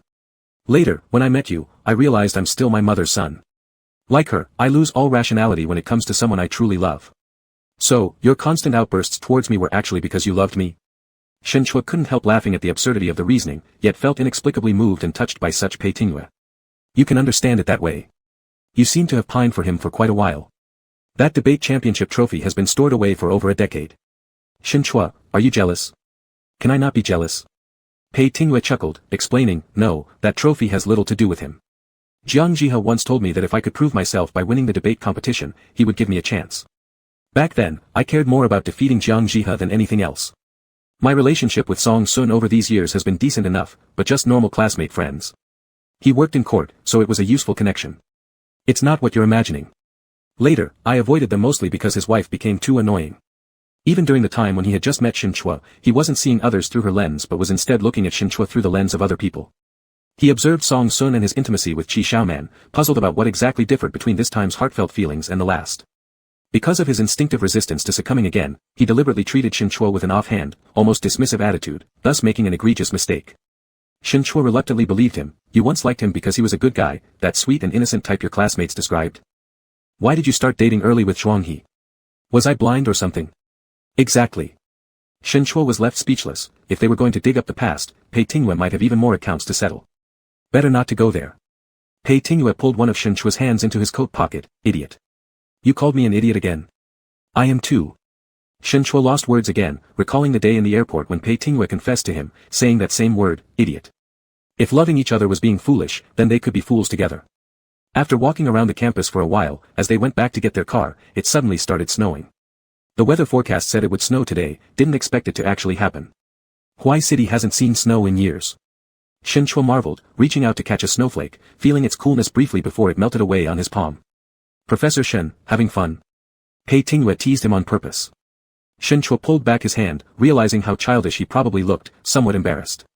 Pei Tingyue opened the car door, get in. Shinchua paused, turned back, leaned in, and kissed him. Pei Tingyue's gaze flickered slightly as he parted his lips. They stood quietly in a secluded corner of the campus, beneath the rare first snowfall of Huai City's winter, sharing a tender kiss. Chapter 72, Lost Opportunities. The door to the meeting room opened slightly and then closed again. The intern, seeing the serious atmosphere inside, didn't dare to enter and disturb. All the partners were frowning, quietly discussing and speculating among themselves, or sitting with dark faces smoking continuously. Only Pei Tingwei leaned back in his chair playing with his phone, his long legs crossed, looking relaxed and at ease, as if completely out of place with the prevailing mood there. Why don't all of you give some opinions? What should we do now? Someone couldn't help but ask. No one responded, no one wanted to be the first to speak up. Last year, their firm provided legal services for a company issuing a 3-month short-term corporate bond, which was subsequently sued en masse by bondholders for alleged fraudulent issuance. Yesterday, the first instance verdict came down, and they were held liable for 5% of the total compensation responsibility, amounting to nearly 50 million yuan. An appeal was definitely necessary, but the court would most likely uphold the original verdict, so they had to plan ahead early. Pei Tingwei, what's your take on this? Perhaps because Pei Tingwei looked too laid back, someone who couldn't bear it anymore called him out directly. Pei Tingwei kept swiping his phone idly without even looking up. We still have 30 million yuan in risk reserves at the office, and the remaining 20 million can be shared among all of us. 2 or 3 million each isn't that much. He was only referring to the high-level partners present, not including junior and intermediate partners. Everyone's face turned green. Were 2 or 3 million each really not much? Perhaps it wasn't particularly large for people like them, but who would willingly hand over that sum without reason? And with the risk reserve funds all tied up in this, what would they do next time something similar happened? Liquidate and close shop. Then let's just liquidate and shut down, Pei Tingwei said indifferently. I have no objections. Who was it that decided to take on this job? Someone asked resentfully. How did Chen Peng handle this? Isn't he part of your team? Why didn't you oversee it? Pei Tingwei leaned against his chair lazily, his demeanor calm and composed, his posture unchanged. He motioned towards Chen Peng. You answer yourself. Chen Peng calmly explained. I left Pei Tingwei's team earlier, which everyone knows about. This has nothing to do with attorney Pei. It was my mistake not catching the issue in time. I offer my resignation due to dereliction of duty, but Director Jiang insisted several times on helping an old friend and emphasized that there was nothing wrong with this project, it must proceed. From start to finish, it was the director's decision. The director was already bedridden, how could he have managed these matters? At that time, the director was still able to manage office affairs, and attorney Pei even failed to resign successfully from the partnership. One sentence reminded everyone present that Jiang Jihe could still manage things back then. They refused to sign off on Pei Tingwei's resignation papers at that time based on Jiang Jihe's instructions. Speaking of these matters made everyone somewhat uncomfortable and guilty. But no matter how the blame got passed around, the result remained the same. The department handling bond issuance services was independent. Last year, midway through the year, Chen Peng was appointed head of the department. Since this department wasn't tied to any specific attorney's team and the profits were divided collectively, naturally, when issues arose, the responsibilities would also have to be borne collectively by everyone. There was no way to avoid it. Pei Tingwei lost interest in wasting more time there and stood up. That's it then. Whether you choose to share the burden or shut down the business is up to you guys. I've other matters to attend to, I'll leave first. Chen Peng followed him back to the office. Just as he was about to speak, Pei Tingwei glanced sideways, signaling him to be silent. Chen Peng paused momentarily, following Pei Tingwei's gaze to the same direction and saw Shen Chua sound asleep on the sofa. Pei Tingwei walked over, stopping to look at him for a while. Shen Chua was sleeping peacefully, leaning sideways against the sofa with his head hanging low, his breathing soft and quiet. Pei Tingwei gently brushed his fingers through Shen Chua's hair, then casually took off his suit jacket and covered Shen Chua with it. Chen Peng felt an inexplicable sense of intrusion and instinctively averted his eyes. When Pei Tingwei returned to his desk and sat down, Chen Peng approached and whispered, will they really agree to dissolve and cease operations? They will have to agree whether they want to or not. Pei Tingwei leaned back into his chair, the firm is already falling apart. What's the point of continuing? Director Jiang had gone abroad for recuperation, leaving only his nominal title behind, and the rest were not getting along. No matter who took over, no one would be able to hold everything together effectively. Rather than risking similar situations occurring again, it might be better for everyone to go their separate ways. Even though there was no evidence, everyone had seen Pei Tingwei's lackadaisical attitude over the past few months, perhaps suspecting that he deliberately allowed things to escalate this far. What if they refused persistently? Chen Peng asked. Let them decide as they wish. Pei Tingwei appeared unconcerned. If they don't agree this time, there will be another next time. I have 100 ways to make life difficult for them. We'll see who cracks first. Anyway, I have plenty of patience to wear them down. After dismissing Chen Peng, Pei Tingwei looked toward the sofa. Shen Chua had awakened, holding onto his suit and still reclining on the couch, a little dazed. Pei Tingwei stood up and walked over, standing in front of him as Shen Chua looked up slowly, blinking a few times. Are you done with the meeting? Pei Tingwei reached out, brushing his fingers against Shen Chua's flushed face from sleep. Did you do something bad again? Shen Chua asked groggily, casually inquiring. Pei Tingwei glanced him over briefly and gave a succinct summary of the matter. After listening, Shen Chua furrowed his brows. So does that mean you also have to pay compensation? What a loss. No worries, we can earn it back later. Shen Chua, oh. Just now, that lawyer Chen, will you leave with him after this? Pei Tingyue nodded casually. Jiang Jihe probably never expected that so-called informant had already defected long ago. Many things were deliberately let slip by Pei Tingyue, or didn't matter whether Jiang knew about them or not. You've planned everything out, take my junior sister along as well, Shen Chua directly made a request. Shen Chua, are you trying to get your connections in here? Isn't that allowed? Shen Chua said somewhat capriciously, didn't you say I am her connection and support within your network? Pei Tingyue chuckled softly, alright. Shen Chua glanced at his watch, snapping out of his playful mood, time is almost up, shall we go now? Pei Tingyue picked up his suit jacket, Zhang Tong just returned from an errand. Let's go. They were going to secure Zhang Rumin's bail, retrieving him. Zhang Rumin was detained for 2 months by the Municipal Supervisory Commission and transferred for prosecution afterward, where he remained incarcerated in the detention center for another 5 months until finally being released on bail today. It wasn't easy. The disciplinary authorities intended to use him as an example, while the prosecutor leaned toward adopting the Municipal Supervision Committee's opinions. All Pei Tingyue could do was repeatedly communicate with them, organizing facts and clarifying evidence to submit sound defense arguments. During this period, his mentor collaborated with several other authorities in the field of law, collectively issuing a legal opinion stating Zhang Rumin did not commit any crime. Shen Chua also worked alongside others, helping obtain a 1,000-signature petition from students supporting Zhang Rumin. All these efforts led to today's successful bail, making the time since Zhang Rumin's initial detention last nearly 8 months. When Zhang Rumin exited the detention facility, Shen Chua noticed his fully gray hair, feeling a sudden pang in his nose, whereas Zhang Tong openly shed tears. Pei Tingyue gently patted Shen Chua's back. He came back to himself, taking 1 step forward, teacher. Zhang Rumin acknowledged with a nod, thanking Pei Tingyue first, I really troubled you for half a year, if it weren't for your help, I would still be unable to come out. It's my duty, Pei Tingyue responded. Shen Chua and others also contributed significantly, we'll discuss more details later. For now, the next step is to try to avoid prosecution. Zhang Rumin expressed countless feelings but surprisingly carried little negativity, even consoling the younger generation, I could eat and sleep well inside, so my situation wasn't bad at all. Seeing his relatively good spirit, Shen Chua relaxed slightly. Let's go, Pei Tingyue reminded, we'll talk more when we get home. Afterward, they sent Zhang Rumin and his daughter back before returning themselves in the evening. Driving into the villa garage, Pei Tingyue turned off the engine, looking back at Shen Chua who seemed somewhat dazed, get out of the car. Shouldn't you be happy that your teacher has been released? Why the sullen mood instead? Shen Chua shook his head slightly, just felt rather powerless seeing the state your teacher is in. Don't overthink it. Pei Tingyue got out first, grabbing a box from the trunk. As Shen Chua approached, he asked what it was. The other day, I went to see the old professor, thanked him, and he asked me to bring this back, a box of books I left with him when I graduated years ago. They're not valuable, but he kept them anyway, Pei Tingyue explained nonchalantly. Shen Chua, Professor Rong is really concerned about you. He suddenly wondered what it might be like if Pei Tingyue stayed in school just like him, teaching, what it would look like. Thinking further, Shen Chua chuckled, forget it, indeed not suitable for Pei Tingyue. What are you thinking about? Pei Tingyue asked while carrying the box into the house together with him. Shen Chua relaxed and said, nothing, hurry up and make dinner, I'm starving. Pei Tingyue tossed the box onto the living room coffee table and went to the kitchen.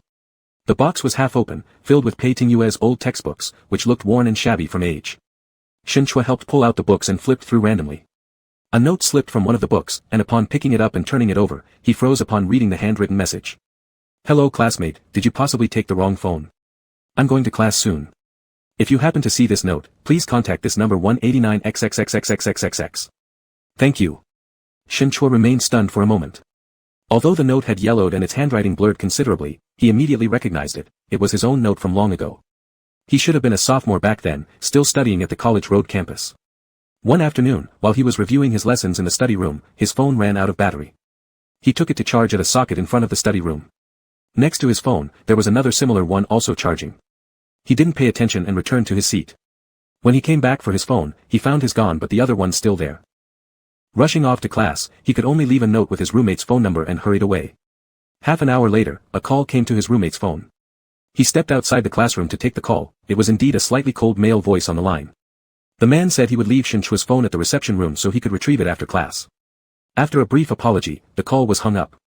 So that person back then, was Pei Tingyue. When Pei Tingyue arrived, Shen Chua was still holding the note and spacing out. Pei Tingyue casually glanced at it and tried to throw it away, but Shen Chua stopped him, no, don't throw it. Pei Tingyue looked at him, then focused back on the note, hesitating for a moment, this handwriting. Mine, Shen Chua breathed, looking at him as he said, Pei Tingyue, this note is the one I wrote to you. You called me that day, remember? Pei Tingyue thought for a bit, reminiscing about the past, was it really you? Shen Chua nodded. For once, Pei Tingyue was at a loss for words. I mentioned it before, at that time, I was pursuing a second degree in finance from your university. That day, I went to your school for class. It was raining, and I forgot my umbrella, so I stayed in the study room for a bit. Later, I realized I had taken the wrong phone and returned to find this note. Shinchua, was that person really you? He asked again, barely concealing his regret. If they'd met in the study room back then, if he had been more patient waiting for Shinchua to finish class so they could meet face to face, their story might have unfolded differently. Regret wasn't limited to Pei Tingwei alone. Shinchua felt a fullness in his chest and asked, why did you keep this note? Pei Tingwei smiled faintly and said, there wasn't a trash can nearby, so I just slipped it into a book. After finishing that book, I never flipped through it again, so the note remained there. If one must say, perhaps this resembled fate in some sense. An accidental crossing of paths had been separated by a decade, yet eventually, they were bound to come together. The note would reappear in this unintentional way. Shinchua also smiled but suddenly felt a pang of sadness. Loss and missed opportunities often happen in an instant. Had it not been for seeing this note again, they might have never known what they'd lost in the past. This feeling lingered through the night, refusing to subside. Thus, tonight was especially intense. Crashing onto the bed in each other's embrace, their bodies intertwined and undulated, clinging together inseparably. Love surged along with the burning heat in their hearts. Shinchua moaned loudly, his eyelashes trembling and drooping, drenched in sweat. His calves hooked around Pei Tingwei, quivering constantly. Pei Tingwei's kisses rained down as he murmured his name repeatedly, Shinchua. Shinchua closed his eyes, drifting back in that rainy afternoon where he was attending class and received a call. In a panic, he left the classroom, stopping in the empty corridor to hear the person on the other end calling his name. Shinchua. Over and over again. Feeling Pei Tingwei's fingers gently wiping the corners of his eyes, Shinchua caught sight of the look Pei gave him in his blurred vision, stunned. Pei Tingwei paused, asking hoarsely, what are you thinking about, lost in thoughts again? You. Shinchua replied, his voice equally husky. He was thinking about Pei Tingwei, about the one from 10 years ago he never got the chance to meet. Pei Tingwei slowly wiped away the sweat from his forehead and leaned in, brushing against his nose tip, are you silly or something? Shinchua gazed intently at his face, tilted his head, and kissed him fervently. Chapter 73, Your Entirety. 5 minutes before the class ended, Pei Tingwei walked into the classroom through the back door and sat down in the last row. Shinchua was explaining the courseware. Turning around, he saw him, his gaze paused for a moment, then returned to continue with what he was doing. Pei Tingwei leaned back on the chair, his eyes following the person on the podium. The bright light from the screen created shadows and highlights on Shinchua's side face, making his facial features appear especially soft. Pei Tingwei remembered the first time he impulsively came to hear Shinchua's lecture. Back then, he thought that Professor Shin standing on the podium indeed had an extraordinary charm that made it hard for people to look away. Pei Tingwei opened the camera on his phone and took a photo casually. The girl sitting in front of him also raised her phone to press the shutter, seemingly taking pictures of the course content, but actually taking pictures of the person lecturing. This scene seemed somewhat familiar. Pei Tingwei did not show any expression. As soon as the bell rang at the end of the class, he tapped the backrest of the seat in front of him while holding his phone. The girl turned around, looked at him in surprise, and blurted out, you are Teacher Shin's old. Ah. A classmate beside her burst out laughing with a pooh sound. Pei Tingwei indicated, delete the picture, don't secretly photograph your teacher. When Shinchua finished packing up and came over, the girls had hurriedly left. This scene felt somewhat familiar too, why do you always bother my students whenever you come? Pei Tingwei tilted his head to look at him, rather than saying I bother them, it's better to say Professor Shin is too charming.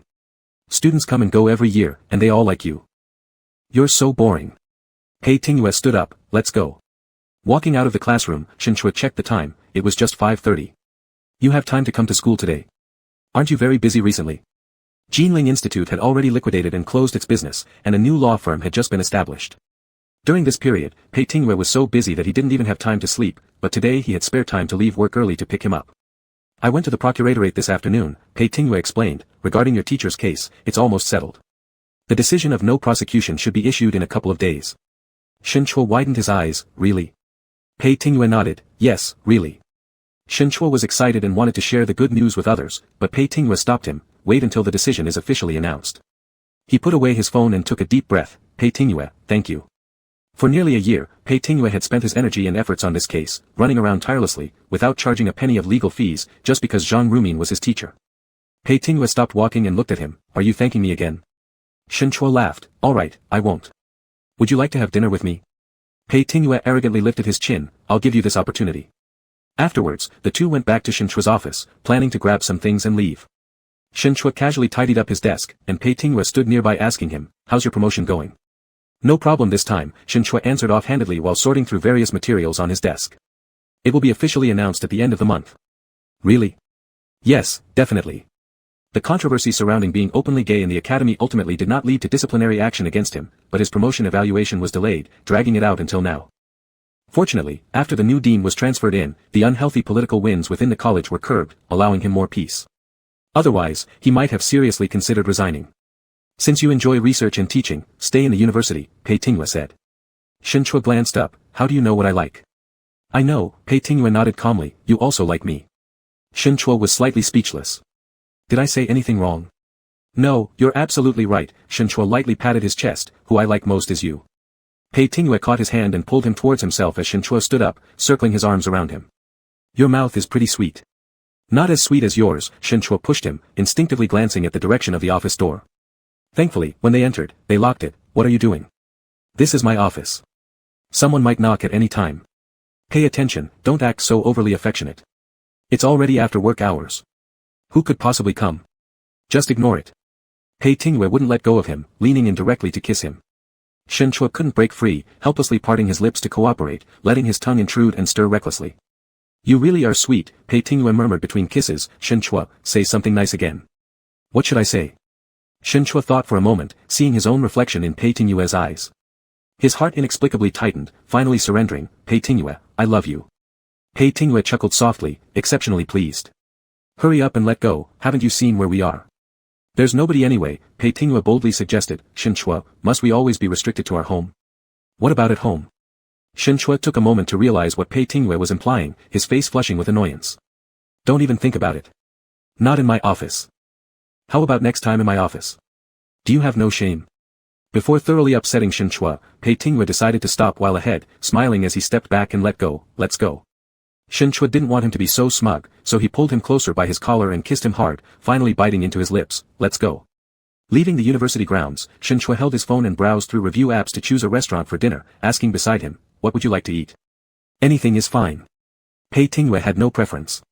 I won't let you say anything is fine, Shen Chua suggested several restaurant names for him to pick, still unable to make up his mind.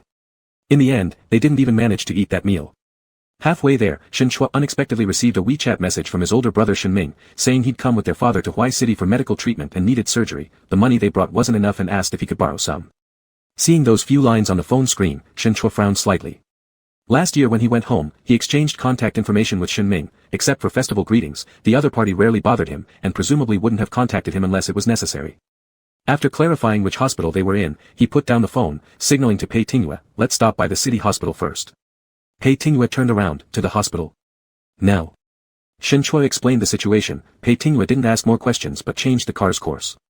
40 minutes later, they walked into the orthopedic ward of the city hospital, seeing Shen Ming waiting in the hallway. Seeing Shen Chua, Shen Ming rubbed his hands awkwardly, explaining somewhat embarrassedly, Dad has been complaining about bone pain ever since last year's fracture. County hospitals said it was rheumatism. I finally persuaded him to come to a big hospital, where doctors here said surgery was needed, admitted him immediately, then rushed us to pay. Since the money I brought isn't enough, I thought to ask you to lend me some. Once my salary arrives in a couple of days, I'll repay you immediately. How much do you need? Shen Chua asked. To prepay 10,000 yuan, but I only brought 5,000. Shen Chua took out his phone and transferred 5,000 yuan via WeChat. After receiving the money, Shen Ming felt increasingly uneasy, hesitating about what to say when he noticed Pei Tingyue who came along with Shen Chua. Realizing this was the boyfriend Shen Chua had mentioned, Shen Ming couldn't help but look at him more closely. But perhaps because Pei Tingyue's expression was cold and imposing, Shen Ming opened his mouth several times but failed to speak a single word. Shen Chua asked, did you and Dad come alone? Where is Dad? Inside. Yes, just the two of us, Shen Ming replied after recovering from his daze. Younger brother, do you want to go see Dad? Shen Chua hesitated a little. Pei Tingyue then spoke, if you don't want to go in, let's just leave. Shen Chua thought that since he was already at the door of the ward, taking a quick look inside would be fine. You wait here, I'll take a quick look at Dad then come out. Pei Tingyue slowly responded with an, Shen Chua followed Shen Ming into the ward. Their father leaned against the bed pounding his legs, startled to see Shen Chua before glaring at him furiously. What are you doing here? Dad, Shen Ming quickly explained, it was me who asked little brother to come. The money we brought for the surgery wasn't enough, so little brother specially came over to bring the money. If you're out of money, can't you borrow from someone else? You useless coward. Their father scolded angrily, why did you call him? Are you trying to kill me? What use is there of calling someone who is a failure? Shen Ming retorted with anger as well, our family's most successful person is actually our younger brother, yet you've never given him a decent look or tone. All you've done is beat and scold him every time, but he still remembers to send you money during holidays. Hearing about your hospitalization, he instantly sends over the money. If I were him, I would never bother with either of you again. Who needs his money? Their father's face reddened with anger. Go borrow money right now. Whatever amount he gives you, return all of it to him. I won't accept even a penny of his. You try borrowing yourself. Shenming stubbornly said, I won't borrow.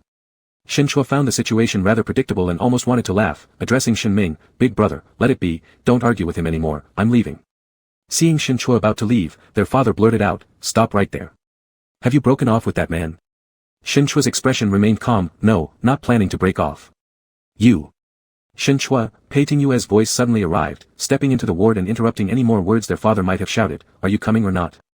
Their father immediately became alert, furious glare directed at him, who are you? Shenchua's husband, Pei Tingyue moved to Shenchua's side and repeated his question, shall we go now? Shenchua had also grown annoyed, let's go. Old man Shen was so angry that he wanted to hit someone, but unfortunately there was nothing within reach to throw. Pei Tingyue cast a cold glance and his tone became sharp, so, it was you who made Shenchua kneel in public years ago and whipped him with a belt. Old man Shen, hearing the almost accusatory tone, grew even angrier out of embarrassment, I'm his father. I gave birth to him. If he embarrasses me, I have every right to make him kneel or whip him, don't I? Pei Tingyue then stepped forward, heading towards the bedside. Old man Shen's voice got stuck in his throat as he stared at the approaching person, suddenly becoming confused. Despite Pei Tingyue's lack of visible expression, there was something about him that evoked genuine fear, enough to completely intimidate old man Shen. Why you, what do you think you're doing?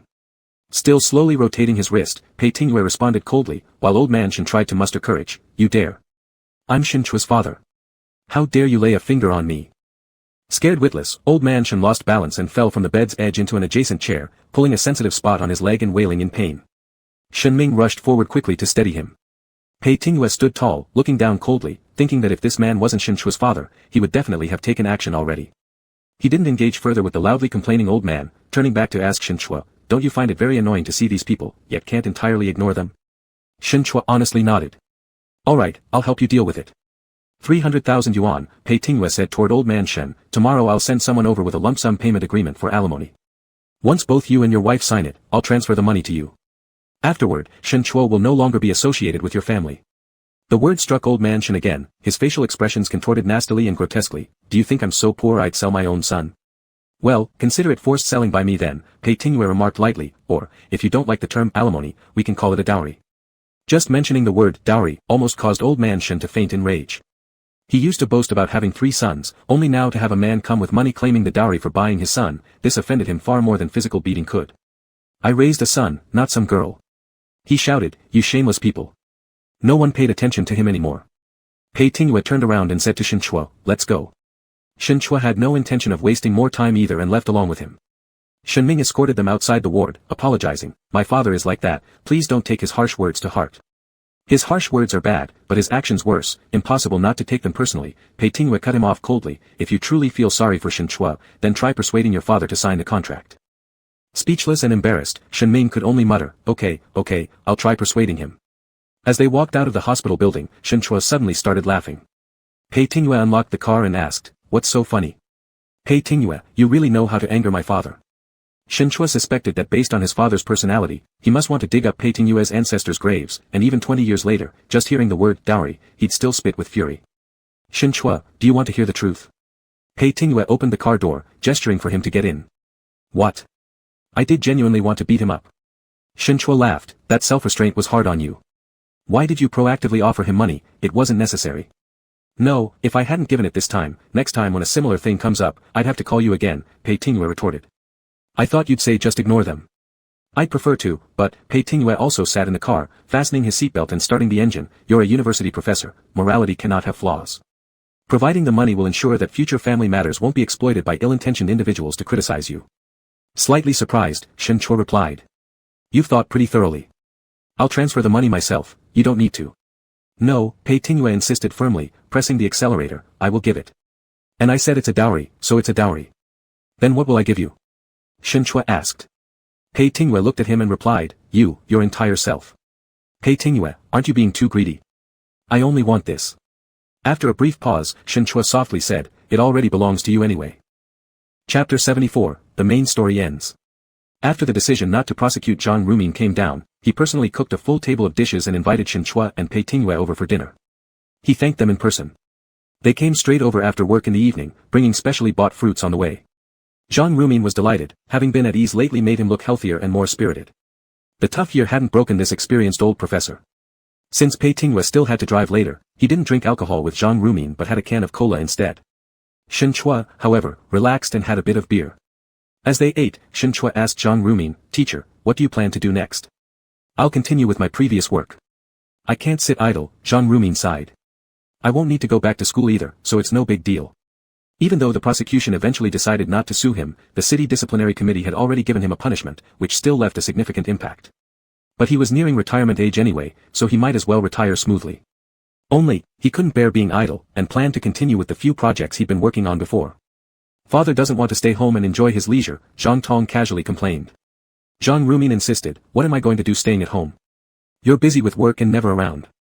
Unless you get married and have a child for me to take care of, I won't stay inside." "Then forget it," Zhang Tong quickly shook his head, "let my seniors deal with that. They can have kids if you want." Cough. Shen Chua was drinking soup when he heard this, choking immediately. Pei Tingwa, on the other hand, stayed calm, patted his back, and chuckled, "We'll try." Shen Chua shot him a glare. How could he say such absurd jokes in front of his teacher? Jean Rumin laughed and scolded his daughter, "Don't tease your senior and boss for fun. Are you always this talkative?" Zhang Tong smiled and apologized.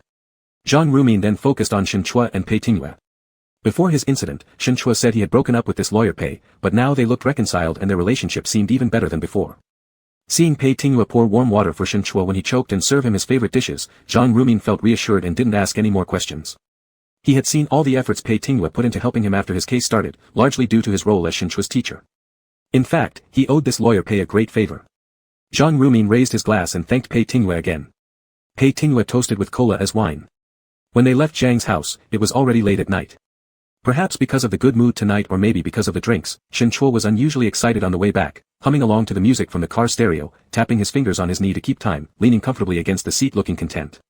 Pei Tingwa glanced back several times while driving, seeing Shen Chua's relaxed yet rarely seen expression, which made him feel somewhat itchy inside. Half an hour later, the car entered the villa garage. Pei Tingwa got out first, walked to the passenger side, opened the door, and leaned down to look at Shen Chua who was still in the car. "Do I need to carry you inside again?" Shen Chua ignored him and turned his head to see his motorcycle parked beside. "Pei Tingwa, let's take a ride." Straddling the long-unused motorcycle, Pei Tingwa calmly put on gloves, feeling Shen Chua pressing closely from behind and grabbing his waist, being cute.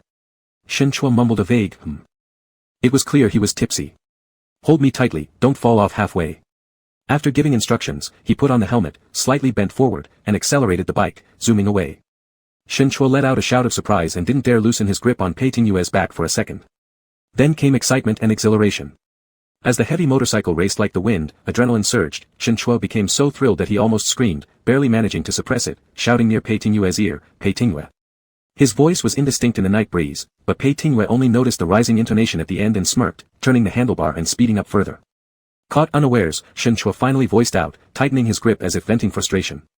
In the deep night, they stopped by the riverside as usual. Faraway lights were bright. With good weather tonight, bright stars hung under the night sky, merging with those dazzling lights. Shen Chua sat quietly on the motorcycle watching for a while, then picked up his phone to take a picture. Pei Tingwa just took off his helmet and turned back upon hearing the camera click. Shen Chua aimed the phone at him, capturing his casual, relaxed expression in an instant. "Snapping pictures of me?" Pei Tingwa raised his eyebrows. Shen Chua ignored him and looked at the picture he had just taken. Pei Tingwa was still Pei Tingwa. Most of the time, he remained cold and unconcerned. But when facing Shen Chua, his eyes would often reveal warmth and emotions. Pei Tingwa, being the way he was, probably evoked both love and hatred in most people. And he himself was the one who understood this feeling the best. "Staring at my photo non-stop, what are you thinking about?" Pei Tingwa reached out to tap his face. Shen Chua looked up into the eyes of the person before him. The summer night was sultry, and so was his gaze, the heat flowing in between. This was an expression reserved exclusively for him. Such realization made Shen Chua's heart tremble, prompting him to unconsciously mask it. "Isn't it normal to admire someone's good looks? I'm right here, do you need to look at a photo?" "Shen Chua, Mr. Pashur is arrogant." "Shen Chua," Pei Tingwa said his name carefully, asking seriously, "Do you really enjoy taking rides with me like this?" Shen Chua slightly curled his lips but didn't deny it. He remembered the first time Pei Tingwa had taken him out for a ride on the motorcycle, the thrill and excitement he had felt. That night, sitting behind Pei Tingwa and holding onto him, his heartbeat suddenly became uncontrollable, not entirely due to the increase in speed. That should have been the start of his feelings for him. Probably guessing what he was thinking, Petinua didn't say it aloud. Want to go take a look at that bridge over there? Shinchua shoved his hands in his pockets, nodding gracefully. They walked shoulder to shoulder towards the bridge. This night, no figures were in sight, only the occasional car speeding by, their engine roars growing closer and fading away, disturbing the already restless mood. When they quietly reached the middle of the bridge, Shinchua stopped under a street lamp and turned around to look at Petinua, who trailed 2 steps behind, following slowly, scolding him, "You're walking too slow." Petinua also stopped, looking at the river ahead. The water was calm and rippled with speckles of light under the night sky. "I used to live nearby when I was a kid," he said abruptly. "Here?"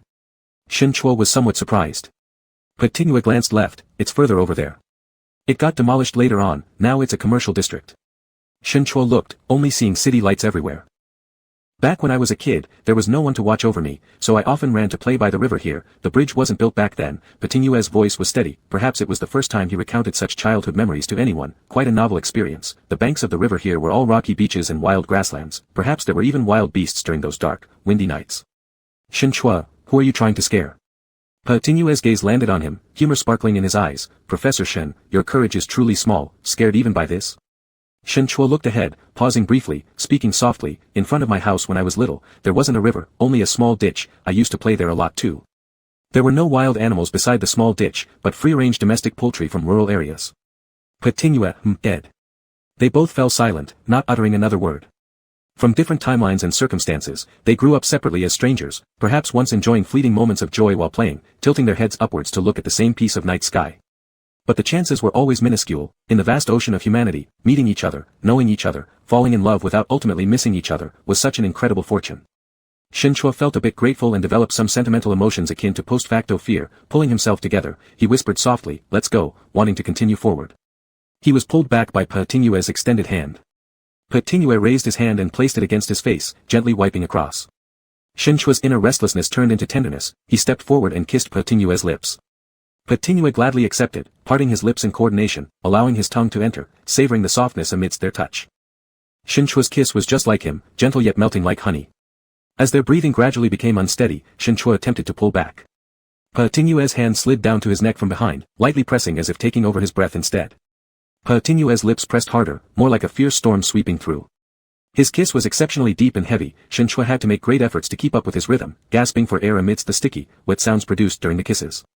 When the kiss ended, Petinua's hand remained resting at the nape of his neck, fingers gently massaging. Shinchua closed his eyes briefly. "Shall we head back?" Petinua gave his lips a final peck. "Let's go." When they got back to the riverside below the bridge and climbed back on the bike, Shinchua looked ahead again at that stretch of glittering lights, heart touched slightly. "Petinua." Petinua turned around, helping him wear the helmet that was still in his hand. "The day I came to Hawaii City, I imagined on the train what my future life would be like, but I never imagined that there'd be you." "Not good." "Quite good, it's just that I waited for too long and you're such a troublemaker, almost making me lose confidence." "I'm a troublemaker, yet you still love me," Petinua remarked. Shinchua seemed helplessly. "Yes, you're a troublemaker and I still love you. Happy now?"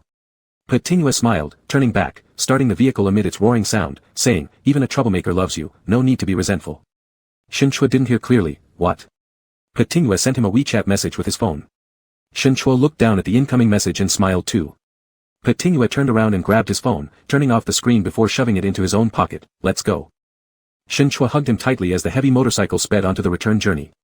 The metallic body gleamed with a cold light, its sharp edges softened by the humid night air. The night was splendid, ordinary yet enchanting. The wind brushed past their ears, accompanied by the sound of heartbeats, an instant thrill that also heralded a long-lasting future together. The end.